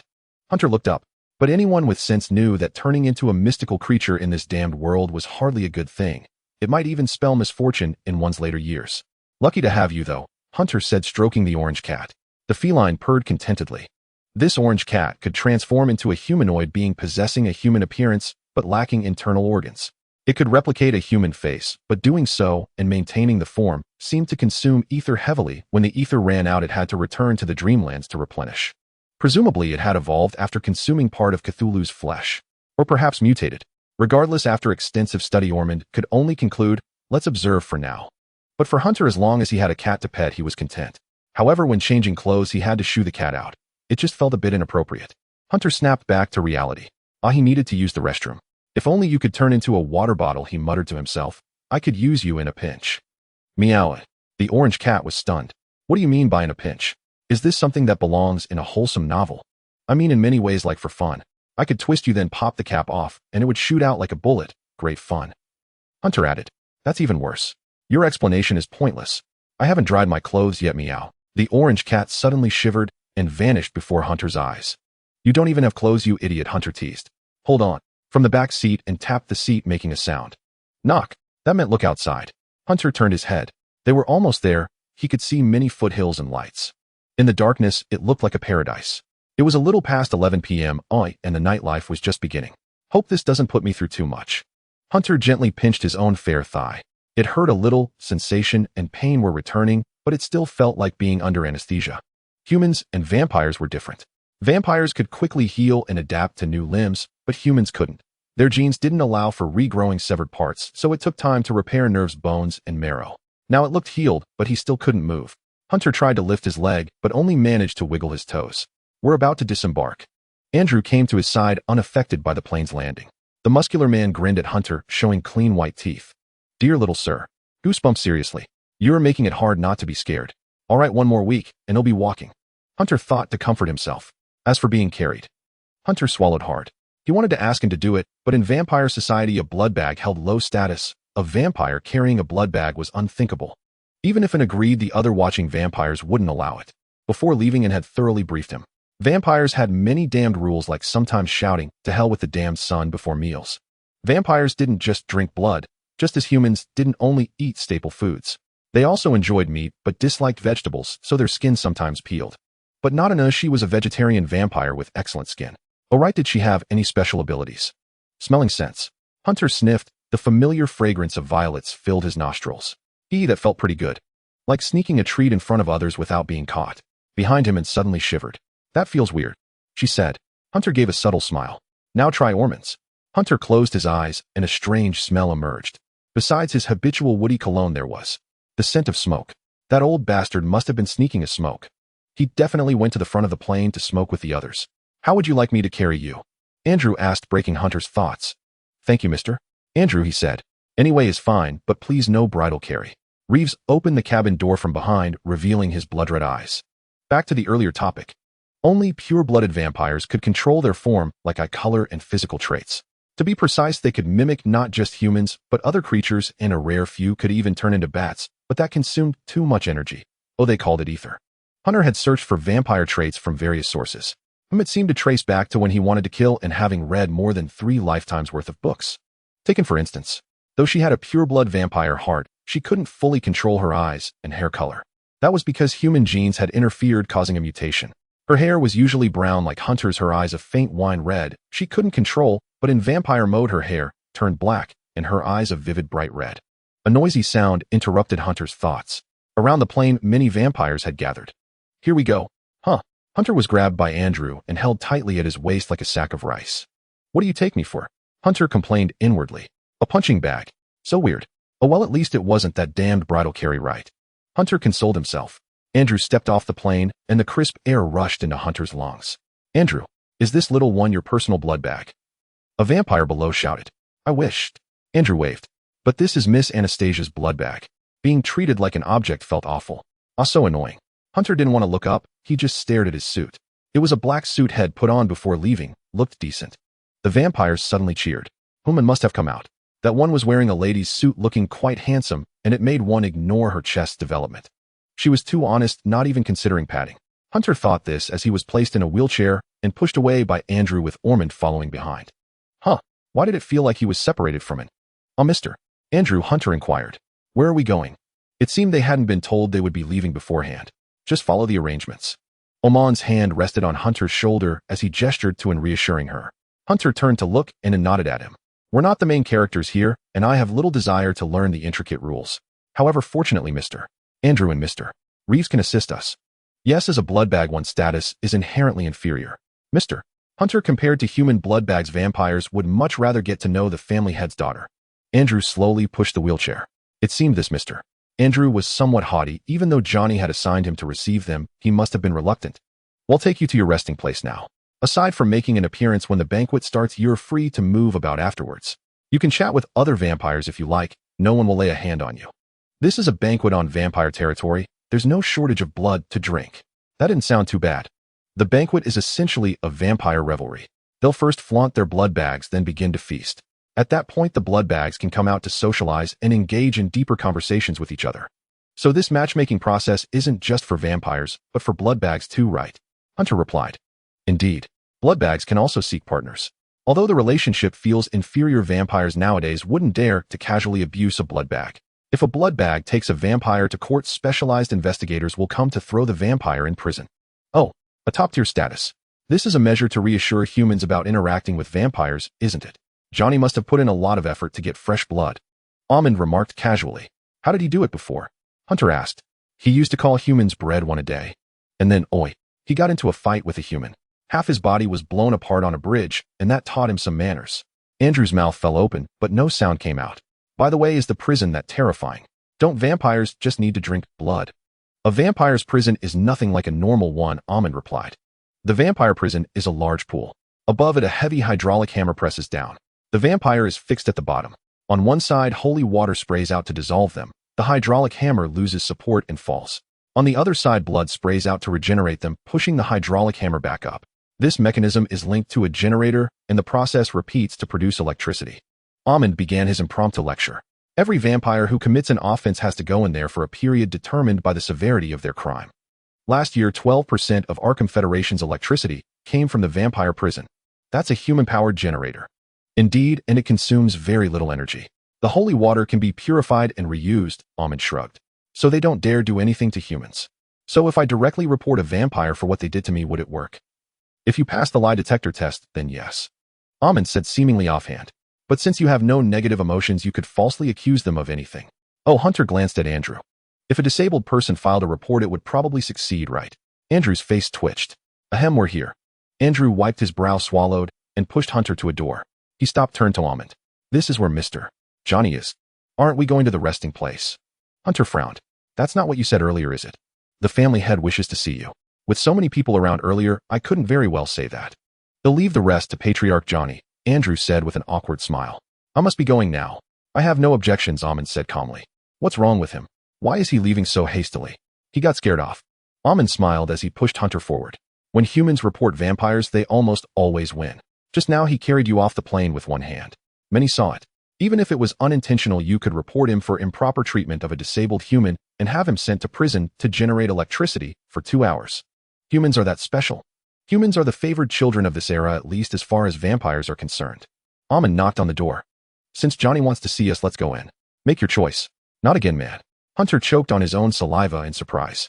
Option 1, drive the wheelchair straight and tear open your collar and say in a seductive tone, oh, take a sip of mine, baby. Option 2, open the door and shout, you son of a bitch vampire. Your working class grandpa is here. Option 3, get out of the wheelchair, crawl in darkly, and yell about wanting to be eaten like a little bread by the great Lord Johnny. Reward, dream on. Wait, option 2 isn't just about a regular vampire anymore. Where did you get this vampire from? And speaking of rewards, where did they go? Why is there no reward again? What the hell is dream on? Damn Nyarlathotep. Then what's the point of me doing this multiple choice question? Nyarlathotep. You're amazing. You're so noble. Hunter thought bitterly. Inside is the vampire king Johnny. Going in there and acting up is just asking for death. Truly a death wish. Alright, enough complaining. Let me see which one to pick. Was there really a choice? The first option was terrible, but the ones after were even worse. What does it mean to go before the vampire king and say take a sip of mine, and then add baby? By normal moral standards, that's perverse. By vampire moral standards, it's even more perverse. What's wrong? Almond asked, puzzled, seeing Hunter stop the wheelchair with his hand. Uncle is Mr. Johnny easy to talk to. I'm a bit nervous. You don't have any negative emotions. Who are you trying to fool? Almond rubbed his chin, but still offered comfort. Don't worry. As long as you don't yell and scream in front of him, you'll be fine. Hunter spread his hands. It wasn't about yelling, but it was something far more embarrassing. Johnny seemed to have some connection with him. If he said such things in front of him, Hunter's normal life would be over, wouldn't it? I won't do it, he thought. When did a bow tie appear on my left hand? Hunter stared at the bow tie on his hand, sinking into contemplation. It seemed to be his own. Oh, automatic disrobing was it? How amusing. Watching his clothes come off by themselves truly evoked a unique sentiment. If only he could undress himself before bed. Hunter calmly watched his own hand continue to unbutton his suit. I recall being able to smell the scent of a designated target he mused. He locked onto it. Inhaling deeply, the fragrance of violets mingled with a faint hint of blood and perfume. And must be near the banquet hall now, having chatted with someone, hence the perfume. A citrusy note it seemed. This ability was somewhat useful after all. Oddly, the scent of cleaning solution came to mind. Hunter suddenly noticed he had already unfastened the last button of his suit. Only the lining remained. What emotions surged in his chest. It was a long-forgotten sense of shame. How perverse. Fine, I'll do it. Stop already. Between social death and physical death, both were fatal, but the second option was preferable. Hunter wore a look of bitter indignation. I choose option 1. The door's unlocked. Osmond pushed the door open in surprise, paused to think, then turned back to shove Hunter inside. What's wrong with you? Osmond noticed Hunter's muscles tensing. With a tragic air, Hunter tore open his collar, baring his smooth neck, and shouted into the room. Oh, suck me, baby, bae. His not-so-loud voice echoed through the quiet path. Andrew, already some distance away, turned back, scratching his head in confusion. Meeting the clan head. Is he that enthusiastic? He recalled that Johnny disliked perverts for one place, couldn't hold two deviants. Never mind, as long as the clan head had no objections. Now wasn't the time for this. Andrew hurried back to the pickup spot. Not far off, an airplane was descending. Among vampires, there could only be one clan head, but many kings with royal bloodline. His next pickup was a blonde vampire, a king from a branch in the southern hemisphere. Andrew remembered her. That king named Helena had become a king at 20. Andrew took a deep breath in the wind. Why was he standing here recalling impressions instead of picking her up? Because Andrew saw that the just-landed plane was empty. The pilot wore a grimace as if wanting to say something, but unable. Heaven knew where the passenger had gone, and the reception vampires stood in dead silence. Where's the person? You're asking me. It's not like she jumped midair, is it? Clan head, sir, these king's temperaments are truly abominable. Hearing the vampire's murmurs, Andrew said bitterly. She probably did jump midair. One look at the pilot's face said it all. Johnny used to love jumping out of planes just for the thrill of flying through the air or back. Then the pilot wore the same shy-teating expression. The banquet was scheduled to start at 4 in the morning sharp. It was just past 11 now and was being driven by Reeves to the vampire feast. How is the banquet arranged? And asked coldly on the way. She disliked such troublesome affairs. Worst of all, the suit was uncomfortable and hard to take off.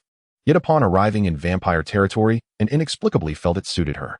Perhaps because everyone was a night owl, even the banquet was held in the dead of night at 4 in the morning. She didn't even need to hide her vampire form, revealing it outright. As for the cost, there was no worry. The air carried a faint scent of blood, likely from specially made perfume being sprinkled everywhere by servants. The ether here was abundant, so consumption was no concern. It was originally meant to sustain the vampire mode for lower bloodline vampires, but it conveniently benefited and indeed took advantage of it, though she was too shy to let out her tail. Instead, she slightly tucked in her abdomen, coiling the tail around her waist where it was hard to notice. The young kings from various families and their young blood relatives will first get acquainted in the banquet hall. This is to avoid awkwardness and to let everyone recognize those with high bloodline concentration. Reeves gently turned the steering wheel. The estate was enormous. It seemed an entire mountain had been developed for vampire habitation. So it's like buying a VIP pass at a comic convention and getting early entry. A comic convention? Is that something young people like? Reeves gave a wry smile. The general idea is correct. To ensure bloodline concentration, the young royals are introduced to each other first. Even a half-blood like me counts. Many are after fame and fortune, not bloodline concentration, so many will surely seek you out. Reeves glanced in the rearview mirror. This little one seemed unaware of her own striking beauty. Plus, since you can transform into a vampire, producing offspring with high bloodline concentration is absolutely no problem. You can tell that too. Vampires have a history spanning dozens of countries, thoroughly studied. Their culture is intertwined with humanity, unlike the Innsmouth people you encountered before. True. At the mention of Innsmouth, and suddenly thought of something. What's wrong? Reeves noticed her pulling out her phone. I'm wondering why Johnny hasn't replied yet. When can he exchange that gold for me? And stared at Reeves. I'm waiting for the money. The clan head will handle it for you. Reeves wore a helpless expression. Has Mr. Osmond been mistreating you?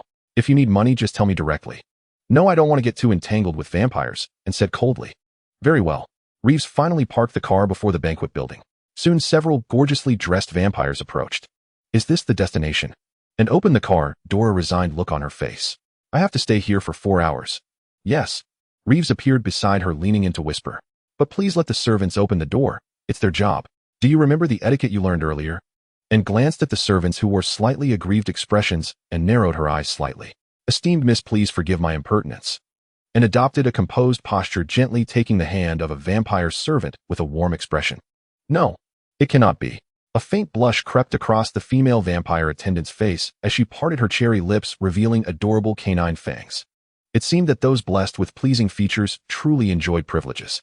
Reeves sighed inwardly and handed the car keys to another attendant. Good heavens! An exclamation of surprise came from behind him. What happened? It seemed she had heard the sound of something whizzing by at high speed. Miss Anastasia, please stand closer to the wall. Reeves wore a troubled expression. It appears some vampires have jumped off the plane. Is this some kind of tradition? And turned her head only to find several figures streaking down from the sky, like shooting stars landing with incredible speed on the ground before the banquet hall. Boom. One vampire landed. Boom. Another vampire landed. Boom. Yet another vampire landed. Boom. Another one. Whoa. This vampire style was rather different. She seemed to have fallen, kicking up a cloud of dust, her head buried in the ground as she let out a pained groan. That seems to be something ancient vampires love to do. They enjoyed leaping from great heights and landing. Back then we could still fly. Why can't you fly now?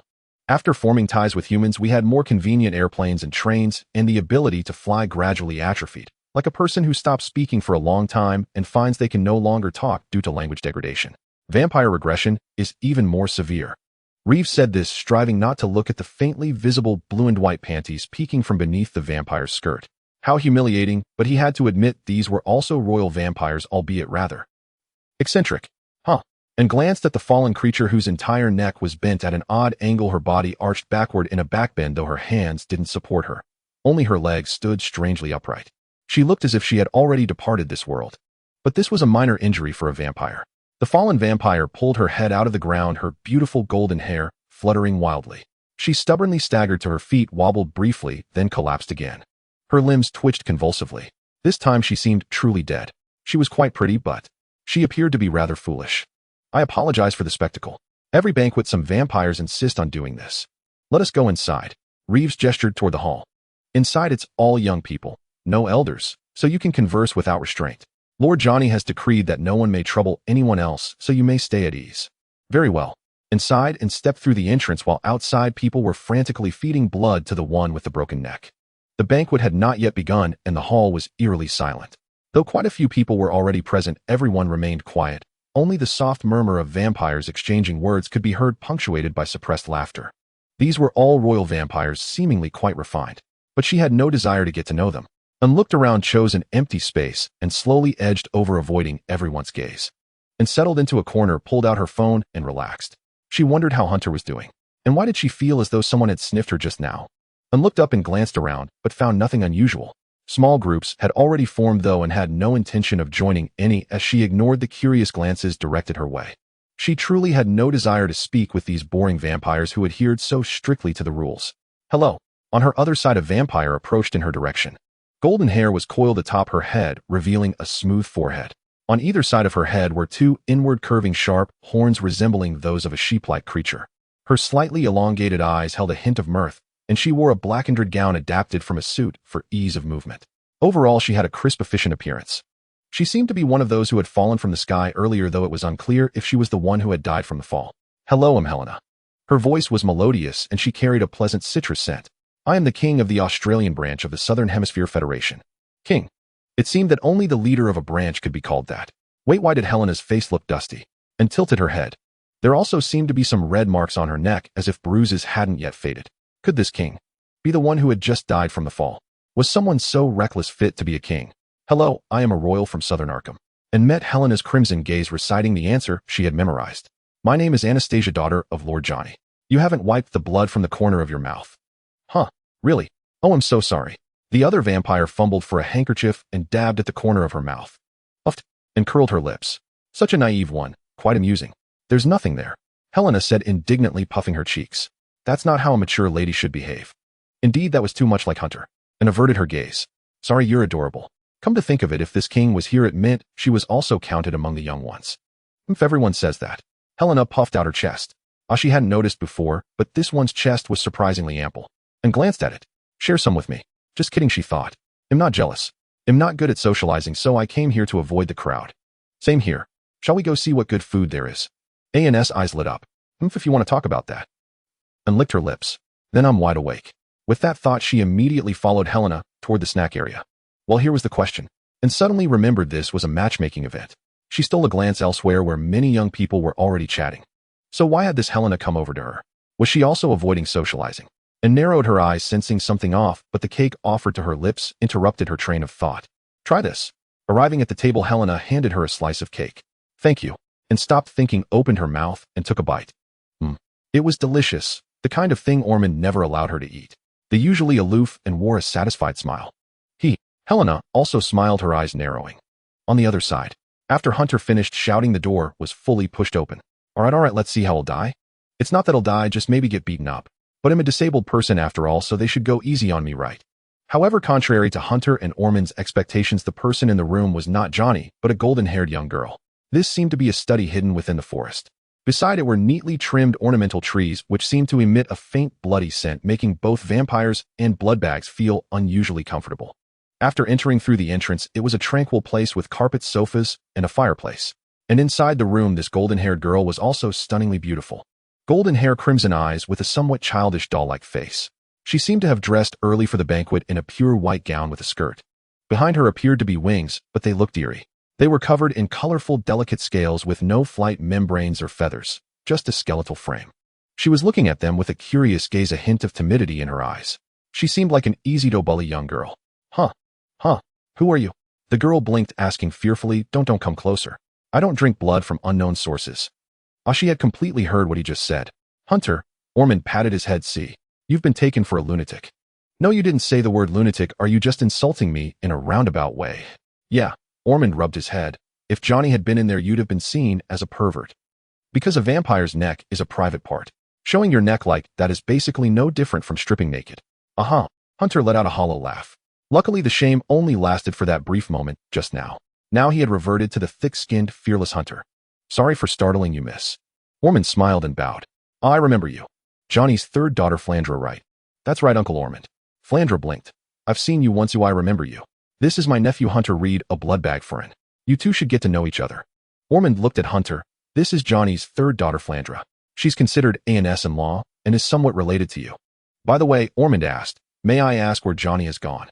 Father just left a moment ago, without saying where he was going. It seems he left just as we arrived. Just then, Ormond's phone rang a few times. After glancing at it, his expression turned troubled. What's wrong? Hunter asked. There's been an incident. Johnny has been summoned by the local investigator agency. Someone reported that child's human blood was used at the vampire banquet. It's a major issue. I have to go there too. Is it hard to settle? The peace between humans and vampires is very delicate. After all, it's only been a few hundred years. Ormond frowned. If any problems arise, a thorough investigation is needed to maintain trust. Ultimately, this trust is very fragile. Is it a big problem? Hunter asked. Not really. People report things often, but it's usually nothing. That's probably why Johnny felt free to go to the police station. What about the banquet? Don't worry. His assistants Lewis and Andrew are both there. They can handle it. Vampires are actually quite casual. Didn't you say they're all nobles? The problem is they can't beat Johnny. Oh, Hunter showed a look of understanding. So it was that kind of thing. If you have a problem, well, settle it with a fight. How thuggish, but also an exceptionally effective method. Let's rest for a while. Ormond let out a breath. I was planning to take you to see Johnny. But now there's a bit of a hiccup. His phone was probably confiscated. I don't know when he'll be back. I also have some things to take care of. What about me? Following the logic of an open-world game, this is free exploration time. You can stay here and chat with Miss Flandra. She's also an investigator. Ormond nodded at Flandra. No problem. I'm a specially appointed investigator, codename Bank. The golden-haired vampire girl introduced herself. Her voice trembled slightly. She was Blandora's sister. Speaking of Blandora, Hunter had almost forgotten that name. It sounded like a random passerby's name, as if it was casually picked. Hunter blinked. If she was younger than in that meant she wasn't even 20 yet. To become an investigator at such an age. Either she was exceptionally capable, or she was being kept as a hostage for peace. If Johnny ever did anything rebellious, his daughter would immediately receive special attention. Hunter, don't cause any trouble. Ormond warned uneasily. How could a cripple like me cause trouble? Hunter pointed at his wheelchair. Look, where can I even go? That's exactly what I'm worried about. Ormond replied with concern. The investigator's assessment of you is that you can save people from dire situations. Isn't that a good thing? But it's also because of your presence that the dire situations arise. Huh? Hunter exclaimed in surprise. Is that so? Don't play dumb. Ormond scolded softly. All right, Hunter, Miss Flandre, get along well. Ormond said no more and quickly left the room. Huh? Hunter turned around. He was still stuck in a wheelchair. How the hell was he supposed to explore? Hello, I'm Flandre. Flandre hesitated for a moment, then shyly extended her fair hand. Oh, quite enthusiastic. Hunter also reached out, but noticed she seemed timid. He tried to grasp her hand, but she pulled back. Finally, as if forced, she barely shook his hand. It was more of a touch than a handshake. Her hand was icy cold, as if she was nervous, and she withdrew it immediately after contact. A bit disheartening. Hunter raised an eyebrow. Did he look like some kind of pervert? Were you serious just now? Flandre blinked her big eyes, revealing a peculiar expression. Baring your neck and saying something like suck on me.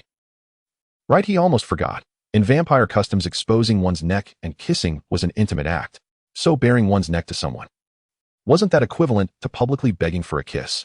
He had doubted it before, but now he was certain. Hunter let out a relieved breath. In her eyes, I'm truly a pervert, even if it's involuntary. How annoying. This kid wasn't overthinking things again, was he? Hold on. Hunter tied the bow back onto his neck, checked his appearance through the reflection on the table beside him, and after confirming his image, said confidently, I'm a proper man. I believe you.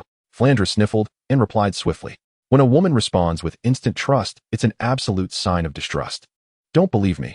I mean, don't be so quick to believe me. Hunter leaned back in his wheelchair, exhausted. Forget it, let's drop this topic. By the way, you said you were an investigator. Yep. Flandre picked up the mask on the table and placed it over her face. It was a mask covered in banknote patterns. Nice, isn't it? It's a custom mask made for me by Miskatonic University. Could you please stop trembling when you speak? This was the first time Hunter had met someone so reminiscent of an ostrich. Huh, it's indeed quite nice. Though for some reason it made him feel a bit nauseous. Hunter inexplicably recalled Nyarlathotep's mask. It looked quite similar. Damn it, Nyarlathotep. I'm chanting your name in my mind. You can hear me, can't you? Nyarlathotep. It'll rip your hood off. Shit, can't hear you. Nyarlathotep replied because it's been censored with asterisks. Hunter inexplicably heard that response. Your code name is Bank. Why did you choose that name? Hunter decided to make some conversation. Because when I was picking a name, I hit the random button, Flandre murmured softly. I didn't know what code name to choose. How old are you? Becoming an investigator at this age. That's impressive. I'm only 18, Flandre said with a smile. I just became an investigator this year. Hunter noticed her wings. He had done research on the vampire Brancane bloodline, knowledge extensive enough to write a thesis. Vampires had nearly infinite lifespans, so their childhoods were also exceptionally long. Normally, they would first develop some racial traits, then gradually grow the rest, only reaching adulthood when all traits fully manifested by age 30. For instance, Johnny's lineage grew wings and tails resembling demons, and had only grown her tail so far. This Miss Flandre had grown her wings. So Miss Flandre was recruited by Miskatonic University as an investigator at 18. Couldn't he report them for employing child labor? Hunter seriously pondered the feasibility of a successful report. It seemed rather low. He might even get scolded. By the way, Hunter asked, can your wings fly? Though he knew a lot, he had never asked a real vampire. As for she had long been driven to the point of wanting to punch Hunter at the mere mention of vampire, because he always wanted to touch her tail. Without feathers they definitely can't, Flandre said, stroking her wings. They're just a skeleton, really. I've stuck a lot of pretty gem-like scales on them. They're quite beautiful. That way when I use the wings as weapons to slash people, blood won't stick to them. It just flows right off. Very convenient. Uh-huh, that's so cool. Hunter got excited, examining the spiky bone wings. Isn't that like a phone screen protector? Now that you mention it. Flandre's expression wavered and she smiled wryly. It makes the wings feel so cheap. Good, she was letting her guard down a little. She should be easier to get along with than was at first. At least she wasn't thinking about killing him. Ahaha, I'm technically an adult, you know. And Flandre controlled her wings, their sharp tips pressing against Hunter's neck. You don't seem afraid of me at all. Her voice turned syrupy sweet, yet still laced with timidity. Such a complex feeling. He wondered where she'd learned it. Can I cut you open and take a look? It's fine if not. What did it's fine if not mean? Such a meek tone was truly baffling. But this behavior was also quite absurd. She didn't know her own strength. If she accidentally cut him, it would be awkward. Hunter rolled his eyes downward. The bone spur was precisely placed against his skin, rising and falling with each breath, always staying on the surface without piercing through. Correction, she did know. Her combat instincts were quite good. That was reassuring. Sure, Hunter replied with a grin, reaching out a hand to grasp the wing and examining it closely. Oh, So only the tip is hard, the rest is cartilage. Feels pretty nice to touch. Aren't you scared? Flandra asked in amazement. You're not losing sanity. It's fine. How could such an adorable child be frightening? Hunter pulled out his phone and took a picture of the bone. Well, what are you touching? Stop taking pictures. He was just a guy in a wheelchair. Yet he showed no fear of her at all. Wah! Flandra retracted her bone wings and hid behind the table. I'm sorry. I was just joking. You didn't have to take it so seriously. Honestly, I'd also like to see what a vampire's anatomy looks like.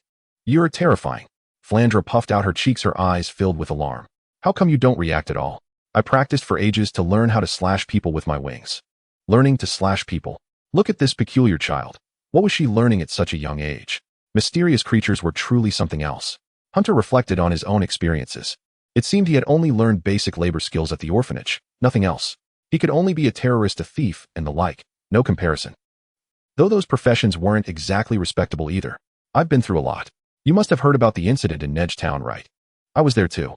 In front of a younger child, he had to say something cool. Sounds impressive. Hunter packed his things away. By the way, why do vampires have different branches? Is it due to different bloodlines? It's you vampires, not we, Flandra murmured softly. We're all family. I'm a blood bag too. Why can't I say we? You're not a vampire.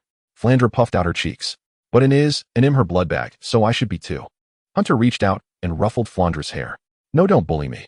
That's just sophistry. Flandra scurried away like a fugitive, settling onto the sofa to smooth out her slightly wrinkled skirt. Just making conversation, Hunter said with a chuckle. You haven't explained what you meant by branches. Each branch has a different bloodline. Vampire is merely a collective term for creatures that survive by sucking blood. Flandra poked her head out, seeming to have warmed up to Hunter a little, shedding some of her shyness. For instance, our lineage evolved from mysterious beings with wings and tails. In truth, we can consume other foods too, but we were originally renowned for drinking blood, hence the name vampire. Other branches are the same. They share the trait of feeding on blood and are thus also called vampires. Like what? For example, there's a branch with ram's horns, a long soft tail, and peculiar markings on their bellies. In early times, they actually survived on certain fluids from males. A strange sensation, seems like something from certain illustrated books. Suddenly feeling quite intrigued by these mysterious beings. Hunter furrowed his brow, pulling out paper and a pen from his pocket. And then, for the sake of ridiculous pride, of course, they didn't want to be called Skurs, so they switched to blood and were also dubbed vampires. Wait, it feels like something got censored there. Flandra said earnestly. It would be more fitting to call them succubi. While Hunter squinted, suddenly eager to have her elaborate on succubi. Not that he wanted to experience that vampire sensation himself. No, not at all. But he might be seen as a pervert, and if found out, he'd get beaten. Better to drop it. There are also blood-sucking birds, snails, butterflies, and bats. They're all vampires. Excellent. So your lineage must be the most authentic, right? Of course. Flandra puffed out her chest, striving to project pride. Our branch is the original vampire known in human history as demons. Impressive.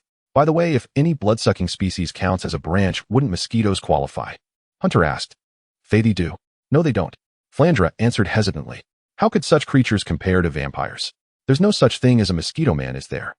But mosquitoes live on blood, don't they? Female mosquitoes need blood to reproduce. But they're insects. Flandra clenched her fists in rebuttal. And male mosquitoes feed on nectar. Even I know that. Then it's just horseflies, Hunter shrugged. They count as vampires, right? They love blood. What's that? A blood-sucking fly that comes from maggots. Their bites hurt quite a bit. Maggots.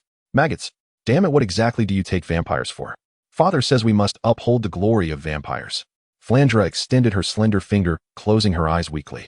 3 challenge you to a duel. Hunter glanced at her hand. At least stop your finger from trembling. And she wasn't even pointing at him. Perhaps deeming it too rude, she aimed at the empty air beside her. Better forget it, she murmured. I haven't said anything yet, and you've already lost your nerve. Hunter opened a notebook and pulled out a pen to jot things down. And then, what, and then? Are you a reporter? Flandra grumbled. I was declaring war on you. I can be. What do you mean you can be? How rude. Flandra was angry, though she didn't quite realize it herself. Flandra stood up and headed toward the study. Find a place to rest yourself. The guest room is next door. 2 don't want to be around you right now. Hey, Hunter looked around. Any room I can get into. Yes, whatever you can open, suit yourself. Flandra put on a pair of pink headphones. As long as you can wake up before 3:30 a.m. I won't call you. What a pity. I was hoping to chat about it. Hunter turned the joystick of his wheelchair, slowly rolling toward the guest room. Flandra removed her headphones, her crimson eyes narrowing as she fixed her gaze on Hunter. I wonder how that sister I haven't seen in ages is doing. What kind of person is the one Mr. Johnny holds so dear. Flandra's body trembled, her brow furrowing. If I didn't close my door, you know, Hunter said. Who asked you to leave it open? Flandra pouted, a gesture she had repeated countless times tonight. Shall I lock it then? Hunter closed the door with a click. Flandra whispered, two won't go in through that. She crossed her arms and sat in the chair. The computer was on, but she had no heart for gaming. I really want to know what happened. Seeing no one around, she quietly opened the balcony window and slipped in from the other side. No one should have noticed me coming in through the window, right? Thinking this, she pulled open the curtain. Where is he? The room was empty. The guest room prepared for the visitor was vacant. A chill ran down Flandra's spine. Where did he go? A ghost. Biting her lip, she began to tremble. Could he be in another room? But they're all locked. Flandra tried peering into other rooms. This was Johnny's workplace with 2 guest rooms, one given to Flandra, so Hunter must have gone to the other. But he wasn't there. Instead, the light was on in Johnny's usual study. How did he get in? Flandra leaped to the window, pulled it open, and drew the curtain. Hunter was sitting right by the window reading a book. Hello. Huh. Flandra climbed in, tugging at his sleeve in fear. This is Father's study. It was locked. How did you get in? Just like you use your wings to cut people, this is a traditional skill of mine. That's completely different. Flandra looked on the verge of tears. Father will scold me when he gets back. Are you afraid of him? Yes. So why did you come in? Are you that desperate to hear about it? When I wouldn't let you in through the door, you launched a window raid. Are you a pervert? Hunter was about to break into a smug grin. Several words popped up on his retina. Hunter felt as if he had chewed 20 bitter gourds, a sour taste filling his mouth. As he sensed the returning emotions, a curse nearly slipped from his lips. A grab the other's hand. Expose your neck, display the unique beauty of a man, and say, if you want to know more, come and lick me. B.A. Maiden's skin is always smooth and tender. Go and lick her neck. See, become a top-tier love master, vowing to conquer all men and women, starting with Miss Francoise before you. Reward: when someone with strong hostility is nearby, you will hear the sound of wind in your ears. The ability lasts for half a day. Hunter felt the sky was about to fall. Each option was worse than the last. The second option, licking Francoise's neck, that was no different from being killed by Johnny. The third choice was even more absurd. The vampire girl before him was only 18 and adulthood came at 30, meaning she was still a minor. If he made a move, he would probably be killed by Johnny. But the fear was that even while being killed, he might still try to seduce Johnny. Hunter frowned. After all, it didn't discriminate between genders. That would be terrible. A death without a complete corpse, probably. Truly sinister. And what was this reward supposed to be? Hunter's expression turned interesting. It seemed like a useful passive skill for secret trysts. He could run away when he heard wind in his ears. Maybe the third option was worth considering. And no, it's not like that. 3 just came to the wrong place. Francoise hugged her arms, stepping back in a fluster, sitting on the windowsill and scooting her little bottom backward. Since vampires had a peculiar concept, even if only the heart remained, one was still recognized as a member. Francoise only felt that her sister had simply changed her form, still the same person. But this bloodbag's perspective seemed even stranger than a vampire's. What did he intend to do? Wait, Hunter called out. Was this child still thinking of going back? I absolutely can't let her leave. How else would I complete my options? Ahem. Hunter waved his hand. I'm joking. Come on in. He naturally grabbed her hand. Eek. Please let me go. Francoise tried to pull back, but fearing she might hurt Hunter, she only pleaded. Actually, Hunter put on a strange expression. I have a bit of a mental illness and might say odd things. Please bear with me. Off. Francoise was still bewildered, but Hunter had already acted. Oh, he gently pulled down his collar, revealing his pale neck, where veins were clearly visible. If you want to know more, come and lick me. Hunter's dead eyes stared at Francoise. Though he had completed the choice, he felt as if he had lost something important. Francoise swallowed, her eyes moist. Was that look what they called seductive eyes? She felt a bit nauseous. Do I really have to do this? Good heavens, why was this child so obedient? It seemed that if she were truly told to lick him, she would actually do it. Was she a saint? Far too easy to deceive. As I said before, Hunter released his hand. I suffer from a condition where I can't help but say strange things. Don't mind it. Then why did you expose your neck? Isn't it just about saying odd things? Francoise replied timidly. Hunter looked away. You found a blind spot. As I said, I have a mental illness. It's normal for me to lose control of my actions. I understand, but you really can't stay in this room. Francoise gently pushed him toward the door, a troubled expression on her face. This is Father's study. All right. Hunter agreed readily. Such an obedient child. She would probably cry for a long time if punched. As for this room, no one could stop him. Hunter squinted. Not even such a good child. He had already scanned the room. This was Johnny's study. Forget the documents, there were many ancient texts here. He would come back to sneak a peek after the banquet ended, or it might help him. He would use high-tech methods like taking photos with his phone for convenience. Then he could blame it on it and avoid being targeted. Johnny couldn't possibly harm his own daughter. Perfect plan. What was this? Was it a crime? Well, it could only be punished if he was caught. Hunter felt his moral standards plummeting after leaving in. Could you tell me about Sisterin? Francoise pushed Hunter to the guest room, stopped, and whispered. Is it okay? No, it's fine if you can't. Truly an angelic child. Really, you're too much. Fine, I'll tell you the story of my sister. At 3 in the morning. Good evening, Mr. Reeves. The vampire attendants beside him spoke respectfully to this butler of Johnny's. Good evening to you all. Reeves greeted the attendants, calmly passed through the back hall, and arrived at a balcony. Andrew. Reeves came to the burly man's side and stood upright. How is the head of the family? No response. Andrew exhaled a puff of smoke. I know what you want to ask, but unfortunately, Mr. Almond can't be reached either. This is quite an unexpected situation. Reeves snatched Andrew's cigarette and took a drag. You might as well be called smoke addict. With such a craving, what kind of vampire are you? Nonsense. I smoke every day and don't feel addicted. Not that, can't you give your addiction some time to kick in? Same to you. Reeves blew out a puff of smoke. We've been reported by humans many times before, and they usually came back quickly. Why is it so slow this time? We've been through big things before. No need to panic. Andrew checked his watch. It's almost time.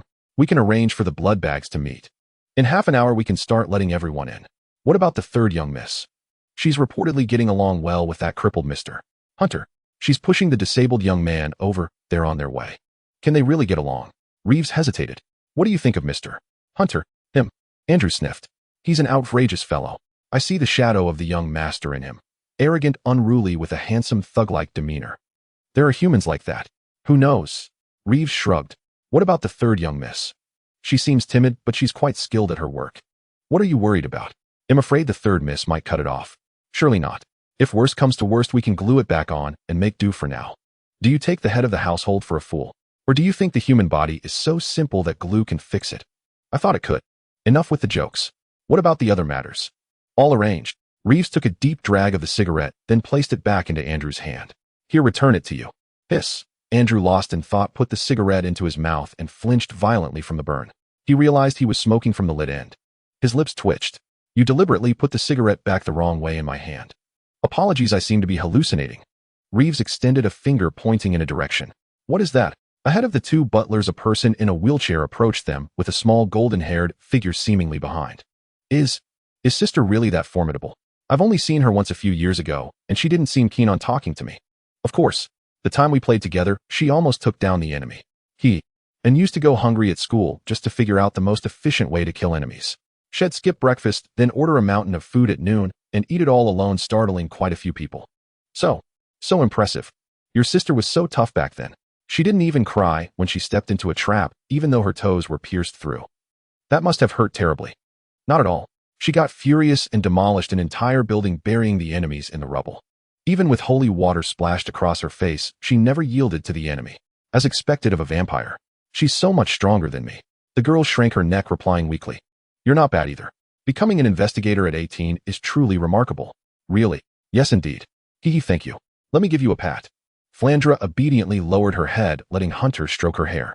Has the third miss been possessed or something? Andrew asked, the cigarette in his hand burning down to his fingers without eliciting any reaction. How the hell should I know? You're asking me. Reeves scraped his fingernail hard across the limb before him. Strange. It doesn't hurt. Am I really dreaming? How can Miss Flandra get along so well with a human? Because your nail is cutting into my flesh. Andrew took a drag from a vampire-specific e-cigarette, his expression blank as he watched the wound on his arm heal. The Snow Leopard brand e-cigarette contained blood, making it quite effective. My apologies then, Reeves replied, his tone unreadable. He just touched Miss Flandra's head. So what? A pat on the head is nothing. I've never even touched it. Every time I get close, she runs away. You tedious fellow, is that what you're really concerned about? Hello there. Hunter noticed the two butlers and greeted them. Greetings, Mr. Hunter. Reeves sternly turned Hunter to face him. What kind of bewitchment have you used on the third miss? He said in a voice meant for only the two of them to hear. With my personal charisma. Charisma my ass. Reeves' face twitched. Apologies, I used foul language. No worries, I was thinking my ass too. No need to apologize. Andrew let out an inexplicable chuckle. He hadn't seen a young man like this in years. Mad yet amusing. Go on, and we were just joking. But if you've truly threatened the third miss, the head of the household will have you eliminated. He said. In this day and age, no one believed the truth. Hunter rubbed his nose. It was such a helpless feeling. Uncle Reeves, what are you talking about? Flandra asked, timidly, crouching slightly to hide behind Hunter's wheelchair. Barely reaching 1.60 meters, she only showed her head. Brother Hunter is a good person. Reeves clutched his chest and Andrew wore a benevolent expression.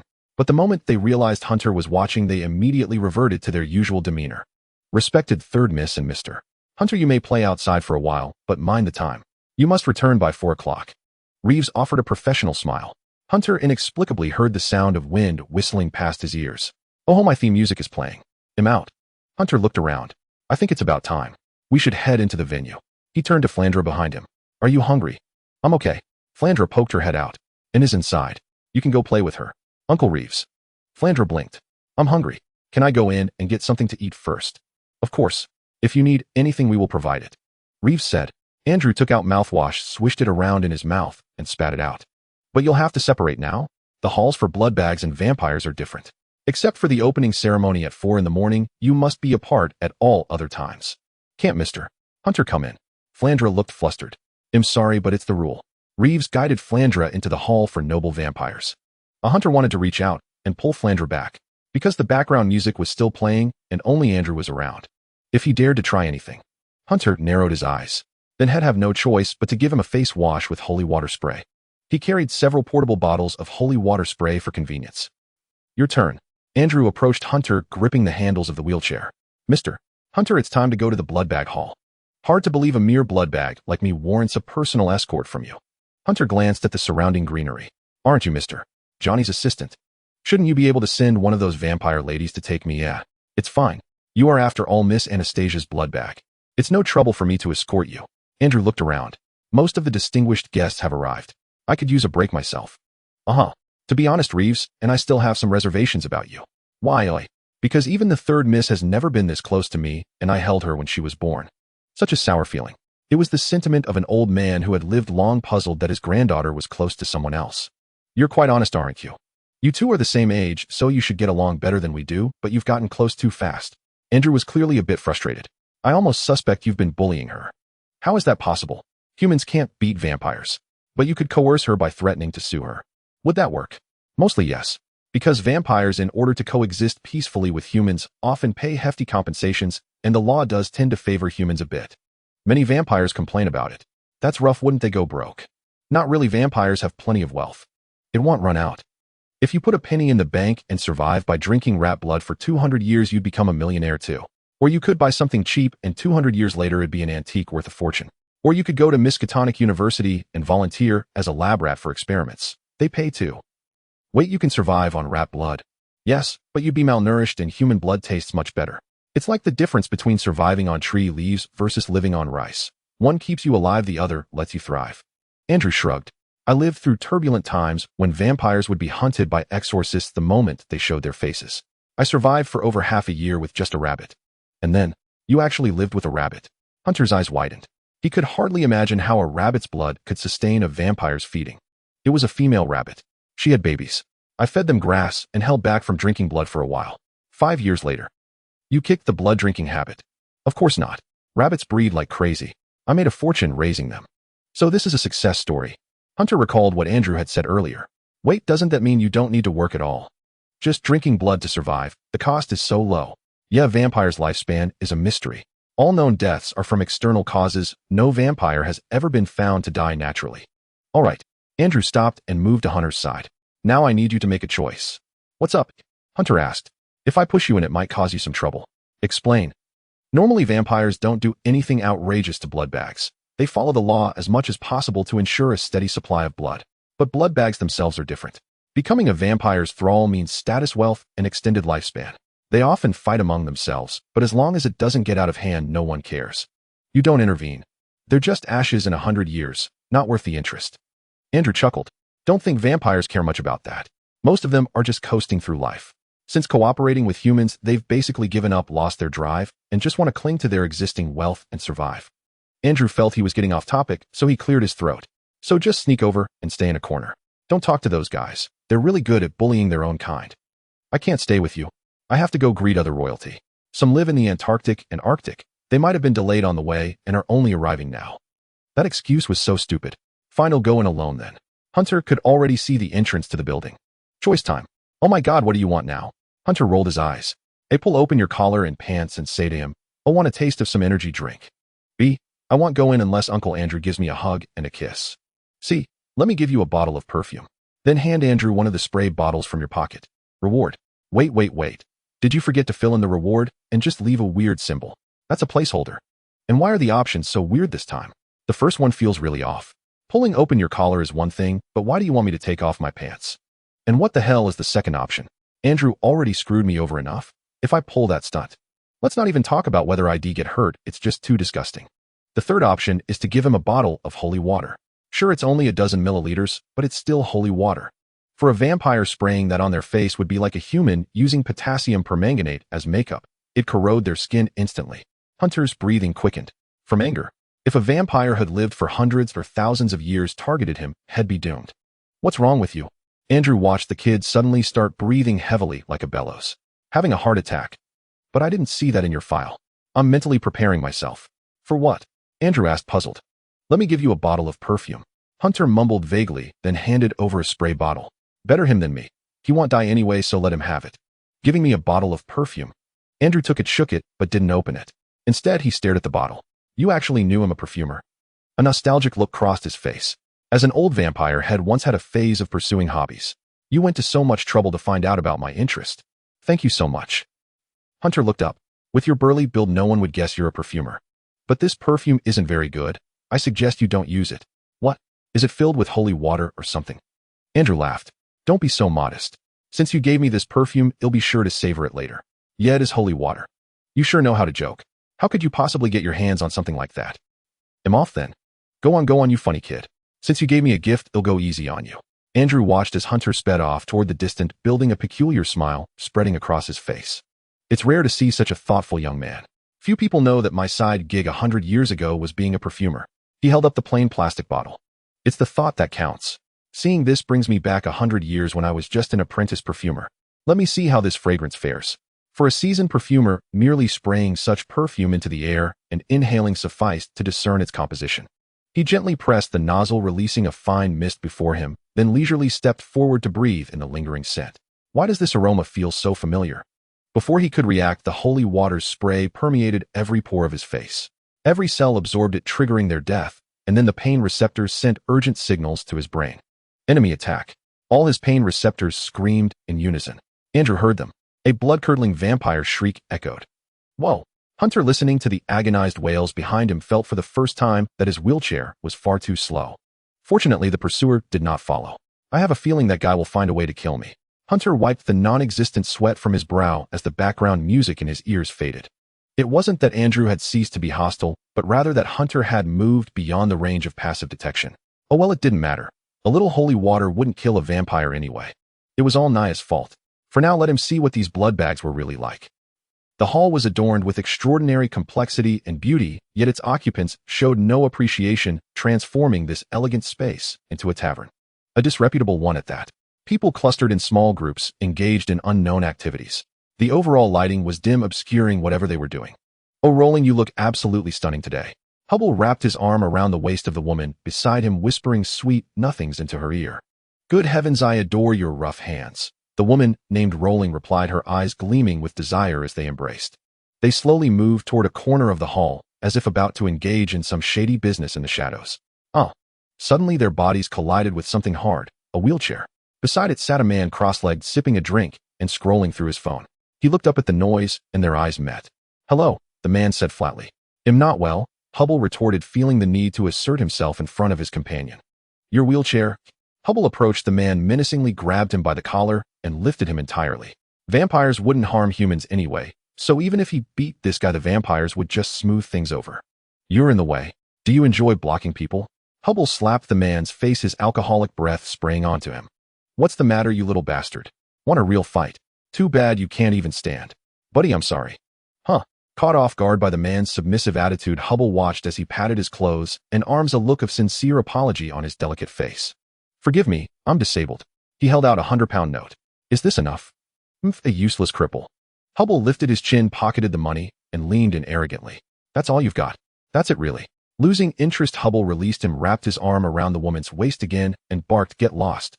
He kicked the wheelchair, sending it tumbling. The metal frame bent slightly, and the wheels spun helplessly like an old man who had fallen, emitting a clattering sound. A vampire choosing a cripple as a blood bag. Their taste is pathetic. What a buzzkill. A surge of satisfaction washed over Hubble as he left with his companion. I really couldn't give more, Hunter muttered. Your wallet only had so much. If I took any more, I wouldn't have made much profit. Hunter spread his hands with a sheepish grin, revealing a stack of cash bank cards and a few square blue objects, likely condoms. That drunkard probably wouldn't notice the missing money, especially since Hunter had even returned the wallet. Counting the haul, he figured it was enough for dozens of indulgent meals. What a delight, getting paid just for being grabbed by the collar. Could this happen more often? Hunter glanced around. The vampire attendants silently served whatever food the blood bags desired, but they never spoke to them. If a blood bag became emotionally unstable, the attendants would immediately retreat, as if avoiding a plague. Indeed, most of these blood bags were just like that lecher, shameless, greedy, and lustful. His legs were useless now, so he couldn't kick them in the groin. He'd have to find other ways. What a headache. He had a clear picture of the blood bags here. They were either shiftless or ill-mannered. Then again, who would willingly associate with vampires? The reputation of vampires among humans was still tinged with fear. Except for a few sweet, pretty vampires that the masses adored, the less attractive ones were often targeted by social outcasts. Like tattoos and smoking, being a vampire's blood bag was considered a mark of coolness. In other words, a vast majority of blood bags were nothing but unsavory drifters. Getting sleepy. Probably from chatting too long with Flandra. But this place was too good to give up. He savored the air reminiscent of his days in the orphanage. This was exactly when knowledge came in handy. His professional instincts wouldn't let him quit.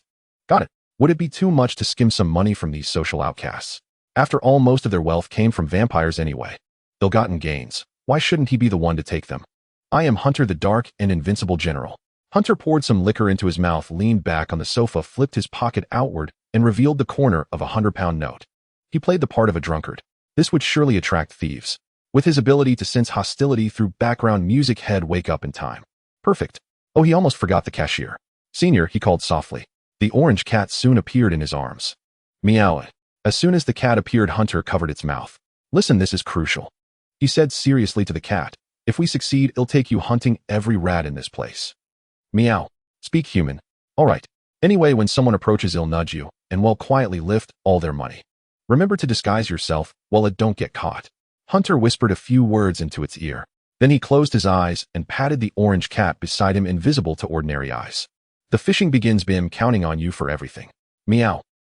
A man lay there sleeping, reeking of alcohol, with his pocket turned inside out, revealing the corner of a $100 bill. What temptation could anyone resist? Anyone with a shred of dishonesty would be tempted to snatch that windfall. Oh dear. A woman seemed to have twisted her ankle and accidentally stumbled on a Hunter. I'm so sorry. Hunter, feigning drunkenness, scratched the sofa beside him. He paid her no heed. Look at this guy. He can't even scratch himself properly. He's completely out of it. No matter what she did, they wouldn't notice. All drunks were the same. Perfect. The woman curled her lips and stood up cautiously. As she rose, she leaned against Hunter, pressing herself against him deliberately, exuding a strong perfume scent, then staggered away. So sorry, handsome. Beside Hunter, several tentacles cunningly dabbed a bit of his saliva and began counting the bills within their grasp. Another gray tentacle quietly slipped a bill back into his pocket. Money. Such a good thing.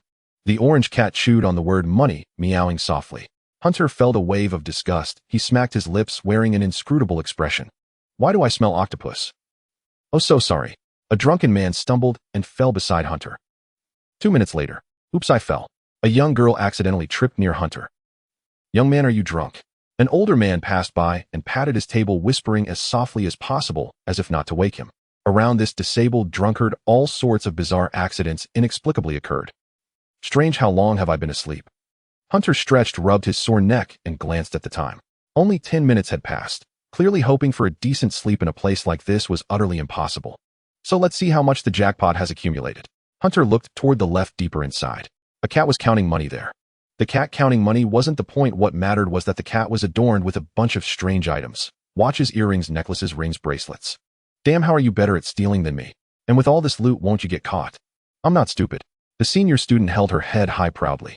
These things look expensive. They can buy lots and lots of lab mice. Taste way better than wild ones. Wow, a genius cat. Aren't you afraid they'll come back for them? Do you think a cripple like me can outrun them? Hunter chuckled bitterly. They won't come back. Because my tentacles can temporarily mimic these items.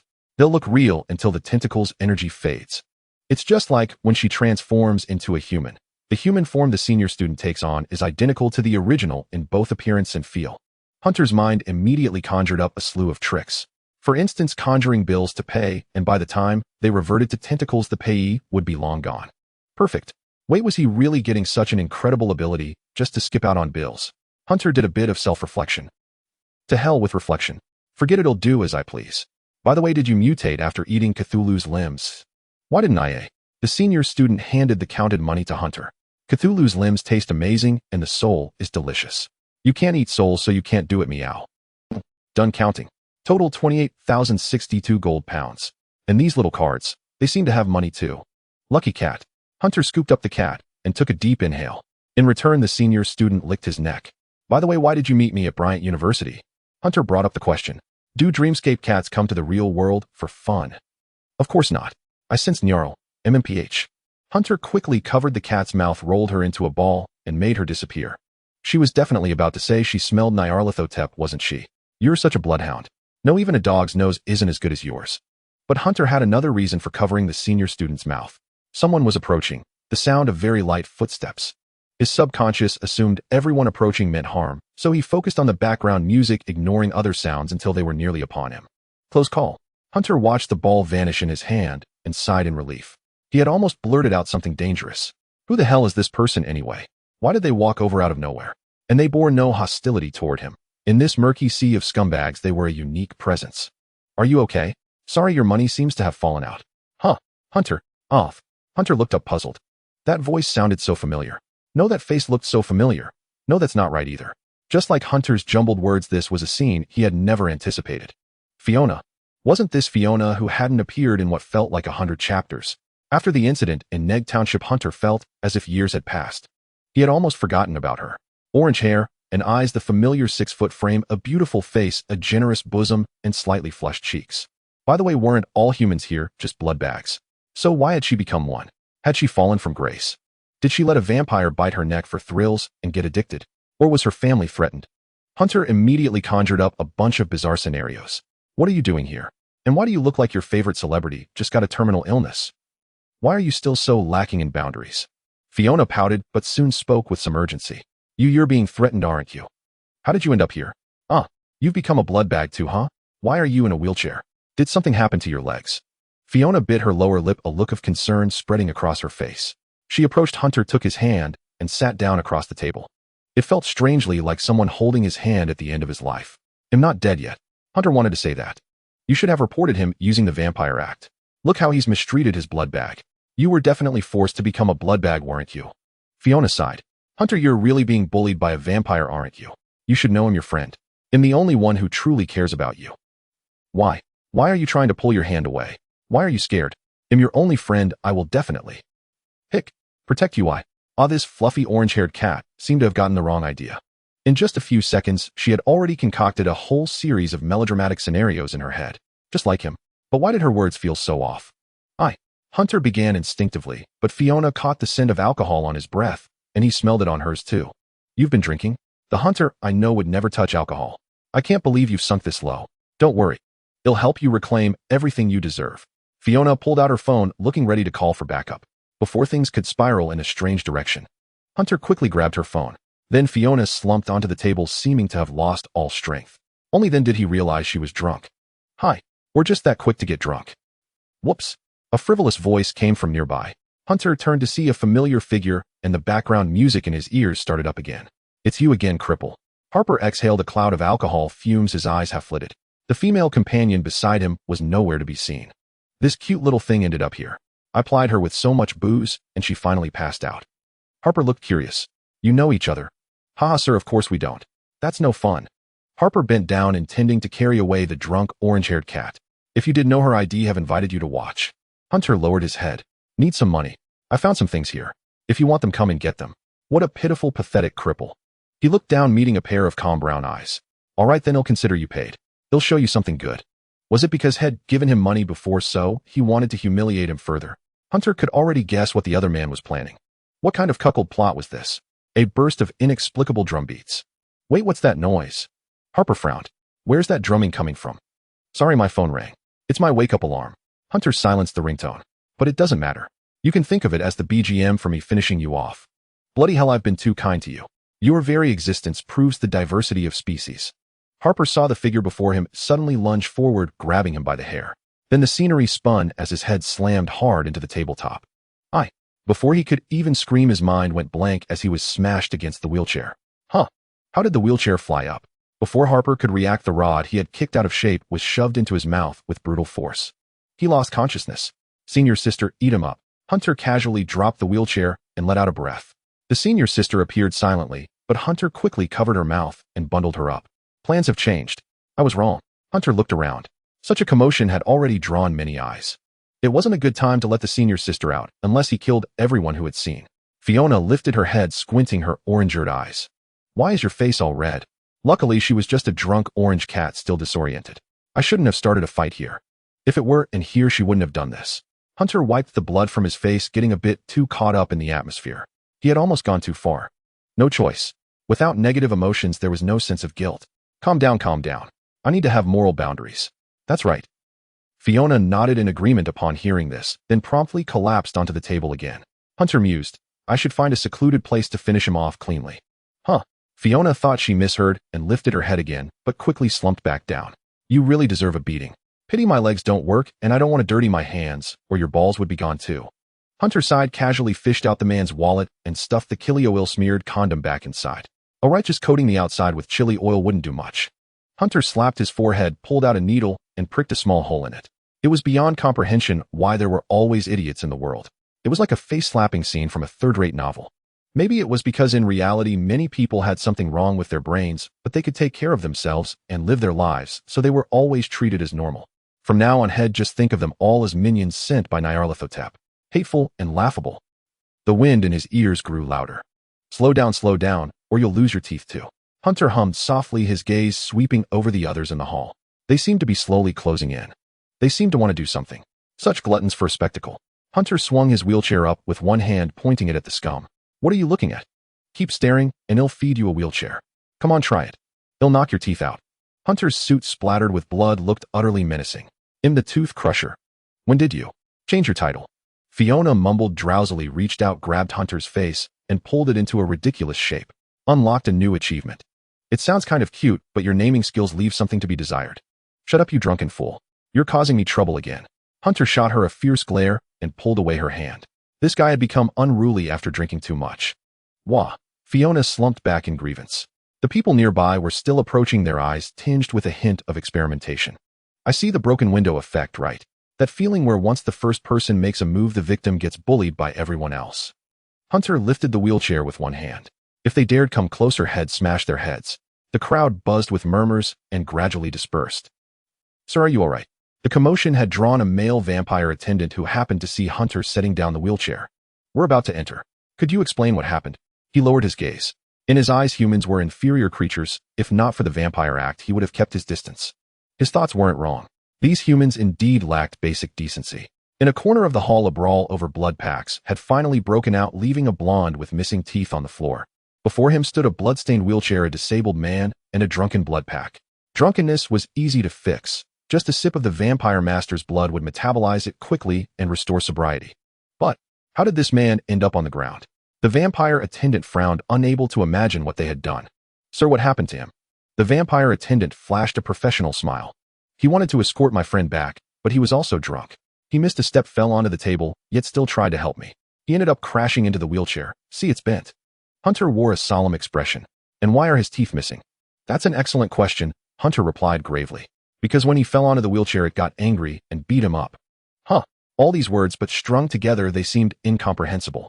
Ahem. The vampire coughed. Is that really what happened? The vampire attendant glanced at the wheelchair. There was blood on the back of the wheels, and on one steel tube, a handprint untouched by blood. Clearly this blonde had been smashed with the wheelchair. Wasn't it obvious? You mean he tried to help you get the wheelchair, fell onto it, and then the wheelchair got angry, stood up, and dunked him. I knocked his teeth out. Do you take me for a child? The vampire took a deep breath. The wheelchair stood up, swung a wheel into his face, and before he could react, he was knocked to the ground. Though he fought back desperately, he was beaten unconscious. Hunter raised his hand, revealing it stained with blood. So the question is, why is my hand red? Why is there a handprint on the wheelchair? Yes, why? The vampire attendant rolled his eyes, deciding to hear what this guy would say. I grabbed the wheelchair to steady it, so I left a handprint. Simple as that. The vampire attendant fell silent. Why would a wheelchair hit someone? He asked. How does a wheelchair hit someone? You're all familiar with wheelchairs, but how does a wheelchair suddenly attack someone?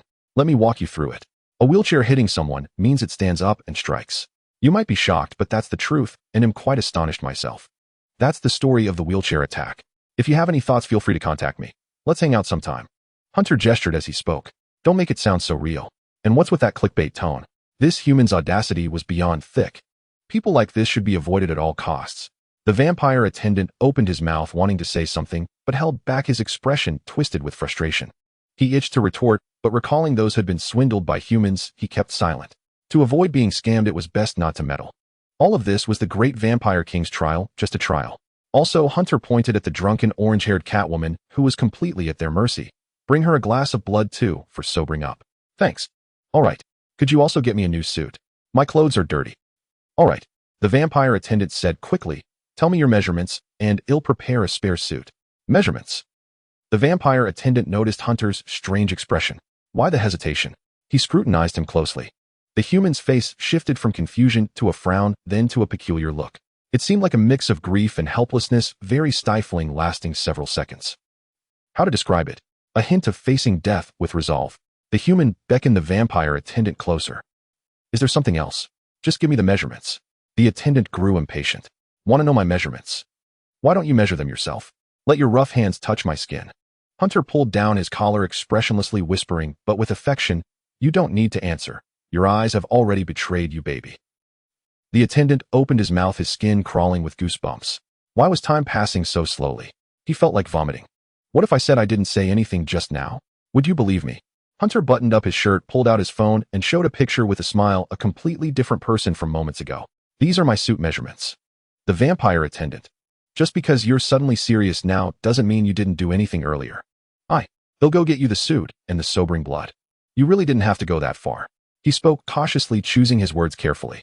Damn, had run into a pervert. Even if the guy was good-looking, he was still a pervert. Did he think he was charming? He was indeed charming. But for a man, it was terrifying. The vampire attendant screamed inwardly. Where was the master of the house? Someone save me. He felt his sanity slipping. Oh, by the way, I can't move this guy. He's your problem now, Hunter said. Let me first check on this lattice condition. He approached the woman to see if she was all right. After all, though the chance of choking on vomit was low, it wasn't impossible. Ugh. The vampire attendant looked at the filth on his clothes. Can I quit? He sighed. What a day this was. Creak. Hunter sat down on a slightly wobbly wheelchair. Apparently the vampire side had no spare wheelchairs, so they simply bent the crooked pole back into place and made do for now. Though it was somewhat degrading, at least it didn't show on the outside and no one would look too closely. It was just that the wheels felt odd when spinning, uneven from side to side with a slight tremor. It felt like a massage. It might collapse at any moment. A truly worrisome thought. All because of that drunkard kicking the wheelchair for no reason.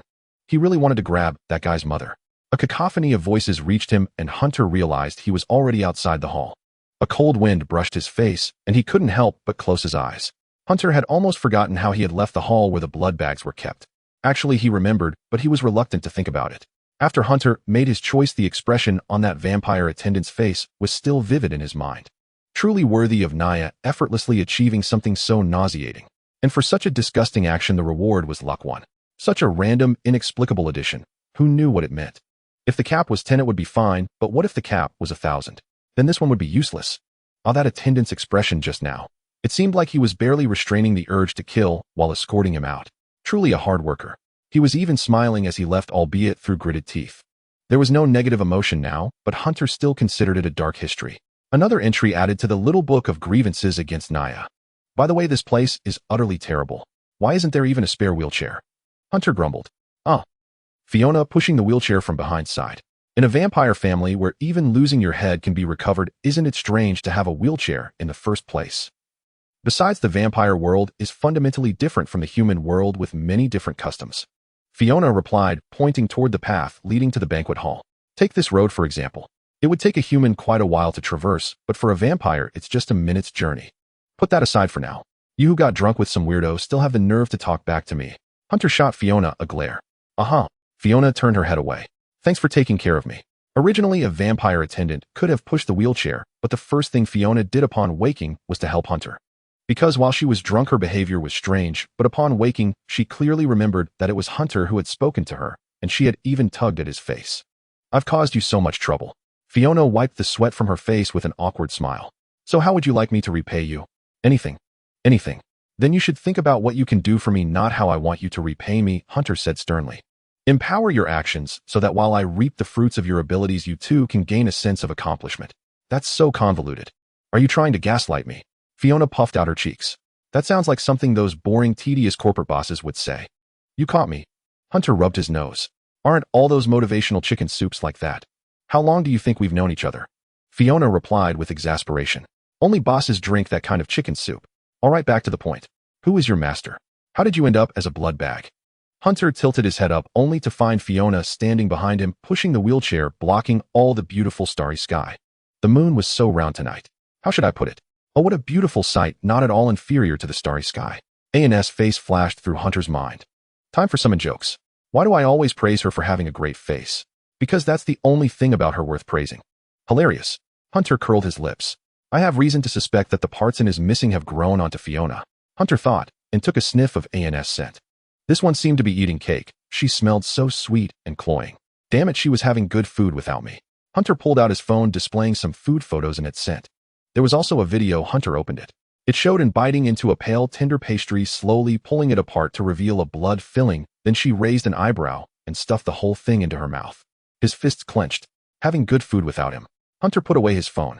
Ahaha, that was a complete accident. It was an adorable vampire. She said it would be embarrassing without a friend.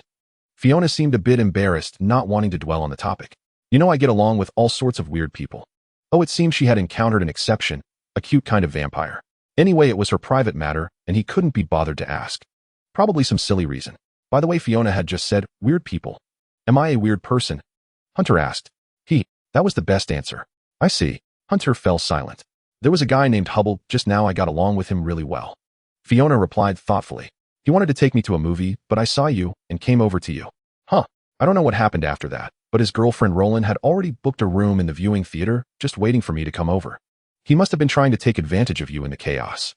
But before that I had been drunk for a long time. If he wanted to do something, wouldn't he have done it already? Oh, was that the case? He just came to call Fiona to a movie. Hunter pondered with a blank expression. Apart from his love of swearing, it seemed he hadn't done anything particularly strange. His initial drunkenness was just him acting out, kicking the wheelchair. After that, the others gathered around, probably just wanting to explain themselves to him. But they found him a madman swinging a wheelchair, and they gave up. Everything seemed to make sense. It seemed he had imagined them to be far too malicious. For no reason, he had beaten that guy up and nearly killed him. But this was the vampire's home, a little blood could heal him, so it didn't matter. Restoring teeth didn't require rehabilitation, it was a minor injury. Besides, a drunkard who acts out deserves to die. It was a lesson for him. Who told him to trigger the BGM? So it probably wasn't a big deal. And we're about to enter the venue anyway. What movie? That guy must have a screw loose. Hunter didn't care. After all, he wasn't exactly a good person himself. Mr. Hubble has disappeared for some reason, and there's blood on the floor. He must have been taken for treatment. Fiona said worriedly. You can't move, so it definitely wasn't you who did it, but why was he beaten? Oh, young lady, you've ruled out the correct answer first. I think he must have been hit by a wheelchair, Hunter said with a straight face. Can a wheelchair hit people? Yes, since vampires exist in this world, what's so strange about a wheelchair hitting someone? Hunter said seriously, look, there's still blood on my wheelchair. Can you be any more ridiculous? Fiona suddenly remembered something. Oh, by the way, I haven't asked yet. Why are you here? Because Anne is a vampire, and I've become her blood bag, so I'm here. Hunter shrugged. Got it. That was a lot of information. You just dumped a ton of information on me and expect me to understand. Fiona sighed. Huh, did this guy just say something? Fiona paused. Wait, Anne is a vampire. Why else do you think she makes it to class exactly at 8 o'clock every time? Hunter replied. It's because she gets sleepy during the day, so she always arrives right on time. I thought she was just an aloof and cool time management master. I always see her walk into class right on time, but I've never seen her at the school gate. That's because she always leaps over walls and climbs directly to the upper floors, then walks down from above. Of course you wouldn't see her. Your imagination of her is way too positive. Why did you become her blood bag? I thought your relationship was just so-so. That's a long story. Hunter replied. After all, blood is thicker than water between us. Aren't you separated by over 10 generations? Is that blood still thick? It's okay, we have a deep brotherly bond. Hunter turned to look at her. By the way, what are you doing now? My job? I work as a clerk at a bank. I think I'm more suited for an ordinary person's job. I'm already an intern. Fiona paused and looked around. Hey, speaking of which, why isn't anyone walking with us? Fiona noticed the anomaly. The people around them were deliberately keeping their distance. On the entire quiet, spacious road, there were people ahead and behind, but no one walked in line with them. Because my wheelchair hits people, so they're all scared of it.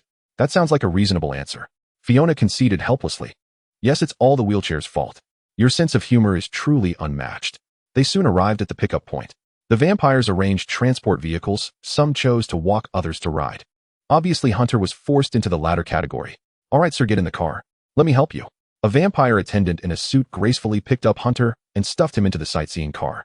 The other humans inside the car immediately erupted, crying and shouting to get off. Holy crap. It's the fucking wheelchair demon. Let me off. Don't push. Damn. He's the one who beat Hubble into the vampire hospital. I watched him get stuffed into an ambulance. His teeth were all knocked out. Don't block the way. A few people tumbled out of the car, their clothes catching on the windows, and fell. So tragic. The vampire attendant was somewhat incredulous. Why were they so scared, even more than they were of vampires? The vampire attendant looked down and asked, "Are you all right?" "May I ask what happened?" "You should ask them if they're all right. And don't ask." Hunter lifted his wheelchair and placed it beside him. "Let's go." But not everyone is here yet. No one else is coming. Hunter watched Fiona get on the car as well, then turned his head. "Let's go. Isn't the sidewalk wide enough?"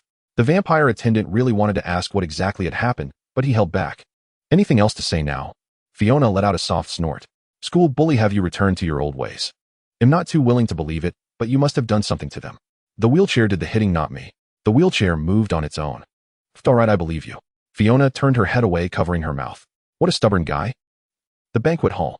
This place was currently being used for a vampire royal social gathering, but a few individuals didn't seem to be there to make friends. They were huddled in a corner, secretly sneaking bites of the wonderful pastries. After all, the food here was the most suitable for vampires to consume. Before this, apart from tasting some of Hunter's blood, and had never tried any other blood products. Oh, the hospital blood bags didn't count, those were considered medicine. "Sisterin, be good," and cast her eyes downward and stuffed a piece of cake into the mouth of the adorable creature beside her. Flandra was an adorable vampire. She had seen her once before, a very shy little one. But that was back when she was still human.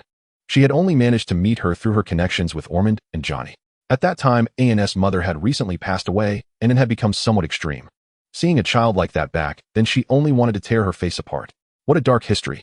I twitched as she patted Flandra's head. But now times had changed. Flandra's sister was gone, and her heart was here within. The ethical relationships from her human life had become chaotic, and the customs of humans and vampires were different, giving an strange feeling like a double agent who had to treat different people with different attitudes.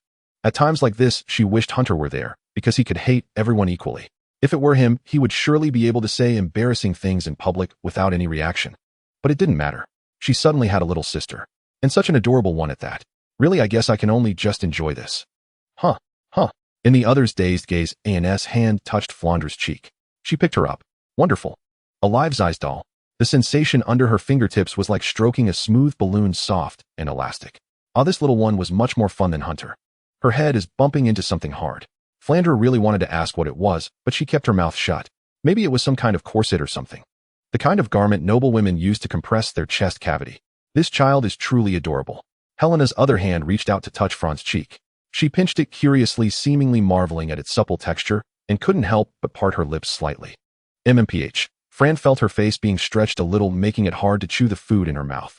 Was this what the novel Shed Red described? Becoming someone's plaything if she didn't work hard enough. Take another bite. Helena produced a piece of cake and brought it close to her face. Try the strawberry-flavored blood cake, little Fran. Fran gazed at the cake and then at the two rather beautiful elder sisters beside her. Well, one of them was a younger sister, but it didn't matter. This doesn't seem so bad. Fran took a bite, the flavor lingering on her lips and teeth. The unique taste of blood, something only a vampire could savor instantly, made her curl her lips in bliss. I wonder how Hunter is doing. Ladies and gentlemen. Reeves stood on the stage, his voice extraordinarily loud, without a microphone, drawing everyone's attention. The opening ceremony of the feast was about to begin. Due to some force majeure, Mr. Johnny is not present at this feast of thirst. Reeves Brankin will preside over the banquet. Reeves swept his calm gaze across the audience below. If there are no objections, we shall commence the prelude to the banquet. Silence reigned in the hall. Reeves wore a satisfied expression. Good, no one dared to defy Johnny's authority. Now the blood servants, the official term for blood bags, are to enter quietly. In 5 minutes, once the blood servants, the royal clans, and the branch vampires are seated, the feast will begin. Hunter had already arrived beside Anne, but the atmosphere was awkward now, with neither speaking to the other. Hunter wore a rather flat expression, but if he had his full emotions at that moment, he would probably have wished to die on the spot. This all started 2 minutes ago. May I ask if you two are the retainers of Miss Anastasia and Miss Fran respectively? After confirming the blood sense of the two, the vampire attendant asked Hunter and Fiona. Yes. Hunter nodded. Wait, something seemed off. So you were Fran's blood bag? Hunter turned to Fiona and said, Yeah, why? Oh, I guess I never told you. Fiona gave an awkward smile. It seems I got sidetracked halfway through that topic. Nothing. Small world. Hunter nodded. Then he was pushed toward Anna's location. What are you doing here? And was also taken aback when she saw Fiona. I didn't expect you to be a vampire either. Fiona nodded sheepishly. We'll have a good chat later. My dear retainer. You're finally here. Fran ran over and grabbed Fiona's hand. With Fiona standing nearly 1.8 meters tall being pulled along by the 1.6 meter Fran, it looked just like a mother with her child. Huh, her retainer is you? And asked in surprise. It's a long story. That's fine, you can make a long story short. And replied. Huh, I want to know too. Hunter chimed in. Why are you saying that too? Fiona touched her cheek, a little embarrassed. It's okay, they're family. It doesn't matter if you tell them. Fran seemed to have made a decision. Alright, the truth is one day about a month ago, I met Miss Fran on the street. Early July. A rainy night. Fiona had just gotten off work and arrived at the bus stop. What are you doing here? Fiona asked the girl beside her holding an umbrella. It was midnight. The girl was sheltering from the rain inside the stop, wearing a red raincoat. Her legs clad in black stockings swung gently back and forth. In her hand, she held a letter. Huh. The girl looked up and Fiona saw a pair of blood-red eyes. Can't go home because the rain's too heavy. No, it's not that. I'm just thirsty for blood. The girl lowered her head and put away the letter. I'm a vampire, you know. You should stay away from me. What does thirsty for blood mean? Fiona asked curiously. It means I'm thirsty, a state where I might attack someone at any time. The girl shrank back and forced a smile. It means I'm hungry. Do you need to go to the hospital? That stuff tastes terrible. Unless I'm dying, ID never touch it. Can't you go home? I don't have the strength. I need to rest. Can't you call your family? I don't want to see them. The girl buried her head deeper. Why? You asked too many questions. The girl whispered. I don't want to say. Sorry about that. But sitting here doesn't seem like a good solution either. Fiona put on a smile. How about chatting with me? The girl looked up, opened her mouth, and revealed sharp fangs. Do you like talking to mysterious creatures?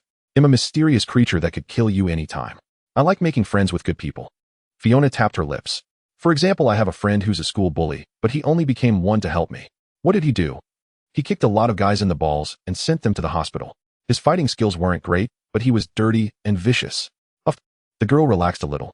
Are you a saint? She asked. Maybe. Fiona thought for a moment. I just like to be kind. And when I was younger, I went through a phase like yours, so I wanted to check on you.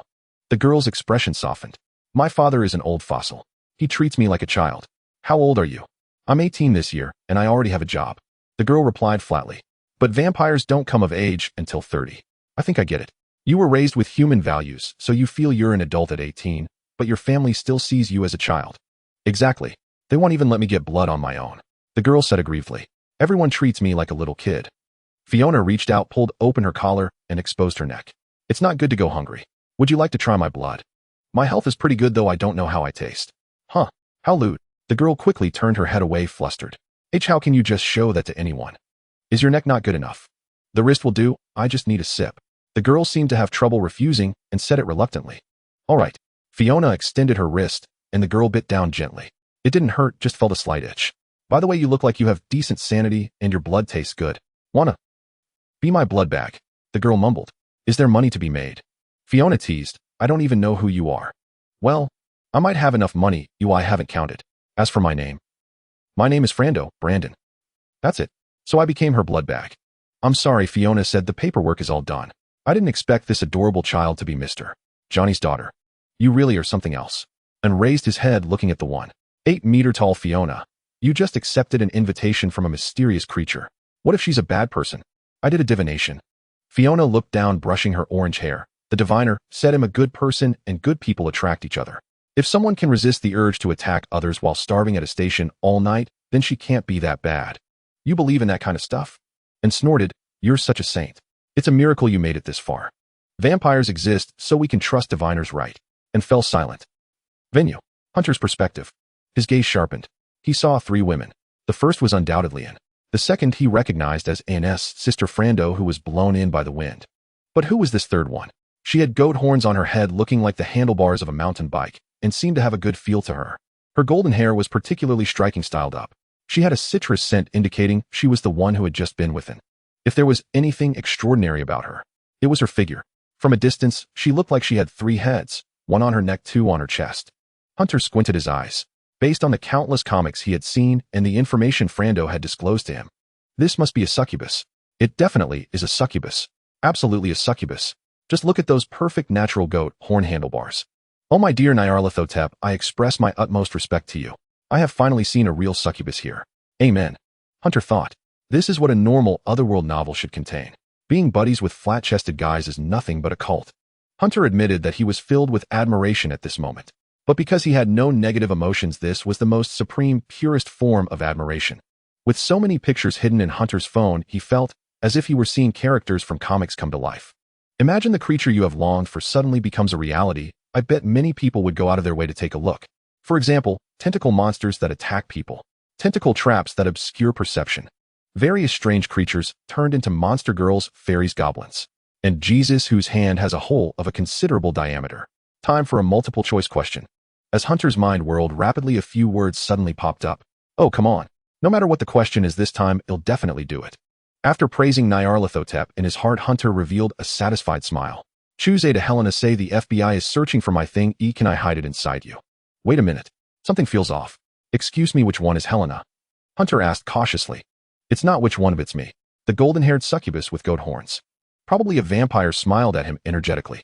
I didn't expect you to know my name. All right, Nyarlathotep, you're still a jerk. Hunter sniffed. He said with a mournful face, nice to meet you. It shouldn't be that bad. Oh, let me see, there should be other options too. Choose 2, what are you looking at? Choose 3. Hello world, selecting this will jump to A. Hunter fell silent. What a playful game. First of all, what is this choice 2? Isn't the first choice A? How did this 2 pop up? And this choice 3, what is it with the capitalized 3? Is this even a choice? Especially choice 3. This must be a system error. Who would write a hello world like a newbie? And do these choices even differ? Reward from now on: when you ask someone for a handshake for the first time, they cannot refuse. Ability duration: half a day. What kind of strange ability is this? Hunter, and moved a bit closer. This Helena is from the Southern Vampire Branch's royalty. It's not royal blood, it's the king among royal blood. Is this a warning to be cautious with my words? Hunter wore a humanized expression, complex emotions swirling in his eyes. Why do you suddenly show such an expression? And widened her eyes. Did you turn human? No, just for a few seconds. Hunter said to her, both crying and laughing. What does turning human even mean? I am a human to begin with. Why did you take off the bow tie? And looked curiously at the bow tie in his hand. Oh right, the countdown has started. Oh, once I take off my clothes, I'll be running naked. Now is a very crucial moment. Hunter became serious and lightly tapped the wheelchair. And promise me, all right. Wait, Hunter, what are you going to do? And became alert. Promise me no matter what words I say, whether I age or die, whether I'm mad or foolish. Wait a minute, what is this guy talking about? And clenched her fists. Could it be that he wants to make some strange oath in this situation? Her heart suddenly rose to her throat.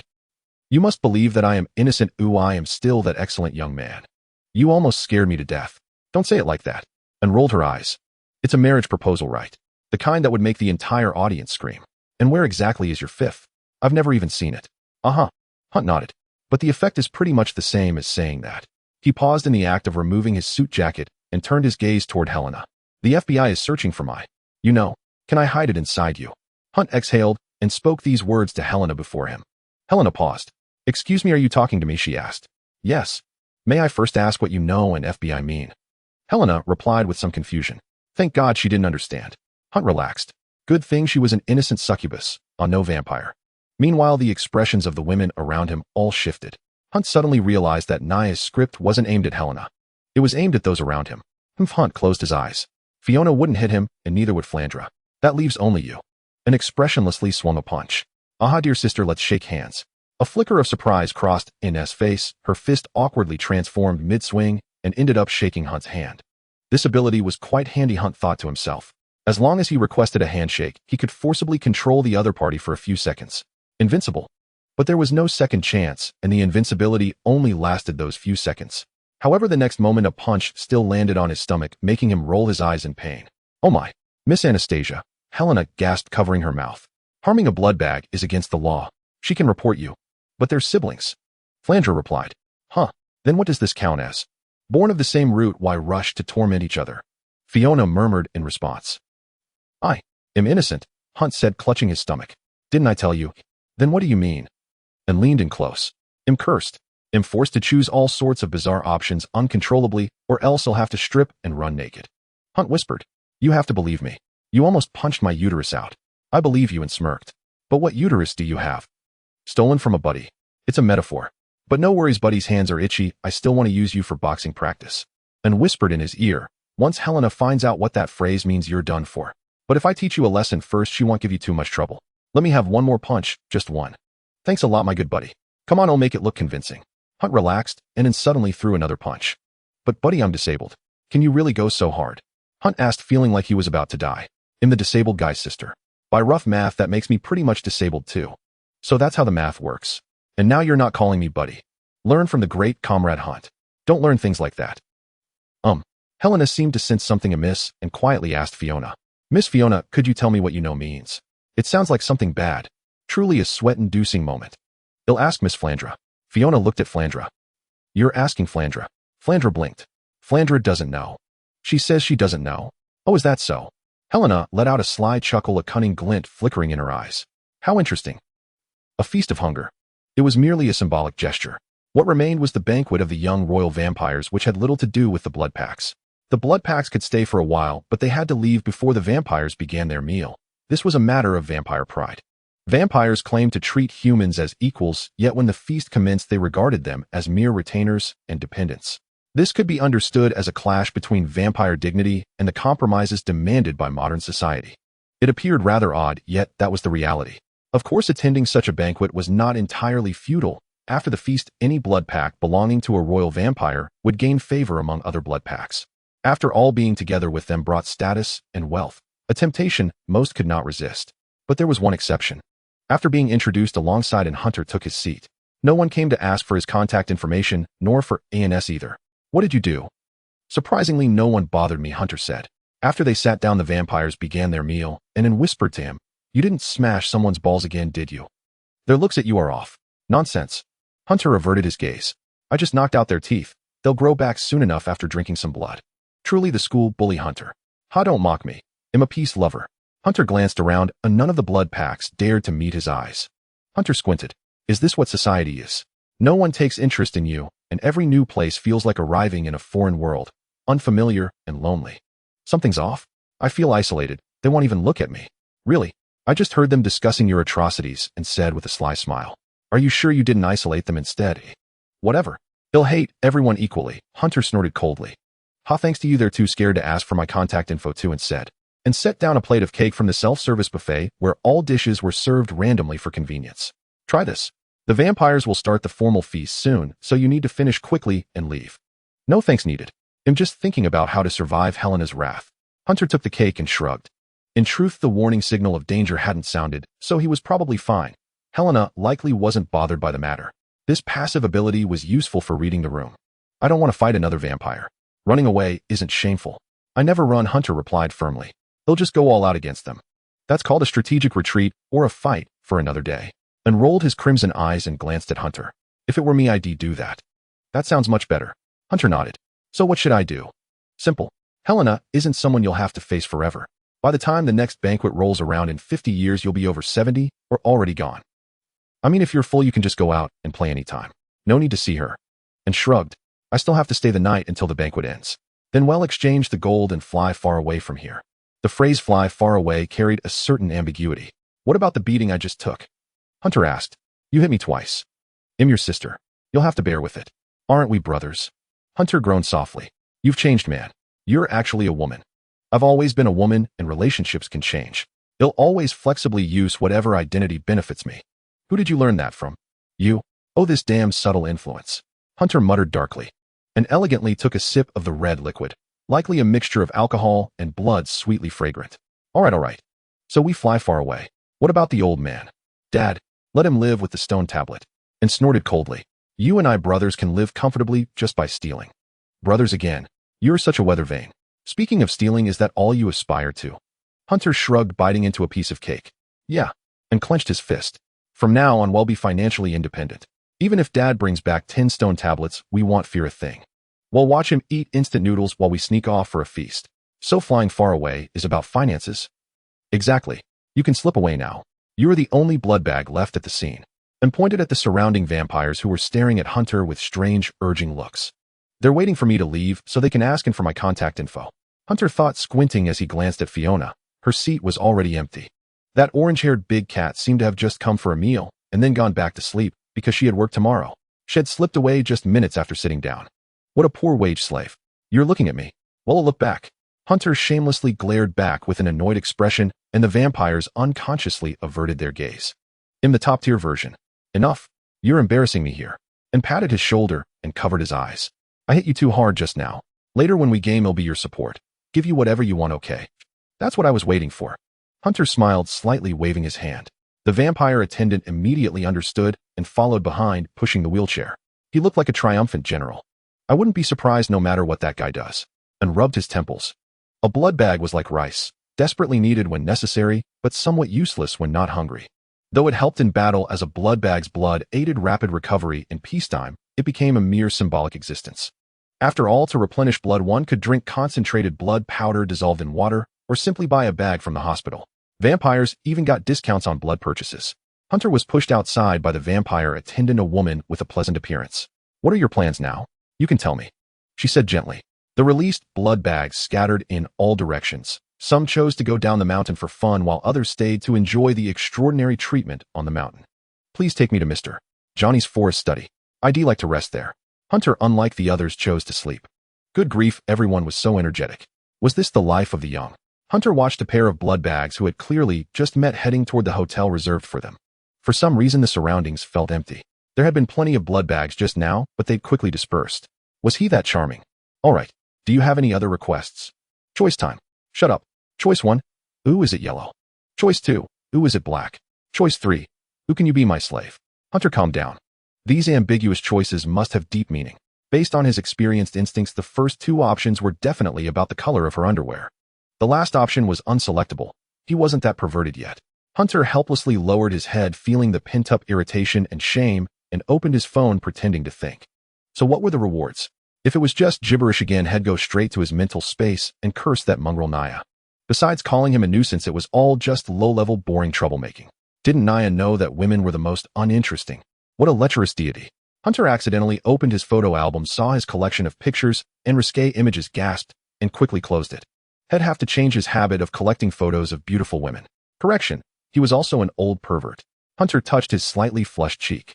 Anyway, he'd go with choice 1. Just now, when the vampire attendant bent down, had caught a glimpse of a stray color. Decision made no changing. Better not harass her too much, mentioning underwear was enough. Reward if you choose 3, no choices will appear for the next day. Who can you be, my slave? Hunter said quickly. Your face changes faster than flipping a book. Naya's disgusting voice whispered. Shut up. I really want to capture your mom, get it? This is what I call flexible moral standards. If you can do it, I don't mind. Naya replied with a smirk. All right, please wait. They'll call a sightseeing car to pick you up. The vampire attendant pulled out her phone to call for a nearby car. Wait. The vampire attendant stiffened. What did you just say? You're only reacting now. I didn't say anything. Hunter sat up straight, only to find his hands untying the bow at his neck. Cheating doesn't count. The annoying voice rang out. You have to say it loud enough for her to hear. That's basic manners. Damn, Naya. Hunter felt he should eat more seaweed that night. I said, who can you be, my slave? Hunter wore a dead fish expression, speaking with utter resignation. The vampire attendant chuckled casually, flicking her jet black hair and planting her hands on her hips. Sorry, I'm not for sale. I'm flattered you'd say that, but I'm already engaged. She raised her finger where a ring glimmered. What emotional intelligence. Encountering such a mature older sister, Hunter suddenly felt like weeping. Too bad she's getting married. Wait, why did I say too bad? Hunter thought. Please wait a moment. A vehicle has already responded. The vampire attendant said with a smile. All right, thank you. The nearby sightseeing cars had all been taken by the blood bags, leaving the area utterly empty of vehicles. All right, I'll wait then. Hunter closed his eyes. Speaking of which, suddenly shouting that line meant the reward was that there would be no more choices for the rest of the day. That was a good thing. Could Nyarlathotep really be so kind? Hunter opened his eyes. Would that entity pull some tricks? All right, I've made contact. The gentle vampire attendant smiled at him, interrupting his thoughts. Look, here comes the car. The vampire attendant stepped forward to negotiate while Hunter behind her sniffed the scent on Anne. He had to admit this ability was quite useful, truly a boon for perverts. But Hunter wanted to make one thing clear. I used this ability solely to confirm Anne's condition. The familiar scent of violet mixed with citrus. And Hunter frowned. The smell of blood. Exceptionally fresh. Still warm it seemed. Did the vampires go this far? Making humans bleed on the spot for them to drink. It was like bringing a cow to a noble's table and milking it right there. Disgusting. But was this appropriate? Hunter, having thoroughly reviewed vampire history, narrowed his eyes. Vampire nobles wouldn't be so audacious.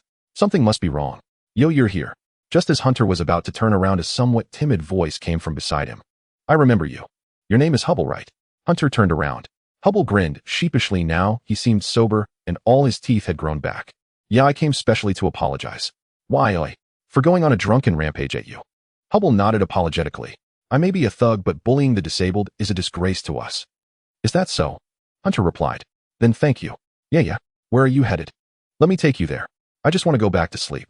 Can you stay away from me? Why so cold? Hubble said bitterly, his earlier timidity vanishing. I want to make up for my mistake. But you were wrong too, weren't you? What did I do? You took my money, and then you poked holes in my condom. And put something like Vicks Vapor Rub inside. Hubble gritted his teeth. You're ruthless. I can still feel a sharp sting. I stole your money.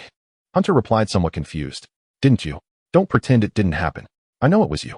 If I call out, will the money answer you? You must be mistaken. Hunter shrugged. See, the money didn't answer. You really know how to treat people like fools. Hubble replied bitterly. And besides, I used chili. If it were Vicks, that wasn't me. Hunter replied coldly. You're slandering me. Apologize. How can you say that with such a straight face? There were too many absurdities. Hubble didn't know where to start. Hubble wanted to ask, with your mental state, how haven't you ended up in a madhouse? Anyway, we need to get out of here. Something's definitely happening. Hubble moved closer, steadying the wheelchair. Let me help you. Oh. Hunter let out a mocking laugh. But why do I hear wind in my ears? Wind. Hubble's grin grew more nauseating. Hallucination. I don't hear anything. Getting louder. It's noisy. Hunter added softly. Just like the murderous intent in your heart. Uffed. It sounded like something piercing through. He glanced toward the vampire attendant. Just a few dozen seconds ago, the vampire attendant who had smiled at him so gently was now decapitated, a wooden stake driven into her head. That was Hollywood's specially treated timber soaked in holy water, expensive and rare. When burned, its acrid smoke would repel most mystical creatures. And when it struck a mystical being, it would rapidly release holy water and elements that suppressed recovery. From what Hunter knew, the vampire woman named Landora, who was the source of Anne's heart, had her head chopped by a Hollywood axe and couldn't regenerate for a long time. Hunter's gaze lingered on the dead face of the vampire attendant. That beautiful face still wore a bewildered expression, then slowly began to melt. The holy water had destroyed her brain. The murderer also stepped out of the car, wiping the dagger with a tissue, and met Hunter's eyes. Seeming confident of victory, he looked away after a single glance. Hunter's gaze returned to the vampire's head. She's gone, lying about 20 meters away. She was about to get married, and all I could do was watch. You people are truly despicable. That lady was the only one who never got angry at perverted remarks. What are you talking about? How could I possibly lay a hand on the disabled? Hubble joked, lightly pressing down on Hunter's shoulder. There's no wind today. Look, dawn is breaking. Let me see you off. From his sleeve came a strange odor wafting around Hunter's nose. Hallucinogenic powder, effective against both vampires and humans. A dagger slid from his sleeve, its blade glinting like a deadly fish gently placed against Hunter's neck. You probably can't hear me anymore, right? The world of lost sanity. Isn't it beautiful? Dying in a hallucination is nice too. At least you won't make a sound. Hubble leaned close to Hunter's ear and whispered. You like hitting people. I'm a scholar. I don't hold grudges. They'll still let you die in a beautiful dream. Be grateful. Yes, it's beautiful. So, Hunter's brown, emotionless eyes narrowed slightly as he replied calmly. How about a handshake? In a place Hubble couldn't see, the man wiping his dagger with a tissue was suddenly seized by an invisible tentacle and collapsed to the ground before he could struggle. You two seem very close. Helena picked up a piece of solidified blood cake and put it into her mouth. This delicacy, akin to a vampire's egg custard, was sweet and fluffy, requiring fresh blood and egg mixture. The chef had skillfully blended the two ingredients, demonstrating remarkable culinary prowess. Not really. Seeing Hunter leave and resumed her calm expression.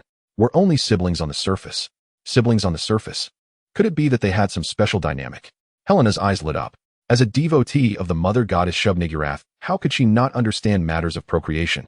She was in fact quite well versed. She understood every implication of Hunter's words, but had chosen to feign ignorance to observe the reactions of those around her. Don't ask, it was simply for amusement. What is the truth then? Helena politely declined a gentleman's invitation and inquired. Duo partners in gaming. And opened her mouth and stuffed in a piece of meat. We cooperate well. Duo partners. And she called him a buddy. What a fascinating arrangement. So Miss and played such intriguing games. Helena revealed a smug smile. Can I join for a triple Q? She asked curiously. No, your rank might be too low. Rank? Too low. Helena felt a sting of discouragement. Though she was a vampire, she was also a succubus. Was a succubus rank truly low? Shouldn't she be considered the final boss? After all, as a succubus, she was practically an expert, right? Besides, you probably don't play games. And picked up her drink, took a sip, and wiped her mouth. Our schedules don't match either. As a queen, you must have no time. We even game in the morning and don't stay up late. So it was about games. What else could it be? And asked. I meant games too. By the way, what happens when you're apart? Helena continued. Like now. It doesn't matter. I never worry about him. Oh my, can I be your sister then? Helena leaned closer. Damn, she's run into a troublesome one. An's cheek twitched. Hunter had said that such succubi were versatile, interested in both genders. They didn't just feed on blood, but other bodily fluids as well. This vampire still carried a scent of oranges. Hunter had said he disliked the smell of oranges, which was why she had bought rose-scented cleaner. Every time Ormond caught a whiff, he wore a strange expression, as if their home were a bar. Ah, so perverse. And suddenly wanted to leave this place. There seemed to be few normal people here. A chill ran down her spine. How nice it would be to game at a time like this. She should exchange the gold and leave quickly. Friend listening to the two vampires beside her was preoccupied with another thought. It was a letter. That day she had sat at the station partly because she was exhausted from a mission and hungry, and the second reason was this letter. The content was absurd, but the first line had already struck a chord. Miss Fran, do you want to prove yourself? Prove that you are already an adult. It was a special plan. The theory was based on Johnny's principle, anyone can challenge me anytime. If she could defeat her own father, she would surely prove her capability. In the vampire world, only results mattered, not the process. As long as she was on the side that defeated Johnny. For a child who had never been valued much, she was tempted. The letter said she was expected to attend the banquet as scheduled and taste the new dishes. They would inform her of the next steps. But she was no fool. There was definitely something fishy. Yet curious to see what it was, she had unexpectedly not handed the letter over to Johnny. That letter was as absurd as a late-night motivational quote, and now she was already regretting it. What the other party wanted wasn't her cooperation, but her mere presence here. Why did I make such a mistake? Friend suddenly felt a headache coming on. On the buffet table before them, large clay pots began to appear. What is this? Reeves frowned. He didn't recall such items on the menu. What is this? Andrew asked curiously.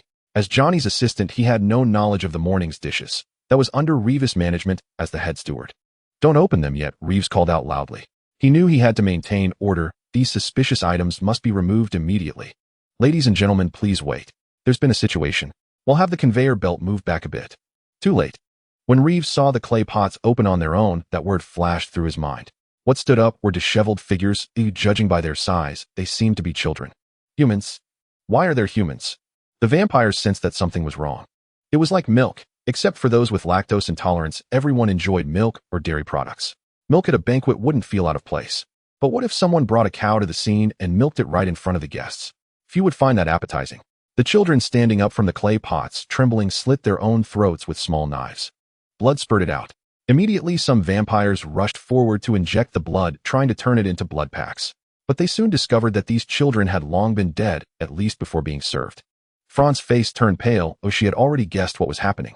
She didn't need to do anything else. Her mere presence here was enough. Reeves, with a grim expression, ordered the vampire attendants to seal all exits. This was a frame-up. There was a traitor. A traitor had infiltrated. They had swapped the ingredients, creating the appearance that vampires had slaughtered humans for food. It was obvious. Though Johnny was the vampire king, the ancestral home of vampires in Eastern Arkham Federation was maintained by several branch families. So a traitor was possible. But it was also unusual.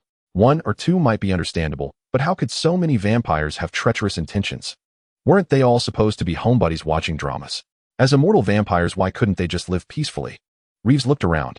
Everything here might have been broadcasted. What would a normal human think upon seeing such a scene? The traitors wanted to destroy the peace between humans and vampires. Reeves exhaled slowly, recalling the headaches of past battles with humans. Above the hall, a square barrier materialized instantly, cascading down like a waterfall. Along its descent, it dripped bizarre fluids that softened all living matter, turning even the hardest bones into mush before dissolving them. As if being digested. When a vampire attempted to flee and inevitably touched it, his body melted rapidly. Damn it! Help! Help! The vampire struggled, but half his body dissolved within moments, the liquid splashing onto nearby vampires. The liquid resembled holy water, but far more potent. Nearby vampires tried to save him by splashing blood, but it had no effect. Irreversible. What is this? A drop of the liquid splashed onto An's ankle, and it began to melt. This must be the work of the Scholar Church. They even have infiltrators among the investigators. This is likely derived from their research on holy water. Reeves frowned. Calm down, don't panic. Aren't you going to escape? I'm a civil servant, Mr. Johnny's assistant. His orders were to host the banquet. Reeves looked around. So I'm not leaving. I must ensure the safety of the royal vampires present. The vampires in the hall began to stir restlessly. The liquid started to solidify, and the hall was nearly sealed shut. If the investigators arrived now, the reputation of vampires would collapse instantly. Not to mention that someone might have already filmed and leaked everything. Forget what that thing is, isn't it descending too fast? In just 3 or 4 seconds, the hall was almost completely sealed, leaving only a small opening at the main entrance. Fran suddenly realized something. If there were traitors, then the blood bags they brought were also compromised. That meant Hunter was in danger. Hey, Fran. While Fran was lost in thought and grabbed her by the waist. I'm sending you out. Go look after Hunter first. And tore open the collar of her suit jacket and squeezed Fran's neck with all her might. Fran then noticed that some of the liquid had adhered to An's leg, which was already melting. She couldn't escape. All right, I'll protect him. I didn't ask you to protect him. And replied, I'm asking him to protect you, and you can keep an eye on him for me. Make sure he acts like a human and doesn't go on a killing spree. And grabbed Fran's leg and bent it backward. Then why are you choking me? Fran panicked. It's easier to throw you when you're compressed. What was happening? Was this sister going to kill her? Fran felt like a compressed package curled into a ball. I'm scared. Fran struggled a few times, feeling her body fold, and cried out in despair. Don't kill me. They'll never hide letters again. I won't rebel anymore. Never again. Tuck in your wings. Here you go. Wah. Before she could react, and compressed her as much as possible and hurled her through the last remaining gap. A bat was also tossed out, but at a bad angle, and half its body was stained by the liquid. And turned to see Reeves. A bat used like a carrier pigeon. She had heard of using bats to send messages. No, that's Andrew. He's a centuries-old vampire, barely able to transform into a bat and fly. Reeves withdrew his foot and resumed his elegant demeanor. And asked uncertainly, so you kicked him? It's more efficient. Reeves said, and kicking is good for my mental health. Wasn't that just settling a personal score? The gap sealed solidified, and the hall was locked tight. Given the sudden incident and the inability to cast spells without preparation, many only now unleashed curses blasting at the walls. But to little effect. The strange liquid melted anything it touched and couldn't be reversed. In other words, they might die. The vampires began to panic. Their remaining gentlemanly composure kept them from screaming outright, but only just. I think we need to find a way out. Reeves looked at him. Your choice was correct. Prioritize protecting the blood bags. As long as they live, they can testify to Miskatonic University that vampires and humans are like two nations. If someone dies, it's an international incident. Minimize casualties. And blinked, looking at her half-melted calf. She felt no pain, just dissolution. Yeah, that's what I meant. She replied. Who thinks that far? I just sent Fran to save Hunter. That cripple probably couldn't run far. A&S mouth twitched. Well, we need to find a way out of here. Reeves looked at the surrounding young ones. Their potential could be judged by their reactions now. All in their 20s, their thinking and behavior were mostly set. Those who reacted immediately were excellent. Someone like an who acted instantly was even rarer. You look like you're choosing an heir. Reeves turned around. It was Helena, the succubus vampire. You caught me. He smirked. But it seems you haven't done anything since it started, just sat there eating. So how did you handle crises when you were young? Helena said humbly. Let us learn from you. I would act immediately. Reeves straightened his spine as more young vampires looked at him. Bullshit. You just followed Johnny around and did whatever he said. You're a butler. You did nothing. The speaker was an old vampire from the last century who had come with the youths, but got trapped before leaving. Fuck, Reeves replied succinctly. Ha. The young vampires burst into laughter, lightening the mood. All right, jokes aside. Reeves turned serious. Everyone calm down. We must find a way out and stop those bastards. But before we commence the operation, we must admit there is a traitor among us, Reeves declared, his expression darkening. And they have undoubtedly contacted an ally. Our preliminary suspicion falls upon the Scholar Church. Why? Because only the Scholar Church would employ such an unknown method to create a seal. They truly have no regard for their own lives, aiding a traitor to attack a banquet of mystical beings. This also presents an excellent opportunity for dialogue. Reeves removed his monocle and polished it. It seems humanity has forgotten that vampires are also mystical beings. If they seek to oppress us, we will retaliate. Even so, the fact that you just embarrassed yourself remains unchanged, Helena reminded him. What did I say? I naturally took immediate action, and silently retrieved her phone, from which a commanding voice emanated. Who could it be? Such a mystery. Damn. No, I mean greetings, Reeves said, his face twitching. Who taught you that? You were never like this before, missin'. Who knows? and pocketed her phone, lifting her missing leg. We must resolve this first. Uffed. Francoise collided with the wall before falling to the ground. Unbelievable. Sister Anne's strength is so astonishing. If that liquid hadn't splashed onto her leg, she could have escaped directly, couldn't she? What's wrong? I heard you mention it. Francoise straightened her backbones, hearing an excited voice. Eek. Hunter. She quickly turned around, adjusting her clothes. Hello. Hunter was holding a person in his arms, but the posture was odd. The person was dead, their neck twisted unnaturally, the cervical spine seemingly broken. Hunter slowly pushed the corpse aside, revealing in his hand a bloodstained nail clipper. The end of the clipper had a nail file, the very implement that had slit the man's throat, draining his blood until he died. But that wasn't the main point. Why did he use a nail clipper to stab someone? And he succeeded? Where did he even get a nail clipper? What's this about? Francoise asked weakly. This blade. Hunter wiped the clipper dry and put it away. I borrowed it from Mr. Johnny's desk. The feel is quite nice. Isn't that stealing? Francoise complained. And why did you steal my father's nail clipper? The moment I saw it, I knew it was gold-plated and probably worth something. Hunter blinked. Can't I take it? We're not that poor. And I forgot this is stealing. I just took it because I wanted to. Hunter wiped the blood from his face. You know I have a mental illness. In truth, it was the absence of negative emotions. He felt no guilt or shame. Without an around to remind him, he had grown reckless and lost all restraint. He had inexplicably developed the habit of pocketing anything nice he saw. Francoise was speechless. Hey. A faint voice sounded at that moment, but was ignored. I was about to ask you the same thing. Hunter looked toward the banquet hall behind him. He couldn't see inside, only the part sealed by opaque walls visible through the open doors. It looked like frosted glass, but it was rather eerie, so Hunter didn't touch it. What is this? Hunter asked, pulling out his phone. And why is there no signal? How do you people live with such terrible network? By sleeping. Hey. The voice sounded again. Right. Francoise suddenly remembered. We must leave, go down the mountain, and protect more blood bags.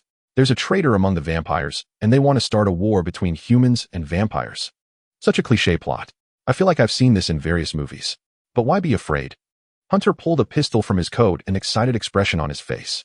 Why not come with me and kill all these damn terrorists? Where did you get a gun? And you're still in a wheelchair. Evil wheelchair demon attack. Hunter wasn't afraid at all. If he summoned his senior, it would be an overwhelming advantage. Having a cheat and not using it would be a waste, wouldn't it? Hey, can you hear me? Don't play dead. The nearby voice grew louder. Hunter turned his head, but saw no one. I'm down here. Look down. You bastard who gave away holy water as perfume. Hunter looked down and saw Andrew. The man was only a torso shorter than the wheelchair, his lower half seemingly submerged in water. But there was no water there. Had he been cut in half? So it was you talking? I thought it was a mosquito, Hunter replied apologetically. Hello there, mister. Or should I say mister? Half now. My name is Andrew. Don't mess with my name just because I'm half gone. Andrew shouted angrily. Is there something you need to say? Hunter asked, glancing at his torso, which was still dissolving. Something was wrong, and seemed to still be inside the hall. Take this. Andrew tossed a bottle. What's this? Your wheelchair is probably broken now. This is the energy source for the new one. It's inscribed with runes that can store a great deal of ether. Andrew spoke earnestly. You two need to survive until Mr. Johnny returns. The patriarch must know what's happening here, but he's being held up. Why do you sound like you're leaving a will? Because I'm about to melt away, Andrew said, extending his hand. It had already grown soft, and his body was beginning to dissolve. That's good. At least you can't smoke anymore, so you won't get lung cancer, Hunter consoled him. Who taught you to console people like that? Andrew scolded him. I already had lung cancer a long time ago. Then how are you still alive? Simple. Every few decades, I donate a vampire lung cancer patient's lung to the Federal Medical University. You dug out your own lung? Hunter asked. I just grow another one, don't I? Andrew shrugged, though his shoulders were already melting. Being a vampire certainly had its advantages. By the way, did you not lose my wheelchair? Hunter immediately thought of the one and had thrown away. Where is it? On the tarmac in the airplane luggage rack. We put it in the farthest corner. The tag number is 1919810. You didn't throw it away, eh? Couldn't bear to because it has a cigarette lighting mode. You wouldn't want to see a chain smoker scrambling for a light. Andrew gasped for breath and glanced at Fran, who was fixing him with a look that screamed, You're smoking again. Enough chatter. Listen to me. It seemed the old nicotine addict had his uses after all. Don't touch that liquid. Trust no one. All the guards we posted have gone silent. Someone's infiltrated this mountain. Who did it? Most likely the Scholar Church. Andrew made a gurgling sound as his mouth nearly liquefied. Don't underestimate them. The radical faction of the Scholar Church wields incantations that surpass even vampire sorcery. Last time they almost got the second miss. His mouth dissolved completely. He was referring to how Dylandra had nearly been hunted down. The Scholar Church had targeted her as experimental material. Hunt twitched the corner of his mouth. It seemed vampires made the perfect lab rats, so popular probably because their physiology was largely similar to humans, making them easier to study. Relax. I won't let them touch Fran. Andrew gave a final thumbs up before slowly melting into liquid. Fran blinked in a daze. Isn't it the other way around? Aren't I supposed to protect you? Protection goes both ways. Hunt patted Fran's head and turned his gaze to the hall. There a sealed door stood. Its surface was like frosted glass with silhouettes moving inside, seemingly pounding against it. Yet no sound escaped. The door itself appeared to be part of an enchantment. It's probably something generated by a formation, Fran explained. Sisterin threw me out just now. Then why didn't she come out herself? Her legs touched that liquid and dissolved. Now she's finally half like me. Hunt nodded with grim satisfaction, glancing down at his own immobile legs. Why is that the first thing that comes to your mind at a time like this, eh? Fran opened her mouth, but said nothing more. By the way, I want to see if this thing can be broken. Hunt pulled a pistol from his coat. Where did you get that pistol? Fran asked in astonishment. I thought there was security screening. VIPs don't get screened. Hunt released the safety and fired a bullet at the seal on the door. Wait, that'll draw them here. The bullet ricocheted off the seal, whizzing past Fran's head and leaving a hole in her golden hair. Eep. Fran shuddered, tears welling up instantly. Are you trying to kill me? My bad. Don't worry, you're a vampire. A headshot won't kill you. How do you know it won't? Fran glared at him, half in anger, half in fear. Have you ever killed a vampire? Had he ever shot one in the head? He had once. Even shoved the gun into its mouth and pulled the trigger. Hunt didn't dare say it aloud. Better not shatter whatever good impression she still had of him. Not that there was much of one to begin with. How about we try a grenade? Hunt pulled out a grenade and yanked the pin. No. Fran grabbed his hand in panic. But it was too late. In the struggle, the grenade was hurled toward the seal and bounced back. It flew straight toward a wobbling figure. Didn't expect this, did you? I'm back from hell.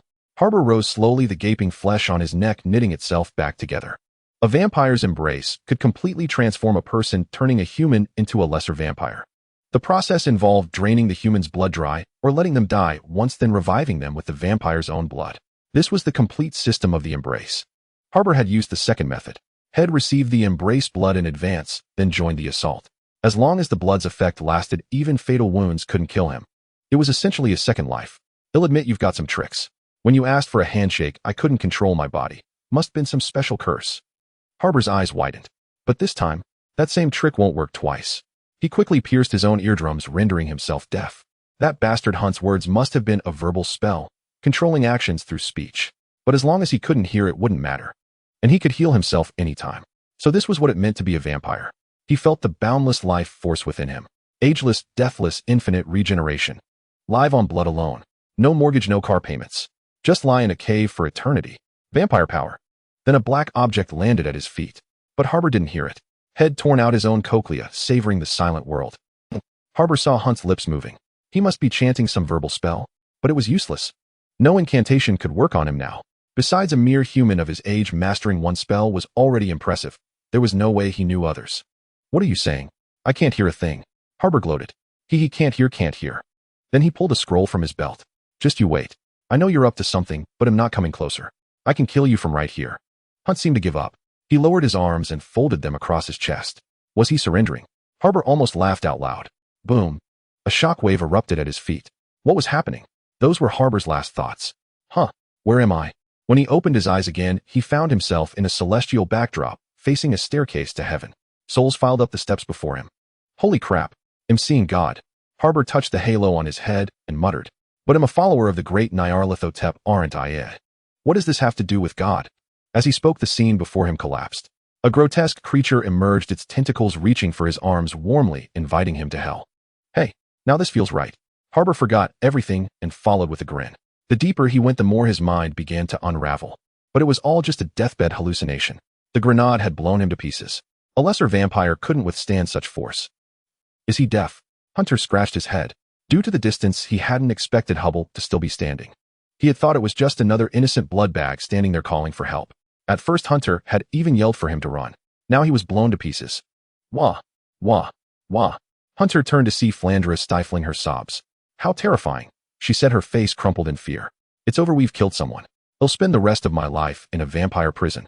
Flandra immediately imagined herself being sentenced and then thrown into a vampire generator. The generator was rank and foul for when vampires were injected with holy water to dissolve their bodies. Their physical structures often couldn't bear the strain and were crushed into a bloody pulp, then injected with that vile contaminated blood to be revived. Good heavens.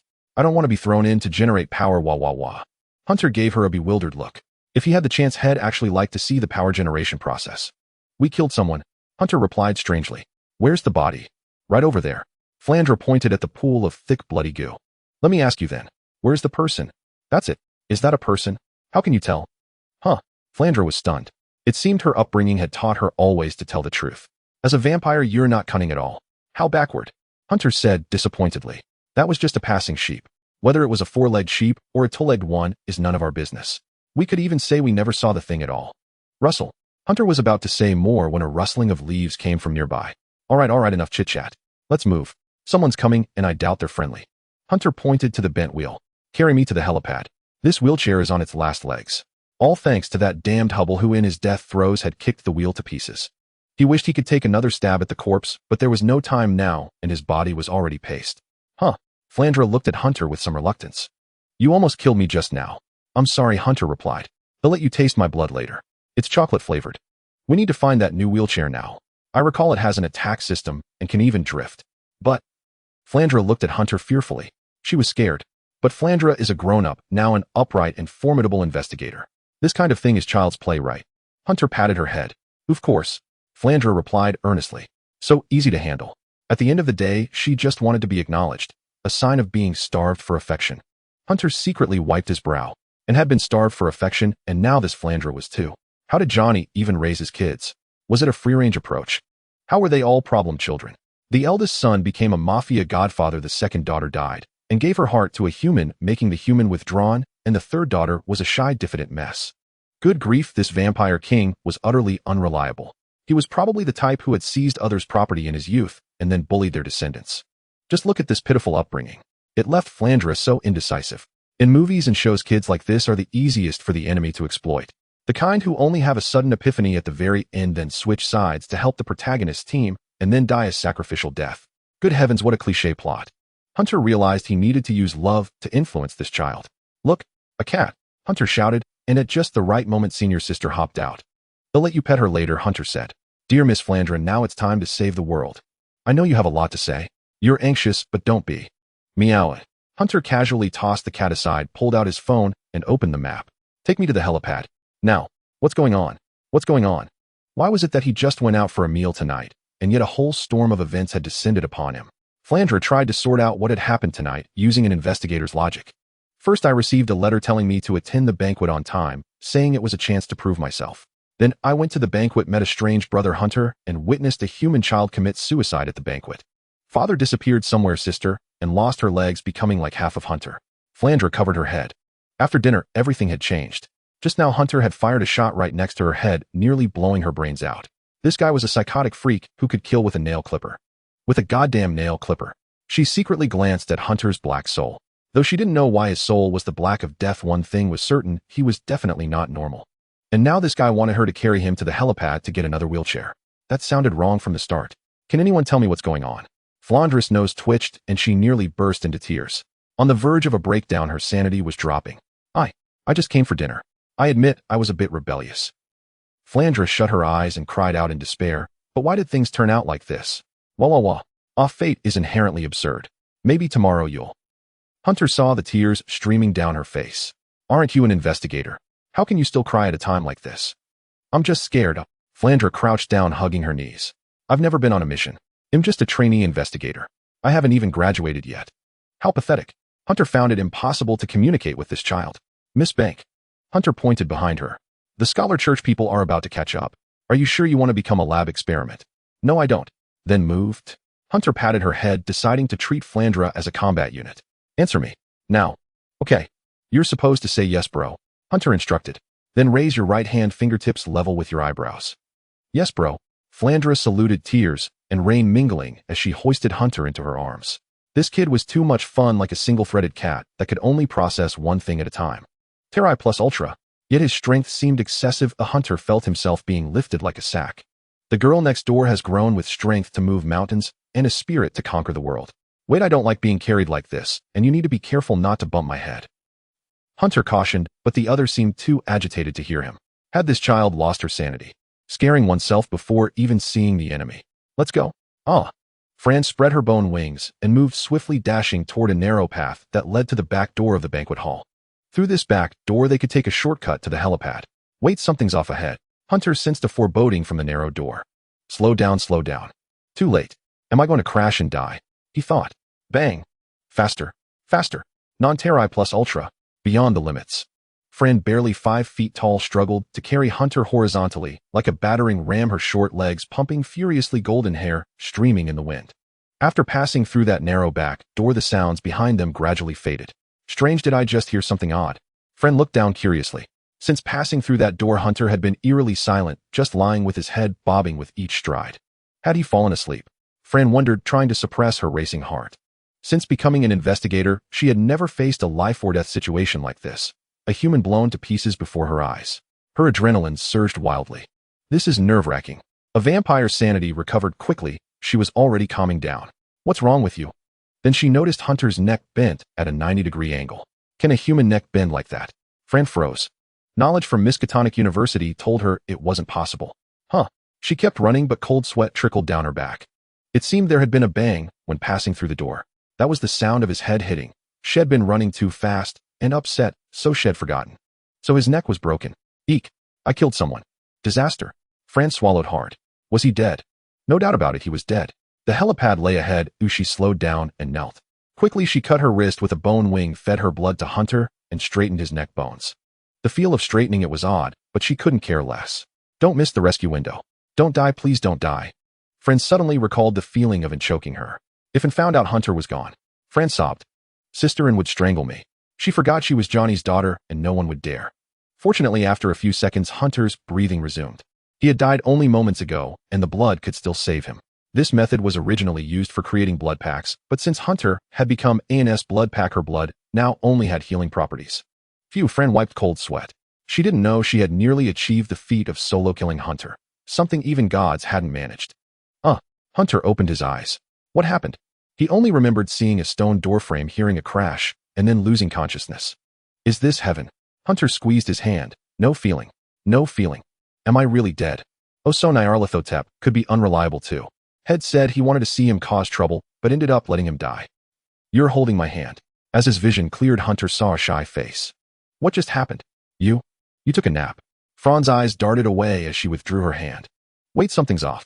Hunter reached forward, but found his hand reaching downward. That defied logic. Hunter realized something and looked down. He saw his own back. I can see my back. Hunter exclaimed. My neck really broke. Look at this recovery. He turned to Fran. You put my neck on backward. Fran looked away. No wonder it felt weird. So that's it. Don't look away. Miss Bank. Yes, buddy. Fran stood at attention. Fix it. Hunter said slowly, getting up from the ground, unaccustomed to standing like this. Was such a human body, even scientific? A neck twisted 180 degrees. Do you have a solution? He asked. I can't live like this, can I? Okay. Fran placed her hands on Hunter's shoulders. Why okay? Hunter froze. Wait, I'm asking if you have a plan. Though he heard no wind of hostility, Hunter felt something was off. Fran's small hands moved to his neck. Despite the trembling touch, he instantly understood her intent. No, you just want to twist it back. Yes. Fran was scared but serious.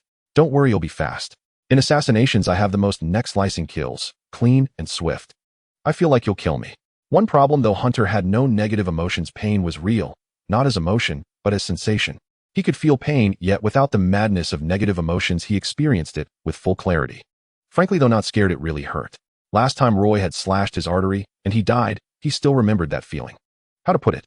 Being cut hurt, bled, but brought no fear. Such an odd contradiction.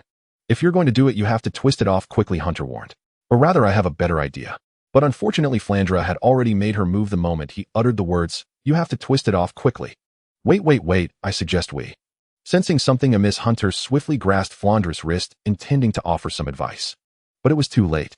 A crisp crack echoed. Hunter felt his perspective spin 180 degrees in an instant, his outstretched fingers drooping limply. Flandra achieved her second solo kill on Hunter. At the foot of the mountain, Heave-ho! Fiona jumped off the spacious sightseeing cable car. She had declined the vampire's farewell and bought a return ticket, of course reimbursed by the vampire's side. As a law-abiding bank employee, she still wanted to live her own life. Wealth wasn't the most important thing. a peaceful life and friends were. So she had stepped out of the vampire banquet without a second thought, leaving a place that didn't belong to her. As a member of the royal vampire clan, Flandra probably didn't need her worrying. Besides, they could always keep in touch via phone. Having an extra vampire friend was fine. Strange, where did the vampire station here for the cable car go? Fiona looked around, but saw no one. Vampire service wasn't all that attentive. There was a general sense of relaxation. You could only call them when you needed something, otherwise they'd find a spot to slack off, since even the managers were the same. Maybe this vampire was also hiding somewhere to slack off. Just like the vampire attendant in the blood bag hall earlier, who didn't intervene when a fight broke out, only stepping in when someone rang the bell for help. But Fiona didn't mind. On the contrary, she disliked places with high standards and strict etiquette, troublesome and dull, merely the self-amusement of the upper class. Fiona pulled out her phone. The foot of the mountain was still some distance from the airport as she needed to call a car. She noticed something odd about the headline at the top. Shocking. A journalist secretly infiltrated the vampire's territory, and what happened next will blow your mind. You really know how to write a headline. It was a live stream pinned by all apps. She blinked and tapped to enter. The location looked familiar. It seemed to be the banquet hall. She could even see the seat she had occupied earlier. The camera was positioned above the entire hall. A covert recording. Then the clay pot was wheeled out, followed by that bloody scene. One by one, the human children pulled out their own heads, blood spraying everywhere. Then the live stream froze there, looping endlessly. Chaos erupted in the chat, comments flooding in so fast that Fiona couldn't make out a single word. What happened? Fiona fell to daze.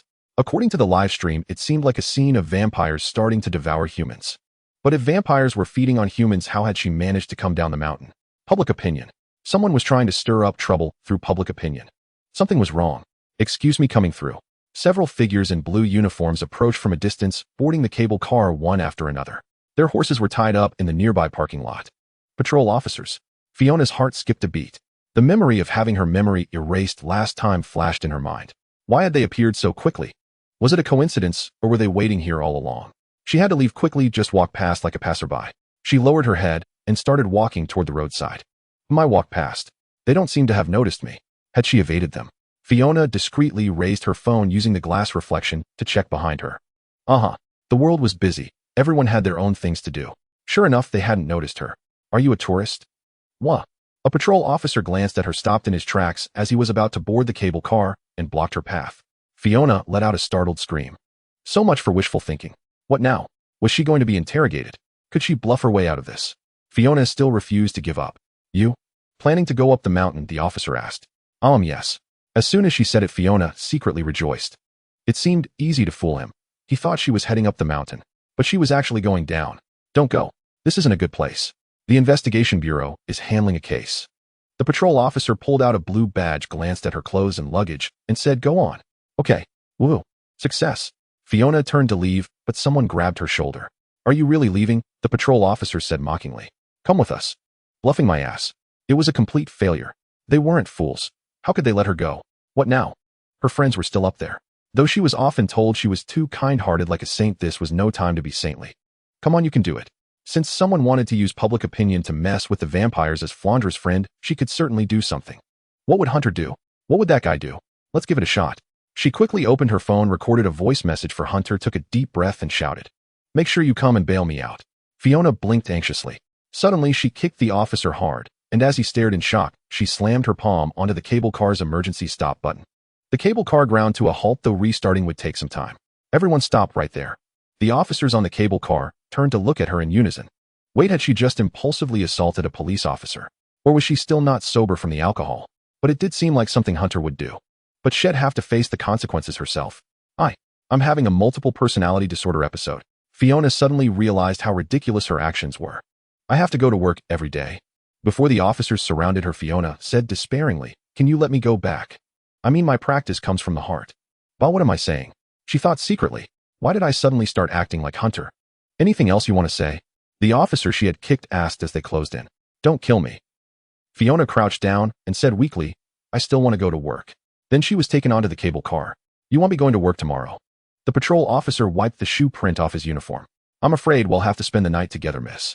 The Bureau of Investigation. To be precise, it was the special agency to which the investigators belonged. Initially founded by exorcists, it later incorporated members from Miskatonic University and new exorcists. To formalize the name and profession, they were uniformly called investigators. The ranks of investigators range from lowest to highest, starting from the lowest level 6 investigator ascending to level 1 and beyond that were legendary investigators immortalized in history. The most renowned legendary investigator was Randolph Carter. Every investigator here knew of him. I've seen him. He's a madman. Johnny gazed at the portrait of Randolph Carter while sitting and conversing face-to-face with the bureau director. Ormond was also present, but seated opposite Johnny. You're a madman too. You told me to find you, but you didn't even give an address. Ormond spoke slowly. What trick are you trying to pull now? Don't look at me like that. We're good partners. I knew you'd find me. Johnny smiled and took a sip of black tea. As for tricks, I mean, occasionally it's nice to have tea in some humble places. Mr. Johnny, due to the live stream that just appeared online, we have no choice but to detain you. You must explain to us what exactly happened. The director was a towering, burly man. His name was Dijim Soldali. You need to remember, Johnny glanced at Dijim. I'm staying here not because you're detaining me, but because I want to be here. He arrogantly gestured with his chin toward Ormond. If I really fought except for this guy, none of you would survive. Then you must tell us your plan. Dijim was not intimidated by his words. The online impact has been negative, but clearly someone hacked the greedy banquet, yet you're lingering here. To me. Johnny leaned back in his chair. The vampires only have their peaceful life now because of me. But some are dissatisfied with my decisions and want to challenge my position. I want to see how far they can go. So, Ormond asked flatly.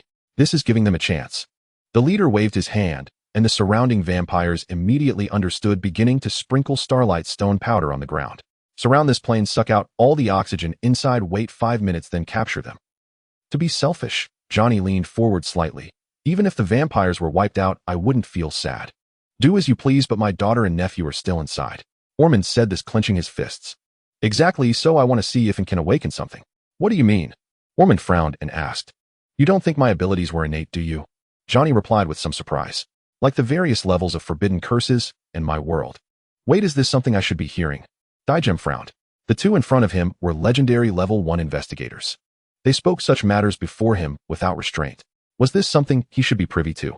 Is it not? Ormond ignored the director, a look of sudden realization dawning on his face. Do you mean these things exist in your bloodline and can only be awakened through life or death battles? Not entirely. Johnny turned serious. Royal vampires carry the bloodline of ancient beings which can awaken in near-death battles. But my world is different.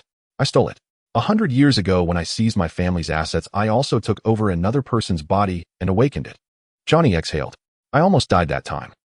Ormond was silent for a few seconds, glancing at Dijim, who was quietly edging toward the door. Am I about to be killed by you two? Are you two planning to start a war with humanity soon? Dijim said, somewhat flustered. Is that why you're telling me all these secrets before offing me? Why are you such a coward? Johnny asked. These are just things already recorded in the Bureau's archives. How did you become director? It's because I can't beat you two, Dijim said helplessly. If I could, I'd have started trash-talking long ago. Director Dijim, I don't think I've ever asked about your ability. Ormond said with a wry smile. I rarely visit East Arkham, so I don't know much about you. Me? I'm a half-breed of the Thonian. Dijim shrugged. But my bloodline is thin. Other than being physically tough and being born with the ability to provoke others with words for mental control, I have nothing special. How modest. How can a Thonian and a human have offspring? And can these two beings even mate? Ormond couldn't help but silently marvel at the tenacity of human proclivities and genetics. Then shut up and step aside. You're done here. Johnny dismissed him. By the way, why do you feel so much like Hunter? Both of you are the type to surprise people. Have you known me for just a day, eh? Johnny shrugged. I've long since. He'll explain your mothers. You just keep yapping over there. If you had the ability, you'd have solved it already. If you can't, then I'm the one sitting here, aren't I? Otherwise, you can be the director. Dijim suddenly blurted out. Huh. The two in front of Dijim both looked at him. Johnny looked at him with some curiosity, not out of anger.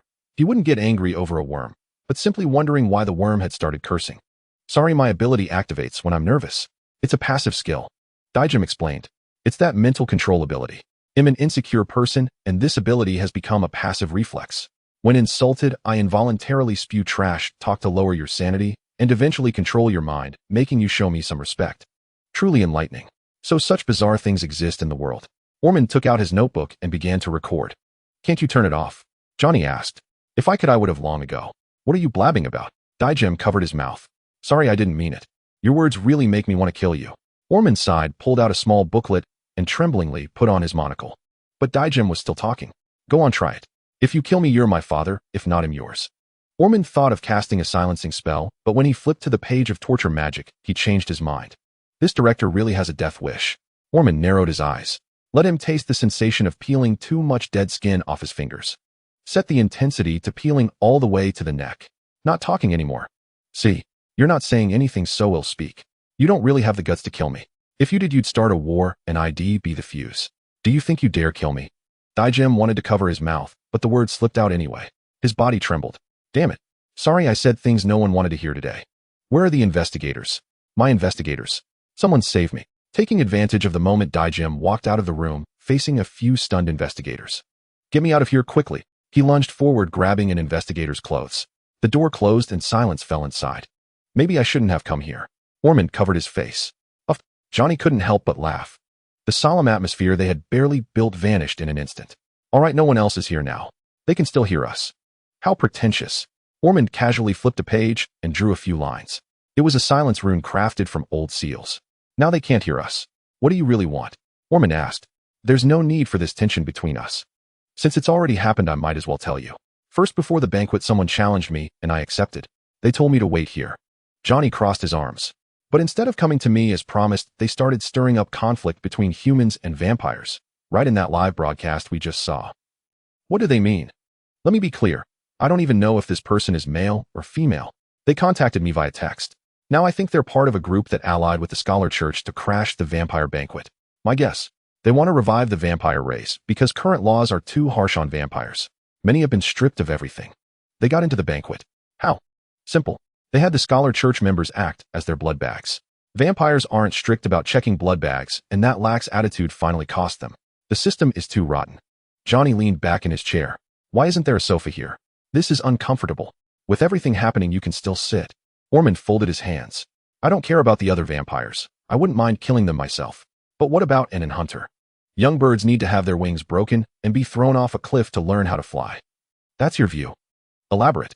First, let me explain. Every vampire lineage is different. Those like me with tails and wings are akin to demons, the purest vampires. We survive by absorbing the lingering souls and blood, and we can see the color of human souls. Other vampires can't. Where's your tail? Ormond asked. I can't imagine you with wings and a tail. I plucked them out because they were too effeminate along with my wings. You can pluck those out. Huh. Ormond felt speechless. Don't they grow back? We can control our regeneration. I just don't heal them. Johnny replied. As I said, my kind of vampire can perform special abilities. My power may not stop time like the world, but it's still impressive. He reached out and pointed at Ormond's cheek. A drop of blood coalesced from Ormond's face. It seeped from his pores from the crevices of his skin. The manipulator controlled it with extreme precision, causing no damage to his facial skin. It seems conceptual. I can control anything that looks like blood and then destroy it. Johnny closed his hand, and the blood droplet shattered. For my dear children, I certainly hope they awaken their abilities early, and in Flandra might have hidden skills waiting to be activated. As for my eldest son, he's already awakened, worthy of my lineage. Johnny took a sip of the cheap black tea. The Scholar Church might try to cut off their limbs and take them away, but it doesn't matter. I won't let my bloodline's body parts end up elsewhere. If the young birds can't learn to fly, the adult birds can eat them for nourishment. Johnny added. Ormond stared at him calmly. Vampire parenting is truly insane. Breaking a young one's bones is enough. Why kill them? Wait, maybe my own thinking is flawed too. Oh well, few investigators have sound minds, Ormond thought. What about Hunter? I don't care if he dies. I've never even met him. If he survives this, he'll admit he has some skill. Johnny shrugged. But this guy in front of him has the biggest problem of all. Ormond let out a breath. Just like you. Ormond stood up. Johnny, hasn't it been a long time since we disagreed?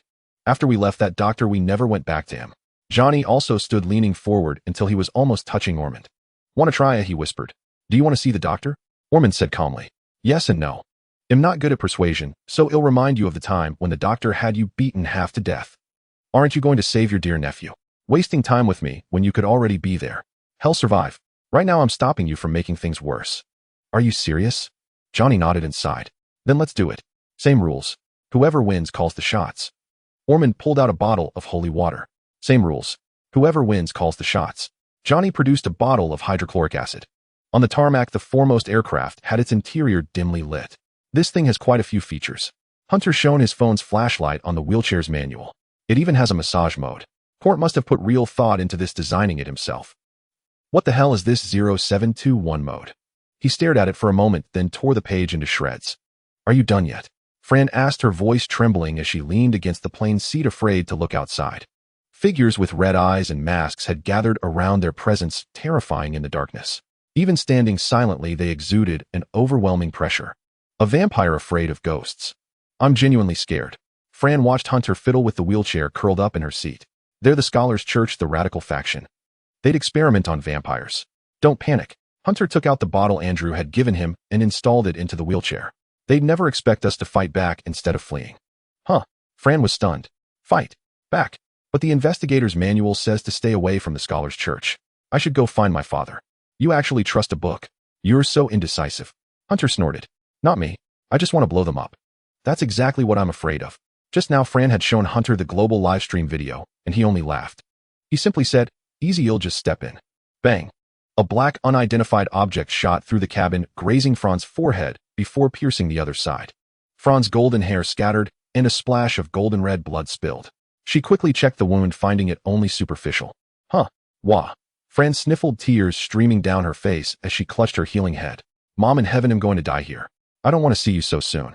What are you afraid of? It's not a brain injury, just a scratch. She turned, staring blankly at Hunter. You're not worried at all. Are you thinking of handing me over to them? Huh. Hunter gave her a strange look. What was she thinking? You wouldn't do that, right? Fran asked, shaking. What nonsense are you spouting? Your dad's Johnny.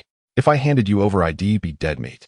Hunter adjusted the wheelchair, optimizing its modes. Damn, 3 of these can assemble into a car. The engineering department's tech is that good, and they wasted on this. And it's mass-producible. A voice from outside spoke.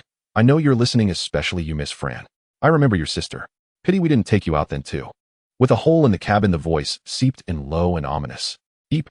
Fran shrank back, trembling in fear, as if struck by PTSD. That Hubble fellow was my son. He wasn't remarkable, but he had a doting father. The voice continued, clearly wary of vampire tactics, not daring to approach. What crap is this? Hunter frowned. Hey, race a special offer, hand over that guy, Hunter, and he'll play a game of cat and mouse with you. They'll give you a 10-minute head start. The voice added, we could turn this plane into a sieve and kill you both, but I want to avenge my son personally. A mangled corpse doesn't satisfy. Miss Fran, I know you're terrified, but if you just hand over Hunter, everything will be fine. Hunter sneered. So the idea was to have Fran betray him, or else they'd be too rough with his body. What idiotic talk. If they had the power, they'd have grabbed me already. No need for this division. Hunter chuckled, turning to Fran. What do you think? Huh. Fran's gaze turned eerie, her eyes unsettling. If I give you up, I can go find Dad. Right. Kid, you can't actually believe that stupid idea. At least I can run. I need to find Father. That's the Scholars Church. They killed Dora. I saw her corpse. She died horribly. Fran stepped closer, her bone wings spreading. Hunter locked eyes with her, sensing the wind of malice emanating from her. Had this kid lost her mind from sanity drop? Scaring herself? A drop in sanity lowers comprehension, making one easily influenced. It seemed the Scholars Church knew Fran well, anticipating her fear. A few words of provocation, and she'd act on their whim. What a clever enemy. Why do I have to deal with this? Hunter felt like he was babysitting. How had Johnny raised such a daughter? How did one restore a vampire's sanity? Hunter watched Fran draw nearer. Holy water. No, that would hurt her. I don't get all this, but I believe in physics. Hunter unfolded the wheelchair, seating himself now at eye level with Fran. Give up. Fran's eyes were hollow, filled with despair. She reached out, her bone wings poised to strike. Hunter recalled something. Fran had once witnessed her sister's brutal murder by the Scholars Church, leaving a deep trauma. She saw them as invincible. All right. So since he couldn't restore Fran's sanity, why not reverse the problem? If he made her fear him more than the Scholars Church, she wouldn't attack. Simple. Had become her nightmare. Hunter narrowed his eyes. You troublesome brat. You're afraid of the Scholar Church, but not of me. And one of the good guys, aren't I? Hunter grumbled, frowning. Flandra fell silent. So a good man gets a gun pointed at him. Then I'd better become a bad guy.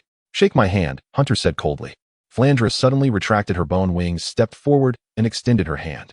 But Hunter kept his hands behind his back, refusing to shake. Forced to hold the pose, her face was filled with terror. What is this? What? Oh, the bug worked. As long as he didn't shake her hand, she remained frozen. But he had no idea how long this would last. You want to ask why you can't move, right? Didn't see that coming. But I won't tell you the reason. Figure it out yourself, Hunter declared. I'm not shaking your hand. Then he pulled out a nail clipper and gently pressed it against Flandra's face. In truth, he wanted to spank her or slap her face, more sensitive areas. But sitting in a wheelchair, he lacked the leverage for such moves. If the force was too light, it would feel far too ambiguous. Like harassment. Imagine your arch-rival hitting you so softly, it feels like a caress. That's when you'd start sweating. I know you might not be scared, Hunter said, taking out a small vial of holy water. He dabbed the nail clipper in it, then pressed it against her skin again, drawing a thin, bloody line. But what if I spray this on your face? Huh. Flandra suddenly felt a cold, stinging pain on her cheek, but her body remained frozen. A look of fear crept onto her face. Huh. Thighs is terrifying, she sobbed, her face crumpling. Please don't do this. It'll ruin my face. By the gods, I once captured and beat the son of the moderate scholar Church's leader. What's a scarred face compared to that? Wah, am I scarier than the scholar Church? Hunter grabbed Flandra by the collar and pulled her close. Those bastards gave you a 10-minute head start, didn't they, eh? I could kill you right now, believe it or not. You still want to run? Let me throw dust in your eyes. He gently pinched her cheek, tilting her chin up, and glared at her like a demon from hell. Who can you outrun, huh? Tears burst from Flandra's eyes like a gushing faucet, soaking Hunter's collar. Seriously, are tears a projectile weapon now?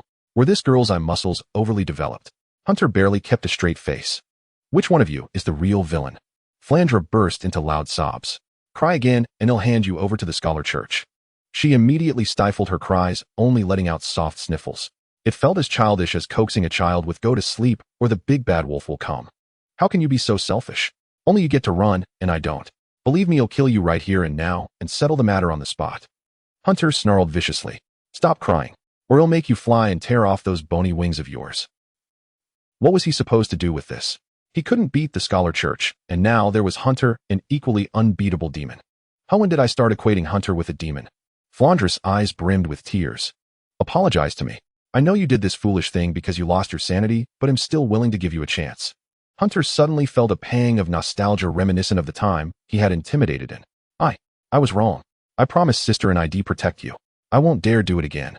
Flandra covered her face in grievance. This man, when he said head hit, he really hit. That single slap had completely stunned her.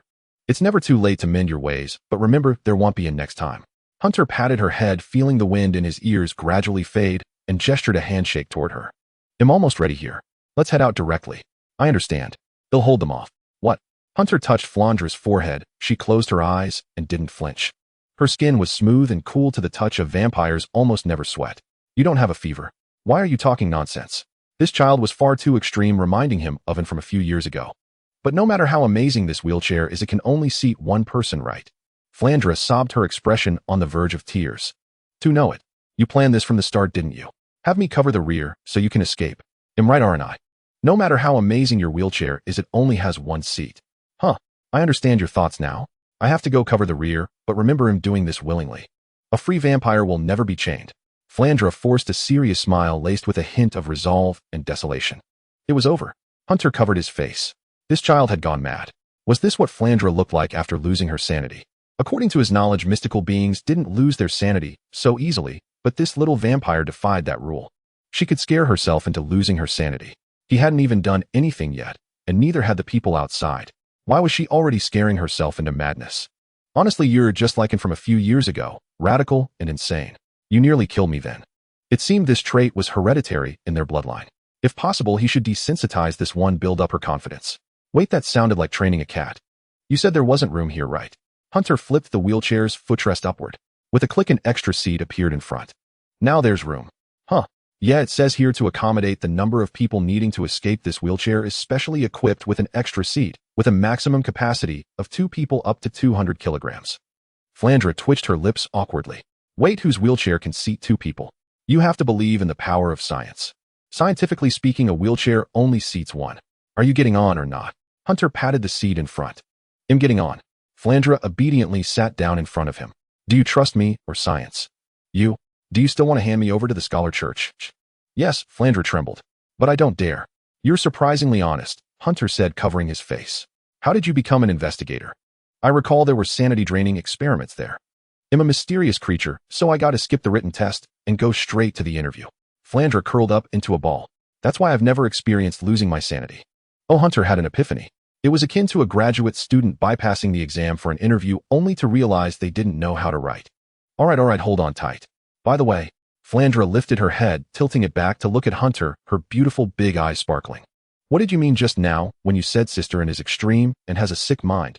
Oh well, didn't you say sister and is a perfect person? Could it be that she also went through a phase like mine? So women are truly perceptive. Hunter clicked his tongue. Kids shouldn't ask. I'm an adult. Adults ask even less, they just bottle up their questions inside. Oh, Outside the plane. It's been a while. Are they still inside? A newly turned vampire asked the leader beside him. They must be. Flandra has psychological issues. From her childhood to her present experiences, we can deduce that first, she lacks paternal love, and second, she is extremely timid. We can confidently infer that she is currently in a state of confusion. The leader was a middle-aged man, his expression now terrifyingly grim. Based on what you say, there's a high probability Shell just throw that Hunter out. That's just one possibility. Whether Hunter gets thrown out or not is irrelevant to me. If he is, it's just a bonus. The leader replied. More likely they'll join forces to find an escape route. The terms I offered them just now were merely to buy time for our people to surround this plane. The leader is wise. Remember our primary target, the royal vampires Anastasia and Flandra. They are the descendants of the original purest vampires. Transplanting their hearts is the key to gaining the ability to see souls. The leader narrowed his eyes, the gaze beneath his mask icy and sinister. As for my son, I can just clone another one. The current one is dead, so be it. Understood. You forgot something. The leader is wise. The vampire suddenly thought of something. Speaking of which, why can't we go after Johnny's eldest son? I remember he's active in the West. Can't beat him. His special ability has already awakened. It's extremely difficult for us to capture him. The leader paused. Is that so? The vampire shrank back. I shouldn't have asked. There's no shame in admitting it. The radicals act on principle. If something can't be done, let it go. But what we can achieve, we must achieve to the best of our ability. The best specimen died years ago. We didn't get Dyron Dora's complete body. But not today. With the mole's help, our plan's success rate is nearly 100%.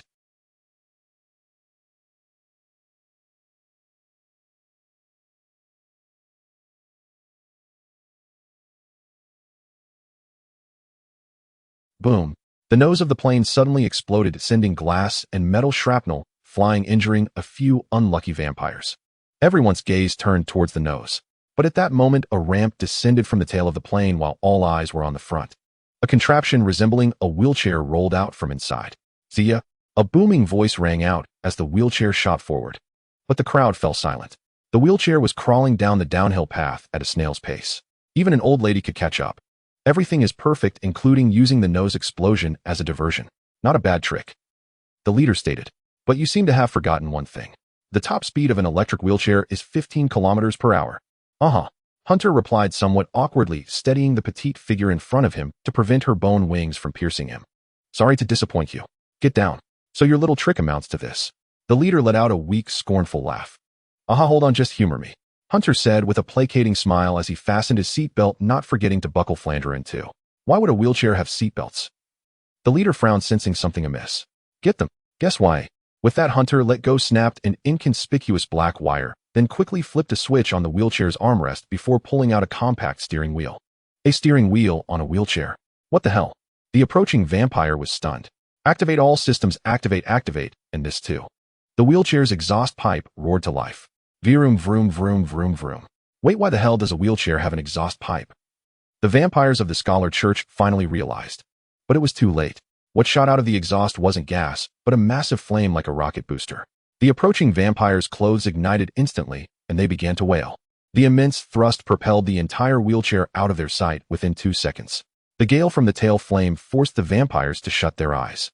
The acrid smell of burnt rubber still lingered in their nostrils. What the fuck was that? A nearby vampire cursed. Was that a fucking wheelchair? I saw it hit at least 100 kilometers per hour in 2 seconds, and I didn't even have time to cast a spell. Damn it, what do we do now? Let's hear from the leader. Everyone looked at the leader, standing in the middle.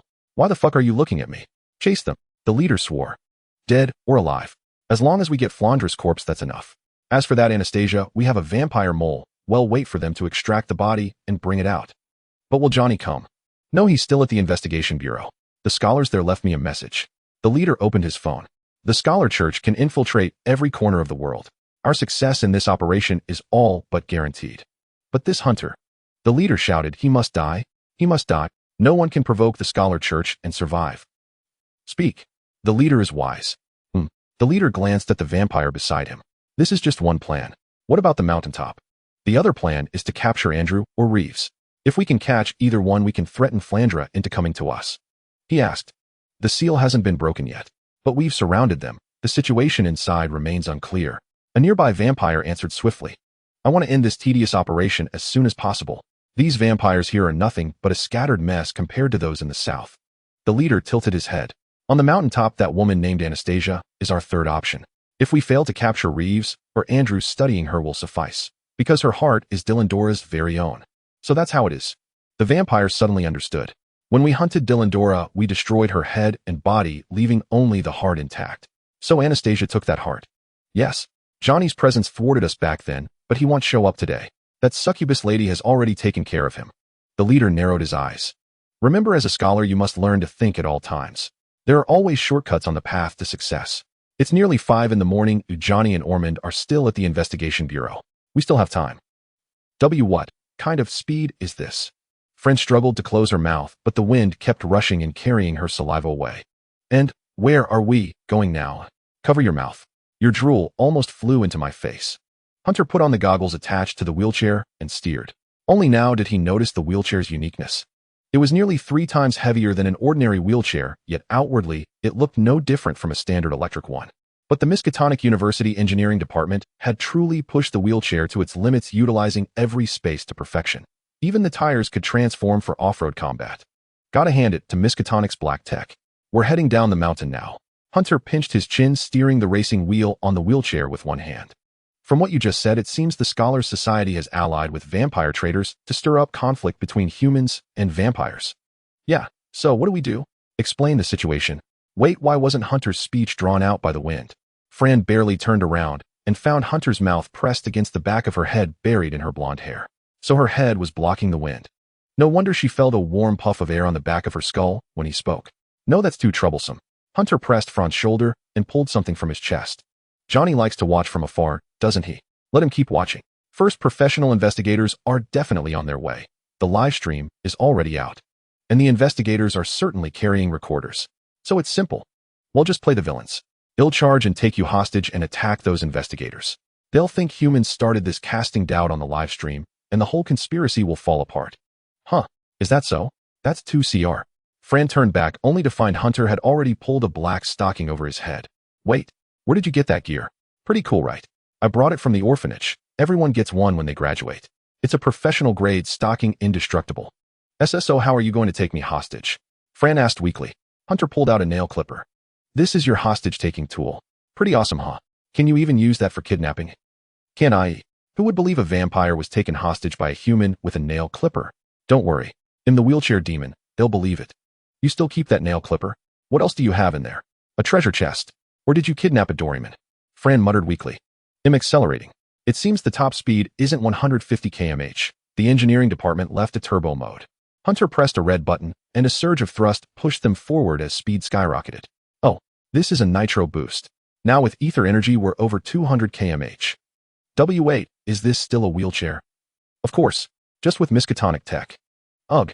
Fran sniffled, looked ahead, and gripped the wheelchair's armrests. She began to pray. Dear Mother in Heaven, your daughter Fran feels she's boarded a pirate ship, one she can't get off. Why, you ask? Because this Hunter is just as crazy as Dad. Fran's tears splattered onto the asphalt of the downhill road, leaving thin trails due to the breakneck speed. Now I see it clearly. This world is full of lunatics. What a beautiful state of mind. Is there no child as miserable as me? Or is there? Save the children. Let's go. Hunter concluded, oblivious to Fran's breakdown. Well, send those investigators to the ICU. If they came by car, we'll blow out their axles. Let them taste the wheelchair demon's wrath. Let's go. Hunter concluded, oblivious to Fran's breakdown. Well, send those investigators to the ICU. If they came by car, we'll blow out their axles. Let them taste the wheelchair demon's wrath. Can those investigators even be beaten by someone who hasn't even studied at Miskatonic? How weak do you think they are? Fran's inner wails echoed across the wasteland of her mind. I'll never have a rebellious phase again, because everyone around me is more rebellious than I am. Fran clenched her hands and began to pray. Save me, great Lord, Amen Amit Ba, while said Emperor Allahu Akbar Baba Boy. Hunter frowned. The objects of your prayer are a bit diverse, aren't they? In the hall, Reeves carefully touched the seal with one finger, but the moment he made contact, the tip of his finger melted into clear liquid. If he hadn't shaken it off in time, the entire finger would have slowly corroded into water. Damn, I didn't expect the effect to persist even after it solidified. And I can't use some of my attack methods. They'd blow up the entire sealed hall. After testing the seal's strength, Reeves put on his monocle. We're like mosquitoes trapped inside a mesh of electric wires, waiting for humans to come and swat us. The difference is we're not mosquitoes, but the similarity is that humans are indeed coming. Found anything, Reeves? Stop spouting your nonsense literature. A fellow named Keanu, an occult enthusiast and a member of the vampire subspecies known as leech-blooded, whose defining traits were a ring of sharp fangs and a circular mouth, began to clamor. He always seemed to be pouting. He and Reeves were ancient vampires from the same era. In their youth, Reeves would often stuff a sausage into his mouth and watch him chew and swallow it. "Shut up, you old fool," looking, Reeves sighed. "You should be grateful I didn't bring a sausage today. I can see some clues, though." Keanu stroked his chin. "Really? Aren't you just an occult enthusiast?" "Shut up, that's only because I never had formal training. Aren't you just a mixed martial arts enthusiast?" Keanu pointed at the gate. "Those liquids are formidable, but when the seal was formed, the liquid appeared inside the hall, not outside." "Speak plainly, Keanu." Reeves clenched his fist. "Don't bully me just because I never studied spellcraft. Being a butler is exhausting enough. I don't need lectures on top of fighting and managing. What I mean is, according to principles of old seals and spellcraft formation, the caster is among us." "Is that so?" "A seal of this level requires constant ether supply, because I see no sacrificial offering providing it." Keanu narrowed his eyes. "So we need to find a way to expose the traitor. That's quite a challenge." Reeves frowned. "If it were murder or robbery, I'd be in my element. But this detective work, I'd need Andrew, but I kicked him out." "They seem troubled," Helena whispered to him. "What can we do, oi?" And replied, staring intently at her own calf. "I'm not the particularly intelligent type. Deduction isn't my forte. The best course was to let go of what one wasn't good at and let the skilled handle it." "Me neither. So what now?" "I don't know. I just want to know how my calf will heal and how Fran is doing. Is she beside Hunter?" And gazed absently at the pastries before her, casually popping one into her mouth. She might as well fill her stomach while worrying. These delicacies were worth savoring. Could Fran perhaps make Hunter act normal? And froze, recalling that little one. She seemed indecisive and terribly shy. A chill ran down Anna's spine. It was hopeless. Fran couldn't control him. Hunter wouldn't blow up the entire mountain in a panic, would he? As for Hunter's safety, that wasn't the greatest concern. The senior was there, a formidable mercenary easily bought with a few rats. What truly worried and was what Hunter might do without moral restraint. It seemed that without her by his side, he lost his moral compass. He was such a handful. "Miss N." Reeves approached her, interrupting her thoughts. "Huh, what is it?" and was startled. "Do you have any good ideas?" Reeves vividly recalled how and had swiftly reacted when the seal first activated, hurling Fran out. To Reeves, this was the mark of a decisive action taker, a promising talent who merely lacked knowledge of the occult. "I believe you might have a solution. I know nothing about seals. Simply put, there's a traitor among us. If the ether from the traitor fluctuates, the seal will vanish," Keanu explained. "What kind of fluctuation?" and asked, still gazing at her calf. "Only a fatal injury can disturb the ether core," Keanu said. "What would Hunter do in this situation? He'd probably go crazy. If only a fatal injury can reveal the truth. Then why not just cut off everyone's head here?" And sighed, running her hand through her hair, unconsciously mimicking Hunter. "Huh," and froze. "Did I say that out loud?" "Huh. Reeves paused, lost in thought. "If we gather everyone, cut off their heads one by one, and use blood to restore them, the moment we reach the traitor, the seal will break. We must do it one at a time. If we find the traitor, we can all attack together while the others guard against a counterattack, as there can't be just one traitor." "This idea is utterly insane," Keanu muttered. "Do you realize the uproar it would cause if we beheaded everyone present?" All present were royal vampires. If their heads were severed, Johnny would surely face impeachment from these branch royal bloodlines. "What do I care? They can't defeat the patriarch." Reeves snorted. "Huh, are we really doing this?" Helena edged closer to Reeves. "These royal vampires, bound by bloodline dignity, will retaliate if you do this. I've served the patriarch for a century, and I've learned a thing or two," Reeves chuckled. "If you're not ruthless, others will never submit to you." Reeves donned a monocle. "But nothing seems to have happened to us yet," another male vampire protested. "You know how vital our necks are. Dare to touch mine and see." "So what if I do?" Reeves waved a hand, and the male vampire froze. Seconds later, his body separated, his head clutched in Reeves' grip. "It's not you, it seems," Reeves whispered into his ear. "Why the fuss?" "Because you fancy Lady Helena. Eager to stand out, are we? They'll just have to make an example of you. You're next, Miss Helena." Reeves turned to Helena, casually reattaching the head. "Huh, me, eh?" Helena leaned closer too, and her expression pained. "But I'm afraid of pain. Besides, I'm not just a royal vampire. I'm the king of the Southern Hemisphere branch. If you behead me in public like this, how will I ever find a husband?" "You must understand," Reeves replied. "This is not a request." "What a dawdler." And rolled her eyes upward. Without her legs fully healed, her combat prowess was greatly diminished. The longer they lingered here, the more time they wasted. If only Hunter were here, she thought. He would have struck without a second thought.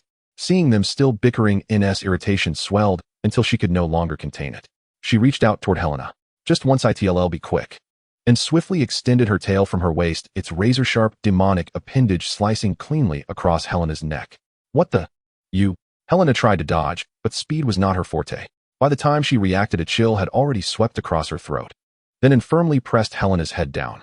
The wound had nearly sealed itself before it was even fully severed. See, it doesn't hurt, does it? And steadied Helena's head. Johnny's son has claimed kingship in the West. The next successor might be me. So if I'm the one making the move, is that enough authority? Are you huh? Not. Helena's eyes widened in shock. Feeling An's hand on her cheek, realization dawned, and she began to struggle. She hadn't expected him to actually dare make a move nor to act so swiftly. My apologies. Look, our miss and has been rude. I apologize on her. Reeves chuckled, but then his smile froze as he sensed something amiss. He looked up to see the seal slowly crumbling, dripping with liquid. As Helena's neck healed, the seal grew firm again. Those around turned to stare at Helena, their eyes filled with astonishment. Is this for real, eh? Let me explain. Helena gasped, clutching her neck. Someone must be framing me. How could I possibly? Framed. Let me help prove it. In a flash, and tore Helena's head off once more. Helena's head opened its mouth weakly, then rolled its eyes in defeat. The seal shattered instantly and torrents of liquid poured down. The magic array above the hall lost its effect as the ether supply was cut off. With a thud, Helena's voluptuous body collapsed to the floor, twitching feebly before falling still.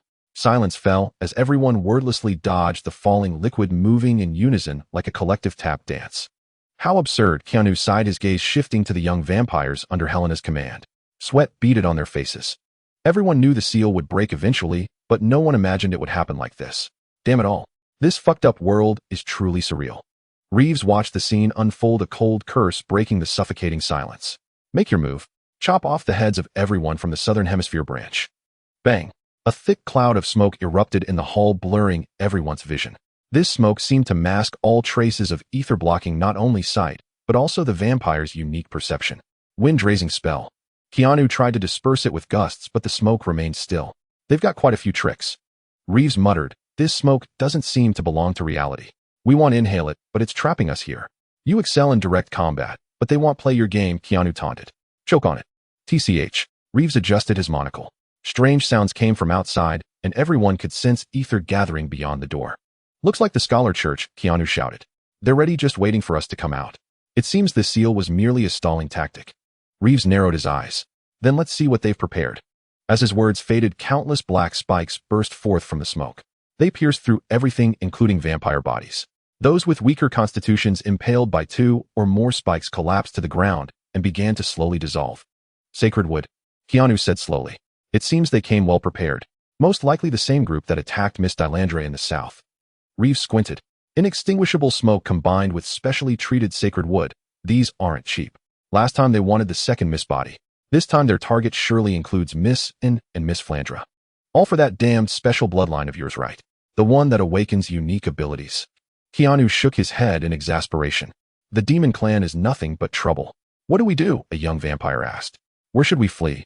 Flee my ass. Kill them all. If you dare run, I'll slaughter your entire family. Reeves drew a cane from his coat and stabbed backward, impaling a traitorous vampire attempting a sneak attack. But we're not charging to our deaths. We break out and fight outside. Everyone get down. Reeves shouted, smearing blood on his cane. The blood glowed faintly as he swept it fiercely to the side, unleashing a crimson mist within the smoke that sliced through the surrounding structures. At least now they wouldn't crash into walls while running. Get to where there's no smoke and protect yourselves. Mr. Reeves, please save us. Get us out of here. The royal vampires nearby cried out. Cowards. Listen up, if you still carry any vampire pride, you either die here or survive to be crowned the next king. Reeves narrowed his eyes. You've grown complacent too long, forgetting how cruel the world truly is. Hell, how can we possibly defeat the Scholar Church? Someone in the crowd grumbled. If you can't win, Reeves raised his middle finger, his face etched with disdain and disappointment, then die. Has years of peace drained all your bloodlust? Afraid of mere humans? But you are mystical beings. Have you lived among humans so long that you've started thinking you're one of them? Whoosh! Reeves caught a black spike with one hand, hissing sounds immediately emanating from his palm, as if it were being corroded. These were made from sacred wood soaked in holy water. Being pierced through the head by one was practically a death sentence. The weak do not deserve to live. Reeves snapped the sacred wood in half with one hand and crushed it toward the spike's origin, the sound of an exploding body echoing from that direction. That's all I have to say. The chaos began.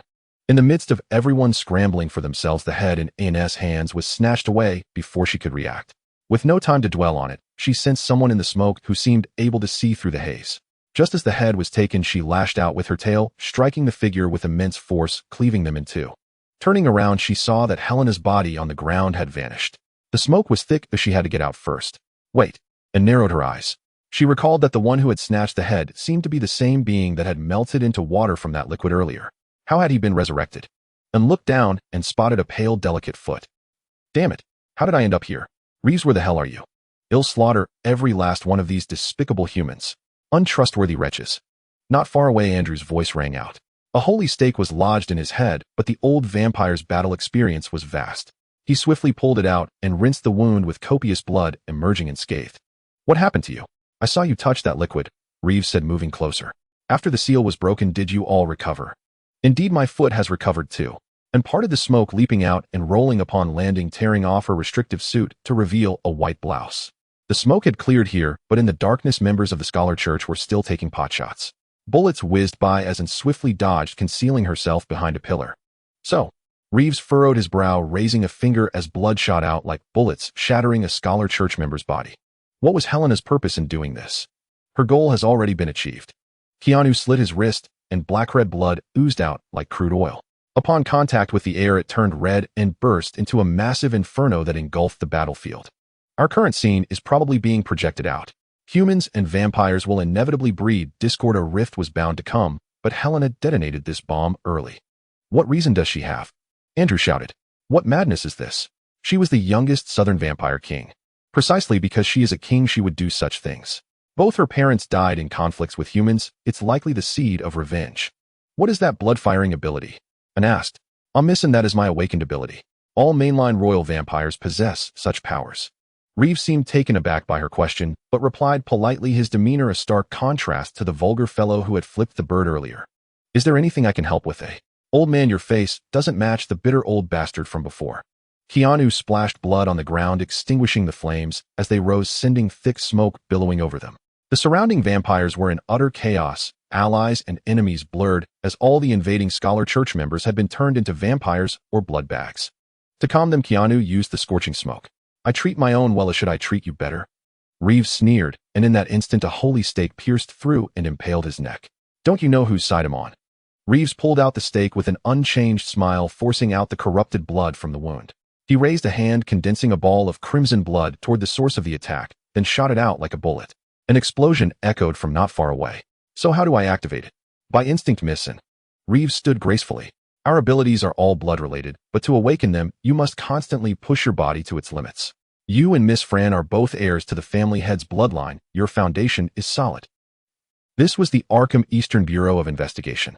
The room was surrounded by a crowd, yet no one dared enter. Do you have to keep watching like this? Ormond spun the dagger and coughed. The blade rotated slowly, finally stopping before him. Yes, Johnny said, pouring him a test tube of hydrochloric acid. In truth, I'm glad to see someone rise against me. This is a perfect chance to purge the rot within the vampire ranks. They've been too comfortable. Your turn. Ormond calmly took the tube and downed it in one gulp. Before Johnny stood a tube of holy water. If the dagger pointed to him, he would drink as well. Beside them, each had an empty bottle already. How long do you plan to keep this up? Johnny coughed, spitting out blood. This holy water burns my stomach. This acid is nearly corroding my esophagus. Don't we look childish like this? Johnny spun the dagger. This time it landed on him. The vampire had no choice but to down a tube of holy water, violently vomiting out his melted organs. Do you concede? Ormond coughed, spitting out some blood. Continue. Johnny pressed down on the dagger, glaring with bloodshot eyes, and pushed it toward Ormond. Each time you spin the dagger, it'll tell you one thing. I know you're stalling for time, but I have no choice but to listen. Ormond shook his head. This time it was Johnny's turn to drink. Begin. The laws humans have enacted against vampires have grown increasingly harsh in recent years. Humans know that due to cooperation, vampires are willing to sacrifice much, even if it means losing a shred of dignity. And then, So I realized this long ago and set a rule: anyone who wants to challenge me can do so anytime. The time and place are theirs to choose. A murder by proxy. A murder by proxy. Johnny spat out more blood, without changing expression, wiping his mouth. If they succeed in rebellion, they prove they are stronger than me. This way they can demand more from humanity. And if they fail, then they are traitors, and I can use that as an excuse to claim that some vampires do not obey me, requiring more favorable policies to pacify them. That seems somewhat logical. I don't crave power, but it's dull. But I care about those I hold dear. Johnny narrowed his eyes. Like you, Ormond. If you were to die, I would surely lend you a hand, even if you were heading to heaven to start a new world. Sounds quite cringy. Ormond twirled the dagger, his gaze fixed on Johnny. Don't talk, just keep eating. So with the Scholars' Church getting involved this time, what's your plan? Ormond handed Johnny a test tube. I can accept this farce ending in failure or success today, but I never said those fools grown even more foolish for knowledge as sake would walk out of that mountain unscathed. Johnny took the holy water and downed it in one gulp. This time a crimson substance oozed from beneath him. What? Corroded through. Ormond leaned in, slightly sneering. Wet your pants, did you? You're not far off. The hydrochloric acid has already ravaged your organs. It's a miracle you've held on this long. Johnny stared at Ormond's abdomen, which had already turned red. Take your hand away. Let's see how much of your intestines spill out. That's too gory. It'd be a mess if they came out. Ormond's hand trembled slightly as he handed over the dagger. Continue. 4:30 a.m. The monitoring room outside. The room Ormond and Johnny occupied was the central interrogation chamber of the Investigation Bureau, but the interrogators had been forced out. This left the interrogator visibly irritated. Why is there no audio? The trainee investigator monitoring the feed stammered, sweat beading on his brow. He was just an intern here to observe surveillance and learn how to handle mystical creatures. But today these two bizarre lunatics had shown up. Who drinks hydrochloric acid like it's a beverage? That's a silence runa type of spell. Of course you can't hear anything. Daijim frowned. Spells were typically abilities unique to mystical creatures, but humans could achieve similar effects using old seals. Old seals were symbols left by various deities, and different combinations yielded different effects. To mystical creatures, old seals were as nauseating as a heap of spaghetti code. It was like a C programmer looking at a Java programmer. Mutual disdain. As for Ormond's little booklet, it was said to record spells of mystical creatures complete with inscribed magic circles that could be activated as long as there was enough ether. Damn it, are they still drinking that crap, eh? Daijim stared at the monitor, muttering in frustration. Not afraid they'll drop dead on my watch. It was a peculiar game among early witchers. Both parties would bring out beverages detrimental to themselves, spin a dagger, and whoever it pointed to had to drink, seeing who would break first. Initially, the penalties were taste-based like pepper water, but these two were clearly out for each other's lives. One drinking holy water, the other hydrochloric acid. Hardly the actions of normal beings. The thrill lay in not knowing if someone would down several cups and die on the spot. A bunch of madmen, Daijim concluded. What will happen? The trainee asked. Nonsense. Daijim glared at him fiercely. If those two bastards die here, we lose a first-class investigator. First-class investigator. The one with only about 20 globally. But there are two of them. They're a pair. The vampire wasn't recognized as an investigator back then. Later, when it was allowed, Johnny refused, choosing only to follow Ormond. So they're considered as one. As the first-class investigator blood hunter, Daijim wanted to stop them, but the entire room was sealed by Ormond's spell. That handsome bastard's knowledge of spells rivaled the Mystic University's library. I'm out of options. I've called the Mystic University's principal. None of this is on me. The scene shifts to the vampire's deep mountain dwelling. Minutes before the seal was lifted, the cable car slowly ascended to the platform, disgorging several uniformed figures, including an orange-haired woman in a dress. What greeted them was a pavilion with a cake on it along with some plates and knives.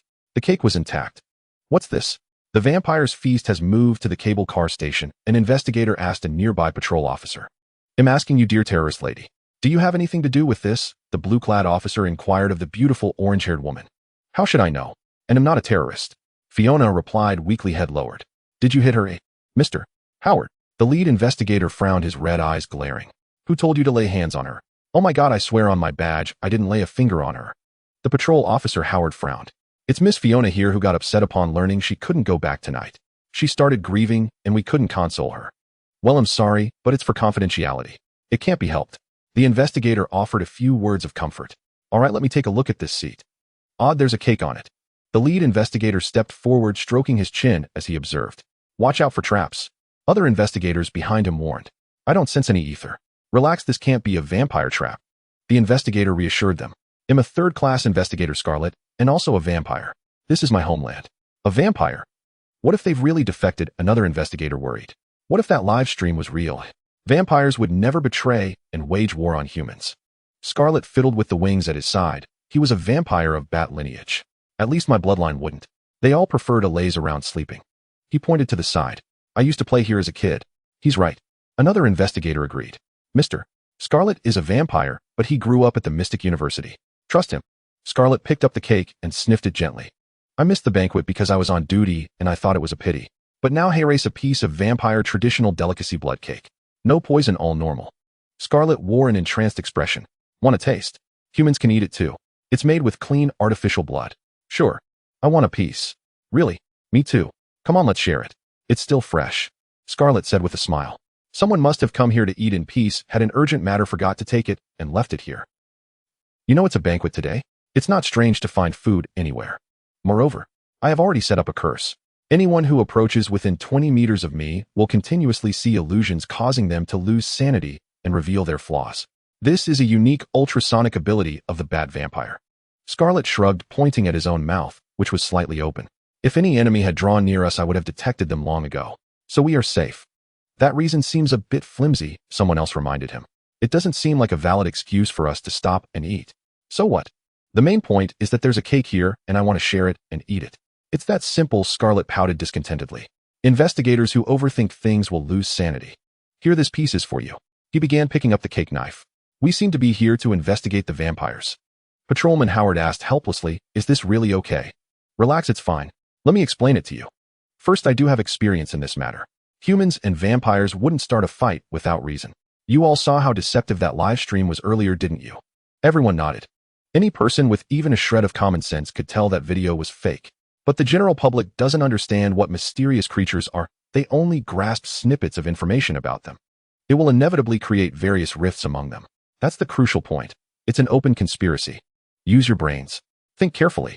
From the moment we entered this mountain, the network was cut off. So who would be the first to disable the network base station? It could only be the repeat offenders who once attacked the vampire stronghold, someone immediately replied. Probably the Scholar Church. The Scholar Church. This conclusion is too easy to reach, making one suspect they did it on purpose. Scarlet lifted the lid of the cake box. Yes, it can only be those bastards from the Scholar Church. And right now they're all still quiet, obviously not making a move yet. We investigators excel at fishing in troubled waters. Wait a little longer. The vampires are bound to make some noise, and that will be our cue to enter. Are you really saying all this just to eat the cake? Howard asked, half understanding. Ahem. Relax, it's just a cake. We each take a bite, and it'll be finished in seconds. Scarlet reassured him. The time you're spending here trying to stop me from eating the cake is enough for us to have finished it already. Is this the vampire's sense of ease? Howard sighed helplessly. There are no ether fluctuations, no other movements. Even if it were a bomb, so what? Scarlet flashed a smile. Among everyone here except for this young lady who would be taken out by a single bomb. Are there any fruits? Since it had come to this, someone asked. Yes, hey, race a big piece for you. Scarlet cheerfully began slicing the cake. This bloody one is for you. Everyone watched him start cutting the cake, chattering about which piece they wanted. I want the one with the strawberry. All right, here you go. I want the phone tied with tape. Scarlet suddenly froze, staring at the object that was beeping. What? Is putting a phone inside a cake also one of your specialties? Howard asked in confusion. What is it? Another investigator was stunned. Can you eat that thing? Do vampires really have this much ease? And it sounded like a bomb. Then let's taste it. No. Enemy attack. Scarlet flipped the phone over and saw a small yellow block. Where did this TNT come from? He immediately shouted, taste your ass. This is a damn bomb. It really is a bomb. As soon as the words fell, the phone in Scarlet's hand stopped ringing. Boom. A thunderous roar echoed at the entrance of the vampire's lair. Cough. Cough. Everyone coughed. What a damn mess. But it was too low level. The surrounding investigators, upon seeing the phone, had already deployed their own means to withstand the explosion's damage. It was merely a remote-controlled bomb with a wind-up, not even detonated at close range. Everyone present was at least a level 5 investigator. Attacks of this magnitude were child's play to them. They had faced far more perilous situations. But, damn it, who did this? Scarlet roared, retracting his protective bat wings. Using such a lowly trick. Oh, but you still fell for it, though, Fiona muttered softly from the side. Shut up. Scarlet scratched his head and glared at her. I just didn't expect anyone to use such a cheap trap. It's infuriating. Whoosh, hey. At that moment, a strange figure appeared in everyone's sight. It was black, very short, but incredibly fast. More importantly, this wheelchair was descending from above.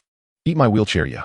Before anyone could react, the wheelchair slammed heavily into Scarlet's head, driving him straight into the ground, accompanied by a squelching sound. Scarlet's body convulsed violently, then went still. Damn it. Who is that? Why didn't we sense any ether fluctuations? That's a human. The investigators immediately distanced themselves, drawing their weapons.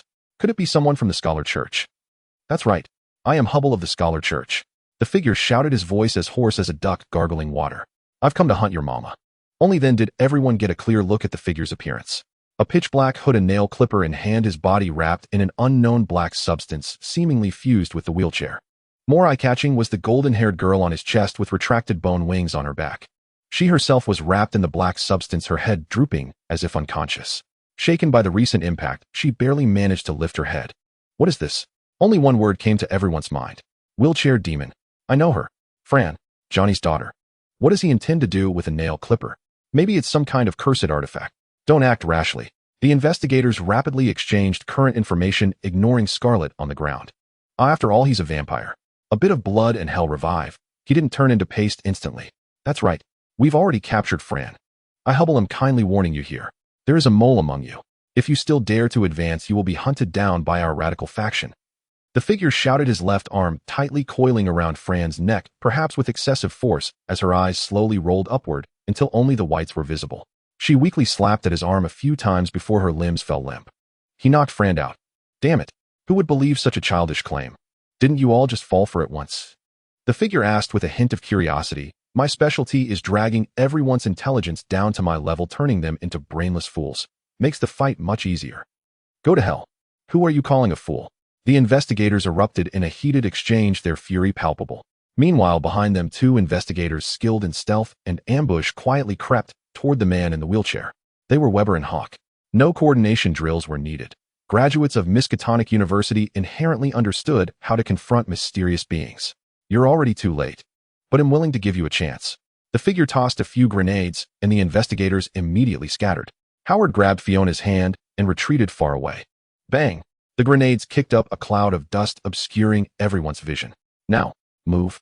The investigators behind exchanged glances. Each produced their most effective incantations. Weber, bearing the bloodline of a serpent, could temporarily imbue the ground with life. The grass vines began to grow slowly, a unique ability with almost no etheric flow, making it difficult to detect. Hawk quietly slipped a silver coin into his mouth. The coin was engraved with runes that allowed him to solidify the air, trapping an enemy in place or even suffocating them with enough force. Combined, their abilities could likely capture most creatures. Everyone here, line up. Let's shake hands. The figure said casually. This statement shattered everything, rendering all their plans futile. The two investigators froze their movements, turning stiff as they approached the figure with incredulous expressions. What are you doing? Why did you stop? Someone behind shouted. But the next second they understood why, because they themselves began moving the same way. Before the figure, all the investigators lined up voluntarily, standing in front of the wheelchair-bound man with looks of astonishment. What? They murmured among themselves. A word of power. Using such a spell so casually. No strain on the body. Damn it, how did he do that? This can't be human. Just now Scarlet triggered an illusion, but he showed no reaction. So he's definitely not human. At the very least, someone with the bloodline of a high-tier being. But he doesn't seem intent on killing yet. He already has. If Scarlet weren't a vampire, she'd be dead once. Come on, shake hands. We're all good friends. The figure grinned, extending his hand like at a fan meeting, shaking each person's hand. So childish. The investigators felt a wave of helplessness. The man before them seemed unwilling to get serious, yet a mere display had nearly wiped them out. At that moment, if he held a knife, he could kill everyone present. Since he hadn't, there was still room to negotiate. What do you want? Weber ventured to ask. While waiting for his handshake, he couldn't even control the plants on the ground, which made him deeply uneasy. What's my name? Huh? I asked what's my name. A Hubble. Weber replied hesitantly. Slap. A slap landed on his face. Correct, I Hubble reward you with this slap. The stocking on the wheelchair man's head revealed a wide grin through the torn opening for the mouth. Hee, my ass. Weber's heart burned with shame. A level 4 investigator being humiliated like this. What difference was there from an investigator named Sexy Pink Bunny? He felt like he was getting depression. Here, a little gift from me. I've tampered with them. Let go and they'll blow. The figure slipped something into each person's hand. When the investigators saw what it was, they were startled. Grenades cunningly stripped of their pins, forcing them to hold the safety levers with their pinky fingers. If they didn't press hard enough, letting go would spell disaster. Typical of the Scholar Church, always pulling this trick. Hawk's expression darkened, his eyes blazing with fury. What are you looking at? A slap landed on his face. After the handshake, Hawk felt he could move again and immediately wanted to retaliate. But he held back. Someone who could force them to shake hands at will. Who knew what other tricks he had up his sleeve. Maybe the next second he'd make him lick his shoes. He calmed down. Caution, observation, composure. These were the fine qualities of an investigator, and Hawk adhered to them. He glanced at the others, they were the same. The handshake soon reached Fiona. The figure grinned and slapped her rear. Oh, bringing a civilian up here. Is this emergency rations for the vampire? Or are you folks into some kinky stuff? Damn, you don't touch her, Howard shouted. The figure ignored them and delivered an important speech. Hubble will be waiting for you at the mountaintop. Let me tell you, my old man is the leader of the radical faction. He'll take responsibility for my own actions. If you have a problem, take it up with him. Don't remember my name. I'm actually called Vika. Wait, what's your real name? Why do you care what my name is? I Vika call myself whatever I want and go wherever I please. He glanced contentedly at the people who dared not act rashly, then placed a pile of grenade pins in Fiona's hand. Then the wheelchair sped off, accelerating rapidly into the distance. The investigators stood cautiously in place. Caution was mandatory. Each held a pinless grenade. To prevent it from exploding, they couldn't shake it and had to grip it tightly. What a nightmare. The wheelchair man came and went in a flash, leaving no time to use spells, especially with a hostage in his hands. Fran, Johnny's daughter. If anything happened to her, they couldn't bear the wrath of that man. They still remembered the time the Scholar Church held a banquet only for Johnny and Ormond to blast it to pieces with a meteor. You're Fiona. An investigator who had just shaken hands called out. Come help. We've each been given a grenade with the pin pulled out. You need to put the pin back in. Bastard. We've been tricked. Another investigator kicked him. Take a closer look at the grenade. The kicked investigator lowered his head only to discover that the safety pin of the grenade was already bent. Even if they found the detonator, they couldn't reinsert it. The investigators gripped the grenades tightly, fearing they would explode in their hands. A bomb exploding in front of you versus in your hands. These are two entirely different concepts. This could truly cause harm. Just throw it away. Someone suggested these grenades must have a few seconds delay. Throwing them away won't cause an explosion. No, the man in the wheelchair said it will explode if released. We dare not take that risk. Damn it, if only those occultists were here. They'd surely have a better solution. An investigator behind grumbled. Nonsense. They'd naturally tie the grenades with rope and toss them away. Would you dare? What do you mean? We don't even have tape right now. What do we do? One investigator spoke with difficulty. Then just hold on to them. We're not those mad occultists after all. There's always a way. Speaking of which, that was a lot of information just now. Who exactly is that wheelchair bastard? Not sure. Let's piece together what we saw: an absurdly ridiculous trap, a strange man in a wheelchair, holding friends, so many grenades, and even using a word of power. I couldn't resist at all. His strength is uncertain. What about that wheelchair? How is it so fast? It looks like something from the Miskatonic Engineering Department. They often collaborate with those occult madmen. Using profiling, an investigator sketched the figure's silhouette on paper with one hand, analyzing from appearance. He claimed to be from the Scholars Church. I'm somewhat inclined to believe it because aside from Miskatonic, only the Scholars Church could produce something so abstract. Indeed, it's too abstract. Hard to fathom what he was up to. The black stuff on him gives me a dangerous vibe, probably some weapon made from a mystical creature. Possible. Definitely a dangerous figure. He emphasized being from the Scholars Church. That's suspicious, but he could also be playing reverse psychology, making us suspect he's framing them while actually being one of them. And don't you think Fran would be so easily caught and then paraded before us? It might be true. Didn't you see her face turn purple from choking? Sometimes the truth is just that absurd. Who wouldn't be baffled by this? Quick check on Crimson. He shouldn't be dead yet. In the crowd, Fiona struggled to cover her mouth and eyes, retreating to a safe spot, her expression too complicated to hide. They had just been eating together. Even if his voice and build had changed, she couldn't mistake him. That was Hunter. Good heavens, what were they doing? Why did it suddenly come to this? What on earth happened here? Fiona's mind swarmed with question marks. But it didn't matter. She'd have her memory erased after tonight anyway, so she didn't want to dwell on it now. This was beyond her comprehension, not something an ordinary person could grasp. Seeing a dead body makes you want to throw up. Howard approached her understandingly, handing her a bottle of water. Everything seemed normal, if not for the grenade in his other hand. Have a drink. You're just an ordinary person, but we can't let you leave alone. Until reinforcements arrive, you'll have to stay with us. Huh. Someone died. It was around 5 a.m. With the first light of dawn appearing, she hadn't noticed earlier. Fiona's gaze fell on Crimson, whose head had been crushed. Several investigators were splashing blood on him, attempting to revive him. She tiptoed and peered into the pit. Now she saw the tragic Crimson, his head burst by the wheelchair. Ugh. Fiona couldn't hold it in as she grabbed Howard's hand and vomited all over him, staining his blue police uniform. Your vomiting has a delay.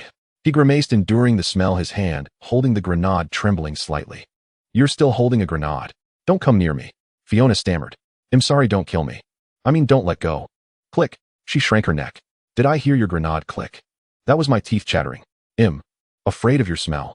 Howard forced the words through clenched teeth. Awesome. Hunter pulled off his hood, steering the wheelchair swiftly along the mountain road. The black substance on him began to dissolve, gradually morphing into an orange cat. The all-powerful senior could do anything.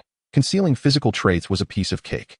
The black substance earlier could withstand bullets. Now it seemed unnecessary, as the other side had been cautious, refraining from shooting or rashly using spells. Good kitty, you'll treat you to a vampire's rat later, Hunter whispered. Meowed.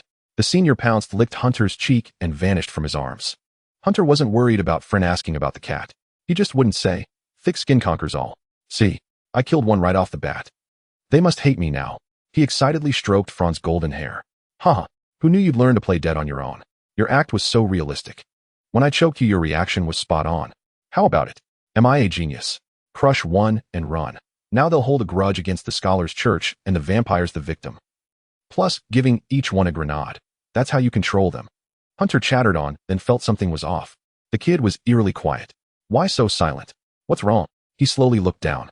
Fran's head hung low, her small mouth slightly open, with a bit of drool seeping from the corner, clinging to her bright red lips. Hunter tilted her head up and saw her eyes still rolled back. Her hair splayed over his face, a fragrant scent wafting, tickling his nose. Oh, what shampoo did this kid use? Smells so good. Head ask her later. Huh, so you really passed out? Hunter opened his mouth, unsure what to say, and wiped her drool with her clothes. Then with one hand he pressed her philtrum, and Fran's brow immediately furrowed. Huh, hey. Thanks to the vampire's exceptional physique, Flandra's crimson pupils swiveled back into view within mere seconds. What just happened to me? She asked. I need to ask you something, Hunter said.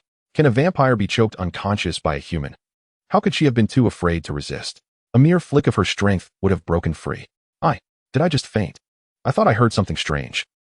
Just now I felt something was off, as if something influenced me. Flandra immediately wore a pitiful expression. She had lost her composure too many times tonight, and her speech seemed somewhat delirious. Wait, did we just kill someone again? That was a vampire. I think I only crushed his head. He shouldn't be dead. I'm definitely going to jail. Her timidity was utterly excessive.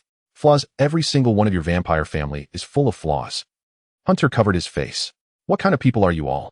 A stress case, an immoral one, a chain smoker, a racist, a succubus who looks utterly innocent, and you, an overly self-doubting and cowardly child. How can such a family even survive? I've already grown up. Flandra reminded him. I'm very powerful. Then you need to understand one thing. Hunter raised a finger. Independence is the mark of an adult. Are you independent? I am always thinking of proving myself to my father. Flandra replied stubbornly. I'm really strong. Few in Miskatonic University can beat me. Why? Hunter stared at her incredulously. Do you need your father's approval to prove yourself? Is all you need Johnny's praise and recognition? I've always wanted my father's approval. Flandra lowered her head. Am I wrong? The direction is right, but the method is wrong. Johnny can praise you anytime, but that's not real approval. Just words. Hunter spoke seriously. True recognition isn't what others say verbally. It's when you force others to acknowledge you. When you win a trophy not because you need it, but because the trophy needs you to prove its worth. That's when you're truly recognized. So what are you trying to say? Flandra's eyes widened. Don't just be an ordinary vampire. I can give you a hand. Hunter squinted. Together let's kill your old man. If you take him down just once, you'll earn the recognition of all vampires. Hunter declared. Besides, he won't truly die. He's a vampire after all. He can keep resurrecting with blood. Then what should I do? Start now? Aren't there plenty of Scholar Church folks up in the mountains? They're radicals, irredeemable scum. Take them out. So, I should kill Scholar Church people. Flandra frowned. Isn't killing against the law? You have to consider who they are. They're not recognized as humans. Legally speaking, they're not people. Killing them isn't a crime. And the law of a life for a life only applies to humans. You're a mystical creature. Hunter patted her head. In other words, within the bounds of the law, you can't touch them. But outside those bounds, do as you please. So the Scholar Church. Kill them. Traitors who turned against us. Kill them. What about those in the vampire clan who oppose me? Kill them. Those who don't acknowledge me. Leave them with a breath, beat them until they do, then kill them. What if they never acknowledge me? Kill them, revive them, ask if they acknowledge you. If yes, kill them. If no, kill them too. How dare they waste my time? That's an extra offense. Is this kind of morality really right? Flandra's eyes widened. Aren't you a mystical creature? Why should you follow human morality? Hunter asked, puzzled. Wait. Flandra began to realize something. Where are we going now? Those Scholar Church folks came after us, but we were too fast and shook them off. And now we've stirred up the Investigation Bureau. Hunter stared grimly at the road ahead. Those Scholar Church bastards probably think we've fled. So now we'll turn around and hit them with a surprise attack. Oh, one last question. Flandra tilted her head up from Hunter's chest. Where did that cake come from? You don't seem to have a place to hide it. Oh, this. Hunter deftly pulled a pistol and a string of grenades from his waist. I have a magical skill. My clothes can hold anything. You can crawl in and see. You're kidding. The wheelchair sped along the winding mountain road. Hunter squinted. By the way, that was Fiona I saw. I don't know the details, but the result is she didn't leave. She got caught. But luckily, it was investigators who caught her, and one of their rules is to protect civilians. Well, she just saw me. She'd definitely recognize me since we're good friends. She's a kind soul, but she probably won't rat me out. Conclusion, she should be fine. And she's being watched by a circuit police officer, a specialist in reconnaissance with low combat capability. That's reassuring because once a circuit cop detects a mystical creature, they'll immediately report it, prioritizing stealth and speed. In short, they can escape. If they run into the Scholar Church, it should be fine too. Still, she really does have a great figure. Hunter spread his hands. The two rode the wheelchair for a while until they finally saw light ahead. It was a car winding through the mountain road. Not a vampire's car. Those vampires fear nothing and speed through curves. It could only be the Scholar Church. Though they've turned into vampires, they still keep human habits, slowing down on turns. Well, what do we have here? Hunter said to Flandra, the roaring wind whipping against their cheeks. Flandra felt the flesh on her face ripple. A wild vehicle. There's definitely Scholar Church folks inside. How do we do?